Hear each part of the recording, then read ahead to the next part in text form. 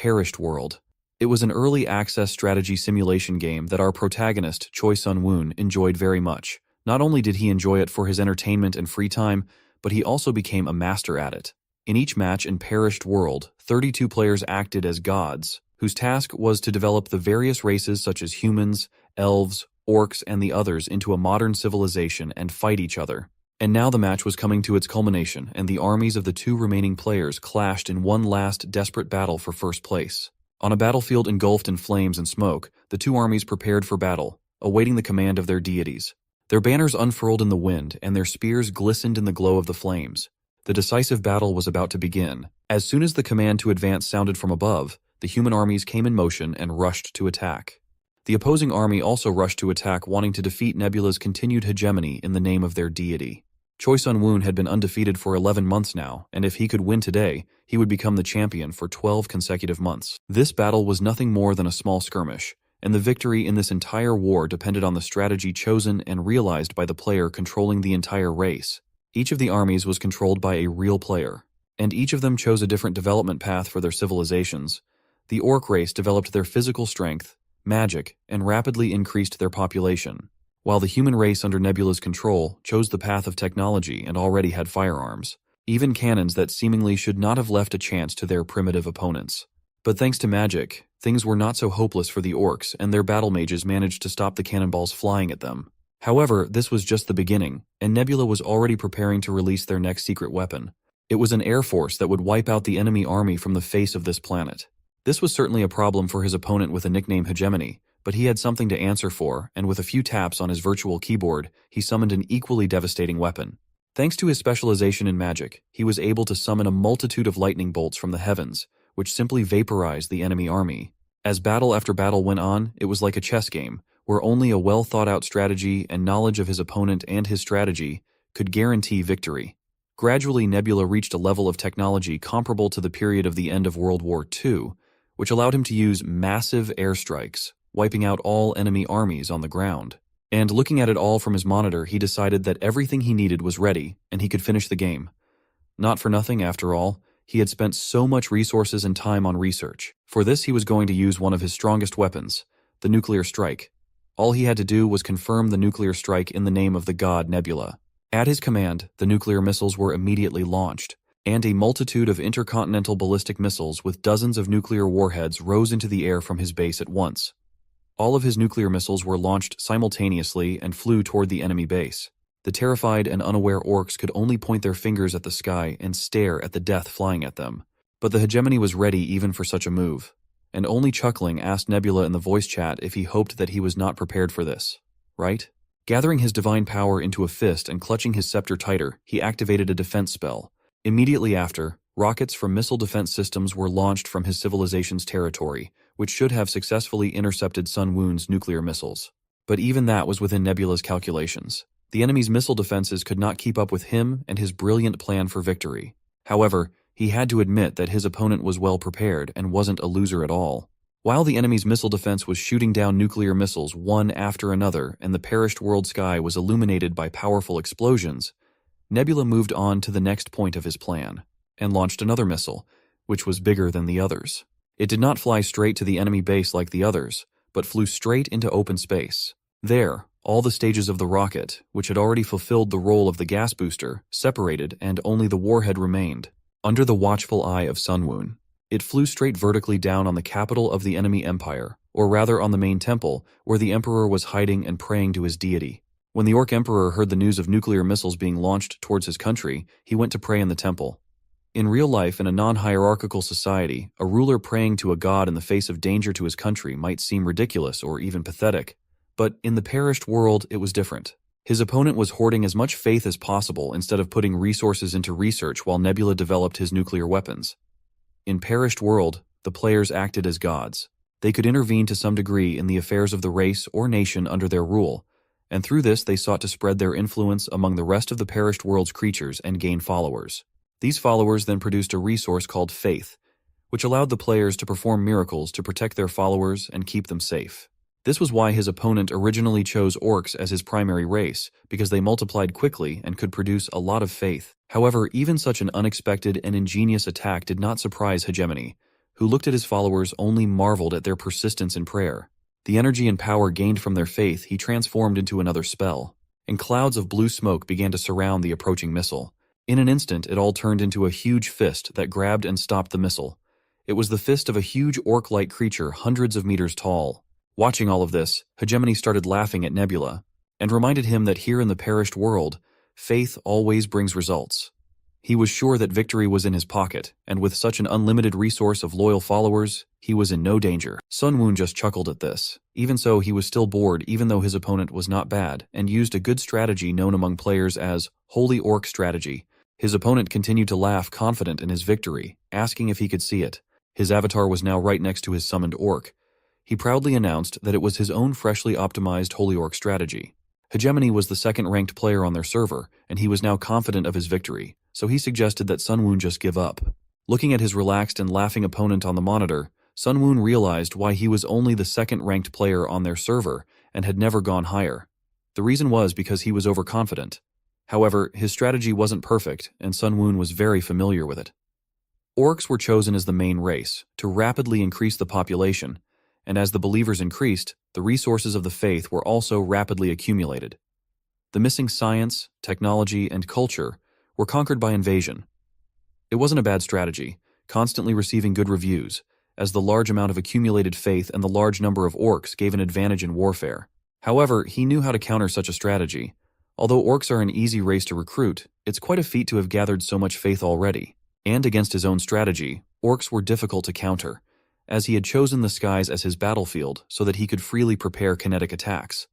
Sun Woon respected his opponent and thought that his attempt at preparing a spirit apostle was quite good. But still, his opponent was too obvious.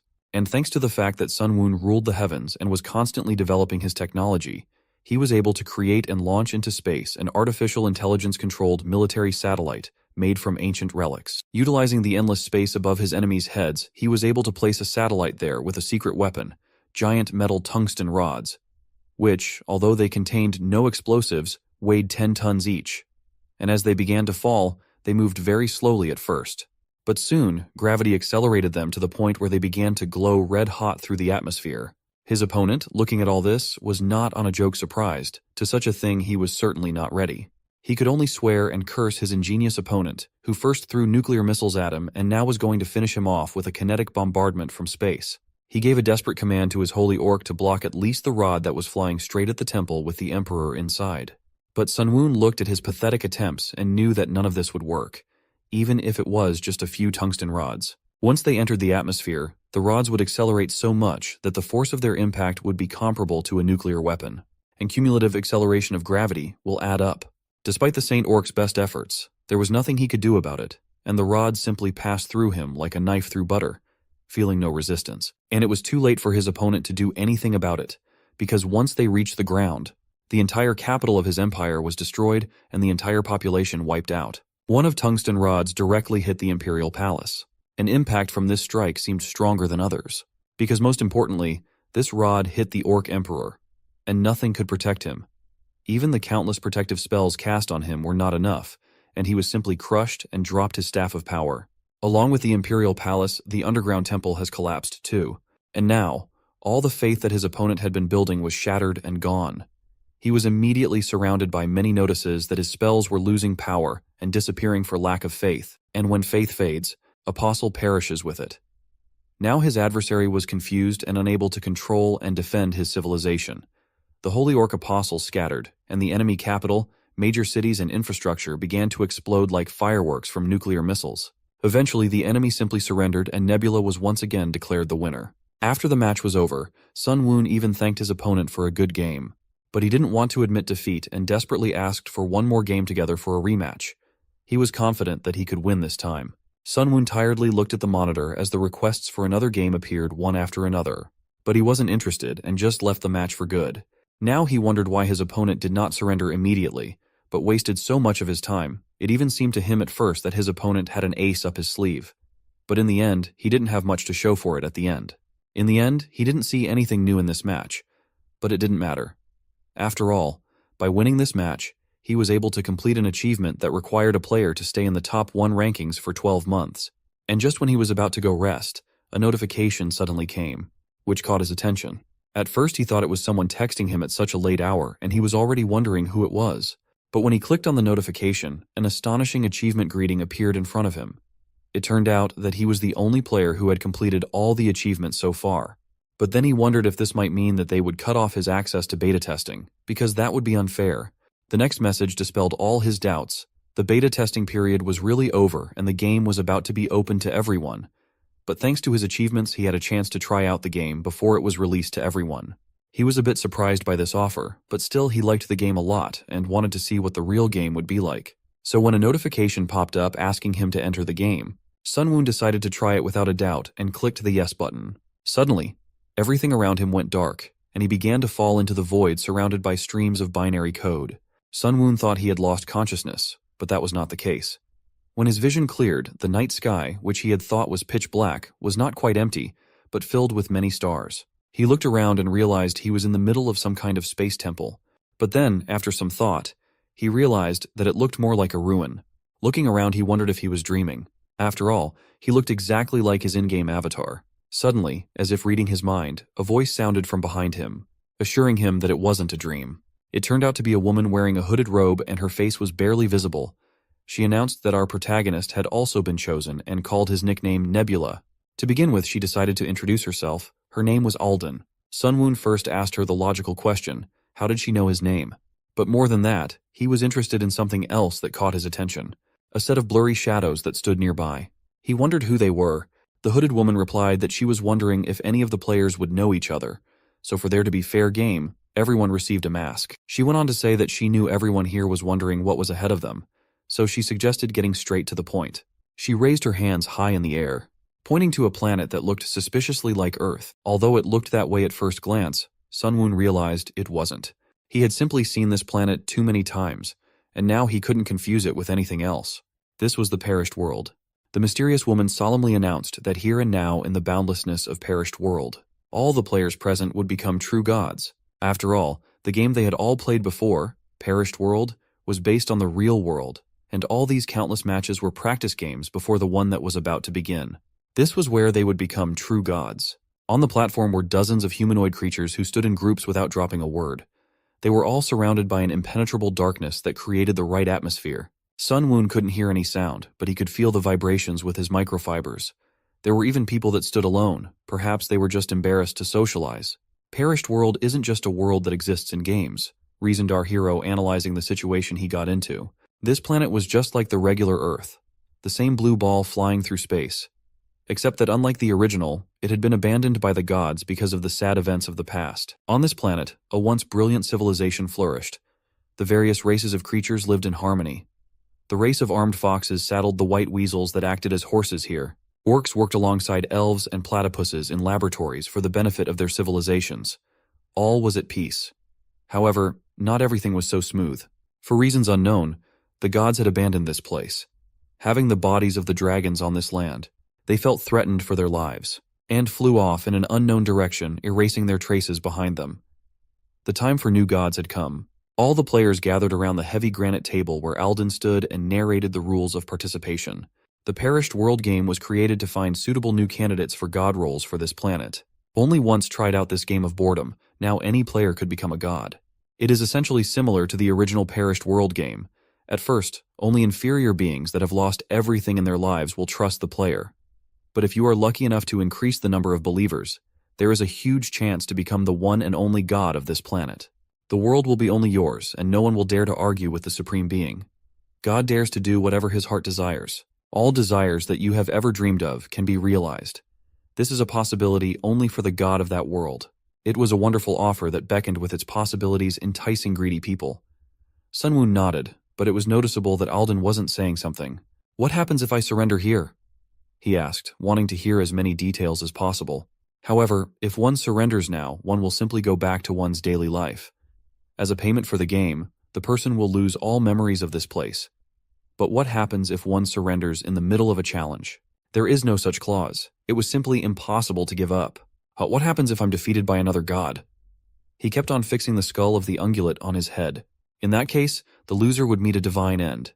The watchers will welcome such a spectacle. It will be great entertainment for them. This was the answer that Sunwoon had expected. If it was a game where the winner takes all, it made sense that the participants would have to risk their lives. And if it was a competition in the real world, like the Perished World game, then it might be necessary to risk more than just lives. Divine Ending, no matter how you look at it, only meant one thing: death. They aren't squeamish about killing people for risking their lives. Extinction threatens everyone, there's only one winner. There was simply no reason for protagonist here to give up. Sunwoon wanted to ask a few more questions, but Alden reached out her hand and stopped him. Well, now it was time to choose. Shifting the cardboard of cards in her hands, she asked everyone who wanted to surrender to inform the organizers right now. But for those who wished to accept the challenge, she laid the cards face up. The remaining contestants begin their journey by choosing a small area of land. This is really an event that is so similar to the game of the same name, meaning that the beginning consists of choosing a small area of favorable land to rule. Looking around, it seemed that some players started whispering. It was abundantly clear that they wanted to give up. 3. No 5 persons immediately decided to leave the competition. They cared about their own skin. Apparently, the starting number of players was equal to the maximum number of participants in the game, which was 30 all individuals. This meant that the final number of people was already 27. An elementary calculation, but it would be much better if half of them were eliminated as soon as possible. Okay, you can choose first. Alden turned to the protagonist. It was an unexpected decision for him. He hadn't expected such honors. Sunwoon only shrugged his shoulders. The order of selection didn't matter, because the cards were good and they had randomness in their existence, just like in the game. However, since Sunwoon had been offered the first chance to test his fate, it seemed like they had taken the ranking order into consideration. Choosing the first card he came across, he flipped its blue surface to the bottom. Though he knew the details of each territory presented by the game, however, he expected to have better luck.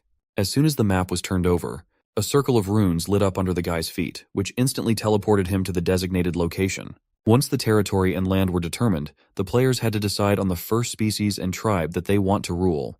The planet was truly beautiful. So was each of its continents, together or apart. Although the third continent was the largest, it didn't have as many resources as the first, nor did it have as good a climate as the second. Instead, it was home to various races and monsters, as well as many ruins that housed special in-game abilities.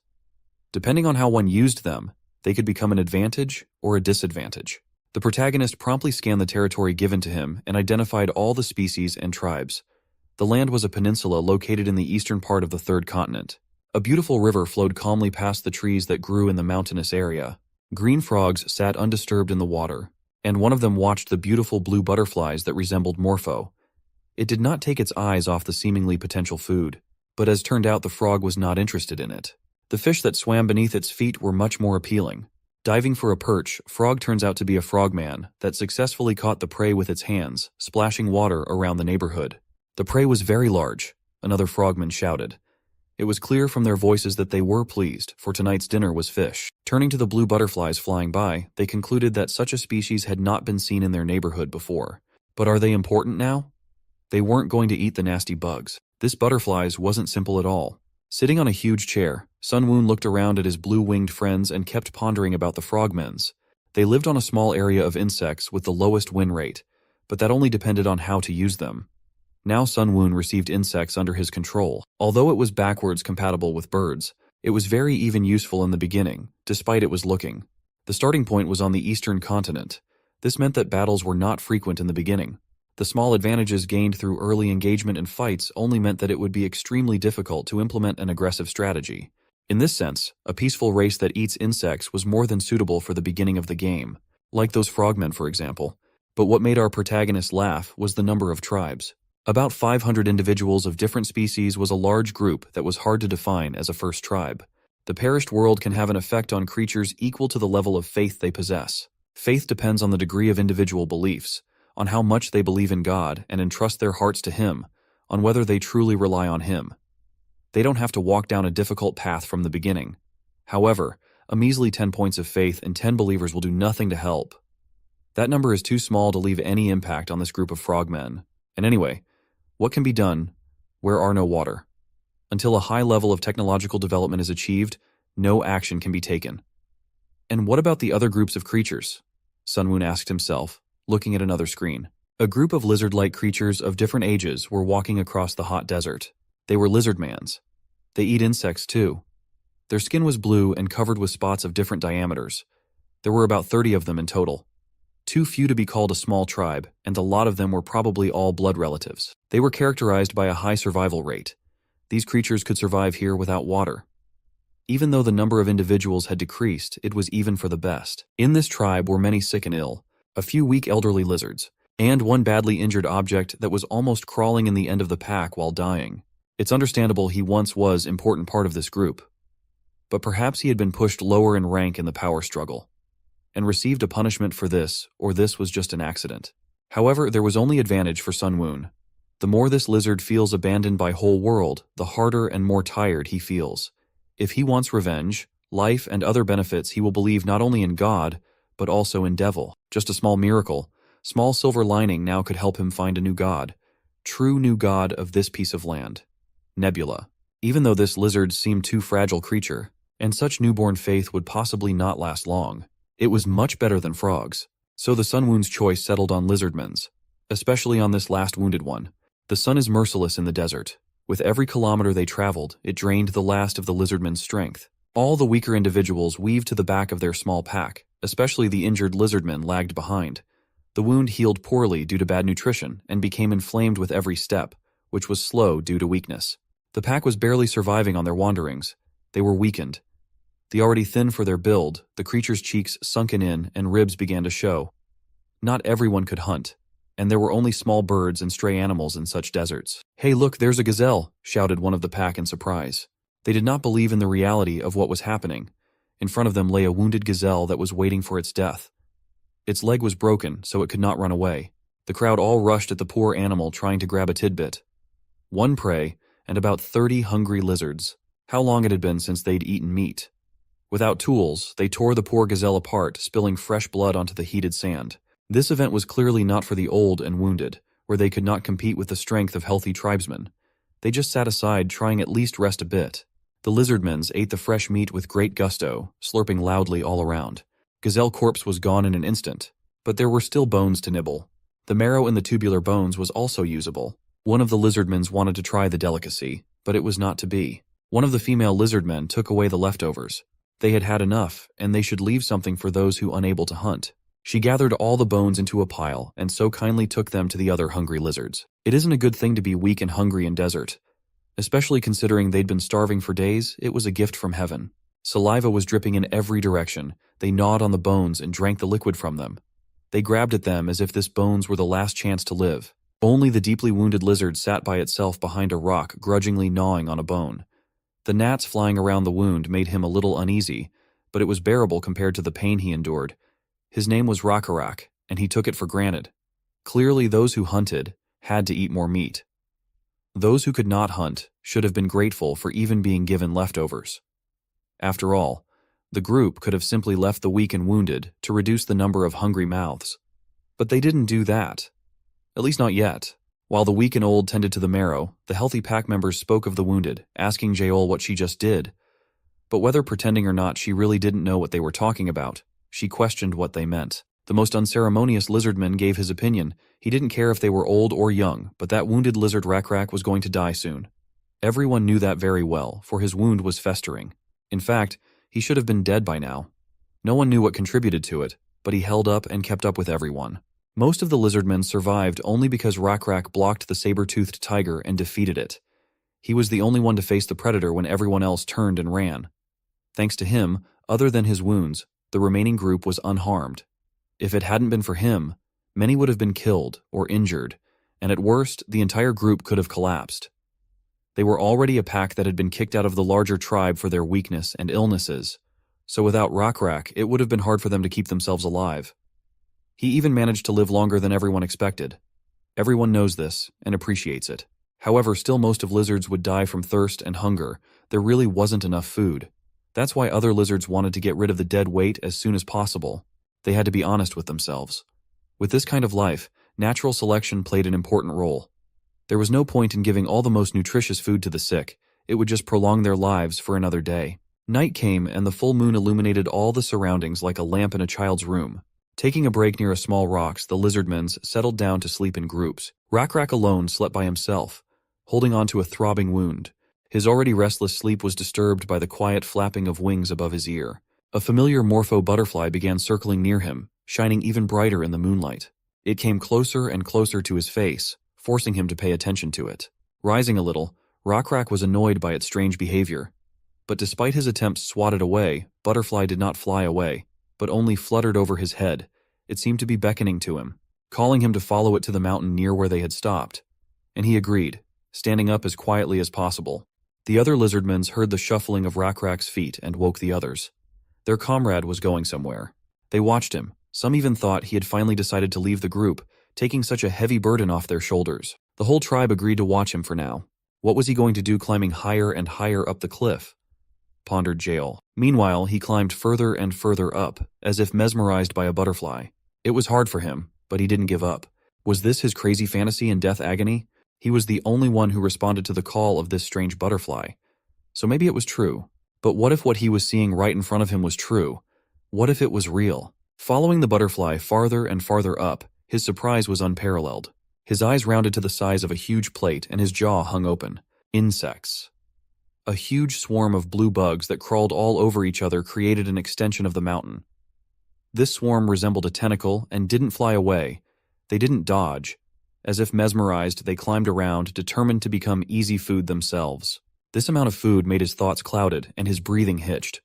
He was hungry. This amount would be enough for the entire Lizardmen pack. A notification appeared on front of Sunwoon. The pack of Lizardmen 11021 experienced a revelation and miracle. Seeing the system messages in front of him, Sunwoon felt relieved. Just as Aldine had said, the interface was the same as in the Perished World game. In the insect's small area, he could create or control insects using the faith points. Naturally, creating and controlling them was different from the game. The Lizardmen finally recognized it as a miracle. Now Sunwoon could breathe out a sigh of relief. It was success. Thank God whispered through his mask. The first step had been taken. The amount of bugs sent by the protagonist was enough to feed the entire pack for days to come. Then Nebula's next step was to ensure that different swarms of beetles would steadily appear day by day near this pack. Now Rockrak themselves announced the miracle by addressing the butterfly, as if they knew it was the one behind everything. Indeed, individuals with high willpower could take care of everything on their own. However, why would they do so at this point? Intelligent beings knew that miracles were amazing, and after they were repeated, the Lizardmen would attribute these miracles to some creature. They realized that such occurrences were not random, but inevitable. A beetle on the arm of one of the tribes sat quietly crossing its legs. Finally, Rockrak's tribe recognized the god, Nameless Beetle God. But why a beetle and not a butterfly? Beetle God? A ridiculous name for a god, thought Sunwoon. Well, he have never started with a good name. No one god seemed to have a great name at first. Just as an intelligent creature develops civilization and technology, a god's name changes too. They might have noticed his divinity after the miracle, but it wasn't enough. Still, this tribe will become very important to the Nebula.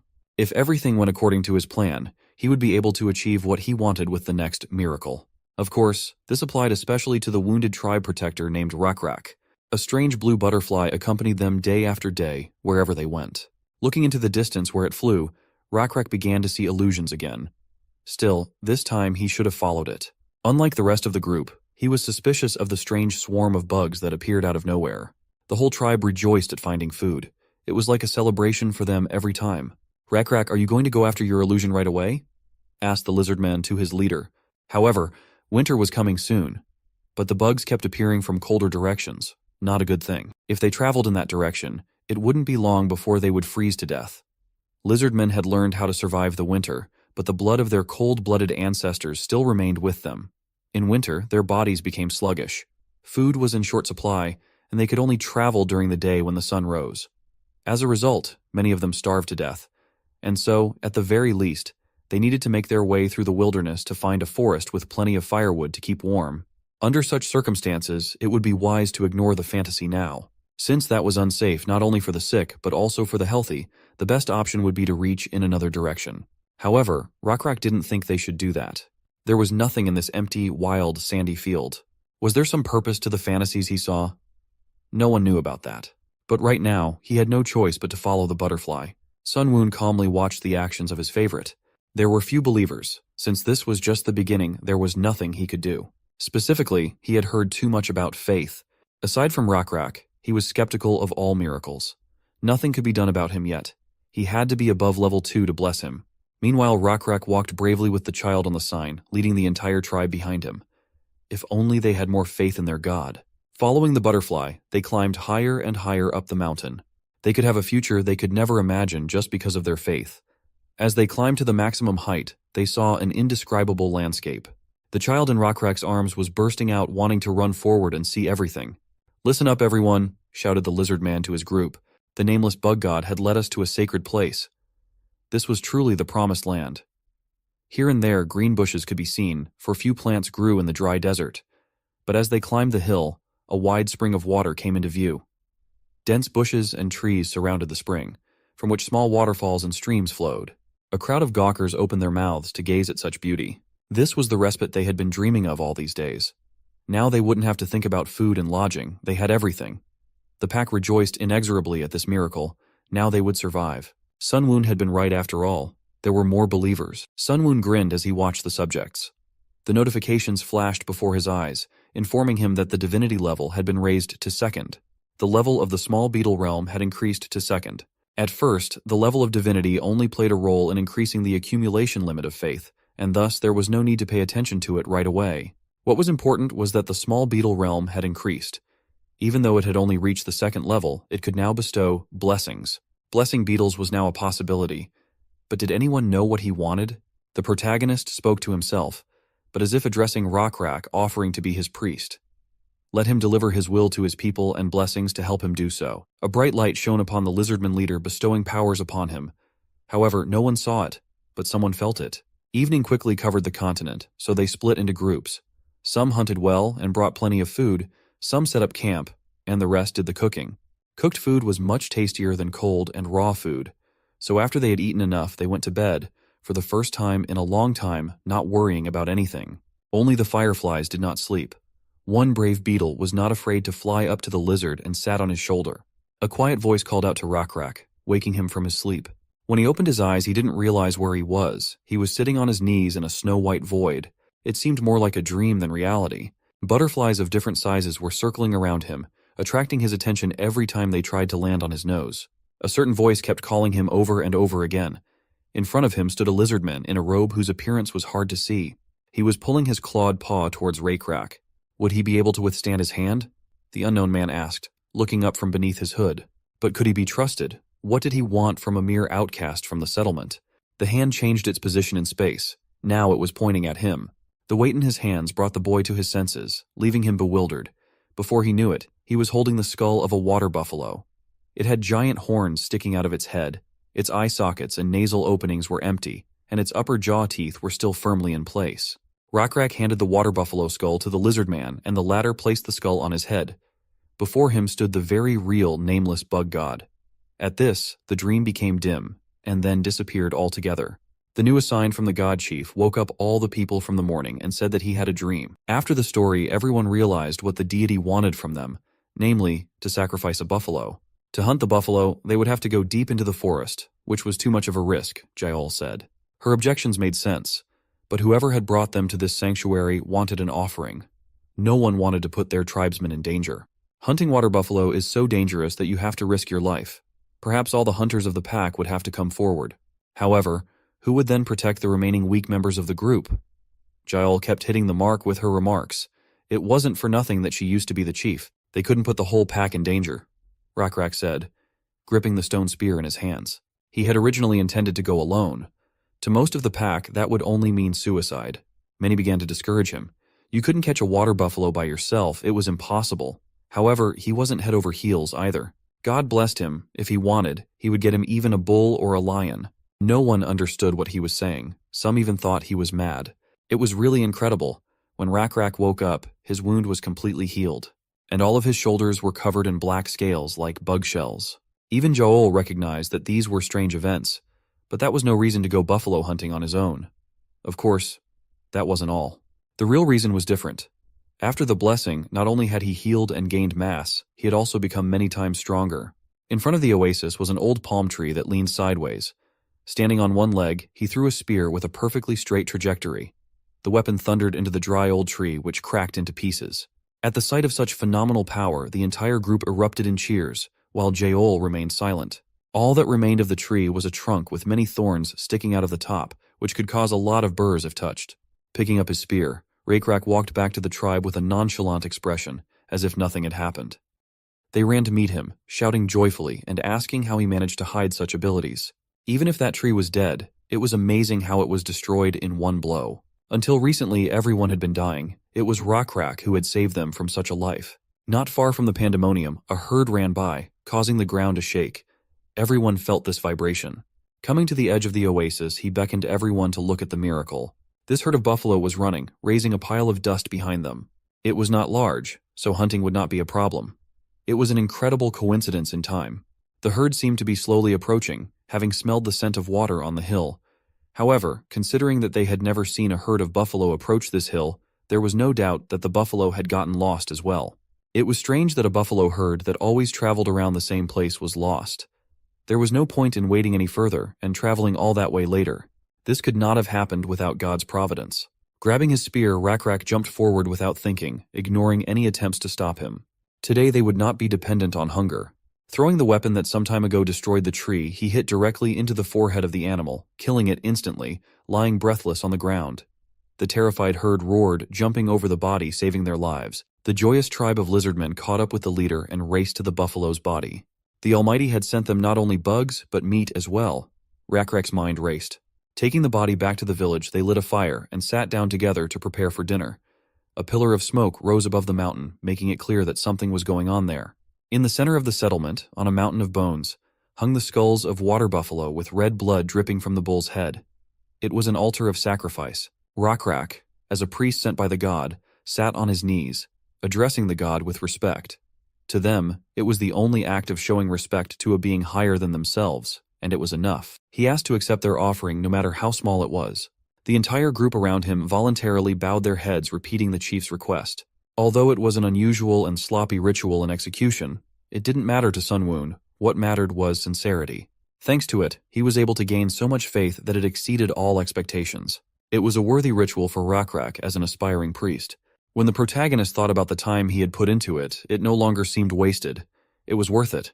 Sunwoon believed in principles of wilderness, not in the god of some wild grass that was water buffalo's food. To provide enough meat, he had to get them to leave their stable. He couldn't create a grass that didn't exist, but he could destroy one that already was. This was where the help of other insects, locusts, came in handy. They narrowed the circle of direction, leading buffaloes to their desired goal. For the smaller half of the evening, they managed to eat. At this stage, it was hard to expect knowledge and skills equivalent to herding, though that would be too much to expect. They knew how to dig up the roots of plants, but didn't know that it was better to leave some and bury good seeds in a pile to crossbreed them.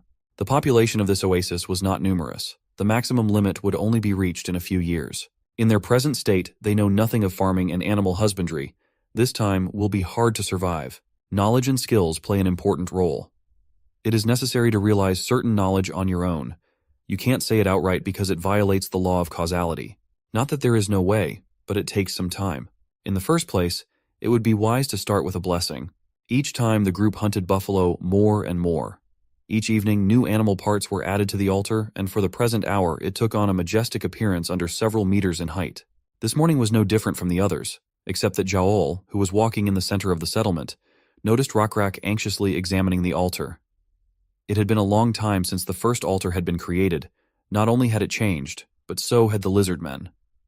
There was nothing left of their blue scales, all of them replaced by the black scales blessed by the bug god. Last night he had a disturbing dream that kept him awake. Was it a dream or even an oracle? Not even the chieftain knew. It was ambivalent. Looking at the altar, the tapping of bones could be heard. It was shaking unbelievably. In the pond of blessings that had protected the tribe for many years, not even a small fish came anymore. The ground was so dry that not a single plant root could be found. Both knew that they had not gotten to that point yet. This dream was about the future. In the Howl's opinion, there was nothing to worry about because the god was taking care of them. Rakrak had always listened to the former chief, but this time he still went to the top of the bones. However, everything is God's will. Believers always seemed to find it difficult. If one did not understand its meaning, the priests would convey the will of God. The chief was only afraid of one thing. Sitting on the altar, it was hard for him to even remember the first shabby altar they had made years ago. Only the landscape had not changed over the years, but today, gazing into the horizon, the chief saw something he did not wish for anyone. The situation was not favorable, and he asked Yahello to come to him and express her opinion. That explained why the altar was shaking so much. The group of lizards that had driven them away some time before was approaching. On a huge yellow creature, what looked like an overgrown gecko, sat the large head of the group. It was an appearance that was familiar for Raikrak. Boar wasn't easy to forget, for he hadn't changed much since Raikrak's group had been banished from this tribe. He was over 2 meters tall and large enough that the other lizardmen looked like children in comparison. But his great stature was not his only strength. The blue scales that the entire Raikrak village used to have before now had this big guy. And above all, what wasn't normal? He had managed to ride such a monster. Looking at the number of people arriving, it seemed like the entire tribe had arrived, which meant only one thing. Their hometown swamp was completely devastated and destroyed. The Manon must have devoured all the swampy areas. However, no one knew this. But did the desert guests know about the sanctuary? This oasis was surrounded by high mountains and was located so that you couldn't see anything until you went up to the top. There was a chance they might pass by without knowing the area, Yahello suggested to the chief, but their whispers were interrupted by a yell from a neighboring mountain. Someone was addressing the visitors. The brave lizardmen from the settlement announced that this was the sanctuary of a nameless beetle god, and the blue-skinned tribe could not make a move here. Poor Yahello was ready to burn with shame. Today's patrol had been led by Ur, who was under her command. But the stupid lizards, instead of protecting the settlement, had only attracted unnecessary attention. Patting the girl on the shoulder, Raikrak asked her not to worry. Perhaps it was the god's will, Raikrak said as he headed down the cliff. Picking up his spear, which lay nearby, he examined its integrity. Yahello followed him down, assuming that the god had deliberately created this situation. Perhaps he intended to give them a test. However, the chief had other thoughts. It might not be a test, but a mission. He believed it was a mission to accept and save those who were originally with them. But even so, that big guy was a powerful individual that possessed a giant beast. If he was a reasonable person who understood something like this, he didn't continue to banish the weak tribe members into the wilderness.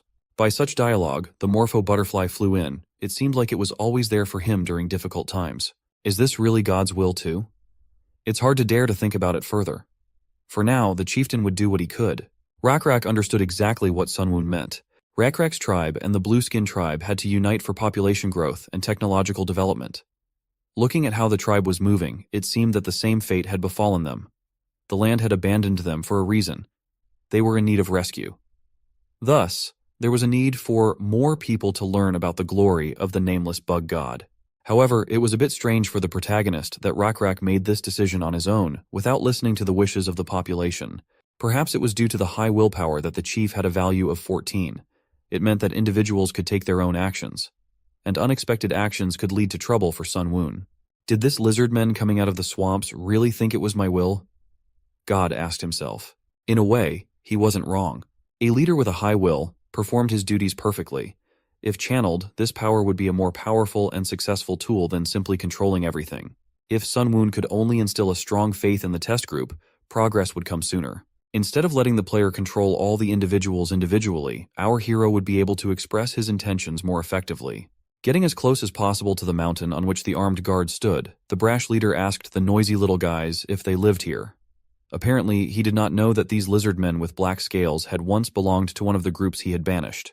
The patrol clearly didn't like this. It seemed that due to annoyance, they were ready to pounce right now. Someone so brazen had dared to insult them and take an interest in their land. The leader of the enemy tribe did not calm down and continued to pester them with questions about what they were doing in such a wasteland. The bushes, the trees, the loot, everything on this land belonged only to the Avatar, Raikrak said, walking ahead of the help he had brought from the settlement. What kind of avatar is this? The stranger asked, looking down. Raikrak, however, did not lose his confidence and replied that this was the domain of an unnamed bug avatar. For such a person that stood at the head of the blue skin, it was unclear what was being explained to him. However, it didn't matter whether he understood or not. The arrogant lizard ordered the settlement to leave the place, threatening that if they did his will right now, he would not attack them. He didn't know how many of them were still hidden, but he was sure they wouldn't be able to defeat his group of lizardmen. Since ancient times, if there was a leader, he should use his brain and know how to calculate the outcome of a battle. Boar teased. Contrary to such beliefs, Raikrak still didn't want to fight anyone. He wasn't stupid, just confident in his power given by the blessing. Such an answer did not satisfy the leader of the enemy group. Most likely, he originally wanted blood. Putting the spear forward, Raikrak addressed the strangers. The poor blue-scale lizards who had lost their homes could now go to the abode of the god. The god could then take care of the new believers as he saw fit. Such an answer made the enemy laugh. What a funny opponent he had. You don't know how to calculate your moves, the stranger said, pulling the monster's reins on himself. He thought so, but he didn't know about the god and his abilities. He seemed to be talking nonsense, blood boiling in both of them. Slamming the reins on the animal's back, the enemy leader ordered kill them all in the same spot. Manun's eyes glittered brightly and he lunged at Rakrak. Pointing his spear at his enemies, Rakrak stood confidently ahead of his pack, ready to sacrifice his life for them. "Kill them!" Bor shouted, slapping the reins on Manun's back. It was an honor for the responsible chieftain to stand before his enemy speaking face to face. He only asked himself for courage and strength in this fight. The huge reptile broke Rakrak's spear with one paw striking with its strength. For an enemy chieftain to be so irresponsible was foolish. The palace Manun's paw was so huge that when he wanted to crush Rakrak, a shadow fell over his entire body, blocking the view of the sun. There was a clash of civilizations. Two different tribes came into contact. Experience. Points for both tribes increased greatly. It was a difficult challenge, but it had its benefits. Sun Woon had been paying too much attention to one tribe. These tribes were now his first-level area of Lizardman. Even new skills became available that could be used, and of course, the protagonist chose them. Meanwhile, the battle continued. A quick strike swept across the place where the boy stood, causing Bor to smile satisfactorily. However, when the beast raised a paw beneath it stood the unharmed head of the tribe, which bounced aside in a moment. Something was wrong with him. Now Sun Woon was controlling him. The boy looked down at his body. Black scales, sharp claws longer than the joints of a foot, and an equally long muzzle came into his field of vision. Bor had no idea how he had escaped death, but he threatened not to miss a second time, so he commanded the Manhwa to kill him. To his own tribe he was no longer the same Rakrak. His mind was ruled by his own god that looked so contemptuously at his enemy. Opening the status window, he surveyed the state of affairs. Bor was a member of the blue-skinned lizard tribe and had the starting stats. Level 1 tribe warrior, Level 2 tribe leader. Had strength 24, intelligence 15, sociality 16. The special skill was breeding. Even one Rakrak was enough to handle this guy. The only problem was to subdue his strong little monster Drake. At the moment the biggest threat was just him. A level 1 Manon Drake with strength 87, intelligence 6, and sociality 9. At the same time, Rakrak was the leader of the tribe of the same name. A level 2 warrior and leader. A level 1 priest with strength 30, intelligence 24, socialization 26, and will 14. The abnormal status is the origin of a third-level saint. With such parameters, winning was not a difficult achievement. Rushing from his seat, he was at the very nose of the Manhwa in a few seconds. Applying the strong avatar skill, Sun Woon was confident of victory. This ability gives the user an additional characteristic called Divinity Class D. 1D is 100 times the maximum amount of energy that can only exist in nature. Simply put, Rakrak now has a power of 630 units. If the opponent did not possess the same amount of divinity, then fighting God would become impossible. With one hand alone, he grabbed the jaw of the beast and flipped it in midair, toppling it over onto its own master. It was a huge difference in strength. Anyone lucky enough to witness the scene would be shocked. The impact seemed to shake the very core of the planet, and some blue-skinned lizardmen fell to the ground. With such force, Sun Woon could turn Manhwa into a bloody mess, but that would be too much. The guests would be more likely to be frightened than enthralled. Even the tribesmen that had seen him smash the tree with a single blow were impressed. The Manhwa was no longer able to fight and pressed his owner with his weight. Rakrak surprised every time, even Jaol recognized that. But watching the battle, she blocked the way for the impressed brethren that wanted to approach the lad. Bor was still alive. To him this situation was ridiculous to the point of absurdity. He didn't understand how he had managed it, and was sure he had pulled some kind of trick. When the beast was turned over, the knife that had so fortunately fallen near him fell from his belt. Shaking off the weight that was weighing on him, he grabbed the weapon and ran awkwardly toward Rakrak, shouting that no one should dare to relax early. His calculations were never wrong. Not this time, however. One movement of his hand, and Bor stopped with his face red from the slap. His neck snapped back, and soon his knees went under. Silence reigned in the ranks of the blue-skinned group members. This was an absolute power. There were definitely those among the lizards who believed that there was no way for them to escape now. "Who is next?" asked the victor, looking at the frightened tribe. All of them unanimously threw their weapons on the dry ground, not wanting the same fate. Kneeling on their knees, they bowed their heads and swore allegiance to the new leader. It was over now, but Rakrak could not believe it. He looked down at his hands for a few moments. The avatar had just passed through his body, leaving a wild feeling that he had dreamed it. A satisfied Sun Woon sat on his throne watching the lives of his test subjects. The tribe had taken in all who wished to be enlightened into their faith. Everyone was fed and warmed. No one even mentioned the recent skirmish. One of the beginners wondered if they were the members of the tribe who had gone into the wilderness. It was a natural question, since the color of their scales was so different from the original. Following the bug's nameless avatar, they had not only changed in appearance, but had also become much stronger. Such a statement surprised them, and it made sense, otherwise they would have died wandering the desert. The blue bug god was a salvation for them, and his power was surprising. Not far from the others sat Yahello and Rakrak. They were discussing very important matters. Yahello was worried over the addition of about 6 times their settlement. The oasis would dry up very soon at this rate. This place, it was deteriorating fast. Soon they would have to leave. No one would want to go back to the desert from this beautiful place. They can't just wander the wasteland without answers. The answer must definitely lie there. Rakrak turned his head to the side. He couldn't seem to give a clear answer, but he did have one thought. God would not abandon them, and at any rate had given the answer, maybe even through their brothers who just joined to them. He seemed to want the tribe to reunite with Blue Scale Tribe completely. They had been isolated for a long time, and they had larger numbers. Perhaps there would be someone among them who would come up with a wise idea. The morning began quickly in the quiet settlement. Manun, who was the first to wake up, was tied to a tree with vines. He was not happy with this arrangement. Whenever lizardmen with spears approached him, he waved his paws violently to the sides. They tried to tell him that his master had disappeared. There was no need to continue the battle. It was better to just surrender. But he didn't listen to them, each time trying to throw the guests away from him. Once he even succeeded. When someone approached too quickly, the beast waved its tail, throwing the tog on his back. He hadn't expected this and swore loudly, getting up off his back. This method of taming wasn't working. The Manun's eyes glittered as his prey came closer and pounced on it. However, if he continued to flounder like this, it would definitely either tear the vines or broke the tree and run away. Ur yelled at the animal, asking if he really wanted to be scolded for this. However, the hand of the unknown lizardman stopped that yelling. Rakrak came to visit the Manon, who was shaking at the sight of him, remembering how this guy had disarmed him in one move. As the chief approached, the animal backed away until he was against a tree. The chief stuck his hand out in front of him and ordered him to eat. It didn't look appetizing, but after sniffing it, he decided to try a bite. The settlement was clearly surprised at the capabilities of their leader, who was hand-feeding the brutal beast, who now became more affectionate and asked for more food, which they did not refuse to give him. It must make sense that a god would keep him alive. He had little food that was given, but if he wants to stay with the tribe in the future, he must be patient. It's cute when the intelligent beast settles down looking with big eyes at his new master. If the Manun causes trouble again, let me know, ordered the chief, leaving to Yahello, who was sitting near a large log. She handed the chief the weapon with which Boar was going to attack him. Turning it in his hands, he marveled at the skill that made it possible to do such a thing. If it weren't for that guy's persistence, I would have made better blades, said the lizard, awarded with a huge number of scars. He's a blade artisan. But why did he say that? Asked the head of the tribe.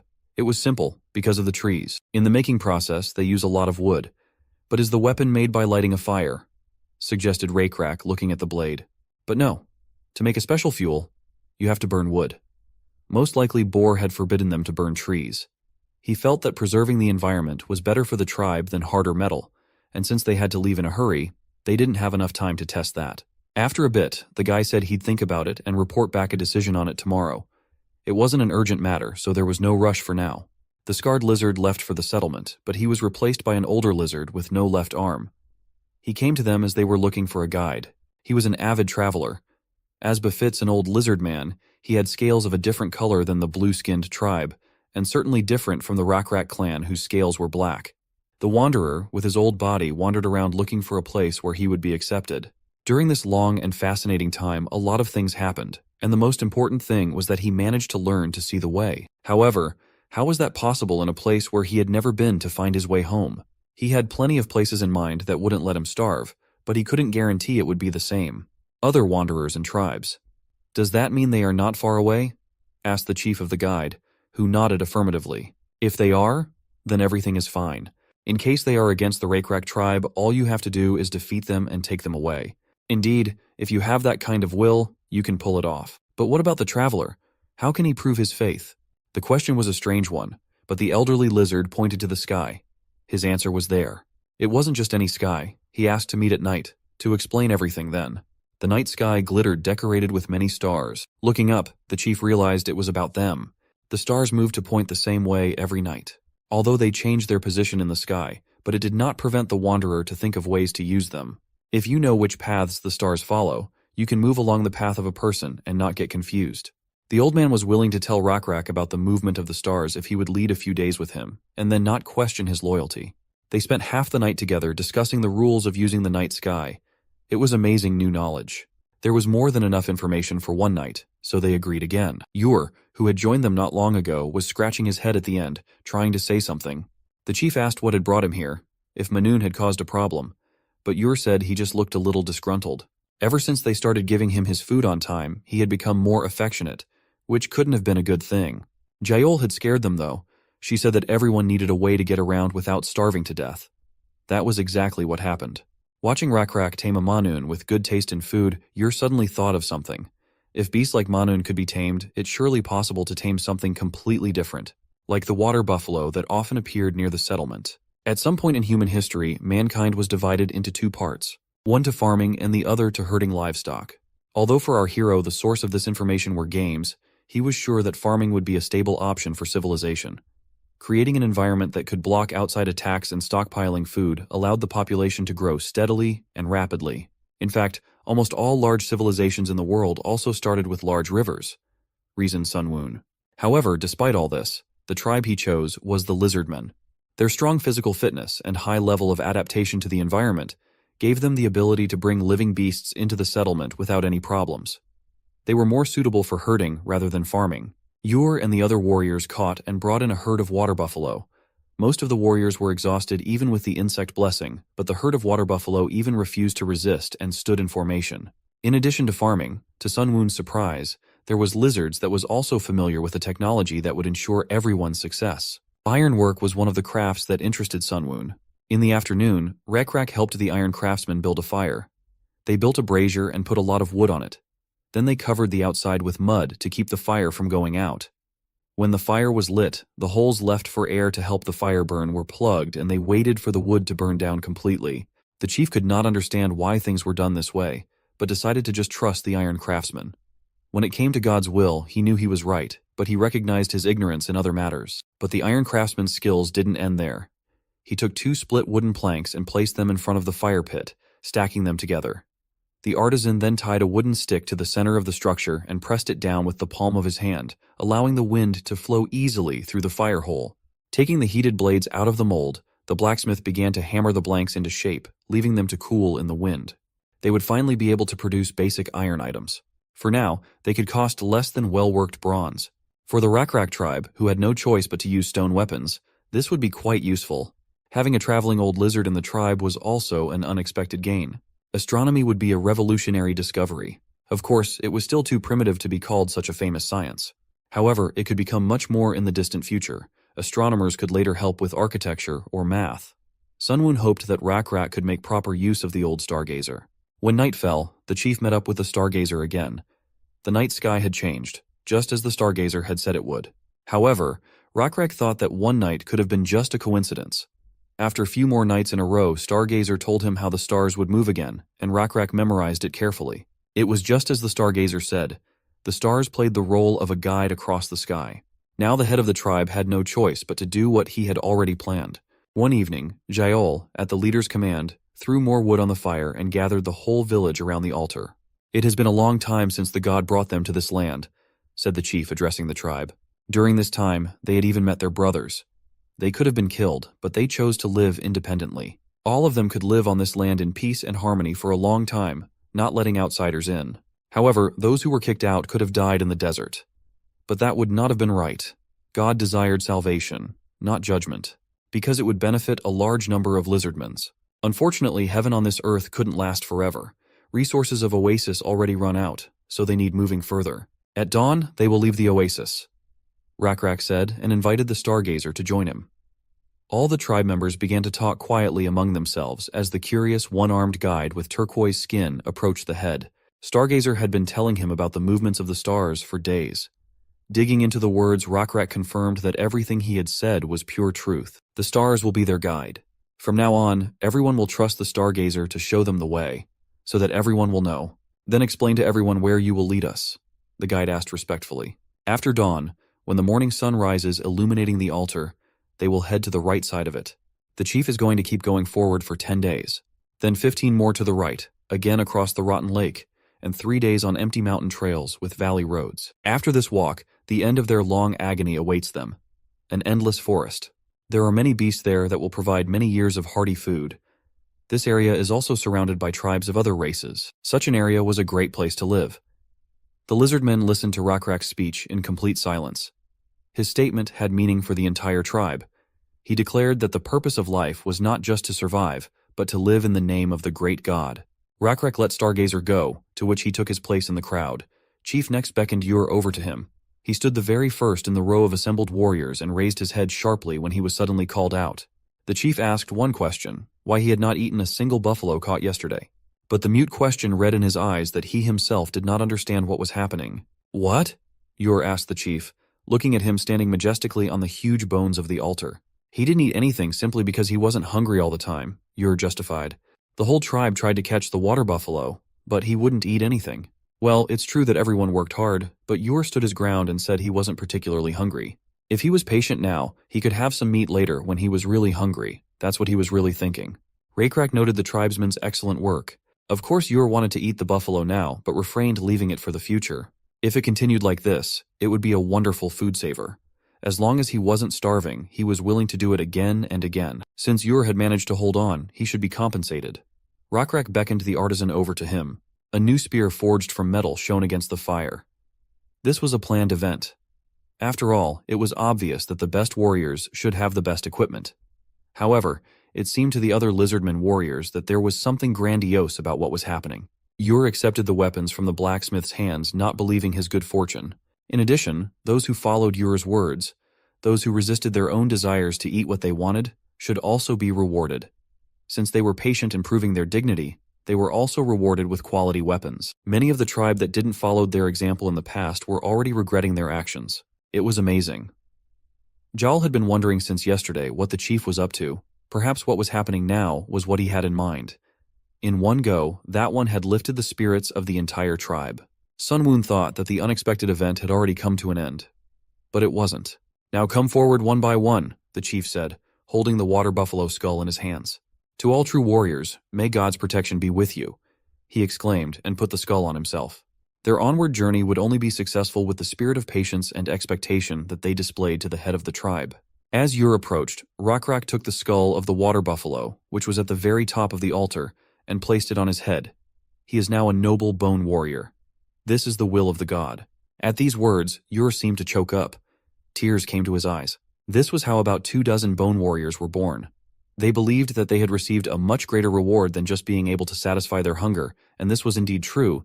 They become part of the bone warrior army. Sunwoon had seen something like this before in the Perished World game, but such events were not foreseen. Now they must leave this holy place. The Lizardmen tribe cheerfully welcomed the warmth of the morning dawn. The bone warriors weren't the only ones evolving. Bright rays of sunlight illuminated the huge altar they would soon have to leave. It was the god's will, so they were no longer bound to this place. Let everyone create an image of the nameless bug god in their head, the chief ordered his clan. He couldn't say that the upcoming journey would be easy, but he hoped to move forward without fear. Just as they had shown patience in wanting to eat the buffalo, so they should be patient moving forward. It will only do them good. Go forward, be patient, and move forward. The nameless beetle god will always guide them. Ignoring the cheers, Rakrak stood on the remains of the bone altar and looked up at the sky. Sunwoon thought he was simply identifying the constellations disappearing in the dawn's rays, but that turned out not to be the case. He was muttering something. The chief lied for his tribe that it was God's will, so he apologized to the god. Of course, Sunwoon had nothing to be upset about. Perhaps the players who wanted to move and control all of their characters would not be very happy for his actions, but after all, it was God himself who had chosen Rakrak, who had a high willpower, to be the high priest. Thus, these results could only be welcomed. Most likely even achieving the growth of the tribe went even better.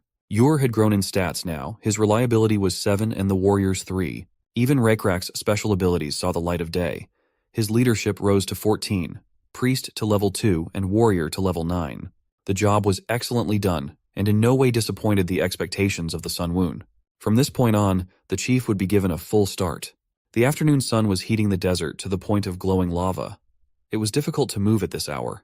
The entire tribe had left their oasis and had been traveling for some time. Rockrak was disturbed by a herd of buffalo. The warriors dragging them forward and the buffaloes being dragged behind them were tired. Though the animals were now obediently following the clan, they were also exhausted.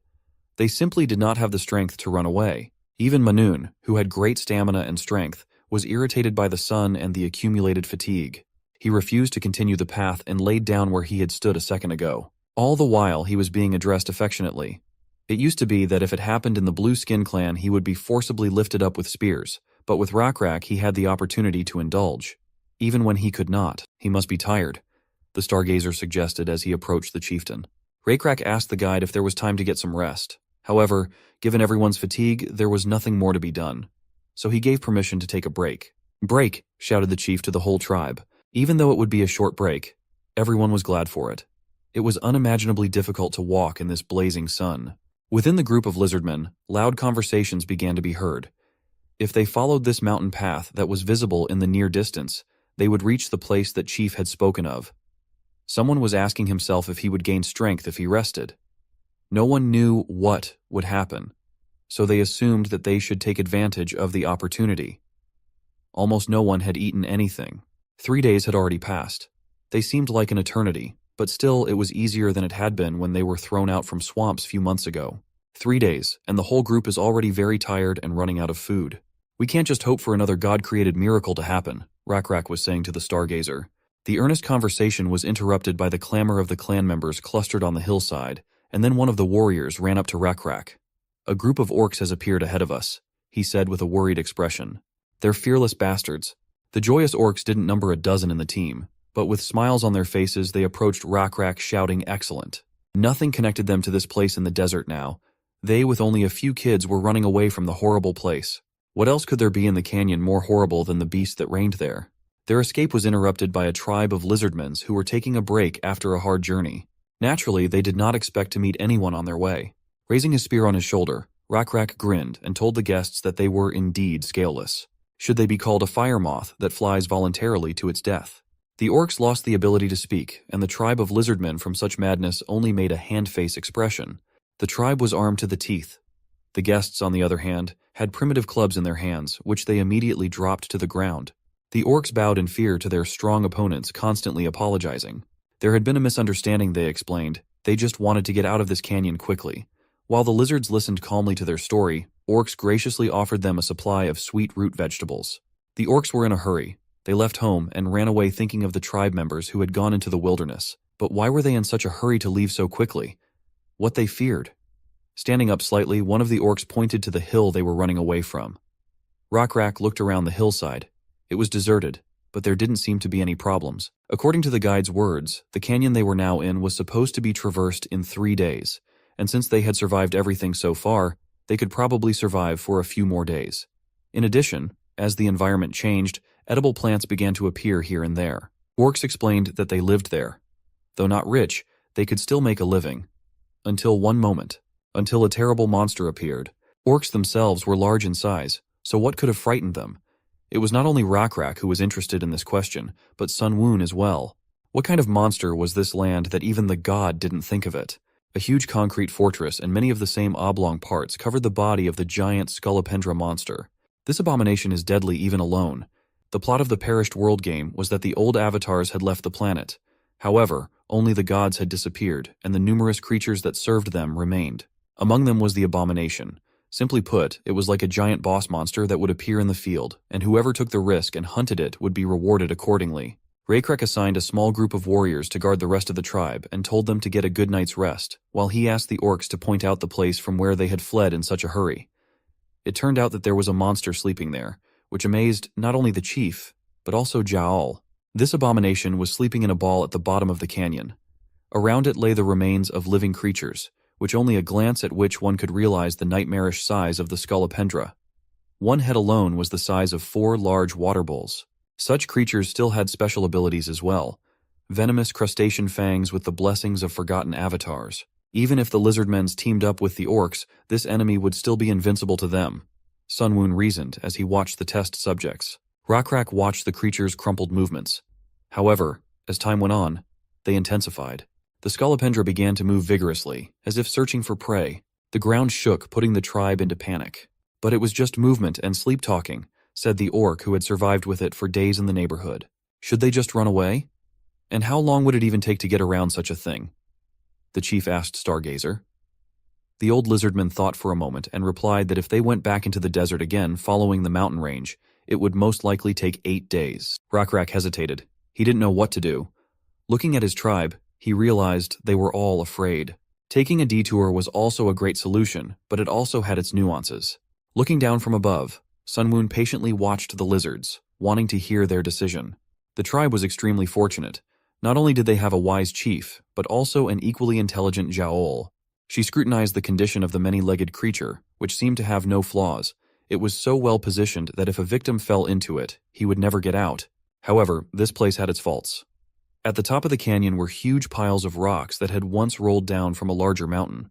Jael wasn't stupid and quickly turned to the tribal chief. She was ready to fight. Jael had excellent stats. A level 3 warrior and a level 1 mediator with strength 26, intelligence 35, social skills 28, and intuition 11. Now they had an advantage that no one had realized until now. Even the orcs who had been in this area for days didn't know about it.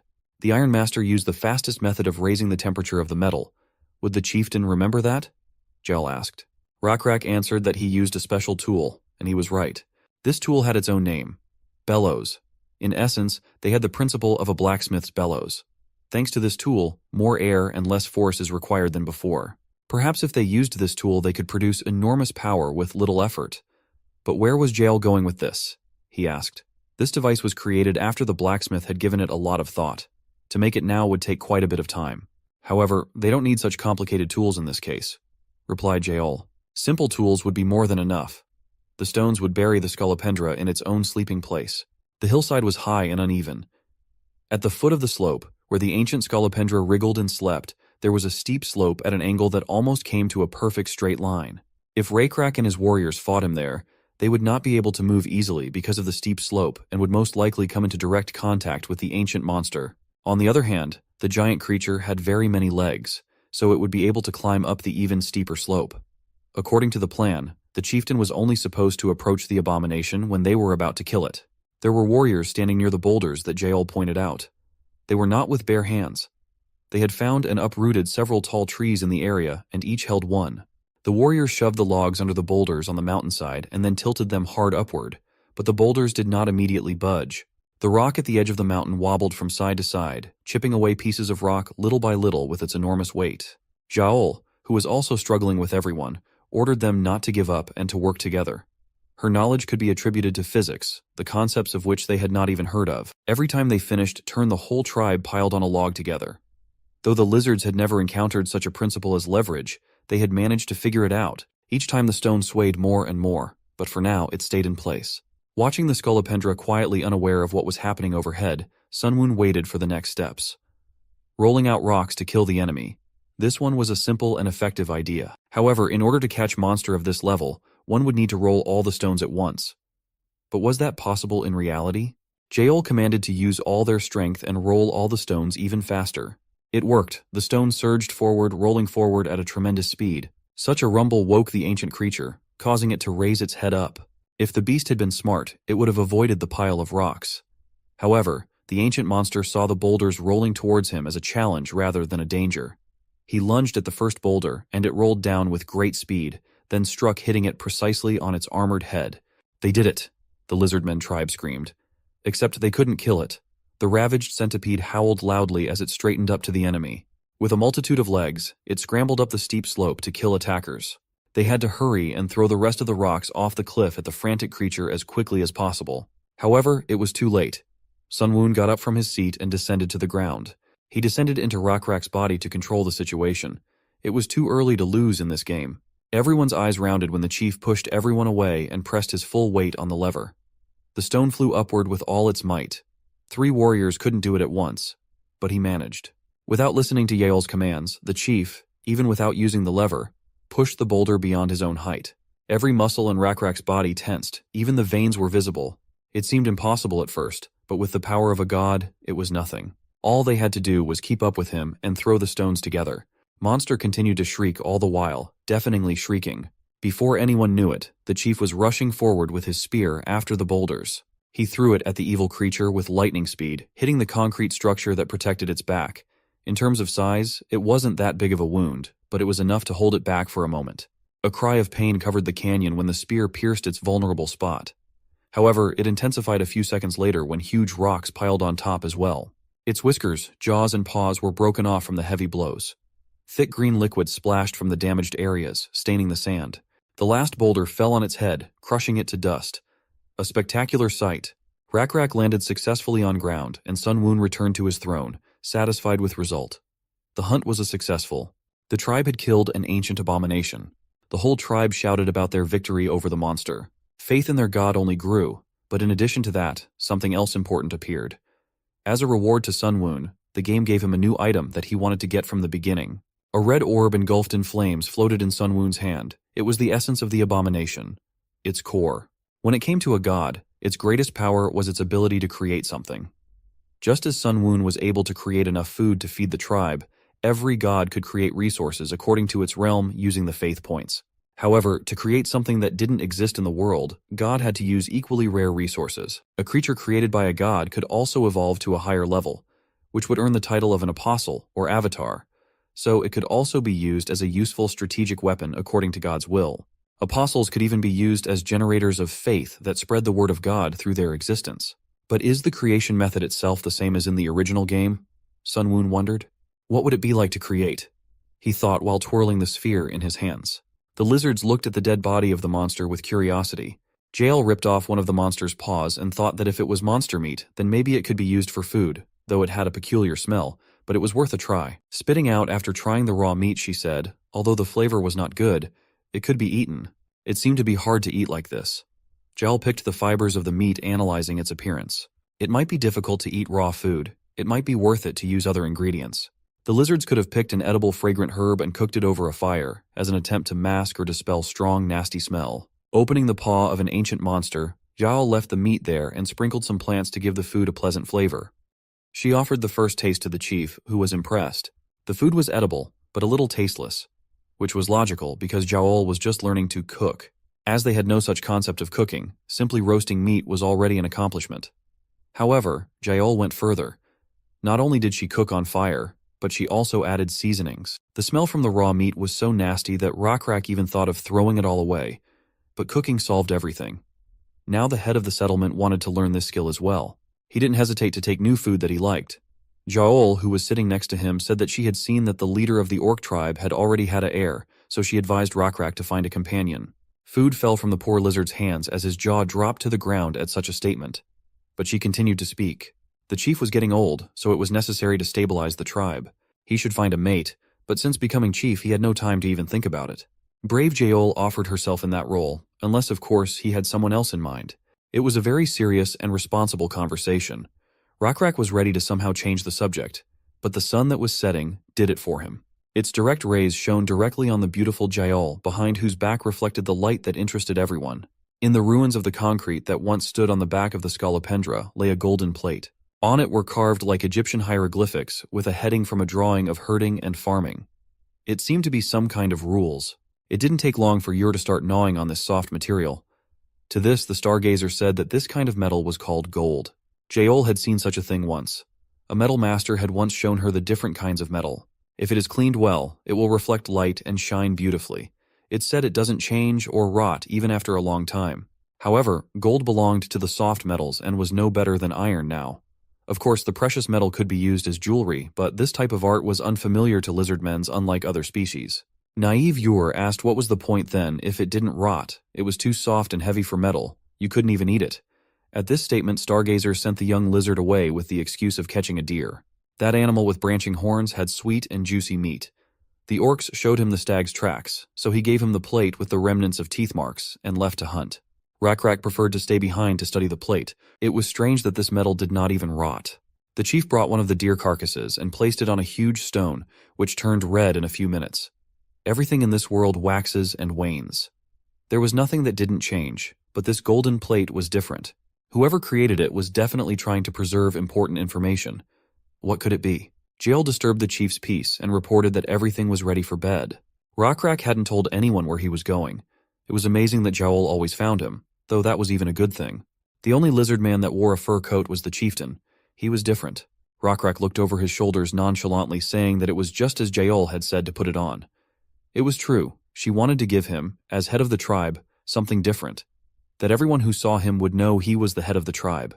A chief is like a symbol, Jael said, pointing out its value. After sending Jael to bed, Rockrak began to think about the plate. All night he stayed near the corpse of a deer, over which flies buzzed. Life ends in death.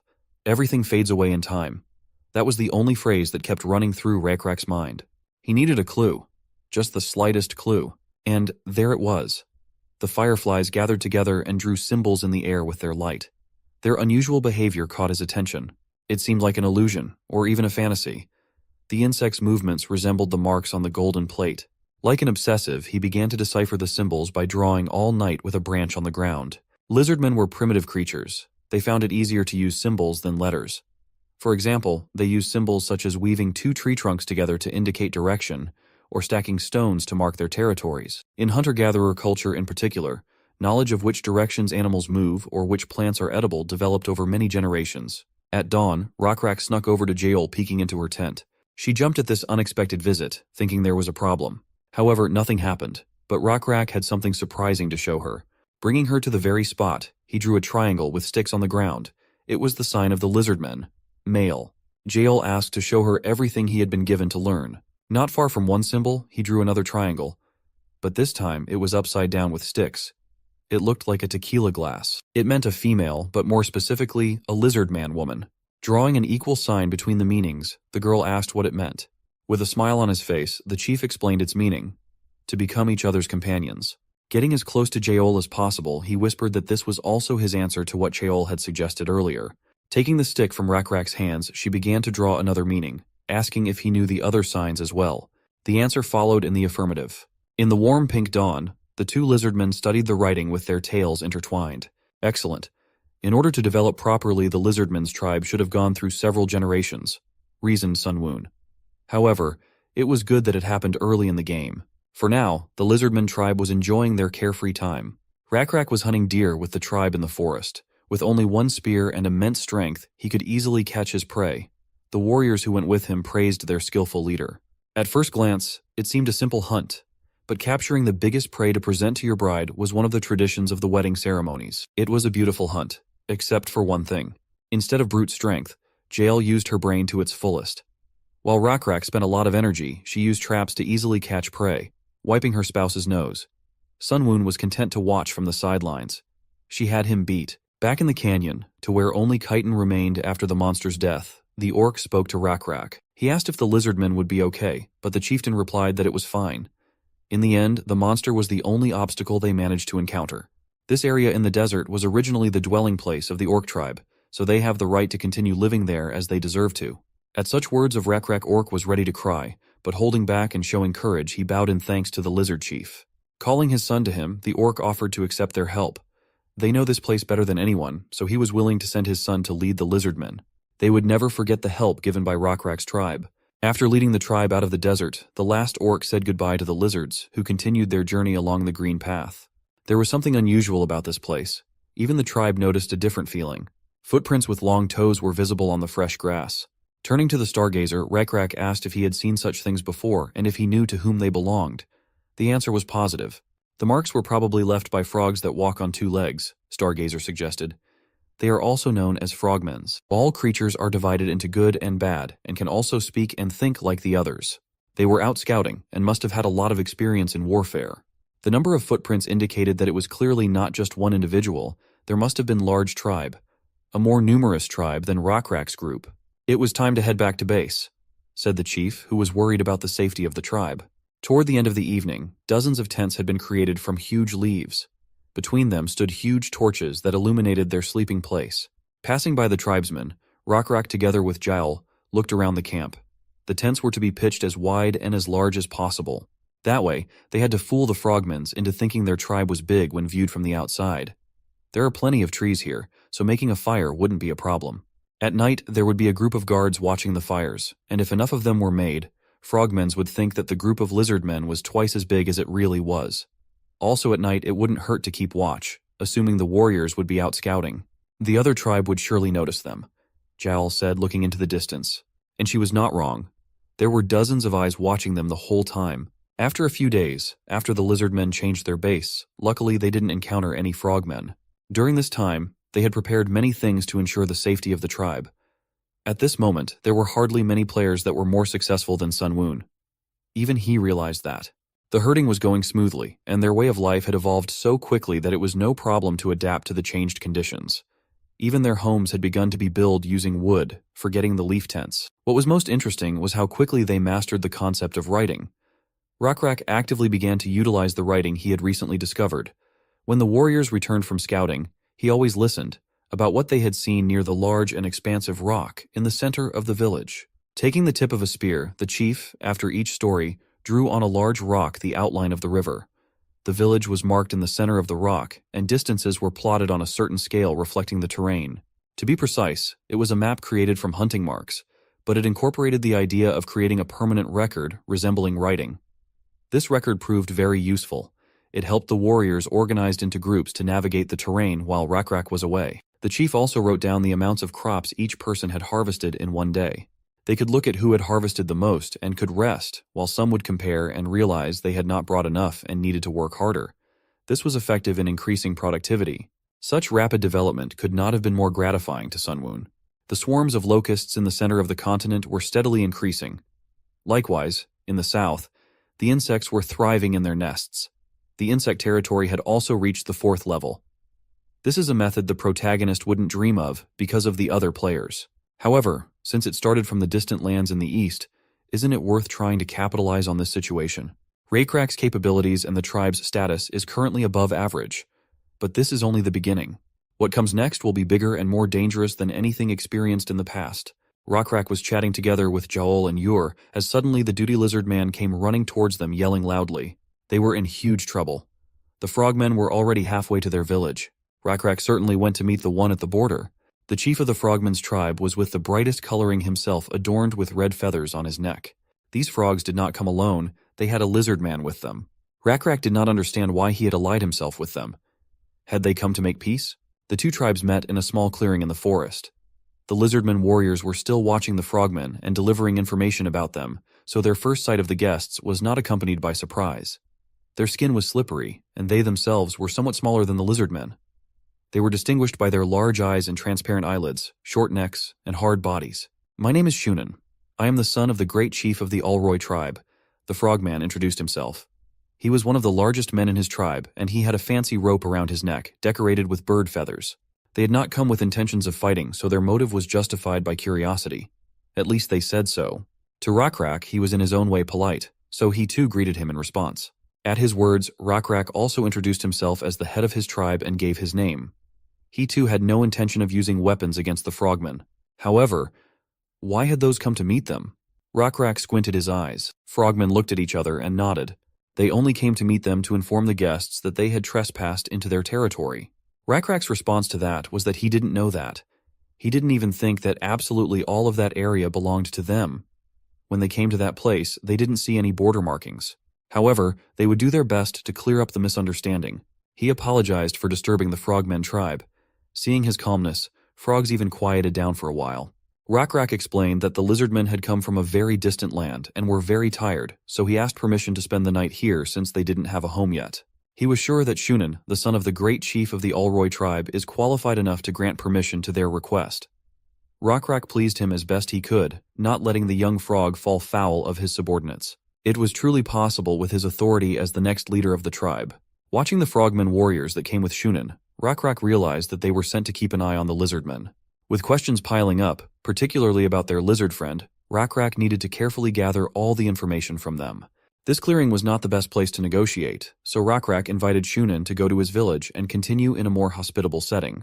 Their tribes had come to a good agreement without any animosity, so a feast was in order, he suggested. However, it didn't seem like the best idea to the frogmans, so they declined. They were grateful for the offer, but it was difficult to implement since there was no mutual trust between them. But Rakrak couldn't just let go of those who had done them a great favor. Instead of meeting them in the village, the lizards offered to eat in the same clearing. Though frogmans had a bit of a debate amongst themselves, they still agreed. After making a fire and catching game, they put the deer carcass on a stick and hung it from the fire. In a short time, the odor of fragrant roasted meat formed around the clearing. The two tribes were having a friendly time in their small groups. One thing Rockrak needed to find out now was what kind of relationship that lizard man had with those frogs. But it would also be good to find out his purpose for staying with them. He couldn't ask directly, however. There was no way to show that he was interested in the subject.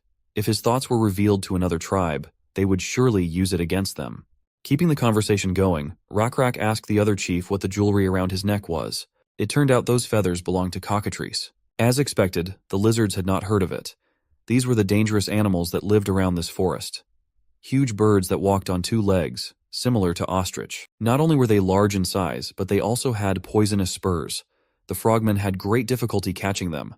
In addition to their speed, they also had a wide range of motion. They were the reason why the Alroy continued to watch this area. And since they are hard to catch, they must be using another weapon that would be different from a spear. Rockrak asked out of curiosity. Spears? Shunin questioned, squinting his eyes. In an instant, he put out his hand and ordered the servants to bring his bow and arrows. He was determined to prove himself. The lizards were not yet aware of such a device, and Rockrak had no idea what he was about to see. However, no one responded, and then he called Owen to him, the lizard who lived with them. Since he had nothing to do, he ordered him to bring a bow and arrows, and the lizard man went to fulfill the request without any hesitation. As soon as he fulfilled the first order, the frogman asked him to perform another favor. By that, he meant to hang a piece of bark on the tree so that Shunin could practice archery. Without further ado, Owen went to fulfill the order. It looked like mockery from the outside. After pulling the bowstring tight enough, Shunin released it. The arrow flew into the target with great speed. It was quite accurate considering the distance from which the attack had been launched. Frogmen learned to shoot as children, Frogman explained. Ostensibly not bragging, but he hinted that he had always been one of the best archers in his tribe. That impressed the chief of lizards. But since Rockrak had already seen how it worked, he asked him to try his hand at using the unfamiliar thing called a bow. Shunin didn't mind, so he handed the weapon to the lizard. It proved to be a difficult endeavor the first time around. At first, Rockrak couldn't even keep the arrow straight. It kept trying to move to the right side of the bow. Although the branch and string were definitely strong, the attempt was clearly clumsy. The strength of this weapon was weak compared to a spear, but with it he could carry a few arrows in reserve. It was also much more accurate and had a faster attack speed. After pulling what seemed to be a fairly tight bowstring, he fired the first shot. Naturally, the arrow didn't even reach the target. However, Rockrak did not give up. He definitely wanted to learn this device. But no matter how many times he tried, he failed. Each time the arrows hit the ground. It's a very difficult thing to do. Nothing is easy in the beginning, Shunin encouraged him. But at the same moment, he switched to Owen, who just stood there and ordered him to collect the arrows. Owen just as obediently ran to pick up the arrows. However, Rockrak told Shunin that since he was shooting, he should collect the arrows. But they waved him off and said it was just help. Still, there was something the lizard man wanted to know more than arrows. Walking over to Owen, the chief crouched beside him and began to collect arrows. A light conversation ensued between the two. Rockrak nonchalantly asked his name so as not to frighten him, but he was still in a slight panic, which was strange. How did the lizardmen end up among the frogmen? Rockrak asked him. He stammered with fear in his voice, twirling the arrows in his hand. Swallowing some of the letters, he tried to answer his question. He's only with them because they live together with other races in the same village, lizardmen and frogmen. But is there really any reason for them to live together? Rockrak asked. It's because the two races can help each other, he answered with some confidence. It was hard for Rockrak to imagine that. The smile on Owen's face brightened. He seemed young and naive. Rockrak was confused, for he had never imagined that such a thing was possible. If different species lived together, their different lifestyles would inevitably lead to conflict. Even if friendships were maintained, the division of society was normal. If the two tribes could help each other, what would that look like? Rockrak asked. Owen, however, answered as if he had been rehearsing this for a long time. In exchange for receiving protection from the frogmen, they help in uncomfortable situations. The frogmen can't leave water for long periods of time, but the lizards are able to do so, such as picking fruit and climbing trees. Sharing food with them was a good idea, Owen praised the chief. But the lizardmen do well without them, so why protect them? Rockrak asked, looking at the arrows. Because this forest is dangerous. The tribe of Alroy are the largest tribe in this forest, Owen emphasized. Without them, they would not have survived. An awkward smile filled with sadness floated across his face. Rockrak squinted his eyes warily at Owen and said, "Forget everything he said." Whoever asked what, they were now talking about archery, the chieftain ordered. Back in their place, the lizards cut up the carcass into nice, juicy ribs. Shunan took a bite of the meat and was overjoyed. The deer meat was even more delicious when combined with the fragrant herbs. Rockrak was glad that the food suited his taste. But had they ever eaten water buffalo? Rockrak asked. Shunan's eyes glistened. He had caught one once long ago, and it was delicious. The lizard, on the other hand, said he had a few more in store and was willing to trade it for a few arrows. Shunan was not sorry for a couple of arrows for such an exchange, but the guards behind him gave him a hard stare and he still refused. Rockrak continued to eat the meat and said with simulated disappointment that it was a pity. However, in any case, they would delve deeper into these discussions when their friendship improved. Fortunately, Frogmen tribe members did not show hostility towards the Lizardmen. Indeed, they were not only friendly to Owen, but also to the rest of the Lizardmen warriors. Since the two races lived together in their village, Shunan beckoned his Lizardman friend over to him. Owen quickly left the company and found himself next to the chieftains. Shunan ordered him to explain to Rockrak how they had spent several months helping each other. He gladly agreed. As long as it proved their friendship, he would continue to do so. As the Lizardman leader had expected, they had prepared answers in advance, preparing for the meeting from the beginning. If he hadn't examined it carefully from the beginning, he himself would have believed their comedy. The meeting was coming to an end. Frogmen had enjoyed meeting their guests, but it was time to leave. Rockrak suggested that next time they should come to the Frogmen themselves. The hosts of the swamp had a long distance to cover, so he wanted to make things easier for them, but they said it was fine. The place was big enough and they needed to check it out anyway. After saying goodbye to each other, Rockrak waved goodbye to his friends. The lizards followed suit and repeated the gesture. When Frogmen had their backs to the lizards, Shunan put his arm sharply around Owen's shoulders and pulled him toward him. He seemed to be asking Jael and her husband for help. The gesture was clearly suspicious. It didn't look like a relationship of people on equal footing, told Rockrak. By the time Frogmen reached the settlement, the sun was already setting over the horizon, illuminating everything with yellow light. As soon as they reached the water, Shunan slapped the lizard with a loud slap. "Did you think we didn't know what you said to the leader of the Lizardmen tribe?" he asked, pointing a finger at Lizard. Owen slumped on a small sandy beach near a body of water and held his cheek. In a trembling voice, he said he hadn't told anything. He had just been asked how to become a good archer. "What a pathetic excuse," Frogman Warrior asked and punched the lizard in the stomach, confirming his actions by saying that he couldn't even shoot properly and was already giving out advice. But he continued to argue that it was true. If he would said he couldn't do it, it would look suspicious. After a little thought, Shunan agreed with that statement. That's why he acted like he couldn't answer Rockrak, and also emphasized that if he wanted to learn, he needed to pay for the training. Rockrak, as Owen had said, couldn't give him anything right away, so he stopped begging. Looking among themselves, Frogmans found his words convincing and believed him. "As expected from the skillful trickster Owen," said Shunan. Pointing his finger at the floating island, Shunan asked if he remembered who was on that piece of land. Looking in the distance, he saw only tents with guards, and replied that he remembered perfectly well. "You was very lucky to be free," Shunan said sarcastically. He was gathering dozens of Lizardmen children from a guarded tent that was no different from a prison and was going to sacrifice them. However, they were saved by the fact that the new victims came to them themselves. Gritting his teeth, Owen tolerated such open blackmail. Looking at the unfortunate children, he lowered his head to the chief and said that they were incredibly lucky, but he didn't said that he would do his best to deceive Frogmen. Night came quickly. The sentries that had been near the children were replaced by others, and Owen continued to watch them. If he had only known this was going to happen, he would not have diligently broken into this settlement. They should have known when they welcomed them with open arms despite their different races, or at least when they brought them to the Brotherhood ceremony and told them they could stay together on this land. The remaining 200 Lizardmen can't stand up to a tribe of 1,500. Besides, they have a god, a huge green creature that put fear in everyone. He would never forget the sight of the two-headed monster that pushed them up against the Frogmen gate. That day, blood spilled in all directions, staining the ground and walls red. This monster ruled the Frogmen settlement, just like the toads ruled Owen and the children. Nothing was changing. The Rockrak tribe is unable to change the impossible. The leader of the Blackscale tribe looks like a strong warrior, but even so, they are savages who don't even know what a bow and arrow is. If only they were moved to sacrifice first, the children could survive for a while. Owen had no choice but to ask the children to live a little longer. He would definitely make lizards come to the frogs. The sun was illuminating the land with its warmth. The Lizardmen brought the Frogmen a water buffalo as a gift. Frogmens did not hide their delight and were very much overjoyed. Rockrak had said earlier that he would bring a live buffalo, and he kept his word. To him, it seemed like a great trade for a bow, but Shunan was not convinced. Then Owen suggested that his chief do things a little differently. In order for there to be a trade in weapons, they could start getting to know each other through sincere conversations. It was a great idea. Besides, they didn't know anything about the Black-Scale tribe yet and invited them to visit the Frogs village. Just then, they would be able to give them the bow. Doesn't this seem like a good opportunity to get to know each other? Rakrak's arrow fell to the ground after flying some distance. Yahello asked him how he was doing this time, to which he replied that his arrows only flied half the distance that the frogs shot. Looking at the bows they had managed to make by following example, he added that he didn't know what kind of creature's tendons they used in their bows. Yahello reminded Rakrak that their 5th meeting was coming up, and that they were probably going to find out as much information about them as they could.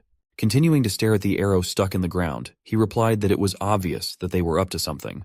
But the biggest problem was that they didn't know when and what frogmen were going to do, so they had to be on high alert, which was exhausting both mentally and physically.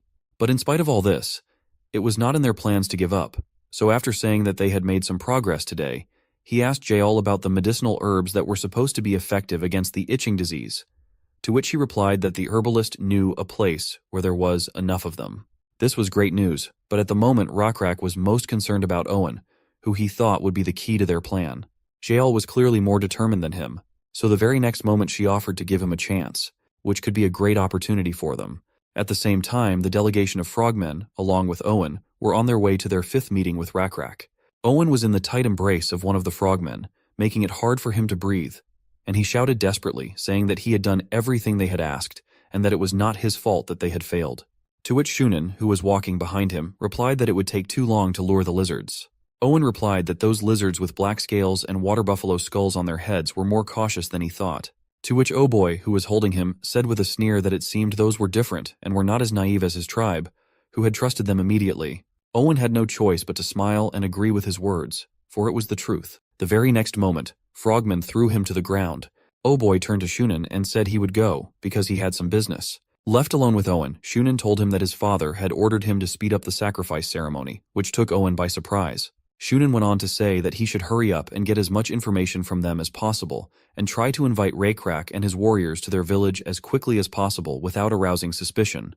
When Owen heard this, he asked in bewilderment what was the reason for the rush, thinking to himself that he should listen carefully since this information was being spread exclusively among the frogmen.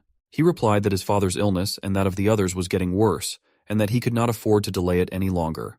Owen was surprised at this answer, and wondered if he was talking about the itching disease, and if she wasn't just making everything itchy. Shunin replied in a slow and serious voice that originally the Lizardmen were not supposed to know, but he could tell him. Then he began the story, explaining that the itching disease was much more frightening and insidious than it might seem at first glance, and if you got it, not only would your skin start to itch, but it would also start to have a sticky white slime on it that wouldn't go away no matter how much you tried to wipe it off, and it would get bigger and bigger over time. If you were covered with it to a certain level, it became difficult to breathe, and then death would soon follow. That's how a priest in their tribe died yesterday. Owen was surprised to hear this, as he had not heard that the itching disease was fatal, but he realized that it was probably a test, so he could not show his true emotions. It also explained why some of the frogmen hadn't shown up lately, which could even mean that some of them might already be dead. But right now, it was important for him to play his part convincingly. So the very next moment, he said with sadness in his voice that this story should not reach the lizards. He added that if it did, they would laugh at them and also look down on them.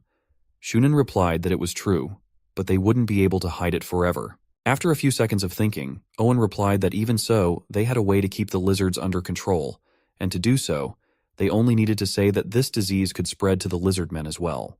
Hearing that, Shunin replied that it was a good idea, but the problem was that the disease couldn't actually spread to the lizards, to which Owen immediately replied that there were herbs that produced white slime and also caused itching, and if they used them, they could easily fool Lizardmen. Their task was to pretend to be weak, and as soon as they took a bite, to trap them.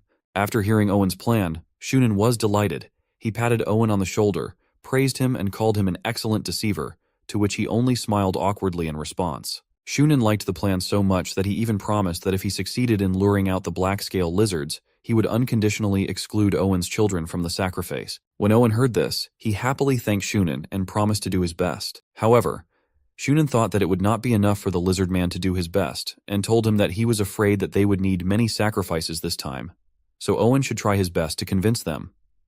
Owen tensed up, but still decided to ask one more thing. When he heard that, Shunin looked at him incredulously and asked him what he wanted. Owen didn't say right away, and started by saying that he realizes it's a complicated request, but he thinks it would be a good idea to bring at least a few bows to the next negotiation to exchange. Hearing this made Shunin grimace with anger. Giving his opponent weapons was definitely not in his plans. The next day, a delegation of frogmen arrived at the Lizardmen village with many supplies and gifts. The tribal leaders and their warriors chatted peacefully among themselves. One of the Lizardmen marveled at the incredibly strong piece of leather.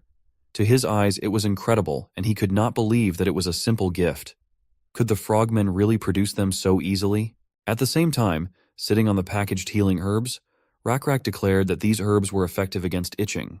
He was offering all this considerable quantity in exchange for just one bow. Owen looked at their quantity and realized that they must have gathered all the medicinal plants in the area. Pretending to think about the offer, Shunin replied that no, rather than saying there isn't enough. He said that trading weapons is difficult. After all, it's difficult with a certain level of faith. Rakrak sighed and thought, that's it again. And after a moment's thought, he came up with something. Rakrak formally addressed the frogman leader saying, Shunin, a son of the great Alroy, for the sake of the faith of both tribes, I have a request to make. His request was a little strange and unexpected. Rakrak wanted to speak to Owen separately and personally. Shunin looked at his captive with a smile and simply replied, do whatever you want. They seemed to be playing their roles well, and nothing wrong could be seen behind their smiles. But that was not the case. Rakrak wanted to find out what was wrong with them and what the Lizardman was hiding. So he led him away from earshot. Their conversation began with Owen telling them that their tribe had joined the tribe of the Frogmen through a ritual of brotherhood. Rakrak wondered what that ritual was, but Owen replied that it was a long way off and that they still had plenty of time to get to know each other well. So he asked to tell him all about their tribe, and then he would provide them with as much information about the Frogmen as possible. Owen tried to be as friendly as possible and suggested to Rakrak to put aside all doubts and come closer. However, Rakrak noticed a blue butterfly that he already knew, which immediately gave him certain thoughts, but still he didn't understand why it was here. When it landed on Owen's head, it was clear that Rakrak had to lure him to his side and use him. Owen himself did not understand anything and only asked what this strange butterfly was. After looking at the flying butterfly, Rakrak finally decided to play a dangerous game. He told Owen that indeed there were many doubts and suspicions between them now, so it should be put to an end. And now he would tell him everything about them and their story. The conversation between the two Lizardmen went well. Back at the Frogmen settlement, Shunin praised Owen and his excellent work, patting him on the shoulder all the time. The results they had achieved with his idea were great. Shunin shrieked with joy as he told them they would come to their settlement. When they said they would show them their village, Oboy thought they were trying to trap them, but that was just silly. Thanks to the lizards themselves, the frogmen were able to find out the location and size of the village. They even learned some information about their history. Even contrary to what the scout had said, that the tribe consisted of 600 men, in reality, there were at most 300, of which only 30 were warriors, the Shunin's guard summarized. The heir to the chieftain himself had not thought they would trust them, but it was only thanks to Owen that all this had been realized. For such excellent results, Shunin was ready to fulfill any wish of Owen. However, there was a single request for Shunin that Owen had asked for more than once. Shunin asked him what he was talking about, to which Owen shortly reminded him about the promise to let the children go if Owen did the right thing. Shunin promised to let them live together. Oboy, having heard such a promise, questioned the chief. Did he really say such a thing? To this, Shunin advised him not to be so cruel. His father also understood. They shouldn't be so cruel to the Lizardmen, he reminded the guard. They needed to show the Lizardmen that good things would happen if they were served faithfully. Don't be afraid, Owen. I remember the promise, said Shunin, sending him away. Owen was indeed grateful to him for this. The evening came very slowly. With anticipation in his chest, Owen looked at the cage with children from the small slope. Now, more than ever before, he wanted to live with his child. However, with the feeling of joy, the cats were scratching at his soul. He didn't understand what the problem was. After all, it was natural selection. Drawing symbols in the sand, he whispered quietly that it was only the fault of the foolish tribe leader of Lizardmen, the one called Rakrak. He should have been more suspicious and careful in his movements. Owen frowned. The last time they had met, the leader had shown something amazing that he hadn't seen before. Different signs that complemented each other. It's called writing, Rakrak explained. He and his tribe had figured out how to use them. Different symbols represented different meanings, whether it was home or food. 2 crossed-out sticks meant no, the chief said, and a sign that looked like a square root they called a lie or a fake.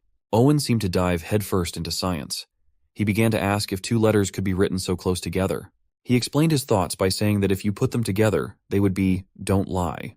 The delighted Rockrak said with a smile on his face that he had never thought about it and praised Owen, calling him a clever lizard.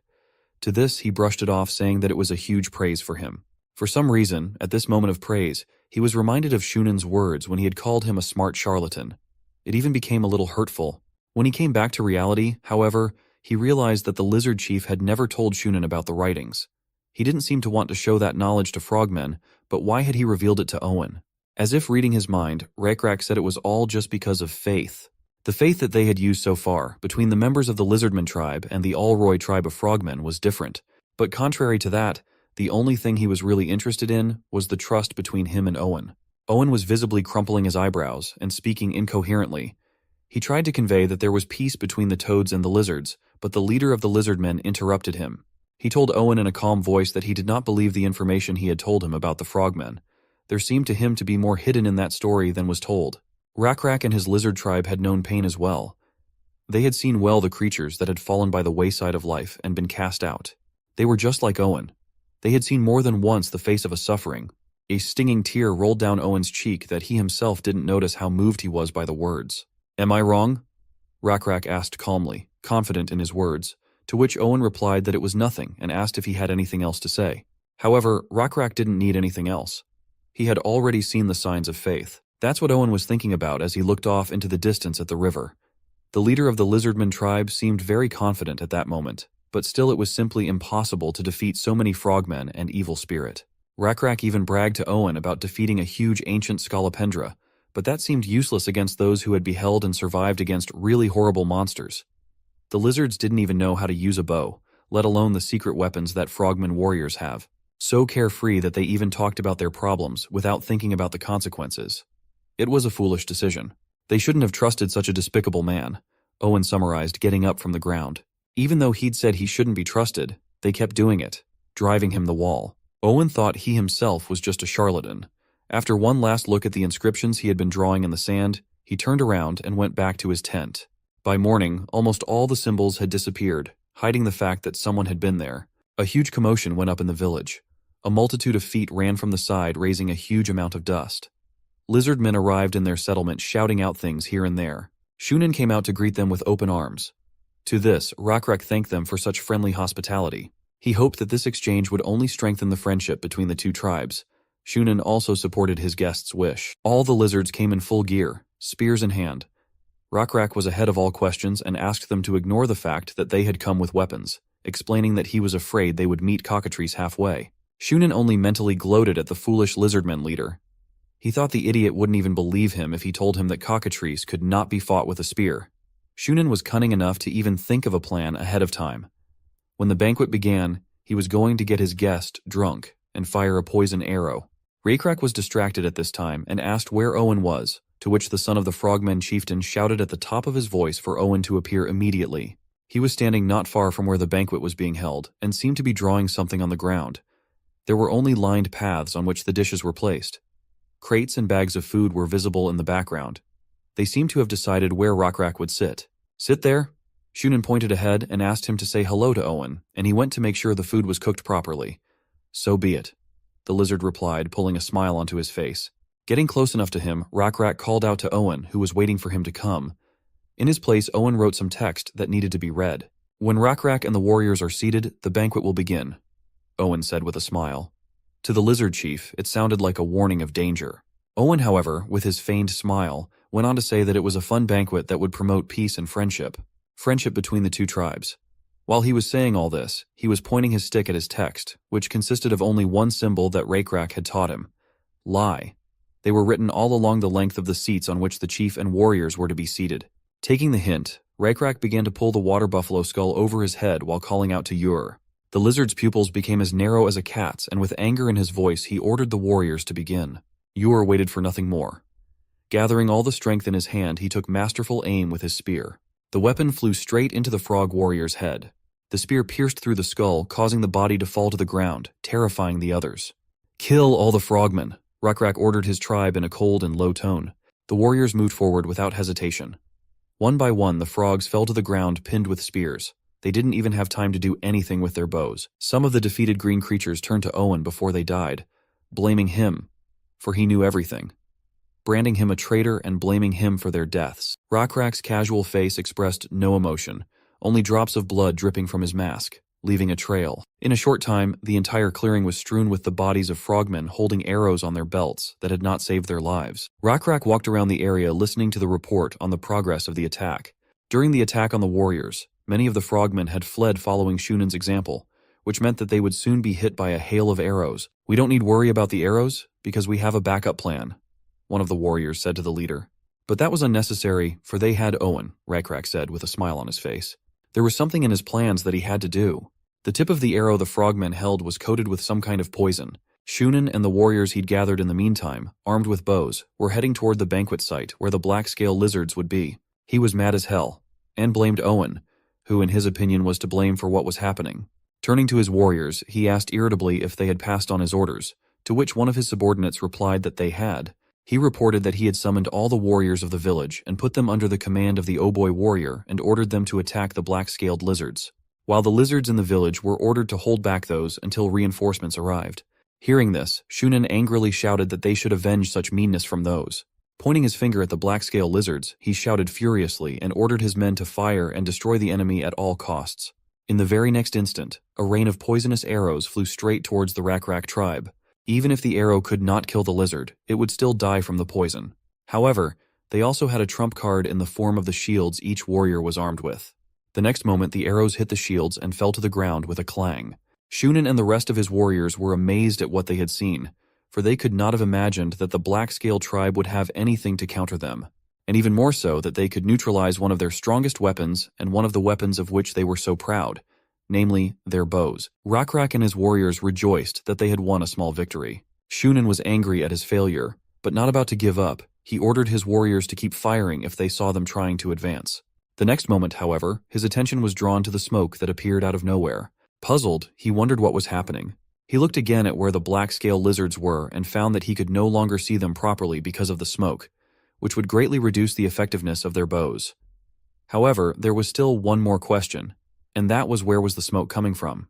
At the same time, in the lower village of frogmen, someone had set buildings on fire with a torch. It was none other than Owen, who, with torch in hand, stood watching the fire spread throughout the house. His kin ran up to him and began to panic, asking why he was burning down the village. Seeing that he did not answer, one of them asked if it was also Shunen's order. Owen replied that it was not, but that he had been asked to do so by the leader of the black-scale lizards. Hearing this, his kin were perplexed and shocked, as they could not understand why he had decided to listen to their enemy. Seeing their confusion and panic, Owen told them to calm down and trust him, then informed them that the black-scale lizards intended to crush the frogs. The gray-scale lizards were silent.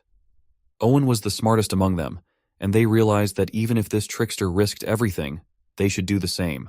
The tips of the lizards' wooden clubs caught fire, and in the next instant, the village of frogmen was engulfed in flames. Shunen watched with shock and despair as his village burned. He still could not believe that Owen could betray him. Seeing that the grayscale lizards had betrayed them, and that their situation was getting worse and worse, Shunen gave his warriors the command to retreat, to which they asked how they could retreat when they had killed their warriors. However, Shunen's priority was his safety, for if heir like him got into trouble, it would most likely be all over for the village. However, since it was the heir's order, they could not disobey, so grudgingly, they began to prepare to withdraw. Turning to Shunen, one of them asked if they would join the Oboy warrior. However, he himself did not know the exact answer to this question. Although he had no doubts about his abilities, his intuition told him that in order to get rid of the black-scale lizards, he needed a more reliable way. At the same time, Oboy was confused as the village burned while there was no word from the warriors preparing for the feast. By his assumptions, Shunen must have been continuing to fight. However, the problem was that the 10 warriors who were in the banquet hall, as well as the 5 others who went to check, were most likely dead. This left Shunen with about 15 more warriors, while there should have been 4 or 5 more on the island. Adding them together and adding his 10 warriors as well as the warriors from the upper-class village, the total should have been somewhere around 45, which meant that they still had the advantage. Instead of panicking, he began to encourage his warriors by telling them to put more poison on their arrows. After all they had to do was wait for Shunen to arrive, with whom they would retreat. But despite his confident words, his warrior intuition warned him of the approaching danger. And as it turned out, his intuition was not lying. The very next moment, a noise was heard in the bushes nearby. Quickly reacting, he immediately pointed his bow in the direction of the noise, shouting for those who was sitting there to come out, threatening to shoot him. But behind his determination and threats was fear. He had the same feeling he had when he met cockatrice, and his instincts told him to run. But he could not do so, for the next instant 2 large eyes flashed through the bushes. On seeing them, Oboy immediately ordered his warriors to shoot at them.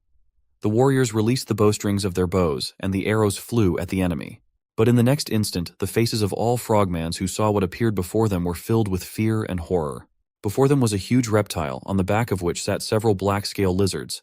The creature, with an arrow between its teeth, seemed to be smiling at them. The lizard behind Yahello asked her if the arrow had wounded Manhwa, to which she smiled and said that it was probably just stuck between his teeth. Manhwa was still small, and still had a habit of chewing everything in his mouth. But this was not the case with the arrow, and he immediately spat it out with a disgruntled look. Whether because the arrow was not tasty enough, or for some other reason, he let out a furious growl the next moment. Yahello pointed to the frightened and desperate frogmen and asked that hadn't they been a good meal for him? Frogmen not wanting to die turned to their commander Oboy in a panic, asking what they should do, since arrows did not damage the creature. However, he himself did not know what to do. They had no time to think of a better plan, for the next moment Manhwa jumped on Oboy, who was closest to him.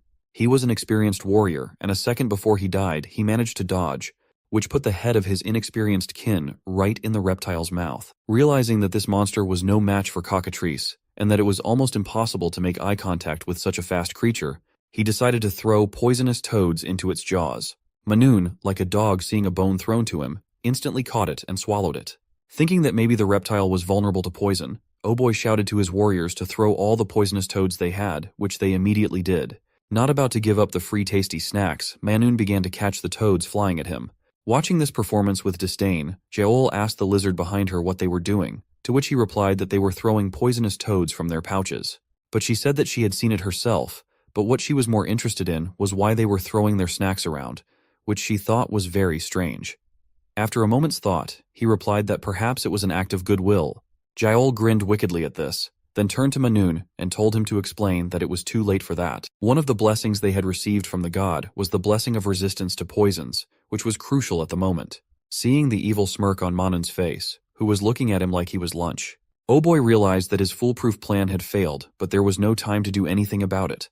For in the next instant, the huge reptile leapt at him again, and this time without missing a beat. In the Frogman village, traces of blood could be seen everywhere on the ground, while their houses burned with fire. A frogman sitting in the bushes with a bow was aiming at someone. In the next instant, the arrow was speeding through the air towards its target, which was Rakrak, who was walking somewhere.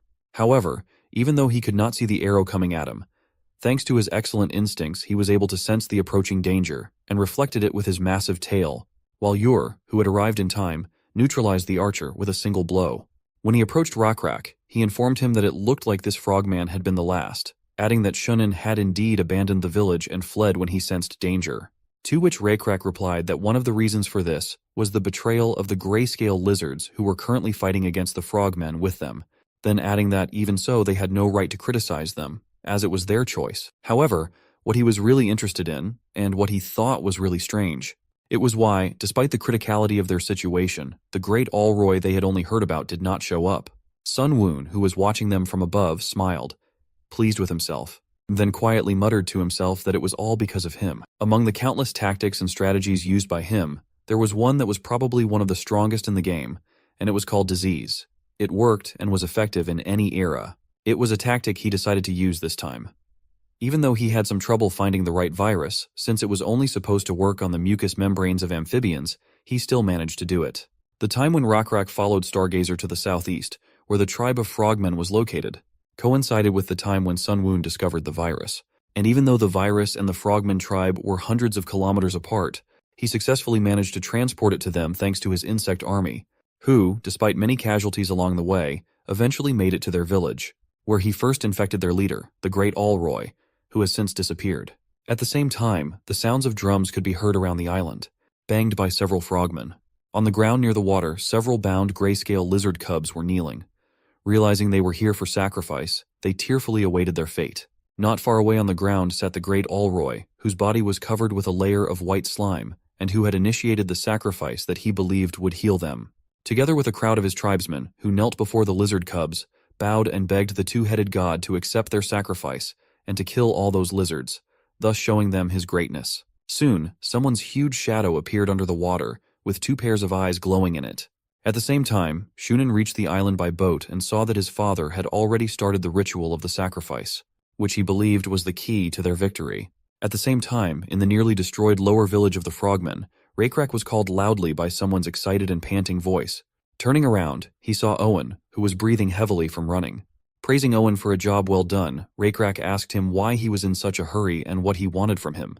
He said with desperation in his voice that they needed to get to the island right away. Raycrack was puzzled as to why they had to get to the island now, and he said that the frogmen had lizard cubs there to sacrifice. Then he added that they had a god, and that if they sacrificed to him, he would come and do them a small favor. And though he might not be able to cure their disease, he would probably attack Raycrack and his warriors. Raycrack sighed and said that he should have told him about it earlier, for now they had no way to get to the island, for Shunin had taken all the boats in his escape. Owen did not want to give up, and started to say that if they swam, they would be able to get to the island. But he was immediately interrupted by the harsh voice of Raycrack, who looked at him coldly and said that it was too dangerous, because they had bows, and they didn't swim as well as they did. Owen's eyes filled with despair at these words, and in the next instant, his fatherly instinct kicked in, making him beg him to help his son and the other kids. However, this only made Raycrack angrier, who immediately punched him in the jaw. He shouted at him furiously, saying that he should have confided in him earlier and told him everything from the beginning. Then he told Owen, who looked at him with horror and despair on his face, that he believed that they could defeat the god the stupid frogs believed in by their own strength, and that if their god appeared and attacked them, he would show him how they could destroy him. When he calmed down and stopped shouting, he looked pityingly at the still sobbing Owen. Though he couldn't imagine his pain, he knew it was incredibly hard for him, so he just asked if he thought he should have told him earlier so they could have saved his son. At the same time, Jowl stopped behind them, and after dealing with Oh Boy, she got back on Manon. She immediately turned her worried gaze to the island in the middle of the lake.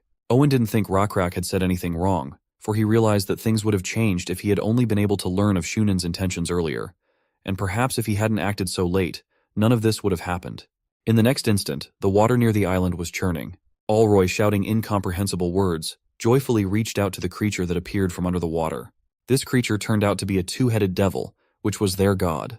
Without wasting time, Allroy immediately pointed to the gray lizard cubs, who, seeing the monster, clung to each other in fear, and then he said in a reverent voice that it was his offering.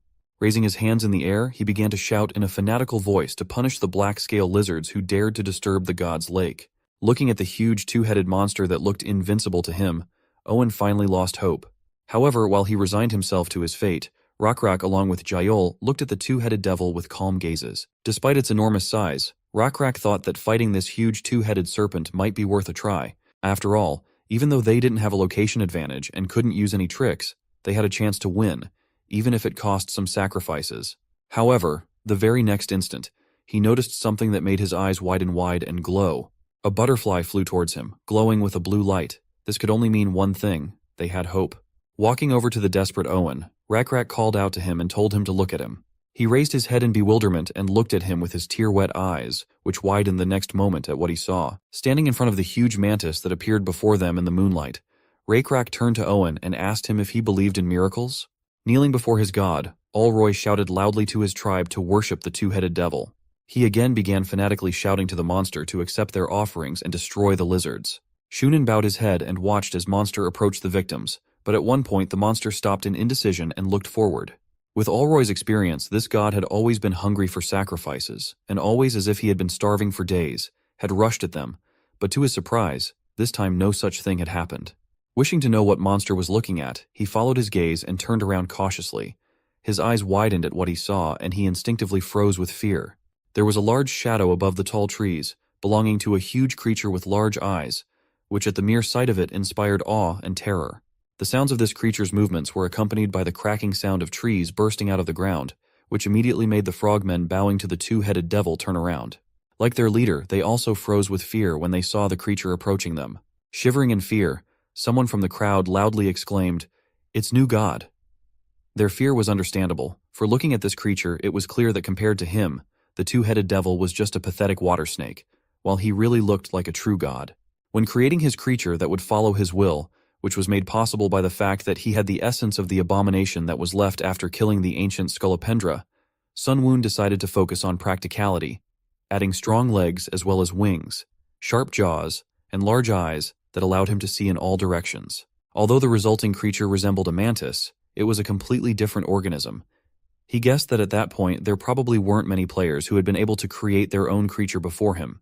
Let's go back to the two-headed demon, who was confused and furious when he saw the creature approaching him, because if he let the creature that had invaded his territory stay, he would have to give up frogmen and sacrifices. And so even though his opponent seemed large and strong, he was not about to back down, for he himself was a divine being. Already in the next instant, it opened its jaws and rushed at him. Stretching out one of his arms, the mantis easily squeezed one of the heads of the snake that was trying to attack him.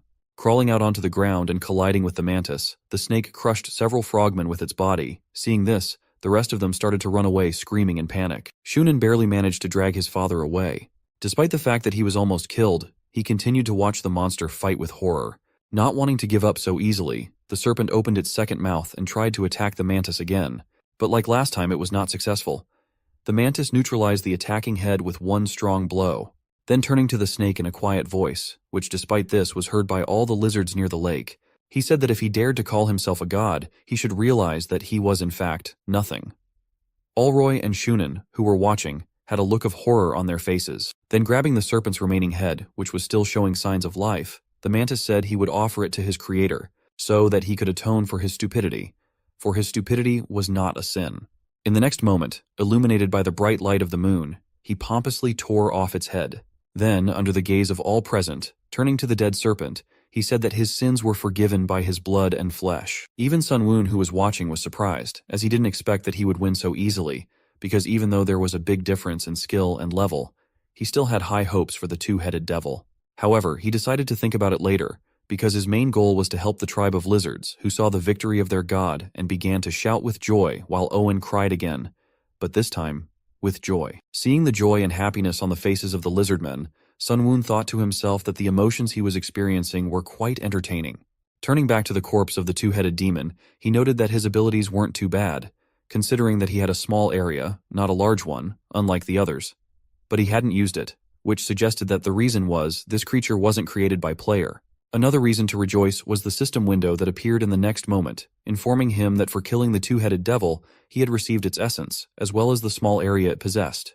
In the next instant, another system window appeared in front of him, asking him if he wanted to check out the new territory. The fact that he was able to obtain another essence and a new territory so quickly could be attributed to nothing but luck. So without thinking long, Sun Woon confidently pressed yes. The next message that appeared after his choice made him unconsciously smile. After all, it said that he had obtained a small patch of water. However, the only problem was that he didn't need it now, because the lake had no access to the sea, which made him decide to put it aside for now. A boat pulled away from the shore. The lake was water red with blood. In it sat Olroy, still trying to believe the truth of what was happening. Shunin looked at his father, who seemed to have lost his mind after the death of the serpent. He thought to himself that it was not the disease that had made his father weak. It was the fact that they were completely enchanted by the power of the two-headed devil, who at that moment seemed invincible to them. And at the last moment, they did nothing but hide behind him, and when he lost, there was nothing left for them to do. At the same time, Sun Woon approached the mantis, who, seeing him and addressing him as the creator, said that he had done his will, to which he continued to look at the island and replied that he had indeed done an excellent job. Then he added that he could rest until the next time he called him. Disappearing, Mantis said in a respectful voice that he would do his creator's will again when the time was right. He looked once more at the lake, which was silent. Sun Woon turned his gaze to Rakrak and said that he was not the kind of lizard who did nothing at times like this. Seeing the surviving frogmen fleeing in boats to the upper village, Rakrak cheered his warriors and shouted that they would win a complete victory today, then asked if there were any volunteers to take them to the upper village of the frogmen. He was immediately approached by Owen, who said that he wasn't that tired yet and that he needed to meet his son on the island anyway, and said he would do so. But he was not the only one. The next moment, several more gray lizards asked Rakrak to let him help them as a thank you. He looked at them and replied that their bodies were not fit for battle and they would not be able to fight, to which one of them replied that he too had once been a warrior, adding that warriors were not the only ones capable of killing frogmen. Then pointing to his kin, who despite their wounds were willing to fight even with sticks in their hands, he said that he might think it was cowardice of them to do so only now, but the sight of them fighting made their hearts burn, the first time they had felt that way since becoming slaves. Looking at them, Rakrak replied that it was like a grudge. To which the gray lizard tearfully replied that it was for the hatred and resentment of losing their life companions, children, and grandchildren, made them wish the frogmen dead. As he looked around at the gray lizards once more, he realized that few of them had ever held a real weapon, let alone been wounded, but understanding their pain and bitterness, he could not stop them. So in the next instant he raised his fist and shouted loudly, telling all those who wanted revenge to follow him, followed by the screams of the lizards who were intent on finishing off their abusers once and for all. Rakrak, along with Jael and Ur and the rest of the lizards, began to swim across the lake, and soon all 80 lizards that followed their leader had reached the island. Owen was one of the first to get out of the water. He rushed straight to his cub and gave him a big hug. Watching the happy and somewhat tearful reunion of father and son, Rakrak turned to Ur and told him to send those who were tired on the journey with their children back to the boats, and afterwards to take those who could not swim well and take them to the end of the village to attract the attention of the enemy, who must now be watching closely and waiting for their attack. When he heard this, he asked admiringly if their plan was to use one of the squads as a distraction while the main group swam around the water and stabbed them in the back, to which he replied that it was. Realizing that Rakrak was taking the hardest part, Ur asked a little worriedly if they would be able to get to the island by water without being seen, to which he replied that they would, as the number of those who were able to fight had dwindled considerably, and there were no more than 10 of them left. After a moment's silence, he added that while they were sailing to the island, he had discovered another blessing from the god. Then turning his gaze to the lake, which reflected the bright light of the moon, he said that their scales would shimmer in the moonlight as the water shimmered, making them much more invisible. Now that they had everything ready, all they had to do was get it over with once and for all. After a while, all hell really broke loose in the Frogmen village. Rakrak's successful plan had worked, and the frogs were taken by surprise, and realizing that they could not win, began to flee in panic. However, not everyone managed to escape, because those who suffered from itching disease and had problems with breathing could not do it.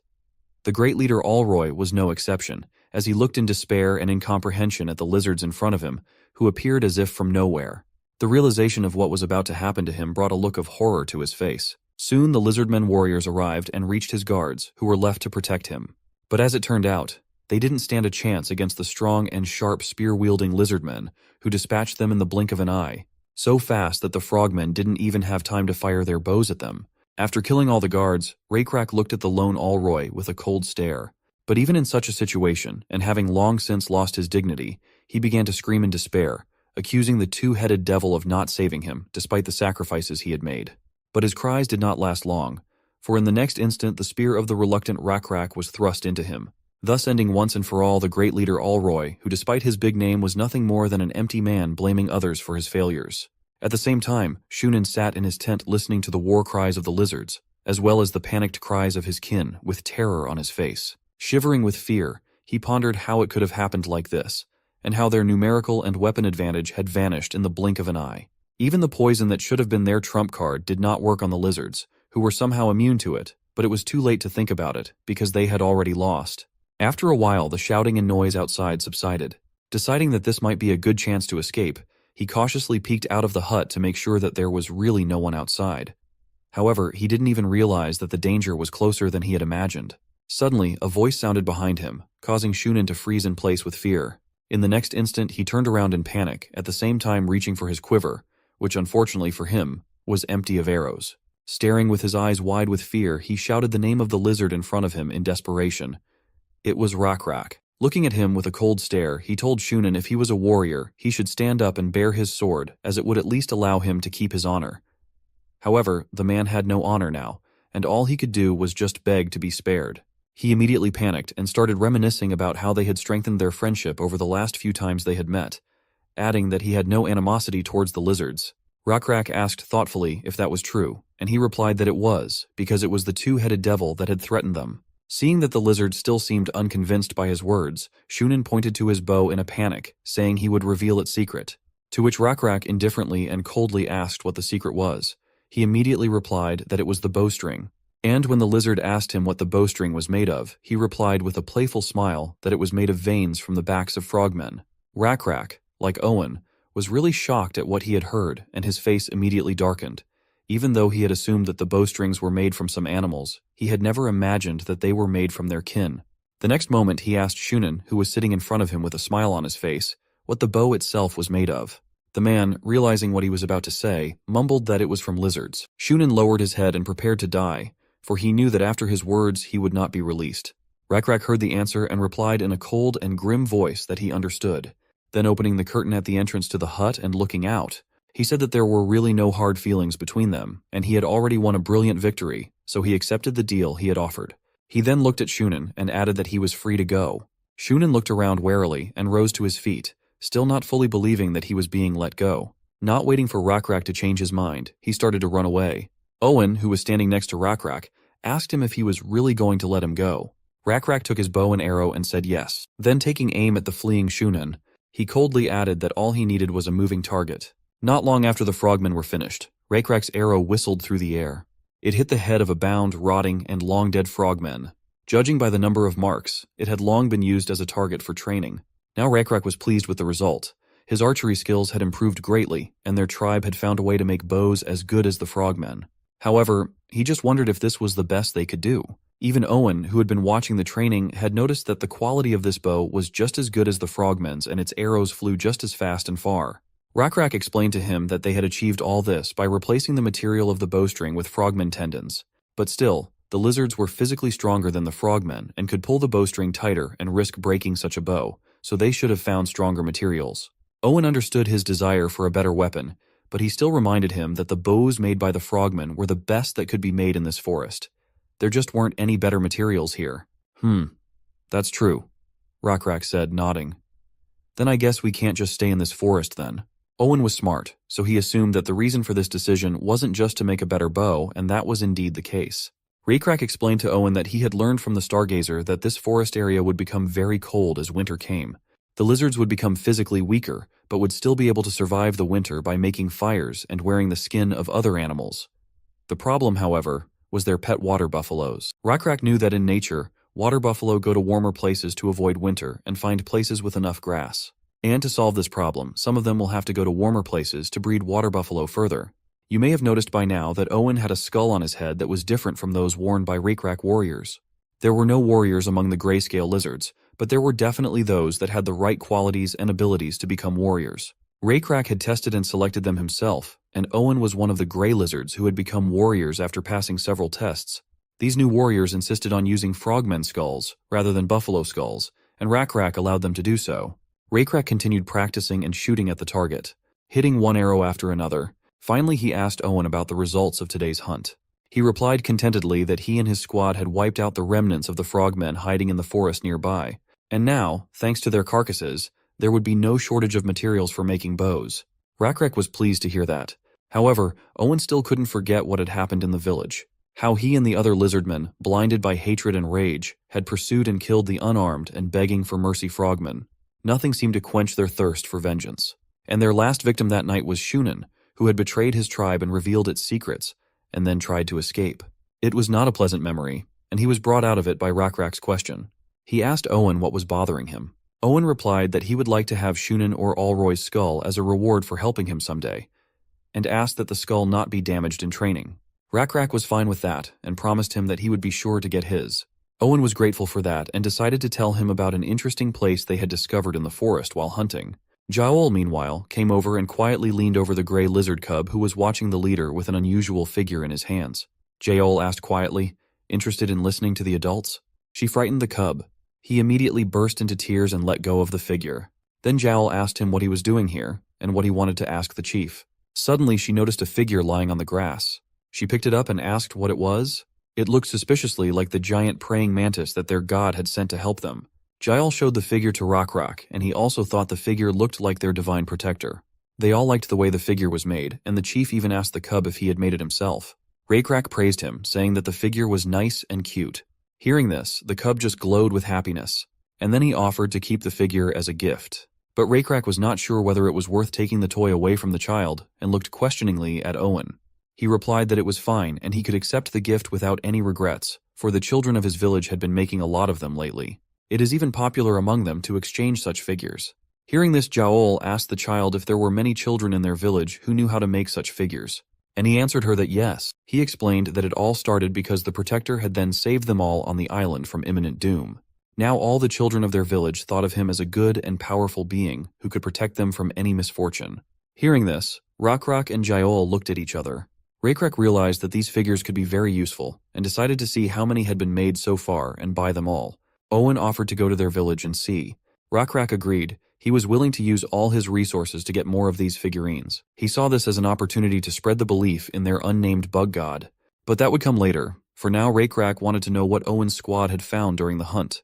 It turned out that while hunting the frogmen, they had found a strange structure inside one of the caves where some of the frogmen were hiding. It takes about half a day to get there from the lake, and their squad killed all the enemies without much trouble. But the cave was a bit strange. Rockrak was immediately interested and asked what he meant. Strange in what sense? Owen explained that when they entered the cave, they noticed that there was another entrance that seemed to be carved into the stone. And he himself still doesn't understand how they were able to carve something into solid rock. So, he thought then that all should be told to the tribal chief first.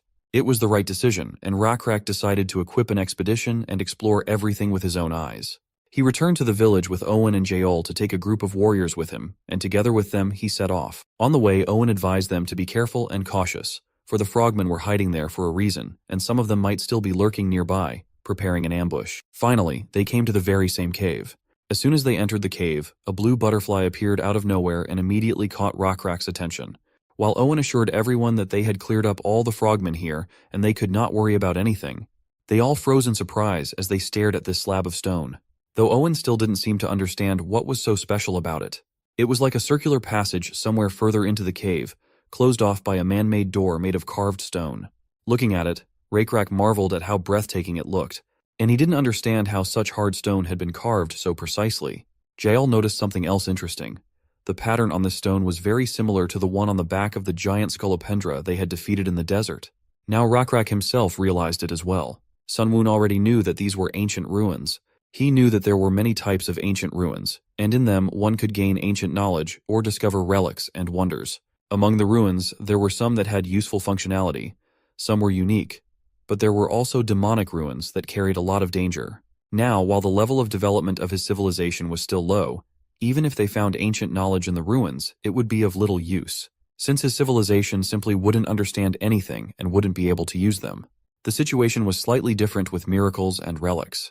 They allowed to create or change resources, and could also grant mystical blessings for civilization, but they had one disadvantage. They were fixed in one particular place and could not be transported in any way, which made them also not so valuable to the nomadic tribe.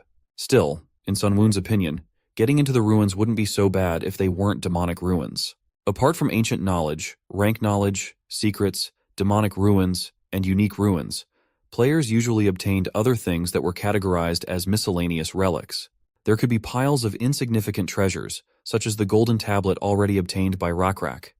This would have been of great value in the Middle Ages or a later era, but they weren't at that stage of development yet. So Sunwoon decided to wait and see what would happen, as it seemed that Rakrak's curiosity and boldness would not lead to a bad scenario. He, watching Rockrak try to push back the stone door, thought that the likelihood of these ruins being unique was very slim. At the same time, probability that ruins might be demonic and full of trouble was very high. Finally, the stone slab yielded under Rockrak's efforts. Immediately, a multitude of lightning bolts appeared, which formed a portal. It turned out that behind the stone slab was a portal to another world. Notifications appeared in front of Sunwoon congratulating him that his civilization had successfully discovered the ancient ruins. Finally, the system announced to him, "Welcome to the demon world." Once inside, Rakrak and the rest of the group began to move through long arched bridges that zigzagged and led somewhere downward. When they found one of what she thought was the safest of the stone bridges, Yahello told Rockrak that they would most likely have to walk across it. He sighed heavily and replied that it would be good if they could jump down and not waste so much time looking for the right path. Yahello looked worriedly at Rakrak and asked if he was going to pray to their god, to which he continued to look down and said no, as he didn't want to bother him with such trivial matters. He also added that he would not be able to go down alone. Yahello looked at Rockrak's face and wanted to ask if it was because it wouldn't be fun, but in the end decided not to say anything. After some time of discussing their next steps, Rockrak, Yahello, and Owen came to the conclusion that the best thing for them to do for now was to keep moving on the bridge. After a while, however, the first difficulties appeared on their way, in the form of a huge army of not-so-friendly rodents that blocked their path. When Rockrak saw the rodents, he asked what they were, to which Yahello, who was walking behind him, replied that they were gutters, adding that he had probably tasted them several times before. He replied that he knew what they were, adding that it was their size that surprised him, for they looked much larger than the ones they had eaten before. In addition, the surprising fact was that these rodents, unlike ordinary nutria, moved in groups and also behaved aggressively. Owen, who had also seen a lot of things in his life, said that it was the first time he had ever seen such a thing. Rakrak said they would just call them rat monsters. Assuming that they might just be defending this place and that a battle would be inevitable, he shouted for everyone to get ready and take up arms. Just a moment later, the rat monsters rushed towards the Lizardmen, but even though the enemy had a numerical advantage, they managed to kill all the rats without much difficulty thanks to their experience and spears. Looking at one of the dead rats, Rakrak asked if they could eat them. To which Yahello replied that they had no reason not to, and nothing bad was going to happen if they gutted them and took them with them. However, she had another idea, so she immediately asked Rakrak what he thought about trying to raise them like the buffalo. He didn't have time to answer, however, because Owen, who had overheard their conversation, suggested that they try raising fish. His words surprised Rakrak, for in the swamps and ponds where he used to live, the number of fish gradually decreased as they were eaten and eventually disappeared. However, Owen, who used to live with aquatic frogmen, knew that this was not the case in large ponds. So he explained that the fish also lay eggs and give birth to baby fish, which caused the frogmen to warn them against fishing during the breeding season. To do so, they simply needed to build a dam so that the young fish could not escape. Rakrak realized that it would be very difficult for them to do this in a large and deep lake, but he did not say so out loud, as he thought their efforts would be worth it in the future. Suddenly, however, his thoughts were interrupted by a bright light and a scream behind him. Quickly turning around, he saw the lizard holding his arm in pain, as well as screaming that the rat monster was still alive. Hearing this, Rakrak approached him and asked if he had been bitten, to which he replied, still in pain, that he had not. He added that he had just touched him to disembowel him, but suddenly felt pain. Looking at the rat monster who was staring at him with rage in his eyes, Rakrak decided to check it out for himself. So despite the others' warnings that it could be dangerous, he reached out to the monster. In the next instant, a bright spark formed at the spot where he touched it, followed by many small bolts of lightning that caused him great pain. Rakrak knew the concept of static electricity from touching furry skin in the winter, but it was too painful to compare to this, so he yanked his hand away sharply. Then holding his hand, he replied to the concerned Yahello that he was fine. However, out of everyone present, only Sunwoon, who was watching what was happening, realized what it was. The system window that appeared in front of him reported that it was a nutria in a demonic state, with the attribute of lightning that could deliver an electric shock to the opponent it touched. His worst assumptions had indeed come true, and it did indeed turn out to be the ruins of a demonic castle. However, this was not necessarily bad news. After all, if Rakrak along with his group managed to break through these demonic ruins to the end, there was a good chance that they would be able to obtain demonic power. Speaking of magic, acquiring it didn't make the owner a wizard right away. Acquiring it opened up the possibility of studying it. To use magic, one had to learn spells, and spells of this type required the study of ancient ruins, all kinds of ancient knowledge and magic. However, those who possessed demonic magic were powerful already because they possessed it. Moreover, it became stronger from generation to generation, which gave them the ability to create strong wizards in future generations. However, demonic magic had disadvantages, and all because in the perished world, divinity and magic were in conflict. After all, magic originally came from ancient evil, not from the gods. And so if demonic magic was obtained, there would be penalties in obtaining faith points, obtaining which at the beginning of the game would result in a lot of variables that could make it very difficult to progress further. At the same time, Rakrak, who was sitting near the corpse of a rat, heard a voice asking him if he needed such power, and the next moment he looked up and saw a bright light, which appeared to be coming from a transparent creature like a stingray, which was floating in the air. The creature turned to him again and tantalizingly asked him if it was not an interesting power, and then added that if he wanted it, he could always get it. The creature's words were interrupted by Yahello, who turned to Rakrak and said that if things were bad, they could always go back, to which he agreed. Turning to the rest of the lizards, he ordered them to match the other rats, as well as check their weapons and prepare themselves. He turned back to the unknown creature and wondered if he was the only one who had seen it. The creature said that he could hear him if he spoke to him mentally. Rakrak immediately asked what it was. The creature replied that it was a spirit that protected the ruins, and that it was only seen by those with great power. Rakrak immediately thought that this was probably a lie, but this thought was not conveyed to the spirit, for deeper thoughts and feelings were not conveyed to it. Sunwoon, who was observing all of this, wondered if he should have warned Rakrak. After all, there was a magical combat spirit in front of him who would definitely try to seduce him. However, upon opening his stats, he discovered a new deception ability that had not existed until not too long ago. Seeing it, Sunwoon was a little surprised, assuming that Rakrak had been able to develop it by dealing with Shunan's tricks. After a moment's thought, he decided not to interfere, as their leader's new ability gave the lizards a chance to handle it on their own. At the same time, the magical spirit, when asked by Rakrak what this ability was, replied that he was referring to electricity, which was the power to burn other creatures and create light and fiery heat. He then added that he could give him that power if he wanted it. Rakrak replied that if he could give it to him, he would be grateful. However, the spirit said that it was not that simple, for he also had a condition. Rakrak frowned at this, saying that he had not heard of any conditions. The stingray replied that it was not such a difficult condition and that his strength should have been enough to fulfill it. Rakrak turned around and said that if he wanted to make a deal, he should have said so from the beginning. He looked at the spirit with a frown. He advised the spirit to first state the terms if he wanted to make a deal, and to have an appropriate attitude.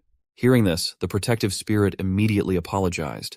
Rakrak got to his feet and looked coldly at the spirit and told him to be specific about what the terms were and what he wanted from him, for if he withheld anything, there would be no further conversation. Rakrak asked the stingray what his terms were, what did he want in return, and once again reminded him that if he hid anything from him now, there would be no further conversation. The electric stingray flew closer to Rakrak, but now his fluttering seemed less violent than before. Still, he did not answer immediately and began from afar, explaining that he had been sealed in these ruins for many millennia. Yahello, who hadn't heard this mental conversation, came up behind Rakrak and said that all preparations were complete, and they had collected all the spoils. Now they could leave. But now their leader didn't want to rush anywhere and told them to wait a little longer. Rakrak asked and thought what he meant by sealed. Then the stingray patiently explained to him like a child that it meant he was trapped or imprisoned here. And even though he could fly freely in this space, he could not go out of here. Finally, he named his condition. He wanted to free himself from this restriction, and then he could give the power of electricity to whoever freed him. Rakrak immediately asked, "What would it take to free you?" He replied that it was simple, and if Rakrak went down and killed the guardian who was guarding the seal and broke it, he would be free and could give him his power. Rakrak wondered if he could then do the same thing the rat monster did, with the day's power the stingray would give him. The one laughed a little at the way he named his power and assured him that of course he could, and even more impressive things would be within his grasp. Now seeing Rakrak's interest, the electric stingray excitedly explained that this power is called electricity. Using this power, Rakrak would be able to perfect it and amplify its effects to the point of being able to summon a destructive thunderstorm on the heads of his enemies. This power could become so powerful that it would be comparable to that of the gods. But Rakrak didn't seem to understand what the stingray was telling him and only asked what else he had to offer. Then the stingray proudly announced that the power he possessed was so powerful and boundless that not only Rakrak himself but also the members of his tribe could use it. But that was not all. This power could be passed on to their descendants. The progress in strength they had made would not be passed on directly, but if their descendants continued to train their strength, some of them could become even stronger than he was. When Rakrak heard all this, he couldn't help but think how amazing it all was. But still he had a logical question. Why was a stingray with such a marvelous and useful power trapped here? He answered without hesitation that it was because its power was too strong. And humans and other intelligent beings stay away from dangerous things like poison or monsters and anything else they don't understand. In case they can't stay away from them, they trap them and lock them there. And that's what happened to him. Suddenly Rakrak stopped him and warily pointed out to him that he himself had just said he was dangerous to others.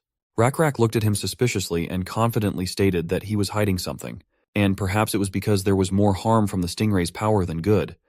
The stingray tried to argue that no, that's not true, and that if you have that power, then...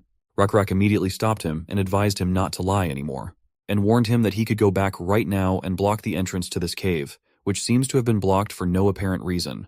Then he could also order his warriors not to let anyone into that cave and warn all the descendants of my tribe to never enter there. Because of such threats, the electric stingray was clearly in a panic. The prospect of spending a few more centuries in prison did not please him at all, and there was no way he was going to give up. Rakrak turned around and pretended to head for the exit of the cave. The spirit of the stingray immediately followed him, begging him to listen to his story, for now he would tell him everything. As far as Sunwoon knew, the intelligence level of spirits was not that high. However, it was not easy for those who entered the demonic ruins to resist the temptation of the spirits. Still, as expected, Rakrak behaved very cunningly because of his new ability he had obtained. This new unique ability of Rakrak was cunning. Sunwoon decided that this ability was most likely due to Rakrak figuring out Shunan's tricks and being the first to successfully attack the frogmen. Rakrak still wanted to possess this power, so he suggested, "Why don't they start the deal again, Pez?" Scat didn't understand who he was addressing, but Rakrak said that, from now on, That would be his new name. But he still resented it, saying he wasn't Paz. Raycrack insisted that their deal starts with him choosing his new name, and those are fair terms since the scat was trying to trick him. He had no choice but to agree. The next thing Rockrock asked for was an explanation as to why the stingray was dangerous. After all, he thought, if Paz really had a power worth making a deal for, there was no reason to hide why he was dangerous. If there was a reason to hide, however, then it wasn't worth making a deal for. PZ hovered in the air and agreed to take the risk of telling him that he was descended from ancient evil, or rather from creatures that had ruled this world many millennia ago. Rockrock wondered which ancient evil he meant. Paz answered that it was those who ruled this world many, many years ago. But it was so long ago that everyone had forgotten about their existence, and even the gods did not remember them. Even he himself could not remember his origins, for he had simply opened his eyes one day and found himself trapped here, imprisoned for an unknown amount of time. However, to the stingray's surprise, Rockrock was not frightened by his origins, and even more so said he felt sorry for him. He told him himself that he grew up an orphan, and it's not that important to know what you were born as. It's much more important to decide what you're going to do with your future. Pizai was a little discouraged at being comforted by Rockrock's words, but soon went on to explain his danger. A power of unknown origin intoxicates sentient beings. Since the source of the power is unknown, it allows the creature to believe that the power belongs to him alone, when in fact he obtained it by accident. Once he begins to use such power, he begins to believe that he deserves it, and if he begins to think so, he looks down on those who do not possess the power. Rockrock found this a little hard to understand at first, but he nodded, remembering the examples of Bor and Shunin, who were intoxicated by their power. Now he asked, demonic magic also causes creatures to become like that, right? PZ confirmed his hunch. Indeed, its power spread indiscriminately and unchecked. This meant that the wielders of his power were chosen randomly and that carried certain risks. Rockrock tried to predict what would happen to his tribe if he obtained this power. This electric demonic power seems to be different from the one given to their bug god. The god's power is only given to those he chooses, and at his discretion. On the other hand, if someone gets this kind of power without having earned it, others will be jealous and envious. And if there are more and more of them, there will definitely be lizards who will despise God and turn away from him. Moreover, this power would only grow more powerful as time went on. Now Rockrock understood why Peas and his power were so dangerous, so he asked why he had to risk so much to gain that power. PZ insisted that his power was useful, attractive, and would be able to give him an advantage in battle, but it was still destructive. Then another electric shock ran through Paz. Rockrock thought he had seen a light like that somewhere before, and finally realized what it was. It was like thunder and lightning in the sky. He assumed that the strength of the energy determined the intensity of the light it emitted. At first it might just be a small spark, but when the force grew and became stronger, it could turn into thunder and lightning. He also realized that it would be advantageous in battle if he could generate electricity from his body like the monster rats did. It was indeed an attractive power. He was snapped out of his musings by Peas, who once again asked if he would free him. Rockrock replied that he would, but he had a condition. He wanted to avoid accidentally spreading the power among the tribe. PZ flew up to Rockrock and asked if he wanted the power himself, didn't he? He understood such a desire, and suggested that it would probably be difficult, but still possible. However, there were a few things that would then be needed. In order for a single lizard to have this power, a ritual of the same level as magic would have to be prepared. But Rockrock shook his finger negatively. He didn't want to keep the power to himself alone. Rockrock recalled that he had said that the power of electric demonic magic spread indiscriminately, but if necessary, one person could take possession of it with a ritual. If both of those statements were true, then couldn't the power also not be distributed indiscriminately, but distributed to certain select people? Paz looked puzzled. He replied that he hadn't tried it, but he thought it was possible. Such a small ritual should work, but why did Rockrock need it? If he wasn't going to take all the power for himself, the result would be about the same as if he left it to chance. Then Rockrock explained, "No, it's different.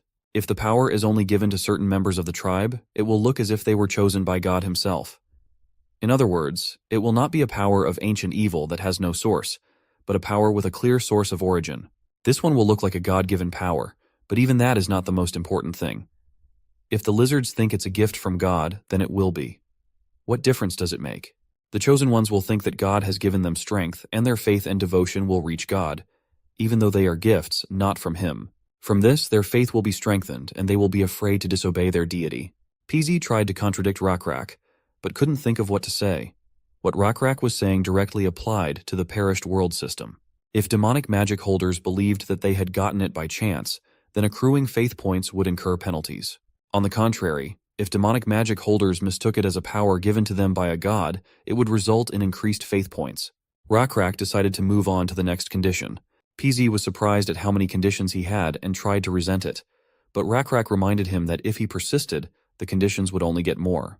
Stingray had no choice but to agree, and he only asked him not to delay and just say the condition at last. However, Rakrak looked at him carefully and announced that he must also believe in their bug god. PZ was shocked at the suggestion. How could he, a demonic spirit, believe in their god? PZ flashed a look of denial. How could he believe in any god when he himself was descended from beings more ancient and powerful than the modern gods of this world? The rest of the terms were good, but it would be difficult. He reminded himself once again that he was a spirit of demonic magic that had been created from a being that had been around longer than the gods. Rakrak gave him a displeased look and reminded him that it doesn't matter who gave birth to you, how or why.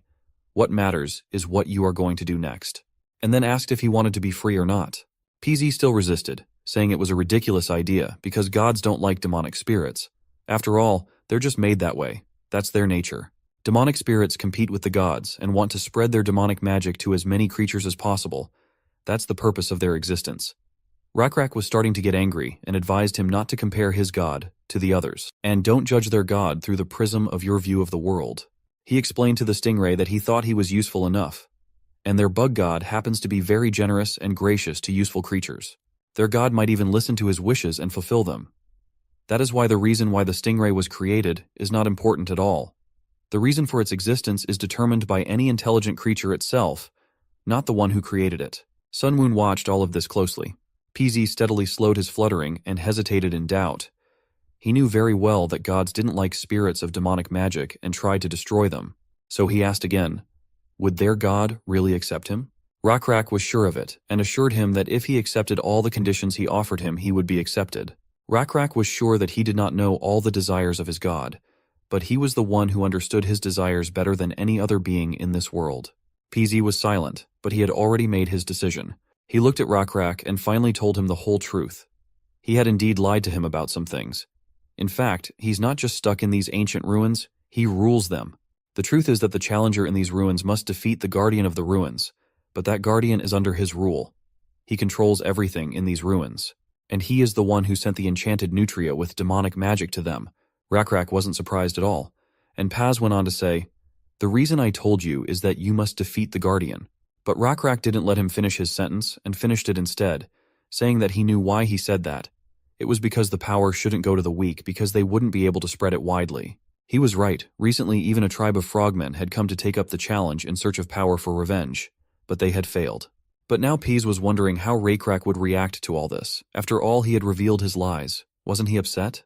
Rakrak shook his head calmly as if nothing had happened. He had already expected this. And he wasn't the kind of lizard man who would get upset just because he had been deceived. After all, he hadn't even lost anything from this lie. PZ didn't understand what was going on. Then Rakrak said, I can always forgive if I want to. Forgiveness is not a warrior's virtue, but I am also a tribal leader. And forgiveness and reconciliation is indeed a necessary virtue for a tribal chief. All the more reason for such behavior, since he lives in a place as damp and dark as this, and only has eyes for monster rats all the time. Rakrak thought that he could use some fresh air and looking at the beautiful things outside. Hearing this, Pease glowed with gratitude. Then Paz said, I still don't know your name. What is your name? The leader of the Lizardmen fairly introduced himself. Hearing his name, Pease soared and announced that Rakrak had successfully passed the test, and he accepts all the terms he offered. Finally, he asked if Rakrak agreed to the deal. Of course he agreed, but there was still one last question. Would their bug god accept the demonic spirit as his subordinate? A system window appeared in front of Sun Woon that said that the demonic magic spirit wished to be subordinate to him. If he agreed, he would gain control over the domain of demonic magic.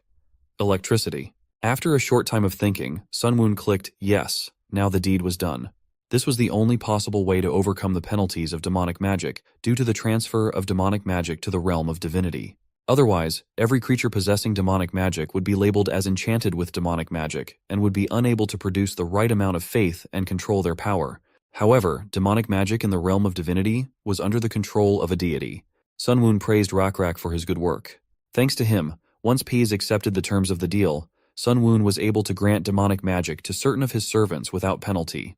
Transferring it to the divinity realm doesn't make it divine. It can't even be developed like other abilities in the divinity realm. There are many restrictions, but not receiving penalties is already a victory, isn't it? If obtaining demonic power only required breaking through the ancient ruins, it would be too easy. Rakrak's group would win even if they were attacked by hundreds of monster rats, and Sunwoon could always support them using points of faith. However, subduing a demonic magic spirit was much more difficult. Sunwoon didn't even know if he would be able to do it. The only way to find out how successful they were was to wait and see what would happen depending on each character's abilities, and it seemed that Sunwoon had gotten lucky again and succeeded by unlocking an area of demonic magic. Electricity. However, Sunwoon didn't consider it a mere coincidence, and it seems the fact that he met an injured Rakrak in the desert was luck for both of them. 9 years later. Near one of the altars to the nameless blue bug god, 2 figures stood on top of the hill. In front of them stood a tower of tombstones and water buffalo bones, stacked and assembled from plaster to build a structure tall enough to be seen from afar in the desert. This bone tower was built on top and was created by Rakrak. It served not only to demonstrate belief in the blue god of insects, but also as a landmark in the present day. After finishing telling the long story of how the blue bug god had given the legendary leader Rakrak the power of thunder and lightning, the black-scale lizardmen carefully wiped the dust off one of the stone monuments. This lizardman wore expensive layers of cloth called silk, indicating that he belonged to a high social class. The traveler only said enthusiastically, "Wow, that was an interesting story." The stranger asked what the bug god had to do with thunderstorms and lightning, and how could he control these powers. The lizardman tilted his head. However, he did not seem discouraged by the question. Rather, he simply asked why this man was asking about such obvious things. He answered him very simply by pointing out what color lightning was. Since it was usually blue, it meant that it obeyed their blue bug god. The man didn't quite understand what the lizardman meant, and thought that lizards were always convincing the strangest things, and they themselves were so strange. However, this human didn't think that being weird was necessarily a bad thing, and hoped that he could take advantage of the fact that they were weird. Hiding his innermost thoughts, he asked the lizard, "Come to think of it, I didn't even recognize your name while I was listening to this long story. My name is Hui, and what is your name?" But the lizard was cunning and was in no hurry to answer. He interrupted their conversation by saying, "Wait, there seems to be some uninvited guests coming from over there." Where the lizard was pointing, a group of armed gnolls were coming up the hill. This hyena-like species had protruding muzzles and black spots on their brown bodies. They had a violent temper and were obsessed with power, so they often fought amongst themselves, but the general consensus amongst the perished world players was that despite these flaws, they were noteworthy. Their physical abilities and intelligence were on average high, so they were considered a good race to get at the beginning of the game, no matter how small the player's zone was. But these facts about the game had nothing to do with the lizard, which turned out to be Owen and the unknown man beside him. The man turned to Owen. "What are you going to do? As far as I know, the gnolls and lizardmen are not on the best of terms right now." Owen replied that there was still time before the top of the hill and they could think about what to do. They didn't even seem to have noticed they were being watched yet. The lizard asked the man if he thought they were Salkate's gnolls. Salkate was the leader of a tribe of gnolls, the tribe of severed ears, who were feuding with the black-scale lizardmen. These 2 tribes were the 2 largest tribes in the desert, so all the other smaller tribes showed great interest and respect for them. Salkate and Rakrak believed in different gods, and so the leaders of the 2 tribes inevitably feuded with each other. The man next to Owen was very interested in whether the 2 tribes were going to war, and if they were, who would win. No human tribe, at least in this wilderness, could compare to these 2 powerful tribes. But judging by the number of these gnolls and their armament, they didn't belong to the Salkate tribe. They looked more like mere wanderers in search of sustenance. Owen noted that the man's arguments were well chosen and most likely true. He thought the same, but unfortunately he couldn't rely on guesses. He needed to know for sure, so he drew an arrow charged with electricity to find out after he had neutralized all the gnolls. Marching along the sandy road and not looking up, the group of gnolls never noticed Owen. Watching them from above, he told the man that unlike the scouting parties of other races or tribes, those were just ordinary hungry marauders. Had there been a group of humans or lizards in front of him, he might have trusted them, but he had no trust in the gnolls. Watching Owen, the man saw the man reach for the bow hanging from his shoulder. Upon seeing it, the man immediately recognized it, for it was the famous compound bow of the black-scale lizards. It was made from large water buffalo, and was considered one of the best and longest-range bows on the continent. However, what surprised the man the most was why Owen had pulled out his bow even though the gnolls were still quite far away. Verbally refuting the man's thoughts, Owen pulled an arrow from the quiver hanging from his belt and fired. Owen walked down the hill a bit, but the distance between him and the gnolls was still well over 100 paces. At some point, one of the gnolls managed to sense the danger approaching them, causing it to raise its head in bewilderment. But even though the gnolls didn't react in time, the arrow never hit any of them. With a flash of blue lightning, the arrow slammed into the ground next to them with a distinctive sound. Hearing the noise, some gnolls looked at the arrow in bewilderment.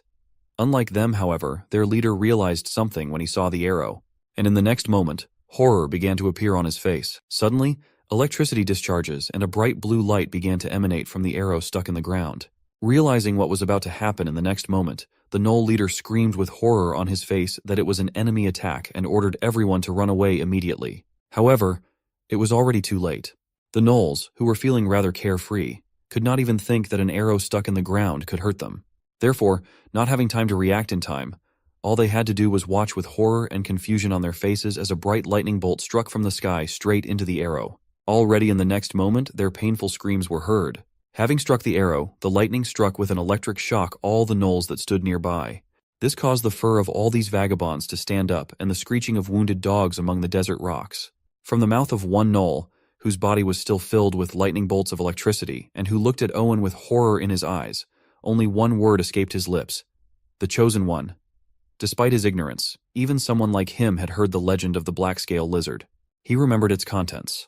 Therefore, realizing what they were facing and even experiencing the power of this legend in person, he immediately made the decision to retreat immediately. In the next moment, he got to his feet and shouted to his kin to run away immediately. They didn't need to be told twice, as they realized that they had encountered something inexplicable, something that was beyond them. At the same time, Owen watched the panicked gnolls fleeing with a satisfied smile on his face, while the man behind him could not hide his surprise. As the man came to his senses, Owen turned to him with a smile and said that his name was Owen and he was glad to meet him, but hearing such a famous name, the man could not even believe who was standing in front of him. He asked him if he was really the legendary storyteller Owen. Howie could not believe his luck.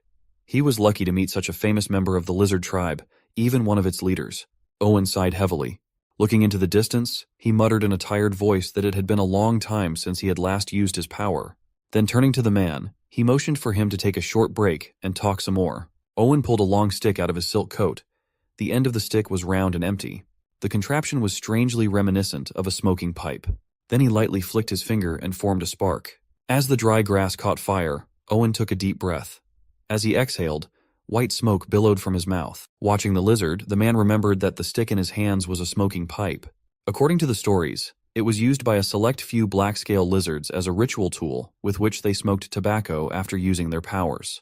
Taking a drag, Owen once again exhaled white smoke from his mouth. Noticing the man's silence, he told the man that if he had a desire, he could ask him about things that interested him. Not wanting to miss such an opportunity, the man directly asked why he was submitting to someone else when he had such a strong skill himself. Seeing that Owen didn't react to his words, he explained that he wasn't talking about betrayal and trying to oust the current tribal leader, adding that there would surely be others in the black-scale lizard tribe who would follow him.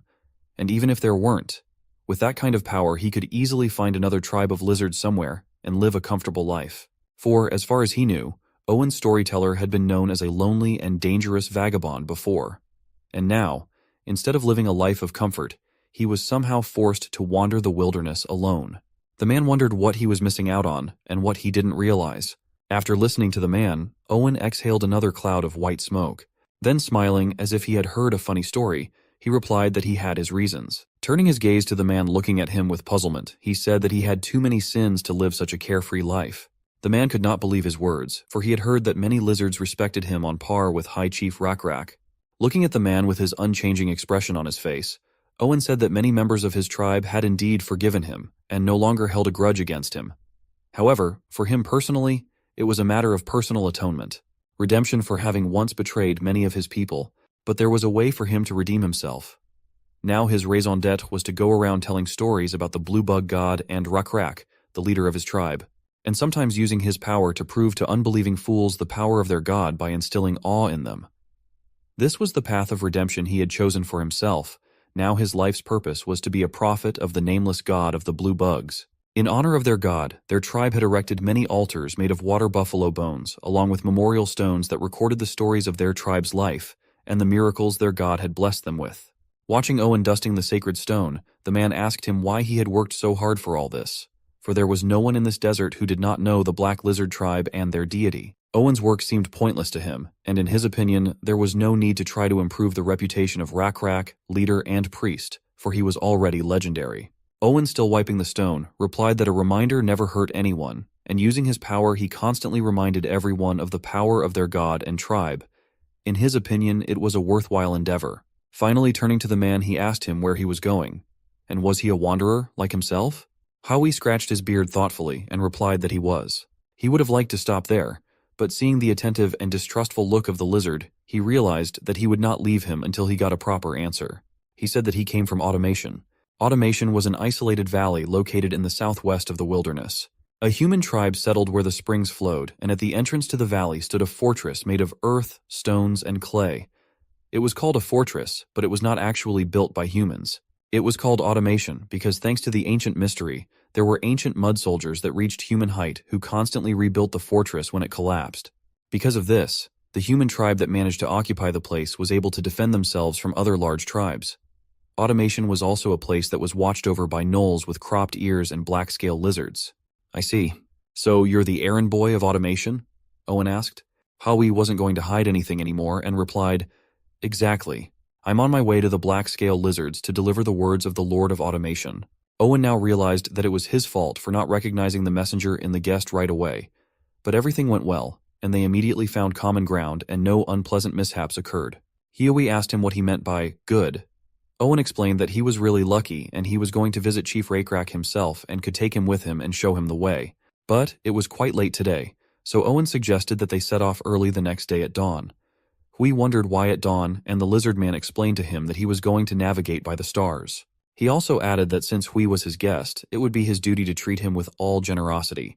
Suddenly, Owen whistled loudly. A stomping sound was heard, and an unknown creature began to approach them, kicking up dust.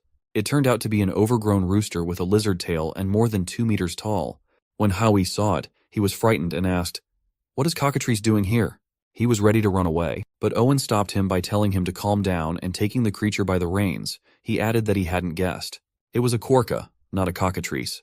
This particular specimen was called Cockadoo, and like all quorkas was the result of crossbreeding a cockatrice with a common chicken. I don't know how the Lizardmen ever came up with such a thing. Quorka was a creature that only a small portion of the Lizardmen warriors could ride. It resembled a cockatrice in general, but was smaller, more gentle, and less wild and willful. The black-scale Lizardmen were unable to tame the cockatrice, but they were able to crossbreed them and obtain quorkas. Along with the chosen ones, these warrior riders on quorkas were one of the main reasons why the black-scale Lizardmen had both fame and prestige as well as a bad reputation. Black-scale Lizardmen ride quorkas that can run several times faster than humans, and shoot their composite bows hundreds of paces away, hitting a target. At dawn the next day, Owen saddled the quorka and motioned for his guest to sit beside him and set off. Hui did not know what the price for the honor of riding the quorka would be and was nervous. Owen advised him to relax, for in return he would only be required to listen to stories. When they were on their way, Hui asked what the stories would be about. Was it about the blue bug god or about the legendary leader Rakrak? The lizard only replied that it was about both. To the surprise, not only of Hui, but of Owen as well, the tribe of black-scale lizards was not far away at all. Owen had expected them to go farther away. A herd of water buffalo could be seen in the distance, and as they headed toward the huts they had built, they heard crying. Hui inquired cautiously, Is there a funeral there? Owen nodded. Apparently, Owen guessed what kind of funeral it was. The black-scale lizards held different funerals for people of different status, but today it seemed one of the chosen ones had died. A little while before, under the dark clouds, many developing tribe standards with buffalo skulls could be seen developing in the wind. The tribe was just leading water buffalo and moving leisurely through the desert. In front, Rakrak sat on a quorka. A messenger approached him from behind, bringing sad news. Rakrak immediately inquired if Stargazer had asked about him. The messenger replied that he had, and he said that his life was now at stake and he would not be able to speak to Rakrak unless he came to him immediately. Rakrak immediately ordered the procession to stop and make a halt as he was going to stay here for the day. The faithful Ur immediately repeated the chieftain's order loudly and commanded the procession to stop. While Ur stopped the tribe, Rakrak hurried to the sick Stargazer. He was met by Yahello, who was alarmed by the halt of their procession and wondered what the problem was. Rakrak replied that apparently Stargazer wanted to see him. He also says that his life is at stake. Since this old sage had correctly predicted the days ahead of us, as well as his own, he would probably be right this time. Then looking at the confused Yahello, he explained that the stargazer was always good at predicting the future, and she should already prepare a funeral for him. The old stargazer had been ill for a long time, and life was slipping from his body every day. The tribe's healers believed that he was now living his last hours, and was on high alert for a meeting with their deity. Yahello lowered her head and told the departing Rakrak not to worry, and to leave everything to her. Even Korkus, as if sensing the oppressive and heavy atmosphere, lowered their heads. Zhao looked up at the starry sky, which was soon to be joined by another star, and muttered to herself that it was going to be a sad night. Heading towards the tent where Stargazer was for the moment, Rakrak reflected on who he thought he was. The old lizard had done a lot for him and the rest of the black-scale lizards. He had many names: Old Tramp, Elder, One-Armed Lizard, Conductor, and Stargazer, but now the tribe members most often called him Elder. It was because of his leadership that their tribe could be where they were now. He also taught him and the rest of his tribesmen how to read the stars, which had saved them many times and kept them from getting lost. And often at the end of another busy day, Rakrak would sit with Stargazer, tired but with a languid expression on his face. Stargazer would sit with his back hunched but his eyes shining, and they would exchange questions and answers. Rakrak usually gave gifts to thank Stargazer for constantly teaching the young lizards his wisdom, even though he was old and tired. But Stargazer always declined the gifts with a wave of his hand. Despite the age difference, they got along very well, and even bantered with each other often. Thinking back on their time together, Rakrak suddenly realized that it would all be over soon. A part of his heart began to tear, as if from that realization. When Rakrak entered Stargazer's tent, the herbalist standing next to his bed looked at him tiredly. Rakrak immediately wondered if he was all right. Somewhere in the back of his mind, however, he already knew the answer to his own question. Herbalist rose to his feet and replied sadly that the elder had lived too long and was now very tired. He had studied and taught many creatures, traveled to places where no one had ever set foot. As if to confirm his words, Stargazer said that he was very tired. As if flipping through his life's memories, he concluded that he had indeed done a lot of things in his life. He remembered how he had traveled and visited many places and countries, learned many new things. Like everyone, sometimes suffered setbacks, in one of which he even managed to lose an arm. One of his most precious and pleasant memories was the one in which he met him, Rakrak. However, all good things always come to an end. Lying on his bed with his eyes closed, he told Rakrak in a peaceful voice that there was only one cure for his illness, in which he felt tired and exhausted. Sleep forever. As soon as the herbalist quietly left the tent, only Rakrak and Stargazer remained in it. The next moment, sadness was reflected on the face of even a brave and strong warrior like Rakrak. He had conquered tribes, challenged the leaders of other tribes as well as powerful monsters, but at this moment he was completely powerless. Powerless over something that no one could influence in any way. Sitting before the elder in the lotus posture and bowing his head, Rakrak said that he had heard that he wanted to see him. Smiling, Stargazer replied that he wanted to indulge in some extravagance before he left, and steal some time away from the busiest man in the tribe. Hearing his words, Rakrak asked what he meant by extravagance. Laughing, he replied that he thought time was a very valuable resource. As a man who had lived his life without greed and without taking what belonged to others, he wanted to at least indulge himself at the last moment. Rakrak smirked and said he didn't think he had called him to his room just for one last joke. Continuing to stare up at the ceiling of the tent, Stargazer replied that he was right, and he did want to see him to ask a question that no one but he would be worthy of answering. He also told the man to think of it not as a question for the tribal leader Rakrak, but as the high priest who had been chosen and was closest to the god. He sat down facing Rakrak and looked at him with his cloudy eyes, whereupon this Stargazer asked, "What will happen when I die?" Such a question was asked by every living intelligent being, and Stargazer was no exception. But what could Rakrak promise him? Addressing Rakrak not as a tribal leader, but as the high priest who was closest to God, Stargazer asked, what would happen when he died? Rakrak was silent. He wasn't sure either. The creatures told different stories. For the past few years, the black-scale lizardmen had been fighting great battles and warriors were dying. However, Rakrak could not understand where the souls of the dead went. At the funerals, he prayed for them to go to a good place, but there was no way to know if they had actually gone to a good place, at least not until he himself died. Where were they going? Were they dreaming because they were asleep? Maybe eternal sleep? Maybe they're having an eternal dream where they don't know who they are or why they're there and can't figure anything out? Or, Stargazer looked worried, and so did Rakrak. Turning to Rakrak, he asked if he also thought that after death, eternal nightmares awaited them. A little hesitant, he replied that he wasn't sure.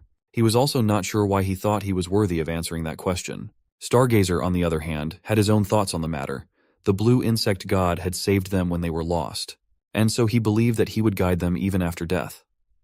After expressing his speculation, he asked Rakrak if his thoughts were different from the actual god's will. The latter thought for a while. Although he did not know the exact answer to this question, he felt that he was completely right. Therefore, he answered that he was not wrong. After all, the blue insect god who had guided them all the time before, guided and helped them when they faced difficulties, would surely continue to guide them after death. Hearing this, Stargazer asked Rakrak with a somewhat satisfied expression what he thought the place he would go to after death would look like. He also asked dreamily if it would start with them standing before their god and awkwardly greeting him. After hearing this, a smirk appeared on Rakrak's face. He then replied that it probably wouldn't be that boring. Rakrak crossed his arms and added dreamily that in his opinion, there was going to be a huge space there, so you could run around in the green grass as much as you wanted. A space where every time you took a step, there would be a slight crunch and the tip of your tail would swish pleasantly through the meadow. In addition, there should also be a large boulder to rest on when you feel tired, and also a blue sky. Lots of sky, that one could stare at without stopping. Stargazer tried to visualize the picture Rakrak was describing. The image would bring a smile to his face. As he continued to put the picture together, he asked Rakrak what the weather would be like there. He replied that it would always have to be nice and sunny. After a second of thought, however, he added that it probably wouldn't, because it wouldn't be fun if it was all the same. He also added that it would be nice if there was a river. Stargazer stared upwards and said that he would like to have a house where he could rest. However, it should not be the tent he usually lived in before. After all, a tent conjured up associations of moving. He wanted a sturdy and cozy home where he could settle in and enjoy the views of all that beauty. Stargazer was also a guide, so Rakrak regretted not knowing sooner how the man felt. However, Stargazer had nothing against his former way of life. After all, he had found the place where his heart had settled, and so as long as he lived, he had no other grievances. However, what was to happen after death was a problem. Stargazer also inquired about the one's thoughts on food. Looking at the starry sky that was visible through the hole in the tent, Rakrak replied that he could probably eat as much as he wanted. Smiling at his words, Stargazer said that a place like that should probably really have everything. However, even with everything there, he thought that he would probably be lonely in such a large place. Rakrak shrugged his shoulders. In his opinion, there should have already been those who had gotten there before him. Because of that, he shouldn't be lonely there. Hearing that, Stargazer cheered up a bit. Another thing he was interested in was the stars. After all, they were something he had studied and been fascinated with throughout his life. Rakrak, who wasn't sure if there was an afterlife, answered affirmatively that there was.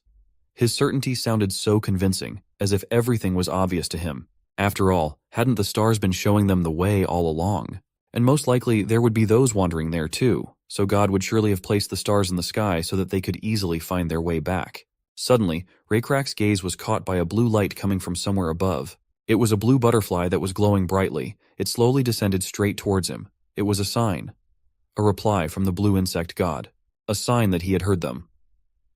Rakrak smiled, for it meant that the blue insect god was listening to their conversation. Rakrak slowly brought the butterfly's hand up to Stargazer's eyes so that he could see it more closely. Even so, he did not react. When he asked him if he could see it, he only replied that there was darkness before his eyes. Rakrak realized that Stargazer had already lost his sight and that death was coming closer and closer to him. He felt a pang of pity. The blue butterfly was known in the black-scale lizard tribe as a sign of positivity and wonder. Even if it wasn't the butterfly that glowed with a mysterious blue light, the lizardmen always rejoiced when they saw a blue butterfly, considering it a good sign. Stargazer would surely recognize it. Rakrak was tormented when he suddenly remembered his time spent with Stargazer studying stars. Turning to him, he asked if he had been here. When Rakrak received a quiet affirmative answer, he whispered quietly in Stargazer's ear that he had brought him a gift. When he heard that, he smiled. He asked if he was thinking of fooling around again. To which Rakrak replied that he was not planning. Let him refuse his gift again.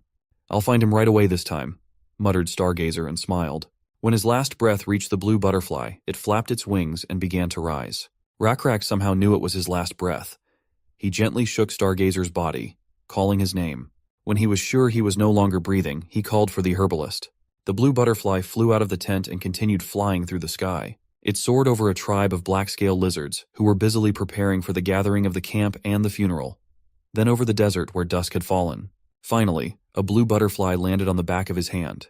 It was Sunwoon's hand. What happens when you die in the perished world? Sunwoon knew the answer to this question well.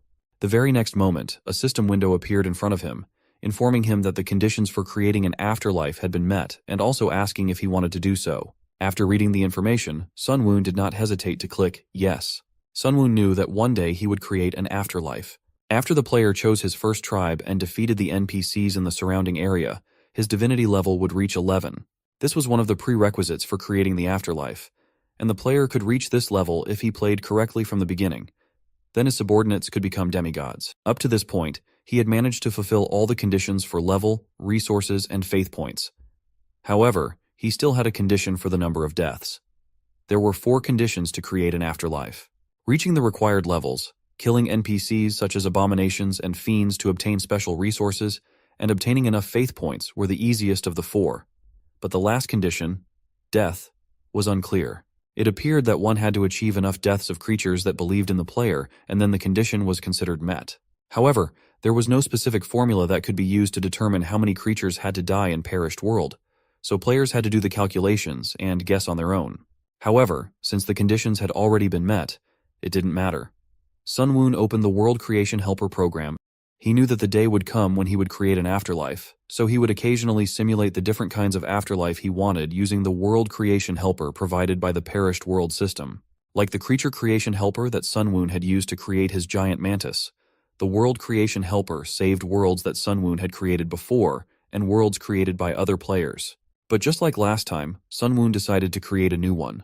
Even though he decided to create a new world, the basic settings remained the same, making it much easier. Sunwoon already knew what kind of afterlife each species preferred from his previous experience with the game. Although lizards generally preferred the same type of afterlife, there was a certain type of world that the lizards of the young civilization particularly liked, namely green fields with moist air and warm sunny plains. Sunwoon felt somewhat relieved to hear Rockrak and Stargazer talk about the afterlife. For the afterlife he had created was not too different from their expectations. The afterlife was a very important element in the perished world, as the view of life after death for those who believed in a god depended on it. For example, if hell was created in the afterlife, the god could show the priests an image of hell through dreams. From the dreams, the priests would learn that the wicked would receive eternal punishment and would pass this fact on to other believers. The concept of heaven was also often used in conjunction with hell. But was there any point in believing in a god if hell was the only destination after death? Punishment should always be accompanied by reward. So a world had to be created in which believers believed they would go to heaven if they attacked a particular species or offended a particular god. And this was more than a matter of faith, since it actually took place in the afterworld. But for now, Sunwoon could not create an afterlife with heaven and hell. As a result, Sunwoon could only create one type of afterlife, which was called different worlds. Different worlds were useful afterlife worlds common throughout history. Valhalla, the Waters of Oblivion, Styx, Limbo. They are all different, but they all denote worlds that one can go to after death. These worlds were not necessarily separate worlds, but were most often used as spaces leading to other afterlives. However, this was not the only purpose of these worlds. Even in Valhalla, the afterlife was like a training ground for warriors preparing for Ragnarok. Afterlife worlds can really be different, depending on how players want to use them. If I recall, Sunwoon even won by using the afterworld well, but at that time, he was just lucky. Souls were immortal as long as the afterlife existed. Using the knowledge or powers that souls possessed was difficult as it took a lot of faith points, but as the game progressed in the later stages, immortal souls became very useful to players. Nevertheless, he decided that there was no need to rush things from the beginning. Many things were still in the planning stages. Sunwoon called his afterlife First Prairie. It was a working title, giving room for future expansion. The First Prairie then appeared beneath Sunwoon's feet and could be seen in the World Creation Assistant. He opened the window of his domain and scattered all the souls into the First Prairie. Hundreds of souls turned into blue wandering butterflies and landed on the endless sunny meadow. One of the butterflies was a stargazer, who was now awake. Even though his eyes were still closed, he could still feel the breeze blowing gently against his skin. The freshness of the air he inhaled seemed painfully familiar. Stargazer blinked. He thought death would be eternally sleepy, but when he opened his eyes, he felt rested for the first time in a long time. He lay there, his arms, legs, and tail moving the way he wanted them to. He never thought the pain in his joints would ever subside, not even in his sleep. Stargazer sat up. Immediately an amazing view opened up before him. It was a green meadow. A light wind blew past, and Stargazer felt the moist but cool air on his nose. At first he thought his nose was cold, but soon he felt the warmth of the sun on his face. Stargazer had no trouble remembering his last conversation with Rakrak. The conversation seemed like a dream to him, but at the same time so real and vivid. Rakrak, you were right, this is the prairie we envisioned. But there are no stars or houses of stone here. You can't always get what you wish for. There was a chance the houses in this place wouldn't be needed. Besides, this little thing didn't compare to what he'd already gotten. Stargazer couldn't help but smile. After all, it was truly a wonderful gift for him. Enjoying the pleasant sunlight, Stargazer hummed a tune. The afterlife was much more pleasant and better than he had imagined. In addition, thanks to it, his longtime dream had come true, and he could finally relax in the sun.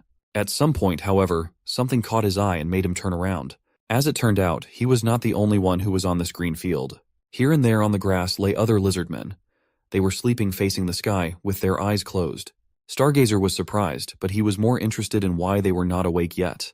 He wandered around, wondering if he should wake up the other lizardmen or not. The lizardmen looked like they were sound asleep, so it was rude to wake them up. Among the other lizardmen, Stargazer saw a few familiar faces. Looking at one of the familiar lizardmen, he recognized him as one of his students and warriors. He remembered that he had been one of his arithmetic students, and had died a few years ago in one of the many wars. One day, the black-scale lizards had been attacked by an alliance of goblin tribes, 4 times the size of Rakrak's clan. 2 groups of goblins split the Rakrak clan's formation into 2. Rakrak, who was in front, and Ur, who was behind, brought their warriors back into formation and began to fight back. However, the children and old men who were in the center of the lizard formation could not do the same. All they had to do was hope for reinforcements and run away since they couldn't fight. But the goblins took that chance and ambushed them. Stargazer, who had seen many battles, realized that they had no way out. And the fact that the goblins were aiming at a place in the formation where there were mostly old men, women, and children was a common military trick. Their only option was to retreat and hold out until Rakrak's reinforcements arrived. The enemy had a numerical advantage, and their tribe's warriors were slowly continuing to be pushed back. The result of such a battle had to be one thing: a loss. In such a situation, Stargazer realized that they were powerless, and this was their end. The goblins were already approaching them, about to massacre them. However, some of the warriors went against the leader's order, because they thought it was necessary and abandoned the battlefield and came to the defense of the old men and children. They were few in number, and did so after making sure that without them, the formations would not be broken. They apologized to their comrades and rushed to their aid, despite the fact that the goblins were dozens of times more numerous than they were. Each knew their lives were on the line, but they couldn't risk the future of their tribe just like that. Thanks to the lessons of Stargazer, they knew how to count, and now it seemed to them a reasonable price to pay to save many others at the cost of one life. It was then that one of the warriors turned to Stargazer and said that he was glad that he had learned to count, and he was grateful to him for these lessons. Stargazer could not stop him. He was firm in his resolve, as were several other lizard warriors. They had disobeyed the chief's orders to come here to help because they thought it was the right thing to do. And thanks to their heroic sacrifices, which no one wanted, the weak lizardmen were able to escape and wait for the reinforcements, which by then had already managed to defeat the main forces of the Goblin Tribal Alliance. But that precious time was bought at a high price. Some of those brave warriors survived their heroic act, but most did not. The lizard warrior standing in front of Stargazer was one of those who did not survive. At the funeral of the warriors who had fallen in that battle, Rakrak went into a rage and began yelling at those who survived, and even those who died at their own funerals. He even yelled at Stargazer. He was sure it was all because of that damn arithmetic he had taught them. Stargazer himself realized some of his guilt, but still asked why he thought it was because of arithmetic. Rakrak thought so, for it was those warriors who were smart and good at arithmetic who had gone against his orders and rushed at the goblins. From the outside, they seemed so stupid, especially when they said that by sacrificing one life, they were saving 2. They decided that it was a good exchange. However, none of them paid attention to the fact that old men and children can't protect others, but warriors can, and by dying themselves, they leave the tribe defenseless. Then Stargazer looked at him incredulously and asked, "So you think the warriors were wrong to face the goblins who tried to attack the old men and children?" Rakrak hesitated for a moment and answered, "No." Then Stargazer asked why he was angry. Rakrak gritted his teeth and replied that he was angry for one simple reason: because they were not wrong. And now he could do nothing else but be angry that they had died for their right decision, and he had been wrong then, but realized it too late. What irritated Rakrak the most, however, was what happened after that. Someone had apparently overheard the conversation between Rakrak and Stargazer, and all the other warriors who didn't care about arithmetic at first went to Stargazer to learn it. From then on, the warriors who were good at arithmetic always died in the front ranks when a battle arose and always made all sorts of sorties uncoordinated with the chief. and then others went to Stargazer to learn arithmetic and so on in a circle. So later, Stargazer taught them secretly, trying not to annoy Rakrak even more. The warrior sleeping soundly in front of Stargazer was the one who first led many other warriors of the clan to learn arithmetic. After him, even those who were not at first at all interested in arithmetic began to come to Stargazer in secret and learn it. He inspired many by his example. Glad to meet the warrior, Stargazer put his hand on his shoulder, but withdrew it for fear of waking up the warrior. Still, how glad he was to see him here. He decided to wake him later, when he had gotten a good night's sleep. After all, it didn't seem like there was much else to do in this place besides sleep anyway. Looking around, Stargazer assumed that he had woken up faster than the others because he had recently died, and the others were still reeling from the lingering effects of death. Still, he was surprised that there was only an endless sea of grass, and that was all. He wondered, wasn't there anyone divine in this place? Anybody at all? He said it loudly, but his voice just dissolved into the endless green field. Stargazer hesitated. He wasn't as bold as Rakrak and the other warriors, and was a little shy, thinking that the god might overhear. Even when Rakrak pointed out that Stargazer was one of the chosen, he didn't know what to make of it. He couldn't understand why him and what was so special about him that God had chosen him among the others. There were many questions in his mind. Why did the blue insect god save them, protect them, and help them with miracles? Yor said it was because lizard people were better than other species. But is that really the case? The other species seemed to lose either because they didn't have a god, or their gods weren't as powerful as their own. Owen said it was because the god was good. But how are lizardmen better than other species? Are other species not as good-hearted as us? Jael said that God chose the lizardmen because they were helpful. Then was it right for them to rely on God? What if one day they stopped being useful? Stargazer thought Rakrak's answer was the best among all the others. Even if he wasn't right, Rakrak always offered answers that Stargazer liked. Rakrak said that the fact that God had chosen them could have been a coincidence. That maybe they had no choice but to be the best species in the best land. Maybe God did the best he could, and they were simply the best option among those available. It sounded disrespectful in a way, but Stargazer thought it was okay. It was getting hot after being out in the sun for so long, but there was shade in the forest that had discreetly appeared not too far from the field. This place really had everything. He started humming because he was in a good mood. It was the tune everyone sang after the black-scale lizards defeated the frogmen and the villages were rebuilt. It had a good rhythm, so everyone liked it, but Stargazer didn't always hum it because he wasn't very good at singing. He was even embarrassed to hum it, so he only did it when no one was around. And then he heard a rustle. Suddenly some movement caught his eye. Someone nearby was moving among the trees. Stargazer began to wonder who it was. He saw the tail of a lizard sticking out between the trees, but he never got an answer from it. The tail swayed back and forth and then disappeared. He immediately called out to it again, but there was no answer. Then he began to rise hastily, intending to get close to the stranger and catch him if necessary. He began to ask the stranger to stop and listen to him, for he only wanted to ask him one question. Movement meant that someone was still awake. Who was it then? Could you be someone he knew? Not getting an answer, Stargazer hastily got up and went into the forest, and soon he saw the tail again between the trees in the distance. But the tail disappeared when Stargazer called out to him. He began to walk faster, thinking he might lose the lizard man. Walking fast was awkward, for he hadn't been able to do it until now and had gotten used to it. But then Stargazer decided to remember his youth and started to run, and soon he was running after the lizardman, whose tail appeared and disappeared among the trees. Stargazer remembered that when he was young he liked to run like that. As a child he had run with a friend whose face and name he no longer remembered. He shouted after the stranger, "Stop! Where are you going?" When he passed a few bushes, a small clearing showed up. What he saw there made him excited. There stood a stone building. Stargazer had never seen such a building before. The building was cylindrical, made of rectangular stones, with a domed ceiling. The tail swayed back and forth at the entrance to the building and suddenly disappeared, as if disappearing inside. Stargazer thought that if there was any deity here, he had one question he'd really like to ask. Besides, the lizard man who was always running away from him and brought him here must have been inside the building as there were no other exits. As he approached the entrance to the building, he was thinking for the 100th time, why had God chosen them? Stargazer, whose body was hot from running, quickly climbed the steps and entered the building. A blue light burned at the end of the dark corridor. This light was familiar to Stargazer. As he entered, he kept wondering why they were chosen. Was it because the lizardman race was better than the others? Or was it simply because of the divine benevolent? Or just because they were useful? He didn't know the right answer, but he really wanted to find out. Stargazer walked down the corridor where the blue butterfly led him.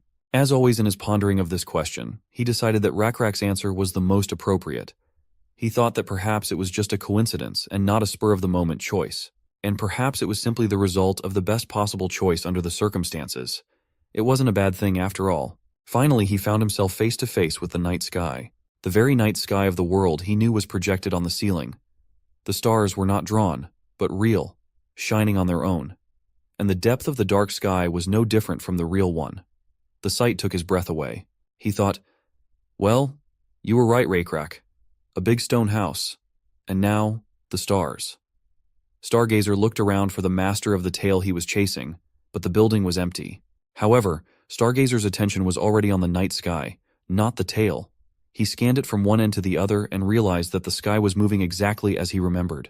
He believed that God was moving the night sky exactly as it moved. But this was not the end of it. In the center of the room stood a strange mechanical device that looked as if it could be found in the ancient ruins. It was a long cylinder of brass with a round crystal beaker inserted at either end. It was mounted on a platform with a chair to sit on, its whole appearance silently inviting one to look into the strange device. For a moment, Stargazer froze, wondering if he could touch the device. He decided that he could, since no one was around. After touching various parts of the device, he turned his gaze to the bottom crystal glass. He looked at it and couldn't contain his delight. Oh my God, how can this be? Stargazer stepped away from the crystal glass several times to look at the night sky with his naked eye and looked into the glass again. He loosened and tightened the handle of the cylindrical-shaped device.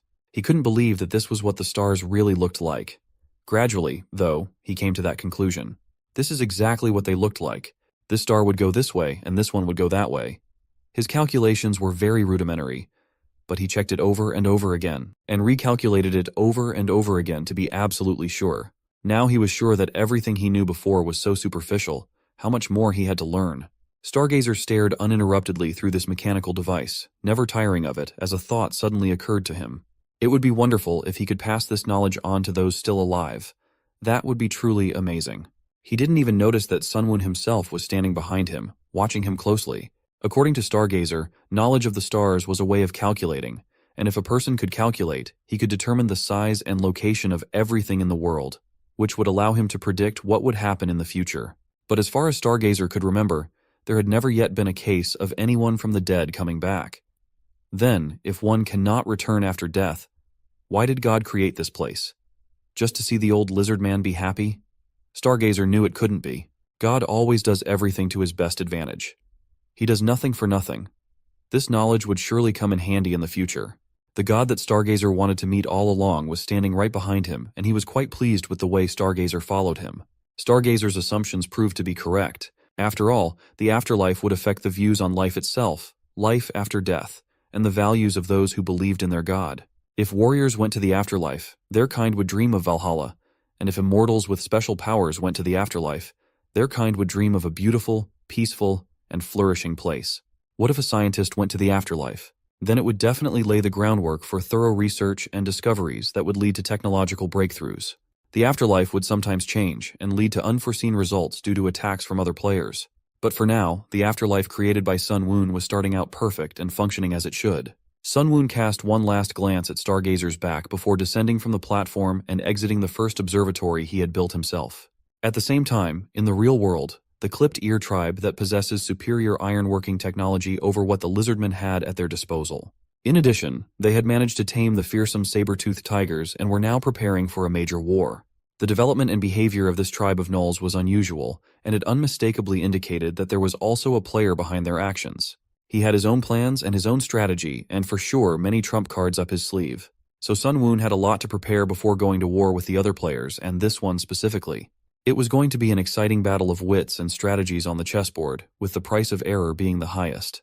Now that Sunwoon had an afterlife, he should have tackled the next point of his plan, and prepare an appropriate reception for those pesky gnolls, to crush them once and for all and make them just another stepping stone on his lizard tribe's path to complete dominance in this world.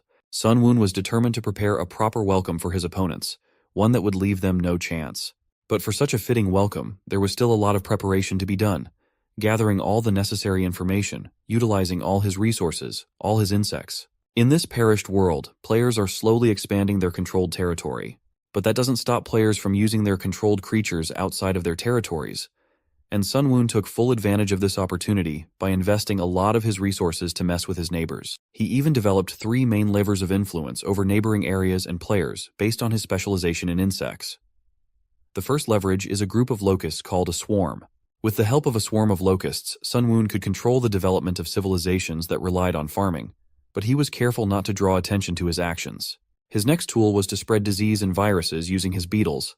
Having used them against the frogmen, Sun Woon did not stop there and continued to develop new pathogens. In this way, he systematically expanded the list of diseases he could use against other civilizations. And finally, the last tool was the nest, which he built in the controlled area and where he grew his beetles in such quantity that they ravaged the entire area, leaving only desert behind. That was the end of the tools he could directly control, but that was not all. Due to the power, fame, and influence of the Rakrak tribe, the weaker lizard tribes around them decided that it would be more profitable and safer for them to submit to the black-scale lizards and form an alliance with them. These tribes joined them one by one. Now looking at the map, he realized that it was only a matter of time before the southern peninsula was taken. But the only remaining question was what to do with those players who behave inadequately and try to interfere with him. And the solution was obvious. They had to be taken out of the equation. But all in good time. Meanwhile, in the lands of the perished world, 2 travelers arrived at a camp of black-scale lizards. Owen asked one of the passing lizardmen why the camp was so quiet and sad. Had someone died? And soon he received the answer, "The stargazer has died." Owen was saddened. It was a significant loss to their tribe. Then Hui said he had heard of him before, and since that was the case, today was probably not the right day for his visit, so he'd better just go for a little walk and come back in a few days. Owen shook his head and replied, "That's fine. We don't think it's a bad thing if a traveler comes to a funeral. We generally consider it to be good luck." Hui had a logical question. Why do they think that? Then Owen explained that he thought it was good to have another person to share the grief with. Tonight they would talk about the stargazer all night, and when the sun came up tomorrow, Hui would realize their sadness and grieve for the stargazer as his friend. Hui thought for a moment and nodded, which made a little sense. Owen and Hui walked through the tents and headed towards where the funeral was being held. All the black-scale lizards recognized Owen, so the 2 of them made it to the funeral site without any problems. There, a lizard with a sturdy build and buffalo horns on his head stood near the burning altar. He wasn't wearing anything too ornate or unusual, but from the way the other lizardmen were treating him, they could tell that this was a high-ranking member of their society. Hui immediately took notice of him as his figure stood out from the crowd. The lizardmen stood closest to the altar and Hui guessed correctly. It was Rakrak himself, the leader of the tribe and their high priest, and tears were pouring from under his bone mask. Hui noticed this and immediately asked Owen if it was normal for a tribal leader to shed tears. At these words, Owen's eyes became big and round, as if he couldn't understand what Hui meant. Then he asked, "Aren't humans like that? Don't you cry when you're sad?" Of course they cry, and their chiefs cried too. But human chiefs tried not to cry in front of their tribe in public to preserve their reputation. Reputation? Owen didn't know that word. He knew what respect was, but not reputation. Hui sighed slightly. Different species had different values that were hard to understand and explain to others. That was the way it was, even though they all spoke the same language. Fortunately, Hui didn't have to explain completely, and from the beginning, what reputation meant. Owen had met a lot of people when he was a vagabond, and he understood almost immediately what reputation meant. For him, thanks to examples, it wasn't that hard to understand. If a tribal leader showed a weak side, the warriors would think the leader was a weak man. Still, Owen advised Hui not to try to explain it to the other lizards. They just wouldn't understand it. Hui wondered why he thought that. Didn't he figure it out quickly himself? Owen then explained to him that there was something they considered more important than reputation. Owen and Hui watched tears roll down Rakrak's face and drip to the floor. When Hui had already asked what was more important than reputation, and Owen replied that there were many things more important than reputation, Rakrak suddenly turned to face them, gently wiped his tears, and greeted his old friend. He was glad to see Owen, while behind them Hui was lost in speculation as to what could be more important than reputation. Glancing at the burial pyre burning out, Owen declared that he was too late. But Rakrak reassured him that he was late, but not too late, and he still had a chance to see the stargazer off. Owen and Hui moved closer to Rakrak. Owen said, "Your words make me feel a little better, Chief." Then Rakrak asked, "Who is that human friend next to you?" Owen explained, "I met him on my way here. His name is Hui. He's a messenger from Automation. He said he came to deliver the words of the Lord of Automation." Hui bowed courteously to Rakrak and personally introduced himself. "I am Hui of Automation." Rakrak looked at Hui and called Owen over to him. Rakrak and Owen exchanged a few whispers with each other, and Hui, who had good eyesight and hearing, tried to overhear what they were talking about, but heard nothing. While Owen whispered in Rakrak's ear that he had a bad feeling about this messenger and the chief should be careful. Rakrak looked at the messenger carefully, keeping a friendly expression on his face. One look was enough for him to assess him and realize what to expect from him. Hui was a little prepared for what might happen. He wouldn't be surprised if Lizardmen warriors jumped out of the tents and attacked him, or if Rakrak drew his sword and killed him himself. However, nothing of the sort happened. So Hui entered the largest tent with Rakrak to negotiate. Rakrak calmly said to Hui, "You must have come a long way, but I am sorry. We will have to stay up all night tonight, so I want to get right down to business and resolve things quickly." Hui was only too happy to resolve things quickly. Rakrak began by asking what brought the messenger here. Hui began by respectfully taking a pouch out of his pocket and holding it out to Rakrak, saying, "To begin with, please accept this gift from Lord Chadinson, especially for the leader of the lizard tribe." He still hoped to placate Rakrak with gifts. Rakrak opened the pouch. Inside was a piece of stone of a murky white color. As soon as Rakrak held it in his hands, he knew immediately what it was. It was rock salt. Rakrak already knew it was not an easy gift to give. Salt was a valuable thing in itself, and to give a piece of rock salt the size of a fist as a gift was more of an insult. But Rakrak knew that the Lord of Automation had no intention of insulting him with it. There was a lot of interesting things about the gift. Automation had a veritable fortress. There was no other like it to be found at this time on the entire planet. Some farming species put up wooden fences to protect their villages, but they weren't very strong. And earthen ramparts required too much labor to maintain, so they weren't a good option either. Until proper construction techniques and fortress architecture were developed, these types of ramparts were used to protect farming species.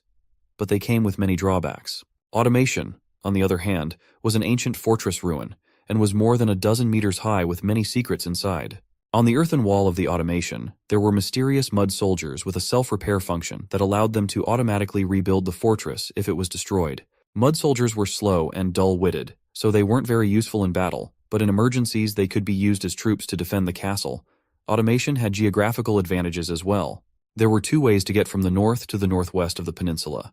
One was through the wilderness, and the other passed through a rugged mountain valley below Automation's castle.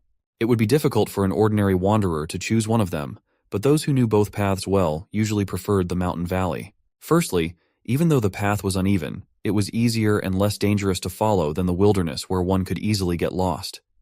Secondly, the mountain valley was shorter. And last but not least, because that's where Automation was located. In the wilderness, if a wanderer ran out of water and food, one had to pray for a spring to appear as a miracle. But Automation, on the other hand, at least gave the wanderers water. This meant that Automation could cut off the path to the interior of the continent. Their castle didn't completely cover the middle of the mountain valley, but if Automation had enough troops, they could crush those who passed the castle. Rakrak believed that despite the neutral relationship between the black-scale lizards and Automation, if Automation's men felt they could capitalize on a single betrayal, they would do so without question. Rakrak couldn't say for sure if they would eventually come out to the Greater Land. But the blue insect god is wary of the continent and the northern region. So, it should be safe to pass through this mountain valley. Beyond the mountain valley was a path leading to the north and northwest of the continent. And there was another important thing, just as important as the path. Automation was not just an ancient ruin built in a remote location. Inside Automation was a salt mine. The people inside Automation weren't very strong, so the amount of salt they could mine was small, but it was still salt. Salt was an important resource, especially in animal husbandry. Carnivores and omnivores could maintain sodium levels in their bodies by eating other animals, but this was not the case for herbivores. Herbivores could not maintain their sodium levels by eating only plants. Therefore, they consumed minerals by licking rocks that had salt on them, as well as ingesting soil. However, when herbivores were artificially fed by humans and continued to travel long distances, they rarely, if ever, had the opportunity to consume the minerals they needed. Herbivores whose bodies lacked sodium experienced vomiting or stomach upset due to hyponatremia and eventually died of kidney failure. Salt was especially important for pregnant animals. As a result, it was a critical resource for lizards. Once black-scale lizards became involved in animal husbandry, they constantly required excessive amounts of salt. Salt was also used for more than just animal husbandry. Salt was used not only to season food for cooking, but also for preservation. As livestock numbers increased, it became increasingly difficult for black-scale lizards to rely on smoking alone. Salt was also used for chemical treatments, such as making paint or tanning leather, as well as for washing things and for funerals. Other uses included fertilizer or even currency, but the black-scale lizardmen did not use salt for these purposes. Rakrak was well aware that most of the supply came from automation. Salt from the far coast was unavailable because it was too expensive to bring inland, and supplies from the salt lakes were scarce because there weren't many of them. Therefore, automation became the largest producer of salt in the area. The fact that a piece of rock salt was brought from such a place meant only one thing. Huawei confirmed his hunch and repeated that it was a gift from Lord Automation, and their colony was famous for salt production. Rakrak immediately realized that the first time means there will be a second and a third. Huawei smiled and promised there would be more after that. His face was partially hidden by the beard and hood he wore, and you couldn't see all of his emotions. Rakrak smiled too, but not as friendly, nodded and took the rock salt in his hand. Then he made a fist with the rock salt in it. It crumbled and spilled out of Rakrak's fingers. Huawei was shocked at this behavior with the gift. He had expected a warm welcome knowing how important the salt was to the lizards, but all his plans fell apart, just like the salt. Rakrak then said, wiping the salt residue from his hands, "Tell your master that I have accepted this gift well." Huawei was shocked and didn't understand what was going on and asked him, "What did you do?" Rakrak pretended to think about it, then answered him, "Oh, you don't know because you don't have a god. It's just one of our rituals. If you sprinkle a small lump of rock salt on the ground, our god will be pleased. That's all you need to know." The men of automation had no god, but Huawei knew that the presentation before him was a brazen lie. He stated that it was a gift from the Lord of Automation, Lord Chadinson, and the way Rakrak had treated him was disrespectful. Seeing the look in his eyes, the Lizardmen leader explained, "It's just a small piece of rock salt, and I have used it well for the glory of my god. Is that a bad thing?" Huawei became indignant. "You know that's not what the gift is about. Didn't I tell you that the Lord of Automation said there would be a second and a third and even more times? Their size of those gifts will be larger, so what are you trying to say by your actions?" Rakrak thought for a moment and answered, "I've heard that the Lord of Automation is rich, but sending a man to give such a tiny amount of rock salt as a gift is somewhat extravagant. But you are right. I hope you bring much more for trade next time.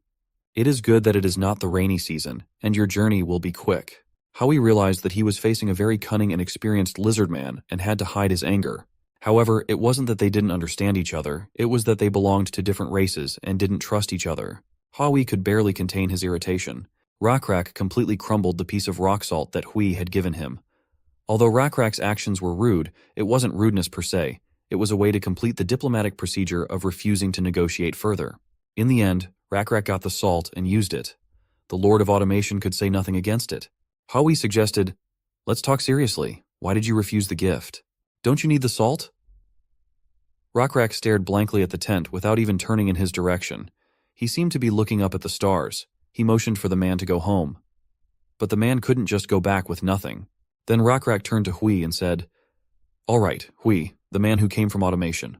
Let's have a talk. Honestly, I don't really like what it's called, saving face and finding hidden meanings in words."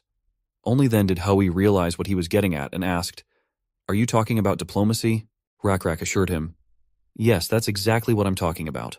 I don't really understand all this nonsense. And I don't like it. I like straight talk better." Now Huawei had nowhere to go, and he agreed, saying, "Okay, Rakrak, let's talk directly. Why did you refuse?" Rakrak raised a finger and proceeded to explain. "First of all, I don't like to accept offers that others have turned down." Huawei looked at him, not understanding what he was getting at, and asked, "What does that mean?" Rakrak answered him patiently, "If someone else turned it down, it means the offer wasn't worth it. It may be a better offer for me than the previous person, but it's still worth reconsidering and offering something better." Huawei snickered, but assured Rakrak that this was incorrect and he was wrong. The Lord had made this offer solely for him, but Rakrak knew enough to see through his lies and asked, "Do you really think Owen met you by chance and brought you here because you were lucky?" Huawei gritted his teeth. He didn't think the lizards had it so together. Rakrak continued to speak. "Owen told me you came from the north, not the west. That means you came from the desert, not from automation, and across the desert is the Knoll tribe of severed ears. I bet you made the same offer to Salkate their chief, but were refused. Perhaps you refused for another reason, which I will tell you now." Huawei listened to him in silence. Rakrak went on to say, "There are no gifts for nothing. I don't believe in that. I think even the greedy gnolls can understand that, and that is why they rejected your gifts." Huawei tried to object, saying, "That's not the point. The Lord of Automation is trying to give you salt, without asking for anything in return, and just as a token of our friendship." Rakrak shook his head and continued to speak. If we accept your salt, we will have to protect you. Am I not right? Pointing at him with his hand, he explained. When you humans are locked and surrounded in the castle of automation, we will have to worry about the safety of our salt. If we play along with your diplomacy and you get in trouble, we will have no choice but to turn our attention to fights that have nothing to do with us. Hui said cautiously. Rakrak, that is what diplomacy is. Of course, Rakrak knew this, but was masterful at playing his part. Then Hui decided to come at it from the other side and said, It's not necessarily a gift with nothing in return and we can make a decent deal. But that wasn't an option for the Lizardmen either. Hui didn't know what to do anymore and asked, Then why do you reject our offer? Rakrak laughed and asked, You really don't know? I'm sure the Null Chieftain Salkate has already told you. Hui silently listened to the same answer he had heard from the Null Chieftain. Why don't we just take over automation? If we kick the humans out, the salt mine and castle of automation will be ours and we can mine more salt than the humans could sell us. Isn't that right? Now Hui, why don't you tell me the truth? Or should I address you as Lord of Automation, Hui Co? To this he could answer nothing. It seemed the fate of their settlement was sealed and diplomacy could no longer help them. Their weakness was too obvious. The ancient ruins of automation towered above the landscape, an ancient relic and many meters of evidence of a bygone era. Its fortress walls, unlike those encountered at the time, held secrets yet to be unraveled. Compared to these high walls, the savages prowling around seemed insignificant. They could not dream of getting inside undetected. In addition to this, guarding all the secrets of this fortress were mysterious mud soldiers, automatons endowed with the ability to self-repair and rebuild the fortress in the event of its destruction. Though slow and dull-witted, they served as a silent, constant defense that kept watch day and night. The strategic value of automation went beyond its imposing presence. This valley held a strange attraction for vagabonds. While the treacherous terrain made the wilderness a risky path, the valley offered a shorter and safer route. Unlike the unforgiving wilderness, automation offered a glimmer of hope in the form of water, a lifeline for weary travelers. Its strategic position allowed automation to control the passage, potentially cutting off access to the interior of the continent and always attracting members of other human and non-human tribes who sought to live peacefully under the protection of the high walls. Although the black-scale lizards maintained a neutral relationship with the automation, the human inhabitants, ever opportunistic, would not fail to exploit any perceived weakness they might have for their own selfish purposes. Automation also owned a salt mine, a valuable resource in the region. But more importantly, it controlled two vital passages leading from the peninsula to the north and northwest. One route, a treacherous trek through the wilderness, was easily avoided by more knowledgeable travelers who chose the rugged mountain valley that lay under automation's watchful eye. Nebula, always wary of the continent and the north, understood how important it was to keep automation safe. Rakrak, with a sly smile on his lips, revealed the third reason. There are no free gifts. Even the avaricious Salkate understood this fundamental truth. Hui tried to convince him otherwise, insisting that salt was given unconditionally, but Rakrak was adamant. Accepting the salt meant responsibility, the burden of protecting it within automation. Any conflict around the castle would draw the Lizardmen into another's fight, a price too high to pay for mere diplomacy and a measly handful of salt. And he bluntly told his guest that he knows who he really is. Lord Automation, and he doesn't believe in free gifts from a lord who has personally traveled such a long and dangerous journey, especially if that gift is offered to you by someone who hides his true identity. That was something Rakrak could not accept. But the supposed lord of this mysterious domain, Hui, remained silent and ignored Rakrak's words. This mysterious silence fueled Rakrak's suspicions, and he concluded that since the automation lord did not deny his words, he was trying to test the Lizardmen's knowledge by saying his name, Hui. According to the Lizardmen's leader, Hui's purpose was to gauge their reaction and find out how much they knew, and whether Hui's name had any significance in their understanding of automation. Since even in the automation fortress itself, there were only a few people who knew their lord's real name and appearance. It could even be said that only the 4 noble families who were close to the lord and supported him knew him personally.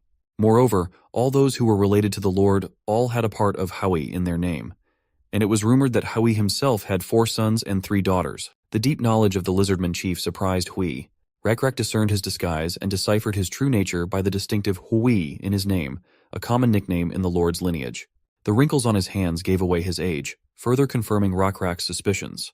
Gathering all these facts together, Rakrak and found out Hui's real name and position. Sighing and recognizing that Rakrak was indeed clever, Hui removed his hood. His weathered face reflected a mixture of weariness and defiance. He no longer played the role of a mere messenger, but stood at the head of automation, carrying the weight of his people's future on his shoulders. Rakrak studied Hui's facial features. Fierce eyes beneath frowning brows, a disheveled beard, and scars from past battles.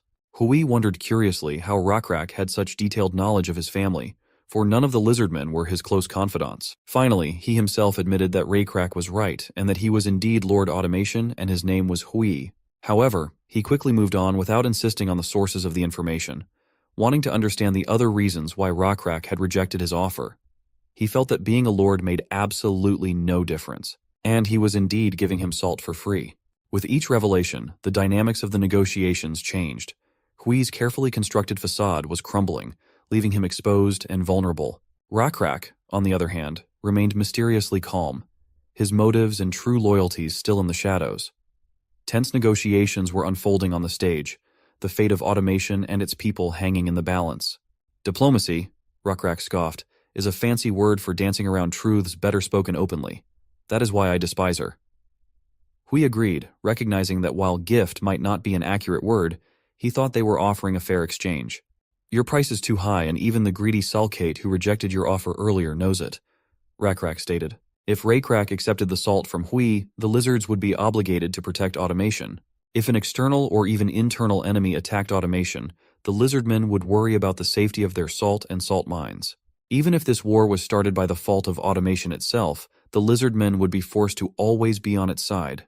In Rakrak's opinion, that was exactly what Hui's intention was. It's called a deal or transaction, and it will be beneficial to all, Hui stated. So why are you rejecting a deal beneficial to yourself? A grin appeared on Rakrak's face. Sulcate should have told you, he remarked, eyes twinkling with pleasure, presenting a frightening picture in front of Hui. Or why don't we just conquer automation, expel the humans, take over the salt mine and castle as our own? It'll be easier that way, and we'll have everything in our hands. Hui recoiled, stunned for a moment. To hear such an answer twice in a row from the leaders of powerful tribes was dangerous. He suppressed his rising anger, however, and met Rakrak's eyes and asked, Are you threatening to attack us? No, Rakrak objected, and a sly smile played on his lips. Simply offering an alternative more favorable to the Lizardmen, far simpler than your diplomatic charades. It is an effective choice, wouldn't you agree? This useless diplomacy will do us no good, which means conquering automation would be a better choice for us. Rakrak was confident in the strength of his warriors and his god, and doubted that the walls of automation could resist their might. Hui flinched, but then seriously looked directly into Rakrak's eyes and said, Don't take automation too lightly. Humans are not defenseless. And I never claimed they were defenseless, Rakrak replied evenly. My calculations predict victory, albeit with some losses. But you hold secrets unknown even to me. Secrets that allow you to continue to exist here. These unknowns worry me. The possible losses they could inflict on my warriors. He leaned closer, voice lowered to a murmur. Taking automation is not a problem. We serve the blue insect god, whose blessings can crush your tall ramparts and turn your mud soldiers to dust. Hui was silent, and an epiphany came over him. He had heard rumors of Guardian Sratis, a mantis titan who was rumored to have aided the Lizardmen in times of war and was considered an avatar of the blue god of insects. Even statues of the creature adorn the markets in automation itself. And Sratis is not your only concern, Rakrak continued, a predatory calmness in his voice. We have our own cockatrice warriors and chosen ones with powers you cannot fathom. Imagine how your soldiers would fear thunder and lightning conjured of their own volition. Hui felt the weight of Rakrak's words pressing down on him. He knew of the existence of the Srathis. The lore was too widespread to dismiss. The cockatrice warriors were still unknown, and though he was dubious about the power of the chosen, the image of lightning flashing among his troops sent shivers down his spine. Rakrak's words were a vivid reminder of their castle's vulnerabilities. A heaviness of unspoken possibilities hung in the air. The game of diplomacy had changed dramatically, exposing the dynamics of power. Hui knew that a simple rebuttal would not be enough. He needed a new strategy that would recognize the danger posed by Rakrak, while at the same time offering a solution no leader could refuse. The fate of automation and its people depended on his next move. Rakrak's words pressed down on Hui like a crumbling rampart. Hundreds of Lizardmen warriors, maybe more, against a human population with few true fighters. Automation's strength lay in its numbers, but fear was a stronger weapon than a peasant's hoe. Rumors of conflict would turn them to flight, leaving behind hollow ramparts and shattered morale. The tribe of severed ears would sow fear, but the reputation of the Lizardmen outpaced them. Despair gnawed at Hui. He had lost this war before it even began. Rakrak sensed his opponent's despair and broke the silence. You're not afraid to come here alone? So you're making things very easy for us. With your death, automation will be decapitated and will only fall faster. Hui met his gaze, and though he had some misgivings, still replied, that just as you are confident of defeating automation, I know you will not kill me despite the loss of my disguise. After all, black-scale lizards honor their guests. Rakrak looked at him carefully. True, he agreed. But as I said, my tribe stands to gain much from conquering automation. 4 families will crumble into chaos if their lord dies. An easy victory without a leader. But you won't know who will be the next lord, Hui objected, his voice firm despite the panic growing inside. Rakrak was intrigued, though the Lizardmen didn't care for the automation heir. Such a surrender and acknowledgement of his possible death so easily was not something he had expected. So he tilted his head, and the tip of his tail vibrated in anticipation of the details. Explain, he ordered Hui. Hui took a deep breath, and a spark of hope lit up in his eyes. Automation has a secret, he began, lowering his voice to a conspiratorial whisper. A secret weapon that not even my closest advisors know about. A guardian so powerful that even the blessing of the blue insect god may not be enough to overcome it. Rakrak's amusement vanished, replaced by anxiety. Secrets were powerful weapons, especially if wielded by a desperate opponent. Oh, what's the secret? He asked, and his voice lost its former arrogance. Hui leaned closer, a sly smile playing on his lips. That, he said, is a story for another day, a story worth bargaining for. There was a tense silence in the room. Rakrak, whose confidence was shaken, weighed the unknown and the promise of conquest. Could this be a bluff? A desperate ploy to save automation? Or is there really power hidden within those ancient walls? He had underestimated Hui, and it was quite obvious. And underestimating, he knew, could be a costly mistake. Sighing, Rakrak relented. And why? Rakrak snorted. Should my tribe care who your successor is? What does automation's heir have to do with us? Hui thought for a moment, searching for an explanation that Rakrak could understand. Imagine, he began, the game of Go, a favorite here in automation. Lines intersect to form a grid. We place black and white stones, each vying for control. Surround an opponent's stone with 4 of your own, and it disappears. Play until no squares remain, then count the captured stones and the surrounded spaces. The one with the most points wins. He paused, gauging Rakrak's reaction. The reptilian leader's pupils dilated, a flicker of intrigue in his gaze. Hui continued, but rules are just tools. What matters is this. I am a stone on this board. So are you. Rakrak leaned forward, mesmerized. And the game has begun? Yes, Hui confirmed. 2 gods play, using the tribes as stones. The wilderness is the field. One has brought the gnolls, the other the lizards. They want to pit them against each other on this board, creating their own game. And that game could be called automation, for the winner will have it to himself. Rakrak's silence spoke volumes. He knew, just as Hui knew that he knew. Lizardmen had played a role in the inheritance of automation. Recently, some lizardmen and their followers had approached Hui's children and whispered to them about teeth full of wrath and the blue butterfly, inclining them to believe in their deity. And some of his children began to believe in the gods. Rakrak's eyes gleamed in the shadows. You, he admitted, read as well as I do. You have a fine analysis. Finally, Rakrak recognized that Hui was right. Negotiating and preaching his faith was better than bloodshed. Conquering automation would not be easy. Its ramparts, built of earth, towered, presenting a formidable obstacle. The assault would have to be fended off by arrows, wooden barriers, rocks, and the blows of spears. The salt mine could be taken with less bloodshed. Unlike previous conquests, they were no longer just a small tribe. Growth required the acquisition of resources, skills, and land. However, Rakrak had his own reasons. He had not forgotten the struggle for survival in their past. He admired the tenacity of the people, their ability to find shelter in this harsh land. Perhaps peaceful coexistence would benefit both tribes. Perhaps this game of Go could have an unexpected peaceful outcome. Sunwoon had his own reasons for avoiding religious coercion. Finding a second chosen species critical to his strategy, and it could not be accomplished by spending faith points on forced conversions. He needed true believers. They are far more effective. The level of Nebula's divinity he had recently reached had given him many points of faith, allowing him to choose 2 kinds. Unlike the first kind, which focused on a single tribe in his domain, the second kind determined his entire future development. Some viewed the first kind as a stepping stone, passing on skills and discarding them later. But not Nebula. His first choice, the Lizardmen, had surpassed all expectations, and he needed an additional species for the next step. Since his goal was to conquer the southern peninsula, which would require crossing enemy lines and the cold northern coast, he needed a cold-tolerant species to support and potentially expand the Lizardmen tribe. It wasn't just about conquest, it was about strategic synergy and adaptation. It was time to organize a clash of civilizations, ruled by him and his rival, another god already known to us as hegemony. The winner would receive the prize of the human race, while the loser would bid farewell to his life. Still, a face-to-face meeting with the hegemony seemed inevitable. Perhaps she could provide valuable insights beyond mere reports. Hegemony arrived fashionably late and attempted a friendly bow and greeted him as an old friend, saying, "It's been a while, Nebula." But Nebula wasn't about to play along with him on this, and curtly reminded him of their long-standing feud, effectively quashing Hegemony's attempt at camaraderie. Hegemony objected, citing their past encounters and how much he enjoyed their last game together, which he thought was great. Nebula, constantly analyzing everything, turned to reminiscing. It was a boring memory for him, a simple victory when he was up against the Hegemony's Holy Orc strategy. Another trivial story. Hearing this, Hegemony became indignant.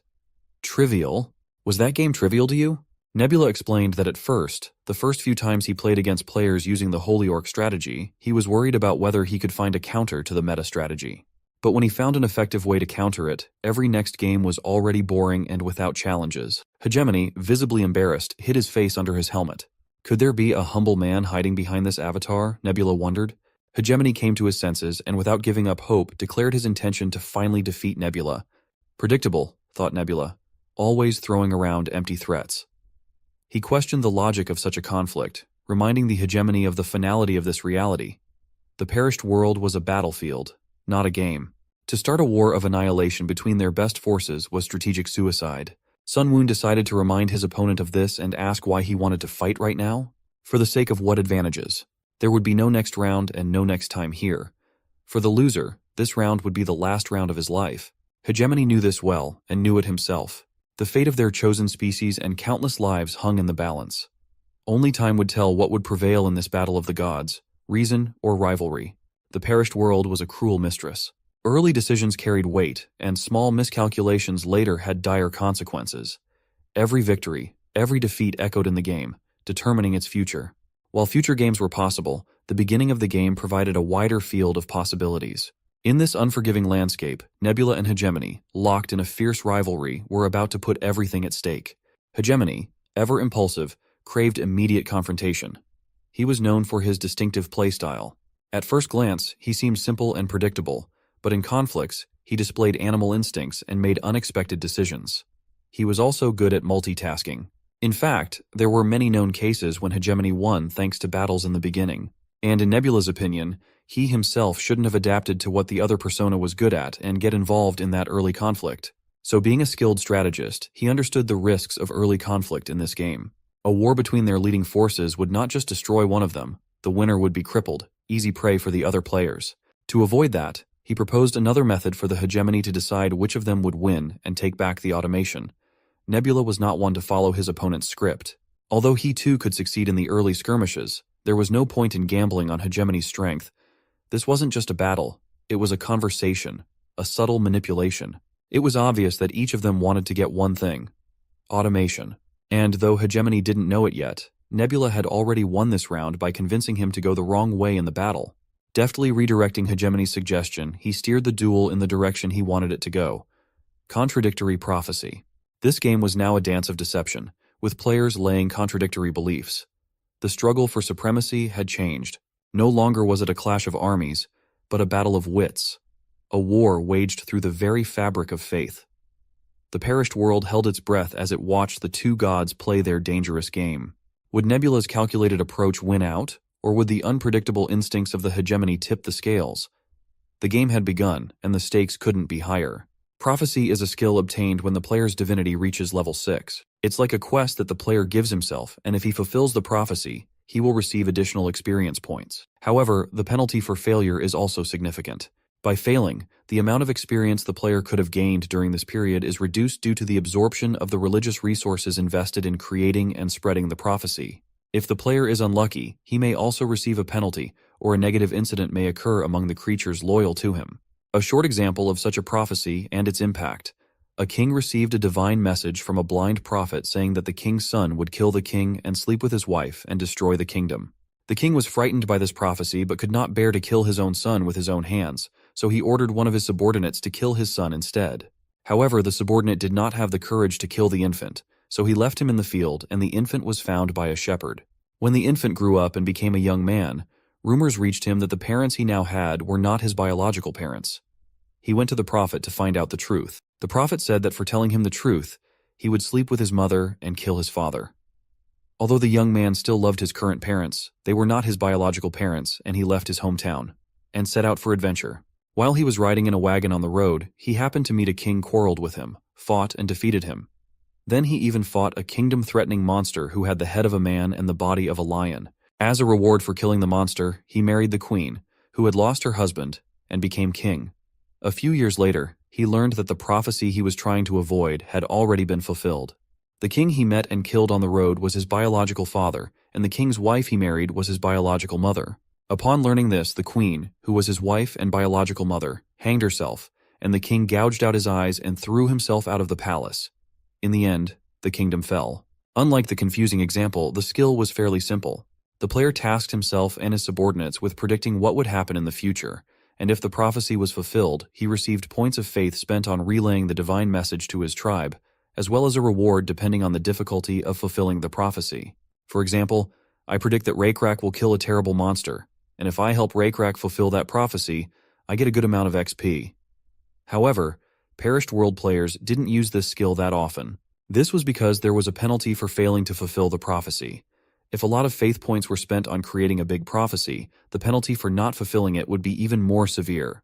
Points of faith would definitely be lost, experience might decrease, causing the player's level to drop, and if the player was unlucky, their characters involved in the prophecy might be cursed or face an unexpected negative event. If the creator of the prophecy, a god, cannot even control his own destiny, then he is not fit to be a god. Therefore, no matter how simple the prophecy was, the players were obliged to fulfill it. Prophecies that were too simple were not used too often because the number of faith points returned was less than the original number of points used, but they would still be used if necessary, if the player is confident. In Sun Woon's opinion, the best time to use prophecy was now. Conflicting prophecy is when two players make prophecies that contradict each other.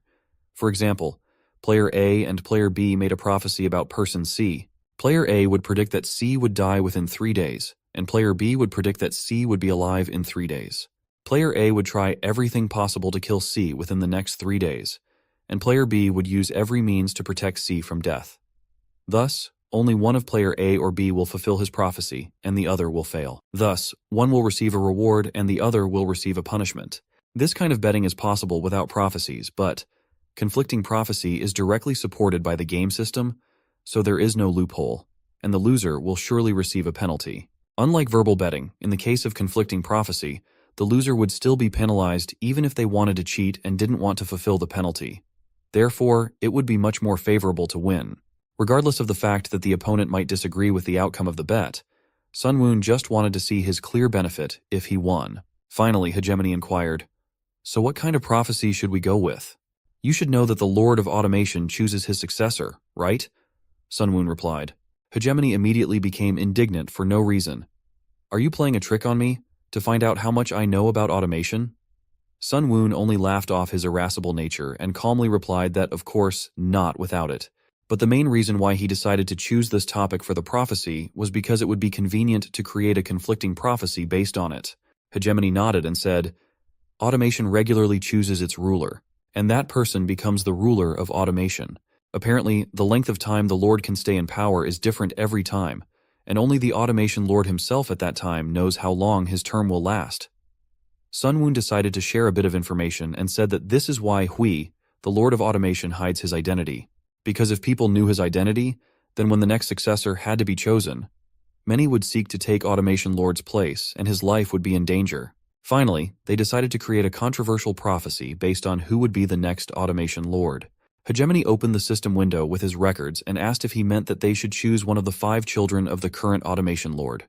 Sun Woon replied that, yes, and the important thing is that the time to choose the next successor is almost here. And the current Lord wants to give his seat to one of his children, and that means there will be 5 potential successors. and they must choose one of the 5 children and predict which son or daughter will be the next heir. Since there will only be one, the prophecies will inevitably contradict each other, and if they both foolishly guess wrong, then they'll just have to accept it as it is. Hegemony immediately agreed, and seeing Hegemony accept the challenge so readily, Sunwoon realized something. Had he also prepared in advance? However, our hero still believed that Hegemony had not prepared as thoroughly as he had, since he himself had long known that something like this would happen and had been preparing for a long time. Hui has 5 potential successors. Would you like me to present you with a list of them and give you a brief introduction if you don't know? Hegemony asked. Sunwoon gladly agreed to this, for it was a great opportunity to listen to his opponent without revealing his knowledge. He himself was well aware of the Automation Lord's children, but he was curious about Hegemony's opinion of them. Then he began in order. The first child, Dan, is a man in his early 30s. He has a strong build and is trusted by Hui himself. I think he's also quite intelligent. 2 of the 4 royal families support him, and he has the best chance of becoming a lord. Hegemony cleared his throat and continued speaking. The second child, Jun, is a man in his 20s. He is the half-brother of the first son and is considered weak. He is not particularly social and does not show himself to others, preferring quiet solitude.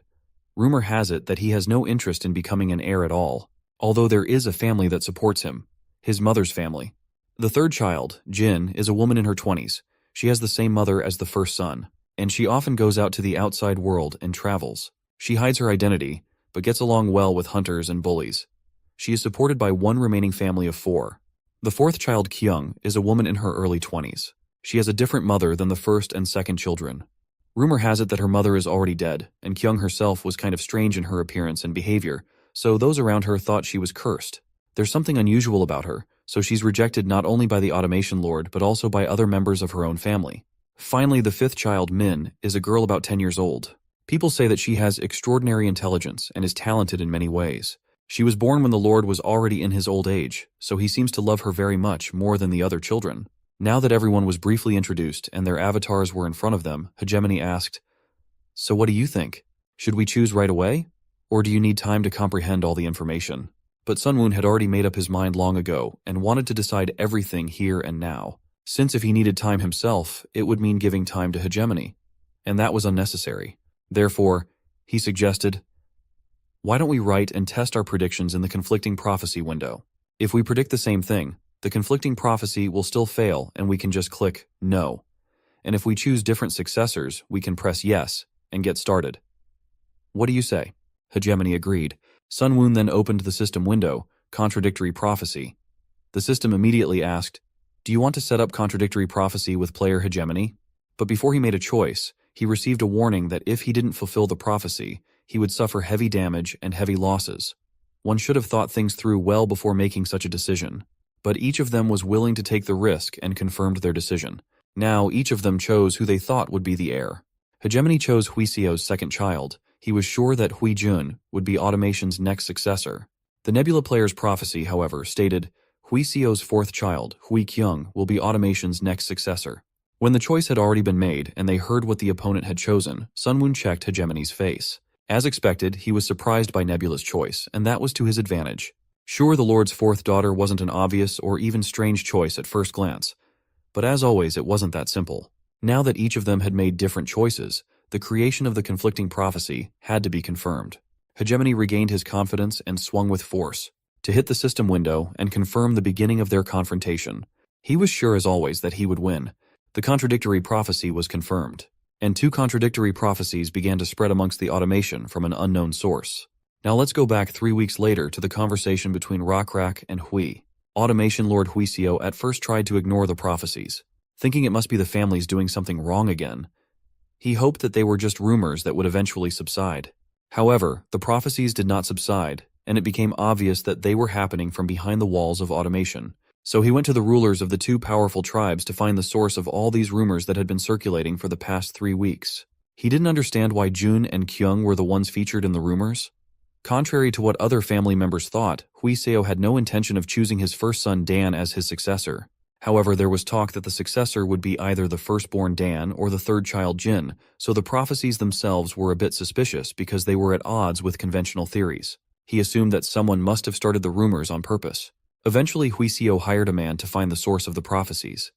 It took a long time, and Huiseo even had to go looking for it himself several times, but the source was never found. He kept wondering how could this be. It seemed impossible to Huiseo.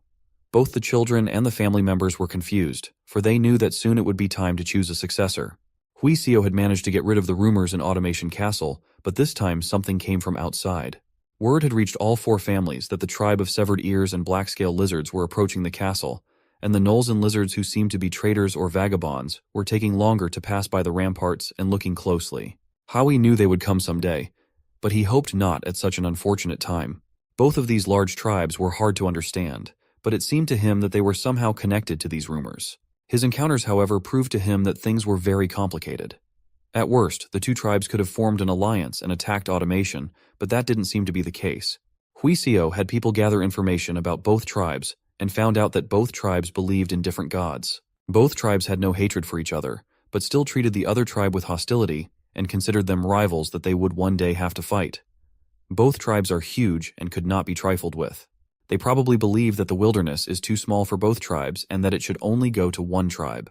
While the humans were barely surviving in this Automation Castle, Huiseo knew that he had to do his best to fulfill his final duty as the Lord of Automation and decided to risk his life to do so.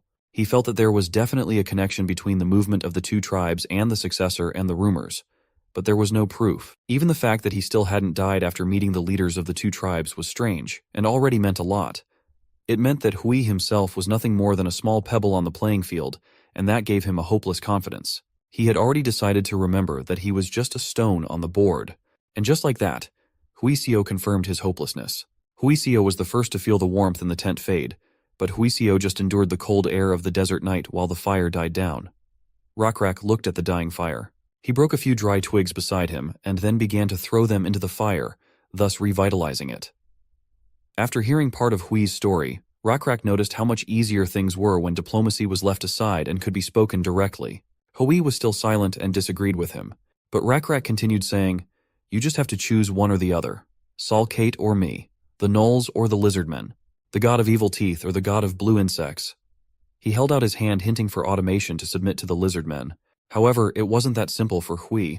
It wasn't just a matter of choosing one of the 2. Others would think that Rakrak was asking him to choose between 2 precious gifts. In his mind, however, it was more a matter of which would hurt less if he put his head in the jaws of a saber-toothed tiger or a cockatrice.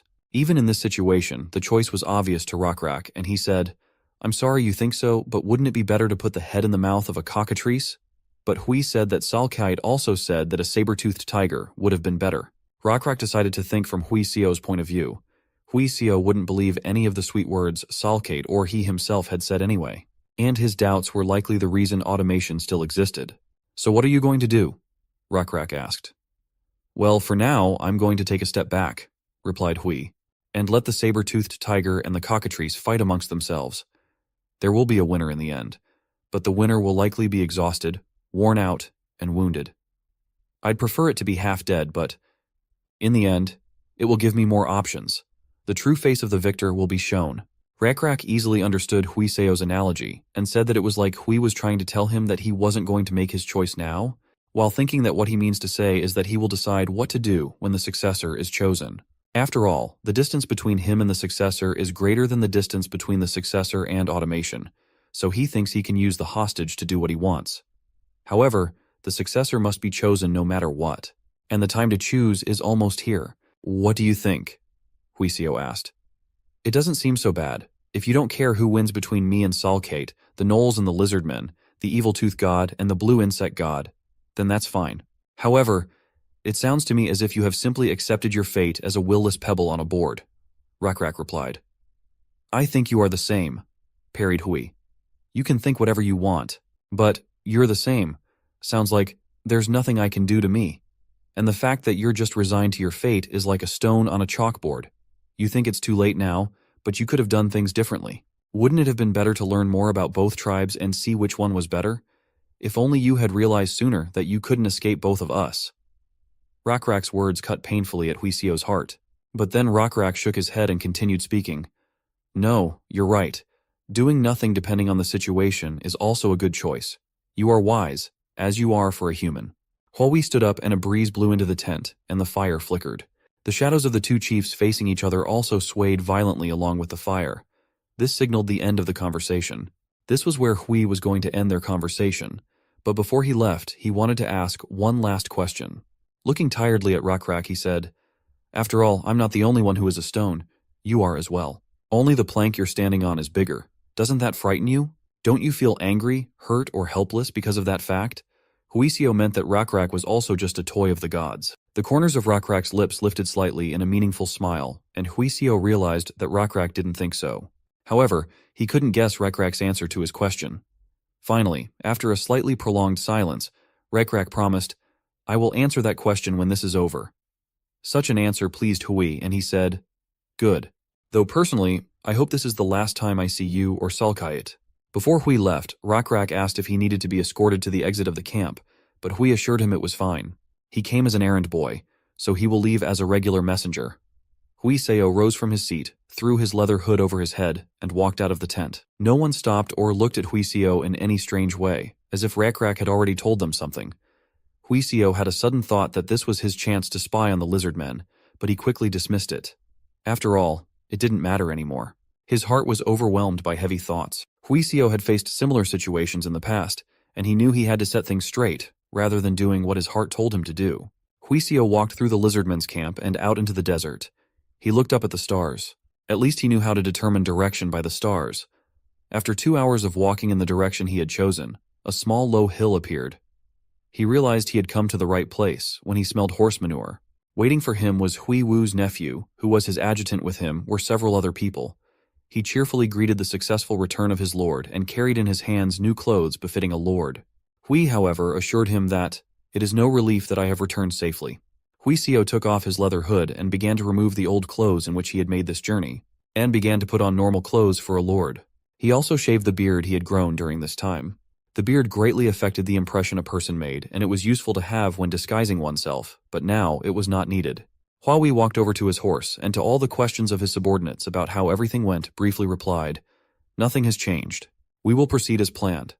The plan was to do nothing and wait until the fight between the two tribes was over, so as not to be drawn into the war.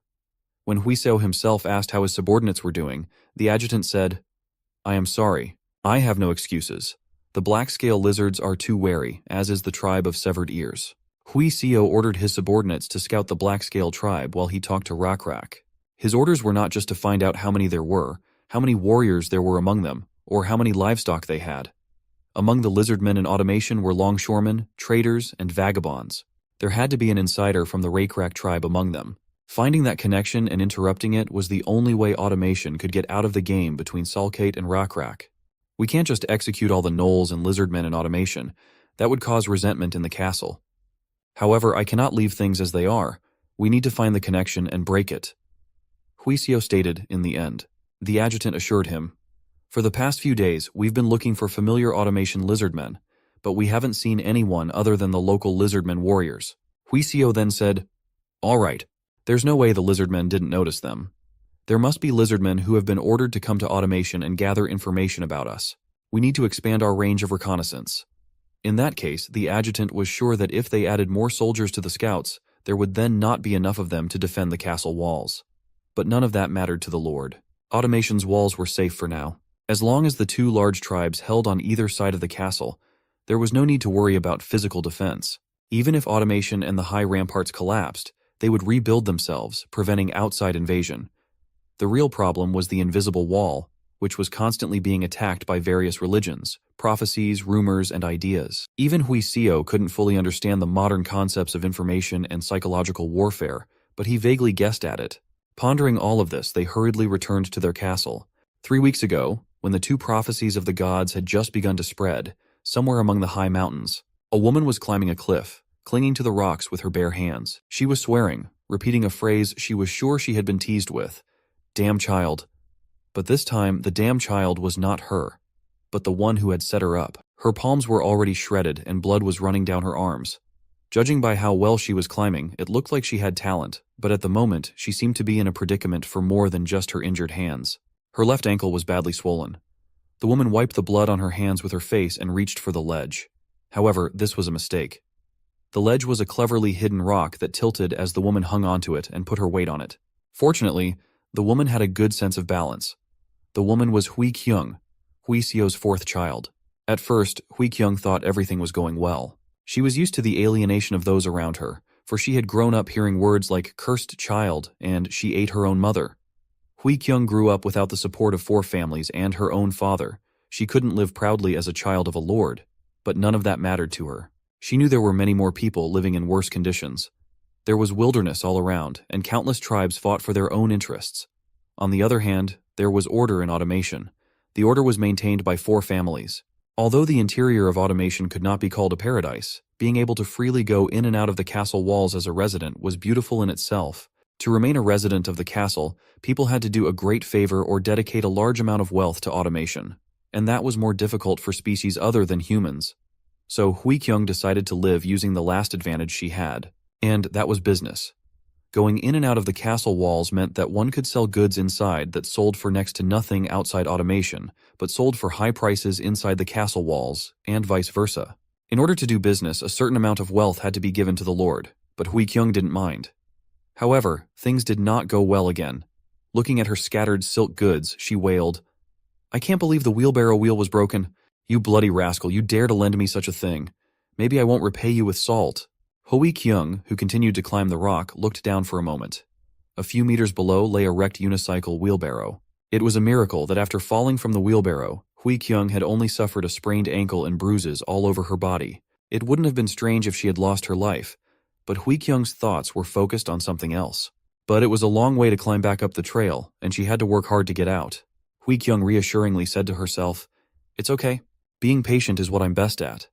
And that injured ankle was just a minor inconvenience compared to what she was going through. The main thing was to figure out how to get upstairs, and the rest she could endure and bear any pain. Ever since she was a little girl, she had heard people say that she was cursed, all because of a pair of horns that grew on her forehead.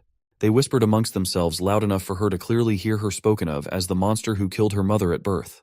And even after she was born, accidents continued to happen around her ever since she was a little girl. Mishaps followed her one after another, some of them directly threatening her life. Once when she was 13, she fell down the steps of a store and nearly broke her neck.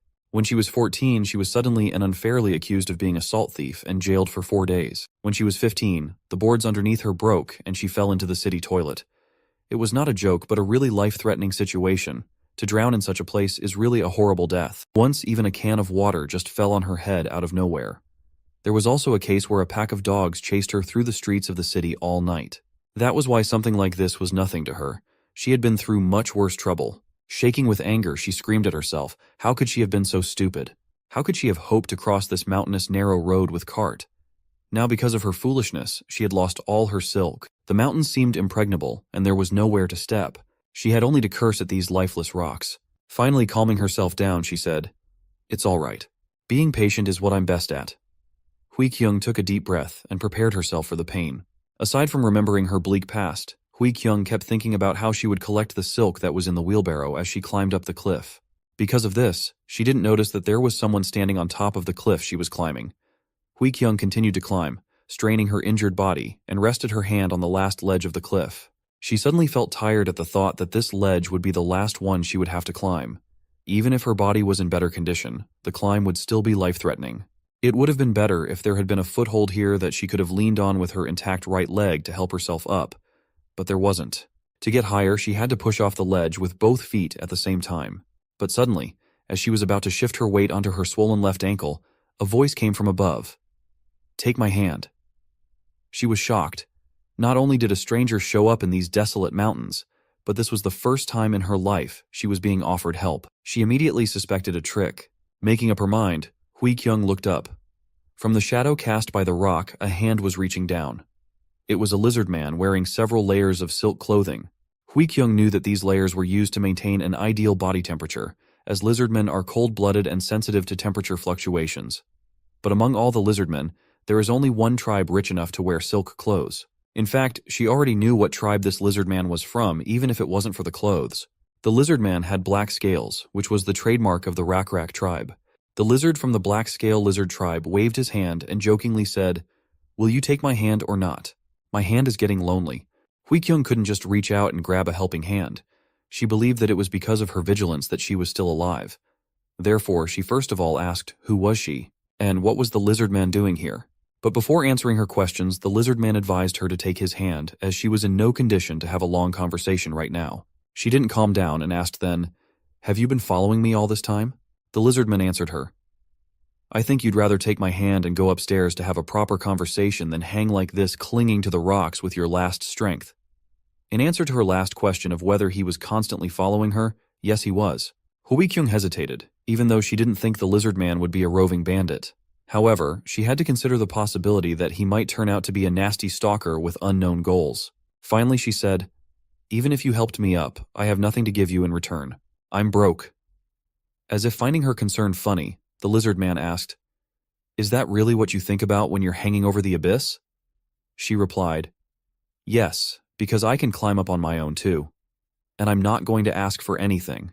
"It's okay, because I won't ask anything," the Lizardman said and leaned towards her. Hui-kyung smelled the unique scent of the Lizardman's scales. Some people thought that lizard scales had a fishy smell, so they covered their nose, while others just thought of water and bushes. Hui-kyung belonged to the latter. When she hesitated, the lizard grabbed her wrist and pulled her up, and while she was still reeling from the surprise, she was lowered to the ground. She was surprised. "Did he just pull me up with one arm? Now I understand why the lizards of the black-scale lizard tribe are called strong." The Lizardman looked back and forth at the road by the cliff and asked, "This road is wide enough for a man to walk along. On one side of the road there could be a landslide at any moment, and on the other side is a valley with many meters of precipice. What were you thinking pushing a wheelbarrow full of stuff down a road like that? It's a good thing you only got away with that injury." But Hui-kyung was that it wouldn't have been a problem if it wasn't for the broken tire. The Lizardman then reminded her that wheels could always break and cause problems, and she should always consider possible trouble and think ahead.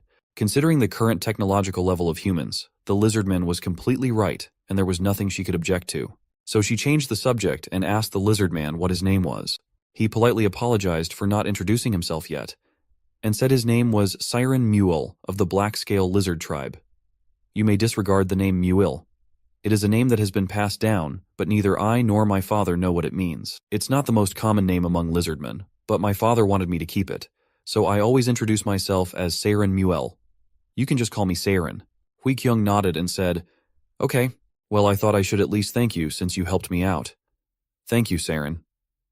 After thanking Siren, Hui-kyung tried to limp past him and continue on her way, but Siren blocked her way with his hand, saying, "We're not done here yet, Hui-kyung." She immediately froze in place, thinking, "Damn it, I knew this would happen. I told you, I have nothing. And how the hell does he know my name?" When Siren said her name, she reached for the obsidian knife hidden in her clothes. Hui-kyung knew that her identity must not be revealed. Hui-seo, who had led automation after his mother, had decided to lead automation differently after her murder. He decided to hide his identity. He revealed his true identity only to the members of the 4 trusted families in the castle. They served as his hands and feet, and at the same time had to keep a vigilant eye on each other. Such a life came with a certain amount of risk, but Hui-seo managed to settle things within his means. Hui-seo also wanted his children's identities hidden, and the children had to follow his orders. If they didn't make enough effort to hide their identities, they wouldn't be able to become successors, wouldn't get their father's attention, and might die prematurely. Hui-kyung knew that black-scale lizards were strong, but her obsidian knife was sharp and long enough to pierce its heart. Instinctively, she almost snatched the knife, but she refrained from doing so at the moment. Hui-kyung thought, "Even if I do use the knife, I need to find out how he knows my name first. No matter what, I'll use my knife after I get information from him. And definitely not because he helped me." So she first asked how he knew her name. Siren showed both palms, making it clear that he had no intention of getting into trouble and wasn't going to fight. He simply replied that Rakrak told him her name, and then ordered him to find her. "Rakrak, chief of the Black-Scale tribe?" she interjected. Hearing that name, her jaw dropped with a mixture of fear, reverence, and surprise. Hui-kyung recognized the familiar name. It didn't take her long to realize who he was talking about, but she continued to clarify. "Are you talking about the hunter Rakrak? The thunder lizard? The first chosen one? The leader of the Black-Scale Lizard tribe?" To all this, Siren replied that, "We just call him Chief." Rumors reached Hui-kyung that the tribe of Severed Ears and the tribe of Black-Scale Lizards were preparing for a battle in the desert. This rumor was spread among the people of automation, as they were the center of this entire fight, and their fate depended on the outcome of their eventual battle. If Siren wasn't lying, finding out how Rakrak had gotten her name for Hui-kyung wasn't that important. Black-Scale Lizards would do anything to find out. The next question was far more important. Why would someone so famous and powerful ask to find her? She immediately asked the Lizardmen this question. To be honest, I don't know exactly myself, but I think I can try to explain part of the reason to you. Saren gathered his thoughts and asked, Are you aware of 2 recent rumors that have spread throughout automation and the entire peninsula? About what? That the second son of the De family excelled at horseback riding, or that the Su family's second daughter gave birth to twins, or that the fishmonger finally brought live fish to the market. Hearing the last of the rumors, Saren asked if it was even real. Hui-kyung immediately reassured, No, over. I checked it out. It's all lies. All fish are salted. The Lizardman then said, Well, anyway, I wasn't talking about some petty rumors like that. You should have guessed it. Even I, an outsider, heard about it. Haven't you been to automation lately? She had been, and she replied, I haven't been there. I needed to buy silk, and I went as far as I could to get it at a cheap price. I was lucky enough to find a man from whom I could buy silk. So what is this rumor you speak of? Saren replied, More precisely, there are 2 rumors. One says that the Lord's second child will become the next Lord of Automation, and the other says that the 4th child will become the next Lord of Automation. Hearing this, Hui-kyung frowned for a moment, and exhaling a sigh of relief, she skeptically said that these were all false rumors. But Saren didn't share her skepticism and stated, I know you're Huiseo's 4th child. Hui-kyung shook her head. I guess you don't understand because you're not human and you don't live in automation. But fighting doesn't necessarily mean knife fighting. These rumors are part of a fight between my siblings who are trying to become the next Lord of Automation. I'm not sure exactly why, but my second brother and I seem to be caught up in these rumors, and I'm sure there will be someone who will benefit from it. I'm just an outcast with no chance of being my father's heir. There's nothing you can get out of me. It would have been better for you to look into another sibling. My first brother and older sister aren't the type to spread false rumors. I don't think they did it. Then it was probably my second brother or my younger sister. But my younger sister is too young for something like that, so she couldn't have done it. My other brother is probably behind it. He always likes to make things up behind other people's backs.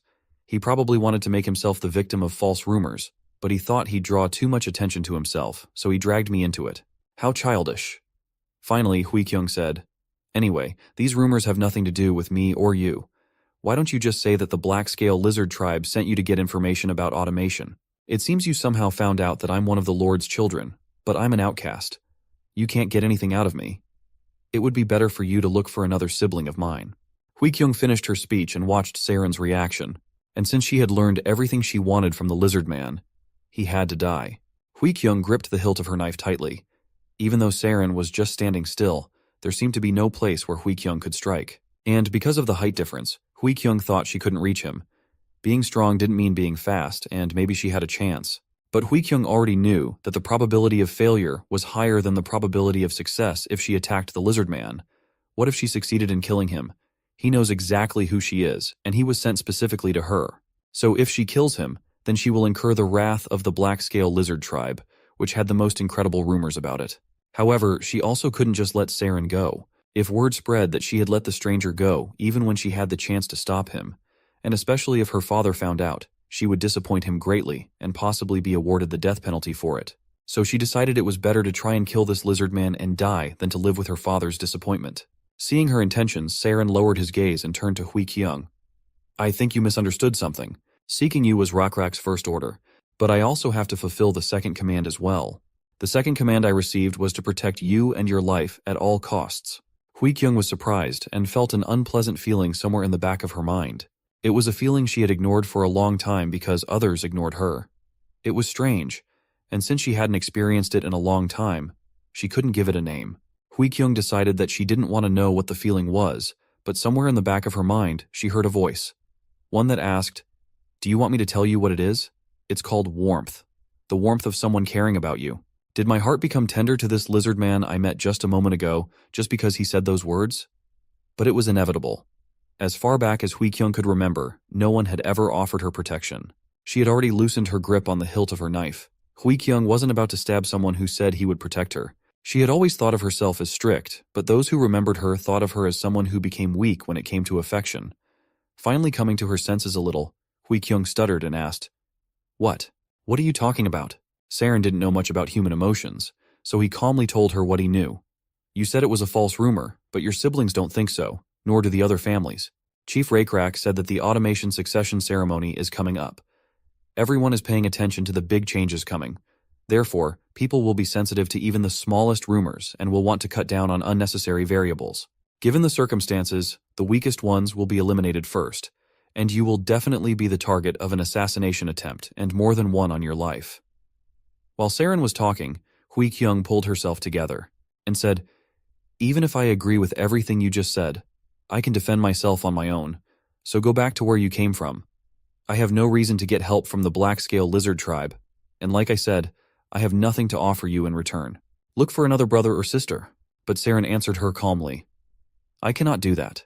The tribal chief has ordered me to protect you specifically, and neither I nor the tribal leader wants anything from you, except to keep you alive." Hui Kyung sighed.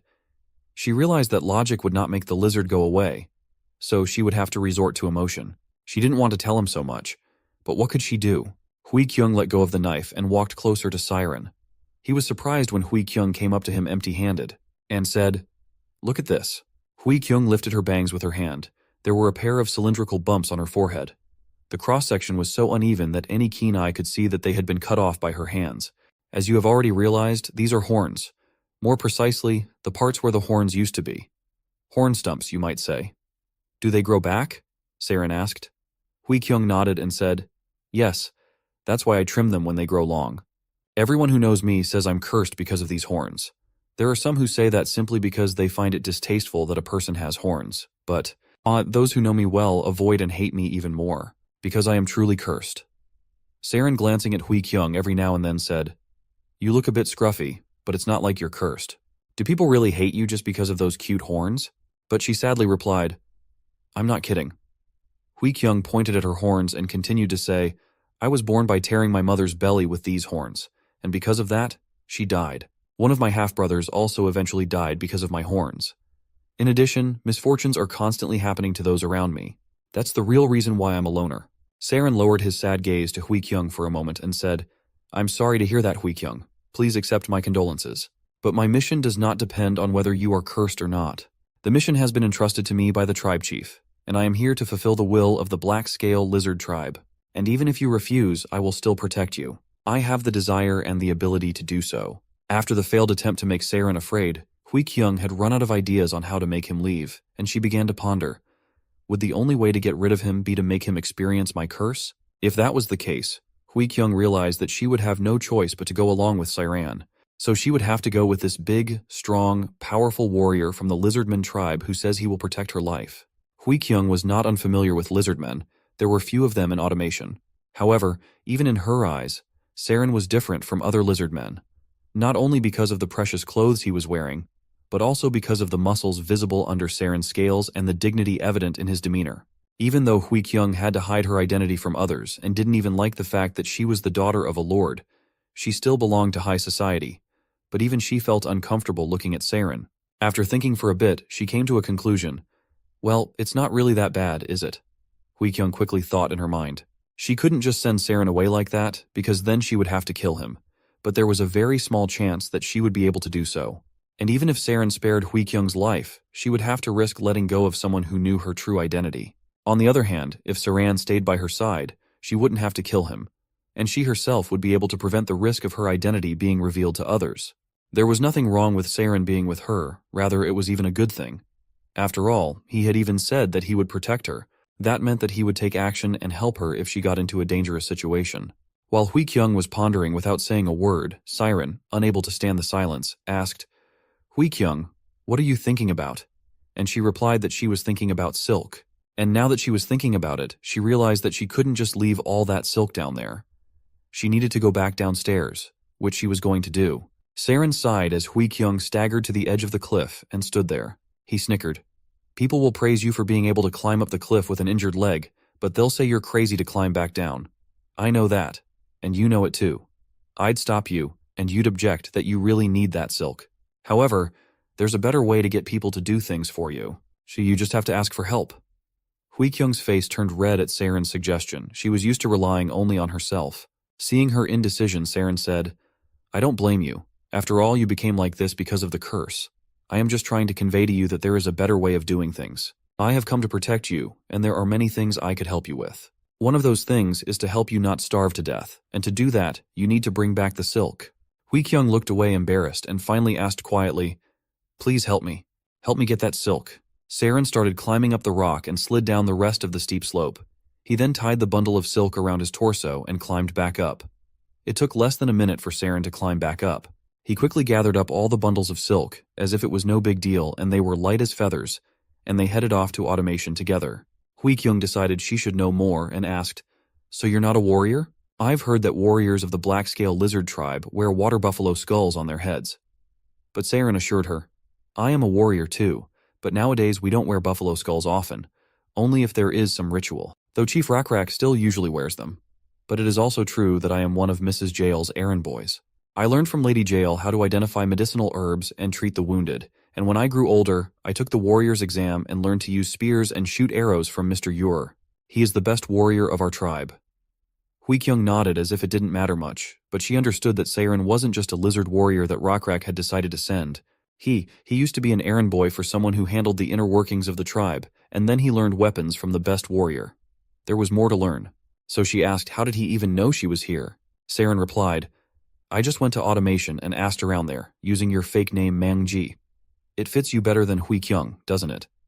She replied, "I think so too, but I don't think information about me would have been given out so easily. I have bad relationships with people, but I'm sure my business partners wouldn't sell me so easily and cheaply." Saren laughed. "If that were the case, how would I have found you? Everyone I asked told me everything as soon as I gave them a pocketful of salt. They told me that you've been going into the silk business for a long time, that they didn't know where you'd find silk since the rainy season was coming soon, and that they wondered how you'd bring in enough silk yourself to make a profit. They also told me that you borrowed a wheelbarrow from them to start your silk business, but did not return, and they thought you had cheated them. They also told me that you left automation through the back gate of the castle, and so on. Don't you think you've lost too much of your business partner's trust, aside from other human relationships?" Hui Kyung couldn't lift her head from how screwed up she was. Her face was red all the way to her ears. The journey back to automation took a whole day when they finally saw automation's rampart. The rampart was shorter than the one Hui Kyung had fallen from, but the artificially created fortress was different from the natural one.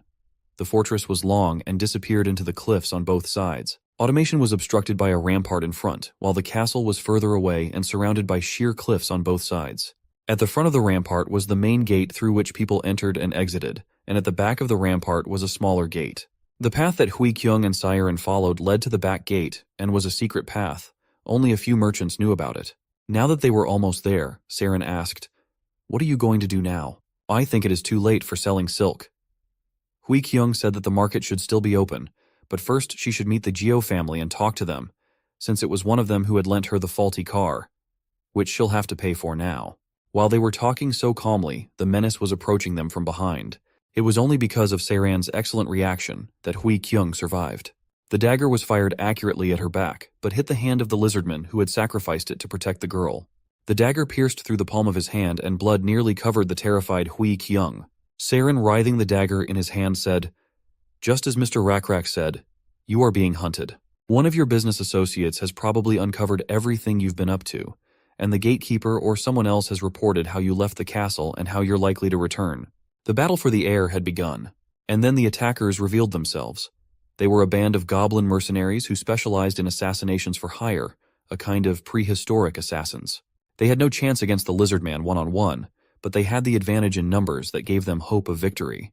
However, despite their numerical advantage, it was not surprising that in a few moments the entire goblin squad was defeated and bound with a piece of silk cloth that Saren had borrowed from Hui Kyung.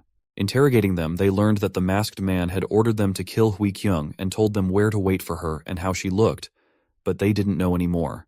Instead of killing the goblins, which at first glance seemed like a logical step, Saren decided that the goblins could be useful in another way. At the same time, Hui Kyung couldn't stop marveling at how good a lizardman was at fighting. She said that she had heard that the most famous warrior among the lizardmen was their battlemaster Ure. Saren, while bandaging the wounds of the goblins, confirmed her words. Indeed, Ure was the best warrior of their tribe, and Saren had personally learned battle techniques from him. Hearing this, Hui Kyung looked at how he treated the goblins with interest, and asked if he had learned these healing techniques from Ure too? But Saren replied that of course not. He learned how to heal others from Jael when he worked as her errand boy. The more he told about himself, the more it became clear to Hui Kyung that he was no ordinary lizardman. Jaeol is the one in charge of the Black-Scale tribe's internal affairs and is Rakrak's wife.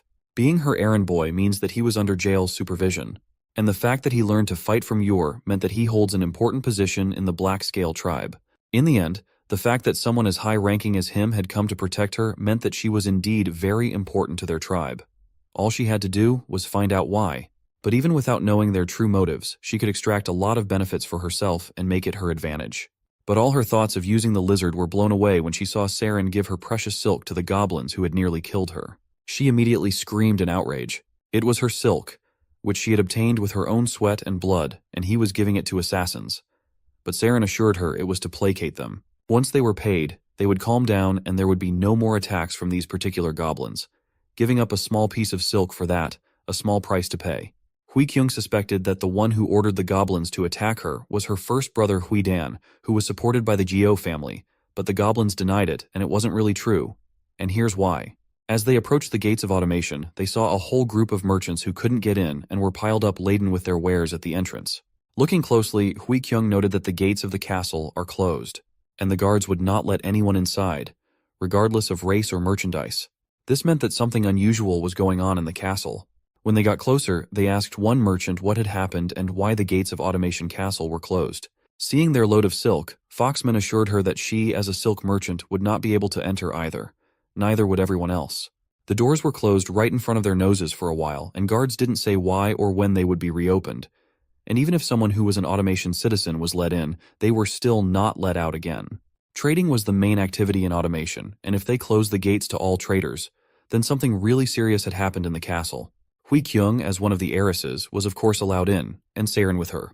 But they were warned that they would not be able to leave Automation until they were ordered to do so. Everything came to a head during the visit to the Zhou family, where Hui Kyung went first. The head of the Zhou family was in a bad mood and reluctantly agreed to talk to her.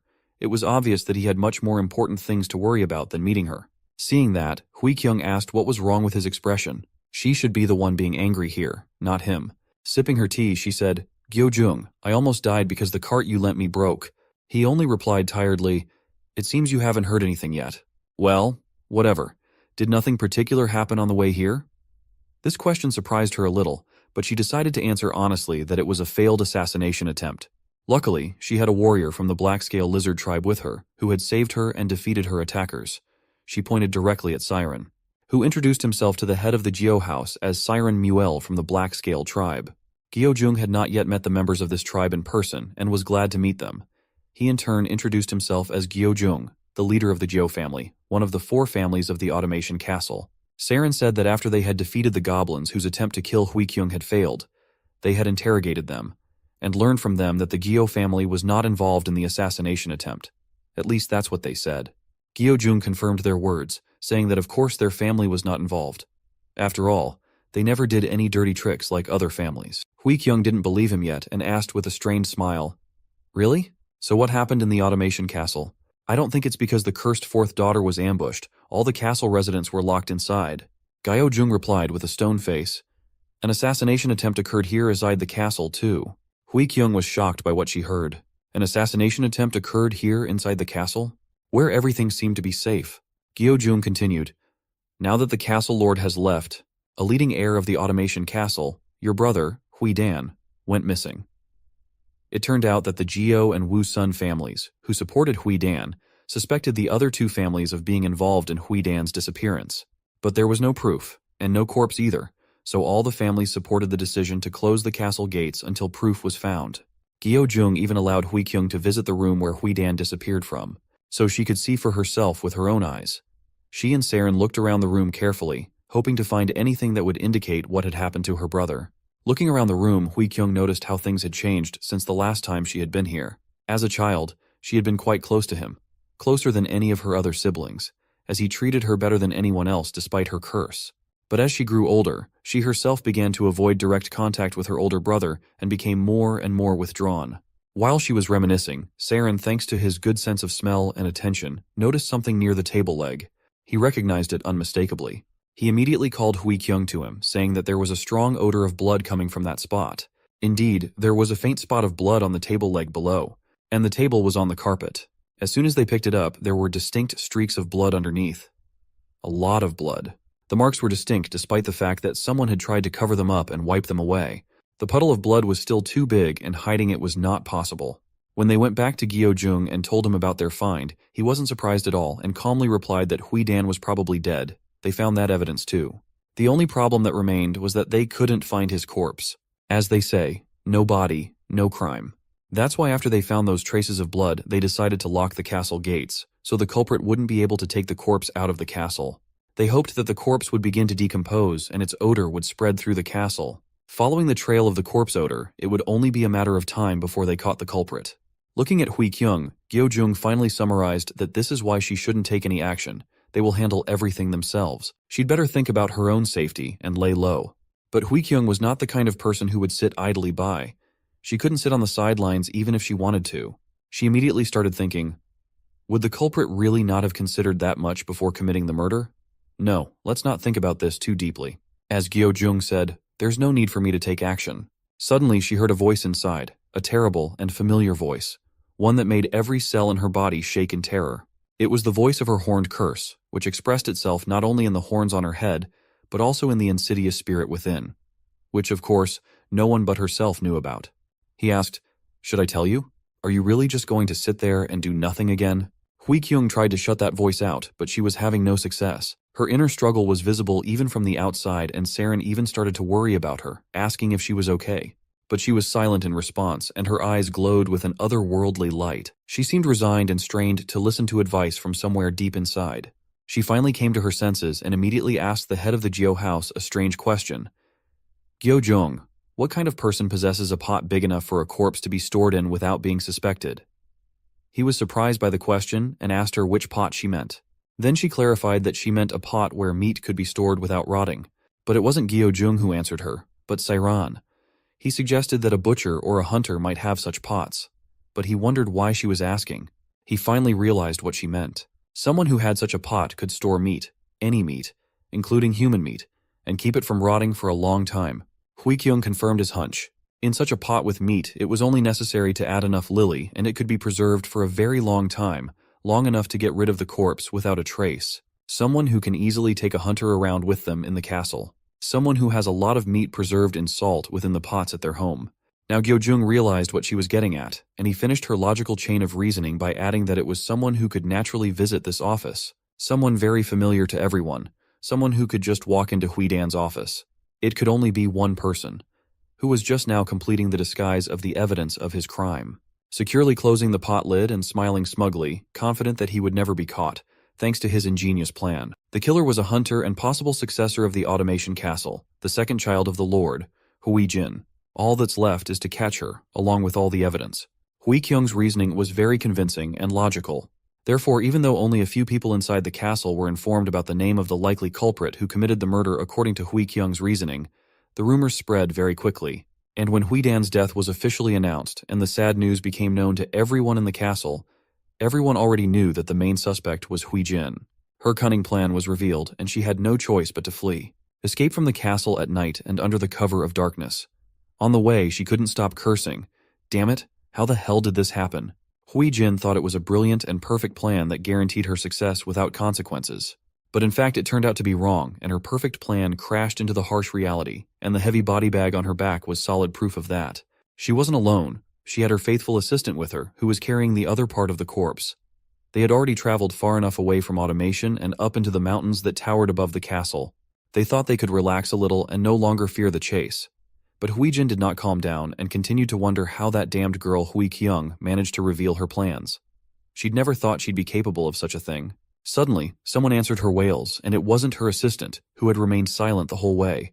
A young voice came from above and asked Hui-jin, "Isn't there someone else you neglected?" This voice was very familiar to her, for it was her younger sister, Hui-min. She was standing on a ledge and smiling strangely.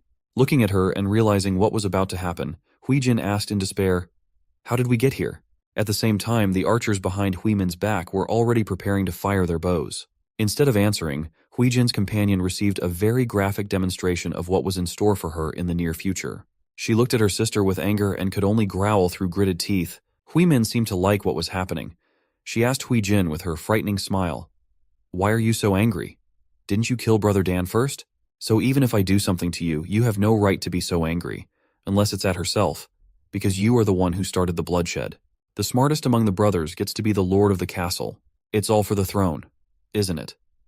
In Huimin's opinion, she was the smartest and deserved to be the next lord, and she was willing to do anything for that. She especially wanted to put an end to this cursed brotherhood right now, and the two warriors behind her back were ready to do her bidding.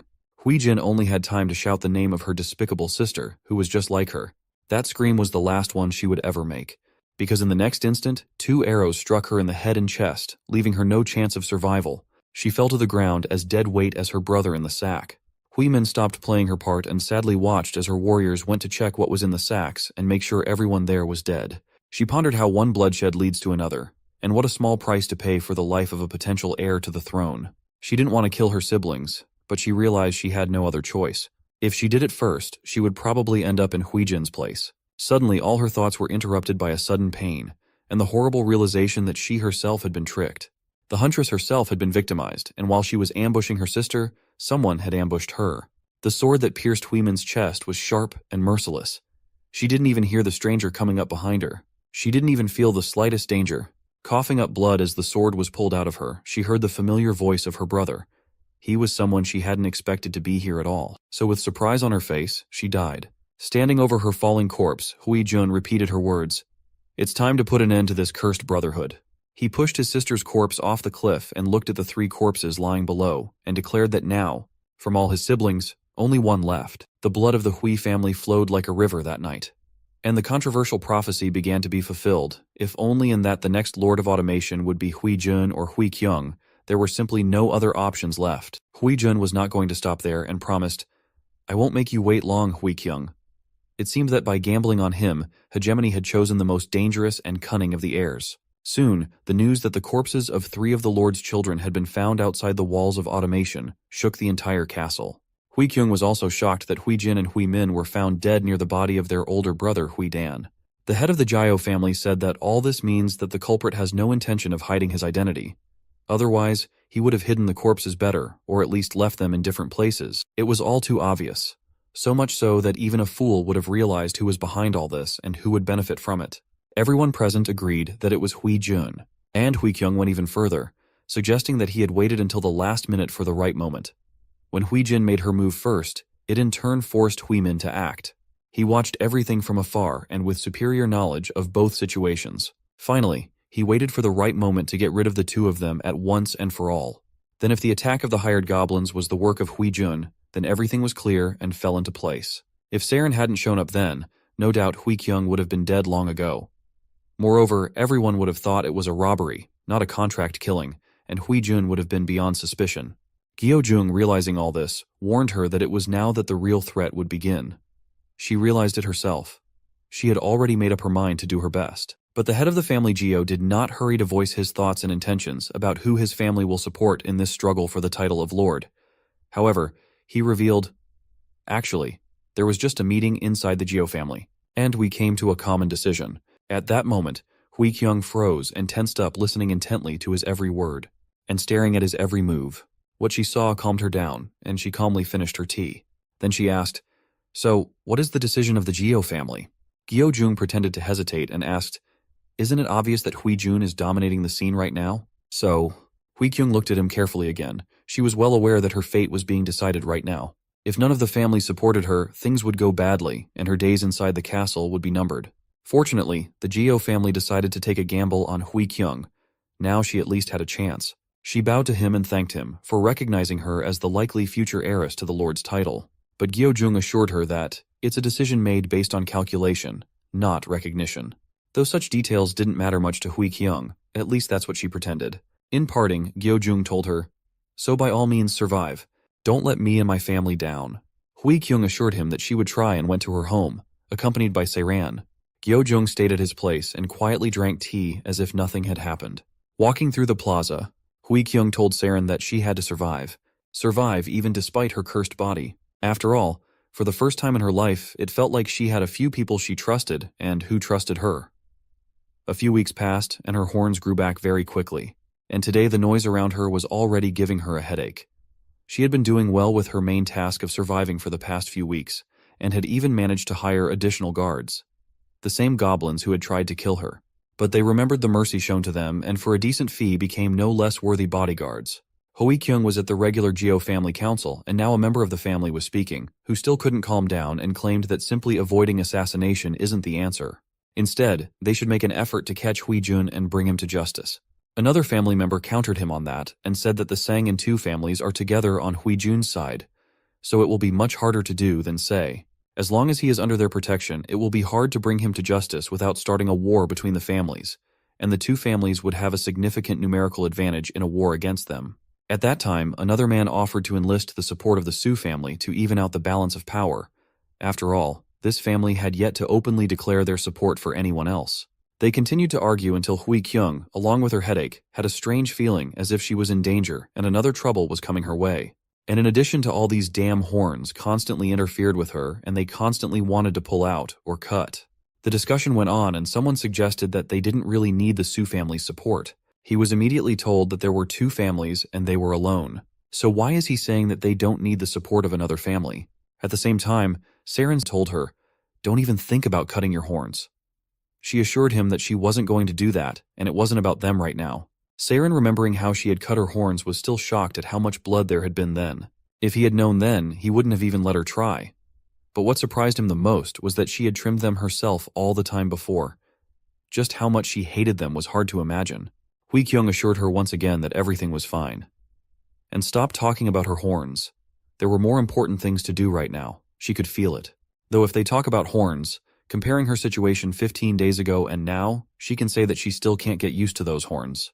But now she has come to accept them and sees her horns as a reward for overcoming many hardships over the past few weeks. Suddenly, a messenger came running to them with news from outside the castle.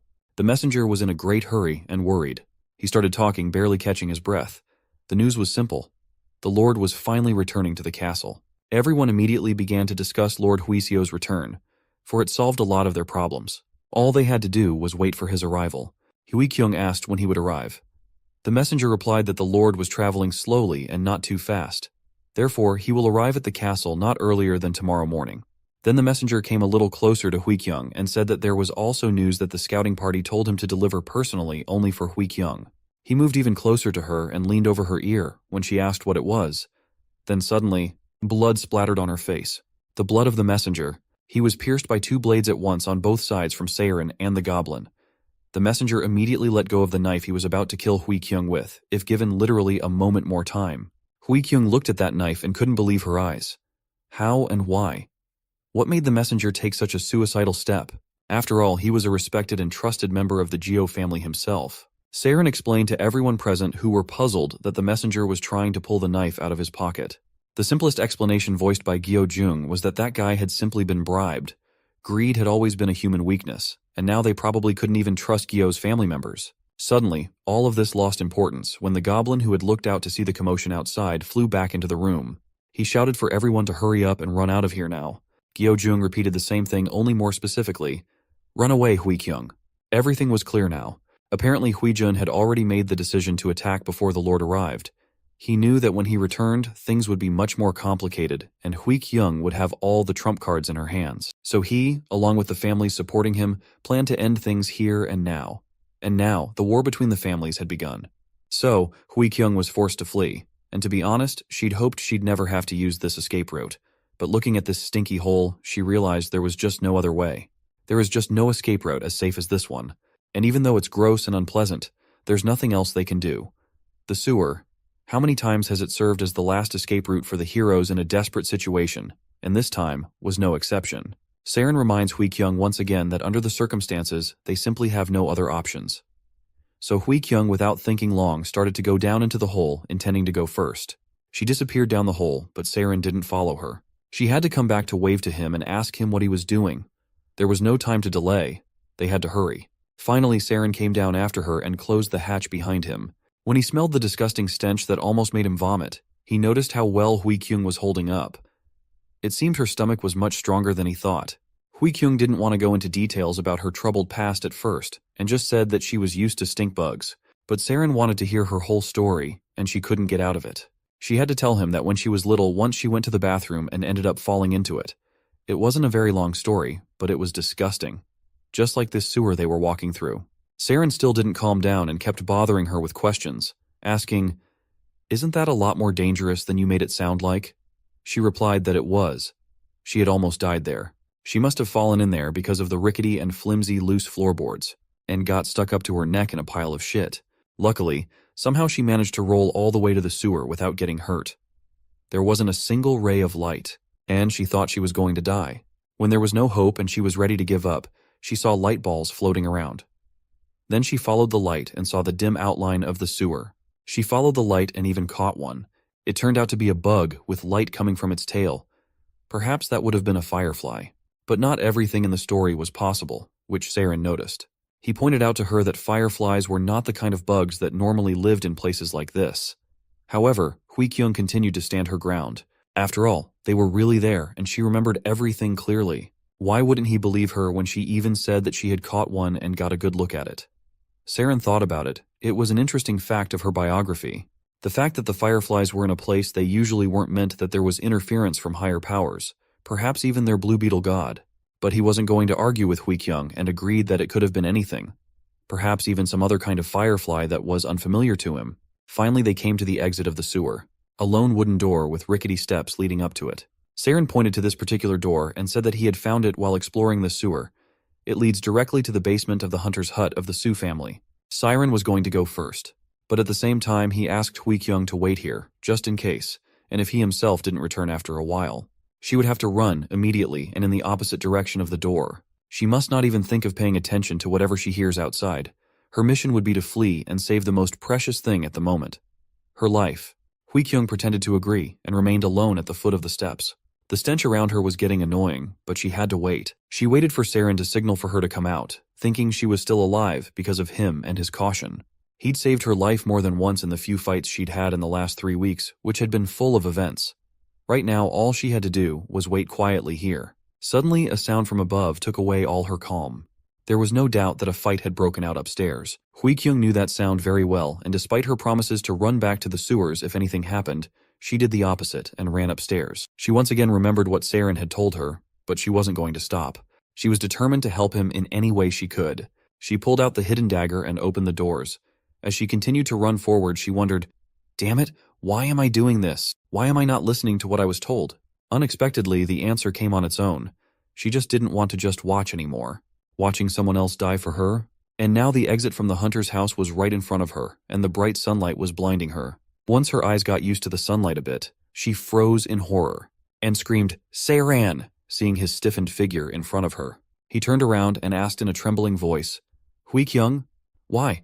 Why did you come up? Why didn't you listen to what I told you?" His stomach was pierced by the spear and the puddle of blood underneath him was getting bigger by the second. Hui-jun, who had been waiting for them here and had set up this ambush, stood behind the backs of his warriors and smiled smugly. He was sure that Hui-kyung had shown up too late to make a difference, and had only made it easier for them all to find her. And this lizard man is no different than dead already. Hearing his taunts, the wounded Saren shouted for him to shut up. Hui-jun was even surprised that the lizardman still had the strength to speak. But it didn't change anything, absolutely. Therefore, he snorted contemptuously and gave his next order. "Ignore the lizard man, just kill Hui-kyung." His warriors immediately rushed to the attack, hoping that the mortally wounded lizard man was no longer a threat. How wrong they were. A moment later, Saren's eyes lit up with lightning, and his movements were equally lightning fast. He knocked out 2 warriors with his tail and stopped the spear of a third with his hand, and all this while in another hand he was already holding a sword. Hui-kyung didn't even have time to take a step and froze when Saren reminded her that she was supposed to run away. After all, she herself knows it was the right thing to do, right? Then he grabbed the shaft of the spear with his tail and broke it in one motion. At the same time, he was still trying to get an answer from Hui-kyung, asking, "So why did you make the wrong choice?" But she didn't know the answer to that question either, and she only said that sometimes people make choices, wrong choices even when they know they are wrong, even if it ultimately leads to their own destruction. Saren looked at her and realized that it was not just a trait of humans, but of all intelligent beings. The warriors standing opposite them had their weapons ready, but did not rush to attack, hoping that the lizard man would lose more blood and become less dangerous. So when Hui-kyung asked why Saren felt that way, he could calmly tell her that the leader of his tribe had told him to protect her, but had not asked him to risk his life for her. Perhaps that was where they were both similar. It seemed that there was nowhere to retreat, and they would have to accept death together. Meanwhile, one of the subordinates approached Huijun and whispered a message in his ear, which was just as well. It turns out they had found something, and now he was going to use it. To his hesitant warriors, he announced that whoever killed the Lizardman and Huikyung would be rewarded with a full cart of silk.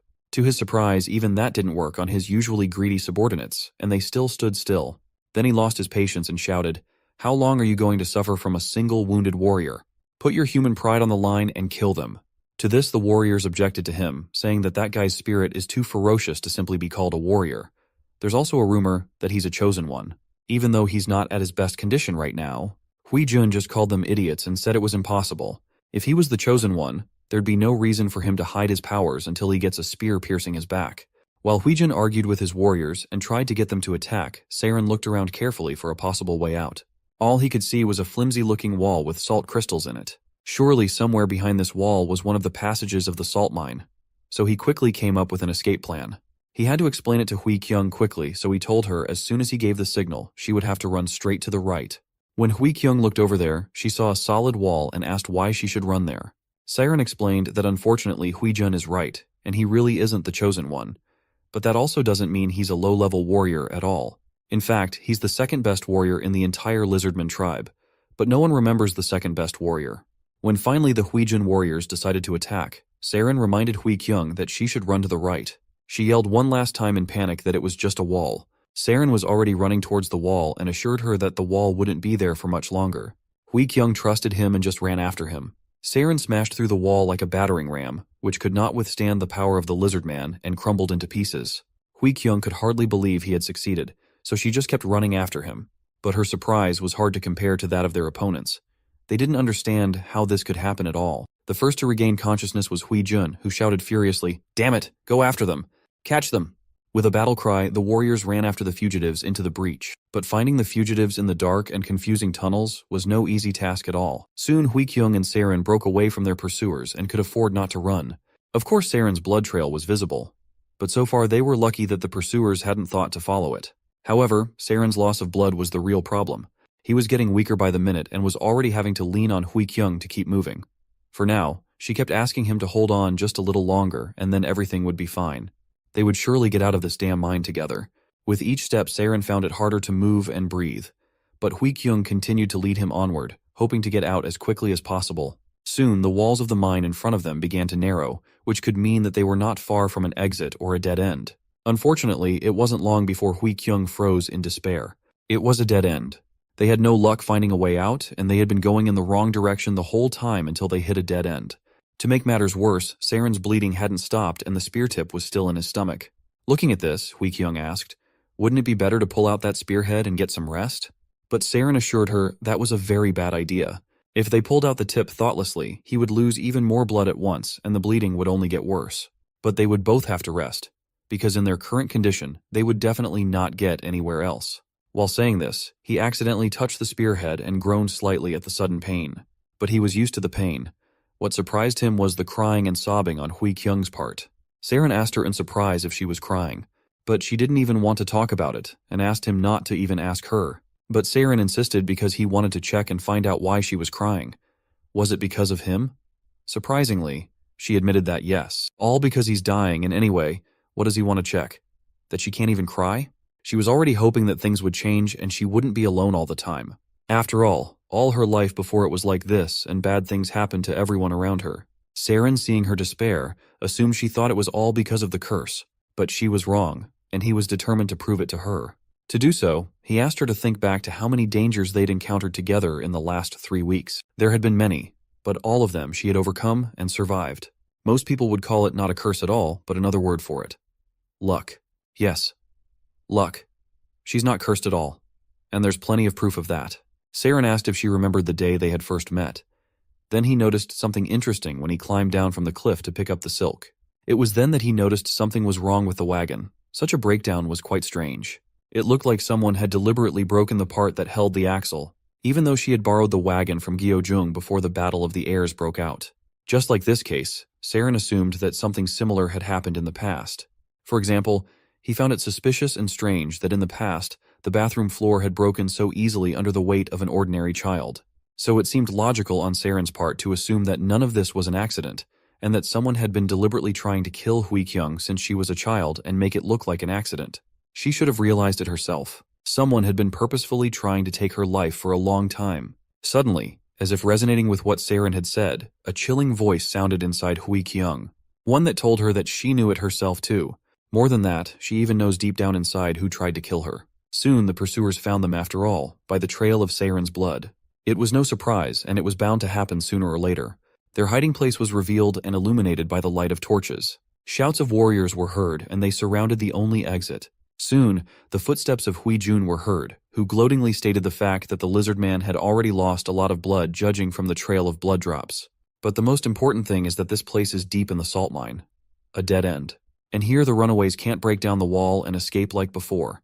Just what he needed. A perfect trap with no way out. A trap they've driven themselves into. He was not going to wait any longer and immediately sent all his warriors to attack, ordering them to kill the runaways immediately. Saren and Hui-kyung prepared to take their final battle and meet their fate. Hui-kyung thought that at least now she would not blame the curse for anything. And if she died, it would be entirely her own fault. Saren wasn't going to die yet. He told her he was still waiting for her luck. Maybe this time she'd get lucky in the face of death. But the Hui-jun soldiers weren't waiting. They were already charging towards them with a battle cry. Suddenly, a bright blue flash blinded the attackers. A shining ball of lightning appeared right in front of them. No one realized what was happening. Not the soldiers. Not Saren and Hui-kyung. Not Hui-jun. Everyone froze in place. The light formed into a flashing sphere that cast shadows behind the people in the cave. Those who had good vision were able to make out a strange, square-shaped creature fluttering in the air. And as the mine began to dim, all the other people were also able to see the creature. An electric stingray, a demonic spirit called Buzz, Pez, or Pazd. But his name said nothing to everyone in the cave, and they all stared at him questioningly. Just as the bright light disappeared, everyone heard a voice coming from within their hearts. Buzz didn't hesitate and turned directly to Saren. In a voice shrouded in mystery, he announced, "Saren Mule, you have been chosen." When Hui-jun's soldiers heard the word chosen, they hesitated and did not dare to move forward, much to the annoyance of their commander. Hui-jun was shivering with anger. He was so annoyed that when they were about to deal with that pesky Hui-kyung, everything went wrong again. Moreover, he didn't understand why his soldiers were so stupid and hesitant at a time like this. He wasn't going to stand for it, so he shouted at his soldiers to move and not even think about regretting that they didn't make an alliance with the Gnolls. And why were they so scared of that flying thing anyway? If they're so scared to go over there, they should take a bow and arrow and shoot it. Where are the archers? Buzz turned around at this noise and saw Hui-jun and his soldiers. To him, they were only minor hindrances. Finally, Saren came to his senses and realized who was in front of him. However, he did not seem happy at the news that he was the chosen one. There were 5 chosen ones in the black-scale Lizardmen tribe: Rokrak, Jael, Ur, Owen, and the Stargazer. No one knew why, but until now, they had been the only ones receiving God's special grace. So the fact that Saren was chosen meant that the chosen ones would become 6 or someone had died. So Saren asked which of the chosen had died. Buzz was in no hurry to answer, and his light only dimmed instead of flashing. The Stargazer died. A few days ago. But Saren had left the tribe before that, and it was news to him. While he was recovering, Buzz looked back at Hui-jun and the soldiers and said, "There are annoying things here. Unfortunately, I can't do anything about them because I am only here to carry out God's will." Saren was not upset and assured him that he would deal with them later, but before that he had just one question. "Why him?" Buzz replied, "God chose you himself, so I don't really know the reason. But you probably think you deserve it. Aren't you the second best warrior of your tribe?" At those words, Saren slowly nodded. Then Buzz shone brightly and assured that now he could no longer worry about these enemies, because he will now act on behalf of God, and when he does so, he can borrow God's power, and he will have that power starting now. Buzz glowed as he disappeared just like when he had appeared. The salt mine then returned to darkness save for a few lit torches. For a moment, everyone was still standing in place, not believing what was happening. But Hui-jun's shout quickly brought his soldiers to their senses. He demanded them to attack at once since the monster had disappeared. And they should even dare to delay, but they had already missed their chance. With the power of the Chosen One, Saren could easily deal with them. He started with the spearhead that was still sticking out of his stomach. With a cry of pain, he gripped it tighter and his eyes glowed with lightning. Hui-kyung heard cries of pain behind her and asked Saren what was going on. But he assured her that everything was fine. In one firm motion, he pulled the rest of the spear out of himself, and quickly burned the wound with a lightning bolt to stop the bleeding. The soldiers continued to run, not even realizing that their opponent had already managed to heal the mortal wound, and the pain he still had left only made him stronger. Looking at the soldiers running straight to their deaths, Saren assumed that they didn't even realize what had happened. And in that case, he'd just have to make them understand. Saren spread his right palm open. Electric lights began to flash between his fingers, and in a moment, the lightning bolts came straight at the soldiers attacking them, filling the mine and leaving them no chance of survival. Now the hunters were the victims. A blinding flash erupted from Saren's hand, striking the corner of the salt mine. All the soldiers running at them were struck by the deadly lightning, and their screams of pain filled the cave along with the smell of burning flesh. Huijun saw this and was scared to death. He had never expected that this wounded and cornered lizard would be capable of such a thing. In an instant, an entire squad of soldiers was defeated, and the survivors fled in panic to save their skins. Huijun shouted in panic to the soldiers already fleeing even faster than him to retreat, for this lizard man was truly the chosen one. Together, they hurried to the exit as fast as possible. Saren was trying to catch his breath. Using the power of the chosen one was not an easy task, especially for a wounded lizardman. Huikyung was amazed by this incredible strength, but she was also concerned about Saran's condition. Despite his assurances that he was fine, it was hard to believe him. But what was easy to believe was the destructive power of the chosen ones of their black-scaled lizardmen tribe. Huikyung didn't understand why, with such impressive power, their tribe still didn't dare to openly fight the tribe of cut ears. Siren himself didn't exactly know the answer, but he guessed the reason. Now that he had used this power himself, he could definitely say that this power could not be used indefinitely. Because when he used it, it felt like some type of mental power was being consumed. Now he understood why Owen always smoked cigarettes after using this power. Huikyung was still worried about his health, but he persisted in assuring her that he was fine and just a little tired. But that was okay, because now that he had cauterized his wound and stopped the bleeding, he felt much better, and he was ready to go. Then Huikyung was not going to stay longer in that cramped mine and was determined to see the sunlight again. They had a good chance of getting out of the mine because today she was luckier than ever before. However, as they made their way to the exit, the obstacles did not become less, and they were blocked every time by a Huijun soldier who jumped out from around the corner, and they had to deal with him. Of course, with Saran's new strength they had no chance, but they kept trying. When their attempts failed, even fleeing didn't save them. So they pushed onward and onward, leaving nothing but roasted corpses in their wake. All this was watched by Hegemony, who could barely contain his rage at seeing their success. He just couldn't afford to let it go on any longer and was determined to stop them. Yes, it wasn't exactly part of their arrangement with Nebula, but he himself didn't want things to go that far. Now he had no choice but to act. To stop them, he decided to summon an animal under his control, a saber-toothed tiger, to deal with them and bring him victory since Huijun couldn't do it himself. Soon, Saren and Huikyung froze with surprise and fear. It was hard to believe, to encounter such a creature so deep in the mine. At the sight of a giant muscular saber-toothed tiger, they were confused and did not even immediately realize what it was. But the tiger did not hesitate and with a growl continued to approach them. Saren was the first to come to his senses and quickly jumped forward, covering Huikyung. He had only one question.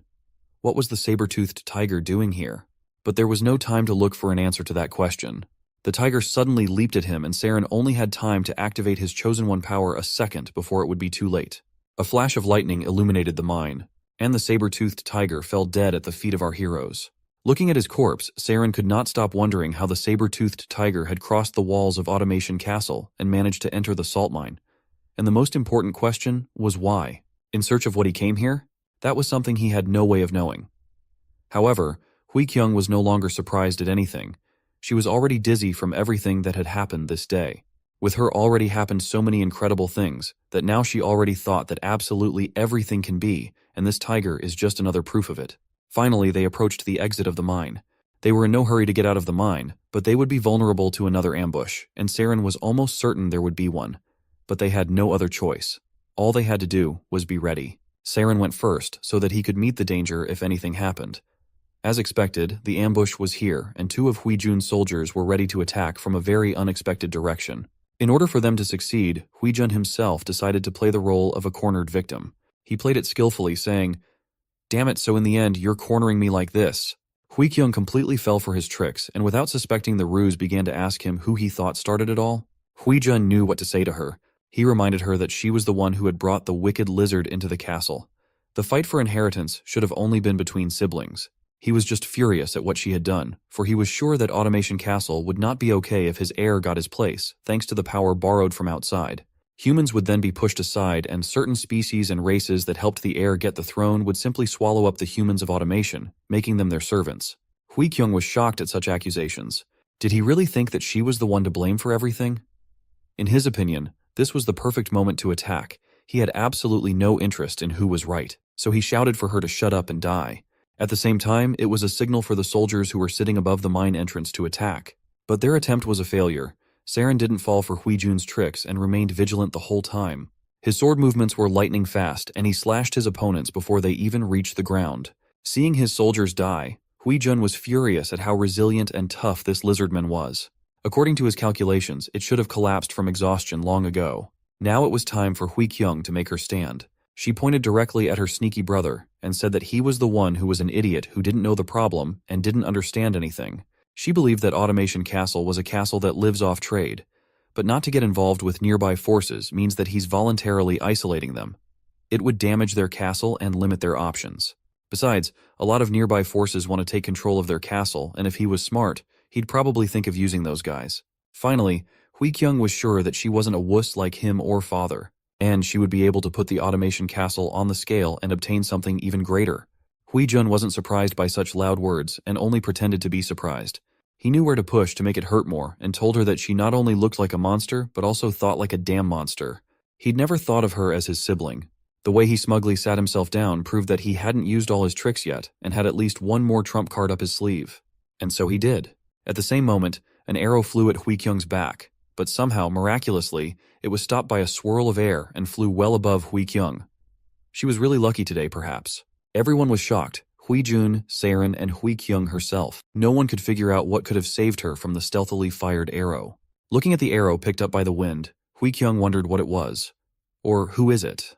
A curse or luck? Suddenly her mental questions were heard by someone, and a chilling voice answered her that it was neither one nor the other. He is more complex than that. He is a spirit of demonic magic, and he is not the only one of his kind. They have survived long enough to lose memory of the Creator and their time of birth, and they live beside old temples of fallen gods, or in old blood like hers. He isn't the curse that she thought he was until now, and he's not a misfortune that haunts her either. He sees infinite probabilities for the future and can make the choice that will be most suitable for the situation and bring the most benefits. Moreover, he can manipulate those probabilities. Having familiarized herself with the image of her curse, Hui Kyung discovered a demonic property called probability. It was also recognized by Nebula and Hegemony, who were watching the scene through the system window that appeared in front of them. Hegemony was just shocked that what had haunted Hui Kyung all her life wasn't a curse. This turn of events was definitely not something he had expected.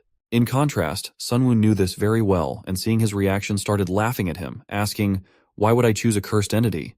Hegemony was simply in a panic and couldn't believe what had happened. He frantically opened system windows with information about Hui Kyung to check. He didn't understand how it could be that the character's explanation clearly said that she was a cursed entity. In fact, it turned out that it wasn't information about Hui Kyung, but about a spirit with a demonic property that was in her. Had Nebula purposely confused something in the description for him? To such accusations, Sunwoo only replied to him that he would have found out for himself if he had looked closely at the description of Hui Kyung. It had always been like that, and even if he wanted to, he couldn't do anything about it. Hegemony could only curse and blame his inattentiveness. After calming down a bit, he asked Nebula a question. How did he know then that Hui Kyung had a demonic property? The answer to that question was simple, and he honestly answered that from the beginning, he didn't know about it either. And thought also that there was some unlucky curse on Hui Kyung. All because of the countless unlucky-looking incidents that happened to Hui Kyung. But then he realized that it wasn't just bad luck, but failed assassination attempts that people were organizing against her. Sunwoo realized this when the washroom floors broke. It was because the headmaid had destroyed the floorboards before Hui Kyung came. However, even though things seemed hopeless to her herself and she thought she couldn't even go to the washroom in peace, everything was not as it seemed at first glance. Even in situations where she could have gotten stabbed or buried and died, Hui Kyung would leave perfectly fine. Sunwoo then realized something as he watched her and noticed fireflies that shouldn't have been there. The thing inside Hui Kyung wasn't the worst curse in the whole game of unluckiness, but the demonic entity with property of probability, which could be incredibly lucky if used well. Hui Kyung's horns were only an outward demonstration of what was inside, but her appearance didn't matter. What mattered was that having an entity with demonic properties under her control was a great advantage. And right now, Sunwoo was as close as possible to extending his influence over Hui Kyung. After hearing her story, Hegemony decided that there was nothing to worry about the missed opportunities and suggested forgetting about the whole thing because it didn't make any sense. Suddenly, Hegemony laughed and declared that he had won. All thanks to the fact that he had summoned a saber-toothed tiger back then and had been waiting and stalling shamelessly all this time. To this, Sun Woon only replied that it was good that he knew he was shameless. But what does he mean when he says he won? Hegemony thought he won because Nebula still couldn't finish off Hui Jun. And now it's too late. Because at this very moment, the Lord of Automation Castle, Hui Seo, has returned. And with him, a whole army. As soon as he saw his children, he immediately ordered them to stop and end the slaughter. Hegemony cheered and laughed. He was sure it was over. Since the castle lord is back, the family needs to stop fighting. But to his surprise, Nebula did not get upset at all, and said that everything was still undecided and it was not clear who would win. Hegemony was sure that to end all of this chaos, Hui Seo will choose a successor and probably right now. And just like that, he was also sure that Hui Seo would definitely choose Hui Jun as his successor, since Hui Jun has similar political alignments as his father. And in that case, Hui Kyung won't be able to do anything. Not only is killing Hui Seo absurd, but no other families will recognize her either.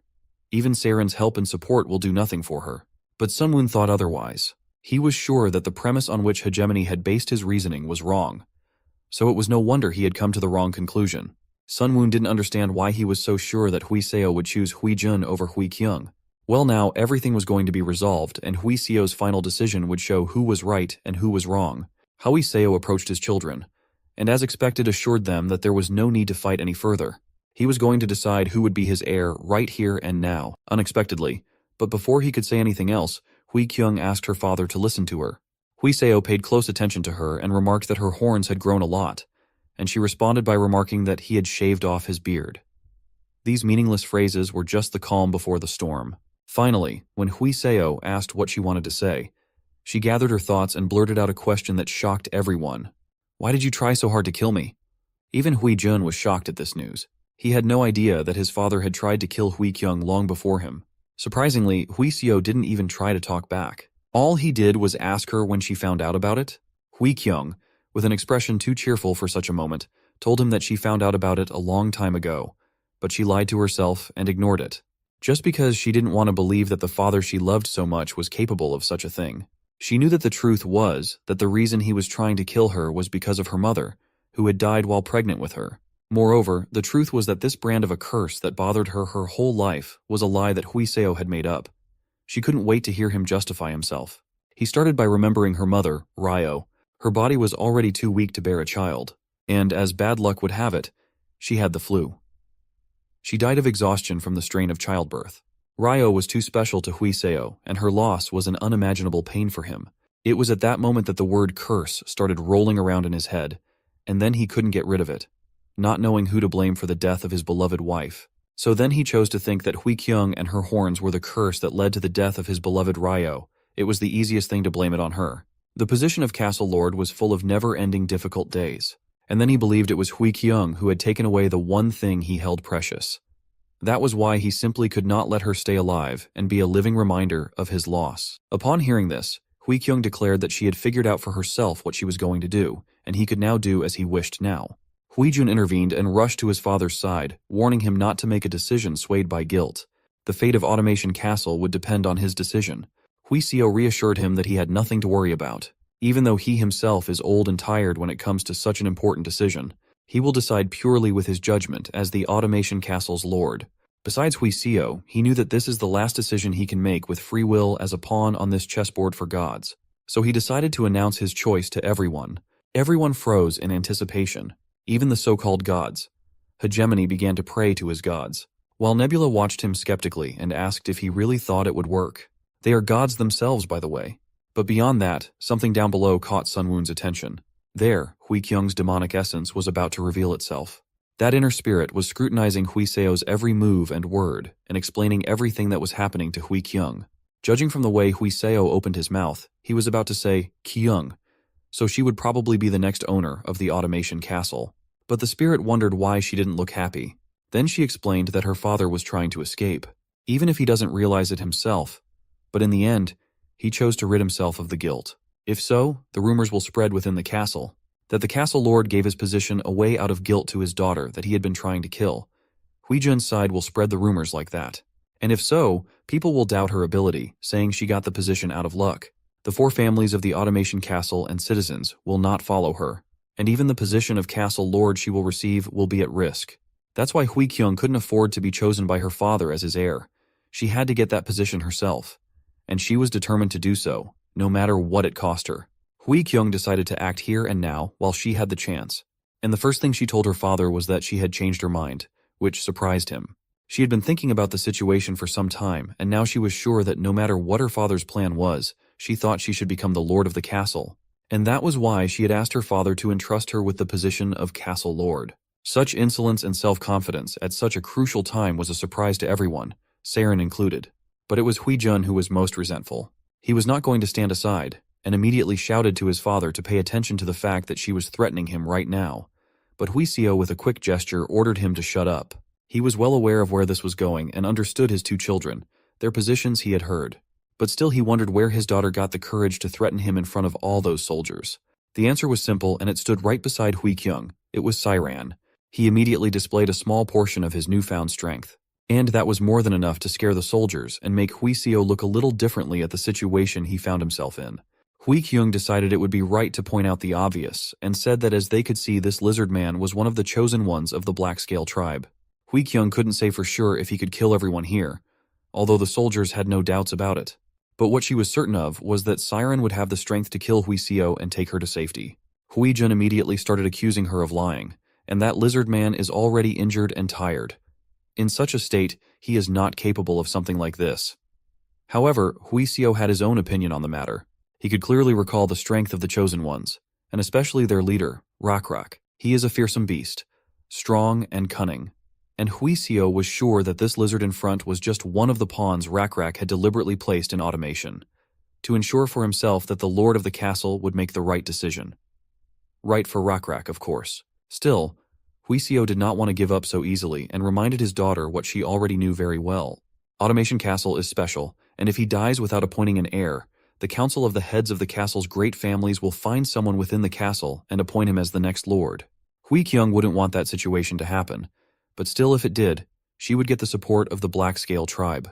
And with the help of their power and warriors, she will be able to completely devastate the castle. And all she will have to do is to be the only person inside the castle, and then no one will have any doubts who is the real heir and lord. Huijun couldn't contain his indignation at what he heard and called Hui Kyung a low trash who finally stopped hiding his dirty nature after all. He still had no way of understanding how she could even say such a thing. Meanwhile, Huiseo remained silent and weighed all the factors to make a decision. He had no choice but to make a difficult one. There was nothing Huijun could do to change that. Huiseo stepped forward and solemnly declared that as the current Lord of Automation Castle, he was giving up his position for Hui Kyung. Right here and now. From that moment on, Hui Kyung was considered the new Lord of Automation. This was a painful defeat for Huijun. He just couldn't believe it had happened and sat on the ground out of helplessness. His brilliant plan had failed, and all the sacrifices he had made were in vain. A few days later, life once again stirred on the streets of Automation. Vitality seemed to be flowing within the Automation Castle for the first time in a while, all because the turbulent air fight was over. Not only that, people began to feel that the very atmosphere in the castle had changed. Trade with other creature species had picked up considerably, and more traders began to come from afar. At the same time, all 4 main families inside the castle remained quiet. They seemed to have accepted the changes that the new lord of the castle had introduced. The only one who didn't like it all remained Huijun. He still couldn't get over the fact that something so absurd was happening in the castle. How could a person who sticks around a lizard be the castle lord? He couldn't find an answer to that question for himself. He had had enough of sitting idly by for days, and as darkness fell, he decided to act.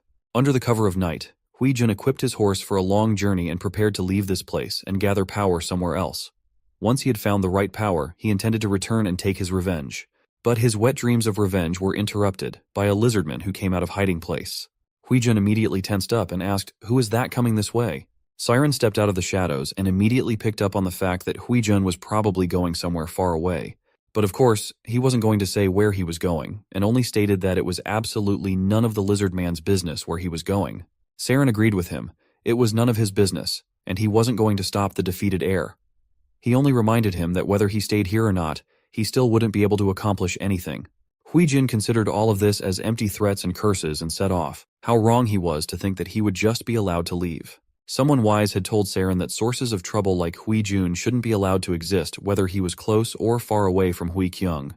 And to be honest, Saren agreed with that wise man. He picked up the torch and gave the tentative signal. At the top of the automation walls, he was perfectly spotted. The goblin assassins knew their job well.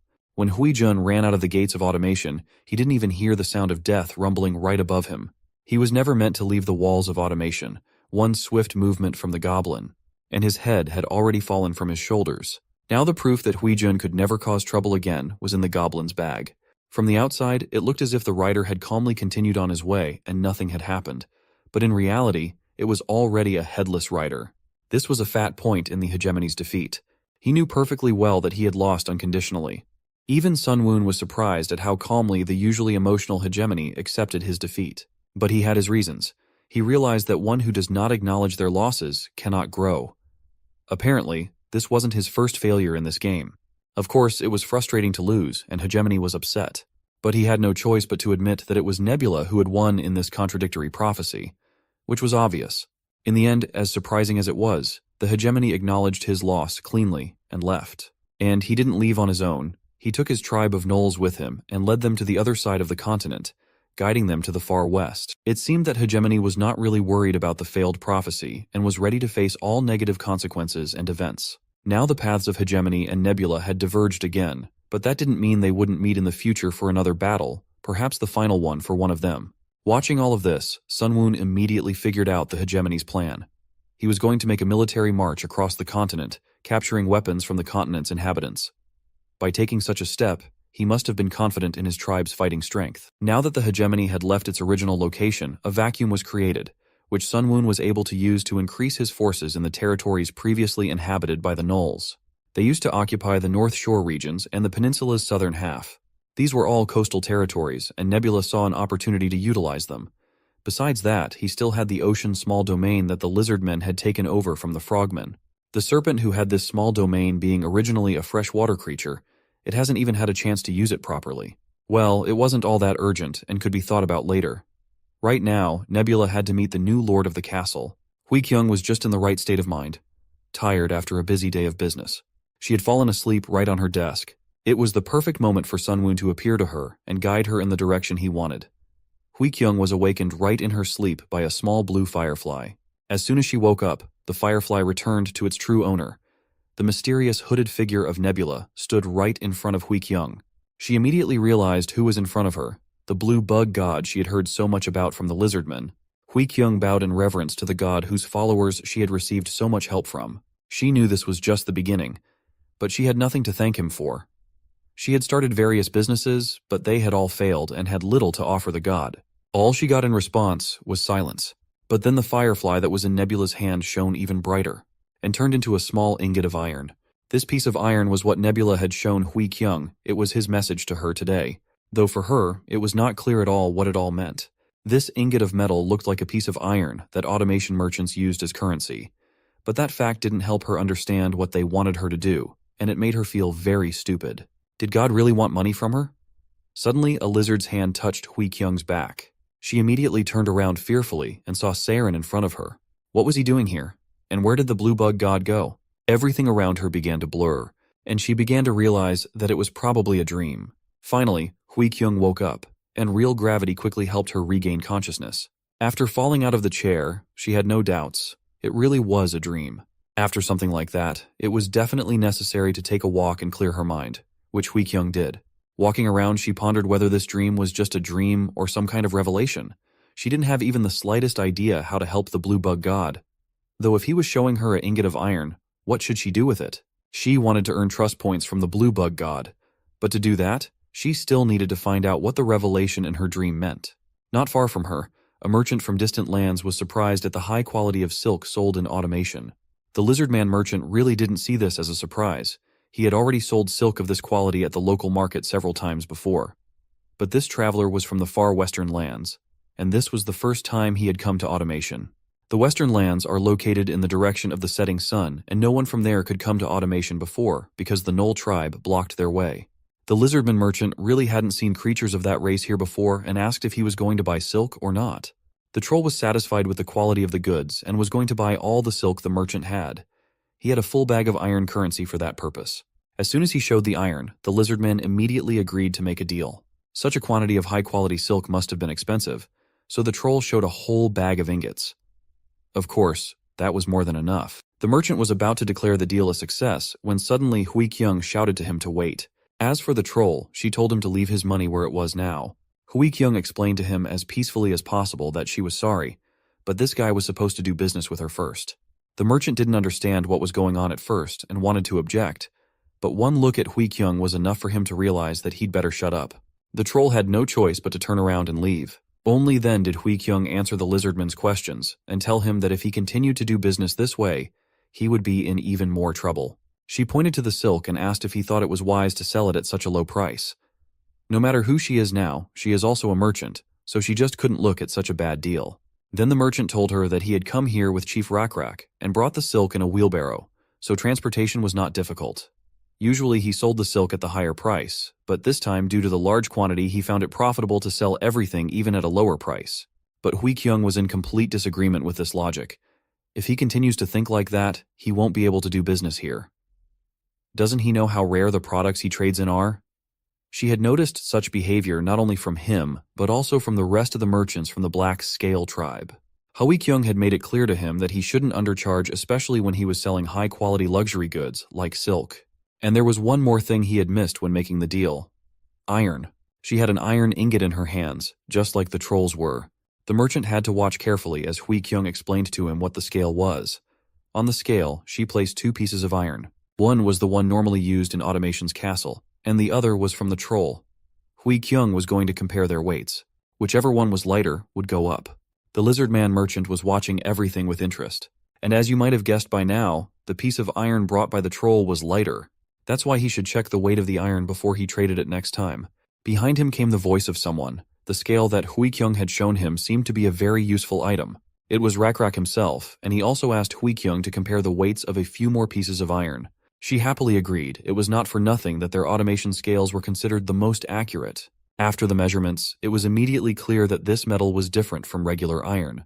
Then Rakrak told her that this iron was obtained from ancient ruins. It is of excellent quality, but it has one very significant disadvantage. It is very difficult to melt. The best forges of the Black Scale tribe had given up out of helplessness. That is why Rakrak came here, hoping to find a solution to this problem within the walls of Automation Castle. Rakrak wanted to find a way to melt this iron and turn it into a weapon. At that moment, Hui Kyung realized what her dream was about. The Blue Bug God had given her the task of helping Rakrak with this difficult challenge. Of course, Hui Kyung replied that she could do it. However, she later realized that she had been a little hasty with this statement and had said it too confidently. Now she wondered what would happen if she didn't keep her word, and now said she couldn't do it. Would her reputation as Lord of Automation fall from that? By the way, there was a reason Hui Kyung was so confident in front of Rakrak. She was relying on the blacksmiths of Automation, who were considered the best in the area. When they looked at the iron that Rakrak had brought, they assured Hui Kyung that they could make weapons out of them. However, they had a problem in the process. If it was the will of the castle lord, the blacksmith was willing to work, even though it was difficult. This damn metal proved to be too unyielding to be crafted. After heating up the workpiece, a skillful blacksmith could usually get it into the desired shape in 10 hammer blows. But with this metal, he barely succeeded after 40 blows. The blacksmith could barely make one spearhead after working hard for half a day. After that, he was too tired to continue, and that's why he couldn't make the next one. Then Hui Kyung asked why not take a break and then go back to work. But the blacksmith assured her that wouldn't work either. If the forge cooled down, he would have to reignite it and would waste too much charcoal. Hui Kyung then suggested using more people, but that wasn't an option either. They would need several years of hard training to become useful in the smithy. Hui Kyung realized that was the end of her ideas, and recognizing her defeat, she praised the blacksmith for his good work and sent him off to rest. The blacksmith left, and Saren came in his place. He saw how Hui Kyung was worried about those iron pieces and advised her to just be honest with Rakrak. Hui Kyung was hesitant. She had told him so confidently that she could help, and now Saren was suggesting that she admit that she was not a useful partner. Saren assured her that's exactly what she should do. The Rakrak he knows is benevolent. To make it clear, Saren presented her with a picture of a smiling Rakrak who was willing to accept any failure of Hui Kyung. But it didn't help much. Hui Kyung was too proud to accept her defeat. She wasn't going to give up so easily and asked Saren to follow her. Saren was just coming over to teach her writing, but she offered to do it later. She had something that needed to be confirmed. They headed down a dark hallway together. There they were met by a mud soldier. Hui Kyung revealed that it was made in the innermost areas of the inner palace. Although mud soldiers traverse the automation castle themselves, anyone can't handle them as they wish. But that's not why she brought Seiren here. What she wanted to show him was actually behind the heavy stone door. As soon as she opened it, bright sunlight hit her in the face. Before their eyes was a waterfall that was forcefully spinning a giant water wheel. Seiren was mesmerized by this sight. He had never seen anything like it before. Hui Kyung explained that it was the entire castle's water reserve.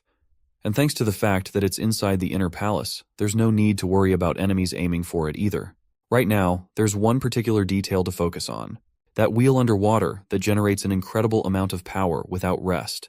A machine that doesn't get tired, though none of the humans knew how the automation castle used that power. Hui Kyung had brought Seiren here to tell him about her plans for the future. She wasn't going to limit herself to using this power just to process metal pieces. She wanted to use this power to completely change Automation Castle. But to do that, she needed help, so she asked Seiren for it. Of course he was willing to help her. A few days later, a group of lizardmen arrived in Automation at Seiren's request. Hui Kyung didn't hesitate to show them her blueprints. She suggested making a new water path at a higher position than the current one, because it's a way to add new wheels without weakening the current waterway. Still, she had doubts and asked for advice on whether it would work. The familiar Yahello came to her aid. She had already become the head of the engineers of the Black Scale tribe thanks to her sharp mind and intelligence. Yahello had already had time to look around and replied that judging by the amount of water flowing there and the formation of the wheels, she thought that energy production was possible. But to accomplish such a large-scale project, Hui Kyung would need a lot of people. And of course a lot of money and hardwood, which doesn't grow in this area. Even though Yahello had inexplicably licked Hui Kyung's horn, she replied that Automation Castle definitely had enough money. But Yahello replied that it's not just a matter of whether or not she has enough money. The problem is that if Hui Kyung uses so much money and then doesn't get enough obvious and useful effects in return, it could cause people to resent her. Her position is already weak, and if she wastes the castle's funds, she will definitely get flood of criticism. The question is, will she be able to handle it? Yahello's words made her think. That evening in her office, this question never left her. In such a difficult situation, she turned to her inner spirit and asked if he knew the future. Unfortunately, the spirit replied that he was not a spirit of prophecy. What he can know or can change is simply the moment in front of her. Hui Kyung guessed that would be the answer. Still, she asked him to hear about the future she was pondering. She was going to leave the axle of the first water wheel empty and save it for the next lord to be appointed. The second water wheel she was going to connect to the blacksmith's mechs. If they just have enough charcoal, it'll create a bloomery that will never get extinguished. The third water wheel would be connected to a hammer that would be able to shape the blacksmith's workpieces. The fourth and final water wheel she was going to connect to a millstone so that people could process an impressive amount of grain into flour. Hearing her thoughts, the spirit replied that it looked pretty good, but that wasn't enough for Hui Kyung. She needed to be sure. This the spirit could not guarantee her. It was a future he couldn't see. He only said what he thought. Well, in that case, she was even willing to take the risk. Hui Kyung as well as the spirit thought it was a nice idea. She decided that she would start building water wheels after all. So construction has begun, but not as smoothly as Hui Kyung had hoped. Construction came with numerous challenges. Water wheels and workers kept falling over. On top of that, several times they got scammed by material suppliers. But all that was nothing compared to the most painful thing. When the work was almost finished and 3 water wheels were installed, it turned out that the 4th one could not be installed. Now that was the real challenge. Gaojung suggested that there was a space calculation error in the design. It's a pity, but he suggested just building everything with 3 wheels, because if they needed to install a 4th wheel, they would have no choice but to start over. Gaojung assumed that there was no other choice. In that case, Hui Kyung told them to start over. They were shocked. How could she order such a thing? If they started over, they would have to dismantle what they had already built and then start over, and that would take twice as long. On top of that, there was also the problem of the workers they had hired. Hearing all these pathetic excuses, Hui Kyung turned to them with a threat and asked, "What's the problem? This is a promise with the Blue Bug God.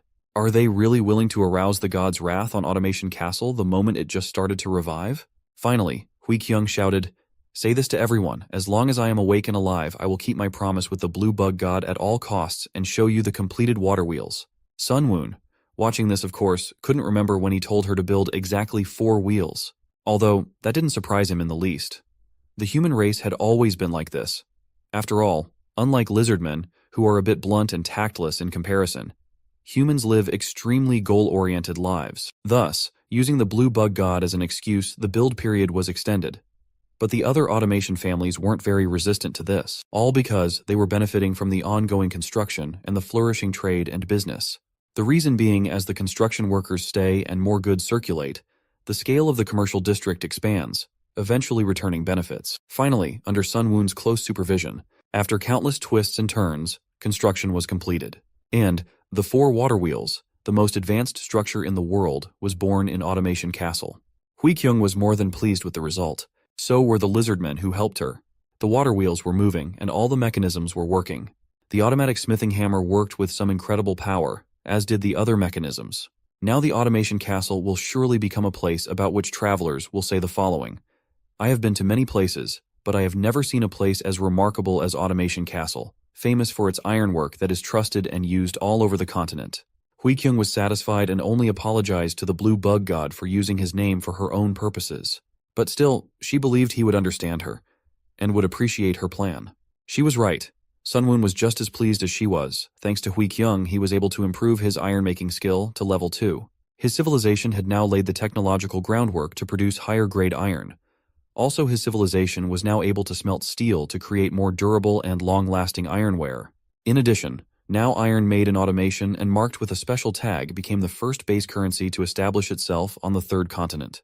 Even that was not the end of it. The writing system developed in automation called Chung Letter System also became the mainstream on the 3rd continent. Thus, the technology of the civilizations under Nebula's control developed much faster than the average development speed of the other players. How could he even be angry at Hui Kyung for this? This was the exact reason why Sun Woon had chosen humans as his second race. As a result, Automation Castle prospered more than ever, and began to attract races that had never been here before. Elves, for example, who strolled through the castle and were surprised by the sound and sight of the continent's famous water wheels. One of them knew that the giant water wheel inside the city grinds grains. The other could not imagine how huge it was that the sound of its operation reached all the way here. A Lizardman trader intervened in their conversation and corrected them that the water wheels were not only used to grind grain, but also to make weapons for the tribe of black-scale lizards. But the lizard was not particularly interested in talking. Since the travelers had come here, they probably wanted to buy high-quality silk, right? After feeling the goods, the elves were surprised by the quality and immediately decided to buy it. They were going to pay for the goods with iron ingots, not the ones made by automation, but their own. They assured that they were of the highest quality, made of iron that is found only in their region. But the merchant, having learned from his own experience, was not going to take their word for it and took out a scale. As could be guessed, the elves' iron ingots were lighter than the standard. Their iron was of the lowest quality. In that case, the merchant was not even going to sell them anything. He would not accept such low-grade currency and was not going to trust such cheats as them.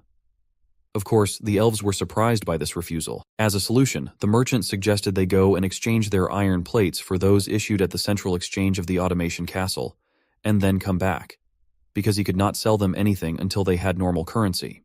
The elves tried to resist and kept convincing him that he was making a mistake and missing a great opportunity to make a good deal. And anyway, someone who sells a lowly piece of cloth shouldn't be so power-tripping. It was a mistake. As soon as the merchant heard this, his patience ran out. He shouted at them to get lost, since they don't know how much quality silk costs. Hui Kyung was watching from the sidelines like a professional spy. She liked that this lizard man ended up being a worn-out merchant. But what she didn't like were those 2 elves. She wasn't used to seeing that race in her castle, and she wondered where they were from. So she decided to observe them and see how they did business. The elves approached one merchant, then another, and so on. And then Hui Kyung realized who they were. These elves are cunning tricksters. They're just targeting naive people or new businessmen. The way they're just targeting anyone who they get their hands on. It's more like they're hunting pushovers. A couple of scammers like this, Hui Kyung had never met before. And the big question remained, where the hell did they come from? Meanwhile, Sun Woon received a private message from one of the players. He was surprised. No one had written to him before. The message was from a player named Eldar. Based on his name, Sun Woon immediately assumed that this was a new player he hadn't met yet and was most likely controlling the elf race. During the issue with the hegemony, they resolved their conflict regarding Automation Castle by talking, as our hero needed to resolve all issues outside of the battlefield. As far as he knows, right now the elven forces are located far away on the northern coast, so why would Eldar want to talk to him? Still, Sun Woon lacked information regarding the entire northern coast that was located beyond the wasteland. And if the conversation was trivial, It would even be useful for gathering more information. So he decided to accept the request. He was immediately greeted by the melodious voice of an elven woman. She introduced herself as Eldar, the goddess of the elves. She had only one question for him: was he the god of this small castle and these people? Sunwoon, looking at her, couldn't understand what was going on and what was wrong with her. Is she really an RP player? I'm sure you know it, but just in case. RP or role-playing. Immersing oneself in a role within a game. That's exactly what that elf was doing. Such players are quite rare, but still Sunwoon was willing to talk to her. And he greeted her as well. She liked the beginning of their conversation and immediately picked up on the fact that Nebula was better than Hegemony, at least in his manners. Sunwoon was surprised that she knew Hegemony. As it turned out, she knew him too well, and she was the one who personally drove his barbarian group out of the northern coast. To Sunwoon, that sounded doubtful, though it might explain the strange behavior of Hegemony, who was very quick to agree to a contradictory prophecy instead of war. So Eldar had defeated him after all, and he was forced to look for a different place. But it was strange for an RP player to be so strong. Usually, such players are quite mediocre in terms of game achievements. Well, in that case, Nebula decided to find out what she wanted. Eldar was quick to state her demand. She wanted Nebula to pay her tribute, and then she would be merciful and spare his pathetic civilization along with him. It was a rather self-righteous demand on her part. There was no point in talking to her further, and Sunwoon immediately cut off their communication by blacklisting her name. He wasn't going to pay tribute, of course, and didn't even respond to her request. The Eldar base was located on the northern coast, and it was almost impossible to get to it for reconnaissance with insects. Sunwoon wasn't going to go there himself either. It was dangerous, and there was no telling what might have happened to his civilizations during his absence. But Eldar was also limited in what she could do as well. Just as Sunwoon knew little about Eldar, who turned out to be just another guy who had chosen a female avatar in the game, neither did he know much about Nebula. That was probably why he had sent his elf scouts to Automation Castle, since he couldn't use his little domain for that either. There was also a chance that there were no birds or insects in his small domain. And then Eldar was very unlucky. However, considering Eldar claimed to have driven the Hegemony away, he shouldn't be underestimated. He probably has an ace up his sleeve and support that he relies on. In that case, Nebula needed to quickly prepare for war. But before that, he was going to see what the other players had. Meanwhile, at Automation Castle, Hui-kyung had uninvited and unexpected guests. A delegation of elves had come to negotiate with her. It was headed by Leaner, the president of one of the largest trading companies of the elven civilization. He wanted to meet personally with the Lord of Castle Hui-kyung and no one else. He had come to apologize and resolve the problem that Hui-kyung had banned elves from trading in the castle because of the fraud of the two she had overseen. And they didn't come empty-handed. They had prepared a valuable gift. When Hui-kyung opened it, she was nearly blinded by the glow of a large precious diamond. According to the elf, this artifact had been found in ancient ruins. The elf hoped she would accept the gift and forgive them for their mistake, which would not happen again. Hui-kyung closed the box back up and said it was an outstanding artifact. However, she threw it on the ground and said she was rich enough already. Did he really think he could bribe her with it? Such an artifact meant nothing to her, which could not be said for the elf, who immediately rushed to pick up his treasure. After making sure the artifact was safe and sound, the elf breathed a sigh of relief and asked how much she wanted then. Hui-kyung wondered. The elves had never come from the northern coast before this. So why were they so eager to start trading with automation now? Has the situation really changed? Finally, Hui-kyung answered them that if they wanted good relations with her, they shouldn't even think of bribing her. Instead, they better stick to the law and fulfill the restrictions imposed on them. The elves had no choice but to agree. But it didn't end there. Hui-kyung also offered to buy them statues of the blue bug god if the elves wanted to earn her favor. To this, the elves replied that they believe in the dancing shadow god. But Hui-kyung was not the least bit confused by this. She didn't care. So she suggested to the elves to believe in two gods because it will double the blessings. In fact, they had nothing to lose, so they could safely try it. A few weeks passed, and there was a knock at Hui-kyung's office. It was Siren. He had been given a message from the great Hassadian elf chieftain. In the message, he demanded an apology. He claimed that the last time she met with the elves, Lord of Automation had demanded his subordinates to convert and insulted them. Hui-kyung was shocked by such statements. It was nonsense. She had done nothing of the sort. How annoyed she was by these elves with their arrogant looks and twisted personalities. Siren didn't understand the sarcasm and took her words literally, making her once again remember who she was dealing with. Hui-kyung decided to outsmart the elves with their own weapons, and used the fact that the elves were trying to bribe her in a return message. Siren liked that idea. Thunder rumbled outside the window, which caught Siren's attention. But despite the approaching rainy season, he believed that the messenger from the elves would come again in a few weeks. Hui Kyung also thought it was likely, but she wasn't going to see the elves in person again. In that case, Saren was going to prepare more insults to use against them. But other than that, Hui Kyung had seriously warned him to better prepare for war. The rainy season was over, and the barren lands around the castle had turned green. Surprisingly, no further messages from the elves had come during this time. Life at Automation Castle was peaceful and prosperous. Nothing portended trouble on this sunny day. That all changed suddenly when the guards on the walls noticed something in the distance. An alarm was immediately raised, and a messenger was sent to Hui Kyung. An army was heading towards them. Elven soldiers were already close, and they clearly did not come with peace. Led by their leader, Hasadian himself, riding a reindeer. A scout reported to him that Automation's castle was right in front of them. Well, Hasadian was pleased to finally see the home of these foolish and shameless people. He admitted he was a little flustered when the dancing shadow god sent an oracle of punishment. But now, to be honest, conquering this castle didn't seem like such a difficult task to him. Confident in his strength, he commanded his army to prepare to attack. They rushed forward without waiting for any worthy resistance. The Hasadian army consisted of 300 professional warriors, and it was not only their leader who was confident of victory. Their god Eldar also believed that such an army would be more than enough to conquer this small castle. Though the walls of Automation's castle are high, after all, they're made of mud, and those walls are defended by 150 soldiers at best. Compared to the bows of the elves, which can shoot at 80 paces, the bows of humans are weak and pathetic. Hasadian, as well as his god, was confident that now they would be able to make that damn Lord of Automation Castle bow down before them. Sunwoon was also watching. Well, the elves had asked for it. Now the civilizations of Nebula would give them a decent fight. Hui Kyung was not taken by surprise and was already giving orders to proceed. Unfortunately for Hasadian, things didn't go according to plan from the start. Another soldier ran up to him and reported that something strange was happening in the canyon in front of Automation. The Automation Castle soldiers lined up there in a formation in the shape of a magic circle.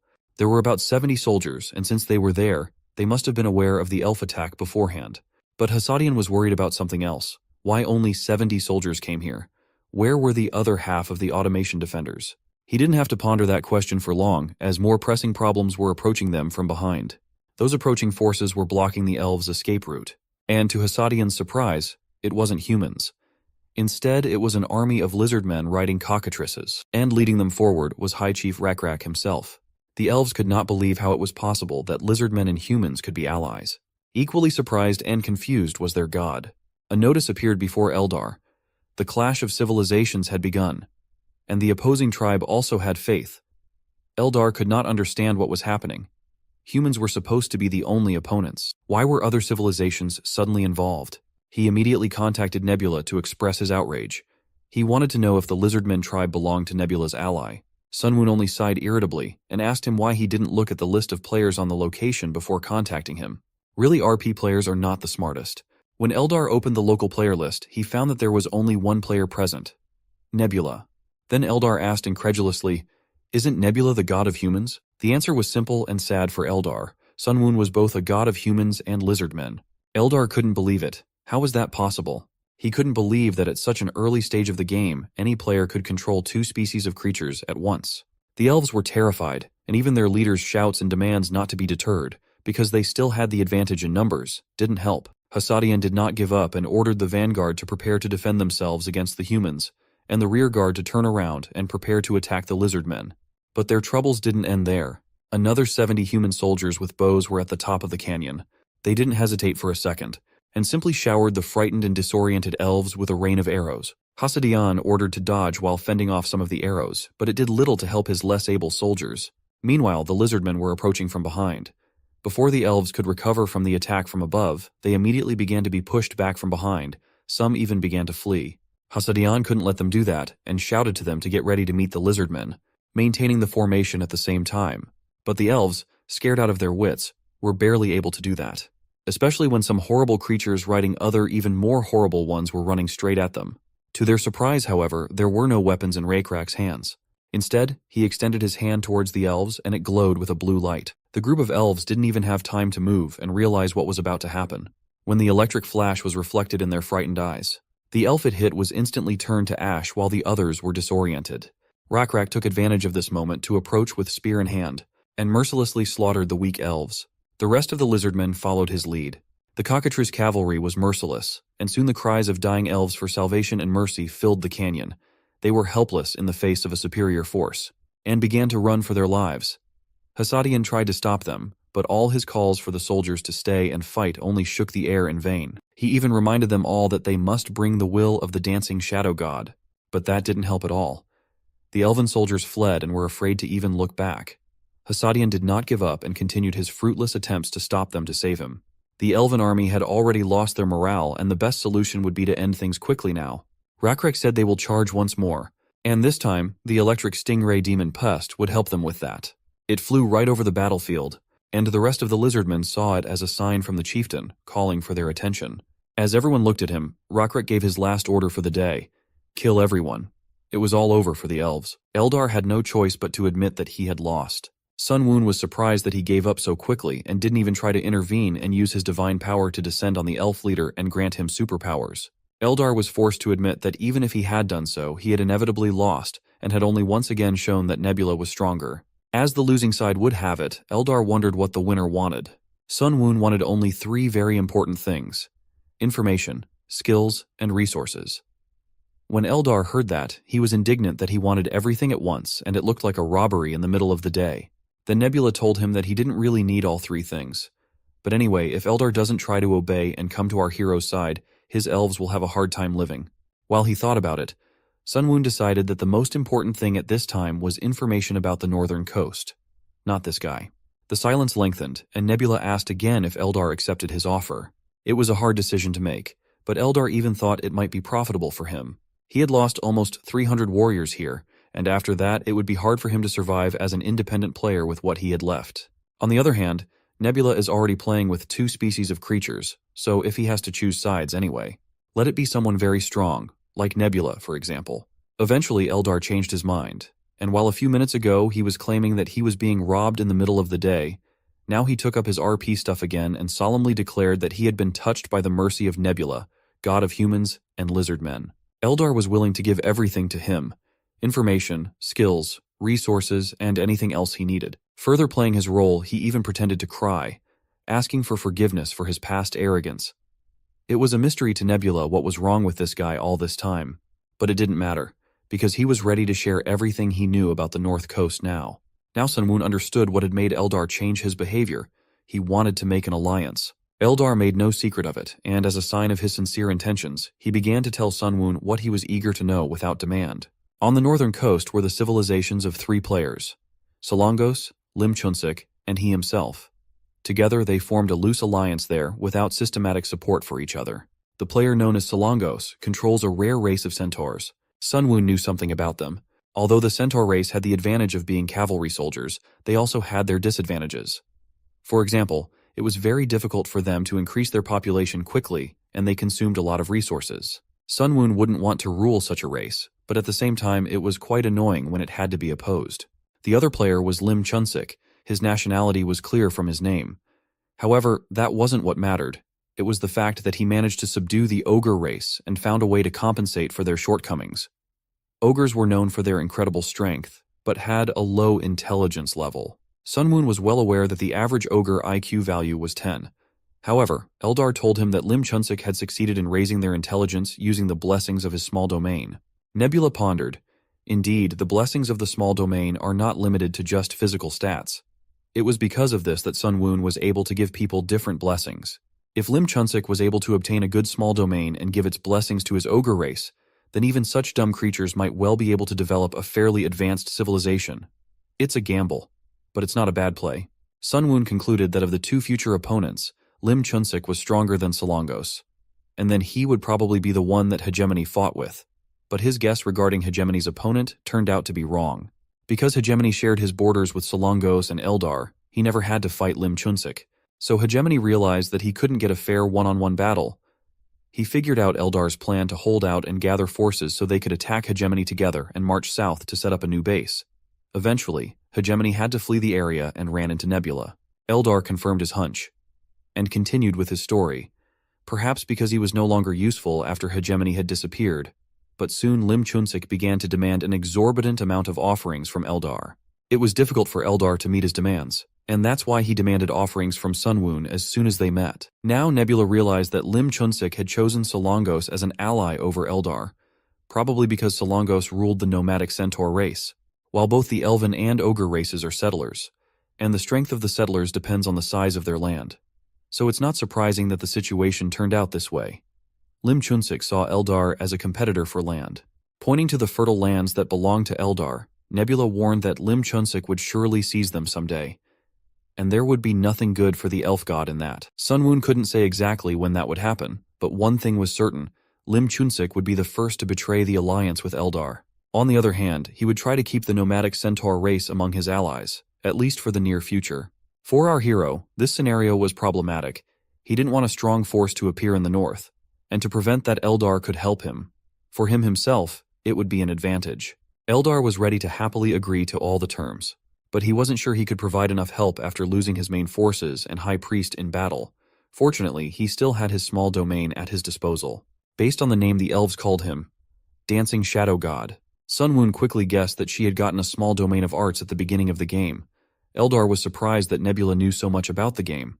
Well, in that case, Eldar could be useful to our hero. He called him closer and whispered his plan in his ear. Eldar was shocked and asked if what he heard would really work, and how would the other players react to it.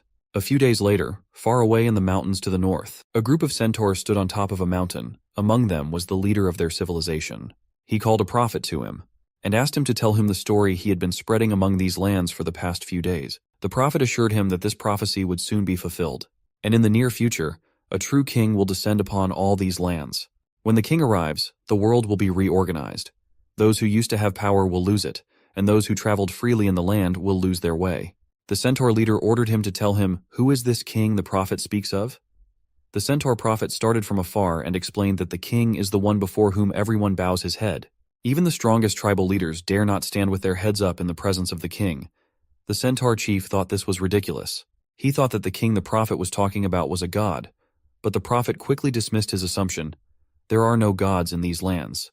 They are high above, and the king will rule the lands below, and only the gods will be above him. The cocky centaur chief then liked that prospect. A person who only has the gods above him. The prophet must have been describing someone like he himself. But the prophet had to disappoint him. The prophecy was not about him. Then he suggested that perhaps it was about one of the lizardmen that everyone had been talking about recently. But even here he did not guess correctly. Yes, lizardmen are fierce and feared by all. But because of their physiological characteristics, they will not be able to take the position of king on the northern shore. The one who will be the true king is the giant, the acting leader of the ogres. With his overwhelming size and immeasurable strength, he will sit on a throne made of stones. He is stronger than the centaurs and wiser than the elves. Hearing such a prophecy, the centaur chief was furious. He could not believe that a centaur prophet could say such a thing. How could the high priest of the ogres Kijin become king, and how could the prophet even dare to suggest that the centaurs would serve him? But the prophet still stood his ground. He said what the gods had revealed to him. The centaur chief couldn't stand it. In rage, he shouted that the long-eared prophet was wrong. At the same moment, he struck a crushing blow. Only blood spattered his rage-blinded face. He, the great Tamaridu, would never bow to any but the gods. All this was watched from above. Eldar had done as Nebula had ordered him. But he still had his doubts. Even though Tamaridu looked angry, in the end he probably wouldn't believe in this prophecy. Well, in that case, all Sun Woon had to do was to make the prophecy come true, and soon all would become clear. From that day on, Tamaridu had nightmares every night. It was the same thing over and over again. He was standing in front of a high mountain that he kept trying to climb. With each step, he wondered why. Why, no matter how hard he wanted to and how hard he tried. There was no way he could climb this mountain. Why are these northern mountains so high and impregnable? Why was it that just as he was about to reach the top, one obstacle after another appeared? As if to suggest to him that just as he could not climb this mountain, he could not become a king, no matter how much he wanted to. Finally, he woke up. This recurring nightmare was like an obsession. And to get out of this obsession, Tamaridu was sure he had to become king. But who would know the name of Tamaridu in these wilds? In the end, it seemed he had no choice but to watch the ogre Kijin become king. His musings were interrupted by one of the guards. The centaur chief had visitors. Tamaridu immediately ordered them in. After meeting them, he sat on his throne and thought. Today, 2 more people had come to him with their prophecies. The first was a green-eyed elf. His prophecy was the opposite of what the already dead prophet had said. That elf said that he had heard a prophecy that the ogre leader Kijin would become king, but the elf was sure that they should change that, and that the real king should be Tamaridu. After the elf came the man from Automation Castle. He immediately said that he had heard the news that a centaur king had appeared, and so he immediately brought tribute to the new king to trade in his lands. They were all talking about the king. But why was Tamaridu beginning to worry even at the words that came from ordinary mortals rather than revelations from the gods? And now his attention was drawn to the last, third guest, a lizardman who came from far away. It was the familiar lizardman from the black-scaled tribe, Owen. Tamaridu asked in surprise. Did he also come here to say that he should become king? But Owen wasn't so straightforward, and instead replied that he didn't know anything about the future. But if Tamaridu wants to become king, then he is here to tell him to give up. Of course the centaur chief didn't like that and asked, isn't he worthy to be king? And does he need the recognition of the other chiefs to do so? Then Owen asked Tamaridu if the other chiefs recognized him. Well, the humans and elves said he was good enough. What about the lizardmen? Owen wasn't sure. However, what he could be certain of was that Rockrak would recognize any Tamaridu title. He would tell him to take any useless title he wanted, and then Rockrak would personally show him what real power was. Tamaridu didn't even know how to react to that. Was it a threat or a recognition? However, Owen went on and advised the centaur chief not to become king for his own sake. Now this was already completely clear and did not please Tamaridu at all. Owen explained to him that it was not a matter of qualifications or ability. It is a matter of whether or not your god confirms you're becoming king. Tamaridu froze in horror. Does the rushing without hesitation god not want him to become king? Owen said it was just a guess, but just as there is a hierarchy among the tribes below, there is also a hierarchy among the gods. And the rushing without hesitation god of the centauruses must be below the endlessly looking down god of the ogres. Such statements made Tamaridu's eyes blaze with anger. He grabbed his axe and rushed to Owen, intending to do to him what he had done to the prophet. But he stopped. Owen stood there, not even moving, smiling in the face of death after insulting the centaur god. Though Owen didn't think so, he was only talking about the hierarchy among the gods and didn't understand why Tamaridu was so angry with him. If he wanted to unleash his rage, he could direct it at another god who was suppressing his god. With a shudder in his hands, Tamaridu realized that this might be true. Then that nightmare he has every night could be a negative revelation. Maybe that way the god, knowing his feelings, instead of giving him the revelation that he should become king, rejected him. If Owen's words were true, then what should he do? Owen was ready to give him a clue, and to do so, he told him how black-scaled lizardmen sometimes went against the orders of their commanders if they thought it was right and necessary. Perhaps Tamaridu should follow their example and disobey his god to benefit him in the end. Tamaridu just has to do what his god doesn't want him to do, for the benefit of his god. Having said that, Owen left, leaving the centaur leader alone with his thoughts. Soon, Tamaridu himself was sure he was destined to become king. In the name and for the good of his god, he must choose a path that God does not desire. Nebula and Eldar watched the whole spectacle. The elf god could not believe that his small domain could be used in such a way, and wondered why he himself had never known about it. Nebula answered him that any tool could be useful depending on how it was used. Moving the hearts of people is all because of art. Murals, sculptures, prophecies, all of it. In this way it was possible to influence species that were under the control of another player, directing them in a different path than the one their god had planned for them. Solongos would now have to go through many hardships due to the interference of Nebula and Eldar. Still, Eldar wondered if it would be enough. While it was possible to intervene in the affairs of the species and quarrel them, but as for the gods, it seemed unlikely to Eldar. This was where Sunwoon was in disagreement with him. Anything was possible. Solongos must be well aware of the limitations of roaming civilizations such as the centaurs. Gradually, there would come a point when they would find it difficult to stand up to the dwellers with their technology, fortifications, and larger populations. And when that moment comes, the centaur civilization will be absorbed by the Lim Chunsik. Solongos knows this, so there is a high probability that he will not actively stop the leader of his civilization. That was Sunwoon's plan, but the reality was a little different. As soon as the centaurs gathered their troops and camped near the ogres, Solongos showed up to meet Lim Chunsik. He immediately began to apologize for the behavior of Tamaridu, who was out of control and disobeying. Lim Chunsik assured him that everything was fine. It was his own fault for ignoring this elf and not capturing him a long time ago. Now this scoundrel had dragged another player into this. Solongos hadn't counted on this outcome either. Now Lim Chunsik has started apologizing for the fact that Solongos had to confront hegemony, and he didn't help him. And now, soon Tamaridu and Kijin will fight, and if Tamaridu dies, Solongos will lose an important high priest. Suddenly Solongos stated that he wasn't apologizing because of that, and Lim Chunsik misunderstood him. Solongos was apologizing for his Tamaridu, who would kill the High Ogre Chief Kijin. Of course, Lim Chunsik didn't see it that way, and instead of answering, he laughed smugly. Solongos responded in the same way, and only the laughter of these two self-righteous gods echoed over the mountains. Soon the day of truth came, among the snow-capped mountains of the north coast.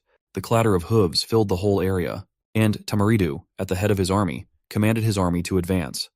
Tamaridu had high stats like all centaurs, 58 points of strength and 17 points of intelligence, making their race strong in the beginning. But as time went on, their advantage only diminished as other civilizations developed.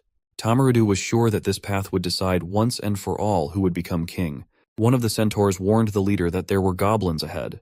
Tamaridu saw no problem with this. Crushing the common slaves of the ogres did not seem to be a difficult task. The goblins were numerous, but it was not difficult for the centaurs to chop them to pieces and trample the ones that remained with their hooves like beetles. Soon the screams of the dying goblins began to fade. They didn't stand a chance. But a much bigger problem loomed ahead. From a ravine littered with large trees, the ogre leader Kijin appeared. He knew the centaurs would come this way, and only laughed at Tamaridu's foolishness in hoping for a surprise attack. Soon, the rest of the ogres showed up as well, scaring the centaurs who had just dealt with the goblins. Tamaridu commanded his warriors to retreat, but damn it, it was too late. The corpses were constricting the centaurs' movements and preventing them from turning around. The ogres immediately seized the opportunity. They began to smash the helpless centaurs with their massive hammers. A single blow was enough to turn a rare creature into a bloody mess. Tamaridu had to admit that ambushing after blocking the enemy's mobility was a smart idea. But it wasn't enough. All those cheap tricks wouldn't work against a skilled warrior. Immediately, 2 decapitated ogres fell to the ground after Tamaridu's quick movements. Now they were left one-on-one. And the centaur chieftain was confident that he could defeat Kijin in the name of his god and could become king. The huge figure of the ogre chieftain occupied almost the entire canyon, and he was just seething with rage. How dare Tamaridu betray him? Now the stupid centaur would regret it in afterlife. With battle cries, they rushed at each other.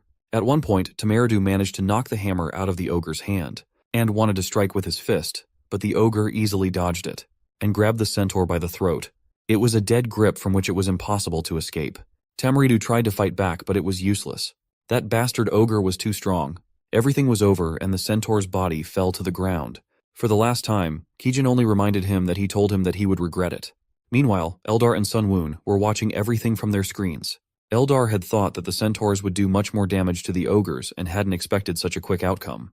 Of course, he didn't think the centaurs would win, since the ogres are the strongest race. But centaurs are a rare race and good fighters, and he would like to see more from them. Sunwoon didn't react to all his musings until he asked him directly if lizardmen were his main strength.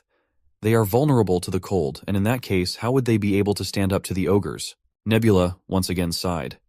His ally was too stupid. He had told him before, his lizardmen would not stand up to the ogres. Eldar seemed to have heard that for the first time and asked what he meant. Sunwoon was too lazy to explain it to him, and instead he asked Eldar what his rank was in the game. Eldar had nothing to be proud of, and he didn't really want to say, but still he had to share that he was about 3400th in the leaderboard. That explained a lot to Sunwoon. Such a rank was a very questionable result. He used to think that players for the role of gods were chosen based on their ranking, but it seems he was wrong. What were the conditions for being chosen then? The players weren't chosen randomly, were they? In any case, even such an ally was better than nothing, and Sunwoon asked Eldar if he would continue to cooperate. Even such a simple question caused him difficulty, so Sunwoon just assumed it was a yes. This of course annoyed Eldar, who didn't even understand what Nebula was saying. Meanwhile, their opponent Lim Chunsik wasn't sitting idly by either. He was diligently gathering information. In the end, he found out all the basic information regarding Nebula. Even the ID looked familiar to him. In the past, he had seen him at the first place of the player rank too often. There were rumors that this crazy bastard didn't stream or compete, and just only ate and played. It seemed like a strange coincidence for Lim Chunsik to meet Nebula so early. But he himself seemed to be luckier than Nebula. He had the ogre civilization at his disposal, combined with the small domain of birds, which gave him the blessings of the wisdom of an owl and the intelligence of a crow. He knew that Nebula had the insect small domain and the lizardmen civilization at his command, and both of them were vulnerable to the cold. When winter came, Nebula would have no choice but to try and wage a short-term battle. By then, Lim Chunsik would have all the preparations completed. In addition, he himself was not easy. In the past in the game, he was in the top 20 in ranking, and now he was confident that he had everything he needed to defeat Nebula. Time passed, and the weather worsened. It was getting colder by the day, and Lim Chunsik kept wondering when Nebula would attack. Something didn't add up. Suddenly, something caught his attention. Smoke and fire far away in the mountains, right where the elf village was located. He couldn't even think of an idea why the village was burning. What's going on? Did that bastard dare to do such a thing? and used the slash and burn tactic? Lim Chunsik was right. This is the tactic Sun Woon used, also known as the scorched earth tactic.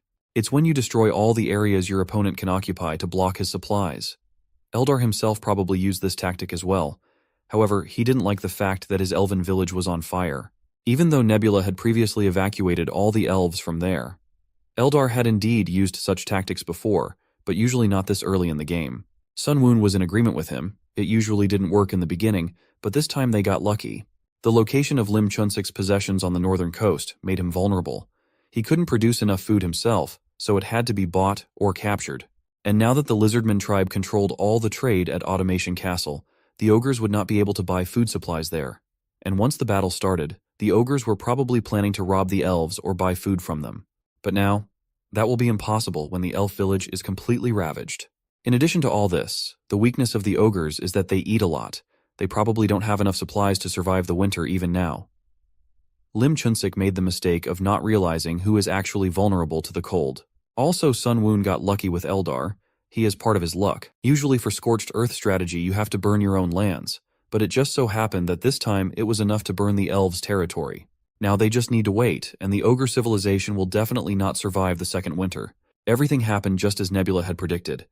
A year later, the ogres suffered from hunger so badly that they began ravaging allied goblin villages. The goblins fled in fear, but the starving ogres pursued them and caught them. They didn't come here for the goblins' meager food. They came for the goblins themselves, to satisfy their hunger. But most of the goblins had escaped. They were small and agile, unlike the clumsy ogres. Kijin was not pleased to hear this news. His tribe was in a quandary. Now that the goblins had fled and there was no food left in their village either, the ogres would have to endure an even worse famine. Because of this, some have already started fleeing from the tribe, and their numbers are growing every day. Even with all the intelligence bonuses for Chief Kijin, it was hard to think of a way out of such a situation. The tribesmen kept asking if there was any news from God, but Kijin could not answer them. Their endlessly looking down God was silent, and Kijin himself wondered how long they would have to wait for an answer. The ogre village now looked like a ruin. The ogres were dying every day, and so were the goblins, their remaining servants. Lim Chunsik realized that he could not bear it any longer. He had to act, and urgently. He decided to call his former ally Solongos. The centaur god answered immediately and asked what was wrong. Lim Chunsik had only one question for him.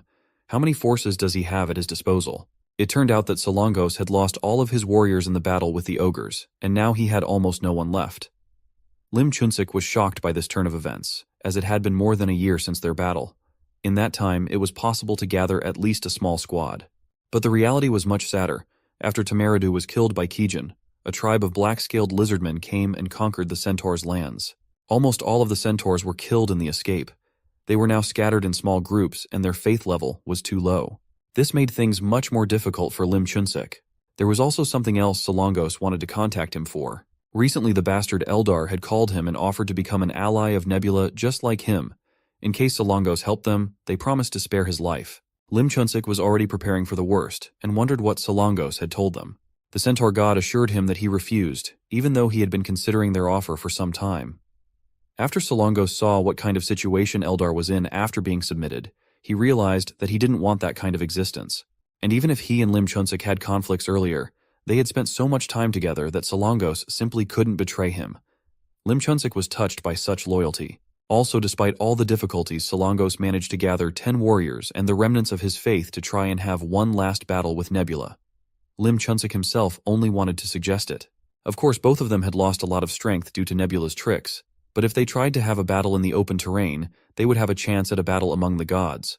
They will be able to descend on their priests and use their divine powers to destroy the main enemy forces. Because Eldar lost, he probably lost a lot of his divinity and faith and won't be able to descend on his warrior. So despite Nebula's high level of divinity, he will be outnumbered, and the advantage would be on their side. Lim Chunsik was now confident that it wasn't too late to change things. He would rebuild his civilization after crushing Nebula. So, the combined army of ogres and centaurs moved out to attack. As planned, a spacious valley was chosen for the battle. The warriors of Lim Chunsik and Solongos were exhausted from hunger and wandering, but that didn't stop them. Finally, High Chief Kijin ordered everyone to stop. An army of lizardmen marched out to meet them. Leading them, of course, was Raykrek on a cockatrice. This was the moment Lim Chunsik had been waiting for. He immediately used his divine power to descend on the ogre leader. He was now confident that they could win. Solongos also followed suit and descended on the leader of his squad. Now they stood shoulder to shoulder. Without delay, they rushed to attack Rakrak, who stood calmly in the face of seemingly imminent death. But Sunwoon was not idle either, and descended on his subordinate. Rakrak now easily dodged Kijin's attack, as well as the Centaur Chief's attack. Already in flight, his eyes glowed with a blue light, and it was clear that this was the end. The end for these two idiots. An electric flash formed in Rakrak's hand. Now even the cocky Solongos and Lim Chunsik realized that they were finished. When it was over, Sunwoon asked disdainfully, how could they think they could win if they just descended on their priests? There was simply no way that Sunwoon couldn't have predicted this. They should have thought about why he didn't run away when he realized that he would have to fight against two people at once. It's obvious that he did so because he was sure of his victory. Now both of these players were sealed and placed in Nebula's hands. If a player dies when he's down, he loses an incredible amount of experience points. And if the player's divinity drops below level 1, then he becomes sealed. In this state, if the one who holds the player's statues destroys them, they will indeed die. If he doesn't, then they will be able to go through a specific process and undo the seal. Sunwoon decided to leave them for later and deal with them afterwards. Right now, it was more important to summarize the results of this confrontation. The battle was relatively easy, and because he was able to defeat the two gods, he was able to raise his level. Now with the 12th level of divinity, he could raise a lot of his stats, even though many of them were already at their maximum level in this period of time. The only thing he lacked in such a measure was points of faith, but that was another matter. Also, after defeating two players, Sunwoon could get one small area from each of his opponents at random. Among the many possible choices, Nebula only received two small areas that belonged to Solongos and Lim Chunsik in the past. What could it be? So they were two small areas, the birds and the swamp. In Sunwoon's opinion, the swamp area wasn't bad. But as for the birds, it was just unbelievable. He had wanted to get one for a long time. Perhaps he could use it to replace the insect blessing he had given to the Lizardmen and humans. After thinking for a bit, Sunwoon decided to use this blessing on the next generations. It would help his progress move forward a bit in the future. Now the three closest players were defeated, 2 sealed and 1 subdued. After that, it was worth thinking about what to do next. Sunwoon should have organized the situation on the continent properly. In the west, according to the information received from the Locusts, things were as follows. There are lands of 5 players divided into 3 forces that are at war with each other. They should have been left alone until they start approaching Sunwoon's territories. Of course, all this time they should be monitored with the help of Locusts. To the east lies the vast expanse of ocean. It was now worth focusing on dominating the land, so conquering the ocean was not even worth dreaming about. What remained were the north and the south. They were worth capturing before the NPC forces settled there completely. Rakrak could not exist in 2 places at the same time, so it was worth using elves to occupy the north. With elves on hand, there was no need to make his tribe suffer while cultivating barren land. Sunwoon immediately decided to contact Eldar and discuss all the details with him. Far to the north, the elf tribe displaced from their village still hadn't built regular dwellings and were living in tents. They moved from place to place, looking for a suitable place to settle, but never found one. So they moved farther and farther north. The winters here were too long, and the elves needed to work the land to grow food.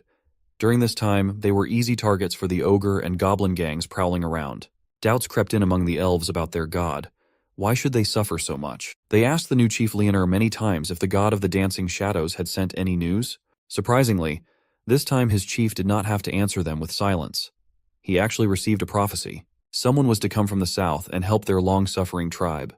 Just then, one of the elves came in with the news. A group of humans were approaching their camp. The elves immediately assumed it was a sign of prophecy, which came just in time. Leonor also hoped that these were the ones mentioned in the prophecy and ordered a greeting for the humans to be prepared. The elves lined up to greet the guests. A delegation led by a familiar character arrived. Those horns were quite recognizable. The Lord of Automation himself honored the elves with a visit. Hui Kyung even forgot that she had met Leonard before, all because he had lost a lot of weight since then. The elf leader immediately invited her to enter the tent for negotiations, but learned from her own experience, Hui Kyung was in no hurry to enter. Instead, she called for her loyal bodyguard, Saren. He was to check the tent before the Lord went in, to make sure there were no assassins hiding inside. Leonor had nothing against it. In the plight of the elves, they were not at all concerned with contract killings. When everything was checked, Hui Kyung entered and the meeting began. The first question that interested the elf leader was what brought Hui Kyung here. She was sure that the elf already knew this, since he also believed in the god that she was brought here by a prophecy. Their blue bug god wanted them to help the weak and marginalized. Of course, Lanner didn't like that the elves were considered as such, but now he had to put his pride away. So, in order to help, Hui-kyung brought weapons and farming tools with her, and more importantly, grain seeds that grow well in cold places. Leonor was about to thank her for such valuable gifts when Hui-kyung said she was willing to sell them all cheaply. Poor Leonor didn't know what she was talking about. Didn't her god tell her to help the poor? What kind of strange logic does she have? Then Hui-kyung explained that her god had told her to come and help the elves, but still doing it without profit would be difficult.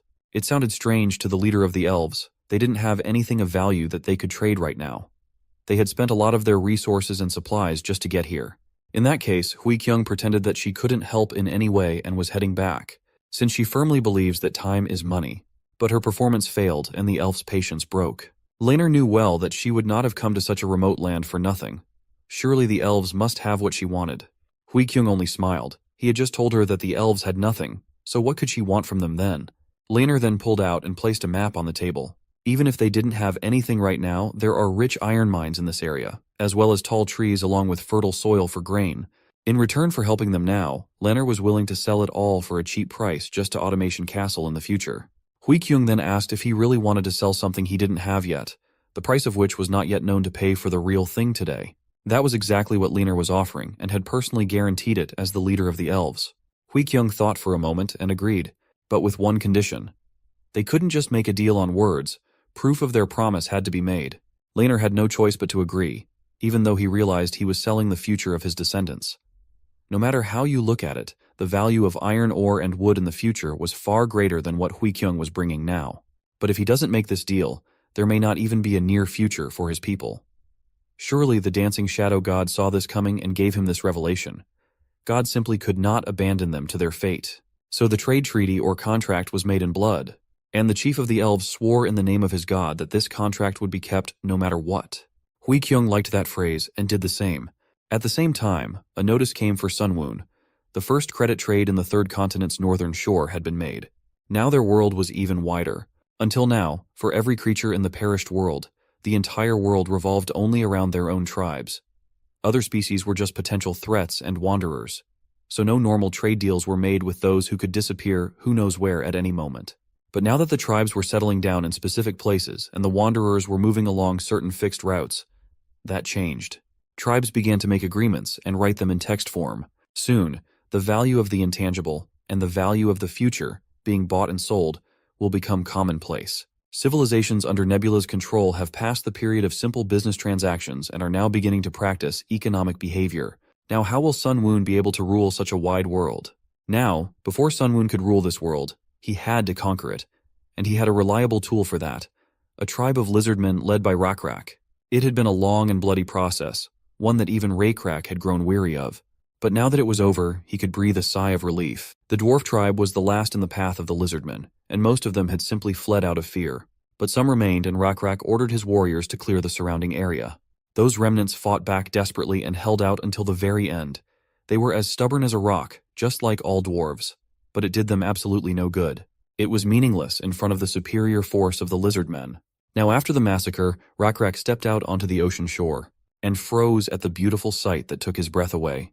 There is always something mesmerizing in the waves of the sea, something that makes you think about the meaning of life and where you should move on. Here on this shore was the end of the peninsula's land and the bloody path Rakrak had led his tribe down. They had taken over the entire peninsula from the mountains of the far north to the coast in the south, just as the blue bug god wished them to do. Now the entire peninsula belonged to the tribe of lizardmen and their blue bug god. But looking back at the burning remains of the villages, Rakrak pondered what he should do next. He had only ruled his tribe before, but now he would have to lead all species of sentient beings in the conquered land. But how to do this effectively remained unclear to Rakrak. Fortunately for him, Sunwoon was always watching his subordinate and was ready to help him. He too had his own worries about which ruling system to choose. After all, every system had its own advantages and disadvantages. One of the options was feudalism. This is a type of ruling in which the king chooses feudal lords and gives them titles and land. This type of government was widely used in Europe during the Middle Ages. The feudal lords then have to manage and protect their land while paying taxes to the king. In this way, they lessen the king's burden and allow him to increase his power. However, there is one drawback to this feudal system. The king cannot control the relationships of the feudal lords among themselves, which leads to frequent civil wars. Of course, frequent wars can fuel and advance the development of technology, but it is too difficult to manage it all, and this way often leads to complete chaos and destruction, canceling out that small progress. In addition to feudalism, there is another option: monarchy. In this type of government, the king stays in the capital and appoints his representatives in different provinces and localities to govern everything there on his behalf. A similar system of government was used in ancient China, and it was the kind of system that Sun Woon liked best, because this system allowed to build a consistent nation made up of different races. Also, thanks to the professionalism of administrative work, we'll be able to accelerate the development of each region of the empire. And most importantly, with a strong centralized force, it would be much easier to mobilize the military.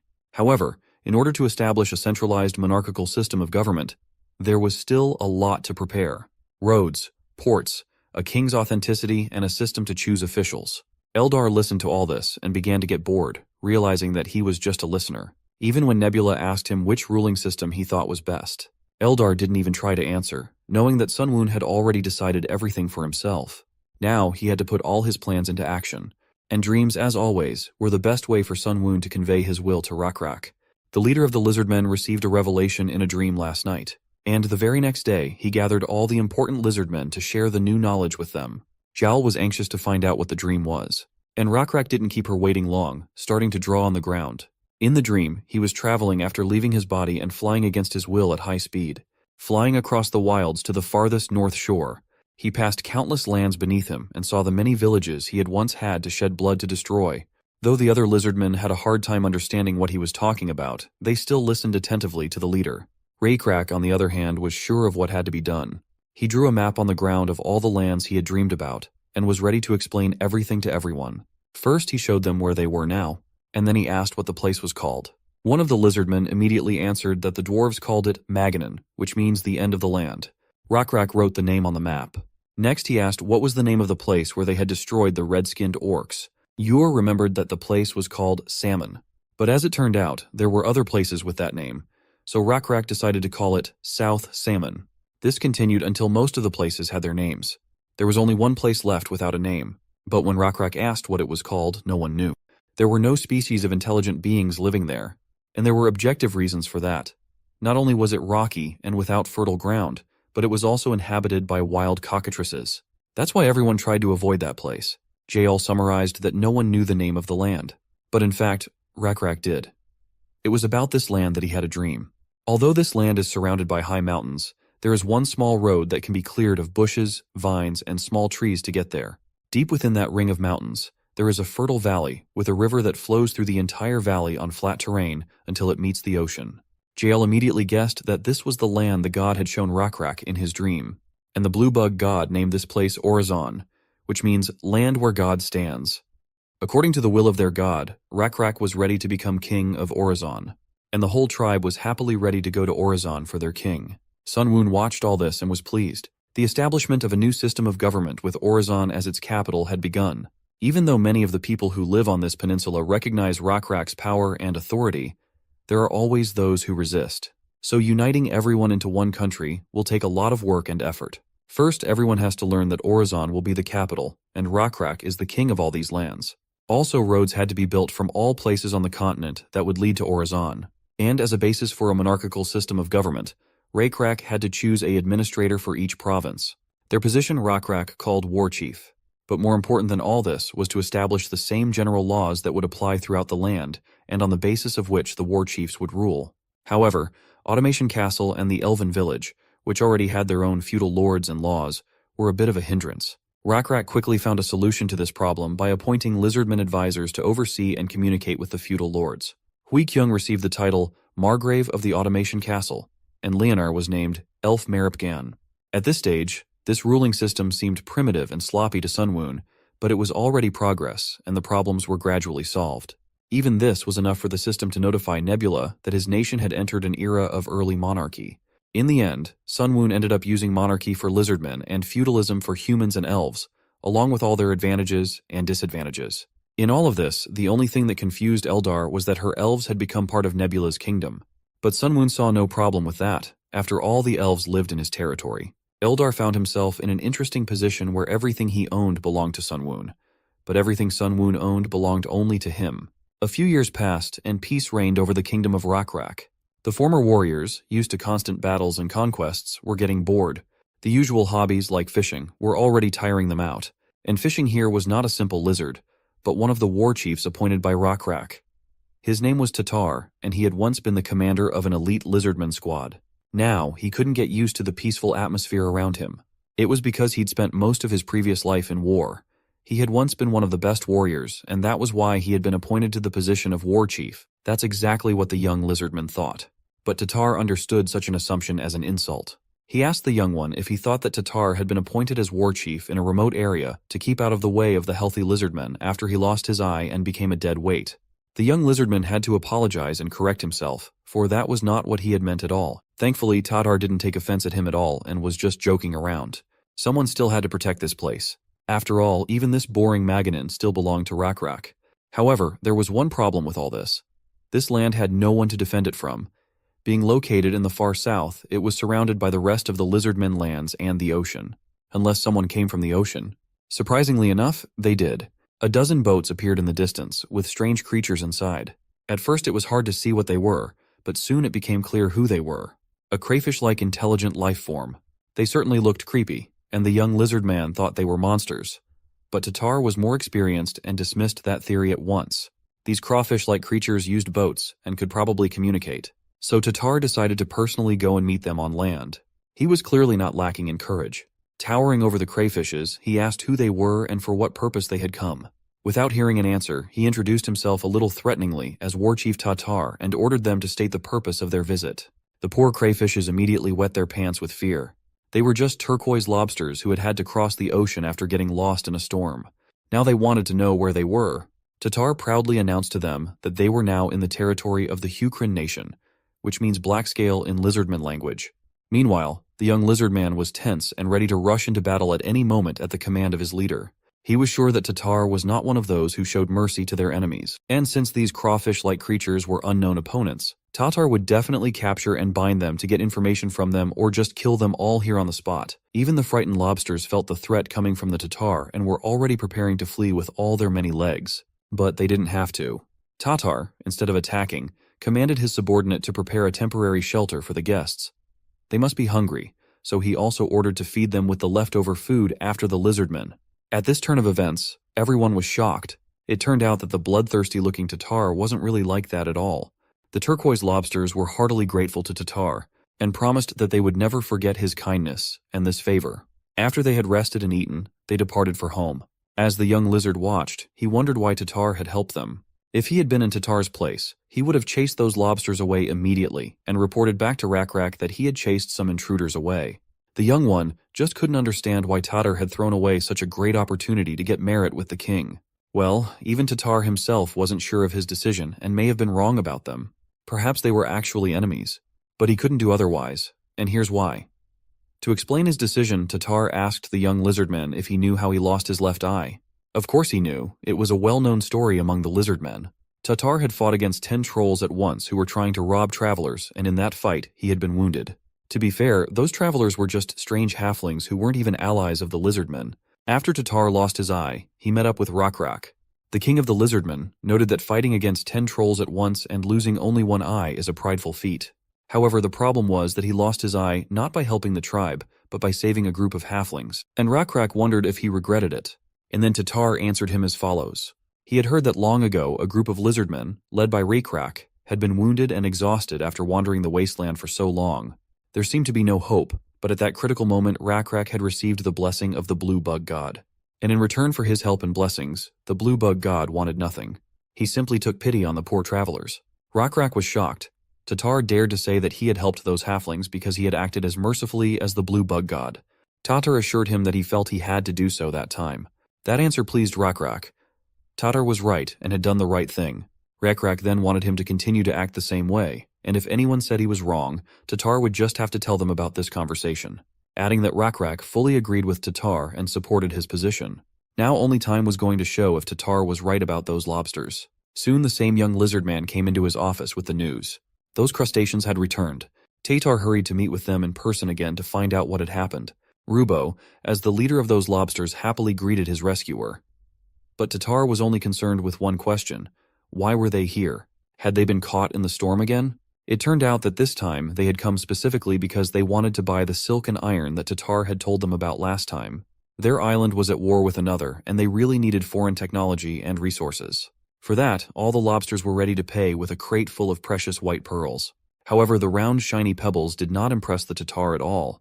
Perhaps the Lord of Automation would see some value in them, but Tatar himself at that moment was not sure how valuable the pearls were. But he was not going to show his indecision, and instead decided to bargain a little and get something really valuable, like the technology to make the boats the lobsters used to come in. The lobsters didn't really like the idea of sharing the technology they were so proud of. So Rubo began to justify that the manufacture of such boats takes a long time, and it is a complicated process. To which Tatar replied that he did not know complex things, but if Rubo did not like his proposal, then there would be no deal. This outcome of the negotiations the lobsters could not accept.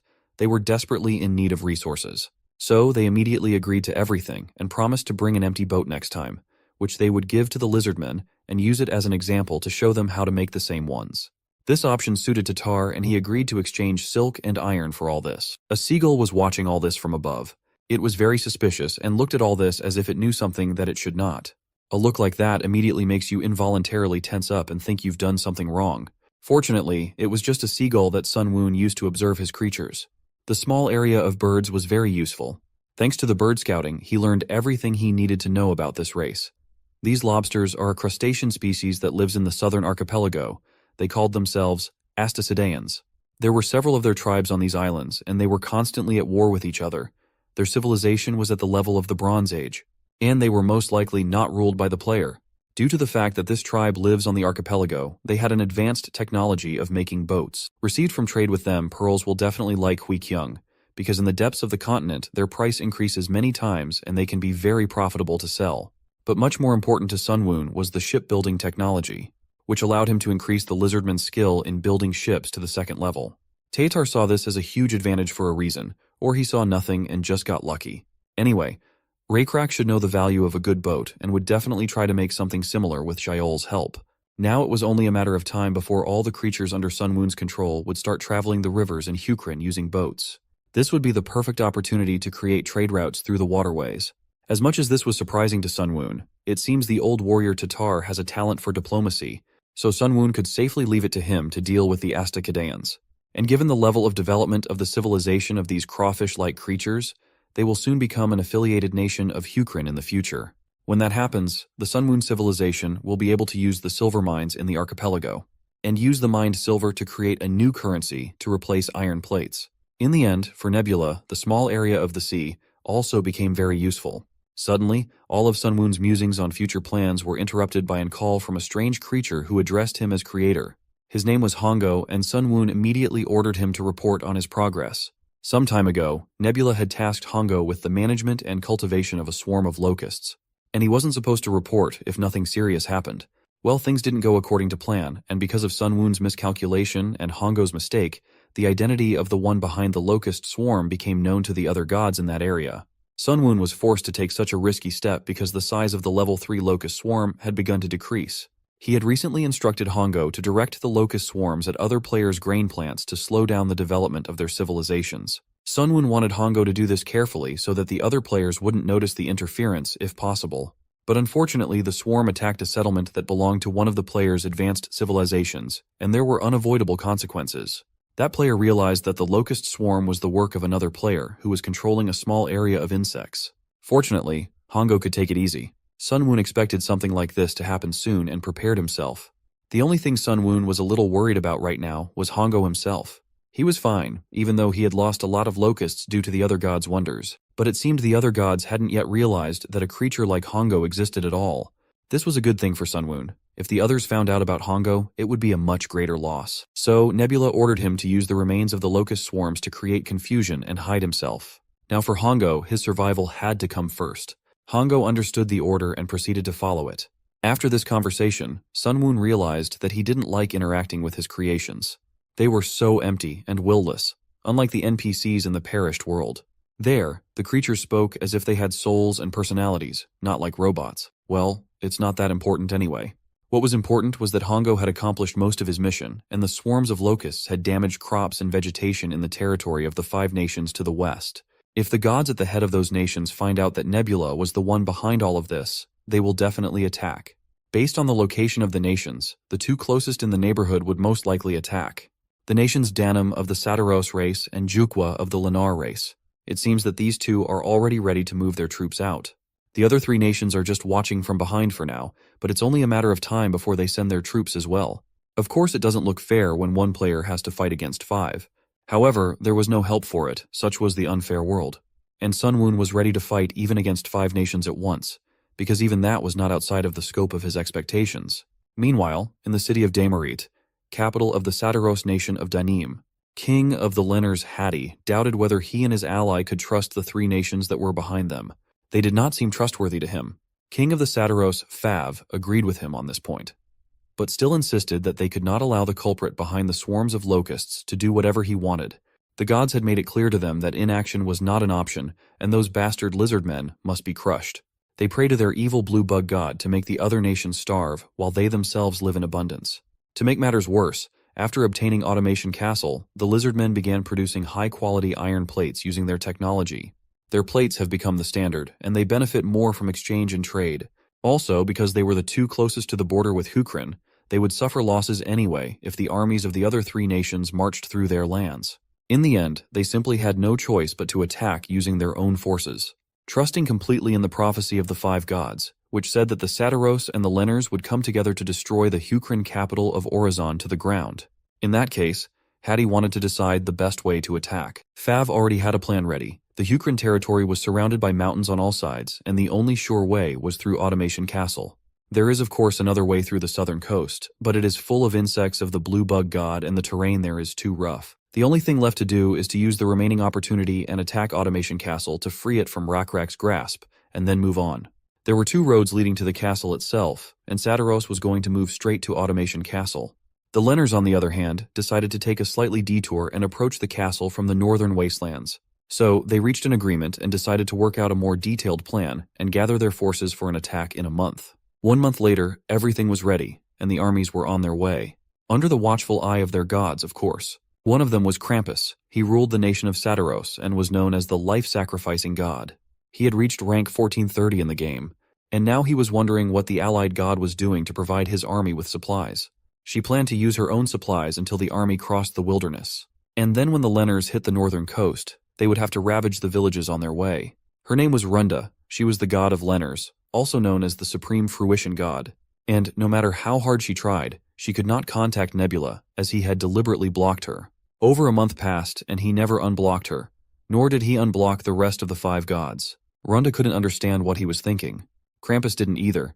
If they could have contacted Nebula, they could have easily negotiated compensation for the damage from the locust swarms.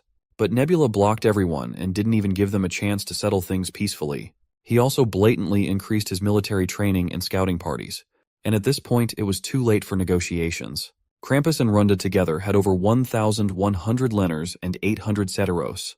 Together, their army was the largest on the entire 3rd continent, and Runda was sure that it was only a matter of time before Nebula fell. By the way, Runda was a real girl, unlike Eldar, in case you were wondering. Suddenly, a notification sounded. It turned out to be a request to communicate. Krampus immediately assumed it might be Nebula, but he was wrong. It was Eldar. The Lennars' army was just passing by the elf colony, and they were just about to talk. Runda realized that he might want to both negotiate, and was up to something. As Krampus knew, Eldar and Nebula were in a loose alliance, which meant they could betray each other at any time. He advised Runda to speak as if she were the only one here and to listen carefully to Eldar, for they might be able to use the terms he offered.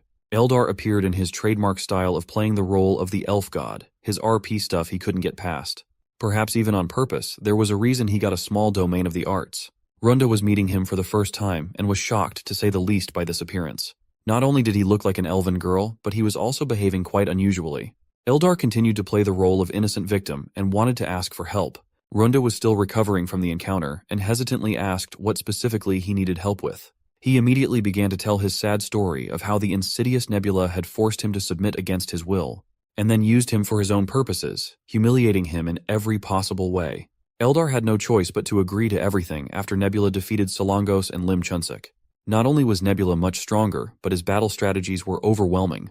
Runda was shocked when she found out that Eldar didn't help him defeat them. If you thought about it, it was incredible that he alone defeated such strong players. But to Eldar it was no surprise.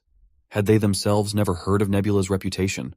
He had fought an infinite number of gods in countless worlds and had gotten the highest ranking position.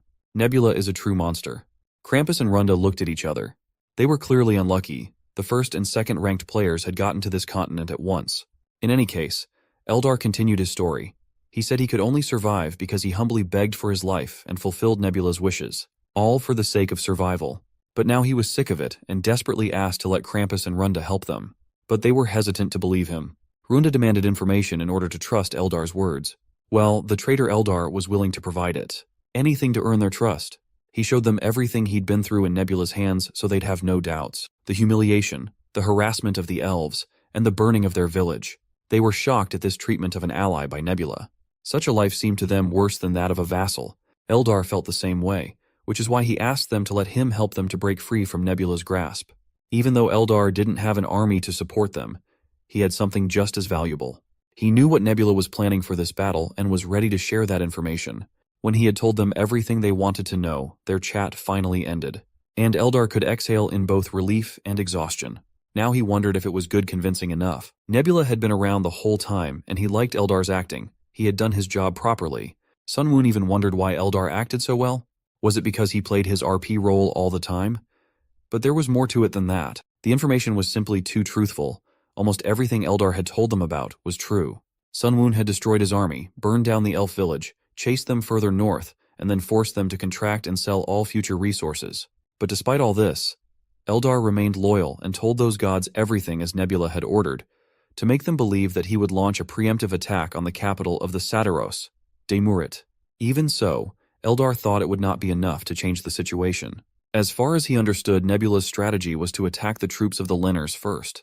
However, if the Lenners retreated to Demurit and Sadaros attacked head-on successfully and captured Automation's castle, the Lizardmen troops pursuing the Lenners might find themselves surrounded and stuck between the two enemy forces. Nebula didn't think so. Eldar was wrong in his calculations. He was actually going to attack the Lenners troops a few days earlier before they could retreat and win them. By the way, Eldar was very helpful in this, even if he didn't realize it himself. He gave some of his supplies to the Lenners to show that he was surrendering completely. And that was part of Sun Moon's plan too. Those supplies were properly prepared. Meanwhile, the advance of the Lenners' army had slowed considerably, and there was a reason for that. The food of the soldiers was poisoned, and their leader Hattie was simply furious at such news. The food porter reported that the food had gone bad, and there was nothing he could do about it. In that case, Hattie was going to punish him on the spot, but his general asked him to wait and listen to him. It seemed suspicious to him that there had been no problem with the food until yesterday, and what they had eaten recently were supplies received from the elves. Hattie couldn't believe it. He had personally checked the elves' supplies, and there was nothing rotten among them. But according to the general, the supplies, although they looked fresh on the outside, were probably poisoned on the inside. Not for nothing did the god of Lizardmen rule over dirty insects. In that case, the information received from the elves couldn't be trusted either, even though the supreme fruition god had given them a prophecy with exactly the same information. General Yubei suggested that the god might have been mistaken, and the elves who were on the same side as the Lizardmen probably haven't betrayed them yet. And the spoiled supplies are clear proof of that. They're just trying to trick them. Suddenly a scout came running to them with urgent news. The scouts saw the approaching Lizardmen army, which is now only a few hours away from here. Yubei immediately asked how many Lizardmen there were and got a sad answer for them all. The Lizardmen were over 1,500. This was very bad news. After the food poisoning, they only had 900 combat-ready soldiers left. To make matters worse, even if the number of Lenners was the same as the Lizardmen, they would have a disadvantage because of their size. And now they were even less in numbers. Now they would definitely lose, and it was pointless to fight openly. So Hattie ordered everyone to retreat and sent a messenger to the king of Sadaros to let him know that they were retreating because of the encounter with the main enemy forces. Yubei suggested to run back straight to the mountains and forest to start a guerrilla war there. That way they would have a chance to win. The entire army of Lennars hurriedly retreated. Hattie hoped that guerrilla warfare would help them realize their small size advantage and thus earn as much time as possible. And if the army of Sadaros could capture Automation's castle in that time, the Lizardmen would have no choice but to retreat. Unfortunately, Hattie's plans were not destined to come true. An insurmountable obstacle stood in the way of the Lenners. A huge praying mantis, Seratis, blocked their path, and warned them that they recklessly came to the territory inaccessible to those who do not believe in the blue bug god. The frightened Lenners immediately began to flee from such a monster. But it was too late. Shradis was going to make them pay for this sin with their deaths. Had he ordered his men to drop everything and scatter to the sides, even though Yubei wanted to stay and fight the monster, Hattie quickly assured him that it was not a simple monster, but a guardian of these evil lizardmen, obeying their god. Which means, this is not their battle. The supreme fruition god must send his guardian to save his army, the overgrown rat Neji. The two monsters converged in a desperate battle. Runda watched it all and couldn't believe how bad it was for her. That damn mantis had absurdly high stats. It was the first time she had ever seen so many essences put into one creature with trait monstrosity. Shradis had incredible stats for strength, speed, and intelligence. Such a monster Neji couldn't handle on his own for sure. Runda blamed herself now for being careless and thinking that everything was going well. Now it looked like her army had no choice but to run after all the way they had traveled. But even if they escaped, this creature would definitely reappear and chase the Lenners after killing Neji, whose sacrifice would be in vain. In that case, it was necessary to kill Shradis right here and now. Guardian Shradis had level 11 and only level 4 of Divinity, which gave Runda hope. She had the 9th level of Divinity and Neji had the 3rd. If they teamed up, they would reach the 12th level of Divinity together, and then they would have a chance. Runda was determined to descend to Yubei to help her creation.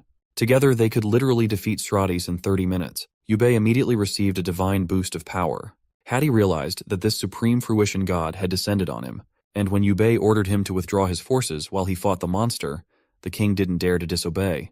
Runda immediately rushed into battle, just in time because her rat was already barely holding on.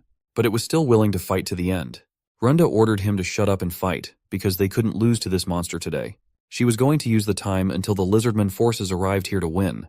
There was no mediator here for Nebula to come down and help his guardian, and she wondered if Shradis was afraid of death. Of course not. None of that mattered to him. He was simply fulfilling the task he had been given and would do so until the end. The fierce 2-on-1 battle had begun, and while Neji restrained Shradis' movements, Runda began to tear off his limbs. Though even that wasn't enough to stop the mantis, he easily sent Neji into a knockout. Such pain was insignificant to Shradis, and he even considered it as a blessing from his god. Runda chopped off another limb of his and realized he was crazy. Though it didn't matter now, at this rate in less than 10 minutes, Shradis would be dead. Suddenly, she heard a strange rumbling and stomping. It was hard to believe, but a lone figure was rushing towards them at an incredible speed. It was Sunwoon in Rakrak's body, and Runda didn't understand how he had already arrived here. Sunwoon's power of divinity made Rakrak faster than a cheetah and stronger than an elephant, and when combined with the demonic power of an electric stingray, he became a true one-man army that was almost impossible to stop. All of Runda's calculations were wrong from the start. Yes, it took 3 hours for the main force to get here, but she also had to think about how long it would take Nebula to get here after he descended on Rakrak. When Sunwoon got close enough, he jumped so high that everyone had to raise their heads. Poor Neji realized he was doomed. He had the misfortune of serving the wrong god. Sunwoon had found them, and now there was no escape. Rakrak's fury would leave them no chance. After taking a godly leap into the air, he charges up his spear with that unmatched power of blue lightning, and sends it crashing down like a goddamn meteor. The speed of the spear was so immense that there was barely any time to dodge or outrun it, and Runda ends up taking a nasty cut on her left arm despite her desperate attempt to avoid the hit. Neji goes nuts seeing this stinky lizard attack their god, so it quickly leaps at Sunwoon. But the mantis grabs this overgrown rat with his giant hands and tosses it away like a trash bag. Sunwoon demands the stingray to grant him some of its powers, because he wants to take care of this nuisance of a rat first. With his finger pointed at the fat rat, my guy gives the command, and the stingray is more than happy to comply. So, the white rat gets the biggest electric shock of its life. Although its mind is nearly fried, that one lightning bolt is still not enough to shut it up. So the stingray quickly drops another lightning blast, finally cooking Neji alive and leaving Runda in disbelief. But she doesn't have much time to grieve about the loss of her creation, because the stingray immediately starts throwing zaps at her. Using Yubei's quick reflexes, Runda quickly jumps away in order to save himself. By now, she knows that she can't hold her ground any longer, so she decides to return. Unfortunately, even though she cancels her descent, there's a 9-second cooldown before she can go back, which is bad news for her. If she dies during this time, she'll receive an additional penalty. So, she starts putting some distance between herself and her opponent, just trying to survive these last few seconds. It's even harder for her to stay alive now because she's already dropped a level due to Neji's death, and she can't afford to let Yubei die either. Right at that moment, she spots a fruit and starts devouring it in order to recover some stamina. But her eyes widen as she spots a swarm of insects surrounding her. It doesn't take her long to realize that this isn't an actual attempt to attack, it's just a distraction meant to block her sight. So she steels herself and decides to hang on just a bit longer. There are only 2 seconds left, and when that giant mantis tries to crush her, Runda starts jumping away. But unfortunately for her, Sunwoon grabs her throat from behind. Before she can even try to escape, he crushes her throat like a tomato, leaving blood splattering everywhere. As an outcome of her foolishness, she has already lost Neji along with most of her forces. And the biggest blow of all is that her divinity level has dropped drastically from 9 to 5 due to her failed descent. If she'd managed the descent on time, it would have only dropped to 7. Krampus then connects with her, and it's clear that he's not thrilled with how the battle turned out. He questions her about her level, and without even flinching, she lies, claiming it's still a 7. But Krampus still seems concerned because, in his eyes, this is a major loss. That spooks Runda, because if he thinks losing 2 points is that big of a deal, she's terrified of how he would react if he knew she actually lost 4 points. Anyhow, Krampus believes that with a level 7, she won't have enough faith to conduct internal affairs properly. Runda tries to calm Krampus down by saying everything is under control. However, the reality is that if the orchards, which are maintained by divine miracles, get destroyed, she won't be able to earn anything. This would cause the faith of her followers to drop even more. On top of that, the death of her high priest Yubei has made things worse. Runda then asks if the Satiros are preparing to attack, and Krampus confirms it. Ever since he learned that Eldar has tricked them, his army has started moving quickly. His cavalry should arrive in about 2.5 days. The automation castle should be empty right now, so capturing it shouldn't be too hard. In order to clarify, Runda asks if all she needs to do is delay the main Lizardmen force for 2.5 days. Krampus agrees, believing that Nebula must have used his faith in the fight, so he'll value the defense of the automation castle and march back with his force to save it. This news worries Runda, as it will be difficult to focus on her side of things. If she goes into a guerrilla war with her remaining cavalry, she should be able to last 2 days, but she's not sure whether to tell Krampus the full truth about her situation. In the end, she decides against it, reasoning that if she's going to be screwed, she might as well drag him down with her. The next day, Krampus contacts her and informs her that the Lizardmen forces are advancing in his direction, even though her task was to keep them occupied. Well, we know that she failed her mission, largely because there weren't enough Lenar cavalry to hold them back. However, the biggest issue was the flawed information from the Eldar.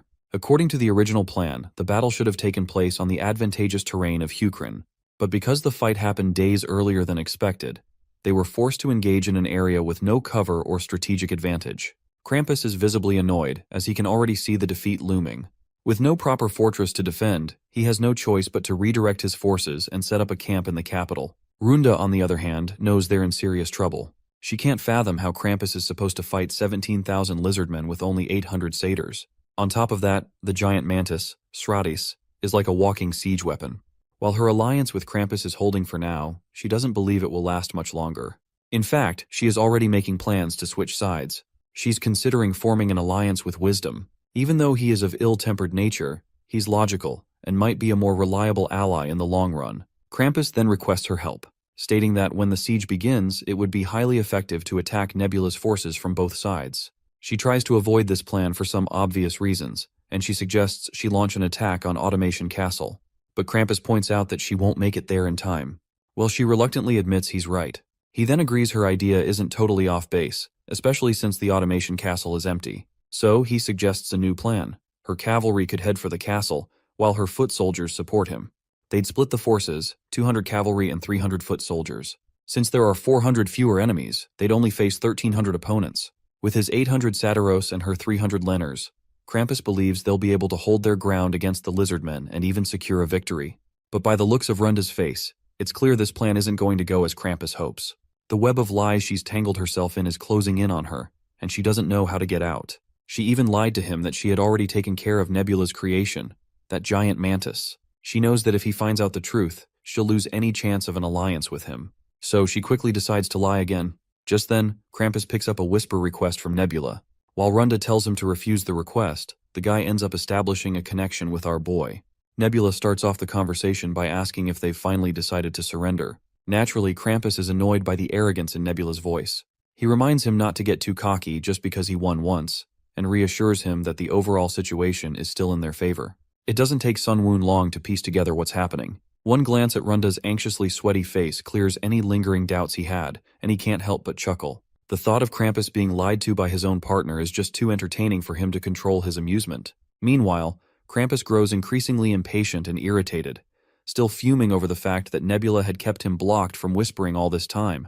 And now that they're finally connected, this smug taunt is all Nebula has to offer? Sunwoon offers a quick apology, claiming he didn't mean to offend anyone with his words. But regardless, Krampus firmly refuses to surrender or even entertain the thought of defeat.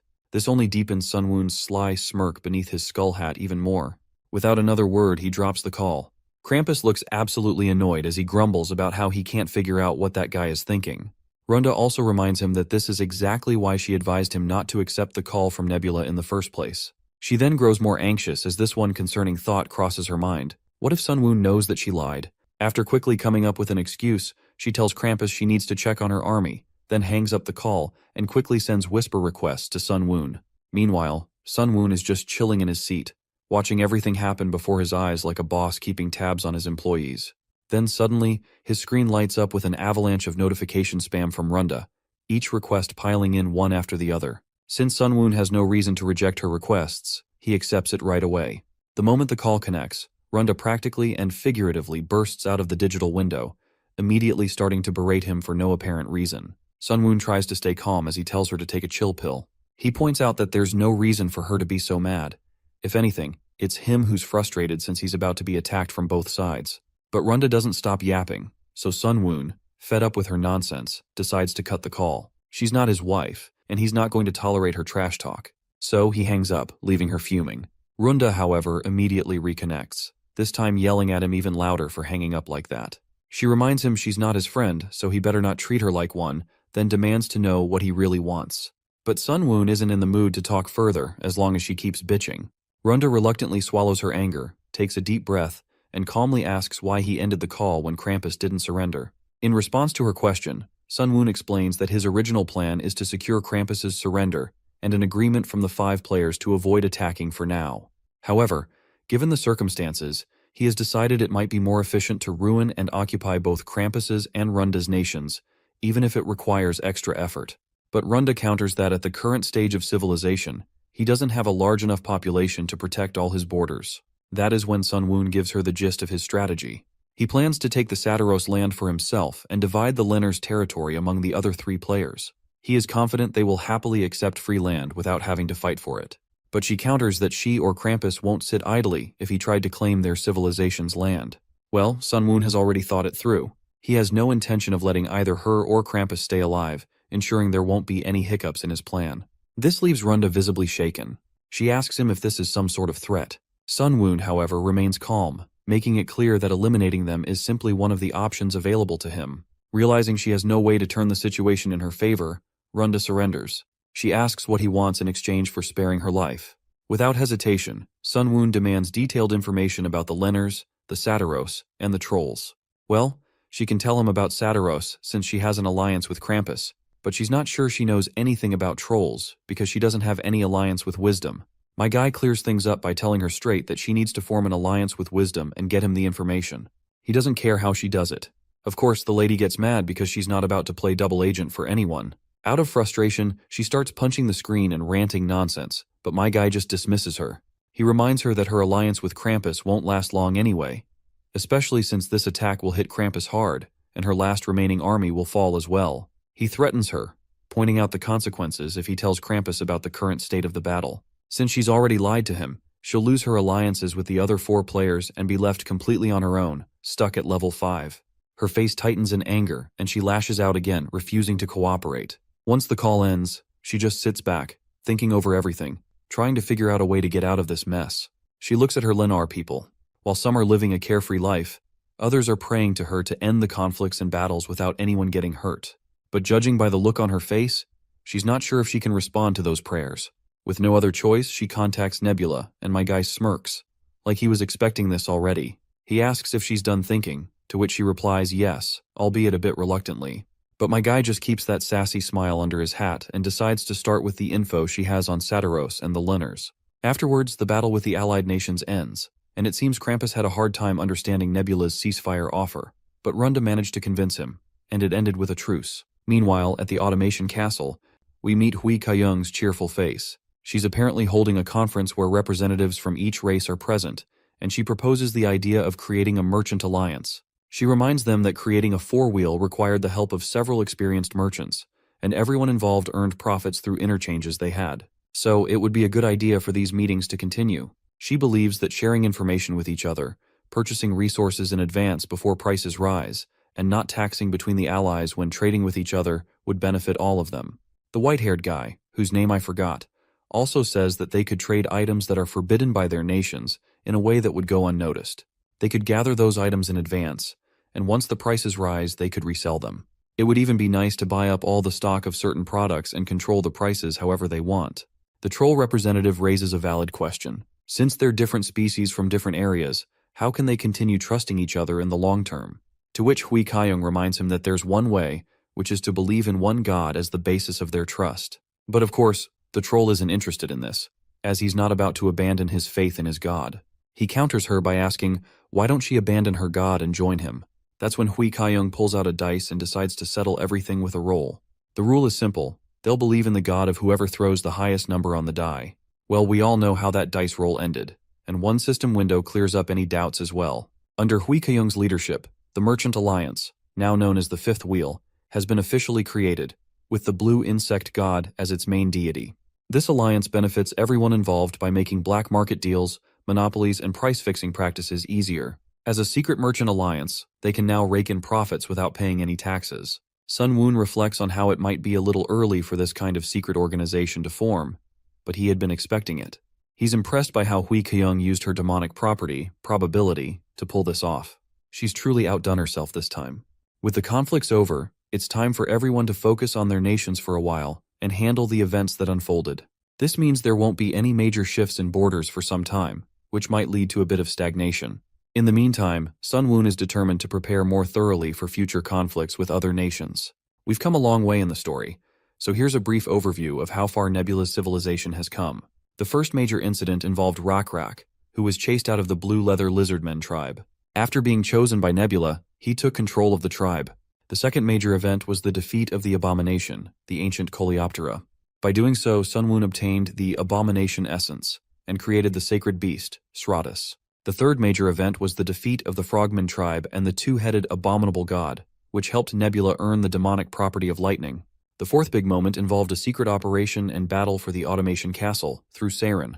Nebula's prophecy turned out to be true, and Hui Kaiyong eventually took the throne over all her siblings. The fifth event was the defeat of the elves, who invaded the Automation Castle. After their loss, Nebula also subjugated Eldar. Nebula went on to defeat Solongos and Lim Chunsik, moved the elves to the north shore, and conquered the village of dwarves Maganin at the southern edge of the land. Another significant achievement for Nebula was the establishment of Hukrin, with Orizon chosen as the capital city. So far, the players we've encountered include Nebula, Hegemonia, Eldar, Lim Chunsik, and Solongos.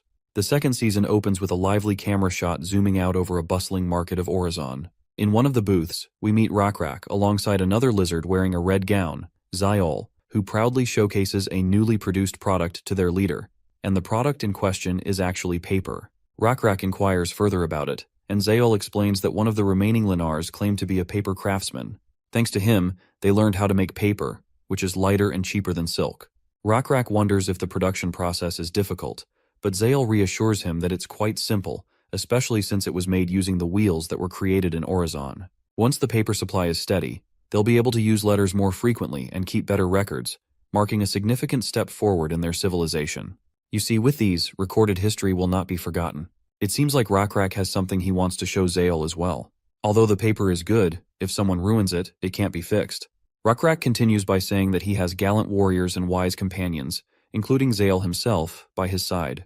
As long as their god is with them, he believes they can defeat their enemies. However, if those enemies are divided into two, then not even their god can be everywhere at once. So, Rak has come up with a plan. He stretches a line across the map and reveals that they are going to create a barrier. Zyol acknowledges this idea, but reminds his leader that building a wall of this size will take a lot of time. It will need to be taller than the walls of the Automation Castle to act as a proper barrier, since they don't have the dolls of the Automation Castle, and it needs to be built from stone, which is not common.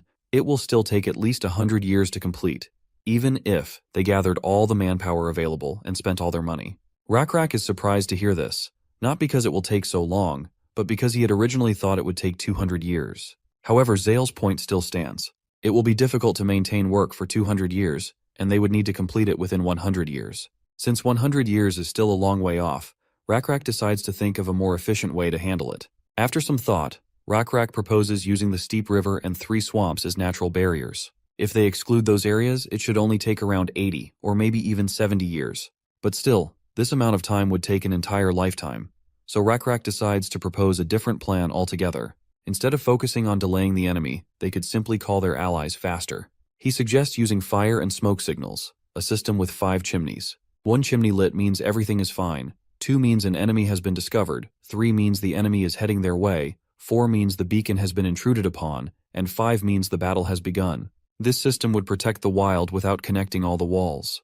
The mountains themselves act as natural barriers, and by setting up mountain fortresses in the valleys with beacons on the ridges, they would serve the same function as beacons in the wild. After outlining the entire plan, Rakrak asks Zael for an estimate of how long it would take. The junior quickly responds that it could be completed in 5 years. It's nice to see how they started with a 200-year plan and ended up with one that could be completed in just 5 years. 3 years pass like a breeze, and we find ourselves in Orizon. Inside a mansion, Rakrak sits alone, seemingly lost in thought. He reflects on how maintaining a nation is proving to be harder than creating one. He needs to unite his people internally as much as he needs to defend them from external enemies. Yet every species, aside from humans, fear the Lizardmen. While fear makes it easier to command obedience, relying on it alone makes ruling difficult.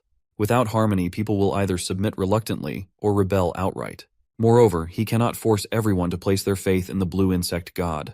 If only there were a way to align everyone's hearts. He acknowledges himself as a good fighter but admits that he lacks the intellect to be a true king. Still, he is wise enough to understand that merely living on the same land and coexisting is not enough for true unity. A familiar voice agrees with Rakrak's thoughts, and to his surprise, it belongs to Stargazer, who miraculously walks into the mansion. Stargazer believes that although everyone may live on the same land, they do not live in the same time. Rakrak jumps to his feet in joy and asks his old friend how he's here, as he was supposed to be dead. Stargazer places a finger over Rakrak's mouth to keep his voice low, signaling him to be quiet. At that moment, Rakrak realizes that Stargazer's final words were true. Even if they die, the blue insect god will guide them. He desperately wants to ask Stargazer about the afterlife, but knows that death is a secretive matter, so he refrains from seeking answers. Instead, he asks what Stargazer meant when he said they are not living in the same time. Stargazer looks outside at the stars, then asks Rakrak if he remembers the stories he has told him. Pointing to the sky, he asks if the stars seen in Orizon and those seen in Maganin are the same. Rakrak isn't sure, but he can tell they are different, even if only slightly. Stargazer continues by asking about the lands of the Lenners and the Saturons. Rakrak responds that they are even more different. Stargazer agrees and reminds Rakrak that just as the skies differ, everyone lives in their own time. As a king, Rakrak must learn to live within everyone's time. You see, everyone lives their own lives in their own time. Even though they share the same land, their hearts are divided because of this difference. As a king, Rakrak must understand this. As far as Rakrak knows, from all the things he has learned from Stargazer, others read time in their own unique way. He realizes that their previous misunderstanding with the dwarves occurred because each species counts days differently. This realization feels overwhelming to Rakrak, and when Stargazer asks why it is difficult, Rakrak responds that teaching is challenging, especially to those who are hostile to the Lizardmen. Stargazer explains that this is exactly why he's here. He points to the blue shining star and tells Rakrak that this star represents him. If aligned with neighboring stars, it forms a constellation of Rakrak atop a cockatrice. This wandering star, which shines in the spring and dims in the winter, is named Owen. Stargazer believes that when the time comes, Owen will graze Rakrak as it passes by, and Rakrak will be able to hear all the stories Owen has collected so far. Rakrak enjoys the time with Stargazer, and as Stargazer shows him the Forgment, Shunin, Auloi, and even the figures of Lord Hui Kayung, Siren, the Ogre Chief Kijin, and Tamaridu, Rakrak feels the warmth of their shared moment. Everyone is together, living in harmony, even if only for a short time. Eventually, Stargazer senses the god calling him back, and he knows it is time to leave. Rakrak, not wanting this moment to end, insists that Stargazer stay a little longer, saying he still has so much to share. But Stargazer dismisses this, telling him that such things are part of the business of living. Curious, Rakrak asks about the afterlife, hoping Stargazer will reveal more about it. Stargazer, with a somber tone, responds that the afterlife is the business of the dead. Hearing this, Rakrak feels sad. He wanted to know more about what happens after death, as it is something that has always frightened him. Stargazer acknowledges this fear, admitting that those who live should rightfully feel afraid of death. He goes on to explain that the dead cannot change anything. Even if their god allows them to watch, they can do nothing more, for that is their limit. Only the living can work to change things, and Rakrak should never forget this. As Rakrak sees the constellation of their god, he quickly falls to his knees in reverence. But suddenly he hears his name being called. He wakes up from his dreamlike state to see Zaol standing in front of him.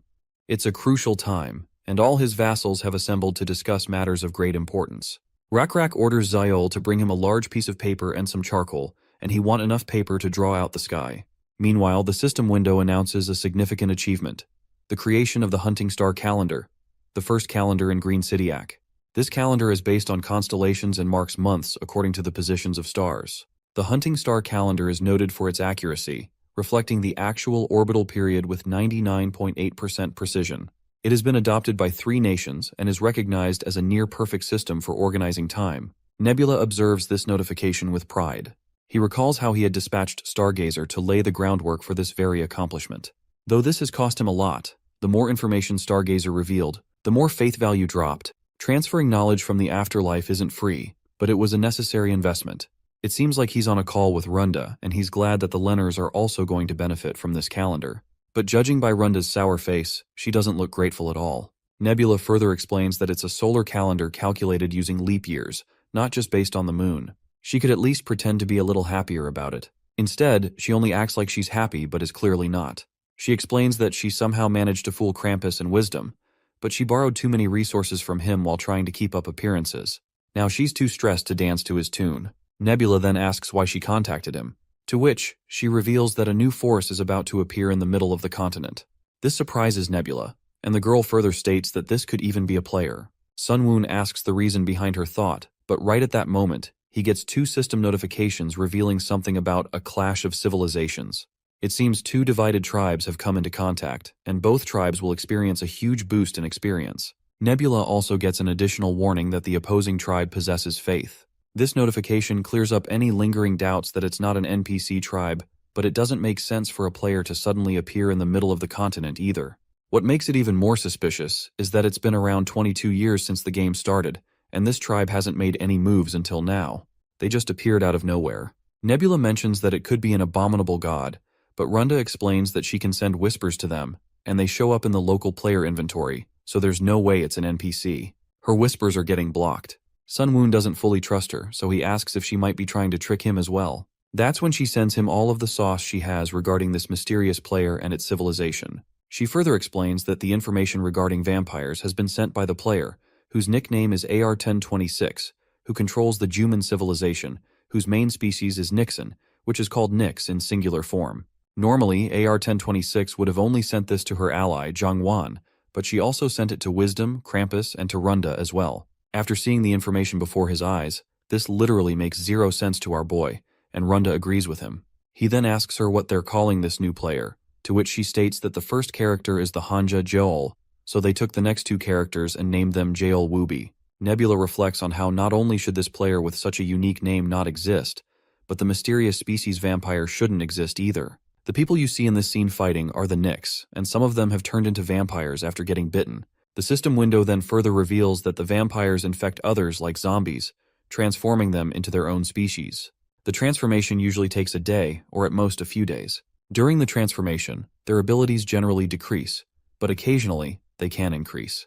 Runda finds it fascinating that even Nebula doesn't seem to know about this vampire species, to which he agrees. She further reveals that, according to Krampus, they might not know because it's an event with an extremely low probability of occurring. But Nebula believes that no such thing could exist, and thinks it's more like DLC, similar to an expansion pack to the game. He reminds her that this perished world is not exactly the same as the one they used to play in the game, and they no longer have the graphic options window or the logout window, meaning they can't log out. If things that once existed can disappear, then it's also possible for things that never existed to suddenly appear. Nebula then decides to inform the approaching threat to AR, who is another player, and AR should also look into the matter of who is behind all this. But Runda believes that wouldn't be of any help, because Wisdom and Krampus have both decided to keep an eye on vampires for now too. She also shares that she's experienced zombie apocalypse events in the game before, and this one has a much slower infection rate. However, Nebula argues that, compared to zombies with low intelligence, these vampires maintain their intelligence and should not be underestimated. Runda is still unsure whether she should inform AR about the looming vampire threat, AR has an alliance with Zhangwan, while Wisdom is playing solo. Meanwhile, with her alliance with Krampus, there are 3 distinct factions, all of them currently at war with one another. If AR is weakened by this vampire madness, it would directly benefit her and her partner. Nebula acknowledges her thought process and decides to meet her later to discuss further. With that, he ends the call and starts reviewing the information he has received about the vampires. However, he still hasn't figured out the source of this strange anomaly. The scene transitions to a mountainous region, where 5 major players are on a conference call together. The first player, Zhangwan, wears a large mask over his face. He is the invisible flow god, his species is kobold, and his nation is Amgal. The third participant is AR-1026, known as the invisible root god, but we will simply call her AR from now on. Her species is Nyx, and her nation is Guman. They are apparently discussing whether to turn to help Hegemonia or Nebula, but from Krampus's perspective, they're both equally douchebags, and Runda agrees with him. However, she believes it will be easier to communicate with Nebula than with Hegemonia. While everyone has expressed their opinion, there's still one person left who hasn't given his statement, who is Wisdom, the tangled and entwined god. His main species is Troll, and his nation is Sukmion. He approves of Runda's idea as well. With the speak of the devil, Nebula also joins the Skype call to figure things out. My guy feels smug, knowing everyone was just talking about him. Of course, they all give him cold, unamused looks. But Wisdom gets straight to business and initiates the conversation by asking Nebula if he knows why they called him here. Naturally, my guy plays it cool. He admits he has a hunch but adds that predictions aren't always right. Runda, absolutely annoyed, thinks to herself how this bastard is acting clueless, even though she sent him all the information beforehand. Wisdom cuts to the chase and reminds Nebula that something unusual is happening in the center of the continent. A player everyone is calling Jiolwubi has emerged with a new species, known as vampires. Nebula acknowledges this, agreeing that he knows about it. He also confirms that the vampires, which began in AR's Juman lands, have now spread to the territories of all 5 players and become a significant force. Well, of course Nebula knows everything, that's just expected of him, so no one seems particularly surprised. Wisdom gets to the point and asks directly if Nebula will lend his help. But my guy throws the question right back, asking why he should help. This little statement leaves everyone silent for a moment. Meanwhile, Runda thinks to herself how much this guy loves to play these kinds of games. Wisdom explains that due to the locusts that recently appeared in their fertile regions, their food supplies have dwindled, and everyone knows Nebula is the one who caused it. But our boy brushes it off, stating that since Krampus and Runda already attacked him before, he feels like they're even now. Zhangwan loses his mind to hear this, and argues back that it wasn't even a proper war. Seeing this shitty cat getting ahead of himself, my guy outright challenges him. If they're so pissed, they can come at him any time. Before things escalate, Wisdom quickly tries to calm Zhangwan down. He believes Nebula is acting cocky on purpose, and warns that if they let their anger prevent them from securing his help, the situation will spiral out of control. Zhangwan doubts if Nebula's behavior is intentional, but Wisdom reassures him that it is. With tensions somewhat under control, Wisdom redirects the conversation back to the main topic. He points out that if they work together, they might be lucky enough to defeat the vampires on their own. But if their luck runs out, the vampires will continue growing their forces, and everyone will eventually have to beg Nebula for help anyway. Our guy, of course, feels a smug satisfaction seeing just how well aware they all are of the importance of his existence. Since Nebula has no reason to help them, he can simply just sit back and watch them get screwed. But Wisdom counters, arguing that if they collapse, it will eventually bring trouble to Nebula as well. Facing 5 divided opponents is far easier than dealing with a united force of vampires. This remark leaves Nebula momentarily speechless because Wisdom's reasoning is solid. Nebula recalls seeing his name in the top 10 rankings back in the game. If this is the same person, Wisdom is one of the most talented players among them. Still, Nebula isn't about to agree just because of that. He fires back, saying that dealing with one united opponent is still easier for him. Runda then asks him if his refusal to help is simply because he lacks the motivation. But Nebula denies what she has assumed, and finally reveals that if they want his help, he expects to be appropriately rewarded. Wisdom, quick to follow up, asks what kind of reward Nebula wants. With his usual calm demeanor, Nebula lays out his conditions, stating that he wants 3 people each from the candle craftsman, glass craftsman, and brick craftsman categories. These both talents have been monopolized by individual civilizations, and he wants them as well. Additionally, he also wants 12 wagons of gold. Nebula's demand leaves everyone bewildered. Krampus practically boils with rage and starts calling out Nebula for taking advantage of their desperation. He goes as far as to accuse him of working with Jiolwubi, but our guy calmly responds to this angry red tomato that if they show him attitude, they're just asking to get screwed. Before the situation can escalate any further, Wisdom steps in once again. He suggests they take some time to think things over and promises to call Nebula back once everyone has made up their minds. With that, the call ends. Not long after, Nebula gets another video chat request. He returns promptly, and this time, Wisdom announces that they've accepted his conditions. Wisdom promises that they'll send the craftsmen tonight and will progressively deliver gold as they collect it. In return, they want Nebula to share his plan for defeating Jielwubi and the vampires. He is confident that Nebula must have a strategy in mind if he was bold enough to demand such a hefty reward.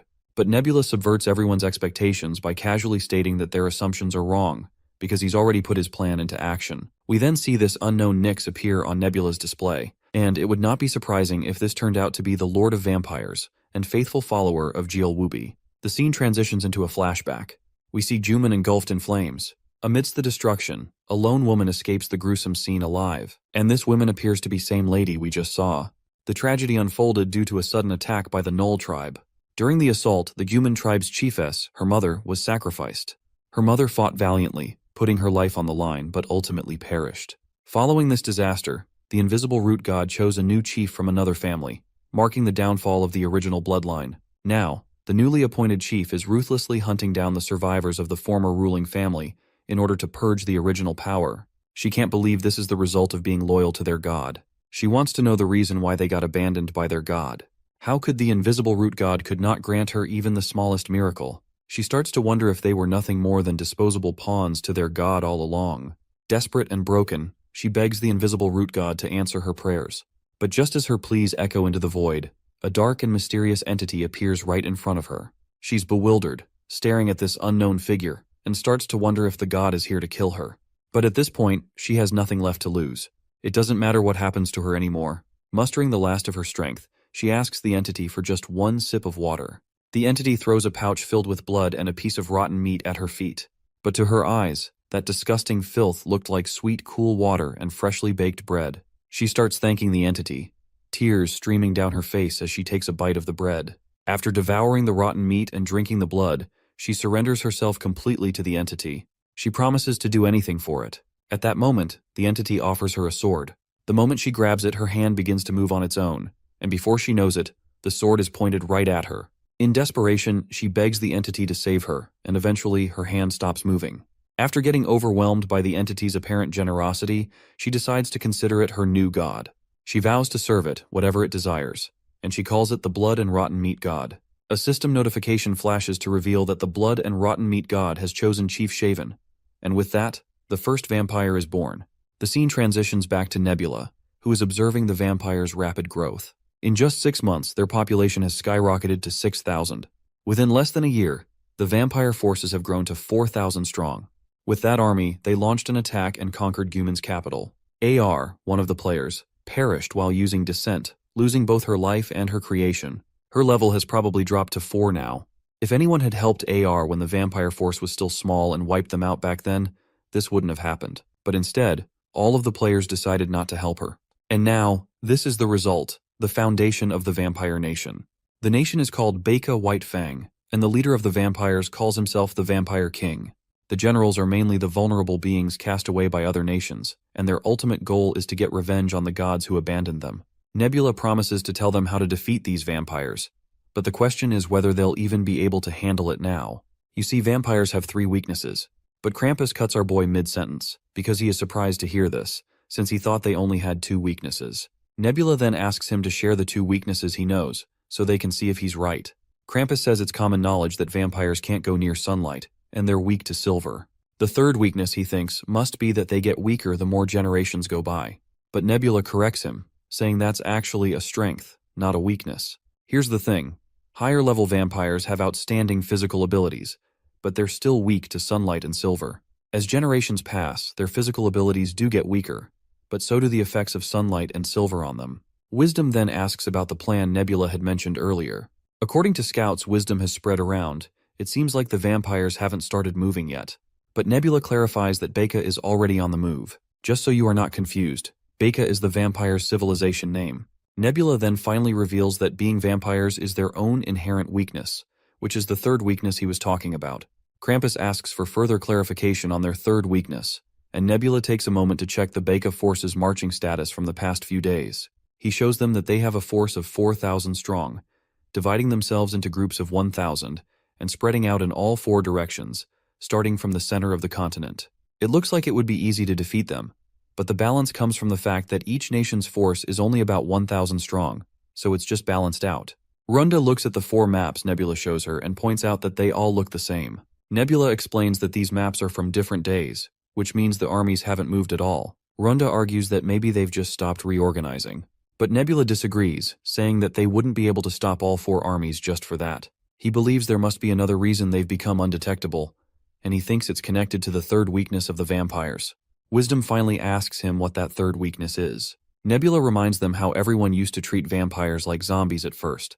But there's a big difference between the two, which is that the vampires have intelligence. You see, zombies are just people who've been infected by a disease, so there's no individual behavior to them. But vampires are different. Vampires have ranks, and some of them are even forced into becoming vampires. The lower-level vampires are subservient to the mediocre-level ones, and the mediocre ones, in turn, are subservient to the high-level vampires. But this subservience starts to break down as you go lower in the ranks. Runda's mind struggles to make sense of what Nebula is saying, so Wisdom steps in to clarify. He explains that what Nebula means is that the lower-level vampires don't have the same sense of purpose or loyalty as the higher-level ones. Nebula further clears out that the key to the cohesion between vampires lies in this inherent subservience. At first, vampires had to kill others to make them obey, or even just to survive. In that process, vampires themselves got hunted as well, so they had to stick together for protection, and the weak followed the superior. But once the nation of vampires, Baca, was founded, they were placed in an environment where they could survive without having to kill anyone. Basically, the vampires no longer have a clear reason to fight. All they have left is a vague sense of subservience to their superiors, but even that's starting to weaken. Some of the generals don't want to risk heavy losses. Now that their immediate needs are met, they're no longer starving, they're thinking beyond survival. They're planning ahead, strategizing, and waiting to see which general will make the first move. Later we see one of the vampire generals, General Junior, sitting in his quarters. He's frustrated, thinking about how to take control of the continent before their chance slips away. He can't figure out why the other generals aren't making a move. Suddenly, he hears the creak of a door. Someone is standing there, shining direct sunlight at him through a mirror. As soon as the sunlight touches his skin, it starts to burn. Acting quickly, Junior throws a dagger with deadly precision. The blade hits the mysterious person, who is a woman, right between her eyes, and she drops to the ground. It turns out she had intentionally used the mirror to flash sunlight into the room, knowing that sunlight is a vampire's weakness. Junior's servant arrives on the scene and apologizes for the disturbance in his sleep. He explains that one of their feeds managed to escape and cause trouble. Junior, however, calmly assures him that the woman came inside before he went to sleep. The servant asks why he hasn't gone to bed yet, to which Junior explains that he's still trying to figure out what the other generals are thinking. He then asks his servant if he has any ideas. The servant says it's because not everyone follows the blood and rotten meat god. Well, Junior already knows this, especially since Satiros follow the life-proving god. The servant goes on to say that there are some vampires who follow that same god as well. Junior is shocked and questions how such beings could even exist. He despises the gods who abandoned them. To him, only the blood and rotten meat god has cared for them, so he finds it absurd that there are vampires who don't follow their god. The robed figure explains that not everyone became a vampire by choice. While there's no doubt that the vampire king Shaven carefully selected his generals to become vampires, it's likely that the generals who turned others into vampires weren't as careful with their selections. Among the generals, there might be those who don't think the same way anymore, which could explain why some of them have stopped moving. Junior insists that they must understand that they have no choice but to serve the one who gave them immortality, the owner of the teeth who bit them. But the servant counters, arguing that loving the one who made them a vampire doesn't mean they have to obey everything they say. After Baca was founded, every general had to fight against the others to conquer better lands. The servant advises Junior that this is why they don't want to make the first move and risk heavy losses. They need to maintain their forces. Junior acknowledges what his servant has said. He tells him to inform all their soldiers that once the sun sets, they'll begin marching. He's determined to show the vampire king Shaven that there's a general who's different from the others. Meanwhile, Nebula tells the group that one of the vampire armies will likely start moving soon because one of the generals seems particularly faithful and subservient. Krampus points out that if they move again, their weakness might no longer be effective. Wisdom explains that it's enough to understand the principles behind their actions. If their movements are predictable, then he's sure they can manipulate them through miracles and buy themselves some time. By delaying vampire supply lines alone, they can break up the vampire armies. With more control over the situation, they'll have more options to play with. Krampus throws in a jab, thanking the Starhead for his thorough explanation. But Wisdom quickly responds annoyingly that this is not a star. Nebula then asks what it is then. Wisdom then proudly reveals that it's the great dodecahedron of the Kepler point polyhedra. A brief silence falls over the group after hearing such a long, strange name. Surprisingly, no one laughs, and Nebula even promises to keep that in mind going forward. He also apologizes for mispronouncing his title previously. Wisdom then asks if Nebula is planning to create social division to break up the vampire army. Contrary to Wisdom's expectation, Nebula explains that while breaking them up could work, it would take too long, and the damage would be spread out. So instead, he's going to do the opposite, bring them back together. The masked figure asks how Nebula plans to unify them. Nebula clarifies that their confidence is the thing that is dragging these vampires down. They are so damn sure of themselves that they can defeat everyone, so they are spreading out everywhere. That's why he's planning to strike them with one big blow to turn everyone's eyes on him. The scene transitions back to Yuener, where his servant barges into the room to announce the arrival of enemy forces. Yuener quickly asks if the attackers are the Satyros. The servant says no because it's actually Hukrin's Lizardmen. Meanwhile, the perspective shifts to our party. After riding on their cockatrices for what feels like an eternity, they finally reach their destination. Rockrak looks visibly excited as he asks Zael if he has heard of Tatar, a legendary warrior who once defeated 10 trolls by himself.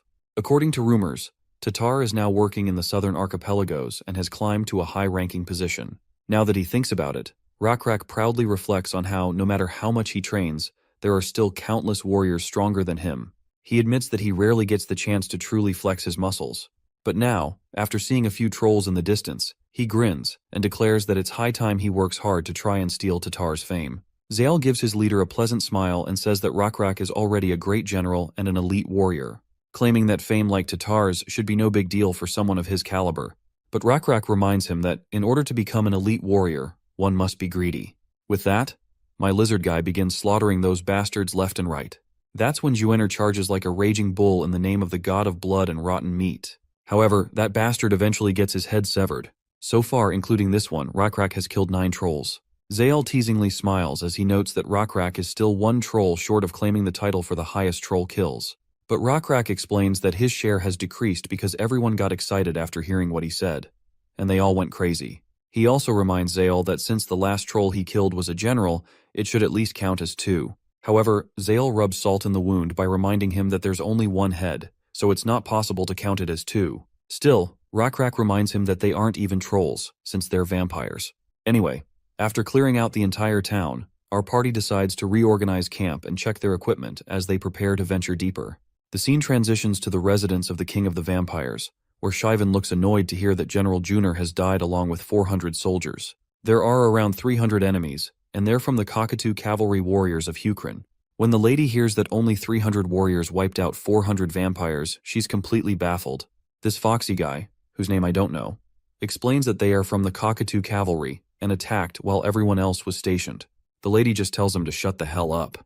She acknowledges that they are incidentally strong troops, but for them to attack so quickly, they would need to have reduced their supplies, meaning they would have to rely on procuring resources from the area. However, the fact that they came through another nation's land suggests that Hukrin and Danium, along with other nations, may in fact be in an alliance. She sits down with a map spread across the table, reflecting on how Hukrin's troops are receiving supplies from the Satyros, while overtaking their territory here in Becca, even though this won't become their land. Or at least this is what she thinks. Most of the vampire soldiers are stationed in separate units, leaving only a handful to protect the village. There's no effective way to block the advancing enemy. To make matters worse, the remaining 3 generals are still hesitating to move. This leaves her with only 2 choices. Either send Yuener's remaining 600 scattered soldiers to block the 300 Lizardmen, or mobilize their current entire force of 3,600 soldiers to attack Hukrin's mainland. The former option isn't entirely disadvantageous since the god of blood and rotten meat would support them. However, the enemy cavalry could simply avoid direct confrontation and continue invading the territory. On the other hand, launching an attack on Hukrin is a dangerous gamble. Moving the army elsewhere without properly securing the situation here could lead to disaster. She struggles to make a decision on her own, unsure of the best course of action. Just then, her gaze drifts to the moon outside. Her eyes widen as she notices the moon has turned red. Acting quickly, she orders her servant to gather all the generals and soldiers, because she wants to march to the east, and the whole force will attack Hukrin's land. We return to the players, where Wisdom acknowledges Nebula's cleverness in uniting the enemies. He asks her if they are planning to carry out a pincer attack. Nebula replies that it would be nice, but questions whether anyone here even has the forces necessary to execute such a maneuver. He reminds them how AR's Nixon forces were practically annihilated when the capital was conquered, and Runda's Lenars are in poor shape. However, the other three factions are in better condition.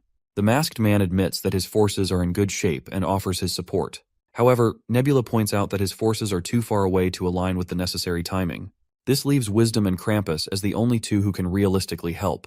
Wisdom volunteers to send 300 soldiers, while Krampus agrees to contribute around 500. Nebula acknowledges this and states that this should be sufficient. He then predicts that if the vampires plan to attack Hukrin, they will either have to cross the wilds or raid the mountain fortress on the path leading to the Automation Castle. He confidently asserts that the vampires will almost certainly choose the latter. From the vampires' perspective, it's difficult to avoid the sunlight in the wilds, but the mountain paths provide shade, allowing them to attack the villages along the way to replenish their blood supply. Nebula plans to chase the vampire forces from behind, using his own cavalry of 3,000 along with Wisdom and Krampus's forces, while keeping their distance to avoid getting too close. Wisdom agrees with the plan, but he expresses concern that if they follow the vampires too far behind Becca's rear scouts, he questions whether Hukrin's mountain fortress can withstand an attack from more than 3,000 soldiers alone. Nebula gives him a sassy smirk and asks why he thinks Hukrin can't handle that. Seeing our boy's confidence, Wisdom is now certain that it will be fine. He concludes that the rest of them will have to focus on suppressing the vampires within their forces, and Zhangwan will need to use those forces to reclaim AR's territory. He's confident that they'll be able to significantly reduce their faith value, and by lowering the number of vampires on the front lines, they can make a considerable impact. The only thing bothering him, though, is that Jiao Wubi has barely used their faith resources, aside from using them to descend when capturing the capital. Since then, they haven't been utilized at all. Currently, Becca holds the greatest territory on the third continent and boasts a large number of regular vampire soldiers. This is often overlooked due to the prejudice that vampires are an overpowered species, but they're actually quite skilled as players. Considering this, Nebula wonders if Jiao Wubi's current divinity level might be quite high. If he takes this into account and calculates their possible highest level, they might already be at level 17. If that's the case, the dignity skill obtained at level 16 could become a problem. Still, Nebula is certain there's a way forward, even if this presents a challenge. The scene transitions to Hukrin, where we see the vampire king Shaven gritting her teeth in frustration. The path ahead of them is treacherous, steep with a sharp elevation, and there isn't a single place to hide from sunlight until they reach the castle. She wonders if there's anything they can use to overcome this challenge. Her assistant hesitates before suggesting that the big weasels might be the only option, but they don't have enough of them to be effective. She then orders him to use the Lenars and trolls to approach the castle walls, equipping them with large hammers to break down the defenses. The assistant, visibly uneasy, reminds her that this approach will result in heavy casualties. The Vampire King, however, coldly states that they can use the bodies of the fallen to make the steep slope more manageable. That's when a sinister plan forms in her mind. If she's going to build stairs from dead bodies, they don't necessarily have to be vampire bodies. Her assistant quickly catches on to her plan, realizing that she intends to use the slaves as both a distraction and a means to diminish their supplies in the process. She then reveals that she's heard rumors about the slaves, how all the gods have forsaken them except for one, a single god who has yet to give up on them. Later, we see the vampires forcefully escorting all the slaves, demanding they march ahead. Inside the tent, many other slaves cower in fear, knowing they'll be next. The boy reflects bitterly that, at the end of the day, they were nothing more than slaves and food to the vampires. The gods he had once believed in have forsaken them. If that wasn't true, their god wouldn't have abandoned them like this for no reason. The blood and rotten meat god does not accept prayers from those who were brought in as slaves. However, there are rumors circulating that the Lizardmen of Hukrin are fighting back viciously on vampire territory. This rumor has sparked a glimmer of hope among the slaves. The blue insect god, the unknown god they've come to believe in, now represents their last saving grace, their final hope. The time has come, and the remaining slaves are ordered to step outside. While people from different species cower in fear, that human boy stands up. He knows that keeping hope alive is pointless, but Blue Insect God is the only thing they have. As he steps forward, his eyes fall on the piles of bodies lined up along the path, forming a gruesome ladder. He knows he's next in line to become part of this horrific construction. The vampire soldiers bark their orders, explaining their grim mission. The slaves are to run toward the castle doors of the Lizardmen. If the Lizardmen are willing to save them, they'll open the gates.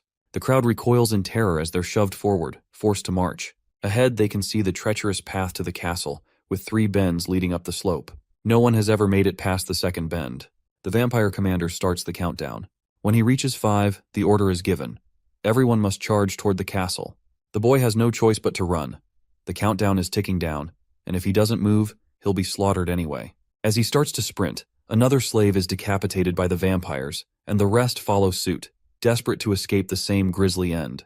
The boy runs as fast as he can, but just then, an arrow comes flying toward him. No, not just one arrow, but a barrage, ready to pierce them all. The Vampire King's plan is simple: crush any remaining hope the slaves might have. By doing so, she can build her troops' morale and reduce their expenses, killing 2 birds with 1 stone. Her assistant questions what they'll do if the Lizardmen actually open the doors and accept the slaves, but the Vampire King Shaven coldly asks him if he can't see they're shooting arrows at them. She believes that unless the Lizardmen's commander has gone mad, there's no way they would open their castle doors. However, if they do decide to open the doors and pretend to be saviors, that would work in her favor too. She could launch an attack then. To her, the gods have abandoned the slaves. Even those who still believe in them are nothing more than tools in the eyes of the gods, to be used and discarded as they please. She believes that only the blood and rotten meat god is their true savior, and that only those who refuse to believe in him are abandoned. She is determined to prove this point to everyone here. The boy, meanwhile, is running as fast as he can, miraculously avoiding all the arrows. He glances around and notices that there are no bodies nearby, meaning he must have made it farther than anyone else. Yet, eventually he stops running. The vampires watch him curiously, wondering why he stopped and why the Lizardmen have ceased their shooting. The boy, on the other hand, is certain that there's no way the gates will open. Running toward them is pointless. It was clear from the start that opening the gates would mean inviting a frontal assault from the vampires. The vampires shout at him to keep running or risk being shot from behind, but the boy doesn't move. He has finally come to terms with the truth that whether he makes it to the end or not, he will die anyway. Their gods have abandoned them, so there's no reason for them to keep running like this. Tears begin to fall, filled with sorrow, as he asks himself why they were even born into a world where they've been abandoned by their gods. The boy, desperate for an answer to his pleas, suddenly notices blue butterflies gracefully entering the scene. Their ethereal presence catches him off guard. His wishes have been heard. The front gate opens. Meanwhile, from the Lizardmen's perspective, the one atop the wall is bewildered to see that the vampires are sending more unarmed troops toward them, and the Lizardmen are unsure of their intentions. Their commander is equally uncertain, but he has a hunch that the vampires are using the slaves to lessen the slope of the hill. That is when a familiar voice inquires whether using slaves in this manner is truly beneficial. The commander Quetzal replies that the vampires are likely trying to end things quickly by discarding their excess food supplies, basically, throwing away what they no longer need. It's Rakrak gracing the scene, and he considers the possibility that there may be a different reason behind all of this. The commander Quetzal continues, explaining that the great General Yu has fought in countless battles against vampires, so the commander is sure that the word that Lizardmen are killing vampires will reach far and wide. The commander Quetzal believes it's more likely that the vampires are using these slaves to turn public opinion against the Lizardmen. Knowing the main castle door won't be opened, the vampires will make it clear that there is no hope for the slaves, thus making it easier to control them.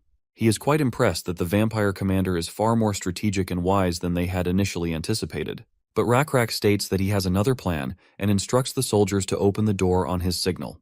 The commander is bewildered by this and asks their leader if he truly intends to save the slaves. He warns that those people may not be slaves but weapons the vampires have been hiding. Rakrak makes it clear that this is why they're taking precautions, by shooting them twice if necessary. The commander argues that even if they open the doors, they won't be able to save more than a few dozen people, so taking such a big risk is pointless. Rakrak simply gives his friend a sly smile and asks if he's trying to resist his leader's decision. While Rakrak has no doubt that Quetzal is a capable commander, he also remembers how Quetzal always loses to him in games. Rakrak commands Quetzal to open his eyes and understand. Though Quetzal is quick with numbers and logical in his thinking, he lacks the imagination to see the bigger picture. As these ethereal butterflies float around Quetzal, he is momentarily caught off guard. Rakrak, however, announces with confidence that their god has granted them permission to open the castle doors. The gates creak open and that slave boy finally enters the palace. He is exhausted and collapses to his knees. Meanwhile, Rakrak stands at the front gate and shouts to everyone to use silver against the vampires. He warns them to be cautious and save the injured slaves while pushing back the vampires. Soldiers on the wall report that the vampire cavalry is approaching. As soon as the gate opened, they started moving quickly among the slaves. While the slaves pour inside, the Lizardmen stand guard at the gate, scanning each individual to ensure they're not enemies.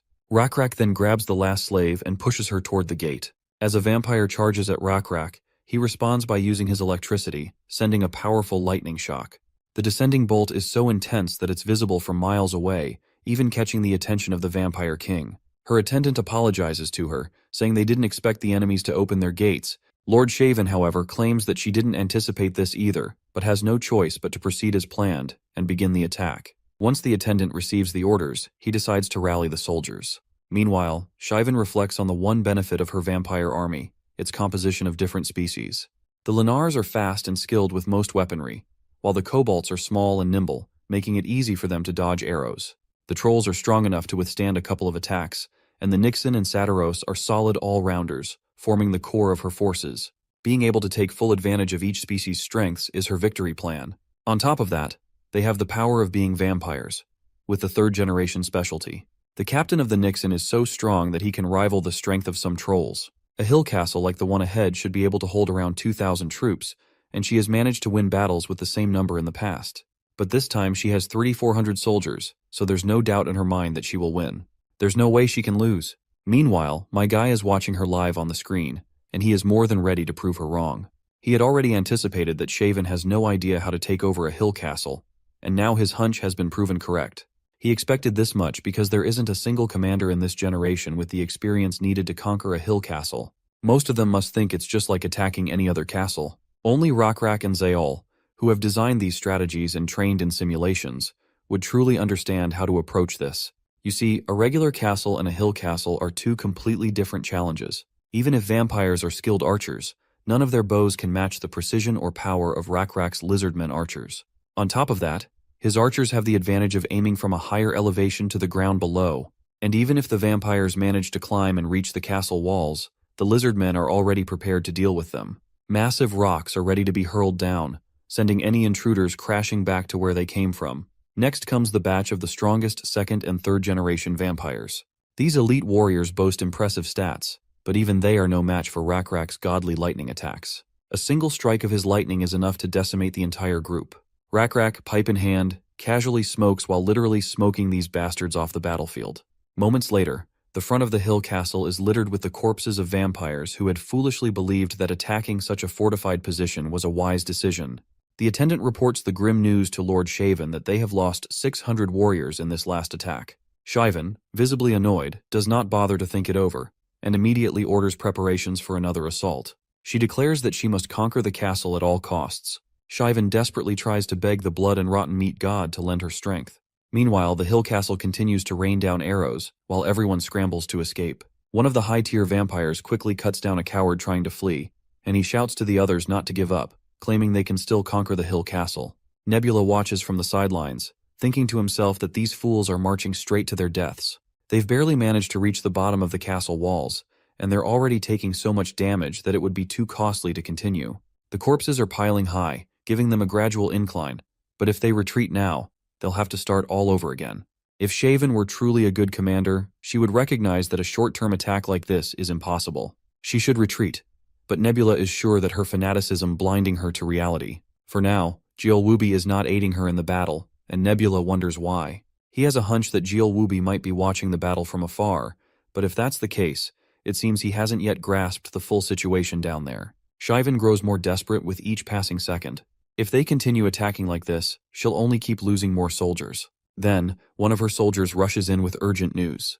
He tells her that, from behind, about half a day to a day's distance away, trolls, Satyros, and Lizardmen warriors have united and are heading toward her army. This revelation leaves Shivan stunned, and for a moment, she even considers retreating.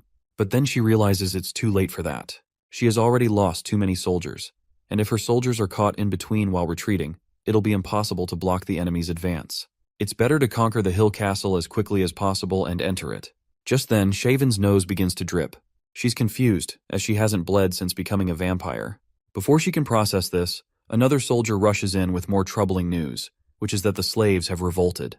To understand what happened, we turn a little back in time, when all the slaves were sitting quietly, hearing the distant roars of battle. One of them asks what happened to those slaves who were dragged out. Someone responded that the vampires lined them up and told them to run toward Hukrin Hill Castle, but they had no choice but to die. But one of the slaves counters. He adds that the fourth human child who was dragged out is still alive. There were blue butterflies. The blue butterflies were hovering above the castle, and the door opened. The Lizardmen opened it, and that human boy entered the castle. No one in the tent can believe it. How could one child enter the castle? Why would the Lizardmen let them in? At that moment, one of the slaves stands up, ready to rebel. She declares that the story of the Lizardmen fighting the vampires and their god watching over them is true. She's tired of being pathetic. And at this rate, they're all going to die. So, even if the rumors are false, she refuses to die like this. Her words inspire the others, and they agree to follow her in rebellion. As some vampires enter to check on the commotion, the slaves suddenly latch onto them. A brutal clash takes place, with vampires and slaves fighting with each other. In the present, Shivan asks how many slaves are causing the commotion. The attendant replies that it's not just a commotion, but that all the slaves have descended into chaos. She asks if all 1,200 slaves are rebelling. The attendant confirms, explaining that all the soldiers guarding them have been killed, and the revolt is growing rapidly. He adds that they're doing their best, but there aren't enough soldiers to contain the slaves. Annoyed, Shivan snaps, asking how they can fail to contain a bunch of weaponless slaves.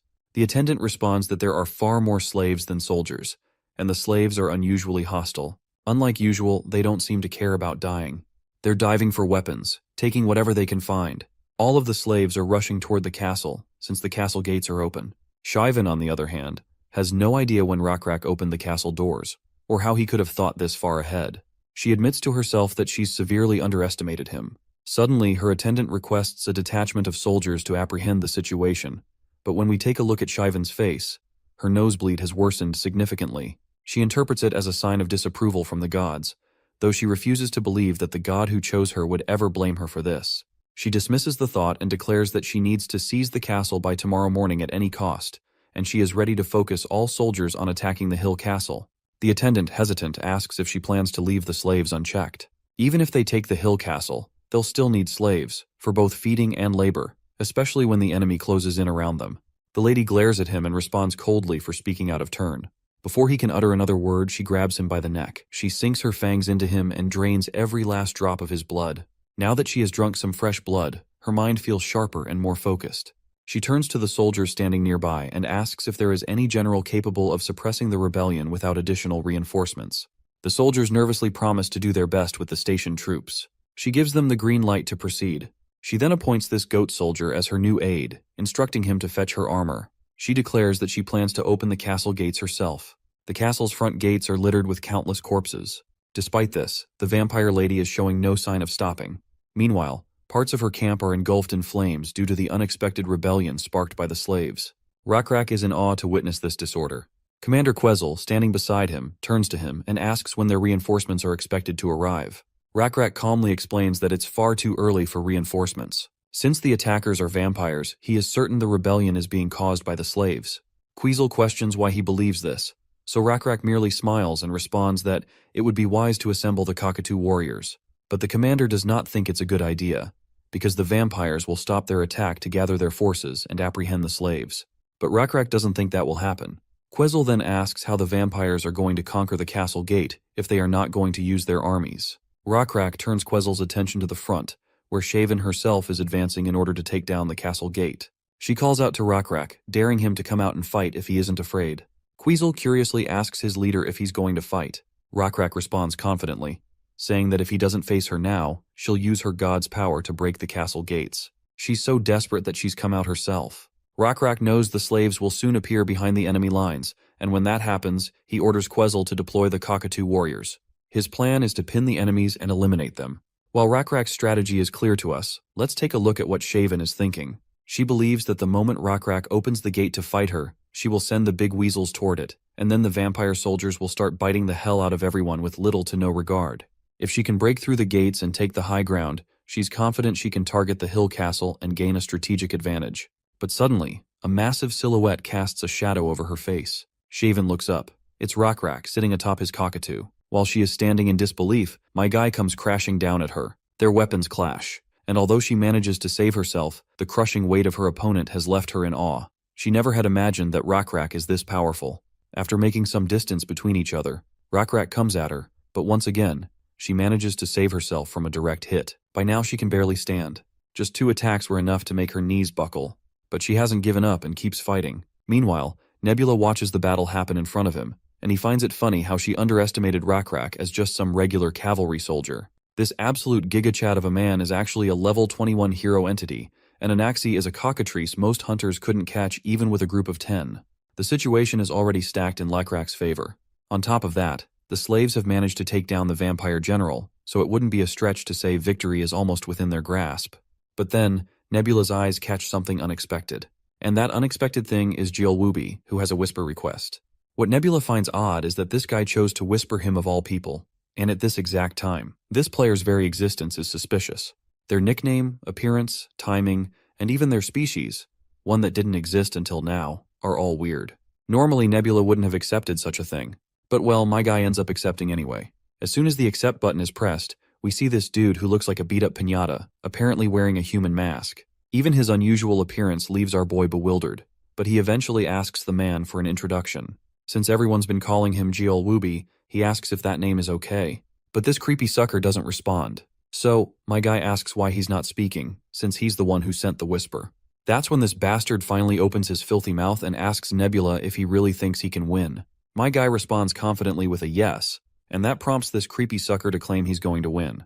But Nebula makes it clear that he is not letting any creepy sucker take the victory, and even claims that he would have won, even if it wasn't a battle for the hill castle. The creepy sucker then says he wasn't talking about the dull, lowly ones with 2 feet. But Nebula clarifies that if he's talking about a battle between Rakrak and Shaven, he's even less concerned. Because if this filthy mug descends, so can he. However, Jielwubi's reply remains the same. He's not talking about that either, and states that Nebula can't change anything in this world. Nebula has no clue what this clown is talking about. He is sure that if this person is a human who came from Earth, he would have said he's going to win the game. But Nebula can't make sense of what this filthy mug meant when he said, "You can't change anything." So, he decides to provoke him to get some answers. Nebula boldly claims again that he's going to win, develop his civilization, connect all the continents, and set up shrines in every city. But this beat-up piñata once again tells him to just stop, once again critically speaking, and stating that this kind of power isn't his, because it originally belonged to them. Nebula is intrigued by the mention of them, and wonders if there are others like this masked guy. Curiosity gets the better of him, and he asks about his identity, but the masked guy doesn't bother to answer. Instead, he confidently says he's here to take back the old debt. With that, the whisper call ends, leaving Nebula with a ton of unanswered questions. He doesn't dwell on it too much, though, since it's time to intervene in the battlefield. But right at that moment, something unexpected catches Nebula's attention.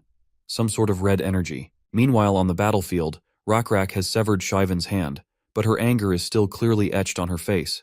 Rakrak, on the other hand, takes his stance in order to end this finally. His familiar charges at her with godlike speed, while Rakrak aims his spear directly at her. But just as he's about to blow her head off, his familiar suddenly slams the brakes out of nowhere. The red light Nebula saw earlier descends right in front of them, leaving Rakrak in complete awe.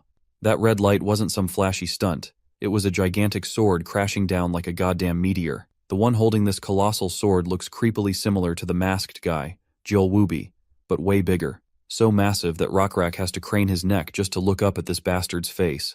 This giant man has 4 arms and a body so enormous that Rakrak, for a moment, wonders if he's looking at a god. Not only does this guy wield a giant sword, but he's also carrying a bow, a hammer, and a spear in his other hands. It seems like Nebula knows exactly what's going on.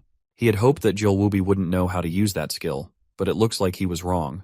You see, this guy is using a skill called manifestation, which is something you get at Divinity level 16. Unlike Descent, this skill allows the gods themselves to land on Earth. The god can then set up the appearance of their manifestation, which is based on the domain they control. Even Nebula is in awe of its sheer size. This guy is so massive that even Stratus, that giant mantis, would barely make a dent on this behemoth. Rakrak seems panicked as well and orders a retreat, especially since manifestation consumes way more faith than Descent. To maintain the manifestation at Jielwubi's current level, he'll need sacrifices. And since he can't perform a large-scale ceremony right now, he has no choice but to take sacrifices right there on the spot. That means he's going to have to kill his own people. And right away, the bastard grabs a handful of people and tosses them straight into his mouth. Shivan looks absolutely amazed to see the sight in front of her. She feels proud of her decision to make this her god. He doesn't care about friend or foe. He's just gorging on blood and flesh. All this madness makes her laugh out loud because, in her mind, this god isn't much different from her. Meanwhile, after taking in the situation, Nebula is sure he'll lose some Lizardmen. But if they escape through a side road where the siege is weaker, the damage won't be too great. Once this monster recovers his faith, the hill castle will be empty already, and Shaven's remaining forces will retake the castle. but it'll leave a huge mark on the vampire army and drain Jill Wooby's resources. They won't be able to use the hill castle, and only a few soldiers will remain, and they will have to travel across the continent to recover their forces. Once their power weakens, Nebula plans to deal with them personally. There will be quite a bit of damage done to the other players, but that's not his responsibility. Meanwhile, Rockrak is making sure everyone leaves the castle as fast as possible, because no one knows when the evil god will attack. Commander Quezzle requests that Rockrak go downhill with their people, and he'll personally take care of the castle. But Rockrak is not willing to abandon his warriors just to escape. Quezzle reminds him that he's not just a leader, but a king as well. But Rockrak sticks to his guns, and makes it clear that being a king doesn't grant him the right to act like a coward. Quezzle tries to remind him of the responsibilities of being a king. He's the one most revered, their role model, and he should be the one leading them. They keep arguing until an explosion catches both of their attention. Quezzle then reminds Rockrak that his death would bring huge disorder to their nation, but their heirs are still young, so he better make sure to stay safe. But for Rockrak, if abandoning his people is what it takes to be called a king, then he's not fit for the position. He looks at the monstrosity before him and can tell that it hasn't even filled half of its stomach yet. Not even half of the hill castle has been evacuated. Rockrak knows that the power of the gods does not last long, so if they leave them be, the Vampire King will stay alive, and after conquering the hill castle, he'll escape onto the continent. The battle will last several years, but not much longer than that, and the victory will be theirs win in the end. But Rockrak doesn't want a victory that costs countless sacrifices. With that in mind, Rockrak refuses to take any advice from Quezzle. Instead, he throws his comrade out of the way and charges straight at the monster. Even Nebula is shocked out of his mind after watching Rockrak make such an idiotic and reckless move. To stop him, Nebula decides to descend, but just as he activates the skill, he's hit with a notification that Rockrak is resisting the descent skill. Nebula has the option to force a descent, but surprisingly, he refuses to do it. If he forces the descent, Rockrak will freeze for a brief moment, and that moment is all it would take for the monster to kill him. Meanwhile, Rockrak finally comes face to face with the monstrosity. The giant quickly swings at him, but Rockrak dodges the blow effortlessly. Nebula, on the other hand, is growing impatient. He's wishing Rockrak would just retreat already. He even sends red butterflies as a clear warning to not engage in this fight. But Rockrak ignores the message entirely, which just annoys Nebula out of his mind. The arrow Rockrak shoots at the behemoth barely scratches it, like a tiny needle prick, and it falls off harmlessly. The monster retaliates immediately, descending its massive sword straight toward Rockrak. But Rockrak leaps into the air just in time and strikes the beast with his blue lightning. Unfortunately, that blue lightning is nothing more than a tiny tickle to this colossal monster. Since Nebula cannot descend right now, he opts for another option, which is to sponsor faith resources for the battle. Once he does, Rockrak manages to strike the giant monster with an equally massive bolt of light that cracks the hell out of the beast. All the while, Rockrak continues to resist the descent skill, and it's driving Nebula insane. Nebula knows some of the black-scaled tribe warriors would disobey their chief's orders if it meant saving him, which proves without a doubt that Rockrak is a true warrior. But Nebula isn't sure if Rockrak should be going against the god's will. He can see the flawed logic Rockrak is following, trying to save more lives by putting his own on the line. Rockrak seems to think that fighting this monster will reduce its manifestation time. To him, saving lives matters more than a shallow victory, so he's giving it everything he's got. As soon as Rockrak gets close enough to the monster's head, he calls out to Stingray for help. The blue lightning spirit complies, charging Rockrak's spear with electric power. Rockrak throws the spear with all his strength at the monster's head. In the aftermath, all that's visible is smoke. But within that smoke, the monster's red eyes begin to glow, which is a clear sign that shit is about to go down. The giant swings its enormous hammer, and with one devastating blow, Rockrak is knocked out for good. For Nebula, it's a crushing sight.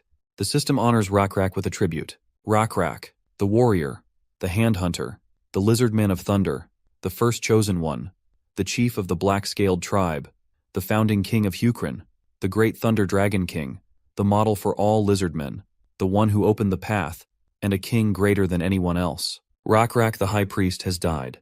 This loss causes Nebula to lose experience points, but the emotional blow is far heavier, not for Nebula, but for all of the Rockrak fans. Rockrak's lifeless body brutally slams into the ground, and that giant piece of shit swings his axe, making sure to crush what's left of Rockrak, ensuring there's nothing left of him. Nebula could only watch in shock.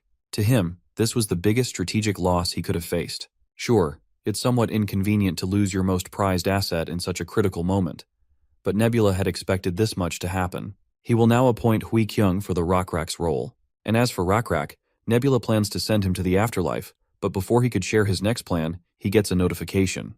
It reminds him that Rockrak, a figure respected by all, has passed away, and many are mourning his death. Of course, Nebula finds it incredibly annoying to see this. It's as if the system is mocking him by pointing out the obvious. But then something catches his eye. The notification reads that Rockrak has been declared an apostle and has attained a divine status. This completely throws Nebula off guard, as he never expected something like this to happen. It feels almost unreal. You see, apostles are those who assist gods, and when a god's creation grows, or when a special being like a dragon becomes part of the faith, they can be made apostles. Sometimes even ordinary beings can rise to this status, which is known as ascension. Apostles can instantly obtain divinity levels and spread faith by taking the lead, rather than just following a god's orders.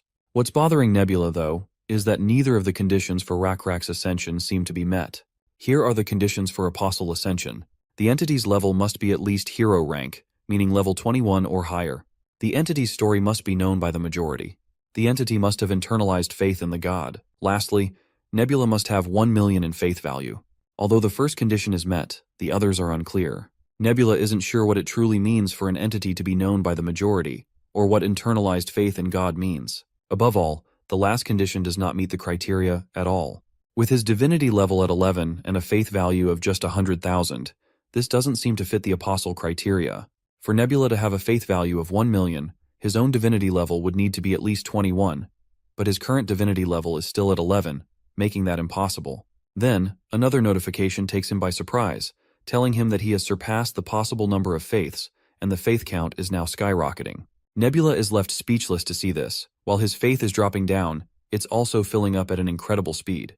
He has no idea where all this faith is coming from. At that moment, the scene shifts to this massive behemoth, tearing through everything in its path. Watching the destruction, all the slaves begin praying for Rockrak. It's not just the slaves and lizardmen. Even the vampires are praying for him. But still, Nebula thinks, there just aren't enough people praying for Rockrak to generate this much faith value. It goes against the rules of the game. However, it seems Nebula might be wrong about all of this. He's absolutely shocked when he begins to consider the possibility that this world might not actually be a game after all. You see, the perished world was a game, but this world doesn't seem to follow the same rules. The system simply makes it appear like a game. If he is guessing it right, this means that the feelings, beliefs, and convictions of the people aren't something that can be easily quantified by the system. What Nebula is witnessing is something beyond the system's limits. It's a miracle, something that surpasses the numbers and constraints of the game. The collective beliefs and convictions of the people are so strong, they've triggered something extraordinary. The system then prompts Nebula, stating that Rockrak is requesting Advent. Nebula is quite fascinated to see this. Despite Rockrak just dying, he wants to fight as an apostle. At first, Nebula hesitates. He doesn't have the stats to support Rockrak in the battlefield. But then he remembers something important. Rockrak's fame and the titles he earned while alive will be reflected in Rockrak's abilities once he becomes a being of the story. With that in mind, Nebula presses yes and wishes Rockrak the best in his new journey. Meanwhile, on the ground, Commander Quazel is helping the other lizardmen evacuate. Everyone feels numb after witnessing the death of their king. Though Commander Quazel would love nothing more than to drown in sorrow, there's no time for that. He knows he has to make the most of Rockrak's sacrifice. Thanks to their king, everyone can safely escape, but Quazel isn't sure how Zale will react when he learns their king is dead. Up until now, many within the continent have fought for their own greed, trying to claim precious things for themselves. But Quazel feels like Lord Rockrak's actions will change something. He's certain that Rockrak's death will have a profound effect, though he's unsure if they can ever completely defeat that evil god. Just as Quazel contemplates this, something incredible happens. Everyone suddenly hears a crackling thunder, and a bolt of lightning descends from the sky like a meteor. The sheer brilliance of the light causes everyone to freeze. The light is so blinding that even the massive monster is temporarily blinded. In a panic, the creature swings its colossal hammer toward the source of the light. But as soon as the hammer gets close, the monster's weapon is tossed aside like it was nothing more than a stuffed toy. Then, the monster senses a familiar presence, and it quickly starts losing its mind. This isn't just any ordinary being, it's Rockrak, who's just ascended, and you can tell that he's no longer the same. He looks like an absolute powerhouse, an absolute beast of a lizard, and it's clear he's now on a whole new level. All the lizardmen burst into joyous celebration upon seeing their king on the battlefield. Meanwhile, the vampires look absolutely boggled that Rockrak is still alive, or rather, returned in a new divine form. The colossal monster, however, is furious. The thought of a mere mortal challenging him is beyond insulting. Out of frustration, he hefts his massive hammer and prepares to bring it crashing down once more. But Rakrak isn't here to take any of that. He takes his stance and starts channeling his thunder power. Just as the hammer begins to descend, Rakrak launches himself like a bolt of lightning and strikes the monster directly on its right shoulder, leaving it groaning in pain and momentarily staggered. As Rakrak readies himself for another attack, we get a glimpse of his newly revised stats displayed on screen. He's now a level 6 warrior and a king, but his ascension as an apostle has brought him to an impressive level 13. Alongside these, there's an array of other stats, showcasing his incredible transformation. One thing is clear though, being an apostle is no joke. Rakrak isn't just back, he's stronger than ever, and he's here to turn the tide.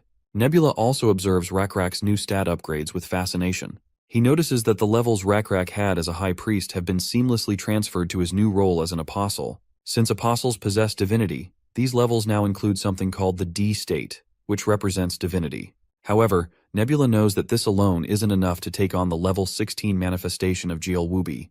That giant manifestation boasts a 16D divinity level, 3 ranks higher than Rakrak's.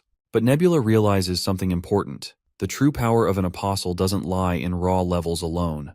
It's all about their skills, fame, and titles, which are reflected in the form of unique abilities. Rakrak's first display of power, blocking the hammer, was thanks to a skill called Hand Hunter. This skill made it possible for him to deflect the weapon despite the overwhelming difference in raw power. Since Rakrak is no longer a one-trick pony, we are about to witness another skill, known as weapon creation. Rakrak activates weapon creation and conjures a giant bow, challenging the monstrous manifestation, which is now also wielding a bow to take down the flying hero. The monster unleashes a massive arrow, but Rakrak is ready. He channels all his electricity into his own arrow, charging it with the power of thunder. This ability, known as Lizardmen of Thunder, is one of Rakrak's most potent skills. It consumes faith to fuel thunder-based attacks, turning Rakrak into a storm-bringing force of destruction. Once that giant thunderstrike is unleashed, it devours the incoming arrow and heads straight for the giant bastard, who gets the biggest shock of his life. But still, as massive as that thunder attack might be, this behemoth isn't ready to give up. The thought of losing to this apostle, who has just obtained divinity, doesn't sit well with him. So, the big guy throws his massive weapon at our lizard hero once again, but Rakrak quickly surfs over the spear. And after soaring higher into the sky, he prepares his own divine spear, ready to throw it down. The people of the Lizardmen tribe cheer, offering all their support and best wishes. Because of their positive attitude toward their king, the system announces a 4-point divinity increase in camaraderie, and another 4-point increase due to the relationship with the citizens of Hukrin. There's also an additional 4-point divinity boost in camaraderie due to the slaves Rakrak has helped, who now know his name and follow him. Currently, Rakrak is earning an apostle's faith based on his camaraderie and charisma. And once you add this another skill, the first chosen one, it increases his stats proportionally to the faith resources he has just obtained. To put it simply, the more people pray for Rakrak, the stronger he gets. With all the power Rakrak has managed to gather, he comes crashing down toward the monster, channeling all his electric energy. Quetzal feels absolutely proud and confident seeing his king back in action. He tells his king to exterminate the evil once and for all. From the people's perspective, they see a star so bright heading directly toward the monster. The light emanating from it is so intense that everyone has to cover their eyes. But one of the slave boys watches everything with his eyes wide open and sees how the giant monster's equally giant head is obliterated by the light. The light is almost like a beacon of hope, taking down the monster and leaving everyone in absolute awe. All of the lizard men and slaves are having the time of their lives, seeing the monster finally put to an end. Quetzal runs towards his king, promptly falls to his knees, lowers his head, and waits for his king to respond. Rakrak states that he has to leave now, but Quetzal isn't sure what the hell he's talking about. Rakrak then points out that he definitely had died, and this is the way of the heavens. But Quetzal argues, asking at least to return to the palace and say his final goodbyes to his loved ones. Rakrak humbly reminds him that the heavens are not something they should go against. Quetzal, of course, is in tears, devastated by the thought that his most beloved leader is going to leave him behind. But that's when Rakrak offers him the spear he holds and tells him to take the weapon that killed the evil god in Hukrin. It's a divine object, so he better handle it carefully. Quetzal extends both of his hands with the utmost respect, while Rakrak flashes a pleasant smile at him. He tells him to not feel sad about anything, as he is going to protect Hukrin as an apostle of God. Quetzal promises to his king that he will ensure Rakrak's name is never forgotten from this land. But Rakrak surprisingly tells him that this isn't what he should focus on. Quetzal has no idea what his king means, but Rakrak is pretty sure that he will figure it out himself, and with that, he leaves the rest in Quetzal's capable hands. The commander cries, promising to carry out his duties to the best of his abilities. And just like that, his king disappears before him. After the defeat of the evil god, some of the vampires surrendered, while others scattered into smaller troops. High Priest Shaven, having lost her god, was killed by her subordinates and offered to Hukrin. Time passed, and 137 years went by just like that. In Hukrin's capital, Orazon, it was King Anpyong's 23rd year of governance. In one of the libraries of the palace, this old lady can be seen visibly displeased with the idea that they are skipping over the first prince and instead planning to accept the third prince as the crown prince. Her sharp tone makes it clear she strongly opposes the suggestion. Across from her, there is this white-scaled lizard who is seemingly unmoved by her objections. The white lizardman once again suggests skipping over the first prince and crowning the third prince instead. But once again, the old lady voices her opposition. After all, it's been a long-standing tradition that the first prince always inherits the imperial succession. This tradition has been around for more than 100 years now, so suddenly breaking it doesn't seem appropriate. Also, we don't have to keep calling him the White Lizardman anymore. His name is Dunan, and he holds the sacred position of hunting minister in the right cabinet. Moving on, Dunan reminds her that there have been exceptions in Hukrin's history, so he's not sure why she's against the idea this time. Sure, she acknowledges that the first prince is a lazy type who isn't exactly studious, more of a fun-seeking, laid-back guy. But that's not a good enough reason to make him give up his position as crown prince. This woman, by the way, is the leader of the left cabinet. Her name is Hui Moon. While she doesn't think the first prince's unserious behavior is anything to worry about, Dunan has the exact opposite opinion. Just look at the rumors that reveal how the first prince was out shooting with street thugs from Orazon right after learning how to hunt. If the kingdom's heirs are going to be that detached from their responsibilities, always partying and slacking off, then no minister would want to serve under such a ruler. But Hui Moon believes the first prince has been sick for a long time, and she doesn't want to put any pressure on him that might worsen his condition. She even suggests that Dunan be a little more sensitive with his words. The white lizard sincerely acknowledges the lack of empathy in how he's putting things. But that doesn't mean he wants to see the first prince on the throne. He suggests Hui Moon subtly hint his opinion to His Majesty ahead of time. He doesn't exactly want to shock the king the day he bluntly announces he's ousting the first prince. Of course, that makes the woman lose her bananas a bit, seeing how cold-blooded this reptile is. Did you see what I did there? Meanwhile, the lizard pushes her to propose the third prince as crown prince and to convince anyone who tries to make a fuss. Hui Moon is clearly not satisfied with how he's trying to handle this delicate issue, so she chases after him, insisting he reconsider. But it seems like her opinion means very little to him. He just straight up ignores her. All she can do is grumble behind Dunan, cursing the stubbornness this guy always shows. To understand what all this crown prince drama is about, here's the context. As we already know, it's been 100 years since Hukrin's great king, Rakrak, passed away. The royal family has continued through Rakrak's descendants. It goes without saying that every king since has been accomplished in their own ways, but none of them have come even close to matching the greatness Rakrak represented. And while there have been subpar kings, the current ruler, King Anpyong, is generally seen as someone who brought peace to the nation, even if he hasn't achieved much over the past 10 years. Now tension is rising within the royal family about who's going to succeed him. The scene now shifts to this old lizard hag who's supposedly the prince's teacher. Her name is Ravine Quez. In front of her sits third prince Kyle Lark Orazon, currently 12 years old. Since Kyle has basically finished reading every book in the library, across every field and subject, his teacher wants to know which branch of study he'd like to pursue. But Kyle is having a hard time picking just one field. He found a lot of them fascinating, so he asks if it's possible to choose more than one. Ravine suggests he briefly explain the books that fascinated him most, and what he liked about them. First up, he mentions Owen's travel diary. He claims to love it because of how it describes countless places and species he's never seen before. It's basically a travel diary written by Owen, a lizard man who lived during Rakrak's generation. Owen was a traveler who went to all sorts of places, leaving behind 9 travel journals before heading west later in life. Since there are no records after the 9th book, the 10th one is known as the Book of Illusions. Ravine is pleased to hear about Kyle's first pick, as it just shows that he's like many kids who love adventure stories. But then she's surprised when he mentions the next books on his list: Zael's Algebraic Theory and Orazon's Architectural Design. Zael's books, he says, make logic feel joyful, and you can really feel the warmth she had for people through her writing. Zael was a mathematician and architect of her time. She compiled the math of her era, making her a one-of-a-kind figure in history. She also supervised the construction of the 4 water wheels and designed the capital city of Orazon. Every achievement and invention she made is clearly recorded in the books. Given that Orazon's architectural design is packed with complex numbers and floor plans, it's kind of insane that a kid like Kyle can sense the feelings of the architect just by reading it.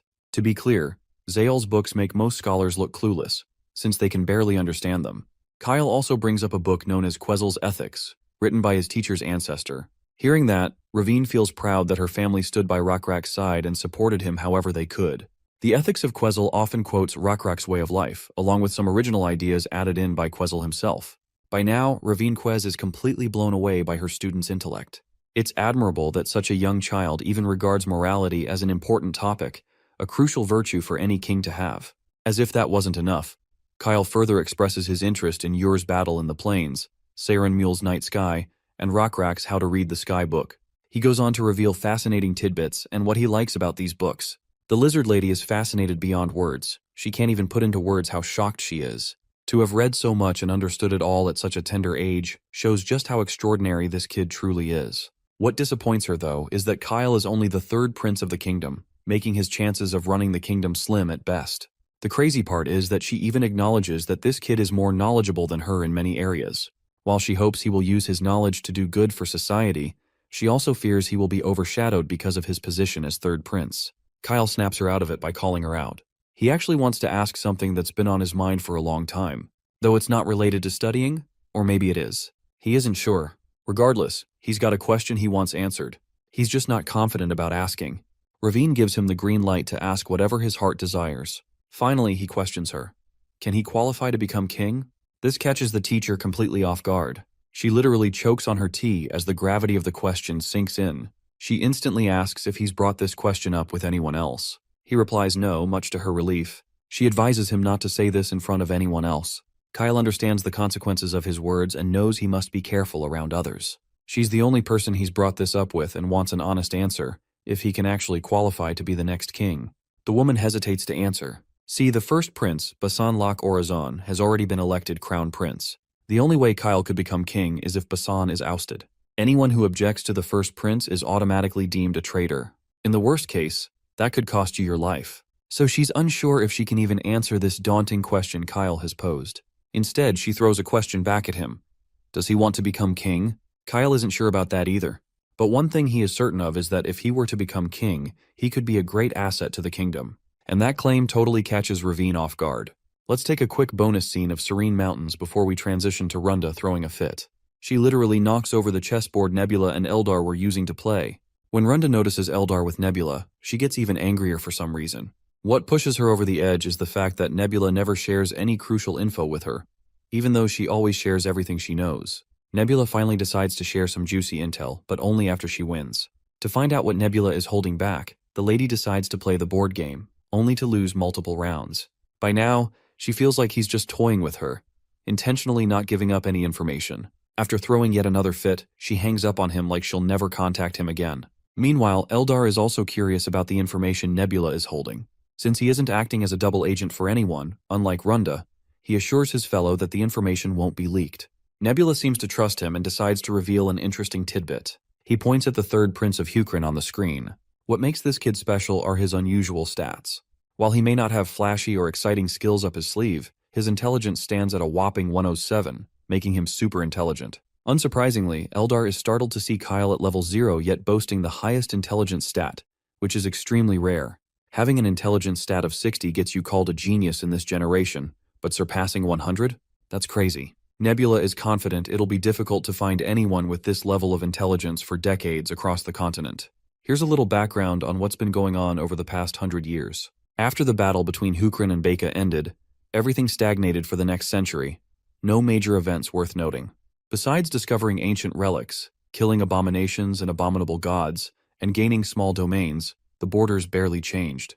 With expanding borders, managing internal affairs also became a must, something Nebula should be taking care of. This is why he feels stagnation after a few decades is necessary in the game. Outside of the main species who led the early expansion, this was a period where appeasement policies were necessary to win over other species within the nation. Hukrin had its share of small and big issues due to the mixing of several species.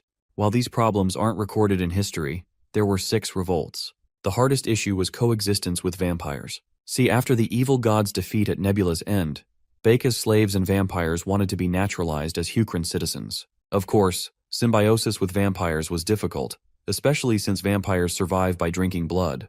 The second and third generation high-rank vampires couldn't survive on animal blood alone, so the vampires made a surprising choice. They took refuge in mountain caves and prayed to Nebula, expressing their desire to follow the will of the blue insect god. As witnesses to Apostle Rakrak's holy death, they no longer wanted to live by hurting others. About 1,000 vampires decided to starve themselves to death. Though some escaped or couldn't resist temptation, 600 vampires endured the pain and faced death without moving an inch. They may have sinned, but since they reflected on their sins and wanted to be punished, even the Lizardmen believed the blue insect god would forgive them immediately. And so, they were forgiven.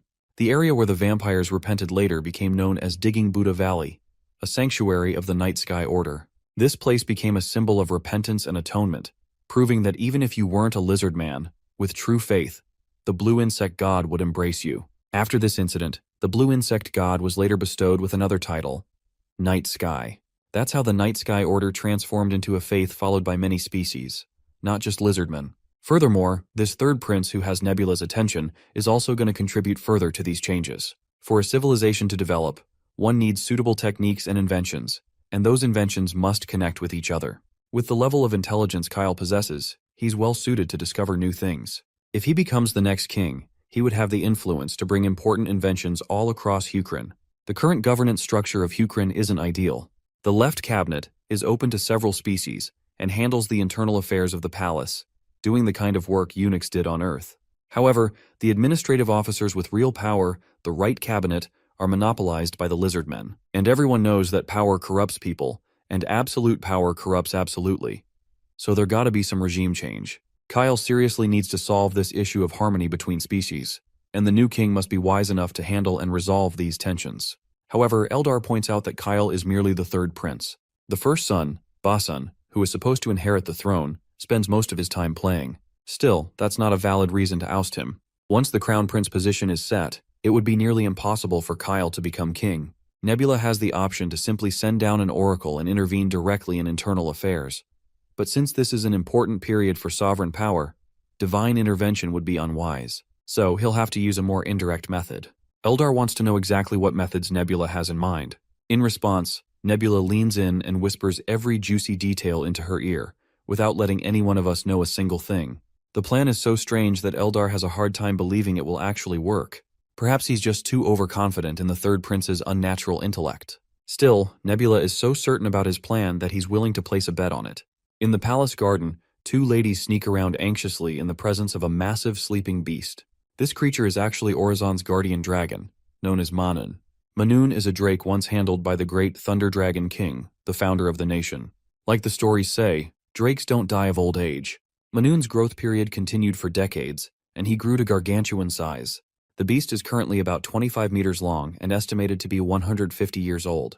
With that hulking size, it goes without saying that his food consumption is equally stupendous. With a big diet comes a big dump too, which the palace must discard every day, making this high-maintenance animal quite a burden. People are also afraid the giant creature might go wild and destroy everything inside the palace. Some have suggested relocating Manhwa to a less populated town. Others even suggested offering him as a sacrificial animal. But since Manhwa's existence represents the sovereignty that has continued since the Thunder Dragon King, they have no choice but to keep him, even if it's just a burden to resources. Luckily, Manhwa has been eating and sleeping peacefully. However, that's about to change. Suddenly, the beast noticed familiar celestial blue butterflies. This causes it to perk up in happiness. After all, these butterflies represent his long-dead friend Rakrak coming to meet him. When your favorite comes down all the way from the heavens, leaving behind comfort just to meet you, it means you're the luckiest person alive. Apparently, Manhwa has recently been experiencing vague emotions and longing bubbling inside him, but the beast doesn't know what they were, or what to do about them. He often sees these blue butterflies that always remind him of his second owner, Rakrak. As much as he wants to chase those blue butterflies, Manhwa knows he's prohibited from going beyond the boundary wall. In a similar incident before, when he tried to go past the wall, the guards pushed him back in. But still, this fellow desperately wants to cross that wall and hug his friend. Rakrak also feels very grateful for the generous effort his god bestowed on him by giving him a chance to catch a glimpse of his old friend. The Lizard King was calling for his good old friend to come here, and that loyal fellow gives up on his urges and crashes right through the walls just to meet him. Somewhere in the palace, Dunan and his fellows catch the sudden sound of the crash Manhwa caused. By the time the guards went to inspect the place of the commotion, they realized Manhwa had escaped to the ancestral mountains, and that definitely got Dunan to perk up. though his reaction wasn't as shocked compared to his fellows. In fact, his fellows were annoyed because, as the hunting minister, Dunun was supposed to go out and make an effort to catch Manun before the morning meeting. Since this involves beasts, it goes without saying it's the hunting minister's responsibility to bring that beast back. But Dunun has his own reasons for not wanting to chase the beast. After all, the hunting minister's main job is to prepare hunts for the noble's entertainment, so he doesn't have time to track down Manun. But well, when duty calls, you don't have many options, or do you? A while later, after a little court meeting, Dunun can be seen storming out of the castle, totally exasperated. Even more annoying, the royal court didn't allow him to have a hunting expedition team, but were willing to lend him palace guards in this mission to capture Manun. The thing is, Manun could easily crush a bunch of royal guards to death with just a single body roll, so the only choice Dunun is banking on is to lure the beast with some food and trap him somehow. Even then, a lot of people will suffer. After all, civilian hunters usually travel those ancestral mountains too. If they get hurt by Manun, it's obvious public sentiment will turn against him. It's not every day a white guy like him gets chosen for a cabinet seat. But if this incident results in casualties, all the blame will fall on his shoulders. Damn, even these creepy crawling cold-blooded reptiles have racism among them. But thankfully, it's the white people here who have to fight it. Bro's sure his position as hunting minister is as good as gone. Back to the main task. The first thing he can do is gather clues about what triggered Manhwa to suddenly go rampant, even though he's been well behaved lately. For a moment, he thinks someone must be behind this. And this weak-ass boundary wall they built was part of the conspiracy. Suddenly, a few cockatrices zip past him, and one of the birds is occupied by the Prince Basan, Hukrin's crown prince, Basan Lak Orazon. Finally, here's a formal introduction of the notorious first crown prince, known for his mischief and carefree lifestyle. Dunun is rather surprised to see the first prince barging down unceremoniously toward the mountains and asks where he's going. Well, as expected, he's making his way to find Manhwa. Being the first prince, he doesn't feel the need to ask the hunting minister for permission. Under normal circumstances, of course, Basan wouldn't require anyone's permission. But it has already been decided that the hunting minister will be in charge of Manun's escape case, and this was settled a while ago in the imperial meeting. Seems like Prince Basan is indifferent to the imperial meeting's judgment. Since he believes this is for the better, no one can stop him. It's not an everyday occurrence when this creature goes out for a walk, so he wanted to see Manhwa on the move and came with his friends. But now he feels greedy as he desires to capture the creature himself. Of course, this causes an exaggerated concern from Dunun. After all, the first prince's drunken bozo friends are no good. In fact, they're still drunk down to their very last brain cell, so Dunun pretty much guesses these dudes won't listen to him under any circumstance. While the first prince may be good at hunting, he won't stand a chance against Manhwa, given the beast's size. Which I guess is a good thing. The cockatoo the first prince is riding won't be able to keep pace with Manhwa, and the beast will escape before Basan can reach him. So, the hunting minister suggests Basan inform the closest forest ranger as soon as he spots Manhwa in the wild. But the first prince makes it clear the beast is his to capture, so no reporting back. Then again, he does understand the hunting minister's obligations, and reluctantly agrees to report any sightings of the creature. With that, he's off on his hunt along with his drunken buddies. The wise white lizardmen can do nothing but fume in exasperation, but that fuming anger soon fades when he spots Prince Kyle in the distance, examining the breakout. They lock eyes at that moment before Kyle explains why he's here. He's actually here to find clues behind Manhwa's disappearance. He also noticed Basan is already on the prowl. He acknowledges that the first prince is good at hunting, but capturing a beast as massive as Manhwa requires more than just hunting skills. Regardless, Dunun is more interested in what bits Kyle has managed to gather regarding the case. The first thing Kyle notices is how strange the wooden bar is. Anyone can tell from its appearance that it's difficult to break cleanly. If force had been applied, it would have shattered into pieces. Given this, it likely means insects have eaten away at it, though it doesn't make sense. After all, these wooden boards are attached to stone columns. The insects likely crawled through the stone columns and reached the wooden part. But how come the insects only ate the specific part in the middle? If the insects had eaten all the wooden parts equally, the entire structure would have collapsed when Manhwa tried to escape. But only the middle part was weakened by the insects, convenient enough for Manhwa to break through and make a run for it. It's like a coincidental natural occurrence. Even if they coat the specific parts of the wooden fence with honey, it would take several days for the insects to eat through it. This is when the first prince connects the dots and points out the old name of the night sky god, which was used 100 years ago. It was called the blue insect god. If you go further back into history, there are records that the night sky god was even called the nameless beetle god.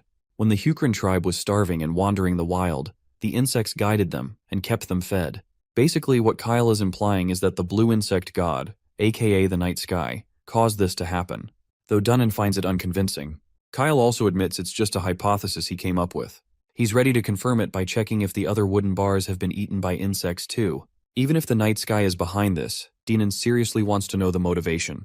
But right now, he's more worried about the consequences than who caused it.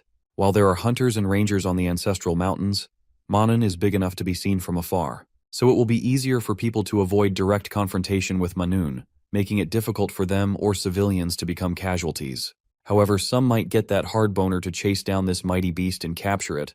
Now that Dunnan mentions it, Kyle points out that the person who chases down the beast might be the ultimate target for the night sky god. And speaking of which, that person just so happens to be Prince Basan. Looks like Dunnan finally cracked the code exactly what Kyle is intending to imply. Maybe the night sky really exists, and it wants the nation to succeed. For that to happen, it wants the third prince to become the next king. If that's the case, then the night sky god might try to claim Prince Basan's life. This shit is serious, so much so that Dunnan doesn't want Kyle telling anyone. While the young one promises to keep it secret, he has a favor to ask. Since Dinan is planning to go after Basan, Kyle wants to tag along too. This request catches the white lizard off guard. He can sense Kyle isn't just being stubborn about going, there's a purpose behind it. See, having Kyle around will likely increase Basan's chances of survival. After all, the night sky god only wants Basan's life, and if Kyle gets hurt, that won't do anyone any good. Cut to Basan and his drunkard bozo friends following Manan's trail. After a short journey, they spot the beast nearby, lying on the ground. It's pretty unusual they found the beast so easily. Conveniently enough, Manun even left a trail behind, making tracking easier. Since Basan isn't that sharp, he assumes the beast must have been suffocating and itching to roam after being stuck in a shitty garden for over 100 years. Basan even feels a little sympathy for the poor creature that spent all that time sleeping. While the beast sleeps soundly, Basan's drunk buddies suggest waking the dragon up and driving it back to the palace. But the terrifying grumbling noises the beast makes even while asleep scare the bozos into retracting their plan. They start throwing out random solutions to a problem they clearly don't understand. Eventually, they settle on luring the beast with some kind of deer as bait, something the beast can eat. Basan decides to put this plan into action, sending his buddies off to fetch bait while he stays behind to make sure Manun doesn't wake up and move. Seems like Basan used this ploy to shoo the idiots away. First, because their plan was ridiculous. Second, if they all stayed, Basan wouldn't get the credit for bringing Manan back. Speaking of credit, Basan takes us down memory lane where we learn a little about him, like how he used to be praised for everything he achieved. But he soon realized that wasn't enough. He once asked his teacher, Ravine, why, if the night sky god is omniscient, omnipotent, and omnipresent, there's still war, pain, sadness, and misfortune in the world. He was seriously curious and wanted answers, but Ravine didn't seem to have any. That day, she even tried racking her brain for a plausible explanation, but eventually she ended the lesson. That's when Basan realized the compliments he had been getting weren't true acknowledgement. True acknowledgement, he figured, only comes when you do something so outstanding it leaves everyone speechless. Just like the night sky god. Basan has never felt that kind of acknowledgement in his life. He knows many don't think he's worthy to be king, but he can't help it.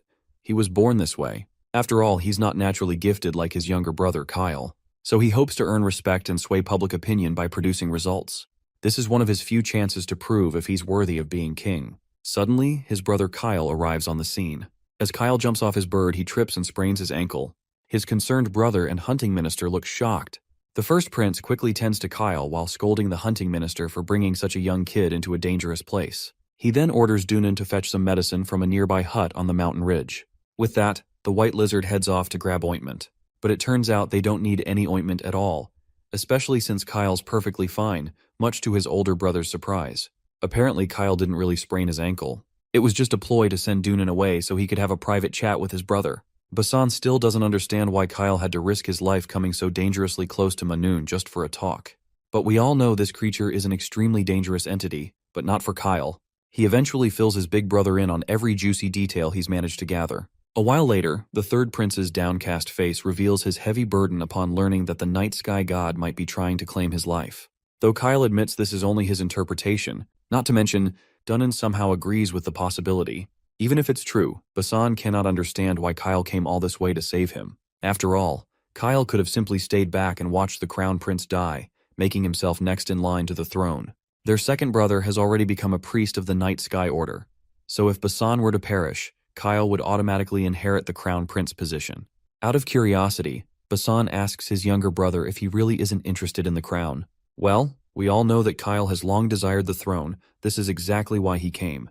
But rather than killing his own brother, he wants his big brother to hand over the crown prince title willingly. Basan is clueless and doesn't know how to react. Kyle, meanwhile, doubles down on his request, reminding him that history has proven the night sky god never fails. While other gods have failed to prove themselves, the night sky god always emerges victorious. This shows how meticulous the god is, paying attention to every subtle detail to ensure his plans succeed perfectly. So it goes without saying that Basan will eventually die unless he hands over his crown prince's title willingly. Kyle is further certain the night sky god will exploit similar opportunities in the future. Though he can't foresee every move the god has planned, he promises to keep Basan informed whenever he uncovers such signs. This will help protect the kingdom and everyone's safety. Hearing this, Basan warns that opposing a god's will means going against divine will itself. They must be cautious and fearful, not defiant. Kyle, however, claims he understands the god well and is not afraid. At the very least, he will ensure no harm comes to anyone. The current path the night sky god has laid out jeopardizes Basan's safety. To avoid disaster, Kyle wants to guide events down a different path, one that the god has willingly offered as an alternative, ensuring Basan's security. Finally steeling himself, Kyle boldly demands again that Basan give up the crown prince position, ensuring that they adhere to God's will without any losses.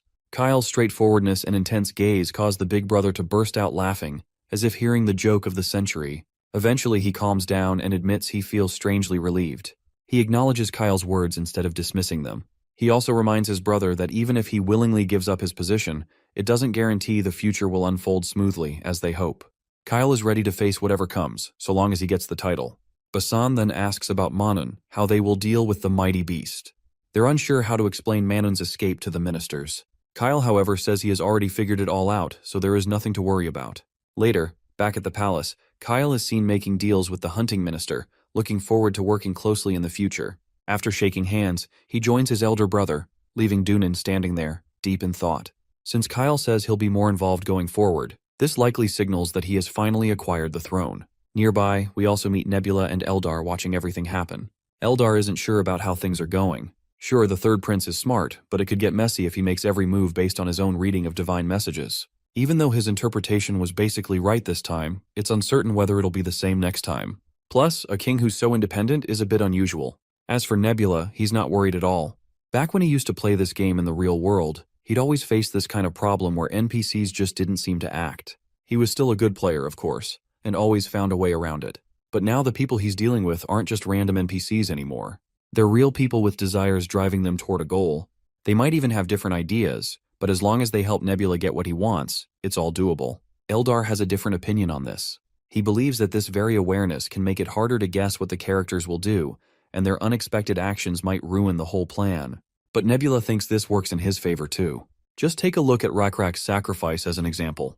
He went against Nebula's wishes and fought on his own, which actually turned out to be a perfect outcome. Similarly, this situation with Kyle also went smoothly, simply because he chose to make his own decision instead of following God's hints. Even if things go bad one day, Nebula will simply be extra careful, treading lightly. It's just good that he was able to save Basan, who can be a big help while the third prince still becomes the next king. The scene then shifts to the royal court, where it's clear the important people are present, discussing Manhwa's escape. Administration Minister Salusin is pretty frustrated that the Minister of Hunting hasn't caught Manhwa yet. He worries that it might hurt the public if the capture takes too long. Dunin assures his senior that Manhwa's location has already been found, and luckily the beast is currently asleep, so there's nothing to worry about. The senior takes the good news well and calms down. Still, he can't help but point out how worried His Majesty has been about this, so much so that he couldn't even attend the meeting. The senior further wants him to speed up the capture now that they know exactly where he is. Well, Dunin wanted to do the same, but several things stopped him. Earlier today, when he went to the garden to chase Manhwa, he noticed that the wooden bars had been eaten by insects a long time ago. While you could argue that the insects eating the wood is just a coincidence, and Manhwa can definitely break through wooden bars himself, the third prince pointed out something interesting. He believed that the night sky god caused the insects to bite the wood to let the beast escape.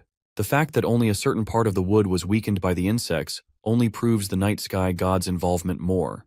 In the afternoon, Dunin went back to Manhwa's home with a few high priests, and after checking the area, they also came to the same conclusion. The man in question comes himself, the Night Sky Order's priest, second prince, Sean Lac Orazon. He's here to personally confirm that this is indeed a miracle caused by the night sky. With the confirmation coming straight from the high priest, Dunun couldn't possibly go against his will and bring Manhwa back. Everyone started discussing the matter disquietly. Eventually, they had no choice but to accept the truth, since the priest himself confirmed it. With that settled, Dunun fears that they can't leave Manhwa outside like this. Nor can they just leave him and wait for him to cause a serious accident one day. This is exactly why he'd like them to expand the hunting expedition team. Everyone in the court is surprised by this unusual request. Even the senior can't hide his annoyance as he asks how many people are actually needed. First, Denon wants a cow and a wagon to make sure they can move enough food for Manhwa. Second, they need more money for repairs because of the rough mountain paths. There's also a chance Manhwa might go wild, so Dunun also wants the right to control civilians, manpower, and to move the palace guards in an emergency. Well, at this point, looking at the senior's face, I can tell the hunting minister is asking for too much at this point. But then again, if all these things aren't given, they'll have no choice but to go against the night sky's miracle and bring Manhwa back. Dunun is also happy to hand over this job to anyone who thinks they can handle their current tough situation better. That said, he also makes it very clear that he won't be held responsible for any damage Manhwa causes, even though he's the hunting minister. Later that night, we cut to Denon standing alone in the palace corridor, lost in his thoughts. His mind is busy with the recent development about Kyle being the new chosen king. Kyle even suggested a detailed plan to Dunun that could really bolster the hunting team's strength and power within the royal court. Dunun actually wants to follow his plan to make himself strong in the royal court, making sure he has enough authority to push Kyle as the next king. This man doesn't care what it takes. In fact, he's even willing to face off against the other ministers if needed. And so, as time passed, Dunun slowly garnered power for the hunting expedition team, and the power balance kept shifting towards the hunting team. 6 months went by like a gentle breeze, and King Anpyong removed Basan Lak Orazan as crown prince, replacing him with Kyle. Just 3 years later, King Anpyong passed away from a terminal illness, and Kyle Lak Orazan became Hukrin's 11th king. The funny thing is, he's only 15 years old, probably making him the youngest king in history. Not long after, Basan is seen greeting the new king with utmost respect, which causes Kyle a wave of embarrassment, seeing his older brother addressing him with such a formal title. He insists on dropping the formalities whenever it's just the two of them. But Basin believes that the supreme king of the greatest nation on the continent deserves at least this much respect. Anyway, tomorrow will be the first royal meeting under Kyle's reign, and Basan is sure everyone will suggest kicking him out of the palace. And that's exactly what's weighing Kyle down right now. You see, Hukrin is a nation where the ministers hold a lot of power. Since most of them are Lizardmen nobles, the scales tend to tip heavily in one direction. Those shady Lizardmen ministers will definitely try to boot Basan out of royal authority just so they can seize more control and overpower the new king's influence. But honestly, Basan isn't all that worried about being excluded from court. In fact, he's more afraid that he might end up holding Kyle back if he stayed in court. Not to mention, there really isn't any formal role in the court that a former crown prince like him can fill. He's actually planning to widen his horizons and go far this time, to catch some bigger prey. The mention of hunting sparks some ideas in Kyle's head as he gazes at the sky. He's got the perfect job in mind for Basan and is sure his big brother will be into it. Just like that, he fills Basan in on all the juicy details of the job. The next day rolls around, and Kyle officially begins the royal meeting. As the new king, he's hoping to win everyone's support.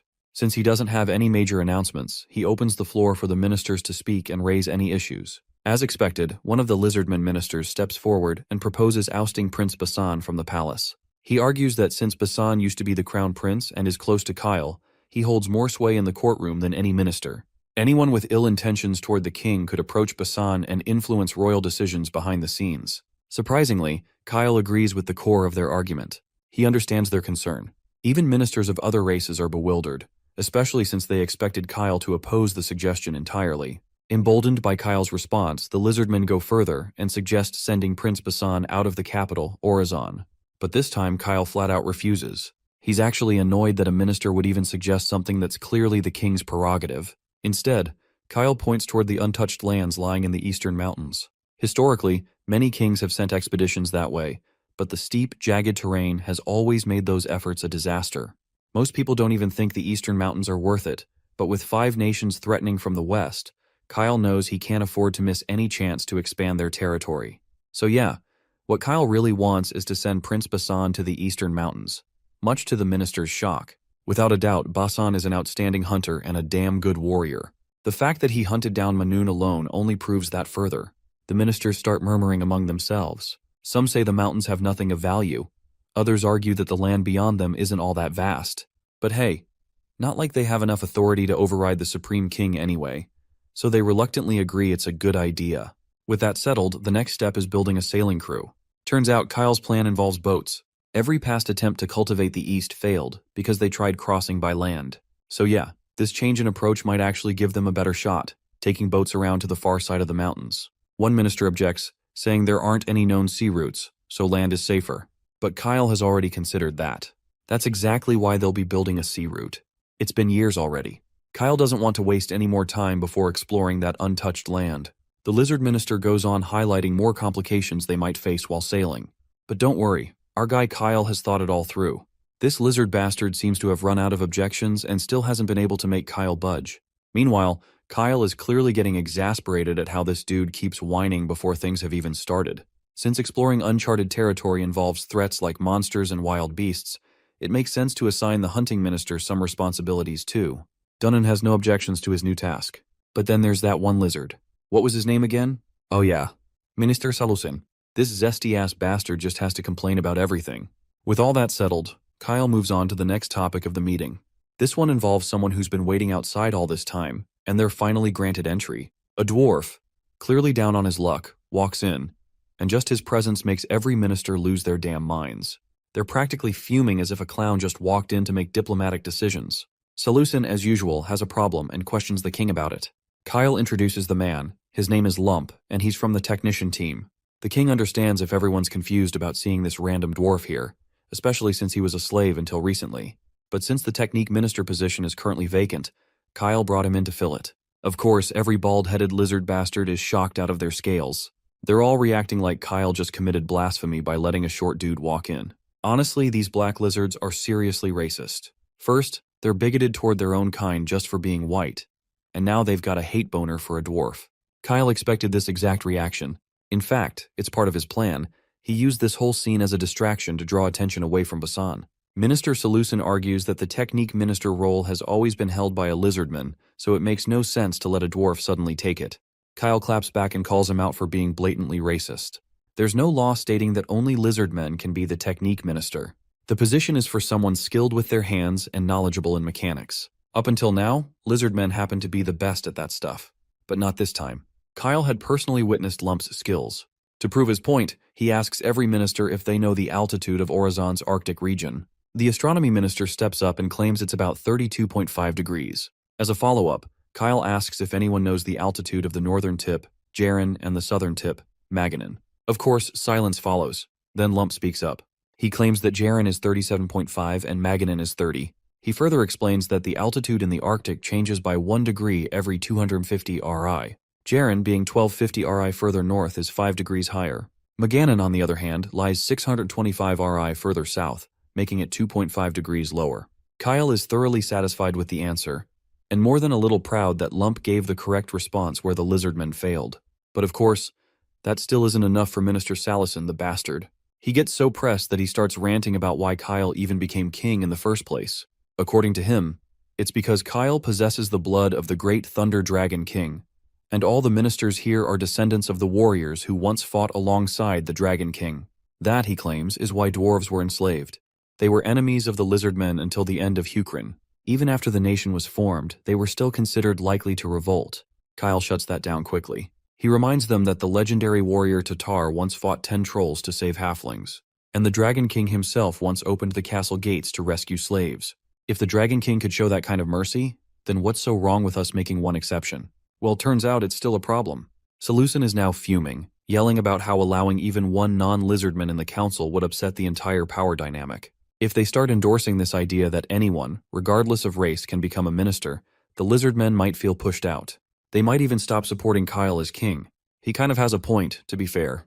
The whole system was built on the foundation laid by lizardmen ancestors. So having someone from another race rise up the ranks is bound to shake things up.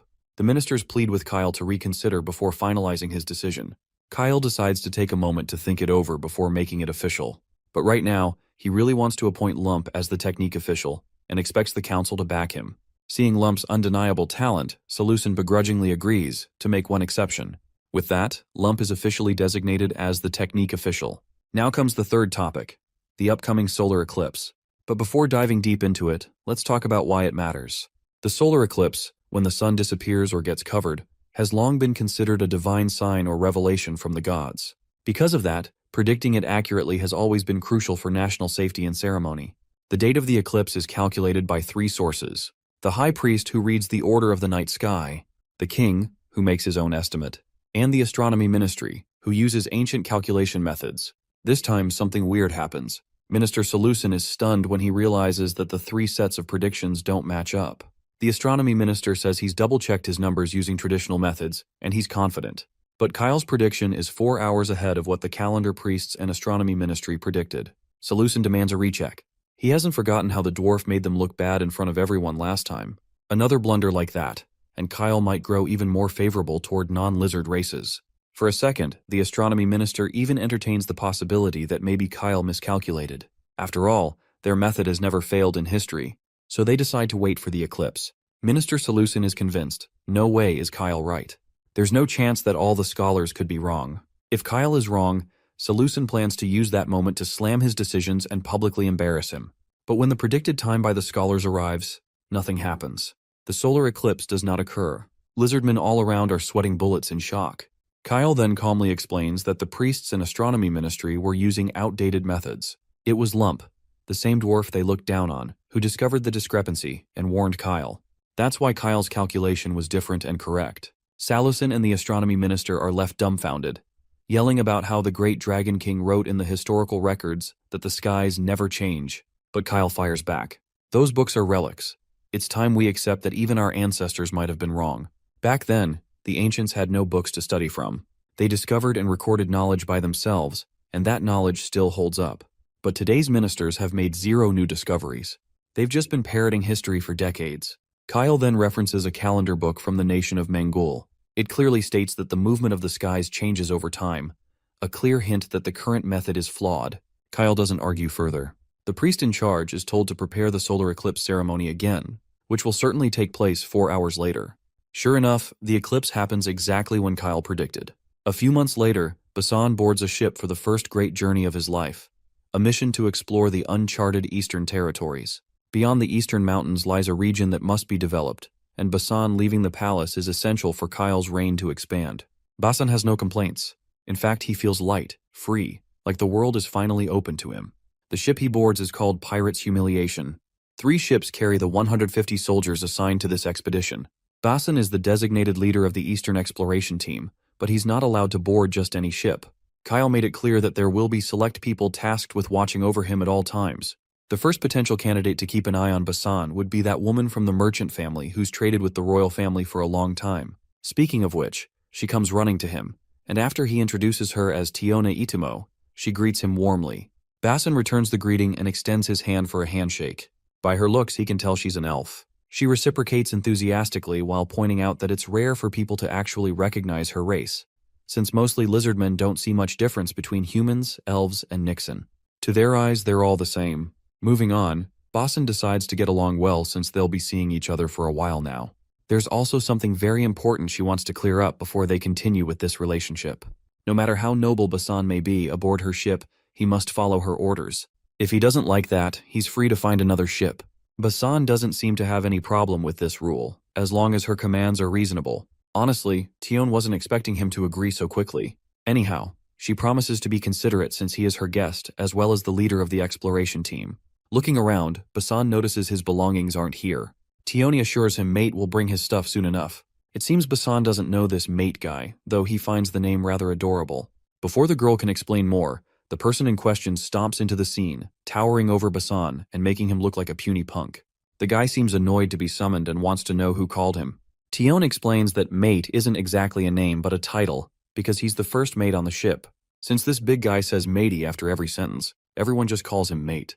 While Basan is a bit startled being in this massive presence, he isn't afraid at all. Turns out, this isn't the first time he's seen an ogre. He's seen many in the palace. Moving on, Basan greets the big guy and introduces himself. The big guy returns the greeting and gives his name as First Matey. When asked if he doesn't have a real name, Matey reveals he never liked his former name, so he got rid of it altogether. Truth be told, Basan has never seen an ogre among a ship's crew. After all, smaller crew members consume less supplies. Matey admits this but makes it clear he contributes as much as he eats, so it balances out. The fact that Meidi is from Jaren on the North Shore means he's one of the ogres with higher intelligence. These ogres from the North Shore are basically traces of the god who was defeated. But over time, their intelligence started to deteriorate with each generation, so nowadays, they aren't very smart. Even in Hukrin, sensible ogres who clothe themselves are very coveted and make good workers. So it's quite surprising for Basan to meet an intelligent ogre on a ship of all places. Meidi then roars at the top of his lungs to show his dominance and lack of fear. He abandoned the land because the people living there are weaklings compared to him. Now his next goal is to conquer the oceans and become the first ogre to achieve that. Basan wishes the big guy good luck, hoping he achieves his dreams soon. Afterwards, Meidi heads off to carry out his duties, making sure he earns the food he's going to eat. As far as Basan is concerned, he's pretty sure this guy isn't his overseer. Tion grabs his attention again by calling him Prince, which Basan doesn't like much, so he decides to drop the honorifics, and she simply calls him Basan, though Tion isn't sure if she feels comfortable enough calling him so casually. In this case, he suggests she just call him Captain, since he's the leader of the expedition team. So yeah, Captain should work. Moving on, they talk about their first destination. As much as Basan knows, they're passing Maganin heading south, then from there going east and up along the coastline.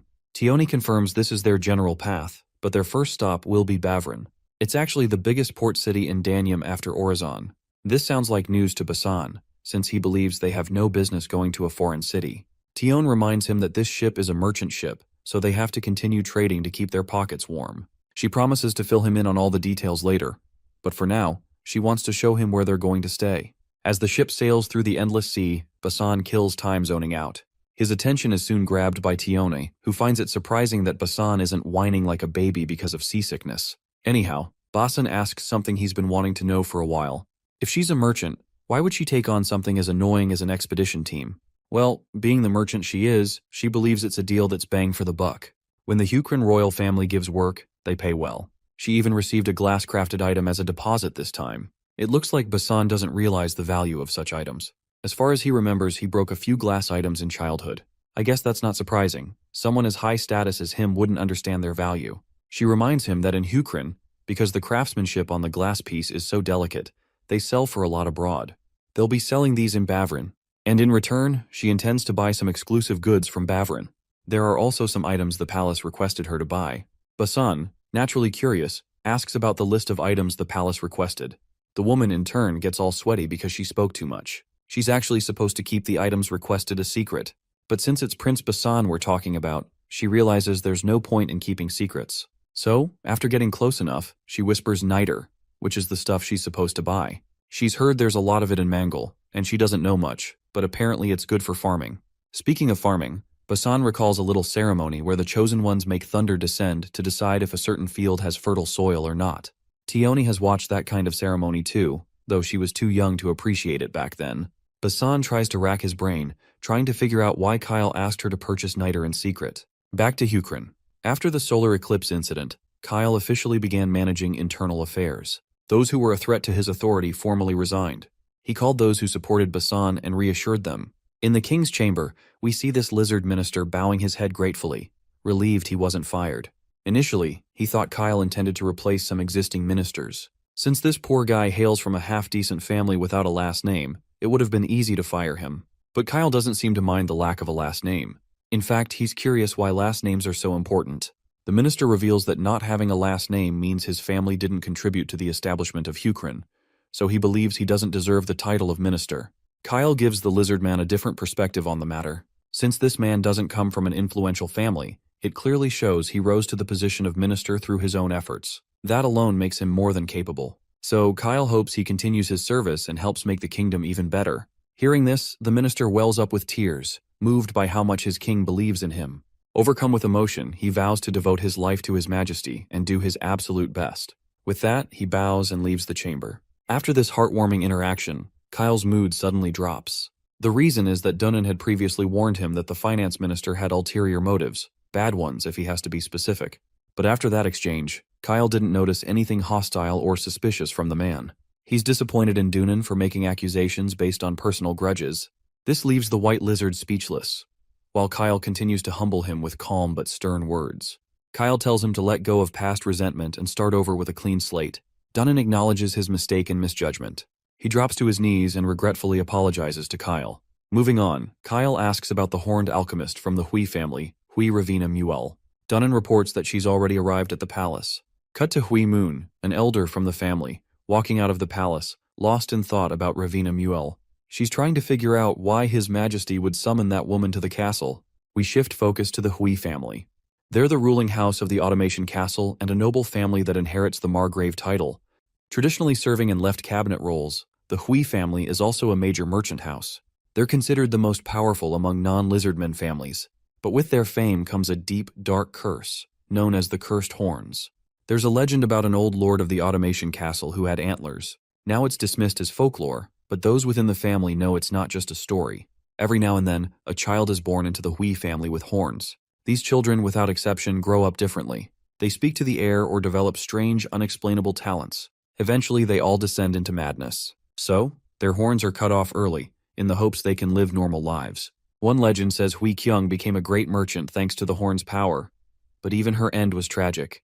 Her lover was a lizardman named Saren Mule, so rumors started that the horned children were of mixed blood. Because of this, children with horns had the name Mule attached to them.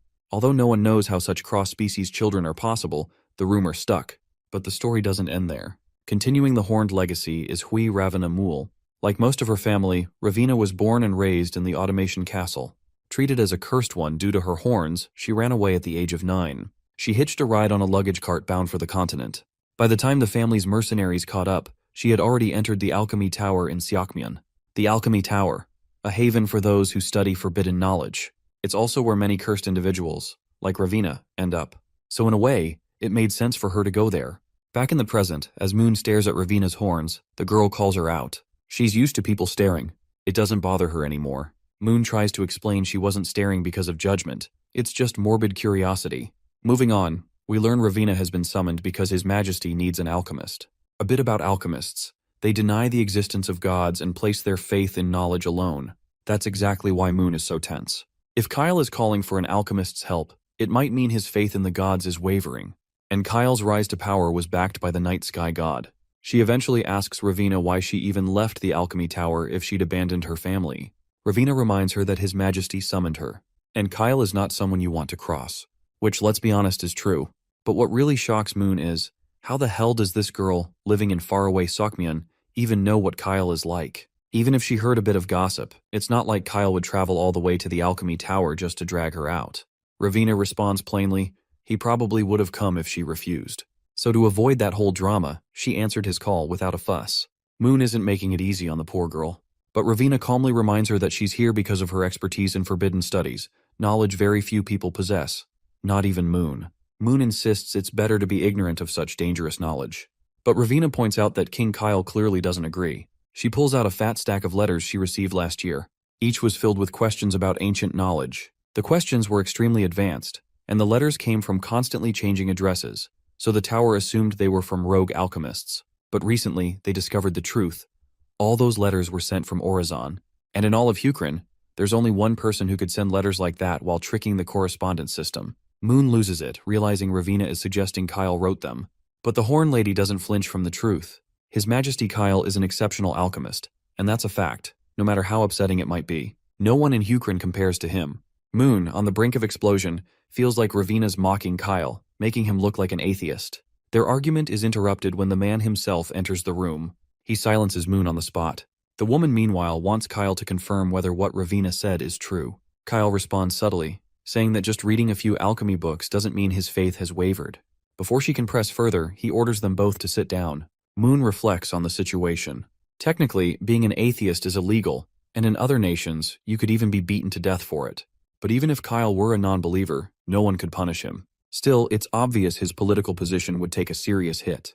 Back to the main topic, Kyle apologizes to Moon for keeping this a secret from her. She can be too serious and inflexible sometimes, so he thought she would worry needlessly, which is why he didn't tell her. Though she has simmered down, she's still against the idea of him studying alchemy, which basically goes against the traditions of their ancestors. Alchemy's main fields of study are making gold and immortality pills, some of the most morbid and discouraged stuff anyone could do. But Kyle believes a person should always diversify their skills, even if it means going balls deep into some forbidden knowledge to learn. After all, it depends on the individual how they plan to use that knowledge. Moon reminds him about the law prohibiting the study of alchemy. She's not sure if the knowledge he's pursuing is worth breaking laws and traditions. To Kyle, this knowledge holds a lot of value. He gives Ravina the chance to explain everything. Apparently, there was an alchemist who lived alone deep in the northern mountains. The tower communicated with him and shared knowledge. However, one day, news from that alchemist suddenly stopped, so the tower sent someone to investigate. The tower's errand boy broke down the door of the alchemist's locked house and went inside. Sadly, the alchemist was already pushing up daisies. That death was caused by forbidden knowledge. Moon expected this much, since using forbidden knowledge is like selling one's soul to some ancient evil. But Ravina reveals the alchemist's death was a pure accident. Before he died, he thoroughly recorded what experiments and ingredients he used, which helped narrow down the cause. He had been trying to make gold, and when his experiment overheated, there was a massive explosion. That failure actually resulted in another discovery, one greater than any research the alchemist had done so far. Although the experiment was done on a minimal scale, the powder created caused an incredible explosion when ignited. He'd stored it in a lead box for safety, but the box didn't hold, it was ripped apart, and shards pierced his throat. If you think about it, what the alchemist made was basically a weapon. The unfortunate thing is, this knowledge isn't some great secret, and Kyle isn't the first to realize it. The alchemists in the tower are the cursed ones who fled from various places. Like Ravina, some are still under the influence of their nations, and those nations want them to bring the tower's knowledge back. Other nations want to prevent the spread of alchemy. In fact, Ravina has been ambushed more than 10 times on her way here. In Seokmyeon, where the alchemy tower is, she's sure their army has already conquered it completely. On paper, it seems like the current age is peaceful, but if you look closer, it's not. The prices of certain ingredients have soared, and each nation has secret facilities conducting experiments to produce a weapon called gunpowder. Kyle emphasizes the significance of such a weapon. It can destroy enemies with little to no effort. It can literally sink boats and destroy castle walls. Even a common soldier wielding it can turn the tide of war. If they succeed, there's no way they'd lose. The woman thinks for a moment, then responds. While still against the idea, she's willing to follow whatever Kyle intends, since his judgment seems to be heading in the right direction. If he needs help, she's more than willing to lend a hand. Kyle does indeed require help. The case has been financed through the hunting expedition team, but that's not enough. He also wants to use the king's personal funds. Being the finance manager, she controls those funds, but since they're his funds, she can make an exception and let him use them, especially since he asked nicely. Though she wants to know how and what he's planning to use the money for. A system notification flashes in front of Nebula. Black gunpowders. It lists all the ingredients required to make this black gunpowder. Seems like everything is going just as Nebula intended. You see, the process of alchemy and advancing skills in elixir making is tricky. The stronger the faith in society, the more scientific methods are looked down upon. The alchemy tower in Seokmyeon is the farthest known nation from Hukrin, so if you're unlucky, you might not be able to obtain this knowledge. Hui Ravina Mule, who possesses the demonic property of probability, may have a high survival rate, but there's no certainty she can properly learn the techniques. But Nebula was lucky this time. Eldar sneaks up on him to highlight an interesting tidbit. While they're talking about alchemy and gunpowder, they're not talking about another source of power. By that power, she means magic. Alchemy and elixir making are types of science. Alchemists are scientists, and their experiments are scientific. But there's a secret that alchemists work even harder to hide, and that's demonic property. About demonic property.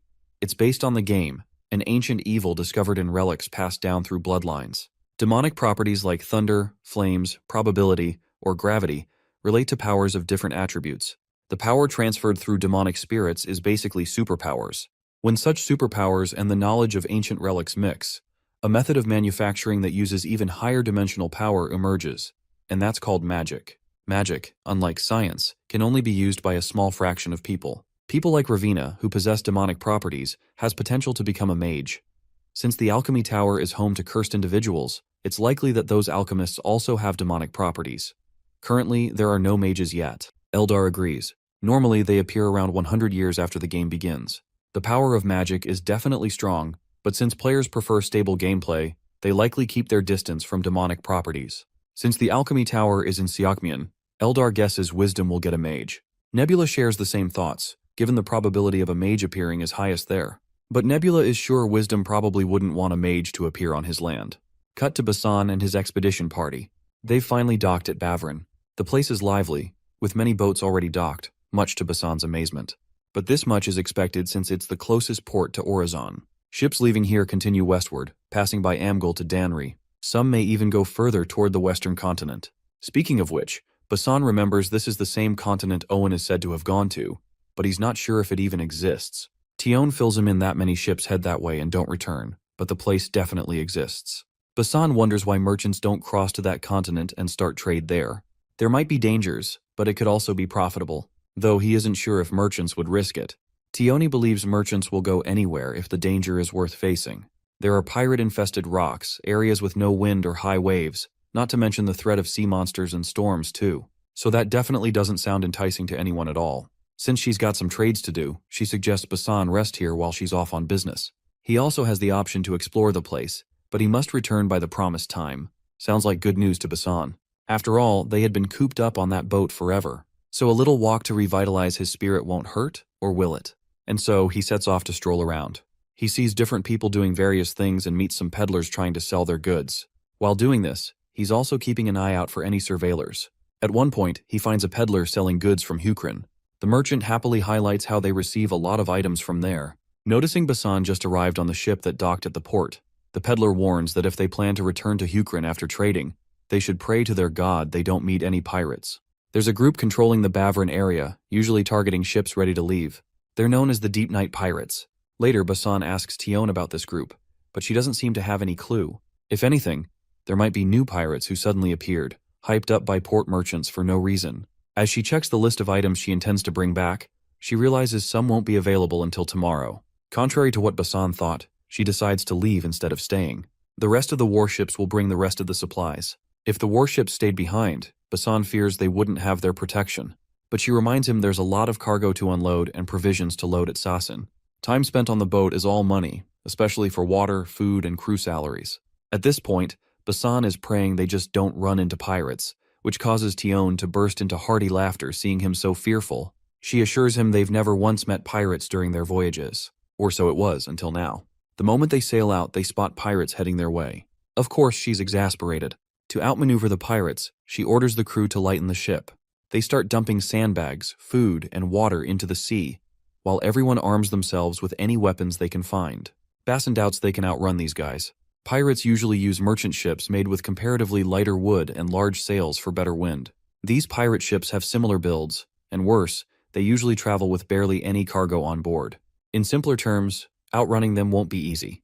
The pirates are closing in every moment. Their only option is to throw away everything they can, starting with cornerstones. But Tion refuses to throw those away. Hell, she'd rather jump overboard herself than throw away the cornerstones. Now that they're about to be caught, Basan decides to buy time until their warships arrive. He's heard additional cornerstones will arrive in the morning, meaning the warships could catch up in half a day if they're lucky. To rub salt in the wound, there's literally no wind blowing. Tion clasps her hands, bends her knees, and starts praying. She also orders Basan to join her. The enemy is almost on their necks. The pirates are rejoicing that the targeted ship is moving slowly, meaning it's stacked with treasure to loot. They're about to snag a big haul, thanks to their prayers to the White Spider God. Our team is ready to unleash a barrage of arrows to keep the enemy from getting closer. Meanwhile, Basan realizes these guys follow the White Spider God, a name he's heard before. With one precise arrow, he takes down a foe right in front of him, then another. Basan notices their ship has a strategic advantage. It's quite a bit bigger than the enemy's ships. That makes it difficult for the pirates to aim and lock on targets. Not to mention, they still have one ace up their sleeve. The hobos don't realize the doom awaiting them and throw grappling hooks to board the ship. As soon as they advance, they're met by a towering presence ready to strike the first pirate and take down the others. This towering figure is Matey, of course, more than ready to strike the heck out of those guys. With no time wasted, he blows off all the jackasses. The presence of an ogre might alarm these robbers, but their leader assures them Matey isn't a combatant, he's just a crewman. So if they take down the ogre, there'll be no one to stop them. Everyone directs their barrage of arrows toward the big guy. As tough as Matey is, he starts crying like a scared little kid, even though he's sturdy enough to bounce off those arrows like he's made of steel. Even Basan has no clue what kind of nonsense this is. He turns to Tion, asking why this dude is acting like a whiny baby. She reminds him Matey just got hurt, so his reaction is expected. But of course, everyone saw those arrows bounce off. Ogres are just built different, so how come? Tion reminds him again that ogres are people too. While Matey might be whining more than necessary, with the size he's got, why would he be on this ship if he was truly free-spirited? He would have been a general somewhere instead. Guess there's no helping it. Basan equips himself with bow and arrows and decides to fight these bastards as much as he can. Meanwhile, he suggests Tion comfort Matey and buy some time. But Tion has problems with this plan for obvious reasons. If Basin gets injured, it'll be on her head. And she isn't interested in losing her head. Then again, they're not safe on the ship either if the pirates overwhelm them. Basin believes fighting is better than doing nothing. She then reminds him of his title. If he flaunts his title as a Prince of Hukrin, his life will be spared since the pirates aren't dumb enough to anger an entire nation. She might have a point, but he isn't willing to abandon everyone. Before the rest of the pirate ships catch up and overwhelm them by boarding from the other side, he has to think of something. Even if Matey is an ogre, he can't handle so many pirates, especially if he's a scaredy cat. They need to defeat one side before the others join. She continues to protest his plan, while he sticks to his guns. The only way they have a chance is if she pulls Matey out of his emotional funk. Out of frustration, she lashes out at Matey, reminding him of his dream to conquer the ocean. And now, he's chickening out over a few pirates. The poor guy seems too traumatized by those harmless arrows to even move. Meanwhile, our boy sneaks around, keeping a close eye on the enemy. Everyone's distracted by Matey. He has the perfect opportunity to surprise these bastards, but the thudding sound of his jumps is sure to grab attention. What is Matey even doing? Turns out, Matey has finally gotten his fighting spirit back and is ready to demolish the enemy by throwing barrels at ballistic speed. Just as Matey throws a barrel at full speed, Basan jumps off to match the impact. The barrel lands, quickly erupting and flooding the deck. The pirates scramble out of the way as if poison was thrown at them. The one encouraging his buddies to stand gets sneaked up on from behind like a ninja on a mission. Meanwhile, Matey doesn't hold back. He picks up the pace, throwing more barrels. Shrimp Pirate Boss suggests shooting arrows at Matey to scare him off. Like before, the barrels filled with water run over the enemy deck with hard impacts. With no choice, Shrimp decides to climb the ropes himself to get to the other side.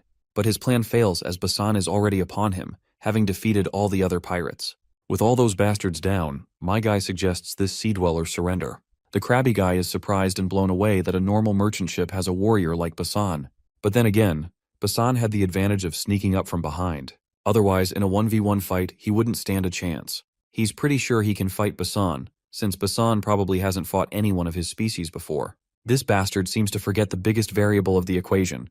Of course, it's Matey throwing barrels without fear. In no time, Matey overwhelms the crabby pirate, crushing him under another barrel punch.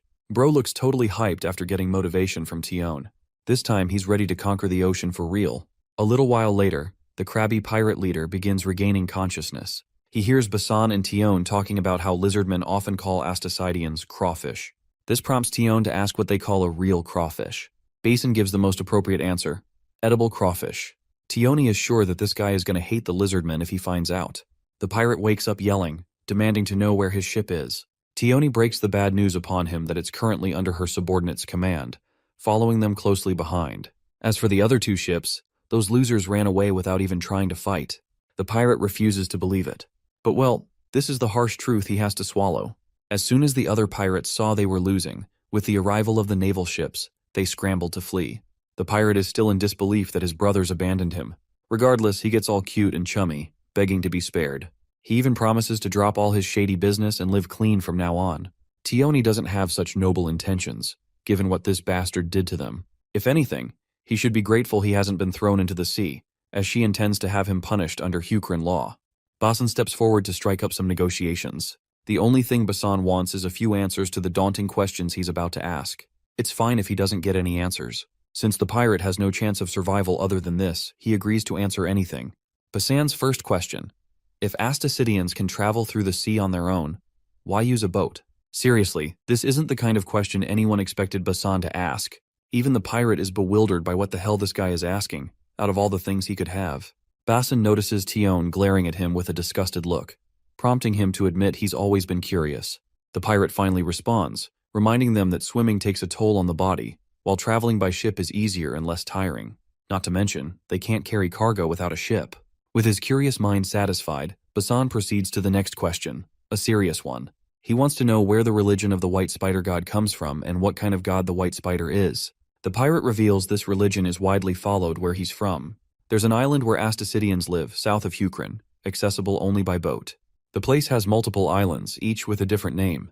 But in Hukrin, they generalize all the islands as the Southern Archipelago. After learning a bit about the geography, Basan insists on more details about the white spider god. Turns out, the white spider god appeared as a huge white spider 100 years ago. At that time, the white spider god saved the chief from a three-tailed snake and created shrimp on land when their tribe was starving. These miracles appeared throughout the islands, and some islands call the white spider god by different names. For example, at the northernmost island closest to Hukrin, some call him the blue insect god. This revelation makes Basan crack a big smile. After all, the blue insect god was the old name of their night sky god. This clearly means the shrimp also have faith in the same god as Hukrin. Since the place where these shrimp lives is far and secluded, Hukrin never had to interact with these guys on religious grounds. This is why this shrimp seems to be unknown of Hukrin's god. However, Basan doesn't like that pirates are working while calling the night sky god by another name. It's an offense Rakrak wouldn't forgive. He seriously wants to know if the entire tribe of this shrimp is acting as pirates. The scared shrimp quickly scrambles to say no. As far as he knows, the other Astacidians are living normally in the southern archipelago. He got captured by some pirates when he was young, and those pirates were abandoned by the Deep Night pirates. In short, the one named Deep Night from the Deep Night pirates isn't from the southern archipelago. They completely belong to some other continent. Basan guesses it's probably from the western continent, actually, the only other continent they're aware of. Shrimp responds with a no to that assumption. He's heard that the Deep Night pirates are from the southern continent. The mention of the southern continent perks our duo up for obvious reasons, and we promptly cut to the southern archipelago. There, in one of the tunnels, we see Nebula. He's actually holding a meeting with other gods. Wisdom is rather surprised to be contacted for the first time by Nebula. What's more, it's an emergency call from a southern island in Hukrin. Rather interesting choice of location. Nebula finally reveals the reason he made this call. A fourth continent has been discovered. Of course, this shocks the hell out of everyone. The only person who isn't very surprised is Krampus, which likely means this dude already had some sort of intel on the matter. Well, he doesn't hesitate before confirming it. As far as he knows, a group called Deep Night Pirates has been active in the south lately. The pirate named Deep Night is apparently not from the eastern or western continents, but from the southern continent. But since there was no solid evidence, Krampus isn't sure if there really is a new continent. So he questions Nebula why he thinks this continent exists. Well, Nebula isn't sure either. He just came down here after hearing that info. It's the area where the crawfish live, but he hadn't focused on them for a few years, and during that time, they were conquered by those Deep Night pirates. The damage isn't huge, but they're paying tribute to those bastards periodically. Wisdom then adds that Astacidians tend to exaggerate things, so it's possible they mistook a big island in the southern hemisphere for a continent. Nebula agrees to this, though the island in the southern archipelago can't be considered small. It's a fleet that can control the entire archipelago, so they have quite a size. If those pirates originated from an island, it would be difficult to build such a big fleet. There's a limit when it comes to tech development and population, so Nebula doesn't think that's likely. While Wisdom admits that the news Nebula brings is definitely a big deal, he isn't sure if it's alarming enough to warrant an emergency call. The last time they had a meeting, they promised they'd only use emergency calls when the situation involved unknown players with the glitchy nickname. Nebula knows this well too, and that's exactly why he used an emergency call. In a nutshell, there's a continent behind the Deep Night pirates, and a player with a glitchy nickname is there as well, and Nebula is absolutely certain of it. This means another evil god has appeared, just like the god of the vampires did. Let's add some context regarding the history every god present here shares with each other. After the battle with the vampires, new terms of agreement were formed among the gods of the third continent. The most important one was about players with glitchy nicknames.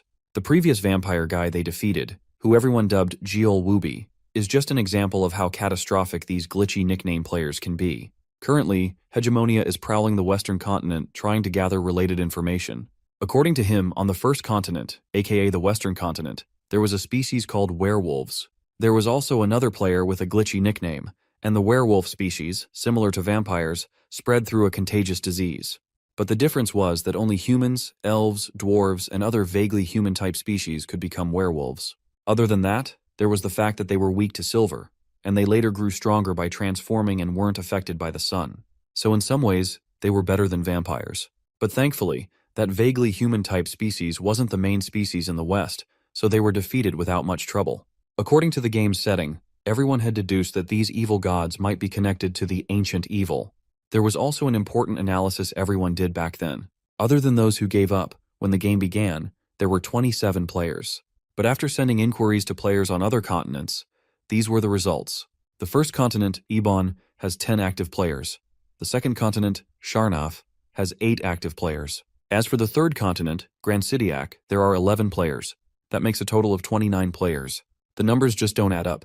For example, in Grand Sidiac, where Nebula and his fellow gods are located, there are only 11 confirmed players. The total 29 includes Geol Wooby and the werewolf guy. meaning players were added after the game began. This likely means the player behind the Deep Night Pirates has a glitchy nickname and was added after the game started. If that's the case, Krampus should have noticed it too. If he came into contact with another player, they pop up in the local player log after all. Krampus reveals that the person he met was part of an affiliated pirate group to the Deep Night Pirates, and the leaders were mostly Astasidians too. He didn't get the chance to meet those guys directly. Since Nebula is so confident about his claims, AR is sure he must have other evidence to validate the existence of another god's involvement. Nebula doesn't hesitate before confirming this. When he interacted with that new force back then, a message popped up before him. It read, "Clash of Civilizations. The opposing tribe possesses faith." This is evidence that the opponent is a player. Furthermore, Nebula shows the glitchy name that popped up in the local player log. Wisdom recognizes some of the symbols, and one of them is even pronounced Sha. In this case, Nebula decides to call this unknown player Sha-Cha. By now, Zhang is certain there's indeed an evil god among them, given this spooky name.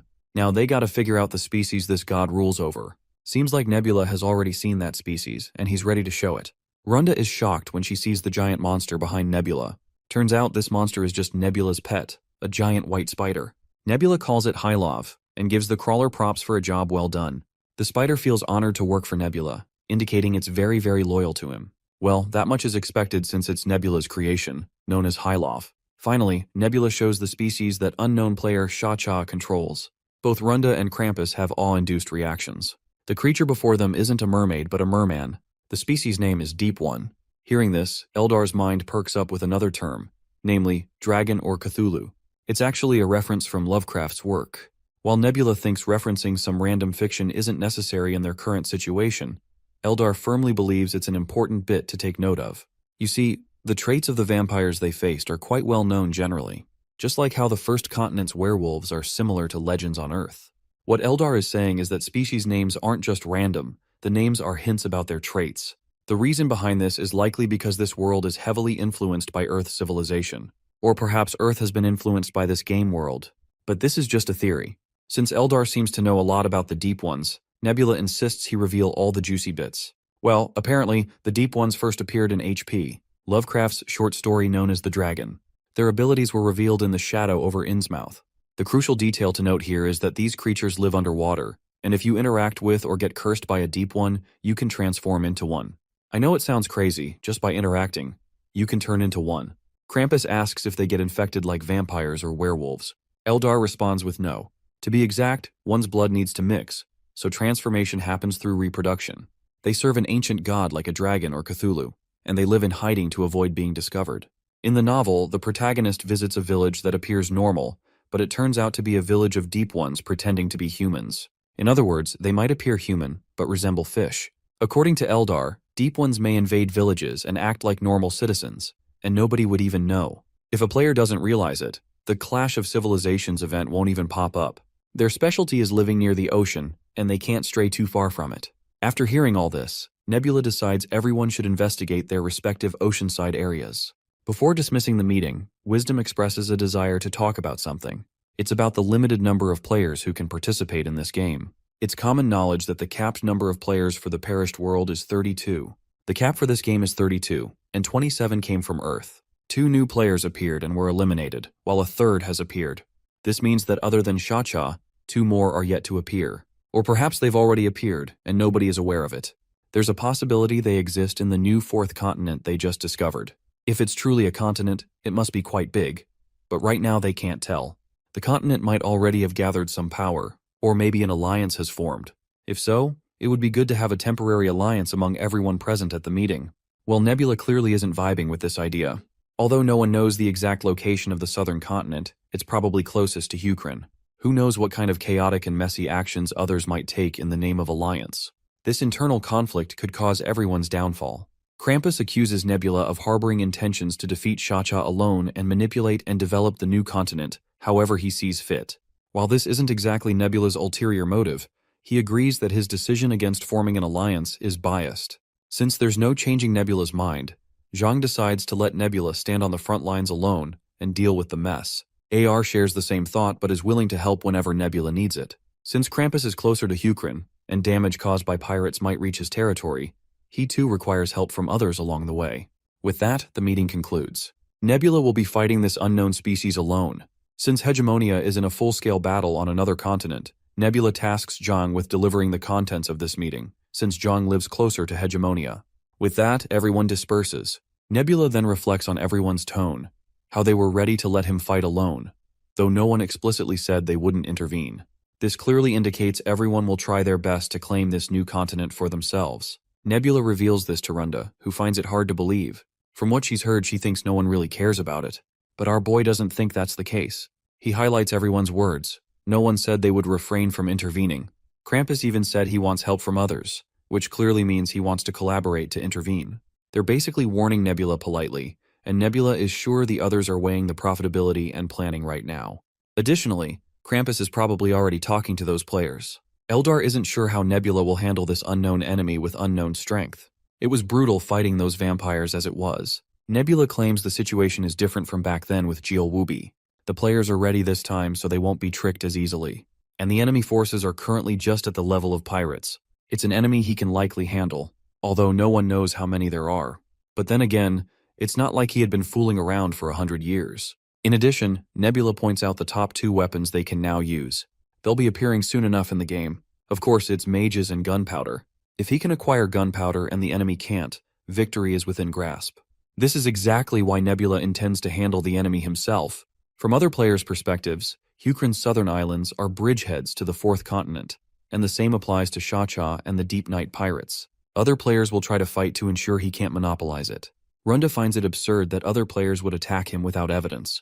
Nebula reminds her they can forge evidence. For example, they might attack under the excuse of needing to recover the southern archipelago from the Deep Night pirates. If that happens, it would lead to a result similar to an alliance.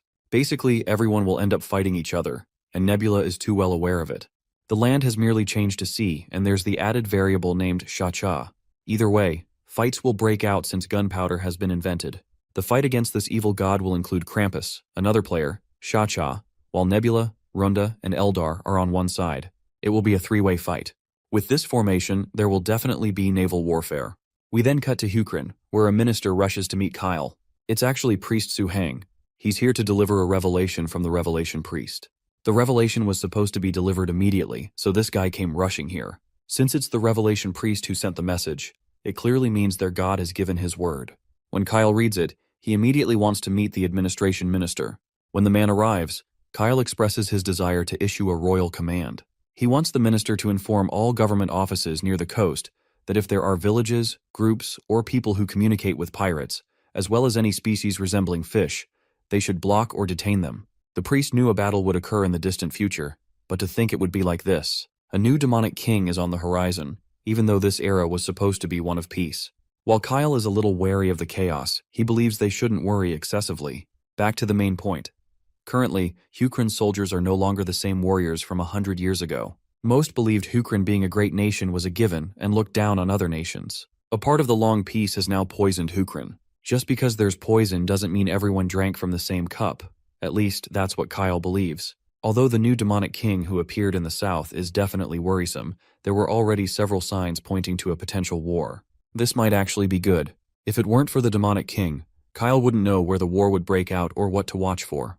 However, the focus is now clear. The problem is they've only made preparations to fight up north, and a battle in the Southern Ocean is something they haven't prepared for. While it's true that Hukrin's ships are still better than Danyam's or Amgul's, they aren't as good as Danry's. Luckily, Danry is on the way to the western continent, so Kyle doesn't think they'll intervene here. But other than Danry, if the other 5 nations all try to go to war with Hukrin, Hukrin will be at a numerical disadvantage. Kyle has already thought of a solution. By now, Ravina should have reached Sajan. The priest isn't sure if that alchemist's wicked knowledge can help save the world, though he makes one thing clear.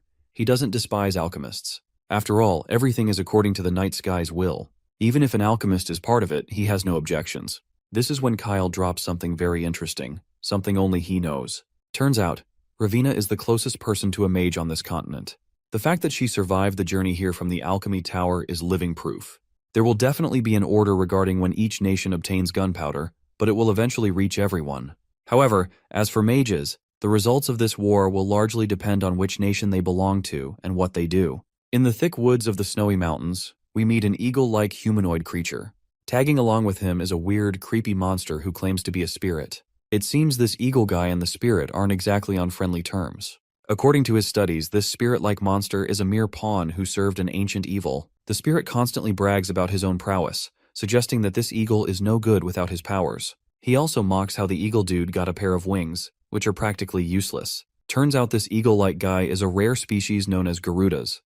As far as the spirit is concerned, this is why Seokmien's god chose trolls as rulers and utilized this eagle-like species as mere pawns. After placing them as a meat shield at the front in war, the Garduas lost their numbers and the god heartlessly abandoned them. The spirit further rubs salt in the wound by reminding this eagle that if Garudas had been chosen by any god, their fate would have been completely different. But this eagle fella tells the spirit to shut the hell up. He doesn't need a god to begin with. According to stories about Garudas, in the distant past, they were called the species of emperors and could soar the skies. Even during the ancient evil, the Garudas were an honorable species and did their best to fight as was natural. However, when the battle became unfavorable, the gods ran away. After that, for some reason, Garudas could no longer fly. There was an ancient story like that. What this guy is sure about, both in reality and legends, is that gods cannot be trusted. Neither does he need gods nor their help. He will fly the skies using his own abilities, or at least that's how this guy thinks. Once he gets out of this forest, he'll reach a river, and he's almost there. Soon enough, he finds the frozen river. Since elk knights can cross this river and continue to chase him down, the eagle decides to melt the river so no one can follow him. Though that spirit thinks this eagle doesn't have enough power to pull off something like that. Suddenly, his path is blocked by big, tusked guys. Trolls, of course. They immediately notice his rotten left hand, a dead giveaway that this bastard is Mazdari. Mazdari, however, is surprised to see them here because the people chasing him were supposed to come from behind. Everyone seems to be after him because of the knowledge he's carrying. So Mazdari feigns ignorance and pretends to panic, acting like he has no clue who Mazdari even is. He introduces himself as Yehuran, someone who grew up in a Garuda clan village. He claims his left arm looks like that because he caught fire when he was younger, not because it's rotten. The trolls can clearly see there's no burn scar. The eagle guy argues that burn scars and rotten flesh look different, just like trolls and Garudas look different. He then tries to divert their attention by asking if they're looking for a Garuda named Mazdari. They respond yes. They're sure even a lowly runt like him must know about the alchemy tower. The eagle guy admits he knows every detail about the alchemy tower beyond the Sky Mountains. It's the place of those frauds called alchemists who live there.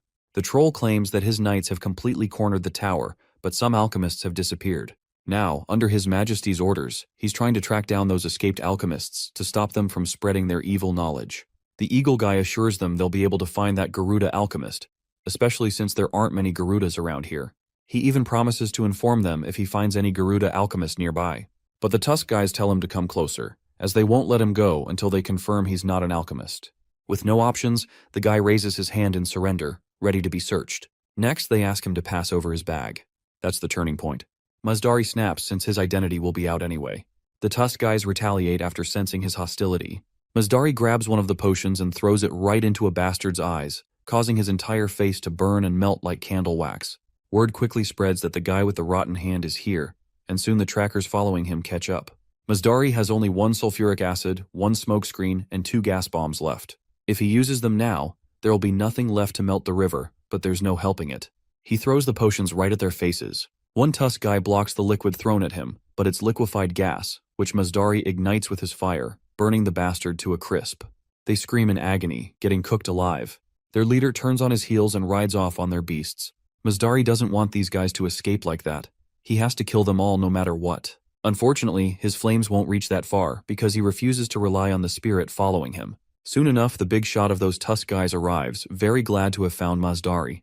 Mazdari is ordered to undo his waistband and put down his things. It goes without saying Mazdari can't fight them like this, and the spirit shares the same thought. So the eagle guy makes a wise decision and surrenders immediately. He's forced to strip his bag off, and the Tusks chain his hands behind his back. Mazdari makes it clear that even without his alchemy gear, he's still a dangerous guy. But the big guy isn't fazed. After all, he's Seokmien's king, Dermalin Busa, the one their god, Twisted Tai, has chosen. Dermalin has heard that alchemists always want to compete against gods.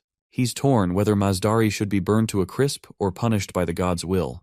If Mazdari wants to witness the troll god's might, Dermalin is ready to show him. The spirit is hyped up about challenging God's might and supports Dermalin's suggestion, but Mazdari knows their God is watching this place. If the God is watching, his judgment would be swift. If Mazdari receives the judgment of Twisted Tai, the tangled and entwined god, he'd be split into a dozen pieces instantly. Mazdari has no clue why, out of all the alchemists, he's being personally pursued by a king. After all, Dermalin had neglected the alchemy tower until now. Well, Dermalin has a clear idea of how the alchemists have been trying to hide their knowledge. The only reason they neglected the tower was because the god never wanted to interrupt their research until now. He was waiting for this knowledge to mature all along. Alchemists might be non-believers, but that doesn't change the fact that they make absolutely mind-boggling stuff. Cutting to the chase, Mazdari is willing to teach the king how to create gunpowder, if they let him go in return. However, it doesn't seem like gunpowder is the only thing the king wants from him. Mazdari might not be aware, but there was an alchemist inside the tower who was communicating with Dermalin. So Dermalin already knows the method to create gunpowder. By now, Mazdari has no clue what exactly these guys want from him. Finally, the king breaks it down. His god wants magic. The brave eagle tries to smack some sense into this overgrown animal. They can't just obtain magic because they want it. The bastard claims it's not about obtaining magic, nor is he curious about Mazdari's identity. He just needs power. According to his insider, magic is a power that can alter the order of this world, just like a god can. Mazdari argues it's nothing more than myth, ancient stories buried deep in history. But the big bastard remains persistent. It's then that the eagle finally recognizes these guys don't want magic, they want a mage. A mage who will submit to their orders. Dermalin is glad Mazdari is smart enough to understand this, which spares him the explanation. The other alchemist, meanwhile, wasn't so smart. That boy didn't reveal anything except that the best alchemist there is Mazdari. Finally, the eagle guy understands these bastards want him to become a mage. The king is willing to give Mazdari all the knowledge collected from mages so far. If Mazdari absorbs all that lore, he can become a mage with that power.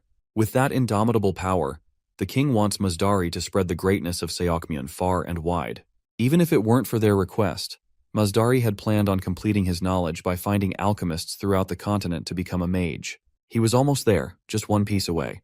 But with the knowledge Seokmyon's kingdom has gathered, things will be much easier, though this knowledge was solely gathered after torturing alchemists. Dermalin promises to give Mazdari the highest treatment he deserves. After all, Garuda's helped the trolls a lot in founding this nation. Mazdari, though, isn't welcomed within his species because he is supposedly cursed, so it would be refreshing if Mazdari can recover the honor of his species. While the deal sounds enticing, Mazdari still wants time to think. Dermalin is willing to give him that time but fears he can't wait long, especially since a mage candidate, just like him, has just left their country. The mention of a mage candidate surprises Mazdari. To think an alchemist successfully escaped, he desperately wants to know who. Well, he may not know it, but we do. It's Ravina. Later, Mazdari can be seen in his cell, brainstorming who the lucky alchemist that broke through the siege might be. The spirit haunting him suggests he become a mage, and then ask all the daunting questions swirling in his mind, or find a way to escape. The window is quite narrow, but the spirit is sure it can melt that iron door easily. Mazdari believes it's futile because gods can watch whatever they want. The spirit keeps urging him to do something, it's damn boring. The eagle just puts his head down and begins thinking again. He has no clue why he's hesitating. He thought he could do anything to become a mage. If he becomes a mage, even if he's a slave to a god, his dream will be fulfilled. As he brainstorms, someone sneaks up to the cell's window bars. It's Grasshopper, who intends to have a little chit-chat with Mazdari. He infiltrates the cell like it's nothing. Mazdari quickly puts his guard up, but Grasshopper assures him he's a god's messenger, so there is nothing to worry. His name is Hongo, one of Night Sky's creations. Upon hearing this, the eagle realizes he's referring to the god that Hukrin's lizardmen serve. He quickly asks what business the Night Sky god has with him. Grasshopper claims he watches everything and knows all that has happened so far. Mazdari finds it ironic that the Twisted Tie god reached out to him using Dermalin, while the Night Sky god sent a protector, even though this isn't his territory. Grasshopper assures the eagle that Twisted Tie isn't currently watching. He's confident because his Night Sky god assured him and he wouldn't tell something false. Moving on, Mazdari asks why he's here. Grasshopper says he came to deliver a prophecy. He, Mazdari, will become Seokmyon's mage. Of course, Mazdari has a bewildered look for obvious reasons.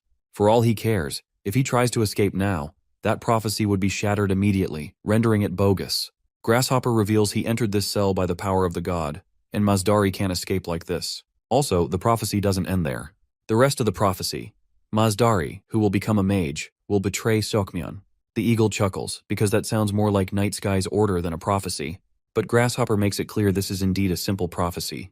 With all said, Mazdari is free to do as he pleases. Poor Mazdari clicks his tongue. To think a god's protector came just to deliver this message. If he becomes a mage with Seokmyon's resources, Seokmyon will have a great mage. Then Seokmyon will become strong enough that no one can ignore their power. Judging by their size alone, Seokmyeon is the biggest nation on the continent, and if they have a mage, there's a big chance they'll become stronger than Hukrin. So Night Sky must keep his guard up against Twisted Tie God at all costs. One thing Masdari doesn't understand. Why all this bullshit and formalities when they can just order him what to do, like gods always have?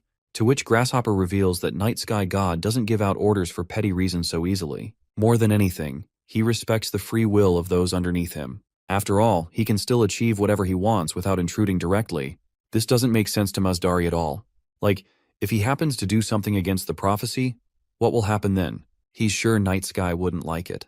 But Grasshopper reminds him they can't be sure. He believes Night Sky would neither be overjoyed nor depressed whether the prophecy comes true or not. Since Grasshopper's mission is over, he decides to leave. His sole task was delivering the prophecy.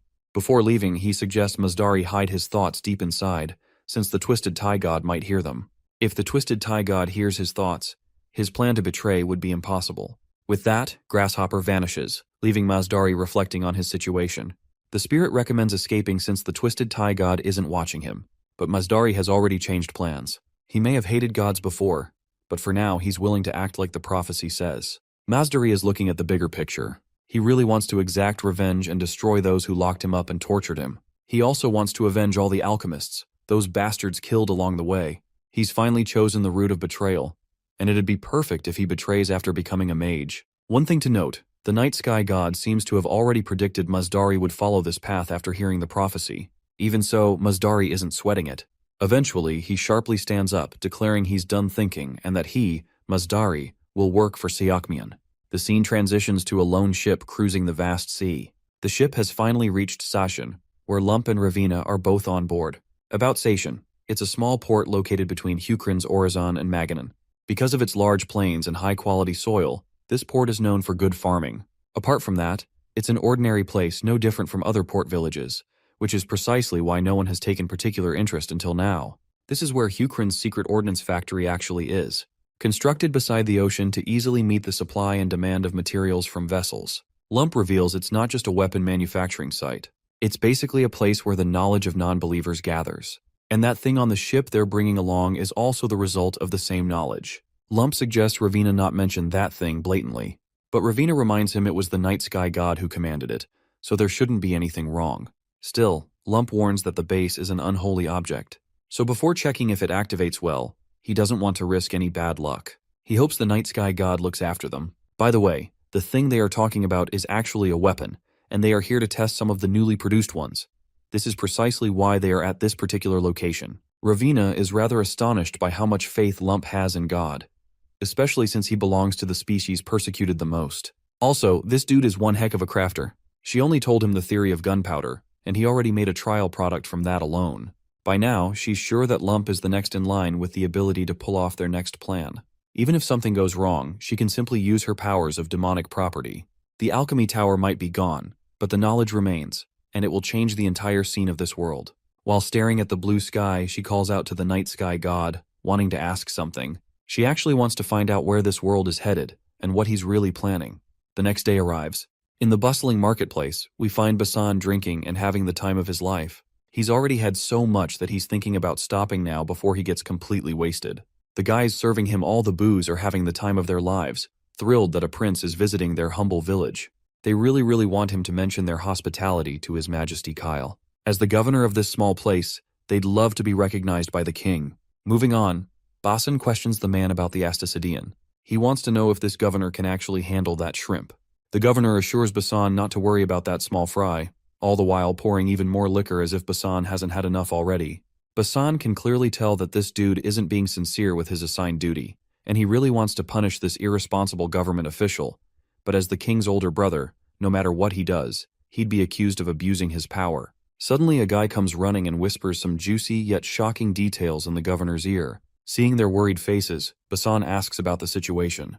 The governor is clearly sweating but acts like nothing serious is going on. This dude is definitely acting way too suspicious. Anyhow, Basan gets up from his seat and heads to the outhouse. As soon as he's off the house's premises, a lizardman swings down from the wall and pays his respects to Basan. He's here to deliver unpleasant news. The Astasidian pirate has escaped. What's worse, that shrimp has taken a hostage and is causing a fuss. Of course, this news only fuels Basan's hate boner toward the governor, whose lack of seriousness caused this mess. Cutting to that shrimp in question, the choice of hostage is rather interesting. The guards are surrounding the bastard, while his claw clamps around Ravina's head. Though he seems panicked, his entire body shaking like a leaf. One guard tells the sea creature to calm the fuck down before things get ugly. But the shrimp believes he has every right to cause a ruckus since Basan promised to let him go once he answered all their questions. He demands they bring Basan to him. He'll release the woman only if he gets to talk to Basan. The Lizardmen can't help but crack up hearing this pirate talk about morality and promises. The disoriented shrimp then turns to Ravina, threatening her not to move, or else she might lose her head. But the lady, rather disappointingly, reminds him she didn't even flinch. He's the one doing all the freaking shit. The shrimp is kind enough to apologize. Seeing how lousy his grip is, she could easily break free using her muscle spasm technique. Eventually, Basan finally arrives on the scene. It's then we learn the shrimp's name is Godan. Basan doesn't hesitate to claim that Godan went against his promise. But he also doesn't shy away from reminding him that he broke the law. This time, Basan is willing to make a promise he can keep. If Godan kills the hostage, he'll lose his life on the spot. If Godan gives up, he'll be granted a chance to talk. He's got to decide quickly. Well, it's no brainer what the shrimp is going to choose. And as expected, he lets go of the girl. With the hostage free, the other lizardmen charge toward the bastard to apprehend him. Ravina is rather surprised at how well Basan negotiated. After all, she had this perception that lizardmen are all brawn, no brains. Basin believes he did nothing other than follow the wisdom of his ancestor Rock. First, one should always try to achieve goals through talks. But if that doesn't work, then you can get your hands dirty. The woman is surprised to see such resolve in Basan's eyes. For someone who was once the crown prince, that response of his is quite clear. By now, Basan is left wondering who this woman even is. At that same time, the dwarf also arrives. Seeing the shorty, it doesn't take Basan long to recognize who he is. Ravina is curious if Basan and Lump already know each other. Well, it's a long story, so they take their time explaining everything, how they three ended up here. Judging from the situation, Basan recognizes that it was all part of the king's plan for each of them to come to Sashin. Similarly, it's no coincidence they all arrived around the same time. He then asks Lump about the thing he's holding. Turns out, it's a weapon Lump brought, thinking it might be helpful. It really is a weapon. The next scene takes us to Hukrin's ordnance factory. It's a secret area, unknown to the world. There are more of these similar weapons. These barrels are heavy and pretty big. Having no clue how these weapons operate, Basan thinks maybe the hole in the middle is to lighten the weight. With all his might, he grabs the weapon and throws it hard on the ground to see how effective it is. Lump tells this gullible lizard that's not how the weapon works. He takes the barrel back to show how it operates. He points at a wooden plank with a red circle. That's the target. He then pulls out a bag of gunpowder, explaining what this black stuff does. He pours the gunpowder into the barrel, stuffs it properly through a stick, and then it's time to put a projectile inside. Once the cannon is loaded, it's time to ignite the fuse. With fuse lit and cannon loaded, he fires the cannon, causing the projectile to obliterate everything in its path. It literally blew everything away, including Basan's mind and his ears. This shit is as destructive as the night sky god's thunder. What could be the use of such a weapon? Well, Ravina reveals it's for war. She seems to know the gist of why they're all here. She's heard Basan had a little squabble with the pirates, so he and his crew dropped by Sashin, which wasn't part of their original plan. Partly Basan and his crew had to stop there because they were supposed to load a certain item, and that item was a cannon. Basan is still in awe at the sheer power he has just witnessed. The destructive power is incredible, though there's an obvious catch from what he's noticed. The process of putting the gunpowder in, flattening it with a stick, then loading the projectile and lighting it on fire. It takes way too long to start an attack. It's also tough to change the direction of the cannon itself. He's sure one can kill a few enemy soldiers with this on a chaotic battlefield, but if they spread out, taking down many would be impossible. But then again, everything could change drastically if they get many cannons, not just one. It's quite useful by itself if it can hold cavalry troops in check. It'll also show incredible force in a siege where the target is fixed. It's basically enough to make up for the disadvantage of being hard to move once the cannons are boarded on boats. If there had been a cannon in the battle against the pirates last time, they'd be done for. A sea battle could fully show the power of these cannons. This is definitely going to change the landscape of war. Meanwhile, Nebula is hearing all the thoughts swirling in Basan's mind. Basan might be right, but Nebula believes there's still a long way to go. Since battleground cannons are impressive, but compared to the weapons that will appear in the future, they're nothing. The firing speed is slow, and after firing you need to wipe the inside. Because they're so heavy, several people are needed for each cannon, and you also need training on how to shoot them properly. And if it rains or it's humid, they get even harder to use. After all, black gunpowder solidifies quickly if it gets moist. But since Kyle is a genius, and that dwarf lump is also a talented fella, they might make the next stage gunpowder soon enough. Though for now, they'll rely on the current technology since perfecting a technique doesn't instantly produce the next one. Still, Nebula is positive it won't take that long. Once everyone starts using this gunpowder, it'll lead to an arms race. Nebula's pretty much convinced a war will happen, much to Eldar's surprise. Right now, wisdom is bothering Nebula the most.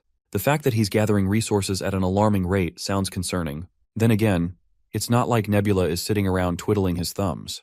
The power this world brings forth is getting bigger, and the scale of the war will be incomparable to before as a result. Nebula's positive he'll soon find out who is prepared more thoroughly. The scene then shifts to show Tion's sour face. She seems rather wary of Ravina. To her, this lady with horns sounds like trouble, but to Basan, she isn't really a threat. Being human, she's as much a threat as Tion herself. Tion, being an elf, feels offended that he's comparing her with a human, so she teases him that lizardmen and frogmen look similar to her too, even though they literally don't. She emphasizes that just like frogmen and lizardmen, humans and elves are poles apart. The two can't even have kids together. So in a nutshell, the two species don't share any similarities. Anyhow, Basan still believes Ravina is a perfectly fine person. Just because she's cursed doesn't mean she's some freak. Okay, she's willing to let Ravina's curse slide, but she can't help pointing out that Ravina's a non-believer who doesn't follow a god. Well, Basan doesn't have any problem with that either. As far as he's concerned, everyone has the right to be skeptical. Tioni points out that alchemists aren't just skeptical, they're dead certain that gods don't exist. As they argue back and forth, someone calls the captain and reports several unidentified boats approaching from behind. The speed these boats are moving is even more concerning. Basan quickly relays orders to figure out who's behind this, but it seems they don't have to wait long to find out. Gaiden screams at the top of his lungs that it's the Deep Night Pirates, though the shape of that ship doesn't really resemble the one his group had. They're actually the main ships from the southern continent. While Gaiden is squirming and panicking in the background, miserably clinging to his sorry life, Tion takes a closer look to confirm what Gaiden said. The only thing they can do is engage in battle. Well, Basan had been waiting for this exact opportunity, much to Tion's shock. He basically wants to use the cannons during the battle and put these babies to the test. Since she can't go against the captain's wishes, she reluctantly orders the crew to prepare the cannons. Basan doesn't seem fazed at all, as he plans to go head first even though he doesn't know much about the enemy they're facing. The Lizardmen begin aiming tiger cannons at certain angles toward the enemy. Our crew has only 4 ships, and they're currently positioning them horizontally. The enemy on the ship seems to be the deep ones, and they're laughing their asses off seeing just 4 ships. The pirate master is so confident about victory that he's sure he'll get recognition from the Deep Night God. Our boats are finally in horizontal position and have stopped moving, much to the enemy's bewilderment. For a moment, they think maybe the opponent is willing to surrender because they got scared. But we all know that's far from true. Once the enemy is within range, Basan orders his crew to attack, and thus, the Lizardmen begin bombing the hell out of the enemy with cannons. A cannon directly strikes one of those fish freaks, obliterating his face on the spot. The relentless barrage continues, hitting the freaks on the ship, causing them to scramble and dodge. But it seems all too futile. They're being ripped apart left and right as if they're nothing more than veggies. The enemy finally stops pushing forward, but that halt is just temporary. The pirate captain yells at the top of his lungs, ordering his men to march ahead. He's confident the enemy can't sustain firing a weapon like this repeatedly. Seeing this, Basan also orders his men to prepare for another round. By now, one thing is sure, these sea creatures aren't dumb animals. The fish leader, on the other hand, feels glad his hunch was right, given how the barrage of bullets has stopped. He commands his platoon to get even closer. But little does this bastard know, Basan is ready for the second round already. As soon as he lowers the flag, his companions start the barrage of cannons. Since the weakness is the long loading time, there's a gap between firing rounds one after another. So, of course, Basan already considered that and prepared the second platoon accordingly. He then instructs Tion to put some distance and buy them time to reload. Basan's main objective is the safe delivery of the cannons and gunpowder, and there's no need to purposely annihilate the pirates. However, Basan might just do so if they insist on following him. On the pirate ship, those guys scramble to get back up. The captain wants everyone alive to grab the sails and take control of the direction since he wants to chase his death a little longer. Even if the power of those weapons is great, they still can't destroy the boats. So if they get close enough, he's sure they have a shot. Basan expected this much. These creatures aren't completely thoughtless. It was definitely difficult to damage the boats with earlier cannon shots. In this case, he decides to use the big one. As soon as he orders, the Lizardmen take out the big cannon to obliterate their enemy. As the barrel of the cannon stares at those hobos, my guy pulls the trigger and lets the cannonball loose, making a giant fucking hole through the ship, rendering it utterly useless. The bastards sailing the ship have no choice but to jump off the sinking vessel. Meanwhile, up in the sky, Nebula is watching everything unfold. He seems thoroughly satisfied as well. It was a good thing he lured the pirates here, allowing them to test the force of the cannons. The pirates were driven out with almost no losses for them, and since they had Ravina, failing the test wouldn't have caused too big of an issue. He must say, though, Basan is better than he expected. To think he'd even learn a skill at all. His new skill apparently is all about being a great commander and leader. In Rockrak's generation, they used strategy and tactics. But back then, there were more situations relying on individual warriors' abilities to change things. However, after firearms appeared, fighting abilities standardized, so command systems became more important. Nebula can barely wait for the future when Basan becomes a natural force to be reckoned with. After that, Basan received secret orders to sweep out the pirates, and within a mere month, he conquers the southern archipelago. In the middle of the night, celebrations are in full swing. While Basan may have succeeded in pushing out the deep night pirates, he's unsure if he can leave here immediately. Although the southern archipelago may be pirate territory, they'll have a separate military headquarters somewhere. There are 2 islands close to the southern archipelago, from what Ravina has heard. Namely, one is Ormor, and the other is Dolton. Ormor is an island west of the southern archipelago and close to Danium, so it'll be used as a base for pirates traveling to and from Danium. Doltan is south of it and quite a distance apart. It's closer to the southern continent, so there's a high chance it's the Deep Night Pirates' headquarters. Basan already has enough soldiers well-versed with cannons, but because it's hard to divide their forces into 2, he plans to conquer one first. Then a familiar voice barges in, claiming to have already conquered Ormor Island. The man in question is Muzdari, much to Ravina's shock. Since they're fellow alchemists, they know each other well. Basan's eyes dart right in front of him, where he can see a fleet of trolls marching down here, the army of Seokmyeon. Seeing this army, Basan quickly orders General Ian to prepare his soldiers for battle. Muzdari assures him they're here on friendly terms. All he and this fleet of trolls want is to expel the pirates as quickly as possible. Since Muzdari and trolls came here riding Danium's merchant ships, it's no surprise the Astasidians weren't on guard against them. But that doesn't sound reassuring to Basan, as he has no reason to be at ease seeing Seokmyeon's soldiers coming on Danium's boats. Out of courtesy, the troll general humbly introduces himself as Seokmyeon's General Uldor Mayan. Since he's in charge of the boats docked there, he wants Basan to rest assured. The only reason he came on Danium's ships is that Seokmyeon doesn't have ships that go south. Besides, he has no intention of creating friction with Hukrin. He just wants to help because Danium, his allied nation, is suffering due to pirates. So it's in everyone's best interest if criminals like pirates are dealt with quickly. Basan understands the sentiment. Since the pirates recently extended their influence onto Hukrin's southern archipelago, Basan had to drive them out, so there's nothing left for General Uldor to do. Seems like Uldor has an entirely different piece of information. As far as he knows, Hukrin never took over the southern archipelago territory. Only uncivilized people live there. Basan reminds him that he simply respected the autonomy of the Asasideans, since he has continuously received tributes and respect from them. After all, the god the Asasideans believe in is also the night sky god. But if the general recalls correctly, the name of the god the Asasideans believed in was different from Hukrin's. Their god's name was something like White Spider God. Basan clears up the misunderstanding by confirming that the White Spider God is the same god as the night sky. Furthermore, a priest from the main temple is already on the way to confirm this fact as soon as possible. Internally, Basan can't help but highlight the main agenda this general is here for. If only Basan had been a little late, Uldor would have been planning to claim the southern archipelago as part of their territory, including Ormor. Another important thing to note is that Seokmyeon used Danium's ships to come here, which only corroborates the possibility that these 2 nations have partnered up. Seems like Wisdom and Krampus are cooking something behind the scenes. Not just that, as far as Basan can think, there's also a possibility that all 5 nations, including Jokwa, Mangul, and Guman, will get involved. Even if they don't fight head-on with Hukrin, they can't avoid competition. The goal in the end is a path toward the southern continent. And right now, a clash between the nations over this continent is inevitable. Basan then inquires if this dude is planning on going to Dolton Island. The big Tusk guy's response is affirmative. In fact, he's planning to go even further if necessary. Hearing this makes Basan chuckle a bit, like he saw that response coming. Anyhow, he decides to enjoy the festivity until the next day. The journey once again continues, with the Seokmyeon army tagging along. Turns out even ships from Mangul have joined. Basan is sure that both Seokmyeon and Mangul will assert their authority over Doltan once they've dealt with the pirates. The 2 nations have already talked things over. Well, Tion isn't really vibing with the current developments. Their only goal was to explore the external mountains, but she isn't sure how in the hell they got stuck in this mess. Besides, this shit is way over her pay grade. She never signed up for this to begin with. But then again, there's no helping it. And that's exactly what bothers her.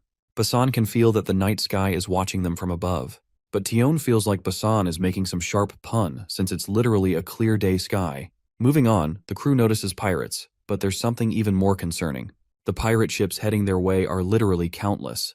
So many that even Nebula is left speechless. He's got no freaking clue how these looters managed to gather those numbers. Also, what's with that divine restriction that isn't allowing him to reconnoiter the enemy? This is only possible if the enemy's level is at least 19. Furthermore, Nebula has noticed the pirates' movements are awkward too. Just take a look. This bird's eye view shows how the pirates are keeping a large distance between them and their enemy. This giant empty space between them seems like a trap, so Nebula quickly bestows Basan with a divine revelation, telling him to practice caution. Basan takes note of the urgency and orders his men to slow down the boats. Meanwhile, General Oldor is astonished to see this sudden decrease in pace. One of the soldiers reports that Hukrin's boats are slowing down. This fool of a troll general considers it an amateur move from Basan. As far as he can tell, Basan must have gotten scared of the number of enemies and is now trying to buy time to plan something else. So the general's greed takes the best of him, and he decides to deliver the first strike to the enemy. But it won't be long before he realizes how foolish that decision was. A massive tentacle rises through the waters, making the ships look like dwarf.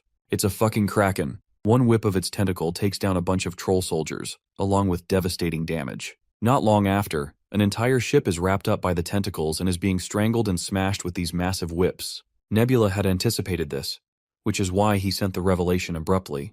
Looking deep into the waters, we see this giant tentacle beast. It's so massive that Nebula estimates it to be at least 500 meters long. The dude is half a fucking kilometer long.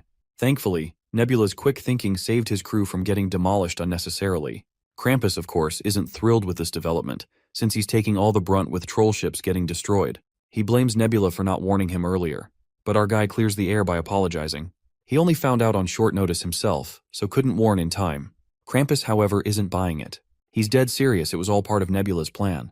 Once again, our guy's response stays the same. Turns out, the Kraken is just an individual creature outside the control of any civilization, meaning the Kraken wouldn't spare the Deep Ones either if it came to that. It's likely tamed by the Deep Ones. Nebula has another theory. Since the Kraken is also part of this ancient evil or whatever, perhaps the Deep Ones have a sort of symbiotic relationship with it. While Nebula wasn't quick enough to warn Krampus about the first sneaky attack of the Deep Ones, this time he warns them in advance that the second attack is coming, with Deep Ones rising to the surface. The Deep Ones will attack from between the Kraken's tentacles. With this kind gesture, Krampus also decides to be generous enough to warn Nebula about the third attack these creatures are about to launch. Turns out the third pirate fleet is already on the move, and it seems they're trying to trap their ships so no one escapes the Kraken's wrath. Krampus seeks Nebula's advice to counter this attack.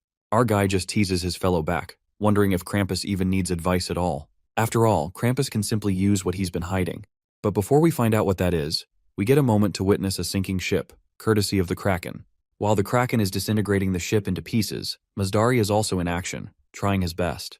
He's in the middle of drawing a circle when a giant boulder falls on him. After pushing the boulder away, he completes this weird enchantment-like circle, though he fears it won't be very helpful in his work. Just as he finishes drawing the circle, General Oldor also arrives, as if summoned by fate. He will be the one to witness the miracle of what Mazdari has been cooking up lately. Having no clue what Mazdari is up to, the clueless general asks for clarification about the glowing circle. Mazdari reveals that what he is about to do is the reason Sokmyun's king, Dermalin, hired him. It's also why the king sent him to the southern seas, and the reason General Oldor had been looking for him in the first place. And that reason, of course, is magic. Before doing something miraculous, Mazdari asks about the ships within 300 paces of their own. Well, that's around 10 ships. Most of them consist of trolls, but there are also elves, lenners, hobgoblins, and satyros. The slaves are a mixed bunch, so it's hard to quote exact numbers. Of course, among them is a Garuda too, Mazdari himself. From what I can tell, it seems Mazdari is about to pull some sort of teleportation jutsu. We'll find out soon enough. Right now, he needs some time to focus. He starts chanting these scribbles, and this weird mojo begins to take effect. Once he finishes reciting whatever it was, a miracle happens. The tentacle of the octopus has been frozen solid. When it cracks, chunks begin to rain down. Everyone on the ship is baffled as the reality of the situation sinks in. The ocean around them has been frozen solid. Even the enemies are frozen solid.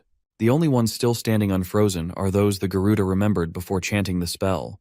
The extra slave orcs the general didn't mention are frozen. The general is sweating down to his balls even though it's cold out there. He finally understands why His Majesty was so hell-bent on having this guy under their command. With the successful casting, the eagle feels very satisfied.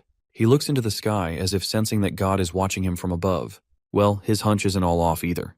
Our guy is also very fascinated watching this spell, Frozen Time, in action. Seems like this is the trump card Krampus was holding. Though Nebula is curious why the eagle chose this particular magic spell out of all the options. Seems we'll find out soon enough. A while later, we see our party starting their journey again. Basan is still glazing over the magic he just witnessed. The pirates, excluding the Kraken, were incredibly strong in their own regard. If it weren't for Garuda's magic, this would have been a tough fight to win. Thanks to the magic, the Kraken was dealt with easily, and Danium and Mangal's ships could join to push the bastards out. Without it, the fleets would have been disassembled, causing great damage. Since Seokmyun has revealed the power of the mage they'd been hiding, they'll try to maintain a dominant position with that power backing them as they enter the new continent. Though Basan is also sure the Deep Night pirates won't give up just after one defeat. And if the person behind them has forces on the scale of a nation, it goes without saying they still have a lot of manpower. The lookout then reports sightings of Dolton Island nearby. But there's also something quickly approaching from under the water. Basin wants a clear description of the kind of threat they're dealing with. What the lookout sees next leaves him speechless. His reaction is like he's seen something totally unexpected, like flying fish. Well, quite literally, what he's seeing is flying fish, with fishmen riding them. As soon as the fish come out of the water, the fishmen attack General Oldor's soldiers. In the first wave, every fishman manages to snag a kill using their pointy spears. Meanwhile, the general is freaking out, seeing fish flying in the sky. Literally ridiculous. What's next to see? Flying dicks? Poor trolls are being drowned while stabbed to death. Basin and his crew can only watch as the trolls get slaughtered like this. Those fish knights make enemies fall from the deck into the ocean, where the deep ones waiting below finish them off. Basin decides to empty the deck and hide below. But his fellow points out those creatures are climbing up the ships. If they empty the deck, it'll give the creatures a perfect chance to climb aboard. If the crew lets their guard down, the ship will be conquered too. In this case, Basan believes using the cannons will be difficult. He has an alternative plan. While they may be in the ocean, the enemy they're dealing with is basically cavalry troops. So the only thing they have to do is fight these bastards head-on like they would on land. The fishmen are closing in very fast. One of the fishmen, likely the platoon leader, is sure there isn't much time to prepare countermeasures. He's planning to execute the same technique he used on the trolls, then let infantry crawl up and take control of the ship. With spears in hand, the fishmen riding the fishes are ready to slaughter the enemy in front of them. But they find themselves stunned mid-air when they see shiny spears pointed directly at them. One fishman makes a sharp turn and gets right over the blind spot of the lizards. The douchebag is cocky, having outmaneuvered his enemies rather easily, but he didn't anticipate what awaited him. It's First Matey, ready to screw these guys up hard. With just one swing of his fist, he dusts the bastard riding that overgrown fish. More and more flying fishes appear, definitely an alarming situation. But the lizardmen pierce through these bastards like they're hunting some good grub. The fishmen riding those creatures start to topple off their rides, only to get slaughtered cold-blooded. Basan yells out orders to everyone. Avoid contact with their maws. Also, their true weapon is their spear, so don't chase and stab them recklessly. He encourages the soldiers to hold their spears firmly and protect their positions. The soldiers obey, and it's working in their favor. It might seem like a new strategy, but it's just a version of a pre-existing one. Good thing Basan learned how to fend off cavalry troops. It might actually be easier to face them here than on land. The cockatoo cavalry is nimble enough to pierce through spears, but the fish cavalry has a hard time making sharp turns once they jump off. General Oldor's army has also started using this strategy, and it seems to be working for them too, though it's not enough to fend off these monsters completely. The lookout in the crow's nest mentions more pirate boats, likely more than 120. Since the preceding ships haven't finished their battle yet, if the pirates enter, the ships might get tangled up. If so, it'll be difficult to use the cannons. So Basan strategically decides to proceed forward instead of retreating. Tion isn't sure if this decision won't get them killed. After all, they're the only ones moving forward. Basan assures her others will follow closely eventually. That certainly isn't very reassuring. The reason Basan wants to go ahead is to use his cannons without damaging his allies' ships. Then Mazdari comes flying off and lands right in front of Prince Basan. He's here to contest Basan's idea. You see, if Basan uses cannons while allied forces and those 100 pirate ships are close together, the pirates and allies would be obliterated simultaneously. Basin doesn't get why he would want to attack his own allies. As far as Mazdari knows, he thought Hukrin had a hostile relationship with other nations. And this is the God-gifted opportunity to decimate the allies under the pretense that open fire was the only choice to defeat the pirates. Mazdari was the last person Basan expected to hear this crazy plan from. But Basan lets him know that he would never try to attack his allies given the current circumstances. After all, the battle against the Deep Ones isn't over, and you can't be sure these 120 boats are the last line of defense. Losing sight of the grand scheme in chase of immediate gains is the thing of fools. Mazdari notes how Basan is strangely similar to his god and believers in this aspect. Basan overhears Mazdari a little, who immediately switches the topic, saying he just came to lend his magic power. It's good if they're ready with all their guns. After all, a dangerous one is heading right toward them. One particular pirate ship is heading straight toward them at crazy speeds, towed by a massive fish. It seems to be the captain's ship, a buffed-up pufferfish. Instead of air, this bad boy packs some muscle under his skin. His only order? Destroy the opposing ships in sight. As for his formal introduction, he's the Deep Night Pirates boss, the Black Order High Priest, Yahun. And the big fella pushing this giant-ass ship is Ancient Sparkling Tail, a sea serpent. Yahun is screaming his fat ass off on his ship, confident in his prowess. He envisions destroying everyone, taking control of the entire continent, and becoming the top person of the order. This crazy-ass serpent is actually an abominable god. It's likely the Deep Ones tamed the abominable god, and now they're cracking the whip. It's a mystery to Nebula how these guys even tame these sea creatures. A little about abominable gods. Abominable gods and abominations are enemies that players need to defeat. They are treated as monsters that players must defeat to receive domain trophies. The only reason abominable gods follow the evil god Shacha is likely because Shacha has a unique domain that allows him to control these abominations. You see, after defeating Geol Wubi, Nebula obtained a unique domain as well, namely, the Domain of Corpses. That was a completely new, unique domain, so maybe Shacha also has a unique domain as well. The pirate ships have already gotten dangerously close. Everyone will bump into each other at this rate. Eldar worries if he isn't going to do anything about it. Well, Nebula has a policy against butting in unnecessarily. There's still hope here, and that hope is Mazdari. Finally, the cannons are put into action. Sadly, the cannonball just bounces off after hitting the abominable god, as if the cannonball were made of plastic. Since regular cannons are ineffective against this behemoth, Basan orders the soldiers to prepare the king cannon.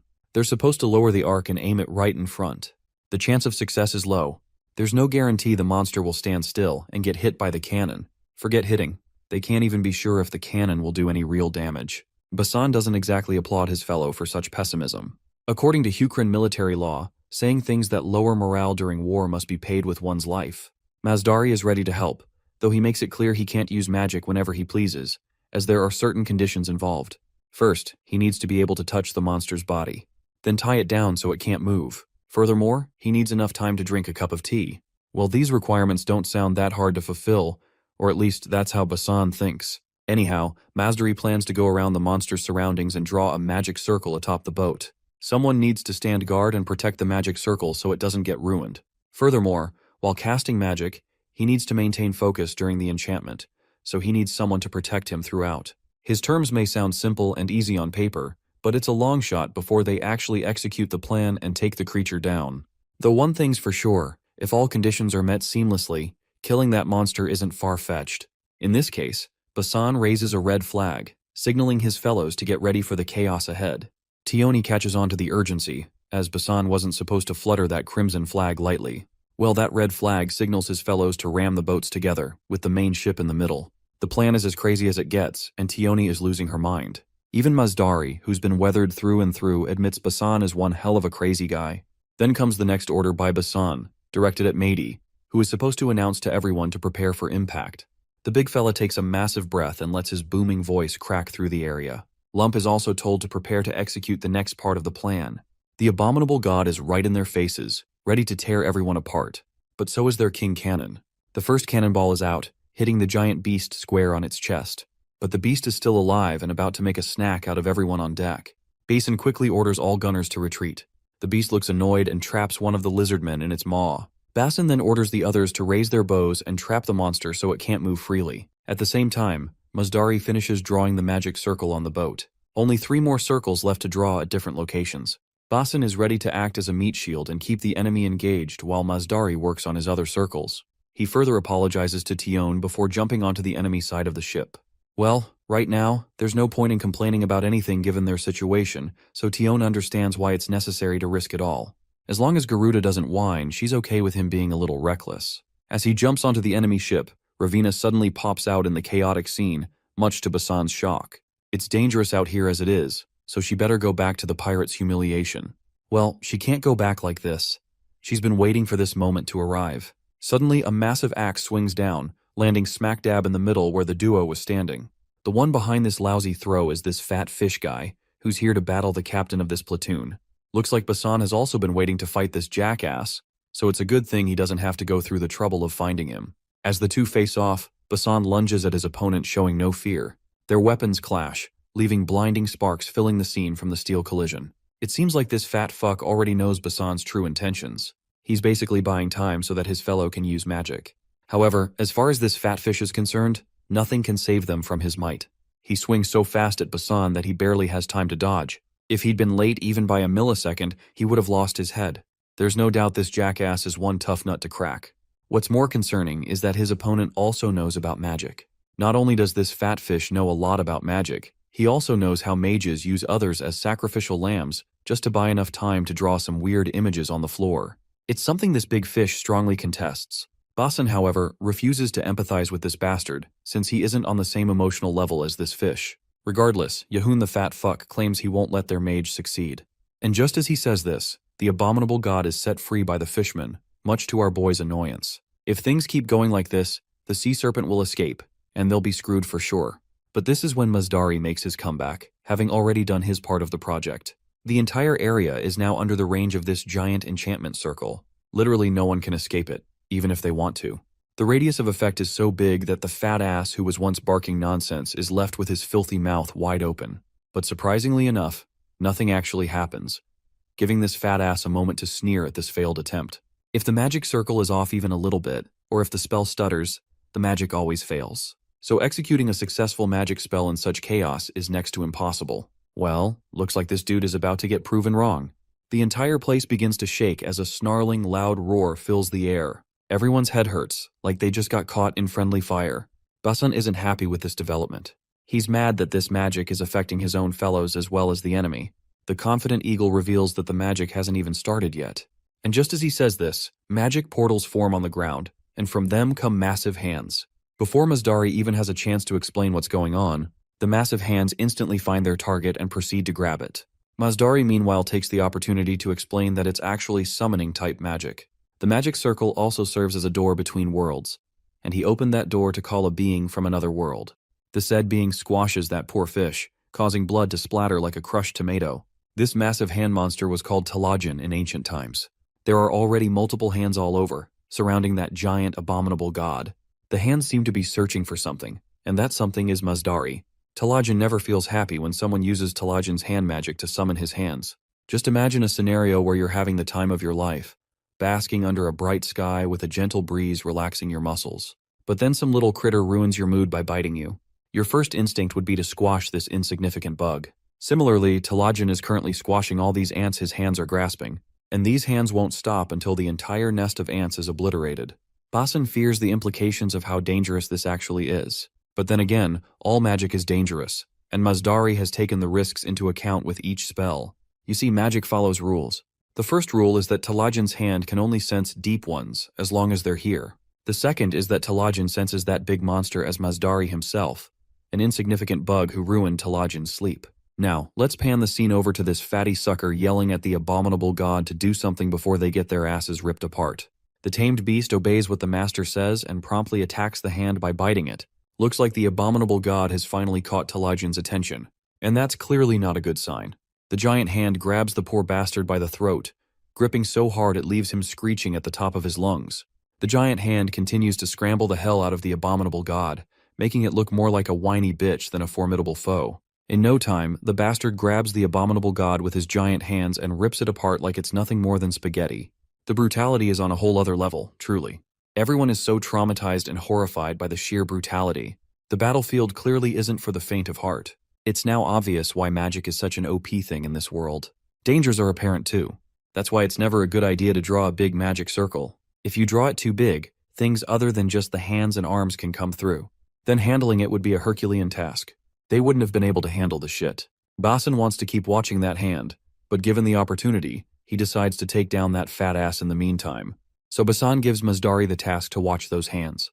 Mazdari is thoroughly satisfied with the outcome, with everything going according to plan. With the abominable god down for the count, that big fat ass has no option but to run and save his sorry ass. Nothing is going as he intended.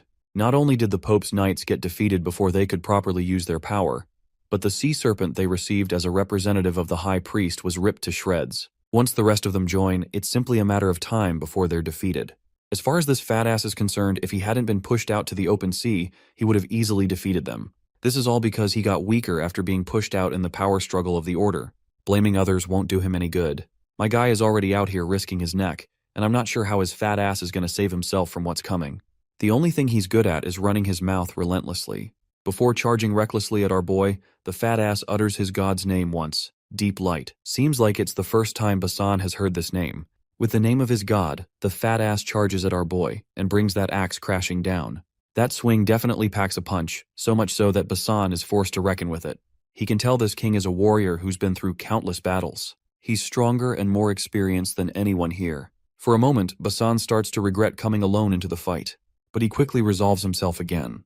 The bastard's coming from the other end, and my guy plants his feet ready too. The fish guy sneakily uses his tail to throw our boy off balance and onto the ground. Basin reacts just in time and jumps away. The bastard, meanwhile, is feeling smug again. But that confidence melts when he sees more than one Lizardman arriving on the scene to assist Basan.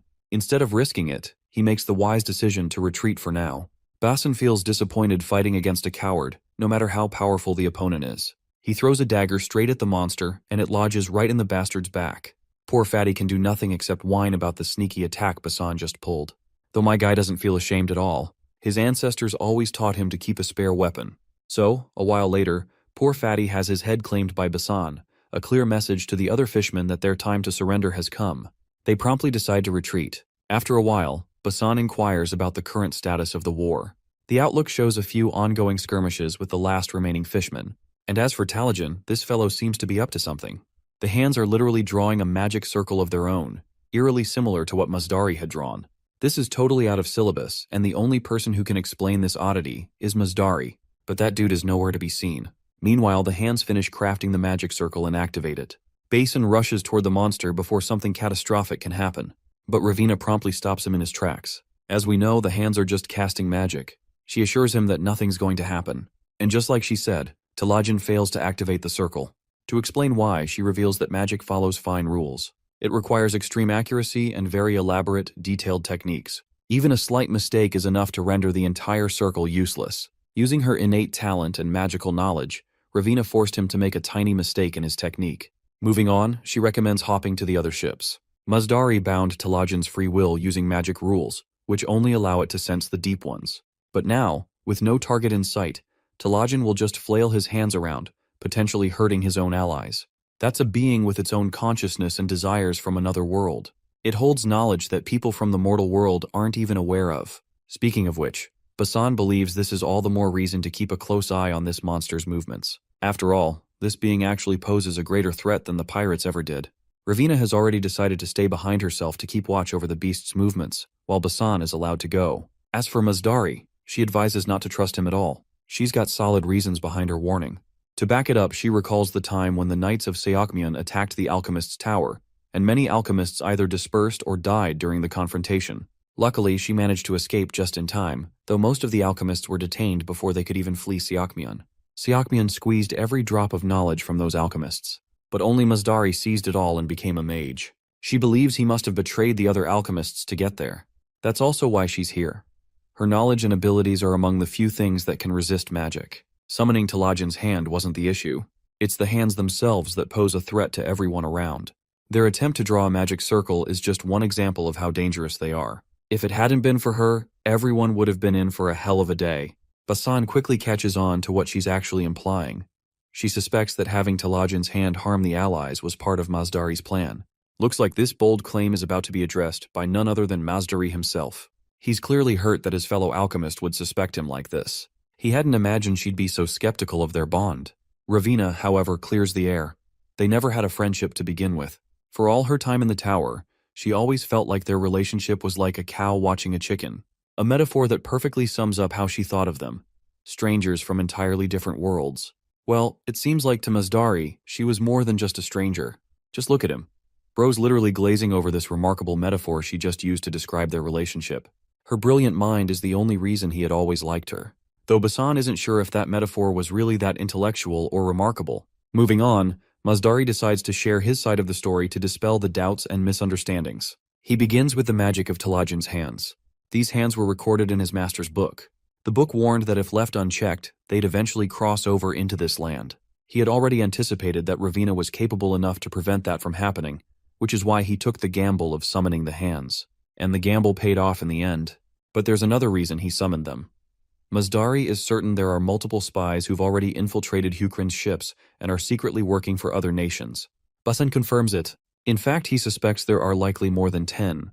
Continuing, Mazdari explains that those spies likely witnessed him defeat the water monster with magic. They also probably saw the moment when Talajin's hands attempted to cross over, and that's exactly what he wanted. Now those spies will report back that Mazdari tried to trick Hukrin and cause massive damage. It all fits now. Mazdari plotted everything to mislead the spies into believing he's still loyal to Sokmyon. Now those spies think Mazdari boarded Hukrin's ship to attack it, and he tried to achieve that by not deactivating Talajin's hand magic. When Talajin tried casting a spell of his own, it was Ravina who blocked it. If that's how the story gets reported back to the other nations, it will reinforce the idea that Mazdari is loyal to Sokmyon. Basan finally understands they gotta throw down a bit to make Mazdari's betrayal more convincing. So, the two of them start pretending to be enemies. They toss out some dramatic, cheesy, theatrical lines just to stall for effect. And with the cheesy monologues done, they both rush at each other, engaging in a final do-or-die battle. A while later, Sukmyon's and Hukrin's forces finally reach their designated island. On dry land, an intense round of negotiations is going on between General Oldor and Basan. Basan tries to negotiate further, but this big-tusked old coot is adamant about his final decision. He believes the current terms are fair enough for both sides. Since Basan can't gain more ground, he eventually hands Mazdari over to Sukmyon under the settled stipulations. Apparently, Hukrin receives a ceasefire for several days and dominion over Doltan Island.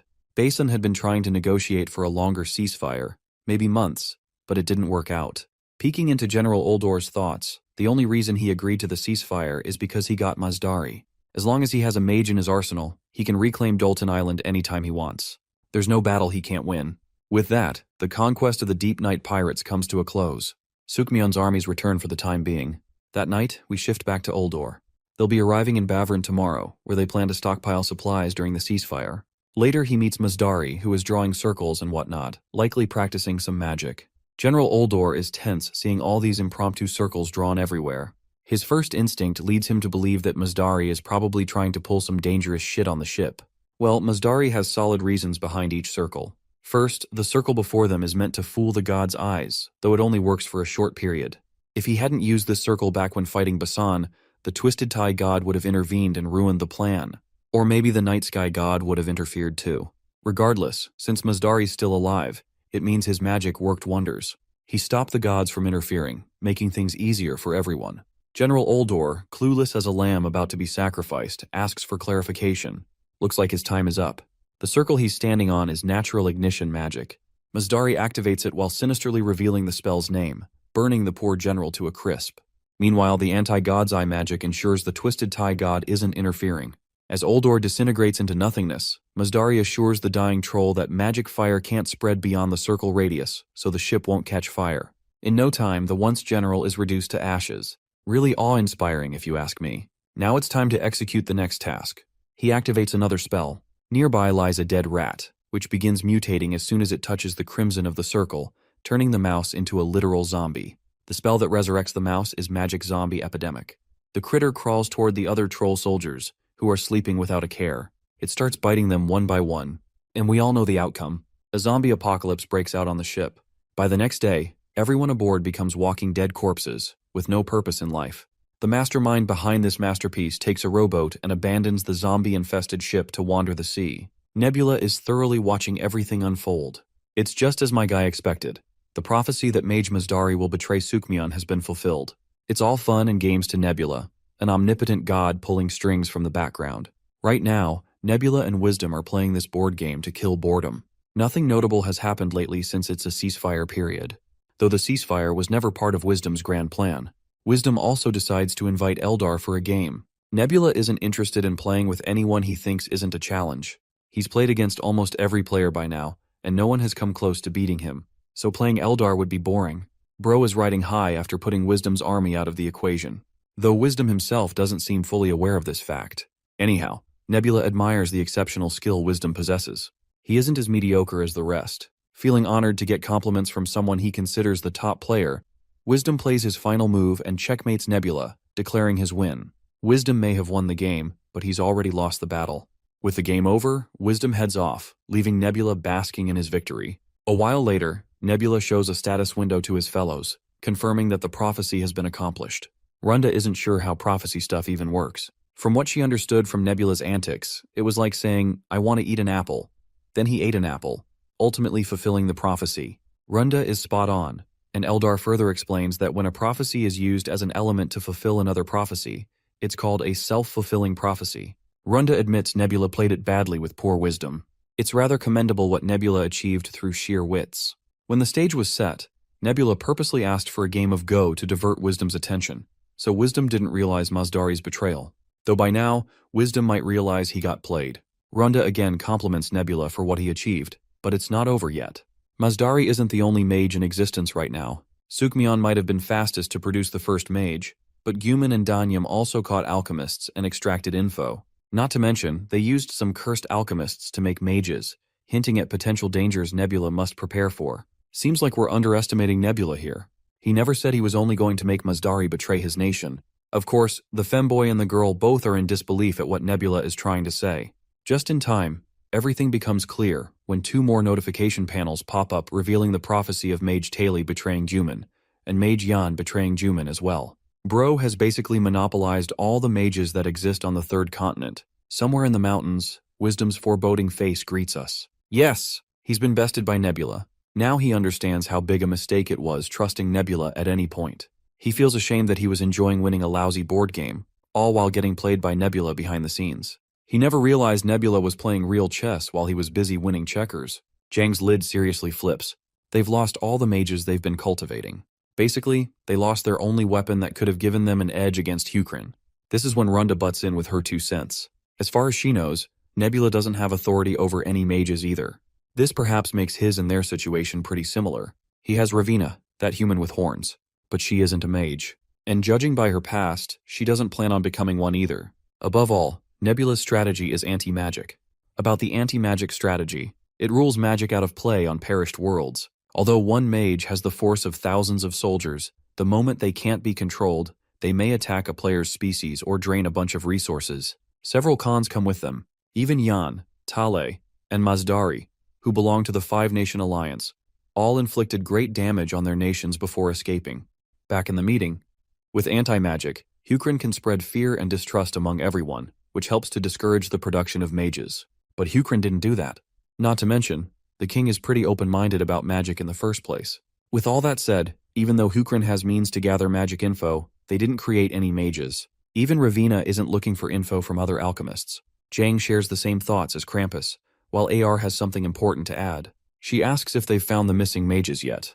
The only response she gets is silence from all 4 of them. Speaking from experience, finding lost mages will be hard, especially the way everyone lost them. Since there's no search function in the game, they have to find them manually, one by one. But mages have deception magic, which makes the task even harder. However, deception magic only works on gods if gods try to look for them. So, she plans to use her creation for this task. It's a pig, much to Krampus's surprise. He expected her to use her dog like she always does. AR reveals that pigs have a better sense of smell than dogs. She originally used pigs to find truffles, if she has to be honest. His name is Dasamu. What makes this pig perfect for the job is his outstanding sense of smell. This finally gives Wisdom some hope he's been desperately craving. If they locate the mages who escaped, they can eliminate as many variables as possible. Even if they don't have to worry too much, like Runda said. Looking at the big picture, Nebula has a similar strategy and is playing against everyone, but he reminds them that they have got 5 times the power. Plus, the forces they can mobilize right now are 8 times greater. Zhang suggests being more cautious. If they only look at national power, there's no reason to form an alliance. Wisdom highlights that both sides lack magic, and in terms of firearms tech, they're similar to what Nebula has. So if they combine forces and manpower, a victory against Nebula is inevitable. Though that doesn't mean they should let their guard down. He just means they shouldn't feel apprehensive for no reason. Being united is their best weapon against Nebula. They can look at history, but Nebula always believed in divide and conquer. So the only way to beat him is consistent alliance. Wisdom would bet his life Nebula's still planning the same thing this time. Nebula wants division among everyone so his enemies fight each other, and he's actively trying to make it happen. So as long as the alliance stays firm, victory is within reach. Or at least that's what Wisdom believes. All the relevant parties start discussing among themselves, while a mole in the party just sits quietly, listening. The scene shifts to Sitting Buddha Valley. In one of the tunnels sit all three wizards. Since everyone relevant is already here, Masdari initiates the dialogue. The demon-eared woman Yan finds it depressing that only 3 alchemists managed to reunite. Carnivorous ENT, known as Tale, asks about Ravina's whereabouts since she escaped in time. Masdari reveals Ravina isn't interested in becoming a mage. There's no reason to want more pain after being born into a cursed life. So he hopes she finds her own path and something to live for. Now that they've gathered as mages, Yan suggests rebuilding the tower that collapsed because of the gods. She wants to build a magic tower instead of an alchemy tower to give the cursed a chance to learn magic. As they're planning, Tale's sharp senses pick up an alarming sound. Yan only hears rain, but Masdari hears something else, something growing louder and closer. Everyone tenses. Whoever it is, they're dragging a dead animal body. Eventually, the figure comes into view. The hue surrounding this mysterious figure indicates it's some celestial being. The person begins counting the mages in a familiar voice, seeming to know each by name. The figure seems to have business with Masdari. Since his figure has never seen a Garuda before, poor Masdari is mistaken for a chicken. When Masdari clarifies he's a Garuda, the familiar Lizardman apologizes for the racial misclassification. After all, he's never seen a Garuda in his lifetime. By now, Masdari is basically curious who this dude is. But the Lizardman says his introduction is unnecessary. All they should know is that he's the night sky's messenger. Yan questions how he found them, to which he claims he never tried to look for anything. He merely followed this pig. Of course, the pig seems to be AR's familiar, which the Lizardman has hunted down already. He reveals the pig is a god's creation, sent solely to find them. If it hadn't been for the messenger's interference, they would have been exposed already. Masdari finally realizes who this person is. The one with the power to easily kill God's creations, an apostle of the night sky with a Lizardman's appearance. If he's not mistaken, it's Rakrak. As far as Masdari can tell, Rakrak is here to claim every mage's life. Unsurprisingly, Rakrak denies having such motivations. Besides, everyone would have been dead long ago without his interference. Tali is grateful but highlights that the pig's death will likely lead to their location being exposed.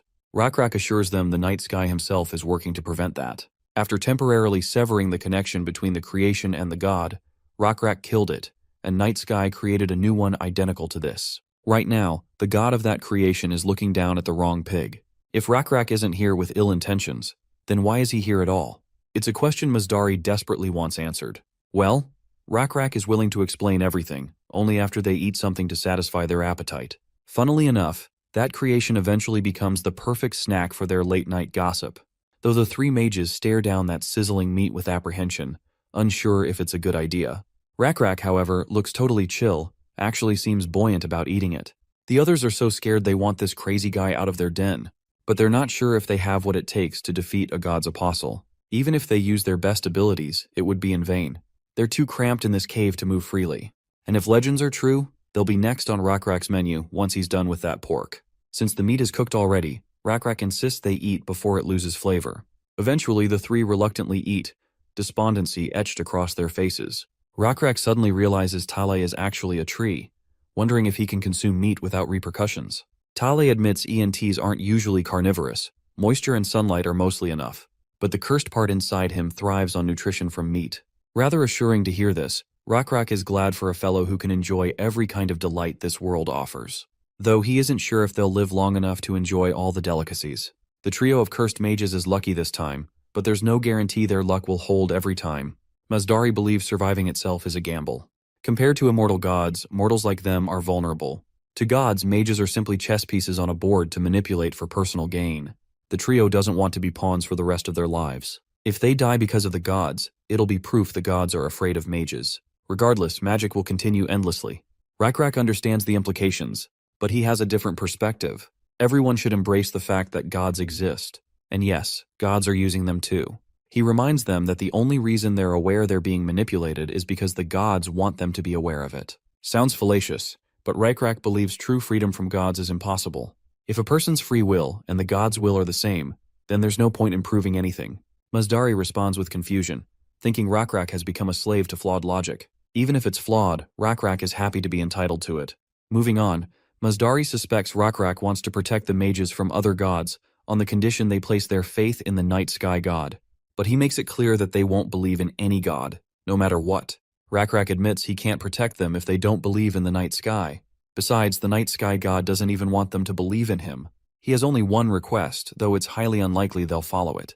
He just wants the mages to survive. And that's all he asks.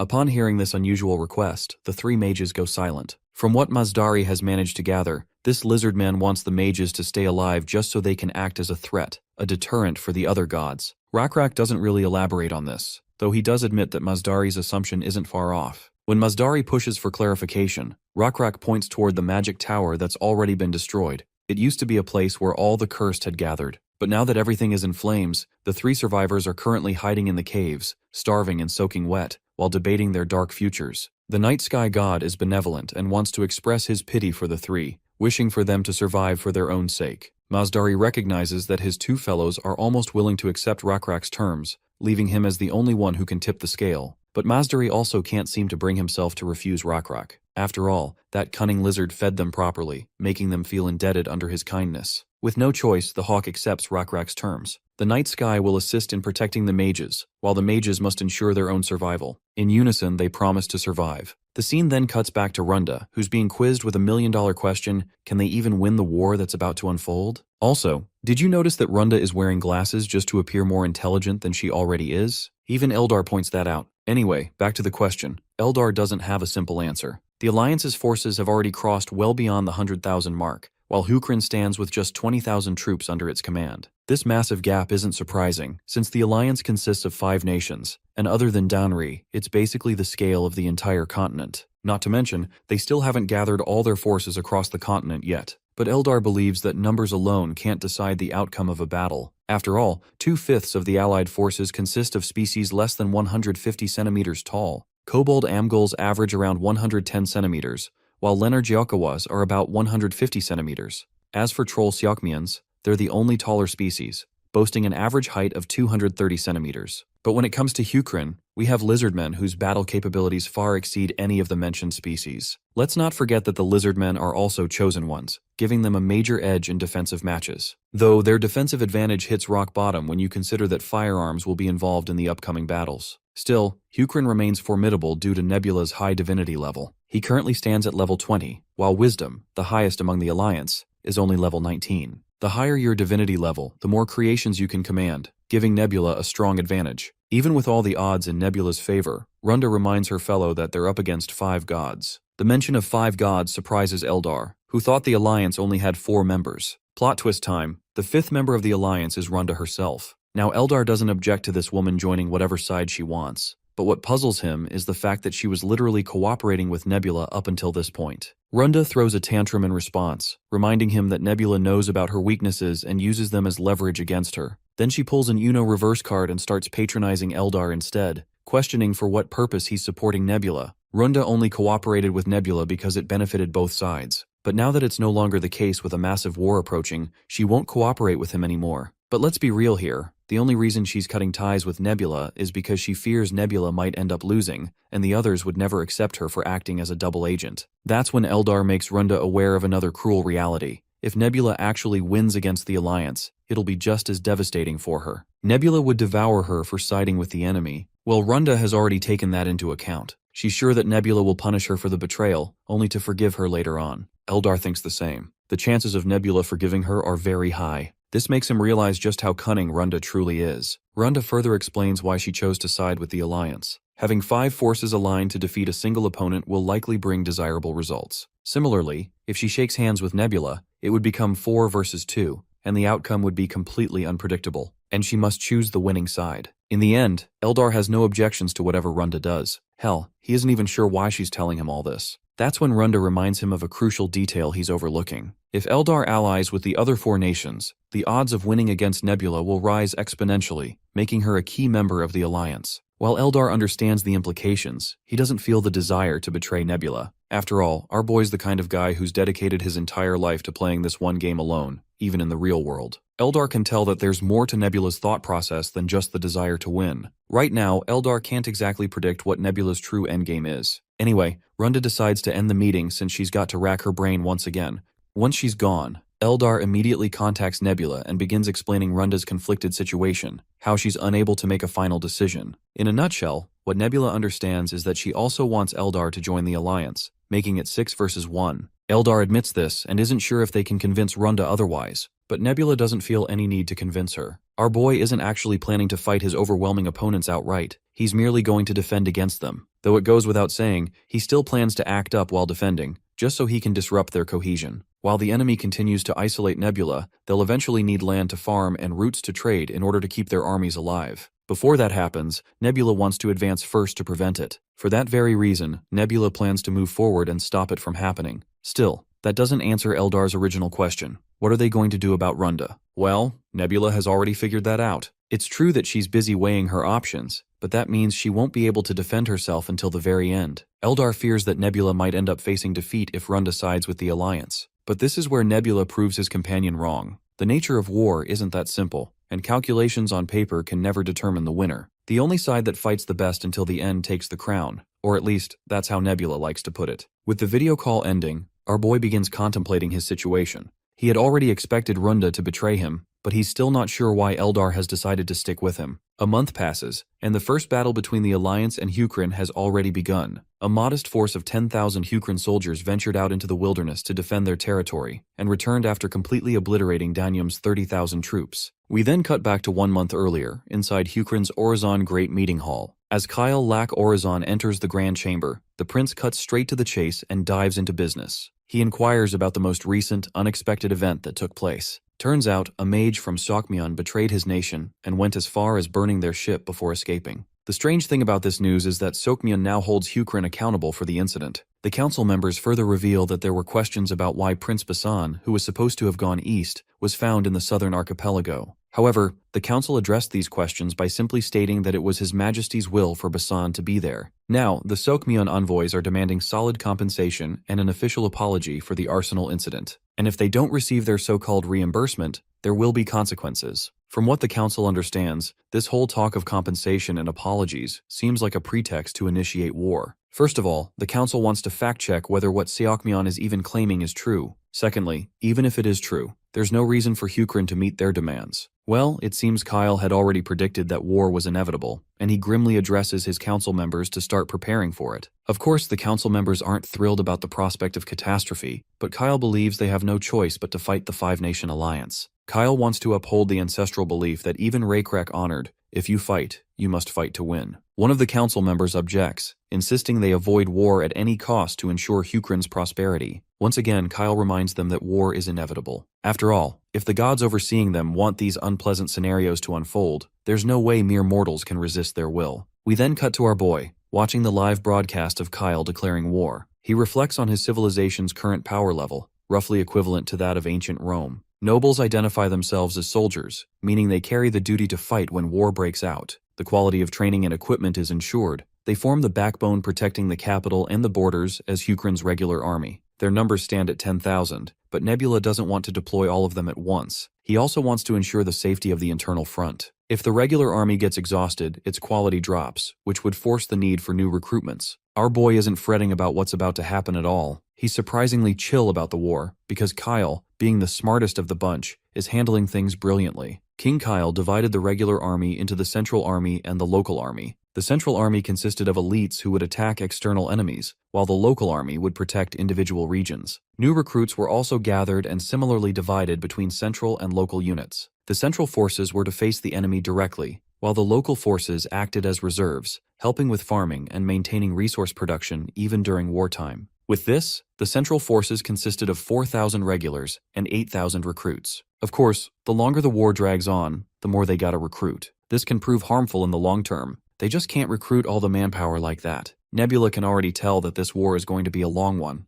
Back to Kyle. He selects 10,000 troops from the Central Army and dubs them the Land Army. This newly designated division of 10,000 troops is assigned to march north of Arizon for war. The scene then transitions to a land stretched far out in the west. a place nobody really knows about, where Wisdom and Zhang are having their personal meeting. Zhang is out here calling Wisdom out, exposing him for faking confidence during the alliance meeting, acting all sure about winning the upcoming war. The Crystal Head clearly knows that reality is far from that. The truth is, he can't determine the actual chances of victory. Even if the alliance has superior numbers, there are weaknesses they can't afford to overlook. Wisdom doesn't want to sound this pessimistic either. He's just as hungry for victory as the others. If they end up losing despite giving it everything, then so be it. There's no point wasting time feeling dejected over something inevitable. Zhang shares similar thoughts, though his massive hate boner for Nebula makes him even less willing to let him conquer this continent. Zhang also drops an interesting tidbit. There's a possible rat within the alliance, so he suggests they prepare some countermeasures just in case things go sideways. Lastly, there's something that sets Nebula apart from the rest of them, an apostle. No matter how well prepared the alliance is, victory or defeat will ultimately depend on the apostle's actions. Wisdom claims he already possesses an entity that he can turn into an apostle. He also knows the conditions required to create one. The entity must be above level 21, its legends must be widely known and revered among the population,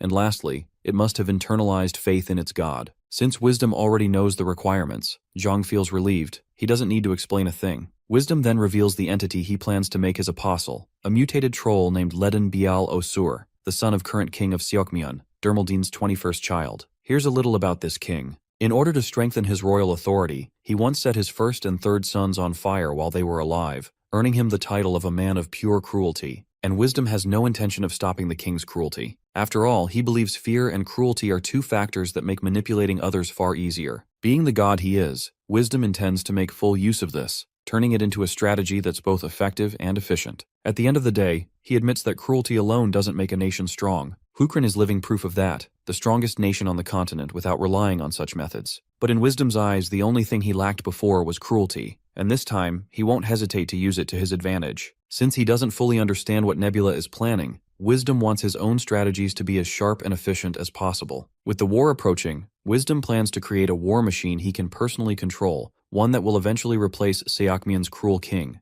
The only difficult part about this game-perished world is that controlling individuals is tough due to their individuality and strong sense of identity. But now, Wisdom has found the means to control them, cruelty itself. The entity he currently wants to manipulate is Ledin Bial Osur, a mutant troll with red skin, the 21st child of the king. Born from a concubine, Ledin was cast out of the palace because of his red skin. But when it comes to raw attributes like strength, intelligence, and camaraderie, Ledin Bial Osur easily ranks among the top 1% of the population. However, since Ledin lives a fulfilling life in his humble circumstances, Wisdom wants to motivate him to take more drastic steps, and killing Ledin's mother will serve as the first step. One day, when Ledin returns home, he finds his mother dead, along with the weapon used to massacre her. In that moment, Ledin swears to avenge her death. The owner of that weapon turns out to be the 6th prince, and Wisdom ensures that man's death as well. Since Ledin was already searching for the weapon's owner, he ends up being discovered at the murder scene and arrested as the prime suspect. In an attempt to clear his name, Ledin reveals his abilities to the king, which earns him the king's trust. It's then that Ledin realizes something. The endless infighting among royal siblings isn't natural.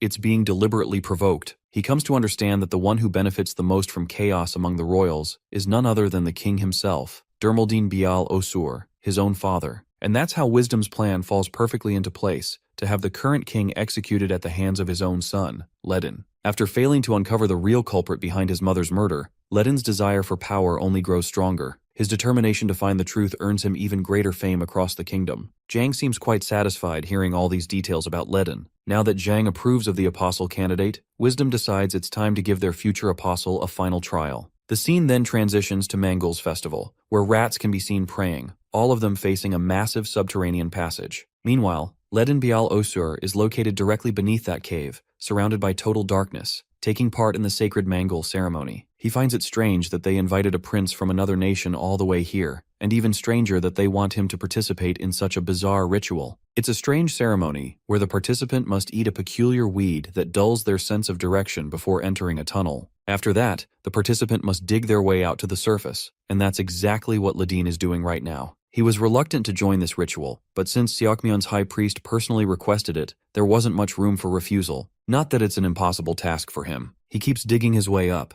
taking short breaks just to catch a moment of respite. Given how exhausted he is, it feels like he's been digging forever. That's when he realizes, not only has he lost his sense of direction, but he also can't figure out how much time has passed. He literally can't tell if it's been hours or even days since he started digging. The only thing he has with him is this weed that helps dull his sense of direction when consumed, though he has to take it if he wants to keep using this pickaxe. By raising his hand above his head and releasing some of the debris from his hands, the only thing he can measure is that he's standing upright, since the debris keeps falling downward. With that in mind, he continues digging relentlessly in the same direction. He stops again to check his direction, and sadly for him, the dirt falls straight onto his face this time, making him realize he isn't going upward at all. As he continues to dig, the direction of the falling dirt keeps changing. At one point, he can't even figure out where the dirt is falling anymore. It shifts every time. That's when he realizes that he can't trust his senses at all. Whether he's standing or lying down, he can't tell the difference anymore. Since all his efforts are being rendered useless, no matter what he does, he begins to wonder if having free will even matters, because every step seems to lead him toward death anyway. Suddenly a voice responds to his thoughts, prompting Ledin to ask for the stranger's name. The voice claims to have no name. It's merely a creation born from the collaboration of two gods, Twisted Tai and Blue Flow, namely Wisdom and Zhang. This creation says it received the power to weave from Twisted Tai, and the power to reveal lies from Blue Flow. The voice tells him it's here to guide him through his digging. If Ledin follows its instructions, he'll be free in no time. With no hope left, Ledin complies with the mysterious voice and begins digging again. He follows every direction given to him, and after a relentless digging session, he's told to kneel and press his hands against the ground. As soon as he does, the ground beneath him cracks, finally getting him out of that treacherous cave. Upon reaching the surface, Ledin begins to cry uncontrollably. That perilous experience in the cave gives him an epiphany. His revenge for his mother, his fury toward the king, and his fear of death, all of it was an illusion born from losing his sense of direction. His emotions and senses were all illusions. The only true path he must follow is the one told by the gods. The rat priest also cries out, seeing the ritual finally succeed. Meanwhile, the gods themselves hover in the air, watching everything unfold. Zhang seems quite satisfied with the choice of apostle. Ledin is a well-rounded individual. Wisdom is also pleased, now that they've acquired an easy-to-control pawn. Zhang then moves on to the next obstacle in their path. He knows he won't be of much help from here on out, after all. A player needs to be at least level 21 to acquire an apostle. They must do whatever it takes to make their plan succeed. With that in mind, both gods descend into their chosen vessels. Zhang orders his followers not to resist what's about to happen, while Wisdom commands Ledin to begin the massacre, and the mutated troll starts obliterating the rat people. Once he piles up all the corpses, Wisdom finally reaches divinity level 21, making Ledin officially his apostle. It looks like Zhang deliberately sacrificed a massive portion of his level since he descended into the High Priest, but it was worth it. Wisdom has finally reached level 21 and gained an apostle. However, Wisdom grows curious as to why Zhang hates Nebula so much that he's willing to sacrifice this much. Zhang hesitates at first, then slowly pulls off the mask he's been wearing, revealing that he knows Nebula in real life. Our boy's real name is Choi Sung-woon, a loser bastard who spent all day locked in his room playing games. Also, Nebula is Zhang's older cousin. At first, Zhang thought being summoned inside the game was just a coincidence, but seeing two top-ranked players end up in the same world made him think otherwise. Everything wasn't a coincidence or RNG, someone deliberately picked the players for this game. When it all began, someone named Aladdin gave everyone the choice to participate or return to reality. 4 out of 32 chose to leave during that process. Just imagine, who would willingly abandon reality for the sake of a mere game? That explains it. Those who chose to stay are the abnormal ones. The fact that 27 people stayed out of 32 clearly shows the ratio of abnormal people is quite high. Even Wisdom has figured that much out already. The ones who orchestrated all this had planned to select only people who'd willingly participate. And since Nebula is obsessed with this game and has always dominated the leaderboard,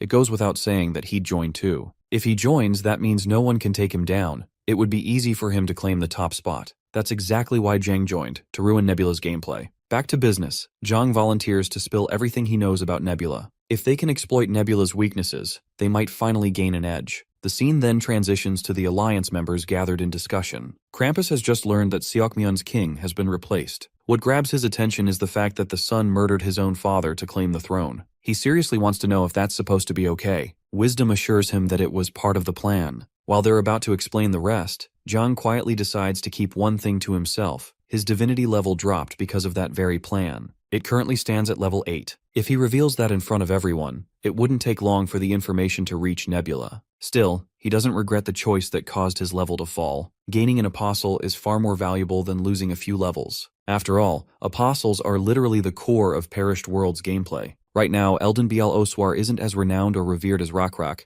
but they can build his fame with time. Rekrak is the first apostle capable of taking down several creations, assuming we're not counting manifested players. Until the war officially begins, they need to raise Ledin to a point where he can go head-to-head with Rekrak. Back at the meeting, Wisdom asks Krampus how things are going on the front lines since he's the first to face Nebula. Krampus claims to have superior numbers, and claims the preparations are on track. But even with a larger army, he's still unsure whether his 30,000 Danium soldiers can overcome Hukrin's 10,000. It doesn't take much awareness to see what he's implying. Defeat is a real possibility. Krampus admits it openly. It might sound pessimistic, but they simply can't ignore what Nebula has achieved so far. Still, even if he loses, he wants everyone else to be ready in the meantime. At the very least, they can drain Nebula's faith resources. Krampus checks the current situation and instantly freezes in shock. Without a word, he rushes off, which clearly shows that something has gone terribly wrong. We then cut to his civilization, the Danium capital, Demurit. Inside the royal chamber, King Obanim of Sataros is in full panic, completely paranoid after how fast everything fell apart. Moments later, Night Sky's apostle, Rekrak, crashes the palace with his overwhelming presence, slaughtering every soldier in his path as he charges toward the king of Sataros. Obanim is literally drenched in sweat, too terrified to even speak. Despite his desperate attempt to talk his way out, Rekrak doesn't hesitate. He splits the poor man's skull clean in half, giving him a swift and painless death. Meanwhile, Nebula is having the time of his life, racking up victory after victory with minimal effort. Eldar watches him in silence, puzzled as to why Nebula would risk placing his apostle inside the enemy's castle. After all, that apostle is his trump card, and using it recklessly could prove fatal. But Nebula sees no reason to hold back. It's not like apostles are fine wines meant to sit and ferment. Eldar reminds him of the danger involved. It's only because Krampus wasn't paying attention and joined today's meeting that things went smoothly. Nebula admits it was a huge gamble, but thanks to Runda's tip, he managed to snatch victory. There was always a chance that Krampus wouldn't attend the meeting, or that it would end early. But the gamble paid off big time. He gained something far more valuable. In fact, he gained several things from that move, but most importantly, he left an impression that he's capable of non-standard plays, which in itself is a huge win. In Perished World, there are generally two play styles. The first is high risk, high return. The second is low risk, low return. Normally, people would assume that the low risk, low return path is safer and therefore more advantageous. But that's actually not true. The high risk, high return playstyle is the better one. Why? Because safe plays are predictable and easy to counter. Still, Nebula prefers moderation in everything.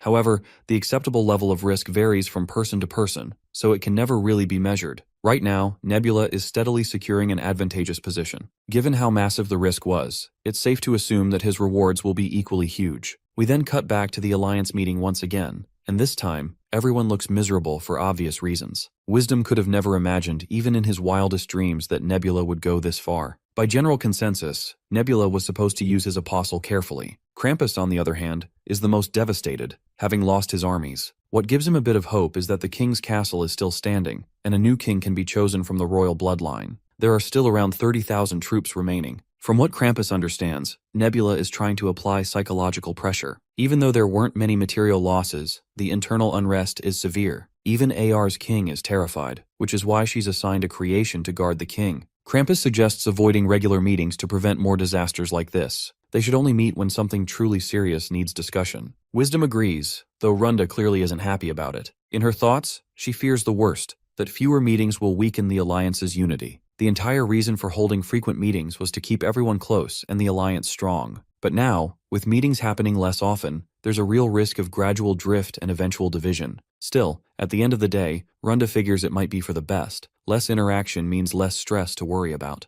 We once again cut back to Danium gathering its forces. Danium's general, Ubium Dolan, inquires about the current enemy status. The underling reports that all 10,000 enemy troops are moving upstream along the river and will arrive in 2 days at the earliest, and 3 days at the latest. Since the enemy is clearly trying to defeat the Alliance one by one, they won't leave them alone. To defeat Danium, the enemy will have to enter the canyon. Danium's forces will block the Hukrin forces from inside the canyon and rain attacks on them from both the left and right sides. The question now is who the enemy commander actually is. The room falls silent, since nobody seems to have any clue. The general then dismisses the meeting, declaring that the only things that decide victory in battle are numbers and supplies. And since their god is also watching over them, victory is certain. Or at least that's what the general would like his subordinates to believe. Around 3 days later, when both forces are about to clash, We cut to Basan asking his underling if there's anything they should know about the enemy before diving balls deep into the battle. His underling doesn't think there's anything particular they need to take into account. With that assurance, Basan is ready to march forward once the resting period is over. The underling reminds the commander that their revelation priest hasn't contacted them yet.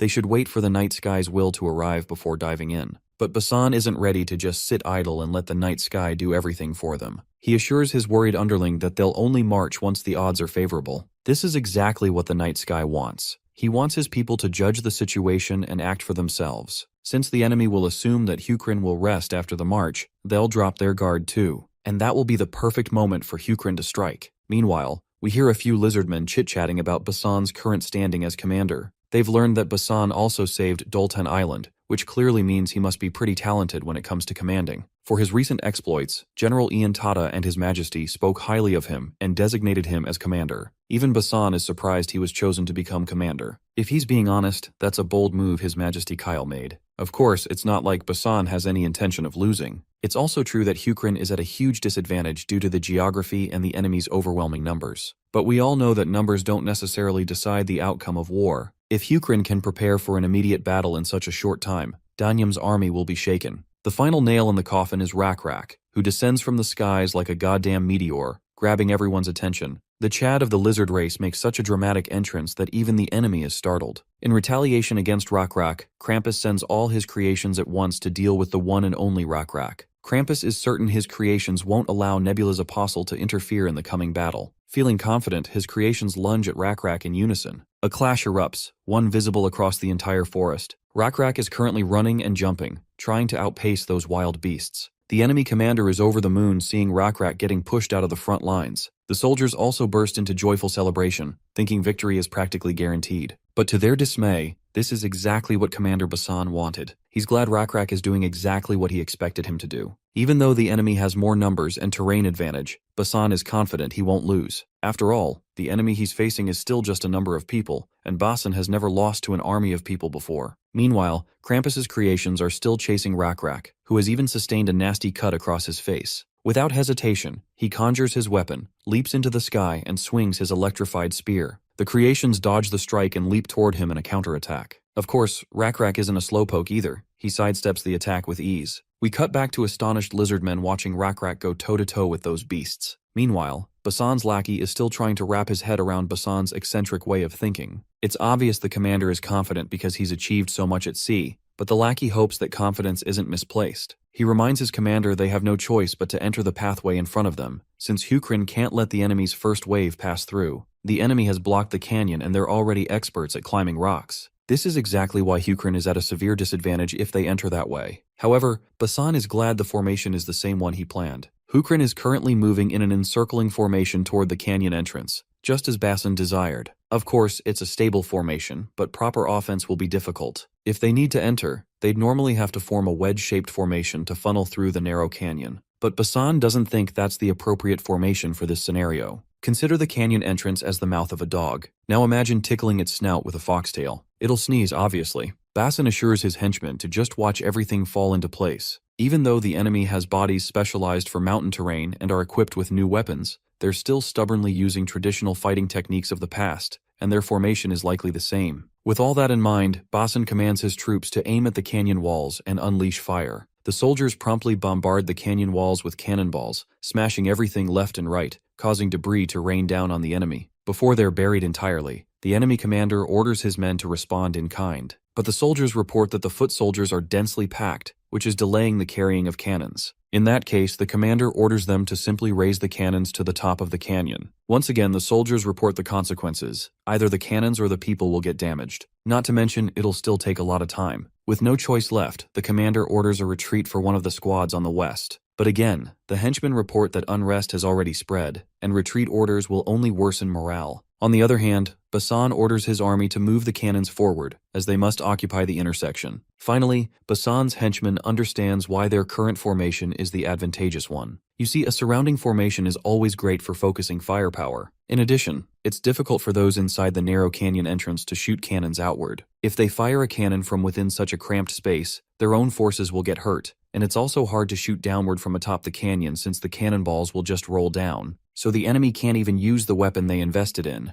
Danium shouldn't have taken position there in the first place. The henchman fears what might happen if the enemy somehow manages to bring the cannons to the front, but Basan claims that if they do, it'll actually be even more beneficial for Hukrin. Cutting back to the enemy soldiers getting bombarded with cannon fire, the enemy somehow manages to scramble their cannon unit and push those bad boys to the front. As soon as the cannon team reaches the front lines, Basan orders the cavalry to charge. Right away, Hukrin soldiers trample over the enemy, throwing them into distress yet again. The enemy commander yells at his soldiers to protect the artillery team. Shield soldiers and spear soldiers are ordered to take formation, but Basan is pretty sure their efforts are useless now. Even if spear soldiers can block cavalry, that's only possible when their formation isn't already falling apart. The enemy grows more and more desperate, and the general suggests forcefully advancing even if it kills them. The henchmen, however, argue that they can't give up the advantage of their terrain, even if they lose most of their forces. Even though they have massive numbers, they can't really put them to good use at all. On the other hand, Hukrin forces have already completed their formation, and if the enemy goes all out, they'll just be marching straight into certain doom. Even if they try to retreat now, the path to the capital will be wide open for Hukrin.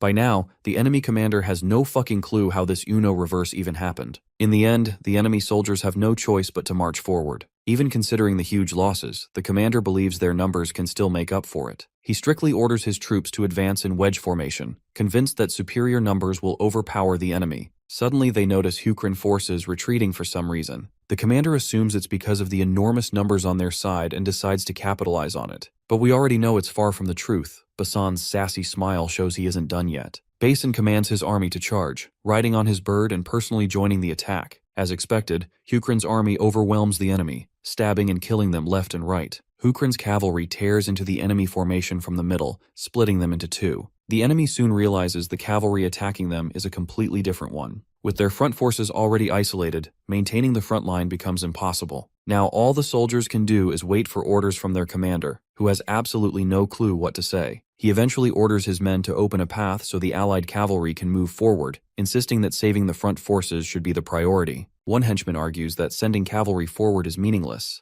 The smartest option is retreating back into the canyon. Another white goat reminds his short-sighted comrade that the rear has already begun charging, so it's too late to go back. The captain decides to let the soldiers stay focused on the battle and continue charging while maintaining the tight foot soldier formation. As for the isolated front forces, there is no choice but to abandon them. One of the officers tries to argue, but the angry general shuts him up, reminding him they still have the advantage. We cut back to Basan, who orders the tired and injured soldiers to retreat, while the squad that hasn't fought yet should march forward. The henchman suggests using up the current soldiers and saving the fresh ones for the next confrontation. Having them retreat doesn't guarantee quick recovery. Basin then gives him a new perspective. If the soldiers realize they won't be sent into battle until the current squad is wiped out, the troops on standby will feel relaxed. He must maintain a sense of urgency. Also, the surviving soldiers who retreated will follow future commands more diligently. Anyway, since the enemy's front forces have been wiped out, Basan plans to create some space again and fire cannons. As he said, once the cavalry retreats and the enemy advances, the barrage of cannons begins. The enemy commander is in utter despair, not knowing what to do. If he pulls the foot soldiers aside to bring the cannons forward, the cavalry will rip them apart. But if he pushes the foot soldiers forward quickly, the cavalry will cut them at the waist, making them prey for the enemy's infantry. And if Danium maintains formation and keeps advancing, they'll get blasted by cannons again. The commander feels trapped with no answers. Meanwhile, Basan believes retreat is actually the best option for the enemy. Even he wouldn't have hesitated if he were in their place. Suddenly, Basan notices the enemy seems to have come up with something new. He immediately orders the Lizardmen to charge forward. The enemy commander sees Hukrin advancing their foot soldiers, which aligns perfectly with his plan. He orders the east side to endure while sending heavy infantry to push the other way. Satoru's heavy infantry is known for their strength in breaking foot soldier lines, giving the enemy a much-needed sliver of hope. Somehow their plan works, and the captain feels proud that the heavy infantry managed to push back Hukrin's foot soldiers. He then orders them to push forward and secure more space. As long as the allied forces exit the canyon, victory is within reach. But Basan has yet another surprise in store. Once the enemy soldiers march far enough, they suddenly find themselves staring directly at cannons. In just a moment, all those soldiers are flattened. We then cut to Nebula's perspective, explaining the strategy known as the hammer and anvil. Basically, this tactic became standard since the ancient times of Alexander the Great. The one Basan is using is the most basic form of it. Hold the enemy at the front with strong foot soldiers, then use artillery and cavalry to continuously strike from the top and sides. Because the enemy was trapped inside the canyon,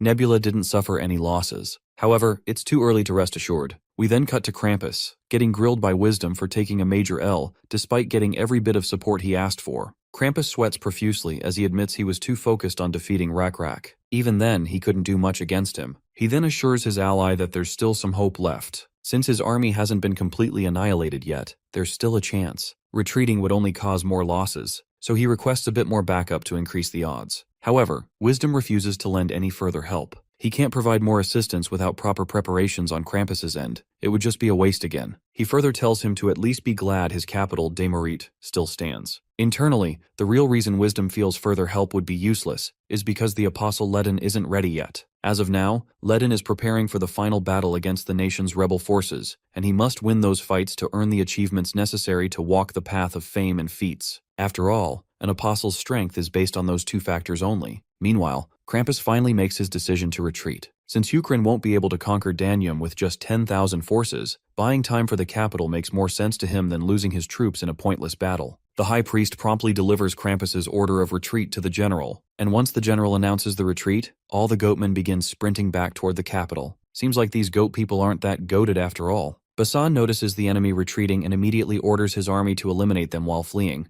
Only then can Hukrin secure the advantage for the next battle. The massacre consumes countless lives. Later that night, Basan and his henchmen go over the battle results. The enemy lost around half of their personnel, and deserters will push that number even higher. As for Hukrin, they suffered around 1,000 casualties, though the henchman is glad Hukrin managed to overpower the enemy despite being outnumbered 3-1. This automatically makes the Dipla Canyon War one of the greatest slaps in Danium's history. Speaking of history, Basan quizzes his henchmen on why he thinks Danium will have any left at all. Basan is implying that Hukrin will eventually crush Danium entirely, while the henchmen can't ignore the fact that Danium is a huge nation. Even if Hukrin conquers the capital, that alone won't be enough. Basan agrees. Since royals and nobles live all across the countryside, conquering the entirety of Danium is unlikely. However, he points out that Danium overexerted itself by deploying 30,000 soldiers this time, and the losses they suffered are massive. Kyle already predicted that Danium had internal issues simmering, and those issues would become obvious once they lost this war. And as for those issues, Basan is looking forward to seeing them with his own eyes. Around 7 days later,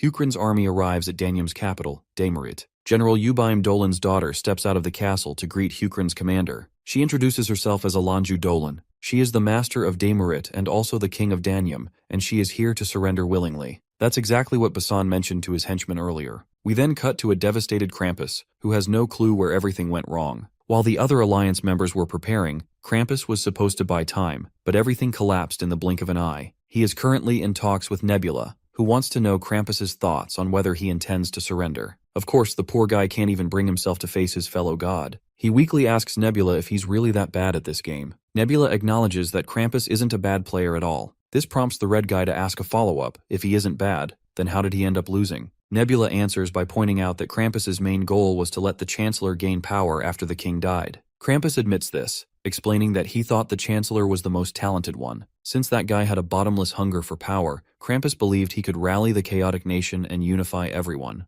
This is exactly why Krampus framed General Ubaim, who had returned after losing, and then had him charged with treason and executed. With Ubaim alive, the Chancellor wouldn't have gained absolute power. Krampus thought it was the obvious move, though he never imagined that Ubaim's daughter, Aranju, would revolt out of revenge. After all, she wasn't someone particularly capable. Krampus genuinely wants Nebula's insight into whether he made the right choices. First, Nebula points out that Krampus overlooked the fact that an individual can grow when given the right opportunity. But he also says the play wasn't bad. It was actually the best choice at that moment. However, what Nebula understands is this. You can't win with a choice made solely for one moment. You have to consider every possibility for a properly orchestrated plan. Since Nebula had considered all possibilities, he kind of knew something like this would happen. He just thought the conflict between the general and the chancellor would last longer, but it ended quickly, giving Nebula the opening he needed. If Krampus surrenders completely right now, Nebula promises good conditions for him. Even though Krampus is at a massive disadvantage, he refuses to surrender and ends the call. Eldar is also with Nebula, and wants to know why Krampus refused to give up.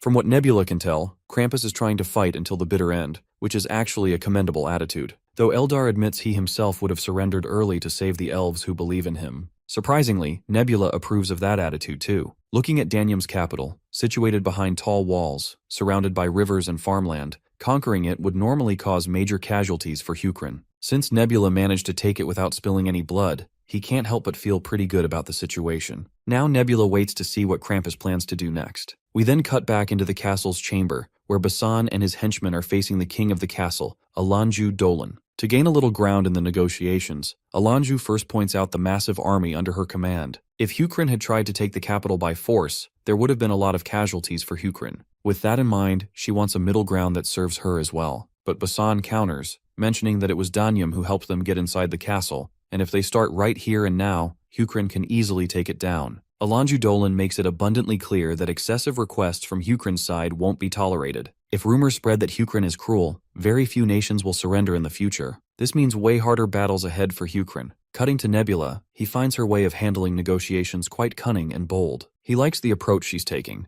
Eldar is surprised Nebula isn't simply interested in claiming the capital outright without restrictions. Nebula explains that Damaret is still a palace where the religion rules with heavy influence. If Hukrin directly acquires the capital, there will be repercussions. For now, he wants to figure out what Krampus is plotting, which option he plans to choose. A few days pass. With Hukrin's support, Alanju Dolan's coronation ceremony begins. This ceremony would officially crown the king of Danyam, who has an amicable relationship with Hukrin. However, things don't go as planned. The sacred mirror used for God-given royal authority suddenly shatters right over Alanju's face. Under these circumstances, the priest announces that the god does not acknowledge Alanju Dolan as king. He rallies the common people, preaching the will of their god. Even if Damiret surrenders to Hukrin, the people must not surrender their faith to the night sky. Slowly but surely, the people start agreeing with the priest. They're willing to surrender the nation, but not their faith. This is the moment Nebula had been waiting for, the separation of church and state. Normally, royal authority and religion support each other and form a united block of interests. But depending on societal progression, they can split. On Earth, separation of church and state usually happens when political forces weaken religion. But in the perished world, it's the opposite. Religion is far stronger here. Eldar points out that separation will make the situation even more complicated. Nebula, however, finally admits that Krampus isn't bad at this game at all. Currently, Alanju Dolan is the key piece in these circumstances. We transition to Alanju Dolan herself. Watching more and more people get riled up,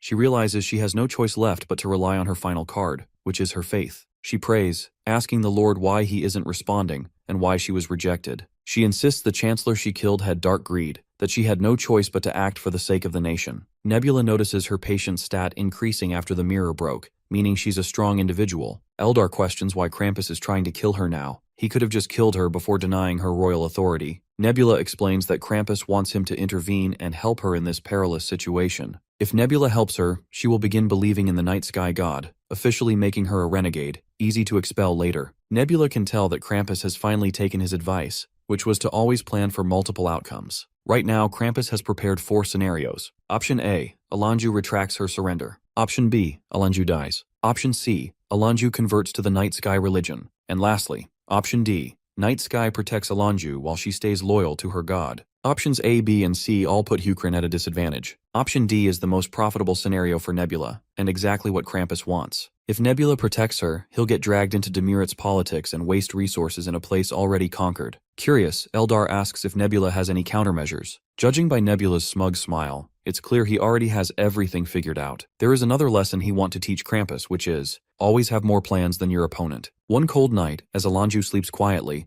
a mysterious figure slips into her room. It's Yan, one of the mages. Alanju recognizes her as an alchemist, prompting Yan to correct her. She's a mage now. To Alanju, the concept of a mage sounds like some fairy tale nonsense. Seeing her ignorance despite being the king, Yan can't help but point it out. She infiltrated a castle full of soldiers without being detected, and she has enough power to kill Alanju on the spot. Hopefully that alone should convince Alanju, but Alanju decides to test it. She draws a dagger and stabs it straight into Yan's neck. Yan bleeds but remains alive. Finally intimidated, Alanju asks why Yan came. Yan pulls the dagger lodged in her neck and calmly claims she's here to rescue her. When Alanju asks about the price for such help, Yan says she wants a nation where gods do not interfere. Alanju finds the idea ridiculous. A nation without a god is doomed to destruction, and history proves it. Without divine protection, no nation survives. Yan counters by telling her of a power that can rival the gods, and that's magic. The nation she envisions would rely solely on magic. If magic is that powerful, Alanju asks why they can't defeat Hukrin with it. Yan admits it without beating around the bush. Defeating Hukrin is impossible at the moment. Night Sky watches the mages closely and knows every move they make. The best they can do right now is protect the people. Those who don't believe in gods, like Yan's species, spend their lives persecuted. Now that another god is ruling the land, Yan doubts Alanju's descendants will ever live peacefully here.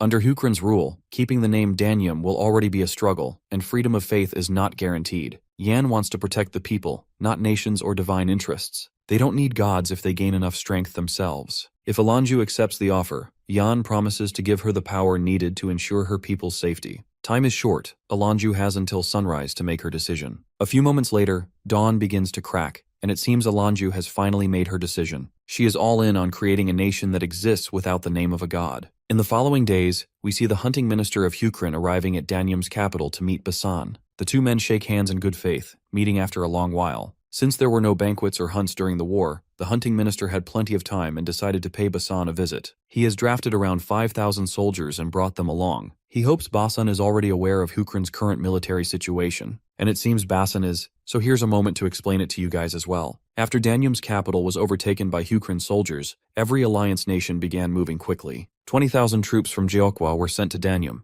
24,000 came from Mangul, and 18,000 marched in from Guman, even though those nations are far away. All in all, 62,000 alliance soldiers are marching toward Danyum's capital, Demurit. They're expected to arrive within a month. Meanwhile, Seokmyeon is still in a civil war. The depraved son who killed his own father will probably win. He's sweeping everything as if he's been blessed by a god. He even goes around calling himself Twisted Tie's disciple. The hunting minister has also brought weapons that might help, along with the extra 5,000 soldiers. To Basin's surprise, these aren't the usual cannons, they're new prototypes. One of them is an improved model with a larger barrel, making it heavier, but that extra weight adds 50 paces to the cannonball's range. Basin is impressed and eager to hear about the second cannon, except the second one is drastically different in size and shape. Turns out it's just a flintlock gun, but they don't call it that. They think it's a smaller cannon that a single soldier can operate. The technicians call it a hand cannon. Basin takes aim and fires at a target right in front of him, leaving him speechless at how useful this weapon is. He's certain that with enough of these bad boys, they can change the tide of war easily. About a month later, we find Runda sulking quietly in a corner, while the alliance meeting takes place. As you'd imagine, she's in a tough spot right now. Nebula's direct threats are weighing heavily on her. To understand what's eating her, we cut back to her previous conversation with Nebula. Nebula wanted her to betray the Alliance, an idea she found extremely unsettling.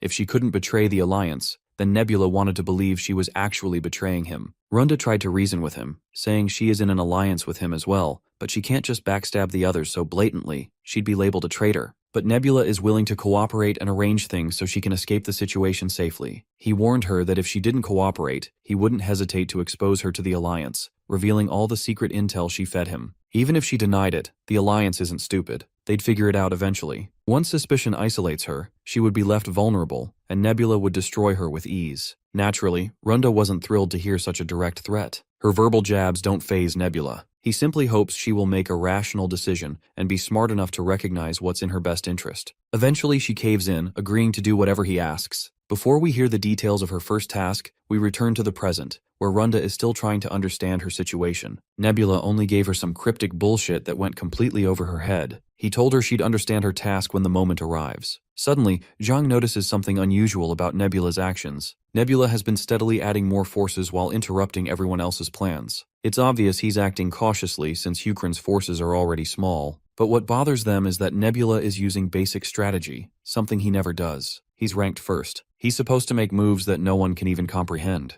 Zhang adds that the first fight with Hukran was just a miscalculation, but the next battle will be a siege or a turf war. Sieges have fixed strategies. Whoever has the bigger army holds the advantage. Following that logic, the Alliance has an 80–95% chance of winning. Their collective divinity level is also higher than Nebula's. Since this isn't a 1v1 fight, if everyone combines their faith resources, defeating Rakrak wouldn't be far-fetched. From these simple calculations, the Alliance believes they have a strong chance of winning, but they still can't understand why a player of Nebula's caliber is making predictable moves. He's probably up to something bigger that they're failing to see. Zhang agrees, something else is bothering him. It's the mages. Of the three mages, Yan's location is confirmed. They still have no idea where Tale or Mazdari are. Nebula has already used the mages to cause an incident. He planted a mage on the Danyum's king's right-hand side, resulting in Danyum declaring religious neutrality. There are still 2 more mages left, meaning Nebula can use them later to pull off similar situations. Keeping that in mind, the simple-minded Krampus thinks that just staying cautious of the mages in the future will be enough to avoid trouble. But Zhang doesn't feel it's that simple.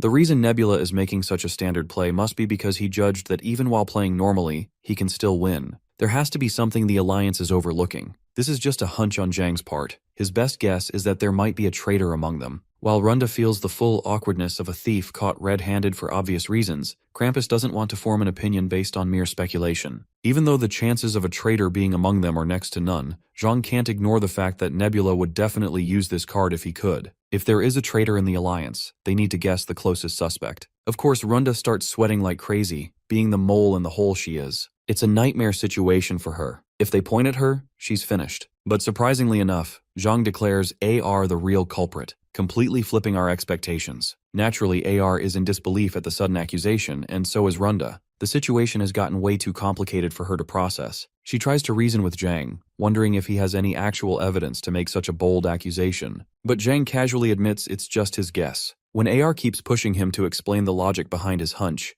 Zhang shifts everyone's attention to the screen window. He shows a Nyx visiting Guman and Hukrin several times. Though this Nyx doesn't hold any noteworthy title, he's just a merchant. Zhang even tried sending a priest to grab him, but Nebula intervened and killed that Nyx on the spot. AR thinks for a moment, then clearly states she had no ties with that Nyx whatsoever. This prompts Zhang to ask why that particular Nyx was meeting up with the Lizardman, and why Nebula went out of his way to kill him. Krampus also wants an answer. The fact that Nebula had been watching so closely the entire time only makes things worse. Runda tries to defend AR, suggesting that Nebula might just be messing with everyone. For all they know, this could be part of his plan, to make the alliance turn against each other. Krampus admits the suspicion might be trivial, but it's still worth thinking about. They want answers from AR, and only a detailed explanation will suffice. AR in turn accuses Zhang of trying to frame her. For all she knows, he might be the real traitor, diverting attention to her by using flimsy suspicions. The situation is getting messy, way messier than what Runda anticipated. And now she finally understands what Nebula meant when he said she would know when the time comes. It seems the time has come, and she has to make her move. She is supposed to take the traitor's side. He had warned her that if she keeps siding with whoever is being suspected,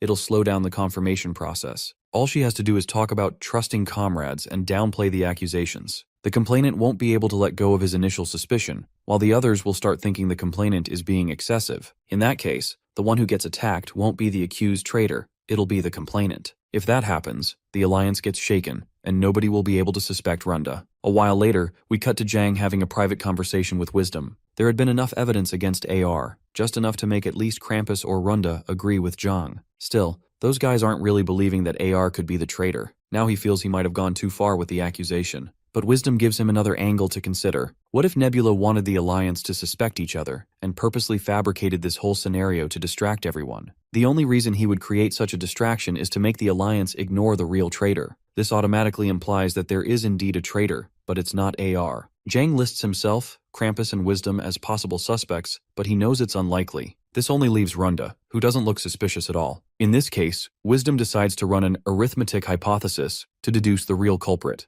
What problems would appear if Runda were the traitor? Instantly, Zhang's mind catches something, and everything clicks in that moment. As the realization dawns on him, he starts losing his mind because they are in deep trouble. Unfortunately for them, the alliance had already placed Runda and AR's camps close together because Runda was supposed to keep an eye on AR. Krampus is with them too, but he only has 2,000 forces. Long story short, if Runda decides to ambush them, she can take them down easily. However, Wisdom assures him it won't be smooth sailing. In the perished world, common people have their own will, and everyone will spiral into chaos if she suddenly tries to betray the alliance. Even if it's according to the Oracle, her troops won't be able to digest such a massive shift in situation that easily. We then cut to Runda, reflecting on everything she's done so far. Back when she used to play Perished World on Earth, there was a post that caught her attention, an investigative guide about how to increase one's chances of successfully betraying others in the game. It explored the do's and don'ts, and how to pull off an effective betrayal. In short, it was a full strategy guide on betrayal that someone had written for fun.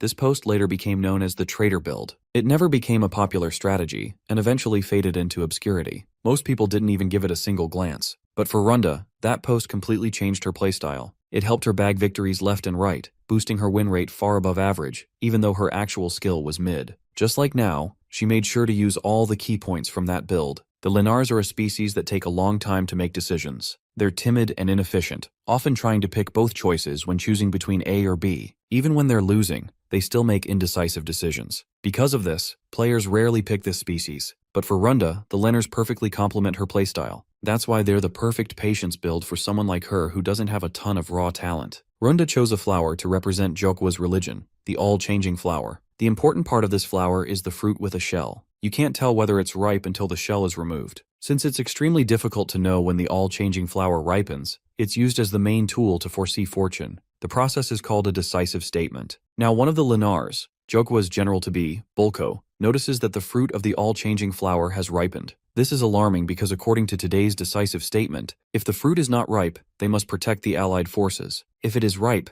Jokwa must betray them. For Lenners, right and wrong don't matter. All decisions are predetermined by their god. They believe the reason they are slow and indecisive is so they don't stray from their god's will. With full faith in their hearts, they begin the massacre, fulfilling their god's command. Krampus is too late to realize Jokwa's forces have betrayed them. They've already killed Guman's great general and are marching to ambush their captain. Runda has stopped responding. No one even knows where she is. They try to contact Wisdom immediately while Lenners tear through the Alliance forces. AR is devastated that they realize the true traitor's identity so late. The situation is absolutely dire. Guman's officer in command has already been assassinated. Jang suggests sending their creations immediately, but Wisdom strongly opposes it. Dimmerit's castle gates have opened, and Hukran's forces are pouring out, meaning the match is fully set. Zhang decides to have his forces march at full speed. However, Wisdom predicts they're going to lose anyway. If they intervene as gods, Nebula and Runda will do the same, putting the Alliance in an even tougher spot. The best move for now is to retract their forces and retreat. Wisdom adds that even if the Alliance loses their frontline forces, they still have their second expeditionary forces. But AR refuses to let her soldiers get slaughtered. She feels she must intervene to save them. Krampus is thinking the same. Those 2,000 soldiers are all he has. He'd rather fight tooth and nail than lose everything. If he loses Damerit like this, he'll have to give up managing his main species, the Satiros. Even if losses are inevitable, he won't go down without struggling. Now everything depends on what Zhang intends to do. Unfortunately, Zhang declines to join them. His divinity level is actually very low, something he hasn't told anyone. He can't explain why he can't help right now, because then he'd have to admit he suspected a traitor in the Alliance. He sacrificed his divinity level to create an apostle. If he joins the front line, he'll have to reveal the truth, that his level has dropped to 8. He already created a misunderstanding by claiming AR was the traitor, and if he's going to hide his divinity issue, he might as well hide it till the end so no one exploits his weakness. Jang orders his army to retreat,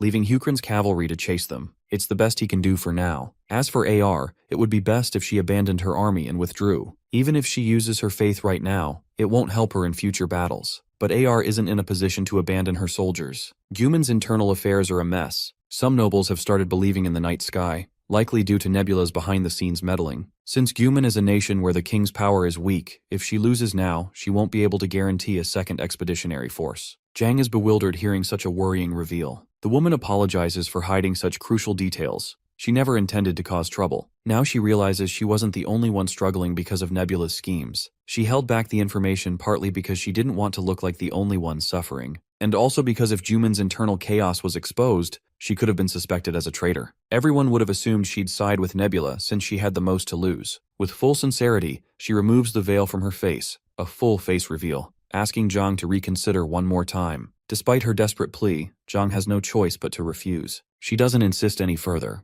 That's when Zhang realizes something profound. The foundation of the Alliance is extremely shallow. Even though they look fine on the surface, everyone has their own hidden problems they can't openly share. This hidden instability is what has been plaguing the Alliance and causing its downfall. AR bids them farewell on a good note and wishes them luck, before doing the unthinkable. The others don't understand why she's acting like it's her final moment, until she manifests. They are shocked at her suicidal decision. She has manifested herself. If she dies during manifestation while Guman's army is annihilated, she might become a vassal. This is her final desperate option after being pushed into a corner. Instead of making similar desperate moves, Krampus chooses to clear their minds before acting. He promptly orders Zhang to retreat his forces. Before Krampus can elaborate on his plan, that familiar crackling sound of thunder catches their attention, making them shudder. We all know it's Rak about to descend. While Krampus doesn't plan on manifesting, he still wants to support AR with the best of his abilities. He has to pull some crazy shit to screw over Nebula. We then cut to Runda absolutely losing her bananas after seeing AR manifest. Nebula tells this crazy, frantic chick to calm the heck down, since they're still on the winning side.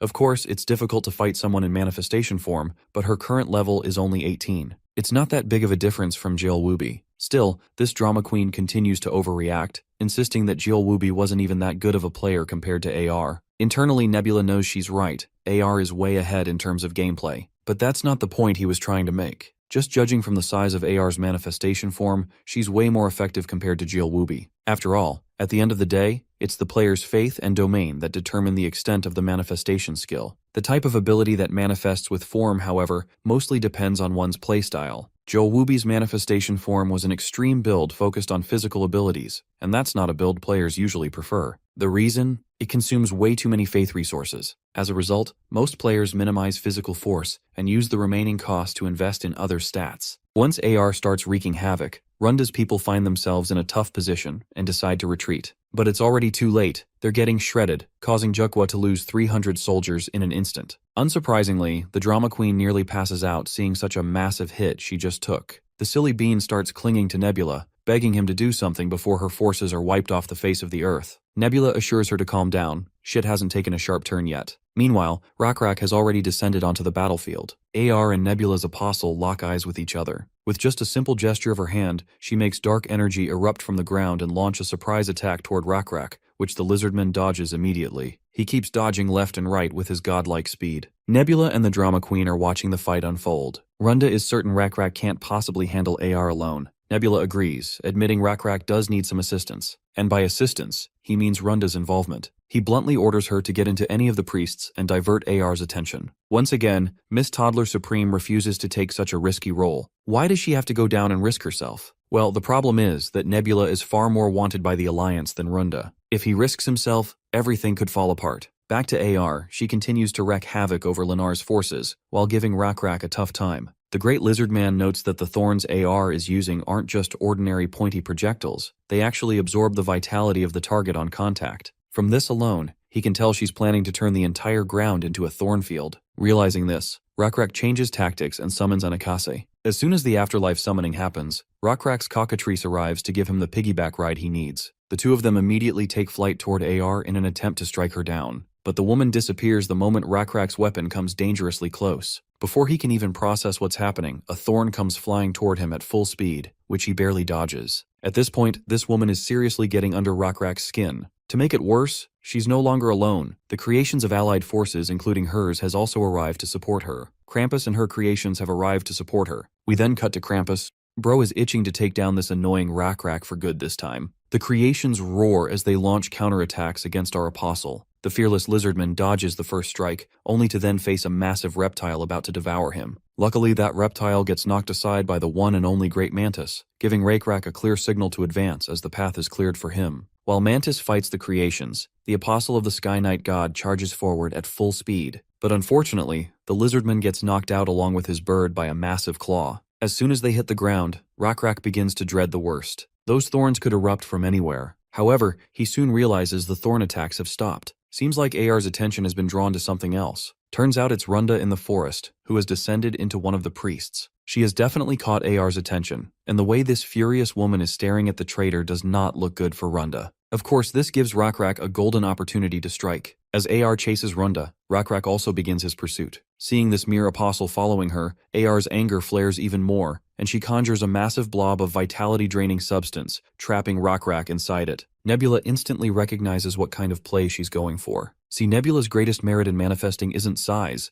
it's the skillification of his domains. If an apostle obtains skills through notoriety, the player or the god can form their possessed territory into the manifestation form's skills. These skills can be set by the players themselves, and the form, range, and power can all be adjusted to maximize efficiency and resource consumption. The thorns from earlier were probably made by combining the small domains of metal roots. She set teleportation as her movement skill, but this kind of play is too standard. AR is forgetting one crucial thing. Rakrak killed an evil god. And you know what kind of title an apostle earns with such a massive feat? A god killer. When the attack target is a god, any negative effects that occur while fighting them are resisted. Apostles gain skills according to their fame. There is no way a mental control technique meant to shake his psyche would work on Rakrak. As Rakrak launches another attack, it squarely connects and injures her deeply. The woman vanishes from sight again. That's when he notices she has abandoned her assault, likely buying time to recover from her injuries. By the way, AR is pronounced Dark Book as her god title, while Runda is called All Decisions by mortals. Rakrak has a hunch that Dark Book is furious at all decisions for the betrayal, so she must be trying to attack the apostle Runda has descended into. However, if she uses her black thorns to attack all decisions,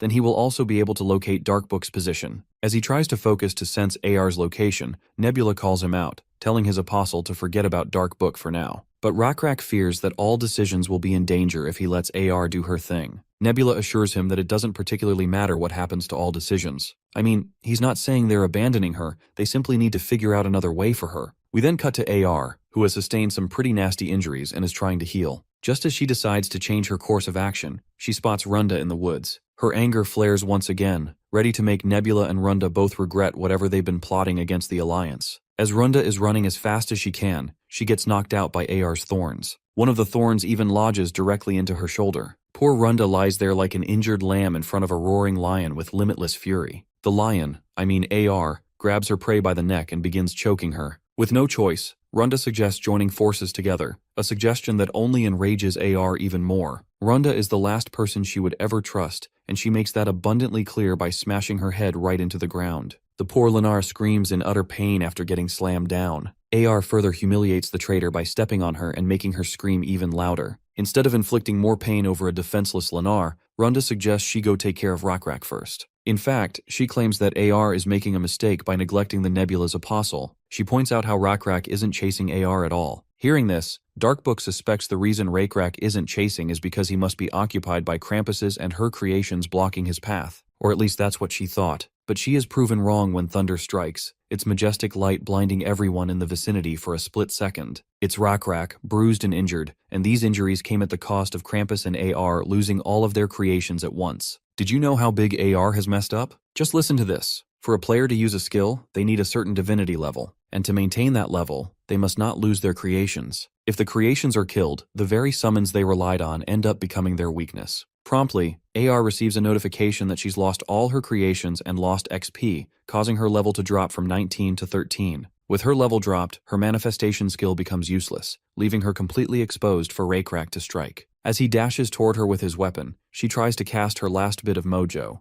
but since she doesn't have enough faith resources, she can't initiate any offensive attacks. That moment of vulnerability proves fatal. She gets struck right in the belly. Rakrak then stomps over the woman and drives his spear straight into her chest, electrocuting her on the spot. After taking down the immediate threat, Rakrak helps all decisions get up. The players are quickly notified that player AR has been vassalized, and the leading contributor to her defeat was Nebula, with approximately 64% contribution. Seeing this notification, Runda is sure that since Nebula's contribution is less than 70%, the system must have also counted her contribution as well. Right then, Nebula connects with Runda and orders her to get moving because she's losing faith as they speak. There's no point in her staying descended since AR is dead, but the war isn't finished. With clear orders given, Runda decides to leave. After that battle, a month and a half passes. With AR's death and Runda's sudden betrayal, the war took another shape. Jang worked extremely hard to revive Mangul and Guman's soldiers. The main battlefront moved into Runda's Jukwa, and Wisdom brought Seokmian's soldiers, who hadn't participated due to internal conflict. They conquered and destroyed Jukwa's farmland areas, mines, and business routes. It makes sense why they destroyed Runda's farmland and all that, since she betrayed them. But Nebula feels there's more to it than just mere hatred toward Runda. Perhaps Wisdom is trying to make this war a long-term one. Just as he is piecing things together, he gets a video call from Zhang. It goes without saying that Nebula picks up immediately. Turns out, Zhang is here with an offer to surrender. He is willing to give up Danium, and Krampus has already agreed, though he makes it clear they will definitely try to reclaim it later. Furthermore, they are offering Nebula AR's territory and 1/3 of Juman. Along with that, the Alliance will return the territories they occupied in Jukwa. There's more Zhang is willing to add, but Nebula is more interested in hearing the conditions he's supposed to accept. In this case, Zhang lays out his needs. First, Nebula must stop the war with no retaliation. Second, it's about AR's vassal status. Before Zhang even finishes speaking, Nebula rejects the offer outright, even without hearing the remaining conditions. He simply doesn't care. Everyone knows who's on the losing end. Without wasting another second, Nebula ends the call. After the call, Runda meekly questions his reason for rejecting the conditions. Accepting the surrender is in their best interest since the opposition is offering everything they've got. Nebula agrees the offer was alluring, enough that he can already tell he would have had major advantages in future wars if he accepted. Runda doesn't understand what he means by future wars. If he accepts their surrender, he will emerge victorious, leaving no wars left to fight. She insists there's no need to be obsessed with unifying the continent. Nebula claims he isn't obsessed with a perfect victory or total unification. If a ceasefire comes with benefits heavily in his favor, he'd normally take it. But Zhang specifically said he wanted AR's vassal status. He's trying to revive her if Nebula is interpreting their intentions correctly. After all, if vassalization is lifted, they'd regain numerical advantage, and once she's revived, that wouldn't be good. Of course, the ceremony to lift vassalization is expensive and time-consuming, but one thing is certain, they plan to continue the war, and Nebula doesn't want to add unnecessary difficulties to his future. We then cut to Guman's castle. Inside the castle, we meet Guman's prime minister, Kaloa Lata. The woman is staring at a strange candle, deeply upset that her god hasn't responded to her for a long time. This likely indicates that Darkbook has indeed died, and the one who killed her is the same person who killed the evil god. It's Rakrak, of course. Many are devastated by this news. Even the king hasn't left his bed in months, but such collateral damage was predictable. After all, a nation without divine protection is bound to collapse. Hukrin's forces are pushing internally, trying to persuade Guman's citizens to side with Hukrin. Mongul, who was allied with Guman, is now requesting Guman to merge with them instead. This unprecedented situation has put the Guman people in a dilemma over which side to choose. At the moment, they just want to side with whoever is less bad. As the Prime Minister is struggling with her thoughts, with no god's guidance, she is startled when ENT walks straight into her room. He is here to assist, and perhaps give her a solution to her worries. As darkness gradually descended, the surroundings grew noticeably calmer. Inside the mansion, discussions were still lively. Some voiced their frustration, remarking that it was not the time to act recklessly given the current state of the nation, and even questioned whether the Prime Minister had lost his senses just like His Majesty. Helen spoke in a harsh tone, asserting that, considering Guman's present condition, they had no choice but to rely on other powers such as Mangul, Hoikrin, or Seokmian. He then added pointedly that it seemed Dinan would also have a difficult time, since he had traveled all the way from Hoikrin only to return without gaining anything of value. Dinan responded calmly, stating that this was simply how things went and that he was not particularly disappointed. After finishing his words, he turned his back, waved casually in farewell, and left. He walked outside at an unhurried pace, his demeanor composed and untroubled. Suddenly, from behind a wall, a voice called out to him, asking whether he was Dinan of Hukrin. A mage then stepped forward and informed him that everything had gone as promised, asking whether he had confirmed it. Hearing this, Dinan smiled faintly in apparent satisfaction and nodded, replying that it was correct. He then added in a serious tone that everything had proceeded smoothly according to their plan. Afterward, he gazed distantly out the window, lost in thought, reflecting that conquest was not necessarily the only answer. Since Guman was far removed from Hukrin, he believed that it was enough for it not to belong to anyone else. Turning back, Dinan firmly declared that they would no longer oppose Guman from that point onward, and that Guman's Hukrin faction would not cause any disturbances either. Hearing this, the mage was visibly swayed and responded positively, saying that it was great and that he would trust Dinan's word. He then asked whether Dinan was satisfied, noting that events were unfolding exactly as the night sky had planned. The sudden question caused Dinan to hesitate slightly. He reflected aloud that satisfaction was perhaps the right word. He admitted that there had been a time when he hated being born different from others, which had led him to resent everyone and everything. However, he now felt a great sense of relief in simply being a member of Hukrin, and in that regard, he believed he was indeed very satisfied. Meanwhile, Seokmion sat solemnly with his hands clasped together before speaking. In a firm voice, he announced that they should now review the current situation. He explained that Danyum's main nation and its capital had declared independence through the power of the mage Yan. Other territories had followed suit, with minority species forming the core of the rebel forces and separating completely. Within that chaos, Krampus had gathered loyal believers and established a separate independent nation.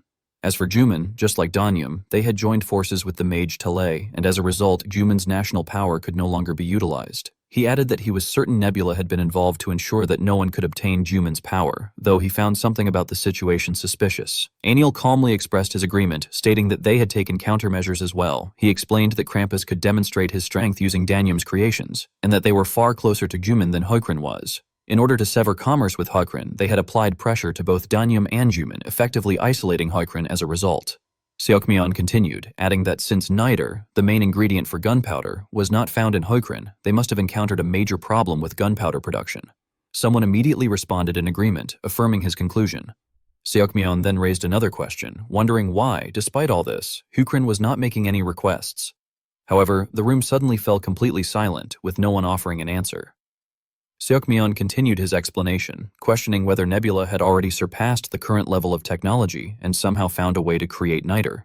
Krampus offered his judgment, saying that he did not think so, and warned that overcomplicating things would only lead wisdom to fall for Nebula's plans. As the circumstances were logically pieced together, it was noted that before the war, Hoikrin had purchased a large amount of niter from Mangul, and if that fact was taken into account, Seokmyeon seemed to realize that Huikrin must still have remaining supplies of niter, and that Nebula was therefore aiming for a short-term battle. Krampus agreed, stating that this must have been Nebula's plan all along, which was why he remained calm even after the supply of niter was cut off. Seokmyeon lightly placed his hand on the table and remarked that the reasoning made sense. However, he added that a short-term battle would not occur simply because Nebula desired it, since the alliance would not agree to such terms. Still, he said that this information made him think of something. When Krampus asked whether he was referring to Mangul's coastal area, Seokmyeon pointed and confirmed that the place was called Alchem. He firmly asserted that Alchem contained Mangul's niter mines, and that Nebula's next target must be Alchem. He reasoned that Nebula would likely attack by ship to steal niter, and emphasized that they needed to prepare for this by strengthening their seaside defenses.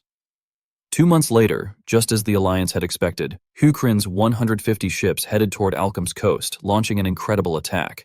The scene aboard the ships was chaotic, yet what awaited Huikrin was the 260 ships that the Alliance had already prepared. In the end, the Alliance emerged victorious. Resting his chin on his hand, Anil commented that although they had won, considering how forcefully they had increased their battleships for this fight, their opponents' losses were actually fewer than their own, making it a wasteful victory. Krampus responded that regardless of the circumstances, a win was still a win. He stated that Huikrin must have consumed a large amount of high-quality gunpowder during the battle, and that in the future they would struggle to use weapons that required such resources. He concluded that although the victory was shameful in terms of tactics, it was a huge strategic success. Anil then asked whether Huikrin would attack Alchem again to obtain gunpowder. Seokmyeon disagreed, saying that he did not think so, and suggested that Nebula might instead focus on defense, as he only had low-quality gunpowder left. He added that the alliance would have the advantage if the conflict turned into a long-term fight. However, Seokmyeon continued by explaining that this was precisely why Nebula would attack somewhere else, either by merging with Donyum, which had declared neutrality, or by targeting another place. When he pointed directly at Krampus, causing him to freeze in surprise, Krampus questioned whether Seokmyeon meant him. Seokmyeon stood up, placed his hand on the table, and affirmed that geographically speaking, there was a high possibility that Nebula would strike one of Danyum's newly founded independent nations under Krampus's control. He stated that if they intercepted this move, they would win. Once again, Wisdom's predictions proved accurate. New Danyum, an independent nation of Krampus, was located within a part of Seokmyeon's territory that Wisdom had previously abandoned, and it lay close to the land of Huikrin's allied state, Jokwa. As predicted, Huikrin passed through Jokwa's territory with 20,000 soldiers and launched an attack on Ashian Castle, where the independent nation was stationed. However, this time the alliance failed to achieve the results they desired, as Ashian Castle remained standing 5 days into the battle. The atmosphere on the battlefield was fiercer than ever. Massive cannons roared continuously, firing relentlessly toward the castle ahead. From above, Nebula stood watching everything unfold. Suddenly, a screen appeared from below. Krampus shouted angrily, demanding to know where Nebula had obtained it. Nebula calmly asked what he meant, which prompted Krampus to impatiently clarify that he was referring to the gunpowder. Nebula smiled slyly and replied that he had anticipated this reaction, explaining that it seemed Krampus had miscalculated and assumed he had no gunpowder left, though that assumption was incorrect. Grinding his teeth in rage, Krampus questioned what Nebula meant. Nebula then raised his hand, created a beam of light, and told him to look at the map, saying the answer would become clear. Krampus initially scoffed, stating that it was merely a map of the third continent and accusing Nebula of spouting nonsense, but he suddenly stopped and glanced to the side. Utterly confused, Krampus muttered for him to wait. As the surroundings fell into an eerie silence once more, Krampus pointed with a shocked expression and asked whether Nebula was trading with the fourth continent. Nebula responded cheerfully that it was not as if they were the only ones in the game. Krampus then elaborated on the situation, explaining that because everyone had been so far apart before, no one had considered trading, but the fourth continent was different. It was closer than the others, with islands in between which made trade possible. However, he voiced his suspicion, noting that the player they had analyzed on the fourth continent was Sha-Cha, who used the Deep Ones as his main species. Nebula narrowed his eyes slightly and questioned whether Krampus was implying that Sha-Cha was an evil god, just like Jolwubi had been. Krampus shouted in frustration, insisting that this was exactly the case and questioning how it could be possible to trade with such a being. Nebula, however, remained calm and said that he was more curious about why Krampus had thought trading was impossible in the first place. He reasoned that the Deep Ones could communicate and were intelligent, and that the Deep Night pirates had only engaged in piracy because they had been driven out of their homeland. There had been a high possibility that they were originally a proper civilization on the continent. As for Jolwubi, although his actions had been cruel, Nebula believed that, when examined carefully, Jolwubi had simply made the best strategic choices for his vampire species.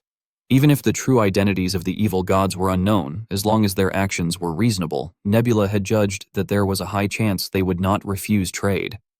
Meanwhile, at the harbor, Sungwoon's prediction proved correct. Hukrin's ship encountered the ship of the Deep Ones, and the two sides successfully carried out a legitimate trade. A notification appeared before Nebula, confirming his expectations. Shortly afterward, the system displayed a message stating that an unknown player had requested a whisper and asking whether he would accept it. Nebula did not hesitate and chose to accept. On Kai's screen, a small figure appeared. Seeing the other party, Nebula silently wondered whether the person was just a child. The two stared at each other in silence for a while, until a voice finally came from the other side, asking why this had happened. Nebula immediately understood the question and clarified that the other party must be asking why he had offered the trade.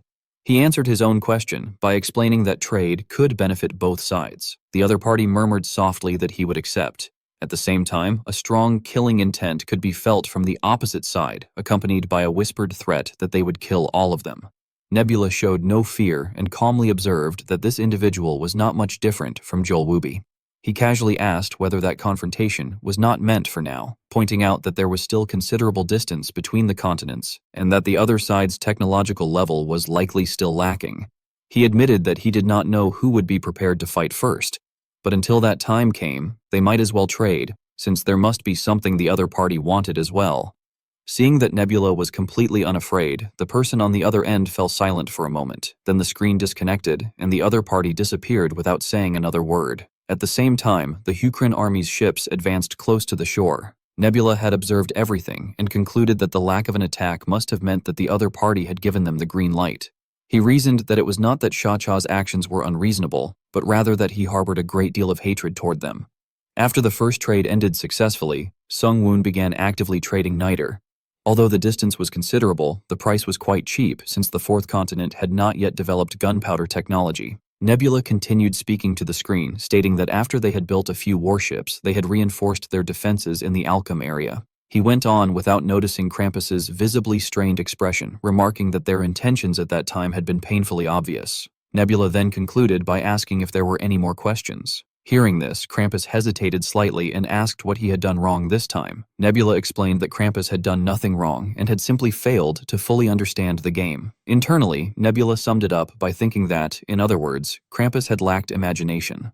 Suddenly, their conversation was interrupted. Seokmyeon appeared behind the screen and warned Nebula not to think that he had already won, declaring that the fight was not over yet. Nebula narrowed his eyes slightly and calmly replied that he already knew.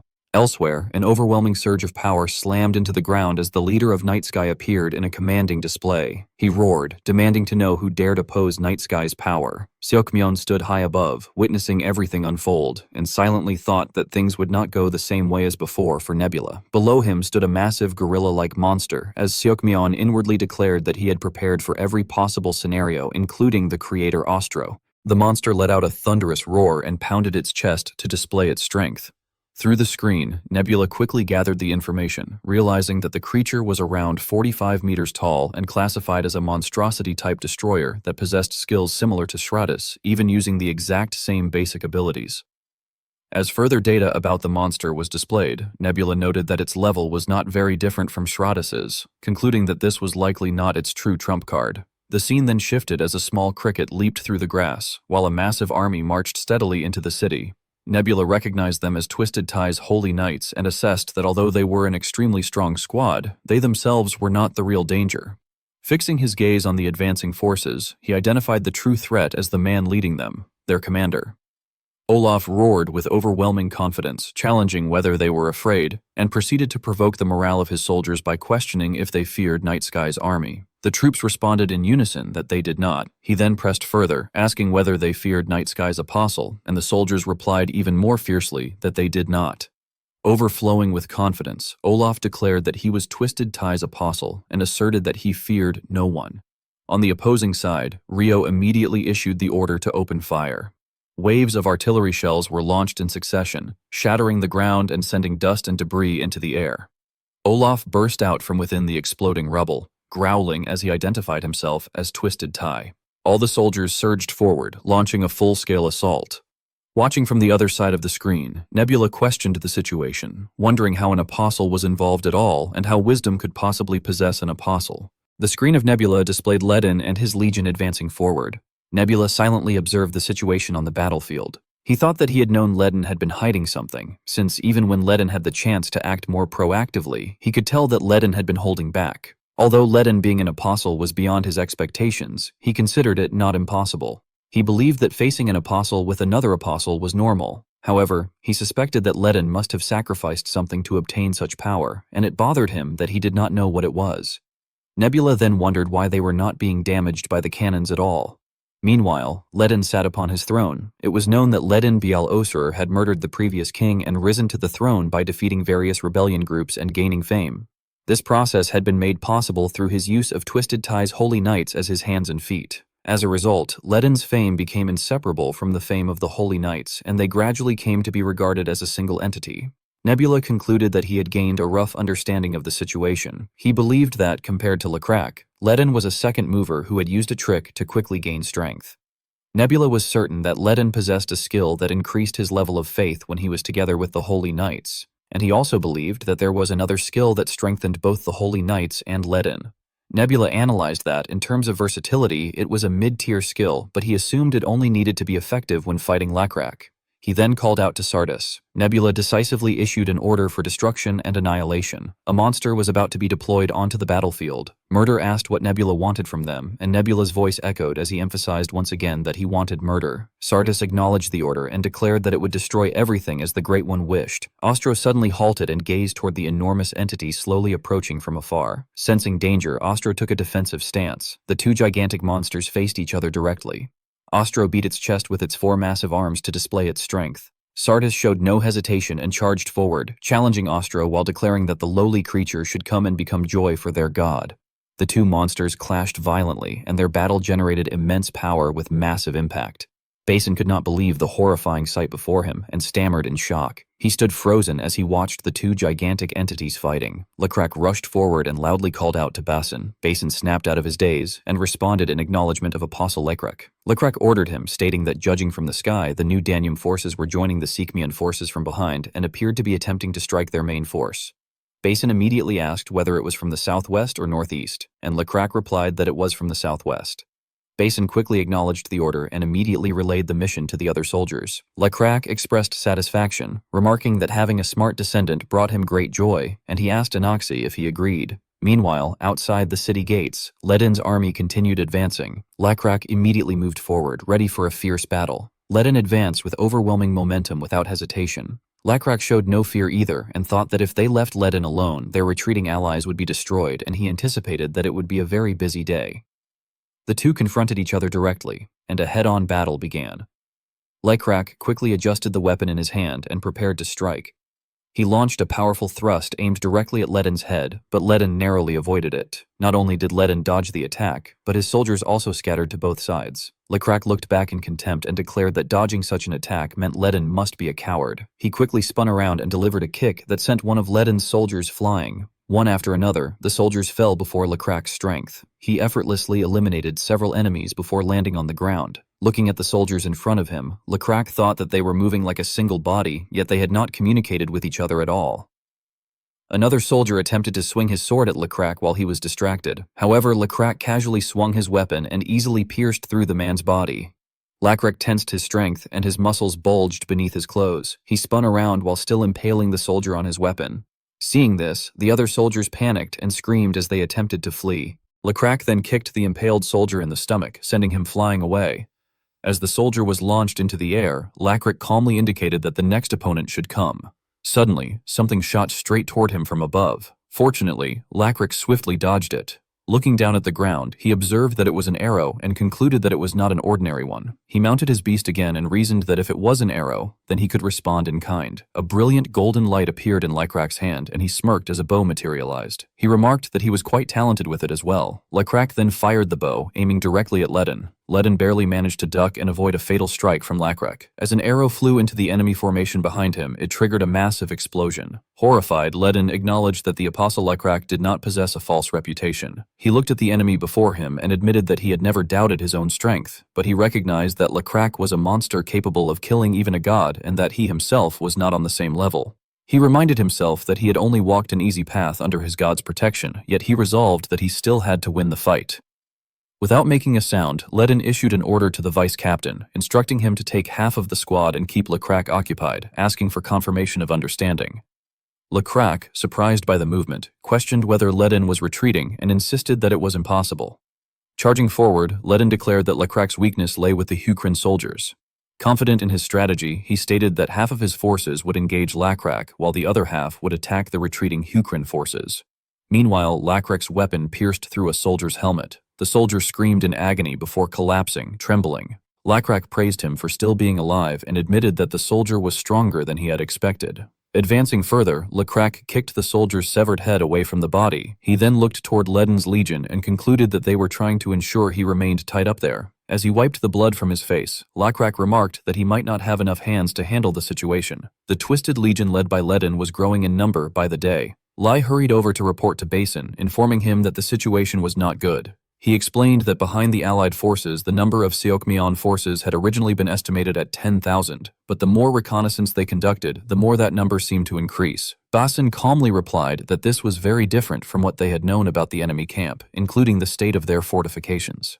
Lai wondered whether their reconnaissance had been lacking, but Basin denied this, stating that they had always been thorough, and that this must mean Twisted Tai had been meticulous. Lai grew worried and asked whether that was not a problem. Basin acknowledged that it was, but he added that it was also something to celebrate. He confidently asserted that since the enemy was putting their all into this battle, they could be assured that the war would end soon. While they were still discussing the situation, another soldier approached and reported that there was trouble. He announced that the legion led by Ledin was advancing rapidly and that knights who had suddenly appeared at their rear had caught up. The twisted soldiers immediately began using archery tactics, releasing a barrage of arrows that threw Lacrac's legion into chaos. Once the soldiers were struck by the arrows, their muscles began to mutate, causing them to panic and wonder what was happening. The moment they lost focus, Ledin would ambush them from behind and eliminate them. Ledin proudly declared that this was the power of order. As he watched Lacrac's legion gradually being destroyed, he proclaimed that order was what tangled up all living beings, and that Twisted Tai ruled order, granting them the power to untangle those who were entangled. The arrows continuously altered the bodies of those who were struck, and Ledin slaughtered them mercilessly, explaining that life was tangled in an extremely complicated way, and that once everything was untangled, death would follow. His eyes filled with excitement as he proclaimed that this was his God's truth. Suddenly, he froze when a whirlwind appeared before him. Staring at the creatures within it, he questioned whether they were bugs. He found himself excitedly wondering whether this was an interruption from the sky. As more and more insects flew toward him, he thought that it would be difficult to untangle so many of them one by one. At that moment, a surge of power descended from the sky behind Ledin. Lacrac, who had not been restrained at all, appeared in a majestic manner. Without wasting any words, Lacrac charged forward, believing that too much time had passed. Ledin hastily changed his strategy, realizing that Lacrac had not completely defeated the knights and thinking that this was an opportunity to attack from both sides. He ordered the knights to turn around and head toward Lacrac. Lacrac charged alone into the center of the enemy encirclement. Ledin commanded his soldiers to fire their arrows and punish him, urging them to defeat the enemy of their god. One arrow struck Lacrac's left arm, and Ledin smirked, believing that it had hit and that the power of order would now be injected into him. However, Lacrac simply pulled the arrow out of his arm. His muscles began to contract violently as if they were about to burst out. Yet Lacrac clenched his arm and focused his strength into the contracting muscles. Unaffected by Ledin's trick, he continued advancing with overwhelming momentum. Ledin collapsed in shock, wondering what had happened and questioning whether Lacrac had suppressed the power of order through sheer vigor alone. Lacrac, however, only felt more excited, finding it interesting and urging the troll to keep trying. Seeing his opponent's excitement, Ledin panicked and cursed internally, wondering what he should do next. Nevertheless, he tried to reassure himself by thinking that Lacrac was still surrounded and that he could not afford to miss this opportunity. At that moment, a snake whispered into Ledin's ear, telling him that he had made the correct choice as an apostle. It explained that it was not that the power of order had failed to work on Lacrac. The snake described it as a creation formed from Twisted Tai and Blue Flow's creation, explaining that Lacrac had merely forcefully suppressed the miracle with his own divinity. It added that the miracle was an amalgamation of Twisted Tai and Blue Flow's divinity, and that after a few more attempts, Lacrac would no longer be able to contain it. Hearing this, Ledin gestured with his hand and declared that it was good news. He announced that it was time to use the Knight's Formation, a formation trained and practiced solely to kill this apostle, as ordered by Twisted Tie. He explained that within this formation, they would be strengthened with divine power. Ledin's soldiers tightly surrounded Lakrak, believing that although he could escape if he used a great deal of power, they would not allow him to do so. They believed that in the end, he would be trapped within the formation and forced to endlessly expend his divinity, and that eventually he would be unable to suppress the boiling miracle. Ledin then shouted for the strongest apostle to die. Meanwhile, Jangwon and Seokmyeon were monitoring a control panel when Krampus suddenly appeared behind them. He grimaced and explained that he had come to share information about the situation, but that the news was not good. Krampus reported that it had been their side that set up the formation in anticipation of the enemy, but Hoikrin's spirit had been too strong for them to block. As a result, he informed them that their first defensive line had been pierced. Seokmyeon asked about Ashian's castle walls. Krampus replied that it did not seem like they were trying to reclaim the castle and explained that although the southern walls had been destroyed, the creations were fighting in that region. Seokmyeon praised the effort and remarked that it was good work, adding that, as had been said to Nebula, the fight was not over yet. He reflected that the fact Nebula's gunpowder had remained unminimized had been a significant shock to the alliance. As a result, the plan for Seokmyeon and the new Danyum forces to wait at Ashian Castle and intercept the Hukrin forces had fallen through, forcing Ashian Castle to helplessly endure bombardment from Hukrin. However, he thought it was acceptable because by using the collapse of the castle as an opportunity, the soldiers could be sent to the rear and gain a chance to attack Hukrin from behind. Seokmyeon then thought that the formation they had set up to hunt the enemy stragglers could be strengthened, noting that although it would be close, there was still a chance to win as long as the enemy had no more hidden cards. He then explained the situation aloud, stating that the Hukrin forces were currently moving westward and appeared to be heading toward the highlands, which would be better for defense, but he added that their second line of defense was waiting there. Seokmyeon asked Krampus whether he could block them. Krampus anxiously replied that he honestly did not know, explaining that Nebula's interference was too strong and that Nebula was using all sorts of miracles to interrupt military actions, which would consume all of his divinity resources just trying to resolve the interference. Krampus grumbled that this was why he had thought the situation would be better there and questioned whether that was not the case. Seokmyeon remained calm and said that it was good in part. He pointed to the battle displayed on the screen and explained that he had thought it would be sufficient if Ledin could keep Nebula busy, but he added that they might actually be able to capture him if his calculations were correct. Krampus asked why he had said in part. At that moment, Jangwon spoke up, explaining that they were not the only ones who had prepared thoroughly for the battle. He stated that the Jokwa forces had just appeared and that while they had been distracted by Nebula, those forces had entered using a divinity blocking skill. Referring to the large number of soldiers visible on the screen, he reported that there were 40,000 of them, adding that they had circled behind the castle and were heading toward the breach created by Hukrin, likely planning to seize the castle. Krampus expressed concern that losing the castle would be too dangerous and said that he should send back the soldiers who had joined Seokmyeon. However, Seokmyeon disagreed, stating that he did not know whether it would be that easy.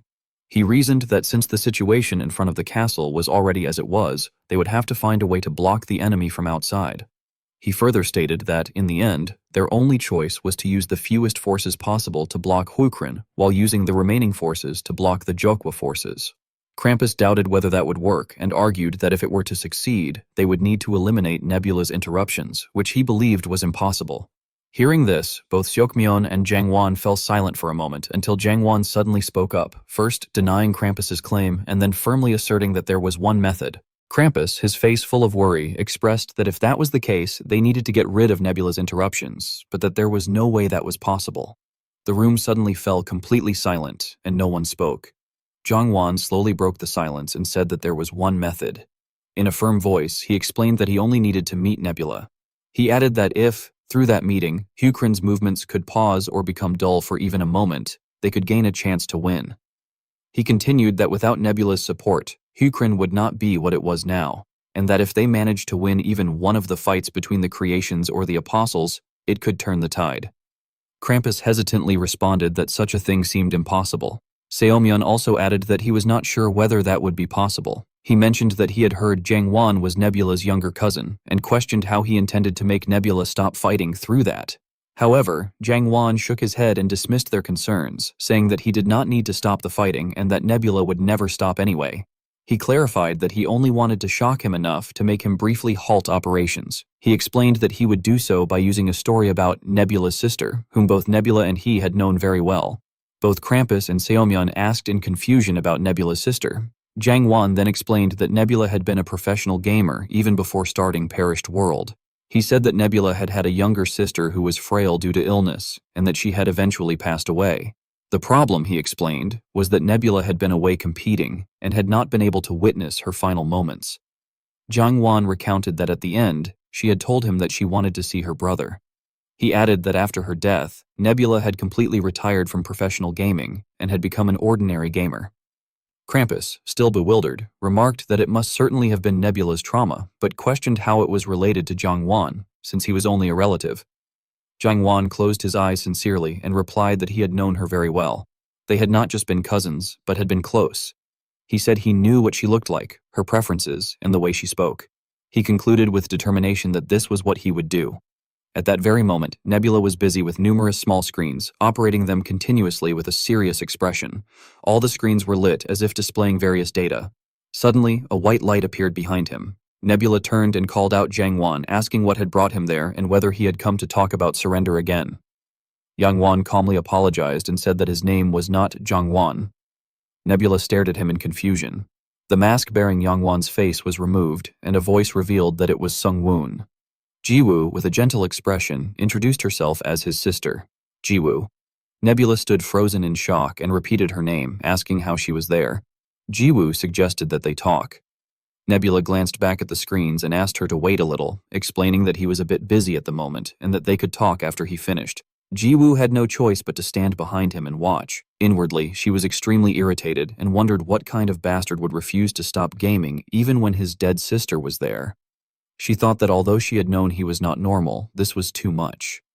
She told herself to calm down, reminding herself that the conversation had not even started yet and that he was not ignoring her. He was simply trying to ignore her. Suddenly, Nebula stopped moving and stood silently for a while before resuming his operations. Memories from the past resurfaced, of him sitting beside Jiwoo as she lay in a hospital bed, calling her name. She had gripped his hand weakly and addressed him as Sung Woon. With sorrowful eyes, she had once said that she was cursing him. Sometime later, Jiwoo had seemed to recover somewhat, and Nebula had felt relieved. He had entered her room looking radiant, surprising her. She had smiled brighter than usual, but when she noticed his outfit, she had suddenly stiffened and stared at him in shock. Returning to the present, Jiwoo, wearing the same expression, asked whether he was gaming again. Nebula's hands paused at her words. He turned and apologized, explaining that he had merely been taken aback and had needed time to think because he had been so surprised. He then addressed her formally and asked how this had happened. Jiwoo's eyes grew serious as she thought that it had worked. He had stopped supporting his army. She hoped the other two would now do their best. Aloud, she replied that she did not know either. She said that she had thought she had died, but when she opened her eyes, she had been there. She explained that the closest player to her had been AR, who had told her it was a game, so she had tried her best to adjust. Nebula asked about the lion mask. Jiwoo replied that she had been looking for something to hide her face. He then asked whether she had not known he was Nebula, mentioning that it was the nickname he had used. Jiwoo said that she had suspected it, but had not been certain. When Nebula began to question her further, she interrupted him and said that if he interrogated her like that, it was a bit scary.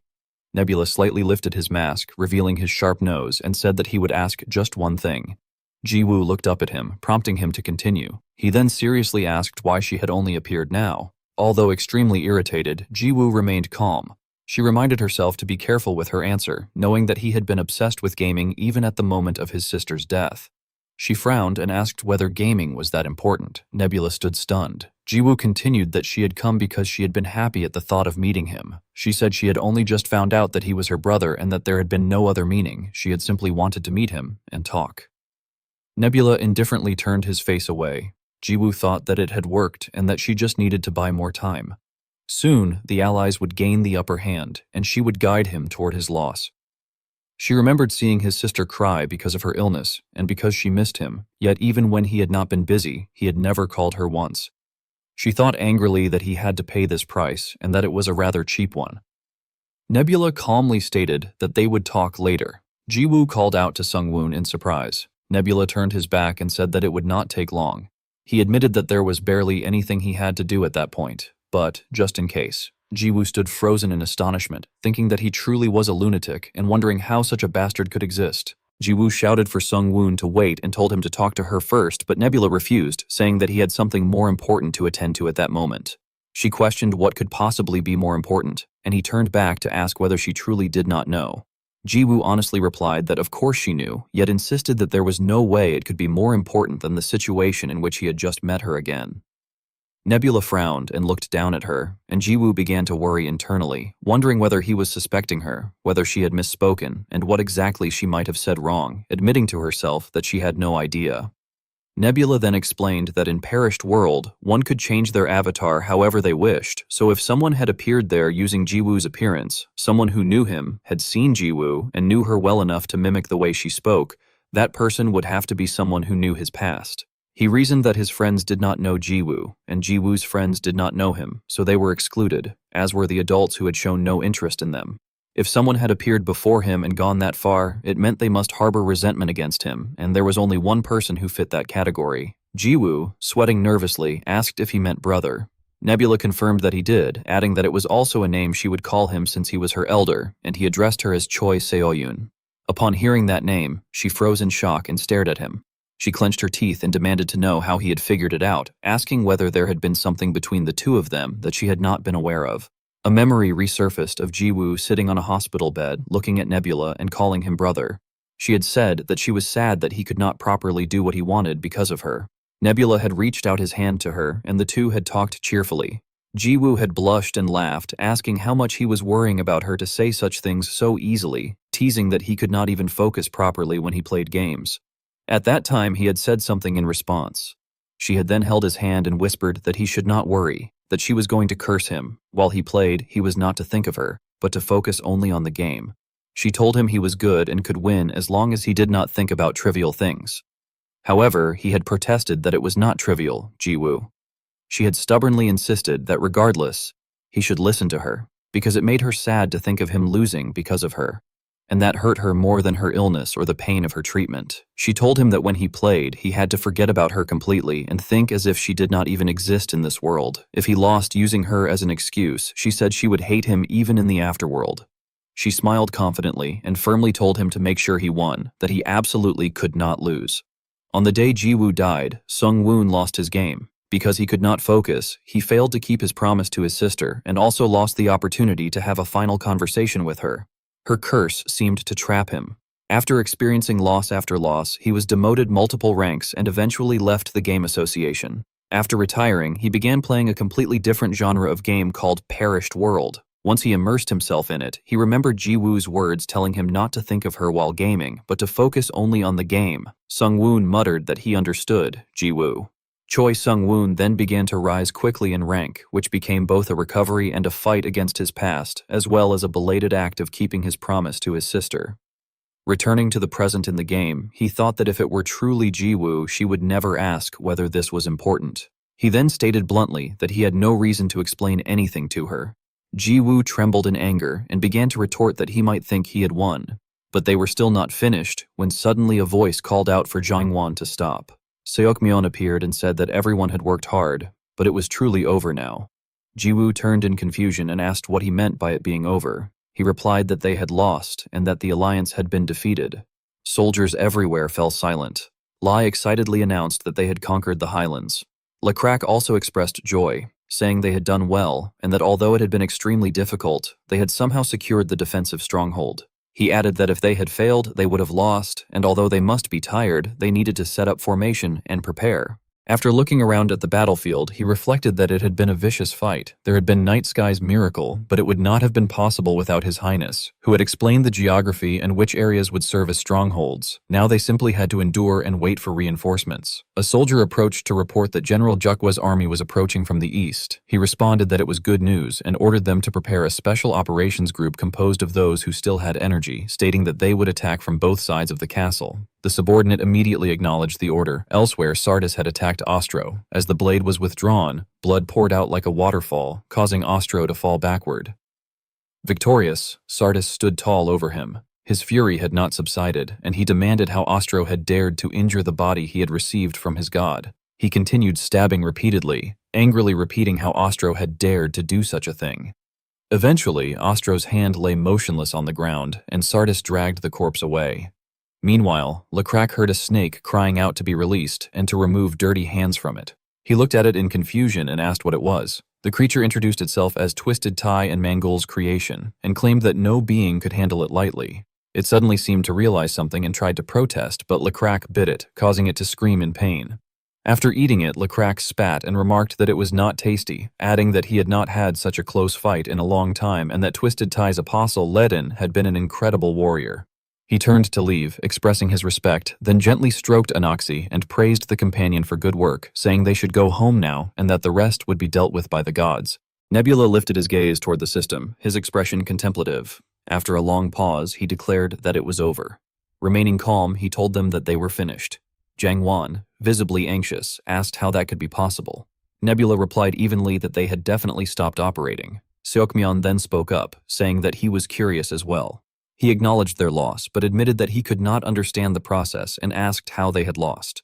Standing firmly, Nebula asked whether Seokmyeon wanted to review it as if they had been playing a game of Go. Seokmyeon promptly answered that he did. Tilting his head slightly, Nebula said that the explanation was simple, but that Seokmyeon would not be able to understand it. Seokmyeon responded that it did not matter. He argued that, technically speaking, there was not a significant difference between their knowledge of strategy. He added that the game did not require a strong physique, and that his style of play allowed him to move his pieces exactly as he intended. Placing great emphasis on that point, Nebula responded by asking whether Seokmyeon was implying that he himself could not move his beings as intended, whereas Seokmyeon could, and that therefore Seokmyeon should have been the one to win. Seokmyeon answered simply that yes, that was what he meant. Nebula continued by stating that although Perished World did contain a physical aspect, that was not the focus of the current discussion, so he would set that aside. Seokmyeon urged him to continue. Standing authoritatively before everyone, Nebula declared that the idea of moving pieces exactly as one intended was an outdated meta among the upper ranks. Seokmyeon questioned whether that was truly the case. Raising a finger, Nebula firmly explained that such a playstyle had a fatal weakness. It only allowed for intended plays. To simplify, he elaborated that Jangwon, Krampus, and Runda all shared a similar religious system, a system in which everything unfolded strictly according to the player's intentions. This kind of manual operating meta, he admitted, was certainly effective for powerful plays. However, he cautioned that when it came to achieving high scores, it was not the optimal approach. Seokmyeon, puzzled, asked why not. Nebula calmly explained that a player's decisions were not always correct. At times, the choices made by the beings who were directly facing a situation could be more accurate. Moreover, in complex circumstances, it was difficult to issue precise commands, and attempting to control what lay beyond one's control inevitably created problems. He then described the newest meta as something simple. Instead of trying to control every being, one allowed them the possibility to follow while also permitting them to make their own decisions. In doing so, even if the player's attention shifted elsewhere, defeat would not come so easily. Though the difference seemed minor at first, once such factors accumulated, they produced a significant impact. He pointed out that this had been proven by the fact that even after he had paused his operations, he had still managed to win. Folding his arms, Seokmyeon said that he had learned his lesson and understood. He then formally declared that he would give up. Nebula accepted his surrender with a simple acknowledgement. Krampus then raised his hand and said that although they had already asked many questions, he wished to ask one more. Nebula gently granted him permission. Scratching his head, Krampus asked whether they had barely lost or whether Nebula had been holding additional hidden cards. Nebula let out a sigh before revealing that there were 3 more things he had not shown them, regardless of the battle's outcome. Confidently, he disclosed that the first was the Mage Mazdari. Curious, Krampus asked about the remaining 2. Nebula responded that he would reveal them gradually once Krampus surrendered. After a brief hesitation, Krampus agreed and declared that he gave up. Everyone was astonished by his decision. Jangwon also reacted in disbelief, asking what that meant. He then conceded that he had lost as well, though he questioned whether Nebula expected him to beg for forgiveness.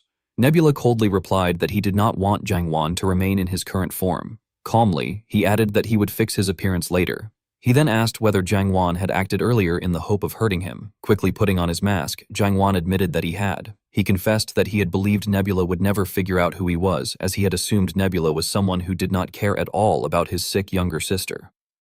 Choking back emotion, Jangwon finally admitted that he no longer believed Nebula was as bad a person as he had once thought.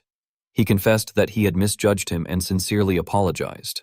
Nebula nodded slightly and thought to herself that the woman had not been completely wrong. Jiang Wan also took a moment to reflect, remarking that if that had been the plan all along, it should have been used more aggressively from the beginning, adding that the man was unexpectedly soft in certain areas.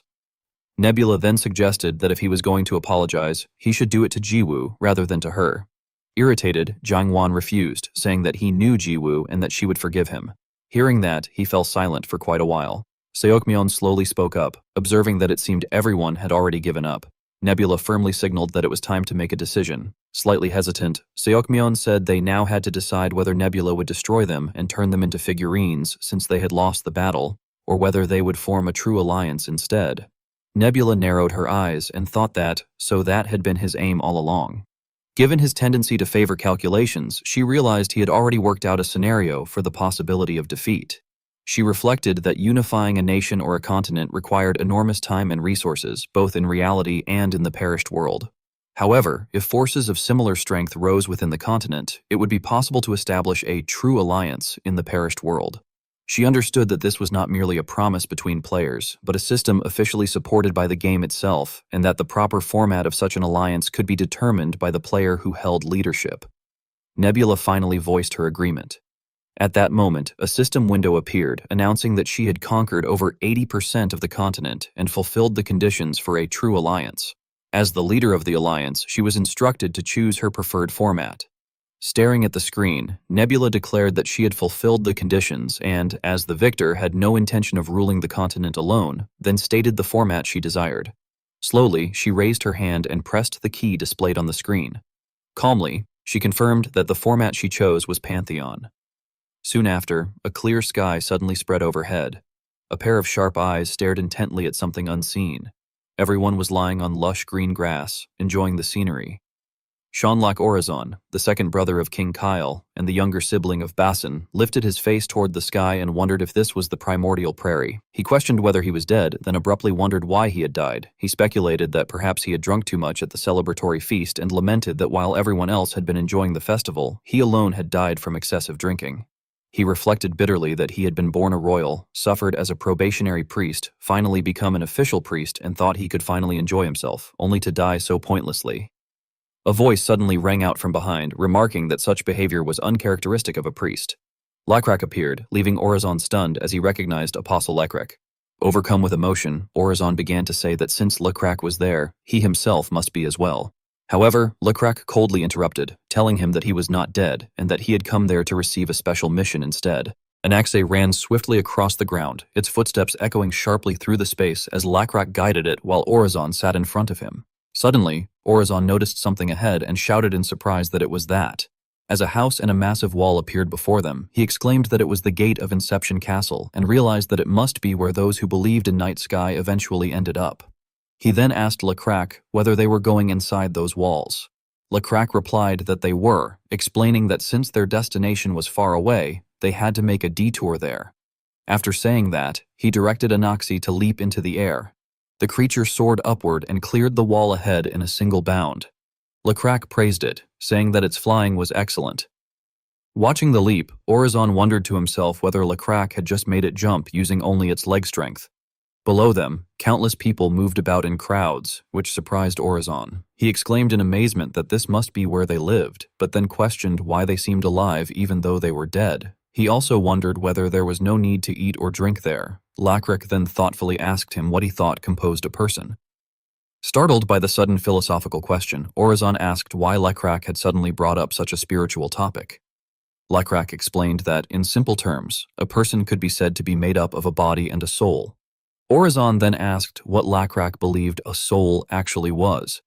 Lekrak hesitated and admitted that he was not entirely sure. However, he said that he believed a soul was not merely memories. Rather, it also included a person's relationships and even the habits they had maintained throughout their life. He continued by saying that many people had different ideas about what happened after death, but no one truly knew for certain. Because of that, some tried to live exactly as they had before they died. Orazon looked up and suggested that perhaps they did that because they did not want to lose themselves. Lekrak replied that perhaps they simply did not even know how to lose themselves. However, he added that if someone never lost themselves, they would practically live there eternally, which was not necessarily a good thing either. Soon afterward, Anaxe landed gently on a grassy field. Looking into the distance, Orizon pointed out that there were incredibly tall mountains on the left side. He remarked that they seemed different from the primordial prairies he had heard about and wondered whether what they had been taught was wrong. Lecrac turned his head and told him to look to the right instead. He explained that the left side belonged to those who believed in what was untrue, while the right side was for those who believed in all decisions.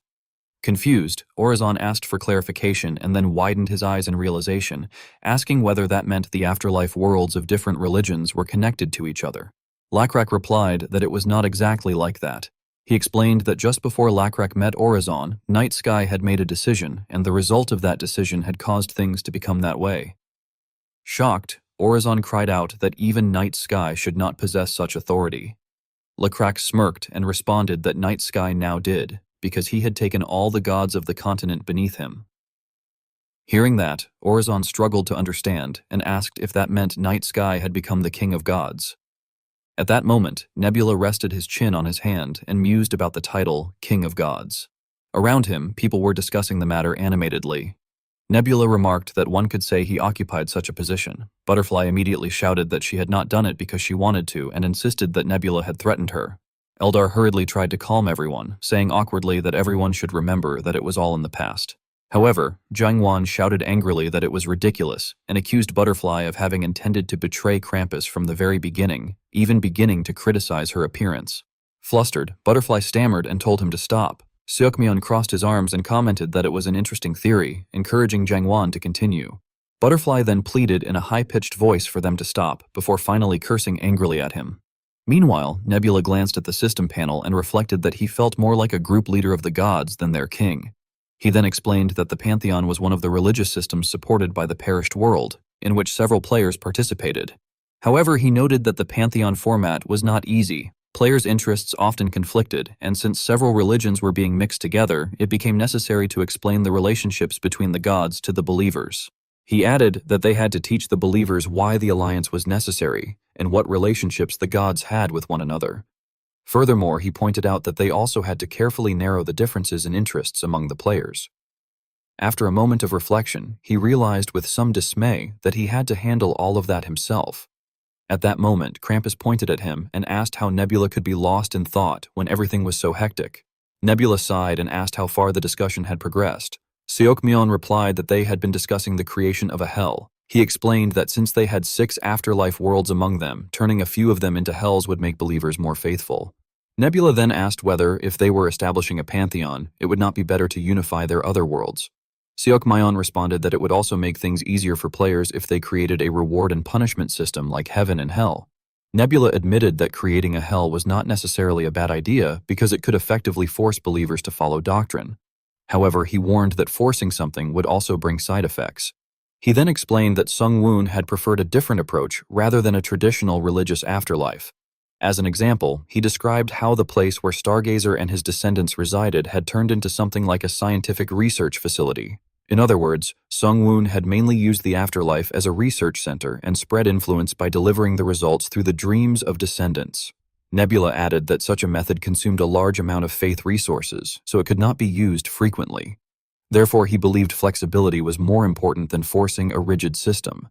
Everyone reacted in unison, questioning what he meant by flexibility. Nebula explained that while it was beneficial in the original game to unify everything and pursue a clear goal, their situation was no longer a game, but the real world. He pointed out that evil gods also existed, which meant they needed the ability to respond flexibly to changing circumstances. He further admitted that he was not even certain that the victory conditions from the game remained the same in this reality. He reminded them that in the original perished world, there had been 2 victory conditions. The first was sealing every other player except those allied with you, and the second was having all players united in a single alliance. However, he noted that the latter would obviously be impossible due to the existence of evil gods. Leaning forward slightly, Nebula suggested that it was even possible that the game might not end at all, even if they fulfilled those victory conditions. He then asked whether anyone could truly be confident that it would. After that, he decided to move on to the urgent matter and asked Eldar whether it was acceptable to proceed. When Eldar heard her name, she replied politely that he should speak. Nebula then stated that since there were no objections, they should continue with what they had discussed earlier, especially now that the apostles had almost all gathered. Eldar's cheeks flushed red and her ears drooped slightly as she placed a hand on her chest and acknowledged that she understood.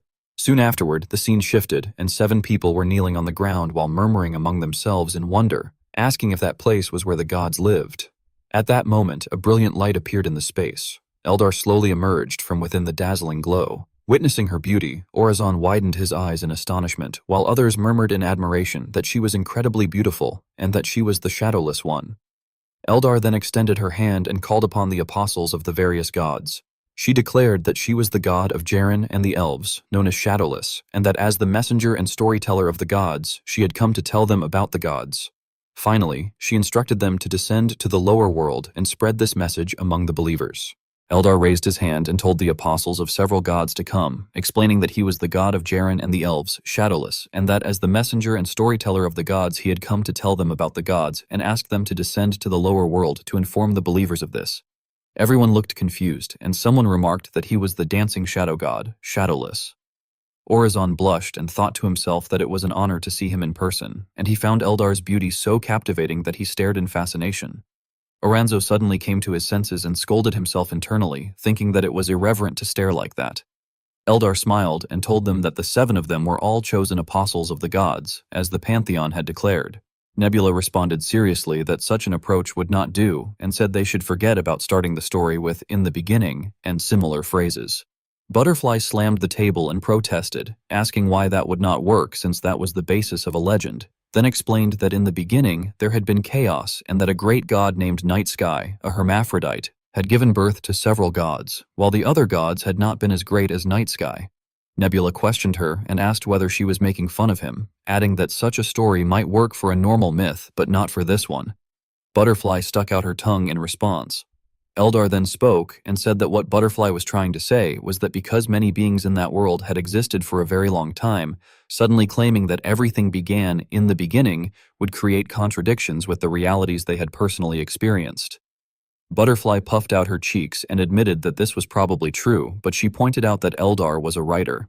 Eldar looked surprised and asked her to pardon the remark. Butterfly explained that Eldar seemed unusually sensitive about the setting and consistency of the story. Seokmyeon nodded and said that Eldar had previously mentioned the works of Lovecraft, and he added that people who read those works were usually either bookworms or individuals who did it as part of their profession. Embarrassed, Eldar admitted that she was indeed a writer, although she said it was not exactly what they were imagining and promised that she would explain later if they were curious. Nebula then suggested that since the discussion had reached that point, it would be good to make use of that fact. Eldar looked surprised and asked whether he meant her. Nebula replied that rather than having all the gods speak together or appointing a creation as their representative, it would be better for one of them to speak on behalf of everyone. Eldar looked confused and repeated that she should be the one to do that. Nebula nodded and confirmed that she should indeed do it. The atmosphere in the room fell silent. Eldar's ears perked up, and she said that if that was the case, they should at least decide on the first sentence of the speech, wondering what she should say. She then suggested that she would first speak about herself as Shadowless, explaining that she came from a place the listeners could not comprehend. She continued by saying that from that incomprehensible place, the gods had looked upon the world in an indescribable way. They had watched as people forgot the gods, wandered aimlessly, and lost their knowledge and culture, and the gods had pitied them for that. She explained that as a god she had tried to guide them, but it had not been easy because other gods had similar plans. Nebula watched her speak through the screen while she continued, explaining that they did not need an extraordinary myth merely to inspire everyone, but she also did not want to create a careless, new myth. She added that many gods besides herself had entered the land for their own motives, and since each of them hid their true intentions, they had antagonized one another, causing tragic events to occur without end. Eldar continued by saying that every time a great failure occurred that could not be undone, the gods returned to the beginning of that land and simply adapted what had actually happened. At that moment, the computer screen displayed the word restart. The idea sounded natural from the perspective of a player beginning a new game after finishing one, but it sounded entirely different to the apostles. Orazon stared with his mouth open and exclaimed in amazement that the gods had actually turned back time. Eldar went on to explain that they had returned to the very beginning again and started planning everything once more. They chose followers, managed their creations, developed civilizations, and fought against other gods, but that world had failed again. She said they believed they would eventually find a path that everyone could agree on, and therefore repeated the process tens, hundreds, and even thousands of times. Everyone looked at each other in confusion as Eldar continued, explaining that the cycle could not continue forever because each rewind had a cost for the world. She said that one of the gods eventually realized this and discovered that they had only one chance remaining. As a result, in the hope of finally understanding one another, the gods carefully tried one last time, and the people present were now living in that final world, the most precious of all worlds. At this revelation, everyone simultaneously bowed their heads and cried out in astonishment, wondering how such a thing could be possible and expressing gratitude to their god. Eldar extended her hand again and explained that because of this, the gods began fighting once more in that final world. She said that the greatest among them was Night Sky, who could see through everything in the world, even things that went against his own desires, and that he guided people beyond his own intentions until he reached an answer he himself had not originally known. Nebula wondered whether that was not too excessive. Butterfly expressed great satisfaction and told them not to stop and to keep going. Eldar smiled and said that in order to ornament her as the main god, he should at least do that much, since she was essentially the Zeus of Greek mythology. He then continued speaking about the misunderstandings between the gods in all the incidents that had occurred, as well as the process through which they eventually made up and reconciled.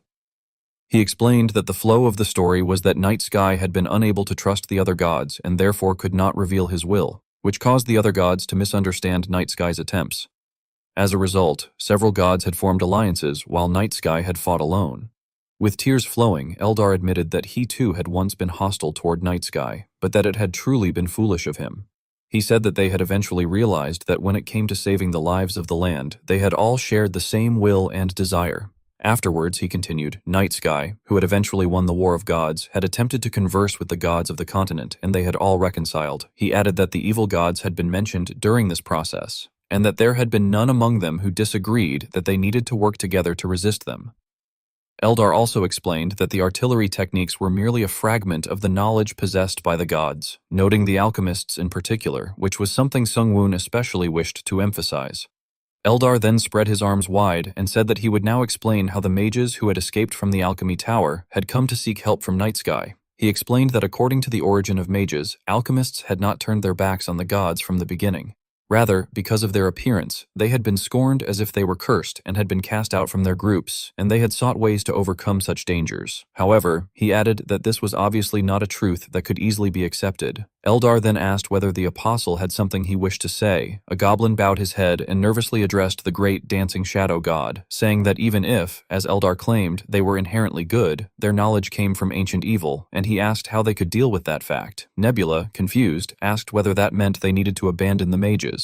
Seokmyeon nodded and replied that they did. He clarified that he was not trying to find fault with how they had used mages until now. However, he argued that it was too much to attempt to control those who could not be controlled, and that there was also a danger when it came to religion. Nebula disagreed and remarked that she was somewhat against that idea. Seokmyeon then asked curiously that although she was the main god, he wondered why she thought so. Nebula explained that the third continent, where they currently were, had comparatively fewer resource reserves, so they would need some sort of card that could give them an advantage somehow. Seokmyeon still did not quite understand and asked whether magic was supposed to be that advantage. He then added that he was not suggesting they should pursue a magic build, since that would lower their chances of winning. Instead, he explained that this was a somewhat different method, but it was one that had worked once before, so he wanted to try it again and asked them to leave this matter to him. Eldar then raised his pale hand high and told the apostles not to be surprised but to listen, saying that what he was about to reveal was the greatest secret among the gods. He explained that normally, before the new gods had come there, Night Sky had already been a god who had existed in that land for a very long time. Upon hearing this, everyone became restless and exclaimed in shock, asking how such a thing could be possible and realizing what it implied. Oranzo widened his eyes in disbelief and thought to himself that there was no way. He then realized that Night Sky was as old as the ancient evil, meaning that his origin was different from that of the other gods. Eldar explained that they should not mention why Night Sky had left the land in the past and why he had returned once more, adding that it was one of the most profound secrets of the gods and not something they could understand. She then gently continued that they should know Night Sky was one who had existed before, existed now, and at the same time was an arriver who was continuously arriving. Hearing this, someone asked whether that meant Night Sky was an ancient being and therefore the same as the wicked evil. Eldar immediately denied it, saying that even among the beings they called the ancient evils, there were those who had fought against the wicked evils alongside Night Sky. She went on to recount everything she knew about Sungwoon, explaining that even within the magic of mages, there were things Night Sky had invented, and that although they were wary of magic, this was precisely why they did not need to hate it. Those present listened as if gaining new knowledge. Fearing that no one would believe her, Eldar said she knew it would not be easy to accept and that she would call a witness. As soon as she finished speaking, a spirit appeared, and she asked it before everyone to answer according to God's will whether everything she had said was true. The spirit replied immediately that it was correct. It then revealed a secret few people knew, stating that with all its demonic magic on the line, the reason it shared power with Night Sky's priests was because, in truth, Night Sky had been its master since long ago. Orizon then realized the truth, exclaiming that he understood and organizing all the information he had just heard, concluding that Night Sky was an ancient being, a master of some of the ancient spirits and of magic, and that those chosen among them possessed demonic properties as part of magic. However, no one realized that the spirit was being remotely controlled by Sungwoon. Butterfly, who had been observing, asked whether he had made the demonic spirit lie. Sungwoon replied calmly that he had, adding that it had been far more willing than he had expected. Eldar then continued by asking if they understood now, explaining that until now, Night Sky had hidden this to prevent the world from falling into chaos, but that he no longer wanted those fighting to defend his knowledge and secrets to continue suffering. She urged them not to regard mages as ancient evils or scorn them. Meanwhile, Sungwoon continued observing their actions and thought to himself that fundamentally, having the believers accept Buzz was the same kind of method, and that it was about merging demonic properties into the existing faith system. He reflected that the probability of success was not high, but if they succeeded, they could use demonic magic without any penalties to faith. However, he also wondered why a similar approach would not work for mages, thinking that if it did, something even greater than what had happened so far might be possible. Suddenly, he noticed something and reacted in surprise as a card appeared on his interface labeled Unique Domain Magic. The system informed him that he had obtained a new domain, explaining that unique domains belonged to the player who obtained them, and that he had acquired the unique domain, Magic. Curious, Sungwoon checked it and questioned whether it truly was a unique domain. Upon touching it, a series of explanations and useful cards appeared, describing that players obtained various domains while playing the game, such as small domains, large domains, and species domains, which differentiated a player's style and individuality. It also noted that these domains were not exclusive to a single player, and that even strong, large domains like the sky or sea were difficult to obtain and could be possessed by multiple players. However, it emphasized that unique domains were different, as only one player could possess them, completely changing that player's playstyle. It gave the example that the unique domain War had been the most famous among players, although the conditions to obtain such domains were largely unknown. Sungwoon began to reflect on this, thinking that upon obtaining War, one's win rate would become 70 to 80%, which explained why people coveted it, and that other unique domains had also been seen. Yet he realized that this was the first time he had encountered the magic unique domain, noting that he had never seen or even heard rumors about it before. Sungwoon carefully compared it with the card he had previously received and wondered whether it was a domain that had never existed in the original game, just like the domain of corpses he had obtained before, adding that it was a unique domain related to corpses and that he did not know what condition had been fulfilled to obtain it, though he trailed off in uncertainty. While he was still lost in thought, the system suddenly notified him that he had acquired a unique domain, Magic Level 1, explaining that through magic manipulation, he could use all existing magic, but that the resources consumed when using magic would be proportional to faith. It also displayed an additional button indicating one extra skill, prompting Sungwoon to remark to himself that the important thing was that he had obtained this, and that it even came with a skill. Without hesitation, he pressed continue, admitting that he felt somewhat excited about it.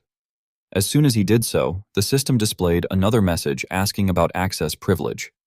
Sungwoon was left confused, questioning what kind of access privilege it was referring to, and noting that the garbled letters resembled those associated with the evil gods, leading him to suspect that it might also be related to the ancient evils. He then glanced back at the still open screen and reasoned that it was only a level 1 unique domain for now, so once he leveled it up further, more skills might appear and he would learn more. Watching Eldar play with the demon spirit, he decided that he would investigate the domain more later and observe how Eldar would conclude the situation. Meanwhile, Eldar continued her passionate speech, explaining that because the gods could not understand each other's wills, the conflict between them had been an unfortunate event. But since they all shared the same motivation of acting for the sake of mortals, the conflict had eventually been resolved, and they hoped to move toward reconciliation. Orazan was so moved by this that he shed tears. Lotta, who had remained silent until then, suddenly spoke up, remarking that the story was very touching, but she had more to say. Before she could finish, Eldar interrupted, stating that she understood it was not satisfying for her. Lotta admitted that she was indeed not satisfied and began explaining her circumstances, saying that if she had to explain that thousands of soldiers had died in a war caused by a misunderstanding, and that she would have to tell Anak, who had lost her husband and survived by doing odd jobs, that it had all been a mistake, she would still do so because it was the duty of apostles. However, she added that while the other gods were still present, her own god, Darkbook, no longer existed, which was something they simply could not understand, and she had gradually lost faith because of it. After Lotta finished speaking, Eldar slowly floated closer and gently acknowledged that her anger was justified, encouraging her to continue feeling that anger if she believed it to be unjust. Eldar further explained that they too felt the weight of the absence left behind, and that the reason they had summoned them was not merely to tell this story. Realizing the implication behind Eldar's words, Lotta was shocked and hesitantly suggested that perhaps they intended something more, to which Eldar responded with a gentle smile that they would indeed bring Darkbook back, but that for this to happen, there was something the mortals must do. The scene then shifted to another location, where 3 individuals were approaching an entrance, led by Duke Patian. As he stopped before the gate, he called out in a stern voice, asking if anyone was there and declaring that he had come from afar to attend the emperor's coronation. A servant from the residence hurried out to receive him, acknowledging that he must be Duke Pasian of Donri and saying they had been expecting him, but apologizing that he could not enter with a weapon. Hearing this, Pasian laughed loudly and mockingly remarked that if that were the case, he would remove it, but questioned how it could be that the so-called emperor was afraid of an old gnoll like him. At that moment, a voice from behind responded that, of course he was afraid, and the speaker turned out to be Huikrin. Pasian looked at Huikrin seriously and evaluated him, noting that he was young, that the scales above his eyes were still glossy, and the bumps on his tail not yet hardened, estimating that he was at most 15 to 20 years old. He found it hard to believe that such a young lizardman could be the ruler who would unify the entire continent and be called emperor. Huikrin approached Pasian with a smile and remarked that, from what he had heard, Duke Pasian was a general who had been invincible across the seas, and that someone like himself, who made his people risk their lives and left command to his brother, would naturally be afraid. Sensing the respectful tone in Huikrin's words, Pasian changed his attitude and admitted that seeing him speak so carefully to a dull gnoll who had spent his entire life wielding a sword made him realize he had misspoken, and he asked for forgiveness for his rudeness. Huikrin, however, dismissed it lightly, saying that there was no need for forgiveness and that he would see him at the banquet before walking past them.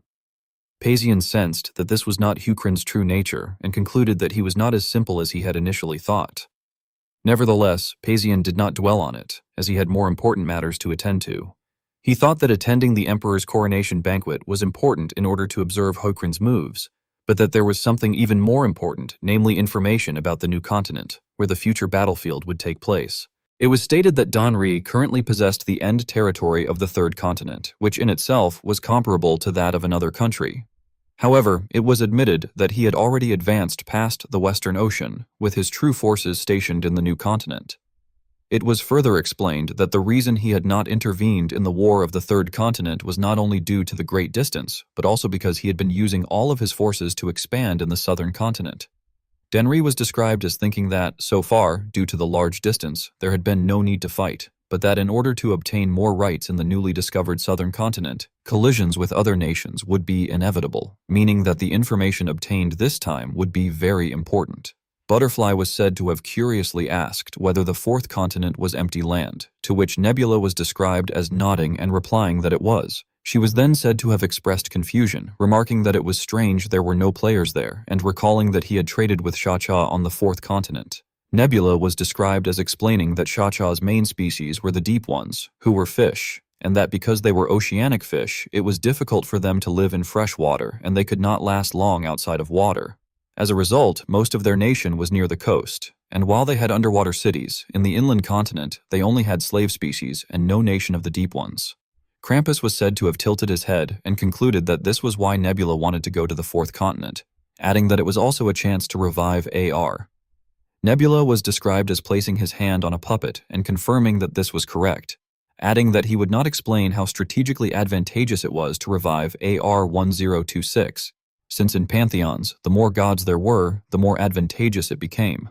He was further said to have stated that he needed to confirm exactly how the vassalization process worked, questioning whether the systems of vassalization and revival functioned the same as in the game, as the current situation was quite different. Eldar was described as wondering whether they were only reviving AR, to which Nebula replied that they would also revive the other two puppets he held, explaining that although they had died early on, he did not believe they were untalented. Butterfly was said to have nudged Eldar and questioned whether they might harbor malice toward Nebula, causing her to pale and admit that she did not know. Nebula continued by explaining that to release a vassalization, mortals needed to undergo trials, and that by adventuring through the new continent, they would be able to collect trial points. He added that trials could be considered quests given from players to their entities, and that the harder the trial, the more points could be obtained. He further stated that releasing a vassalization required a large number of trial points, and that the Pantheon's current task was to collect these points in order to revive the vassalized players. Jiangwan was described as asking whether this effort was not only for AR, suggesting that it was also meant to conquer the fourth continent before other players, and that obtaining trial points was merely a bonus. Nebula was said to have nodded in agreement, sighing as if confirming his thoughts. He then stated that AR would likely be happy to discover that they were already in an advantageous position upon her return, emphasizing that it was a time when they needed as many resources and as much territory as possible. He added that they would soon be fighting players from other continents surrounding the southern continent. It was then noted that Baron approached slowly and asked whether Nebula was busy. Tione was described as recognizing the voice and calling out that it was Captain Basin. Basin was said to have greeted her after a long time, addressing her as Captain Tione Itamo. She was described as smiling and explaining that thanks to him, she had become the captain of a small fleet, adding playfully that now that she was a captain, he should simply call her captain. She then invited him to have lunch with her, and Basin agreed, stating that as a form of congratulations, he would pay. Tione was described as recounting that while he had been fighting, she had been diligently transporting goods, and that after the war she had received a large backlog of payments, which had made her rich instantly. It was then said that they went together to a restaurant, where she continued enthusiastically, adding that her achievements had been recognized and that she had even joined the fifth wheel. Basin was described as asking what the fifth wheel was, prompting Tione to become flustered and quickly cover her mouth, saying that she had assumed he already knew and asking him to pretend he had not heard it. Basin was said to have tilted his head and asked whether it was something he was not allowed to know, assuring her that although he might be unaware, she could tell him freely, and that her secret would be safe with him. Tione was then described as whispering that it was nothing impressive, but rather a secret merchant association, an organization created long ago by Hui Kyung in the Automation Castle by gathering famous merchants across the continent. Basin was said to have nodded, remarking that it sounded like a legend among merchants, to which Tione replied that she had thought so too until she received the offer. She then asked whether he had volunteered for the Southern Continent expedition. Basin was described as smiling and explaining that, although he had originally planned to go to the Eastern Mountains, he had heard that His Majesty and the Pantheon intended to travel south, so he had decided to go as well. Tione was said to have frowned slightly at the unfamiliar concept of a pantheon, remarking that it was surprising that the gods of the continent had become one family, but concluding that since apostles across the continent shared the same testimony, it must be true. She then asked whether the trial mentioned at the end was what they had to do now. Basin confirmed that it was, explaining that in order to revive Darkbook, they would embark on a mysterious adventure with countless others to the southern continent. Basin was described as thinking privately that he had not truly had a choice, as after his victory, he had gained supporters, which complicated matters, though he believed Kyle would handle it well. He also felt that to avoid unnecessary divisions, it was best to go as far from the center as possible. It was then narrated that a few days later, ships carrying apostles from each dominion and chosen adventurers departed from Maganin. A total of 5 ships traveled together toward their first destination, Doltan Island, and in consideration of various factors, they chose different routes to increase their chances of arrival. Tione remarked that it would have been nice to travel together, while Basin, gazing at the sea, pointed out that they were traversing an unknown route and that they could not predict what might happen. She responded cheerfully that there was no way such large ships would overturn. Basin was said to have laughed lightly, though inwardly he felt her words were ominous and strangely familiar. Soon after, the clear sky darkened suddenly as heavy rain began to fall. Violent waves surged, throwing the ship off balance, and Tione was described as struggling to maintain control while shouting for others to scoop out the water. Chaos erupted as people were told to grab the railing. Basin, gripping a rope tightly, exclaimed that he had known he felt uneasy for a reason. He was then described as staring in shock at the sight before him as a massive wave rose high into the air. A cold sweat ran down his cheek as he cursed internally, thinking that such words should be forbidden. Finally, the enormous wave crashed violently against the ship. Basin was swept by the waves onto a deserted island, and as he slowly opened his eyes, he groaned in confusion, wondering where he was. Before him stretched a dense green forest, which made him briefly question whether it might be the primordial prairie that Sean had once mentioned. However, after looking around more carefully, he concluded that the ship must have been wrecked and that he had been washed ashore on a nearby island. Although he felt relieved to be alive, he also noted that his throat was extremely dry, likely from swallowing seawater, and decided that finding fresh water was his first priority. After venturing deeper inland, he came across a river and exclaimed internally with relief that it was water, realizing fortunately that it was fresh. He then thought that it would have been convenient if he had a bottle to store it. Shortly after, he noticed a strange figure in the distance, a species entirely unfamiliar to him. When Mago saw Basin, he reacted with shock and fear, his face filled with panic, while Basin also froze for a moment. Attempting to break the silence, Basin began to speak, but before he could finish, Mago let out a frightened cry and fled immediately. Basin quickly picked up the water flask that Mago had dropped and called out for him to wait and stop, then chased after him while thinking that the creature was a species he had never seen before. Although it looked somewhat strange, he reasoned that since it was small, he should be able to catch up soon. However, to his astonishment, Mago suddenly leapt off a cliff. Basin was stunned by this action, and he watched in disbelief as Mago curled his body into a ball and rolled down the slope at incredible speed without looking back. Basin, utterly shocked, wondered in disbelief whether it had really rolled and questioned what kind of species it could be. Mago continued fleeing until he suddenly crashed into something solid, crying out in pain as he hurt his nose. It turned out that he had collided with Rakshasa, who immediately confronted him. Rakshasa angrily questioned why Mago had run away instead of working again, lifting him up as he shouted his name. Terrified, Mago apologized and explained that the sick Chacha had asked for water. Rakshasa, however, responded harshly, saying that Mago should have just left Chacha alone. Mago, his voice trembling, insisted that if he did that, Chacha would die.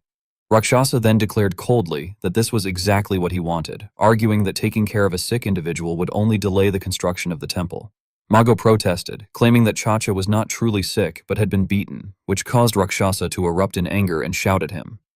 Watching everything unfold from a distance, Basin clenched his teeth and deduced that these species were in conflict with each other. As Rakshasa continued berating Mago and threatened that he might end up like his friend, Basin decided to act. He quickly grabbed a large rock and struck Rakshasa on the head. Startled, Rakshasa turned around in confusion, demanding to know who had attacked him. Basin struck again, noting to himself that the creature's head was as sturdy as a troll's. Blood splattered everywhere, and after finishing the attack, Basin threw the bloodied rock aside and asked Mago if he was okay. Still trembling, Mago covered his mouth in shock, exclaiming in disbelief. Basin, confused by his reaction, asked if there was a problem. Mago, stammering, explained that although he did not know who Basin was and was grateful for being saved, the situation was troublesome. He revealed that his master was an overseer and that if others found out about this incident, he would be killed, urging Basin, whom he called a wanderer, to flee immediately. Basin responded that since his actions had caused trouble, he should take responsibility and asked Mago to explain everything in detail. Mago then began recounting their situation, explaining that the pangolins had lived peacefully in the area for a long time until one day a Rakshasa tribe called Asura invaded from the deep forest. After that, the Asura tribe unified all Rakshasas and enslaved nearby species. He added that the Asura chief intended to build a temple for their guardian. Basin questioned what he meant by guardian and asked whether they also believed in a god. Mago, confused, asked whether Basin was referring to the ancient evil. Basin clarified that he meant the new gods. Mago admitted that he did not know about such gods, explaining that although they had a guardian, he was unfamiliar with any new god. Basin then confirmed whether Asura was the Rakshasas' guardian, and whether the pangolins had a different one. Mago affirmed this and explained that their guardian was Katyuru, describing him as having stiff fur, a long snout, and large claws. He revealed that Katyuru was currently trapped in the temple they were building and was awaiting sacrifice to Asura, adding sadly that Katyuru had once been a good friend, but there was nothing they could do. Hearing this, Basin reflected that the so-called guardian sounded more like a monster or mystical creature. He then told Mago that he was not alone, explaining that he and his companions had come from a distant continent on a large ship and that if they could locate the others, they might be able to help. Mago asked how many companions Basin had, to which Basin responded by asking how many Rakshasas there were instead. Mago replied that there were more than 300 in their village alone, and too many to count in total. Basin stroked his chin and remarked that it was more than he had expected, but he remained confident that with his comrades and the gods of the Pantheon watching over them, it would not be a problem. Mago, puzzled, asked what the Pantheon was. Basin suggested that they continue talking while disposing of the corpse and fetching water for Mago's sick friend. As Basin dragged Rakshasa's body across the ground, Mago suddenly realized in dismay that his water flask was missing. Meanwhile, at the Pantheon, Nebula stood in an observation room and reported that 2 ships had been swept away and destroyed by a typhoon, while 3 had arrived safely, though their crews had no information about the others. Krampus commented that in the worst-case scenario, they had assumed even 1 ship arriving would suffice, so the situation was not disastrous. Nebula agreed, stating that they had anticipated such an outcome. Seokmyeon then questioned whether the typhoon might have been caused intentionally by someone. Nebula acknowledged that it was a possibility, but explained that such an act would require a large domain, and no players had yet challenged one. He added that he had asked Cha-Cha, who denied involvement and had not made any overt moves against them. However, Nebula noted that while they currently held the advantage and an outright declaration of war would be difficult, it could not be said that Cha-Cha had made no moves at all, as the ships of the Black Order had begun to move slowly. He further explained that due to internal conflicts, the Black Order would be slow to respond to external threats, but preparations were still necessary before sending their second group of adventurers. Krampus then asked how many survivors there were from the wrecked ships. Nebula responded that, based on his observations, Basin was alive and had encountered the pangolin natives. Butterfly reacted with delight, remarking that the pangolins were very cute. Nebula then pointed at the monitoring screen and stated that Basin had killed a Rakshasa that had been harassing one of them, adding that the Rakshasas appeared to be a powerful species ruling the northern part of the continent. Butterfly then raised a concern, asking whether the existence of such a species was bad news. Upon hearing this, Nebula fell silent for a moment before responding thoughtfully that it might actually turn out to be acceptable. In the forest, the bushes suddenly rustled, revealing that Basin and Mago were scouting the surroundings. Basin asked whether that was the temple Mago had mentioned, and Mago confirmed that it was the temple where Katyuru was locked up, adding that his village was nearby. Basin then instructed Mago to go ahead and give water to his friend, while he himself would go to save Katyuru. Hearing this, Mago reacted in confusion, and Basin told him that he had to hide first and wait for his friends. At that moment, a shout was heard from afar, ordering someone to walk quickly. Tione and several crew members were being led with their hands tied, protesting as they were being pulled along. Kial, looking dejected, remarked that their matey was angry, but that they should not fight because the captain would die if they did. Mago wondered if those people were his friends, and Basin, slightly exasperated, muttered that the situation was annoying. He concluded that Mago likely could not fight, but then immediately corrected himself, saying that was not what he meant. When Mago asked what he meant, Basin smiled and explained that he no longer needed to wait for his comrades and could act right away. Mago was shocked and questioned what kind of nonsense that was. The two then approached a prison camp guarded by 2 Rakshasas. Basin used his sharp nails to climb the wall with ease. Mago, though impressed, worried inwardly about how Basin planned to deal with so many Rakshasas inside. Basin called out to Mago and, after getting his attention, told him that although he was not forcing them, if they were willing, they should call their comrades to fight alongside them, assuring him that they would know when it began. He added that if they were too afraid of the Rakshasas, it would be enough if they simply did not stand against them. Mago agreed that he could at least do that much. Reassured, Basin climbed to the top of the wall and told Mago to return to his friend, saying they would meet again later. Mago bid him farewell, and Basin soon disappeared from sight. Clenching his fists nervously, Mago hurried back home with a water jug. Bursting into the room, he called out to Cha-Cha and asked how he was feeling and whether he was all right. Cha-Cha weakly sat up and said that he felt a bit better after resting for a day, but asked where Mago had been all day, mentioning that the overseers had been looking for him. Mago, slightly flustered, hesitated and thought to himself that it involved dangerous matters he could not talk about, fearing that if a failed conspiracy were discovered, they would all be tortured and killed. He vaguely replied that something had happened and assumed he would be whipped again the next day. Cha-Cha, surprised, asked what exactly had happened, and Mago struggled to answer. Suddenly, a loud noise erupted outside. Mago rushed out to check and, confused, asked what was going on. A Rakshasa came running in panic, shouting that they were under attack and ordering everyone to evacuate, but before he could finish, a bullet pierced his head and he collapsed in front of Mago, leaving him trembling in shock and confusion. Basin then appeared, holding a gun, and greeted Mago again, saying he was curious whether Mago had changed his mind.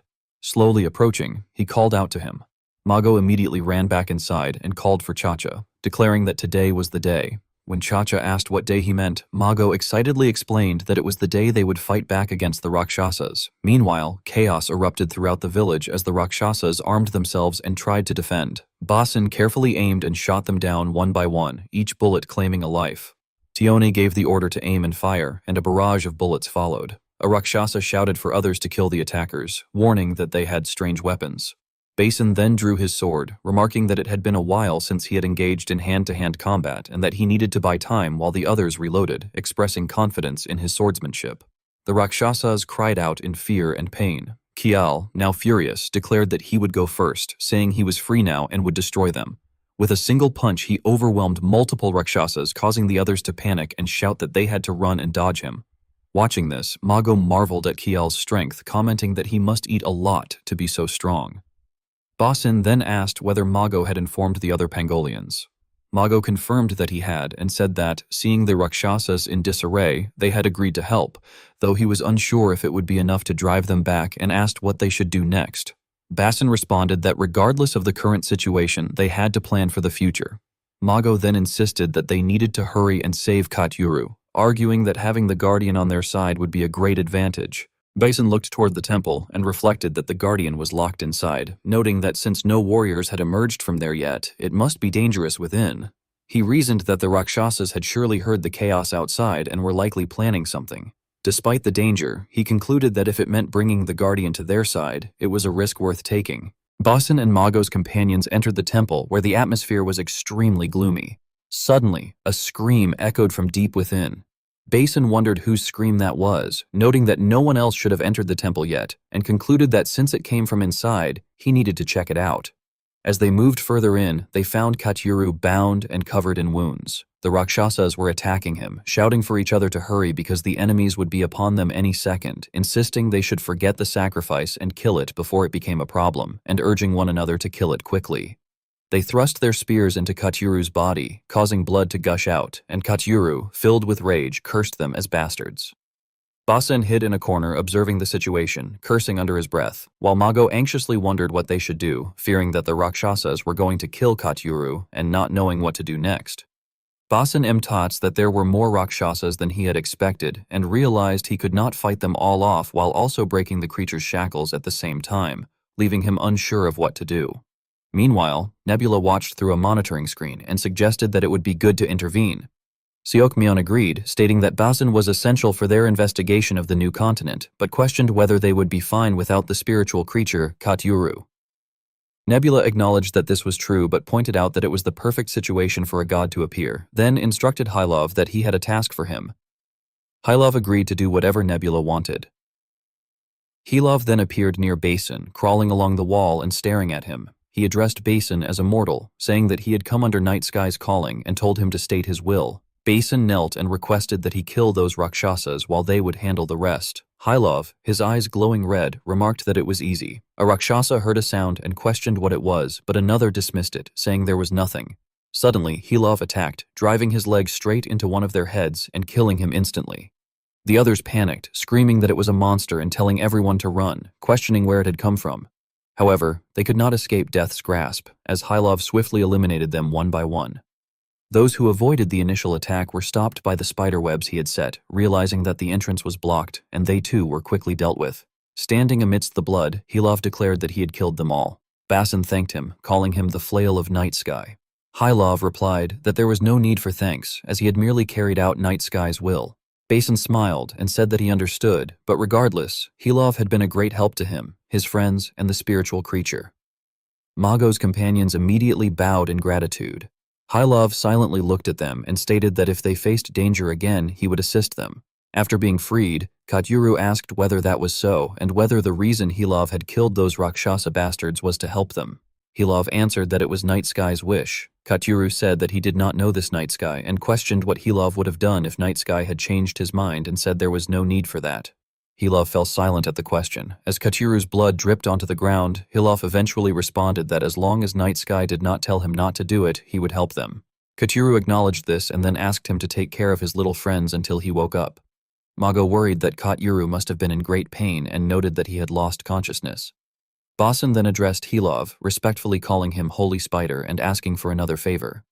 When Hilov asked what it was, Basin explained that other Rakshasas were approaching the next village and asked if he could help repel them. Hilov agreed. Tioni ran over and exclaimed that the captain was safe, reporting that around 200 Rakshasas had come to the village. Hilov remarked that even he could not kill 200 in one go. Basin sat down and explained that they could not let any escape or word would spread, but they did not need to kill them all at once. He proposed that if Hilov diverted the enemies, he could drive them to the center of the village, where they would surround them with soldiers, attack, and then chase down those who tried to escape. Hilov expressed approval, praising Basin's cleverness and asking if there was anything else. When Basin asked for clarification, Hilov told him that if there was something he desired, he should speak it, as he would grant anything he could. Basin reflected on the priest's teachings that it was rare for a god to intervene with such force and concluded that this was a revelation, that Night Sky wanted them to survive. He thanked Hilov and resolved that he must survive. On the monitoring screen, Hilov was shown creating a cocoon. Seokmyeon observed that normally such intervention would consume faith resources, but they were actually seeing a slight increase, which he found incredible, and he wondered how it worked. Nebula explained that it was simple. Increasing closeness with others created a de facto alliance, and when helping an alliance, the use of faith resources decreased. He further explained that the indigenous religion of the Pangolians was the worship of the spiritual creature Katyuru, that Katyuru had acknowledged Hilov, and since Hilov was his creation, Nebula indirectly received the Pangolians' faith. Seokmyeon understood and remarked that this was why Nebula had sent Hilov, adding that of course he would not stop there. Nebula responded that there was no chance he would stop. After the night of liberation had passed, Basin confirmed with the pangolins in the neighboring village that they were finally free, adding that he had also explained that the Great Night Sky's guardian had helped them. Tioni, however, felt uncertain and remarked that she was not sure whether that explanation had meant much to them. Basin then asked whether they had checked the state of the pirates' humiliation and if it could be fixed. She replied that it would be great if they could repair it, but she was unsure whether the timber from those trees was suitable for ship repairs, and since they did not have an expert shipbuilder on hand, she cautioned that it was best not to have overly high expectations. Placing a hand on his chin, Basin concluded that they would need the help of the pangolins and that they would continue to owe them. Mago, smiling brightly, responded that they could ask for anything, as they had helped them obtain their freedom and thus they would assist to the best of their abilities. However, Basin objected that they could not simply accept such help without a plan and insisted that they would properly compensate them for whatever they needed. Mago hurriedly waved his hands and refused, saying that they could not accept money from the savior who had rescued Katyuru, and added that there was something even more important. Basin questioned what he meant by more important, and Mago, now serious, asked him to follow him. The two then went together into a dark basement, where the only light came from the torches they carried. Mago explained that it was an ancient relic that had existed even before they had settled there. Basin looked around and remarked that it did not seem very large. Mago continued by explaining that they had not originally thought the place was important, but the Rakshasas had built a small temple over it and had intended to destroy and conceal it. He stated that this was the place in question, and that although they had not understood at first why the Rakshasas wanted to hide it, they now did. He explained that the murals depicted events of the past as well as those yet to come in the future, describing how, after the gods left, mortals declined and lost all their knowledge, which led to the Rakshasas and Asura gaining control over them.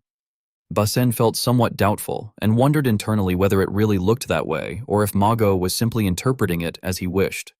Mago then pointed to the wall and said that the next part was what truly mattered. He explained that Basin and his group had come from across the ocean and that the great being depicted there must be the night sky they claimed to believe in, from whose hand a white spider emerged.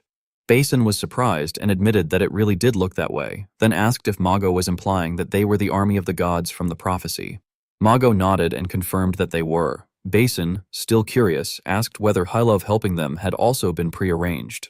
Mago's eyes lit up with excitement as he affirmed that it had, explaining that, although he had seen it long ago and forgotten, he had immediately realized it upon seeing Hilov, declaring that they were the promised ones who would surely defeat their enemies and save them. Basin, confused, stared at the wall and questioned whether this was truly the night sky's arrangement from ancient times, admitting that he did not understand what was happening. Meanwhile, on Krampus's side, he asked Nebula whether he had known about that. Nebula nodded and replied that savior-type epic legends of that sort were actually quite common. Krampus then asked what about the part concerning the white spider.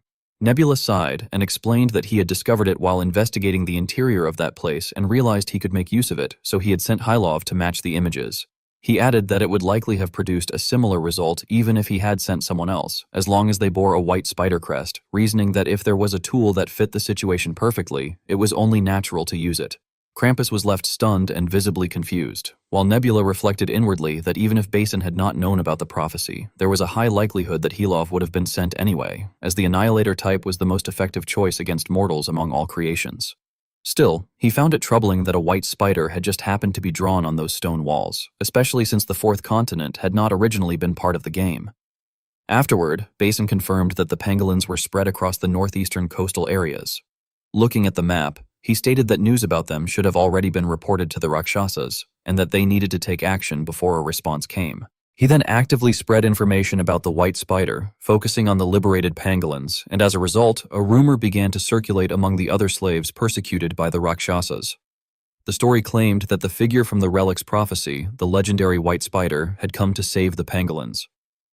As murmurs spread among the pangolin slaves, the Rakshasas began to panic, leading one of the governors who controlled the area to grow concerned about whether they should report the matter to their superiors. Akulda thought that, honestly, a revolt in 1 or 2 villages was no big deal, reasoning that since one Rakshasa warrior could face 10 pangolins, he would send out an investigation team first to ensure an accurate assessment of the situation. This, however, turned out to be their fatal miscalculation, as the adventure group attacked the Rakshasa investigation team and succeeded in annihilating them. Basin stood looking at the pile of Rakshasa corpses and remarked that the enemy would lose time waiting for an investigation team that would never return, adding that even once they realized something was wrong, their focus would be divided by the slaves, making it difficult for them to mobilize a large number of soldiers. He then moved boldly, reclaiming seaside villages one by one, and as a result, they were able to save the remaining survivors of the wrecked ship.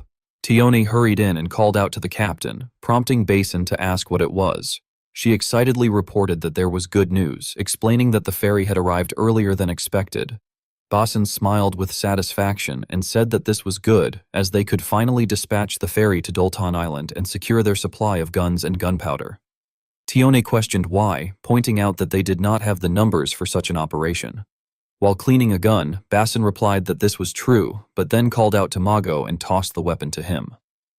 Mago, confused, caught the gun and responded hesitantly, asking what it was, to which Basin simply told him to show her. Mago immediately took aim and affirmed his readiness. Basin then explained that he had trained them, and that now the pangolins also knew how to use guns. Meanwhile, outside, sunlight shone upon the temple as the Rakshasa engaged in heated discussion, noting that the movements in the east were suspicious. Their leader, Akulda, remained silent as he listened, being the Asura North governor. Others insisted that they needed to move the army, but another argued that the pangolins had been whipped into a frenzy by rumors of a savior, and that if they withdrew their warriors now, they would lose all control over them. Akulda frowned in irritation and muttered that he had to meet with Sir Koprik. The Rakshasa were startled and questioned this decision, pointing out that even though Sir Koprik was Lord Asurada's subordinate, he would not listen to them if they woke him from his sleep now. Akulda stood up and turned to leave, stating that although Koprik would get angry, they had to prepare a sacrifice, adding that if the situation was as serious as it seemed, they could not resolve it without his help regardless. He then ordered his subordinates to move quickly as they drove the pangolins forward, commanding the first group to go inside the temple. The pangolins protested fearfully, saying that sacrifices had already been made recently and questioning why it was happening again, but Akulda silenced them, telling them not to go against the guardian's will. After half of the pangolins were led inside, agonized screams echoed from within the temple. Akulda expressed satisfaction, stating that once Sir Koprik's rage had been appeased by this sacrifice, and with a second offering, he would make his request. However, he was suddenly interrupted as Koprik slowly emerged, complaining that the pangolin skins were too tough. Sweating nervously, Akulda addressed him as Sir Koprik and asked what had happened to the priests who had gone in with them. Koprik, chewing on a Rakshasa with fresh blood dripping from the corner of his mouth, asked if he meant the ones beside them who had been tastier. He then remarked that this was what Rakshasa tasted like and ordered that more Rakshasa be prepared as offerings moving forward. Koprik demanded to know why he had been disturbed from his slumber and warned that if the matter was not significant, the one responsible would have to pay the price. Akulda bowed and pleaded that the Rakshasas were facing great difficulty, explaining that a group wielding strange sticks that spat fire and smoke had appeared, that they were an unseen species, and that they were wreaking havoc across their god's territory. Koprik asked if he simply needed to eliminate them, But Akulda shook his head and explained that, in a way, it would be a blessing if Koprik were to die. Yet if he were merely injured, the Rakshasas would have to bear his anger. Instead, he requested that Koprik circulate through the village to prevent the Pangolians from making further foolish decisions. With a killing intent flashing in his eyes, Koprik asked if that meant he could eat as many pangolins as he wanted, and Akulda replied that he could do as he wished. Delighted, Koprik agreed enthusiastically and said they should proceed with that plan. Meanwhile, on Nebula's side, everyone watched the surveillance screen intently. Butterfly remarked in awe that the Black Panther looked extremely intimidating, while Eldar, resting his chin on his hand, observed that it resembled a Nahual from Aztec mythology and noted that such beings were typically classified as spiritual creatures. Butterfly found this hard to believe and commented that, judging by its behavior, it seemed more like an abominable god. Eldar admitted that he was also confused by that distinction. Nebula thought to himself that the situation was indeed strange and began analyzing the biotic community of the perished world, explaining that it consisted first of various sapient species, mortals who worshipped the players, such as humans, elves, lizardmen, and trolls, divided into countless subspecies. He continued that there were also ordinary animals, followed by wondrous monsters like drakes, cockatrices, and gargoyles, then unique field boss-type abominations. Beyond those were spiritual creatures, which, while similar to abominations, could be neutral or benevolent. And finally, beings with high intelligence and influence comparable to gods, abominable gods. He speculated that Koprik might originally have been a spiritual creature that gradually fell from grace, possibly due to differences between this place and the game, or perhaps because of the Asura being. Butterfly then asked whether the Asura who ruled the place was a player, noting that his name did not appear on the list and that if he were a player, he would be referred to as a god rather than a guardian. Nebula continued that the being might hold a position even higher than an abominable god. Eldar raised his hand and suggested that, regardless, the creature seemed quite strong and asked whether they should send in Lakrak. Nebula considered it briefly and replied that it was too early to deploy an apostle and that fighting on enemy territory would bring consequences. Butterfly then asked if he had a better plan, and Nebula answered that he intended to create something new but required a small, high-level domain to embed a skill, so he asked for Eldar's help. Eldar, flustered, pointed to herself and questioned whether he really meant her. Outside, near a towering mountain where a waterfall flowed gently and the evening sunlight shimmered across the lake, a parasitic worm crawled along the ground, declaring that it would survive. It introduced itself as Creation Gordius, the child of the observer night sky and the messenger of the god Shadowless, stating that it had been born as a special being under the blessing of two almighty and beautiful entities and that its goal lay ahead. As it approached a group of pangolins, it fixed its target on one of them and identified its entry point before quickly burrowing inside. The pangolin cried out in shock, while the Rakshasas nearby wondered what was happening but dismissed it, saying the creatures would soon be sacrificed anyway and should be left alone. At that moment inside the temple, Koprik bared his sharp fangs and lunged toward the pangolins. The terrified creatures could do nothing against the powerful beast and could only cling to each other and weep. Koprik roared that he was starving and needed to satisfy his hunger before devouring the entire group. The pangolins screamed in terror, crying out for help as they were consumed. At that moment, Gordius emerged from within the pangolin's body, remarking that he had come to the right place. He then moved through the creature's mouth and burrowed straight up into Koprik's brain. Koprik suddenly froze, sensing that something within his body felt abnormal. From inside his mind, Gordius declared that he was the deceiver Gordius and that he would soon become him as he crept through every corner of Koprik's brain, sending sensations like electric currents through his body, repeating that he would soon take over. Meanwhile, Mago, confused and alarmed, exclaimed that something was wrong and that trouble had arrived, explaining that the northern governor, Akulda, was bringing 1,000 warriors. Basin questioned whether that number was all Akulda could gather. In response, Mago said he did not think so, but noted that one Rakshasa was worth 10 pangolins and worried whether they would truly be enough, adding that all the brave ones had already died and only the cowards remained. Basin reflected honestly that pangolins were not suited for war, as they had an instinct to curl into a ball the moment they encountered an enemy. He observed that those gathered there only possessed the slightest ability to resist that instinct, and even so, their total number was only around 800. He admitted that their numbers were thin and that they were at a disadvantage in blade combat, but pointed out that they now had guns and questioned what there was to worry about. However, Mago hesitantly explained that although they could use the guns fairly well and that the weapons were powerful and had long range, they were inaccurate, took a long time to reload, and most importantly, there were not enough of them. Basin nodded in agreement, stating that this was true, and clarified that they only had around 200 units, including those from the ferry and the ones airlifted from Doltan Island. He added that this was why they also relied on spearmen and crossbowmen, and emphasized that most importantly, they had his group. Still anxious, Mago pointed out that there were only 50 of them and doubted whether 800 pangolins would be of much help, admitting that he could not shake his unease. In response, Basin reassured him that if he was that worried, he should simply place his trust in Hilov. Mago nodded, deciding to trust Basin's group, and said that he felt somewhat better knowing the savior was present and that he was relieved. As sunlight filtered through the forest leaves, Akulda hid within the bushes, observing that he could see the pangolins on the hilltop and mocking them as fools for taking such an exposed position that revealed their location. One of the Rakshasas sneered, saying that those slaves knew nothing about fighting and noting that they did not seem to have noticed them yet, suggesting that they ambushed them all at once. Akulda, clearly pleased, agreed that it sounded like a good plan. Akulda narrowed his eyes as he observed the situation and stared fixedly at the gun in Mago's hand, telling the warriors to run. The Rakshasa was startled and exclaimed that it was an honor to have the opportunity to take the lead. Meanwhile, Akulda thought to himself that those were probably just objects made to look intimidating, but since he did not know what they really were, he could not personally take the lead, so he decided to send a group ahead to confirm their nature. The Rakshasas gathered together and charged straight toward the pangolins who were training. Seeing them approach, Mago alerted his comrades that the enemies were there and ordered everyone to aim just as they had practiced, reminding them to control the recoil with their tails before commanding them to fire. At his signal, countless bullets were unleashed.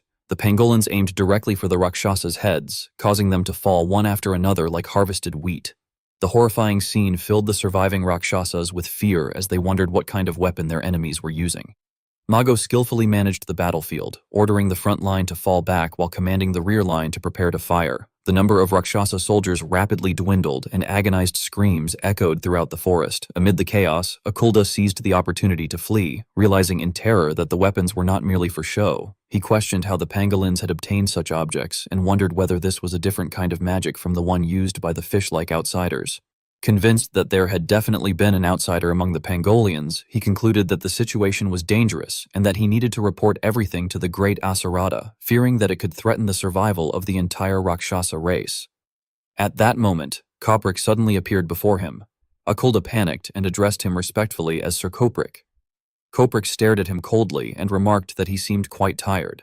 Trembling, Akulda fell to his knees and begged for forgiveness, admitting that they had lost against the Pangolians once again.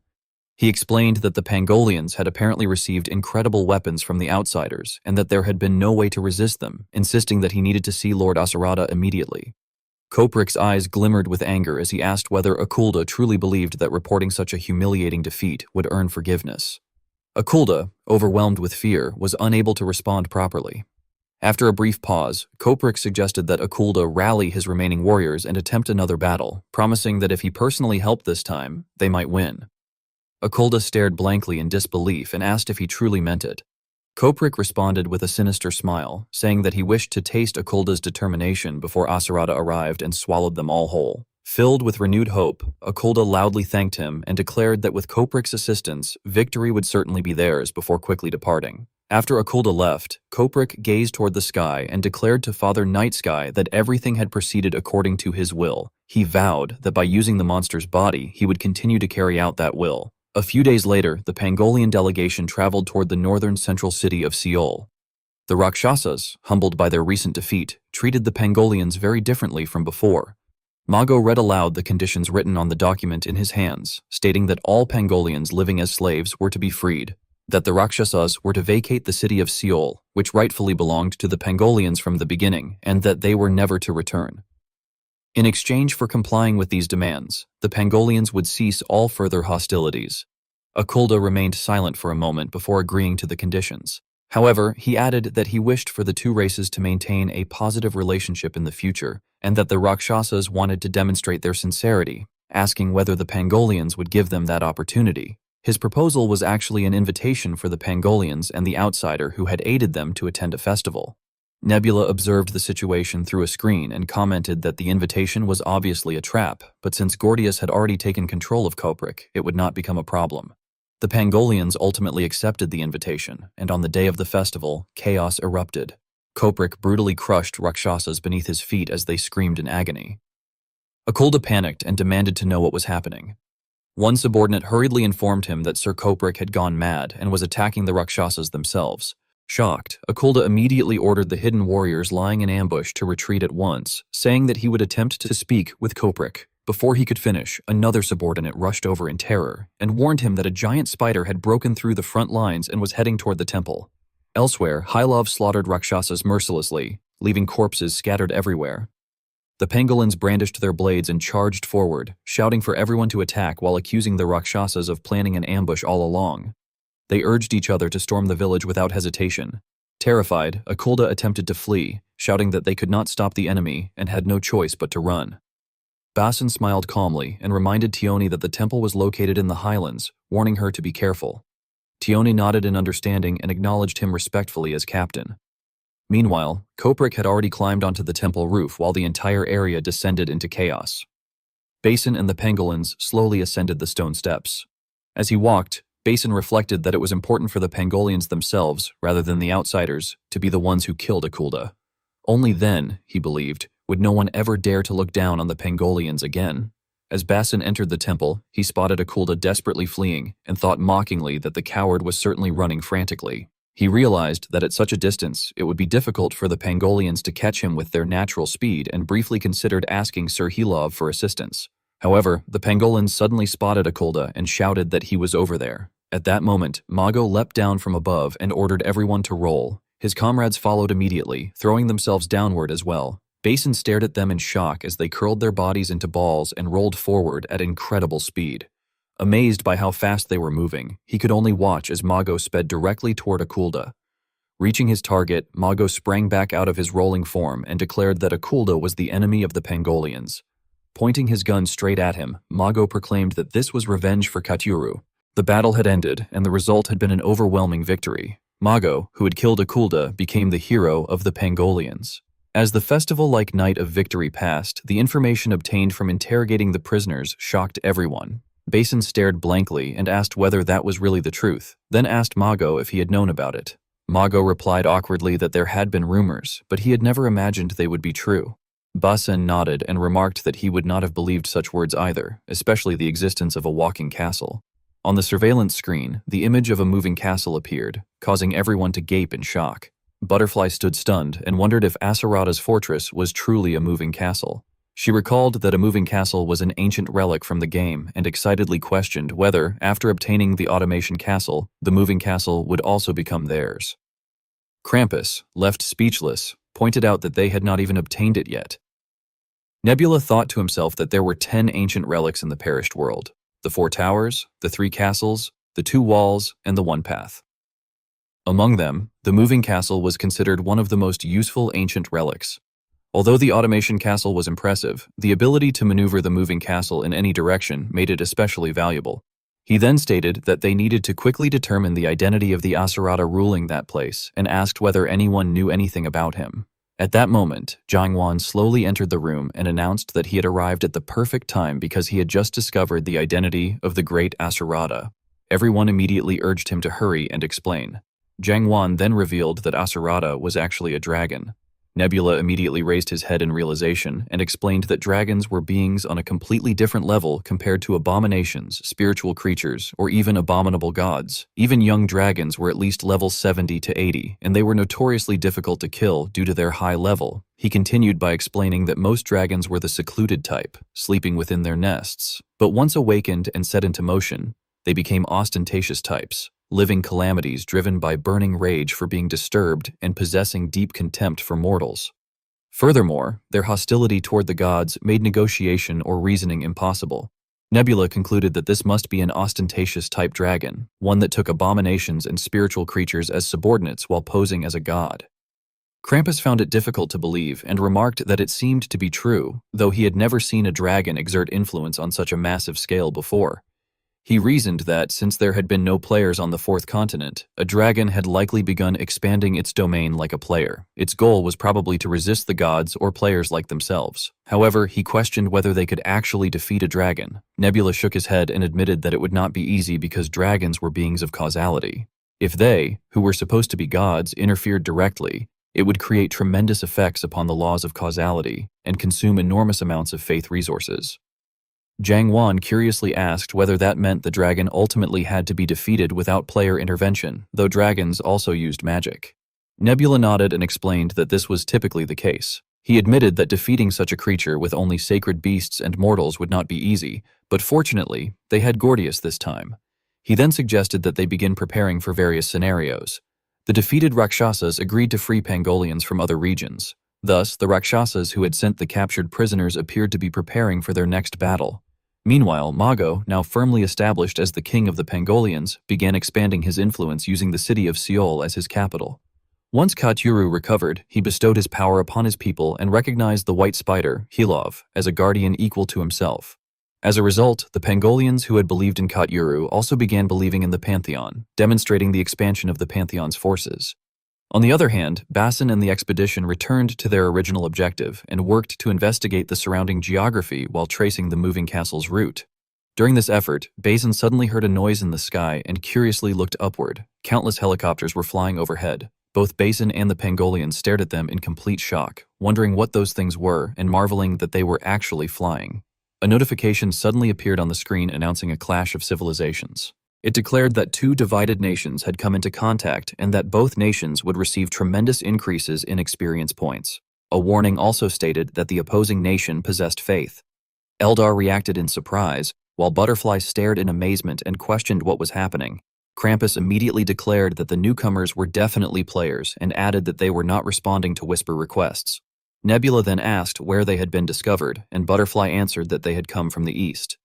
Nebula observed the screen carefully and remarked that, considering the massive mountains and the river, he had never thought anything could cross from that direction, making the situation quite surprising. Butterfly added that it was even more astonishing that they had arrived flying through the sky. Krampus could not understand how they already possessed helicopters and wondered whether their technology was more advanced than theirs.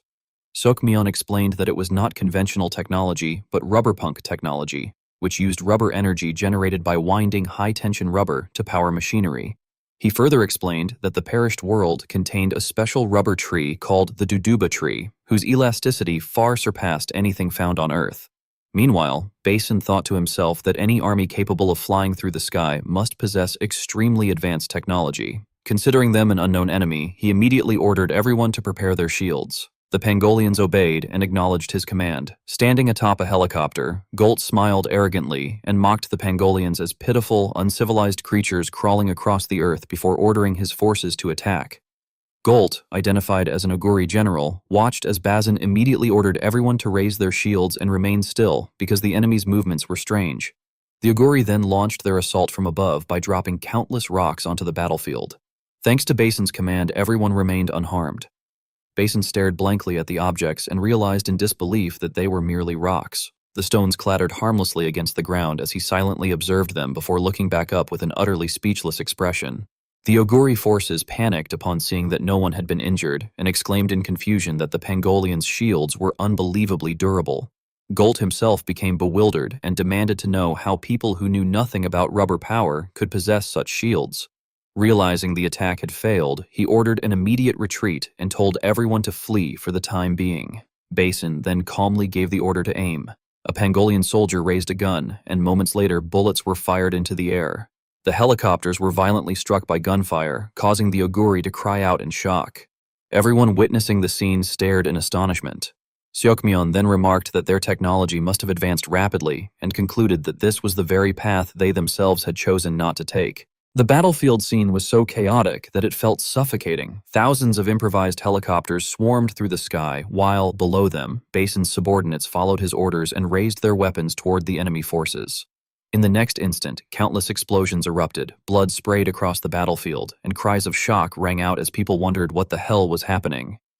On the other side of the screen, Seokmyeon could not hide his surprise and remarked that their technology must have advanced rapidly. Both Eldar and Butterfly were left speechless in astonishment. Seokmyeon let out a breath before continuing that it was the path they themselves had chosen not to take. Butterfly, still unable to recover from the shock, turned pale and stammered that she had never imagined she would witness something so absurd. Seokmyeon looked at her in confusion and replied that it was not actually that surprising. He went on to explain that the ancient Aztec Empire had never invented the spoke, yet their medical science had been advanced enough to perform surgery using obsidian blades. He further explained that if a civilization focused all of its resources on rubber-powered technology like that, it could even create flying machines before the advent of the steam engine. Folding his arms, Seokmyeon calmly added that, theoretically, rubber power could even be used to make cars, calculators, and computers. Butterfly then raised her hand hesitantly and pointed out that there was not much reason to do all of that using only rubber bands. Nebula swiftly manipulated the system screen and coldly explained that the civilization in question was extremely foreign to the continent, to the point that even the Pangolians had never heard of them. Because of that, he believed there was a very high possibility that the player leading the Oguris was not from that continent at all. He continued by reasoning that, judging from the direction they had come from, they must have originated from the eastern continent, the one they had not yet reached, in other words, the first continent. Sitting below them, Krampus asked whether that meant every civilization on that continent was like this. Nebula calmly answered that he would have liked that to be true, but it probably was not. Recalling the way the Oguris operated, he carefully explained that a rubber-punk civilization required an enormous amount of manpower simply to wind the rubber bands, while their overall technical execution remained lacking. He sternly added that the system naturally leaned toward slavery, and that its limitations were obvious. Nebula further elaborated that the uneven development of their technology suggested they had never exchanged knowledge with other nations, which convinced him that they had likely been losing a power struggle on their home continent and had fled there instead. Looking back at the screen and seeing the Oguri army quickly fall before their forces, Nebula loudly declared that they could now confirm it. Under the calm sky, the helicopters had all been destroyed, and every member of the Oguri army had been captured and tightly bound together. Basin lazily brushed a hand along the knife he held and sighed in boredom. Holding up the blade he had bent earlier in front of the Oguri soldiers, he mockingly remarked that it was a pathetic knife and that his people had stopped using weapons like that over 100 years ago. The Oguris could only growl bitterly in frustration. Basin continued mocking them by asking how they could conquer the skies while producing such pitiful weaponry. Hearing that, the Oguri leader's expression darkened as he ground his teeth in fury and thought bitterly that the Lizardman had humiliated him so thoroughly, even though he could have killed him.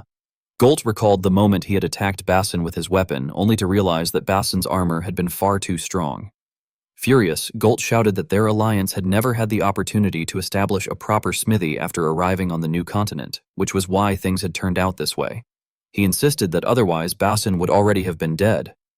Basin merely sighed inwardly and thought that he had not even needed to interrogate the man because he was already revealing everything himself, making the interrogation likely to be easy.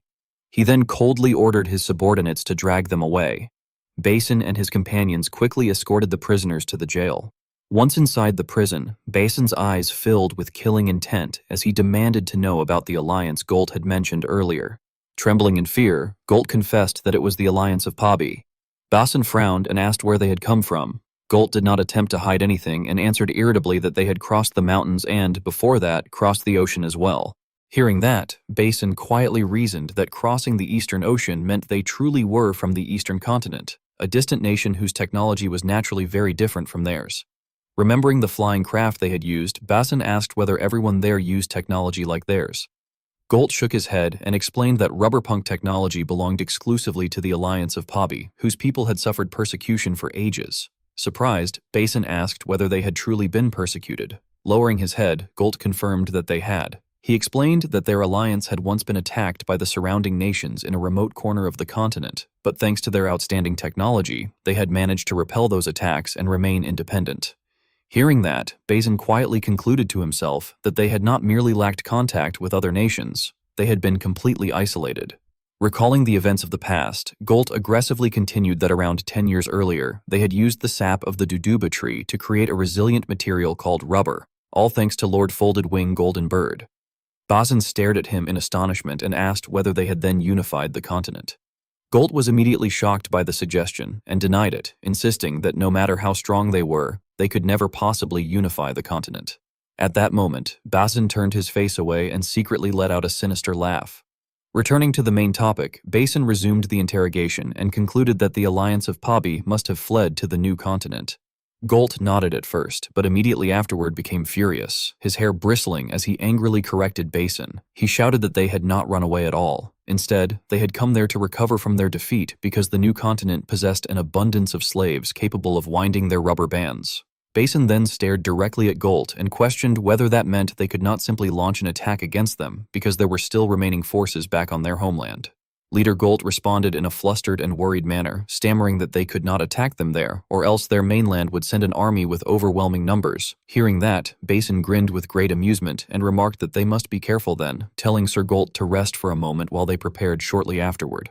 Gradually realizing something, Leader Golt let out a sigh and sneered as he asked whether they were thinking of interrogating him, insisting that it was pointless because he would not spill a single word. Internally, Golt grumbled that he had actually intended to say they were going to feed them since the man had been cooperative during the interrogation, though he thought Basin might be offended if he said that aloud. Basin, radiating killing intent, coldly walked toward the door and replied that if that was the case, they could only hope Golt's resolve would hold up. The door then slammed shut before the leader's resentful expression. At the Hukrin royal palace, an old man stared thoughtfully at the blueprint before him and murmured in contemplation. Orazon excitedly commented that the device was interesting and asked Lump what he thought about it. Standing below, Lump stroked his beard in agreement and answered that he also found it to be a fascinating object. Looking at the machine before him, Lump calmly continued by explaining that the rubber-powered mechanism itself was unstable and inefficient, making its value ambiguous, but what interested him more was the serrated wheel. He added that he had seen a similar toy in his hometown and that such things were usually crafted by masters. Orazon glanced down at the design with intrigue and remarked that he had seen something similar in ancient ruins. Lump looked up in surprise and asked whether he meant the automation castle, noting that there was a similar device there as well. Suddenly, the voice of a subordinate echoed from afar, saying that this was where His Majesty had been and reporting that he had new information. The man who appeared was Dinan, and he respectfully reported that the second expedition team, or rather, the second adventurer team, had just landed on the southern continent. Prince Orazon was visibly shocked and repeated the word just in disbelief before declaring that, if that was true, then their plan had succeeded excellently. He quickly ordered his subordinate to have the second team rendezvous with the advance party as planned and to grant Basin command authority. Dinan acknowledged the order respectfully, affirming that he understood. Once again, on the new continent, the blazing sunlight covered the land as Basin practiced shooting while gasping heavily for breath. Sitting beneath a tree with the gun in hand, he cursed tiredly, saying that the last bullet had just been used. Looking at the creature being attacked before him, Basin carefully calculated that there was still a lot of time before reinforcements would arrive. At that moment, the wounded man cried out in agony, begging to be saved, screaming that his arm was injured and that he did not want to die. Basin nervously calculated in his head, admitting to himself that the creature was faster than he had anticipated and wondering if that was how he would die. The desperate cries for help rang out again as someone screamed to be saved while shouting that a monster had appeared. After thinking intensely for a moment longer, Basin decided to stand up and fight, telling himself that in a place like that, he could not simply give up. The ferocious beast noticed Basin charging toward it and growled fiercely as it advanced to confront him. However, before it could attack its prey, a beam of light suddenly tore through the creature and shredded it into countless pieces. The beast collapsed before Basin's astonished eyes, leaving him speechless in shock. A cold voice then echoed nearby, remarking that this was unexpected because the speaker had not thought they would meet there. Soon after, a proud eagle descended from above, and the newcomer greeted Basin, saying that it had been a long time and expressing relief that he had not arrived too late. The man was revealed to be the mage Mazdari.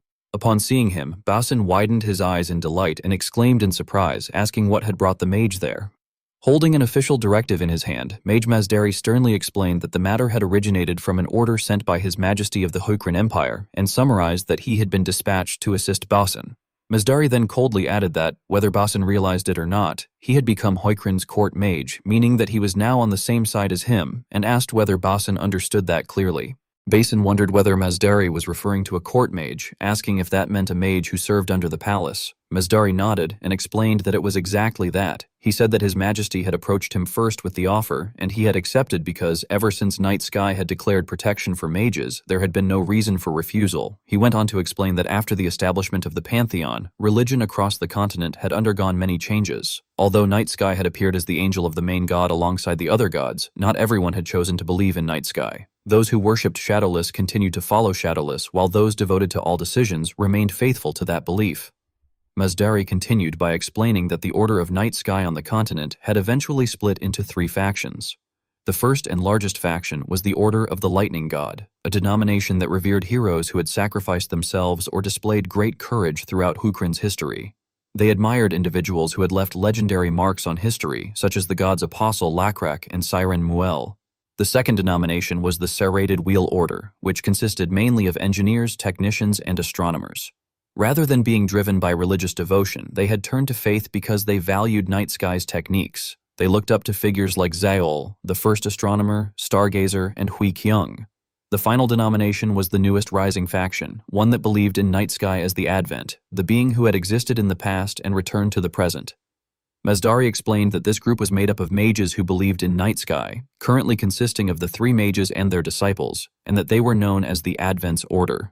Nebula reflected inwardly that the whole thing had originally begun as a lie, but now that he had acquired the unique domain of magic, it was no longer false. He thought that the Order had merely changed slightly, since he had at least become a god associated with magic.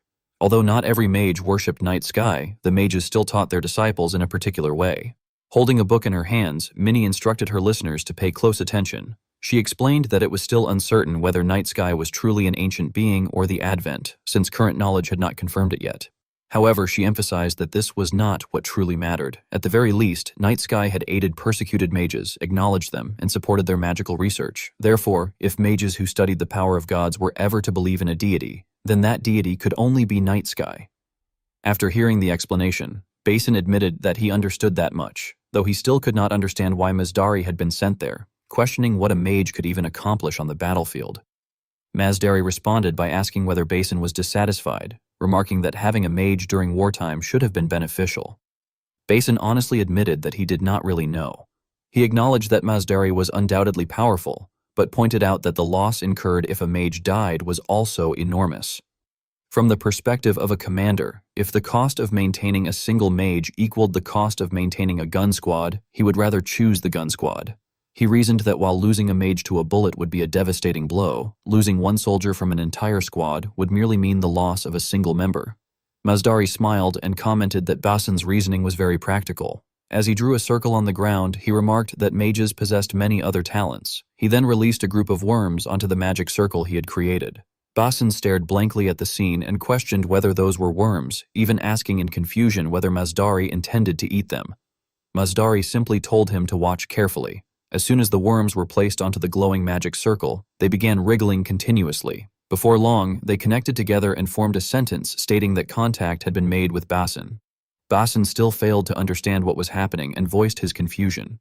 Masdari explained that the sentence had been one he himself created and told Basin to observe what would happen next. The worms shifted again and rearranged themselves into another sentence, asking whether there was any problem with Basin and whether Masdari was present too. Masdari explained that His Majesty was asking if anything was wrong with Basin and asked what response he should send back. Basin reacted in astonishment, asking whether this really was His Majesty. Masdari replied with some exasperation that the worms themselves were obviously not His Majesty. He explained that it was communication magic, and by connecting 2 magic circles together, he could make living beings on both ends perform the same movements. Masdari quickly sent a reply stating that everything was fine and that he would make contact again if anything happened. He also explained that he used worms because they were particularly useful for forming letters. Basin finally understood and exclaimed in amazement that such magic was incredibly valuable because it overcame the time difference between continents, which made rapid transmission of commands possible. Masdari smiled and said he was glad that it was useful. He then remarked that he doubted Basin had only come out because he knew they were leaving and asked where he had actually been headed. Basin answered that he had been investigating ancient ruins. He explained that a tablet had recently been discovered nearby and he had suspected there might be more hidden in the area, which was why he had been searching. He then presented the tablet. Masdari stared intently at it and identified it as a Kalanba golden tablet. Unfortunately, he explained, such tablets were extremely common in Orazon Palace as well. Basin curiously asked whether they were truly that common. Masdari explained that the Kalanba tablets had been left behind before the ancient gods departed, and that they contained records of the Kalanba Empire, a civilization renowned for its brilliance. Because Kalanba possessed large quantities of gold, many of their records had been engraved onto golden tablets, which was why they could be found throughout the continent. Basin then wondered whether the existence of the tablets on that continent meant that it had once belonged to the Colomba Empire as well, and asked whether Mazdari could read the text. Mazdari confidently answered that he could, although it was written in an ancient language. He explained that most of the tablets simply boasted endlessly about how magnificent the Colomba Empire had been. However, he noted that this particular tablet was different. When Basin asked what made it different, Mazdari carefully traced the engraved letters and revealed that the tablet described the fall of the Colomba Empire. The monitoring screen then began explaining the meaning of the golden tablet to Nebula and the others. It stated that the text recorded the rise and collapse of the ancient Colomba civilization and served as an important historical account describing how the glorious empire had fallen in the distant past. Seokmyeon observed the screen carefully and remarked that the relic was not in the database and that he had never seen it before. Nebula responded with visible interest, commenting that it was definitely fascinating, before turning to Eldar and asking for her thoughts. Eldar startled slightly and nervously asked whether she should go down and speak. She quickly stepped onto the platform and cleared her throat anxiously before beginning her explanation. Eldar stated that there had long been missing links in the setting of perished world that had never been uncovered. In the past, the world had merely been described as an abandoned land forsaken by the gods, yet the reason behind that abandonment had never been explained. She admitted that, when she had only experienced the story as a gamer, she had overlooked those gaps, but now they could no longer afford to ignore them. She explained that they still knew nothing about the circumstances surrounding the appearance of evil gods like Jolwubi and Sha-Cha, and that many details had been hidden ambiguously as though some conspiracy existed beneath the surface. Krampus raised his hand and questioned what kind of conspiracy she meant. Eldar admitted that she did not know the specifics, but she believed that the man called Aladdin, who had brought them there, must have had another hidden intention. Because of that, she thought it was extremely important to uncover the missing links in the setting, since doing so might reveal the concealed truth behind everything. Continuing her analysis, Eldar explained that judging from the timeline recorded on the tablet, the Colomba Empire had continued to exist for some time, even after the gods departed. In fact, the text implied that the people had actually been pleased by the gods' disappearance, and it suggested that this attitude may have been influenced by some ancient evil force. Afterward, however, the empire was said to have fallen because of a catastrophic explosion so immense that it was beyond imagination. Nebula spoke up and remarked that, based on that description, the weapon in question had to have been a nuclear explosive. Eldar nodded in agreement and stated that this was almost certainly the case. She further explained that it did not appear to have been only one or two explosions either. Judging from the way the fallout was described, there must have been numerous detonations. According to the tablet, this was how the ancient civilization ultimately collapsed. She then revealed that the tablet even recorded the name of the individual who had manipulated the empire into launching nuclear weapons against itself and plunging the nation into chaos. According to the inscription, that individual's name was Asura, the name of the dragon. Eldar adopted a serious expression and explained that right there was the name of the individual who had thrown the empire into turmoil, causing people to annihilate one another. Under the anxious gazes of everyone present, he revealed that it was Asura, the name of that dragon. Butterfly voiced her doubt and asked whether it was the same Asura they already knew. Eldar replied that they could not be certain, but since dragons were theoretically immortal, it was entirely possible. Jiang Wan looked confused and questioned why, if Asura possessed knowledge from that era, the Rakshasa civilization was still in such a miserable state. She rested her chin on her hand and speculated that, technically speaking, the ancient empire had possessed a civilization similar to modern Earth. Since dragons did not concern themselves with human affairs, they could easily have shared their knowledge if they had wished. Nebula then remarked that they could find out later once they killed that dragon. Seokmyeon suddenly pointed at the screen and announced that he had new information. He reported that the Faviran alliance was making its move and advancing with a large number of spiral wings. In addition, he had spotted a peculiar infantry unit among them, making it appear to be an all-out assault. He further added that their player was still blocking all direct messages. Nebula leaned against the table and calmly stated that this sounded like good news to him. A few days later, at a location 2 days' march away from the city of Pangolians, 500 soldiers of Huikran and 2,000 Pangolians waited hidden within the forest, preparing an ambush.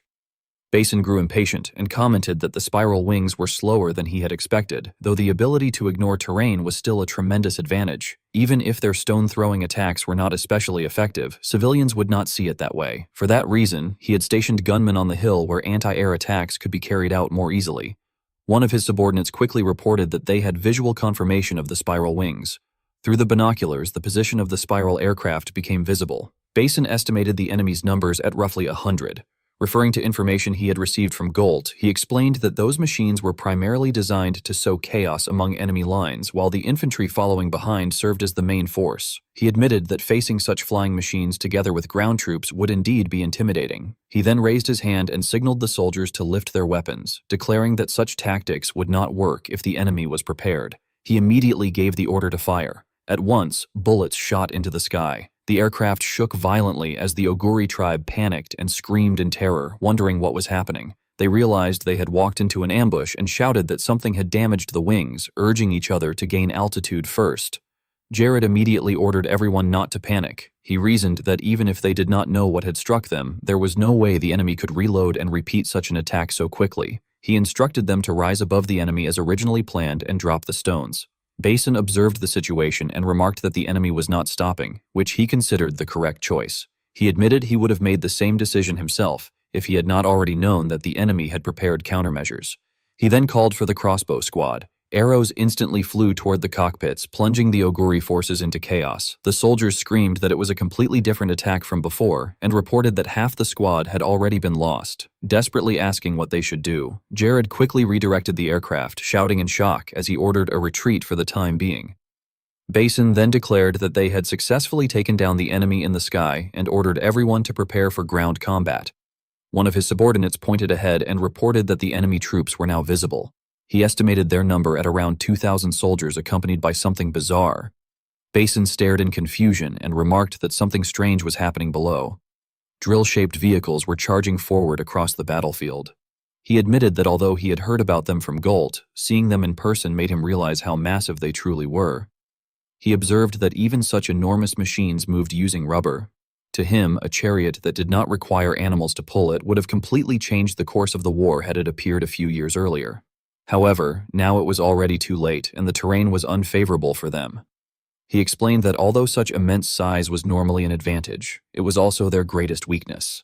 As the vehicles reached the muddy swamp, they immediately began to tilt dangerously. The Oguri tribe panicked and shouted that they were tipping over. Others cursed as they realized the ground was mud and frantically yelled for everyone to stabilize the machines and push harder. Basin unsheathed his sword and proclaimed that no matter what kind of troops the enemy sent, victory was impossible to lose as long as they fought on terrain of their own choosing. He immediately ordered everyone to fire at once before charging forward. The Pangolan forces rushed ahead enthusiastically, shouting that they had been ordered to charge. Armed with spears, they assaulted the Oguri tribe. The Oguri soldiers descended into panic and screamed for retreat. Basin then ordered his men to recover the spiral wings in the forest, while the remaining troops continued pursuing the enemy. His subordinates nodded and acknowledged the command immediately. Meanwhile, the monitoring screen clearly displayed the chaotic battlefield. Seokmyeon spoke up and informed Nebula that he had received a direct message. Nebula curiously asked who it was from. Seokmyeon frowned slightly and answered that he believed it was from the player they were currently fighting, the Oguri player whose username was RD. Nebula nodded and instructed him to bring the caller through. The screen quickly connected to RD, who immediately declared that it had indeed been them and demanded to know which person among them was the leader. Butterfly pressed her lips together, struggling not to laugh, while everyone else trembled as they desperately held back their laughter. They could barely contain themselves at the sight of Ard's avatar. Nebula coughed lightly and remarked that the one who had requested the conversation should introduce himself first. Ard's eyes lit up and he grinned proudly. His avatar resembled a shiny yellow rubber duck. He introduced himself as Player RD, the leader of the Faveron Alliance, and asked whether that was sufficient. He then demanded to know who they really were, why there were so many of them, and who among them was the leader. Nebula responded by pointing out that RD's race was a platypus, his avatar was a rubber duck, and he had built an entire rubber punk civilization around that concept. Nebula admitted that having a theme was amusing, but questioned whether RD had taken it far too seriously. RD immediately protested and asked whether Nebula realized how rude it was to speak that way to someone he had only just met. Nebula shook his head apologetically and clarified that he had not intended to say that out loud. RD frowned and angrily accused him of mocking him. He also demanded that they do something about the people giggling behind them because it was impossible to have a proper conversation under those circumstances. After calming himself, RD finally explained that the reason he had contacted them was to propose a conditional surrender. He warned them not to continue attacking any further, or else he would give them a taste of their own medicine. Everyone tried to hold back their laughter. Nebula crossed his arms and asked what a conditional surrender meant. Seokmyeon gave a thumbs up and said it was a good strategy, suggesting that the speaker was trying to catch them off guard with appearances. RD, still confused, asked what nonsense he was talking about. The speaker then stated that if they attacked any further, he would punish them, and that this was the condition. Butterfly could not hold back her laughter and joked that the rubber duck was speaking. Nebula then asked where that confidence came from, saying he thought all cards had already been revealed. The speaker, flapping his wings in anger, responded indignantly that it was absurd to say such a thing after witnessing his brilliant rubber civilization. He claimed that the potential of rubber was infinite, and that in the distant future they might even build space propellers or rubber androids. He added that even sooner, they could develop affection for an entire species, and insisted that if they continued attacking, they should remember he possessed a civilization with greater scarcity value than any other, promising to demonstrate the destructive power of his advanced civilization. Nebula internally questioned whether he was bluffing or being serious, but concluded that it did not matter since there was no reason to attack for the moment. He then agreed to stand down. RD excitedly said that was exactly what he was talking about, and warned them all to prepare themselves if they ever planned to invade his territory again. Nebula calmly said, "Okay, bye," while the call was still connected. The room fell silent, and he only then sighed in relief, thinking they had survived. Ard suddenly realized the call had not been disconnected, panicked, and hurriedly ended it, exclaiming that it had not hung up and asking what was going on. His clumsy reaction caused everyone to burst into laughter again. Nebula then turned to the others and suggested that they should prepare a plan to attack the moving castle. Seokmyeon agreed. A few days later, in the region south of Seoul, the expedition team began executing the attack on the moving castle. The plan was simple. The 60 spiral wings obtained from the battle against the alliance with Pabi were at its core. First, using the spiral wings, a small advance party would infiltrate inside the moving castle's walls. Based on interrogation of prisoners of war, they had learned that inside the castle there was an area where the Rakshasas chosen by Asura lived, which functioned as the control room. The objective of the 70-member advance team was to seize this control room. By taking control of it and stopping the moving castle, the main force would then be able to scale the structure. Basin, thinking through the plan, intended to command the main force and defeat the great Asura himself. He acknowledged that although the spiral wings would allow them to approach the castle, it would take considerable time for the main force to arrive. Mazdari then suddenly spoke up, asking whether the plan seemed somewhat lacking. Basin turned in surprise and addressed him, and Mazdari explained with a smile that he had switched places with a pangolin because he thought it would be best if he came instead. Basin expressed concern about whether he would be okay given the weight limit, but Mazdari dismissed it, saying that their species had once soared through the skies and were lighter than they looked, adding that he wanted to take this opportunity to fly again. Reassured, Basin told him to keep up and ordered the preparation of rubber power for the spiral wings, announcing that they would take off soon. He then pulled the lever and initiated the launch. The engine started, gears rotated, and the aircraft gradually lifted into the air. One by one, the machines rose, generating powerful gusts of wind that scattered fallen leaves. While flying, Basin reflected that although he had done this many times before, it still felt difficult to get used to, and that flying like this made him feel as if he had joined a flock of birds, giving him a sense of freedom. Observing Mazdari's wings, he recalled rumors that an ancient god had cursed their species so they could no longer fly, and he began to understand why Mazdari had wanted to ride the machine. He concluded that it seemed fine now that Mazdari was flying again. As night began to fall, the aircraft continued circling in the sky above the forest where the moving castle stood. A massive mechanical foot pressed into the ground as the castle loomed within the trees. Basin observed through binoculars and identified the dome where the dragon lived, noting that the control room was located in a separate tower away from it. Suddenly, a subordinate reported that something was emerging from the right side of the moving castle. Basin was shocked and initially thought of dragons, but realized they were too small and too numerous, identifying them instead as wyverns.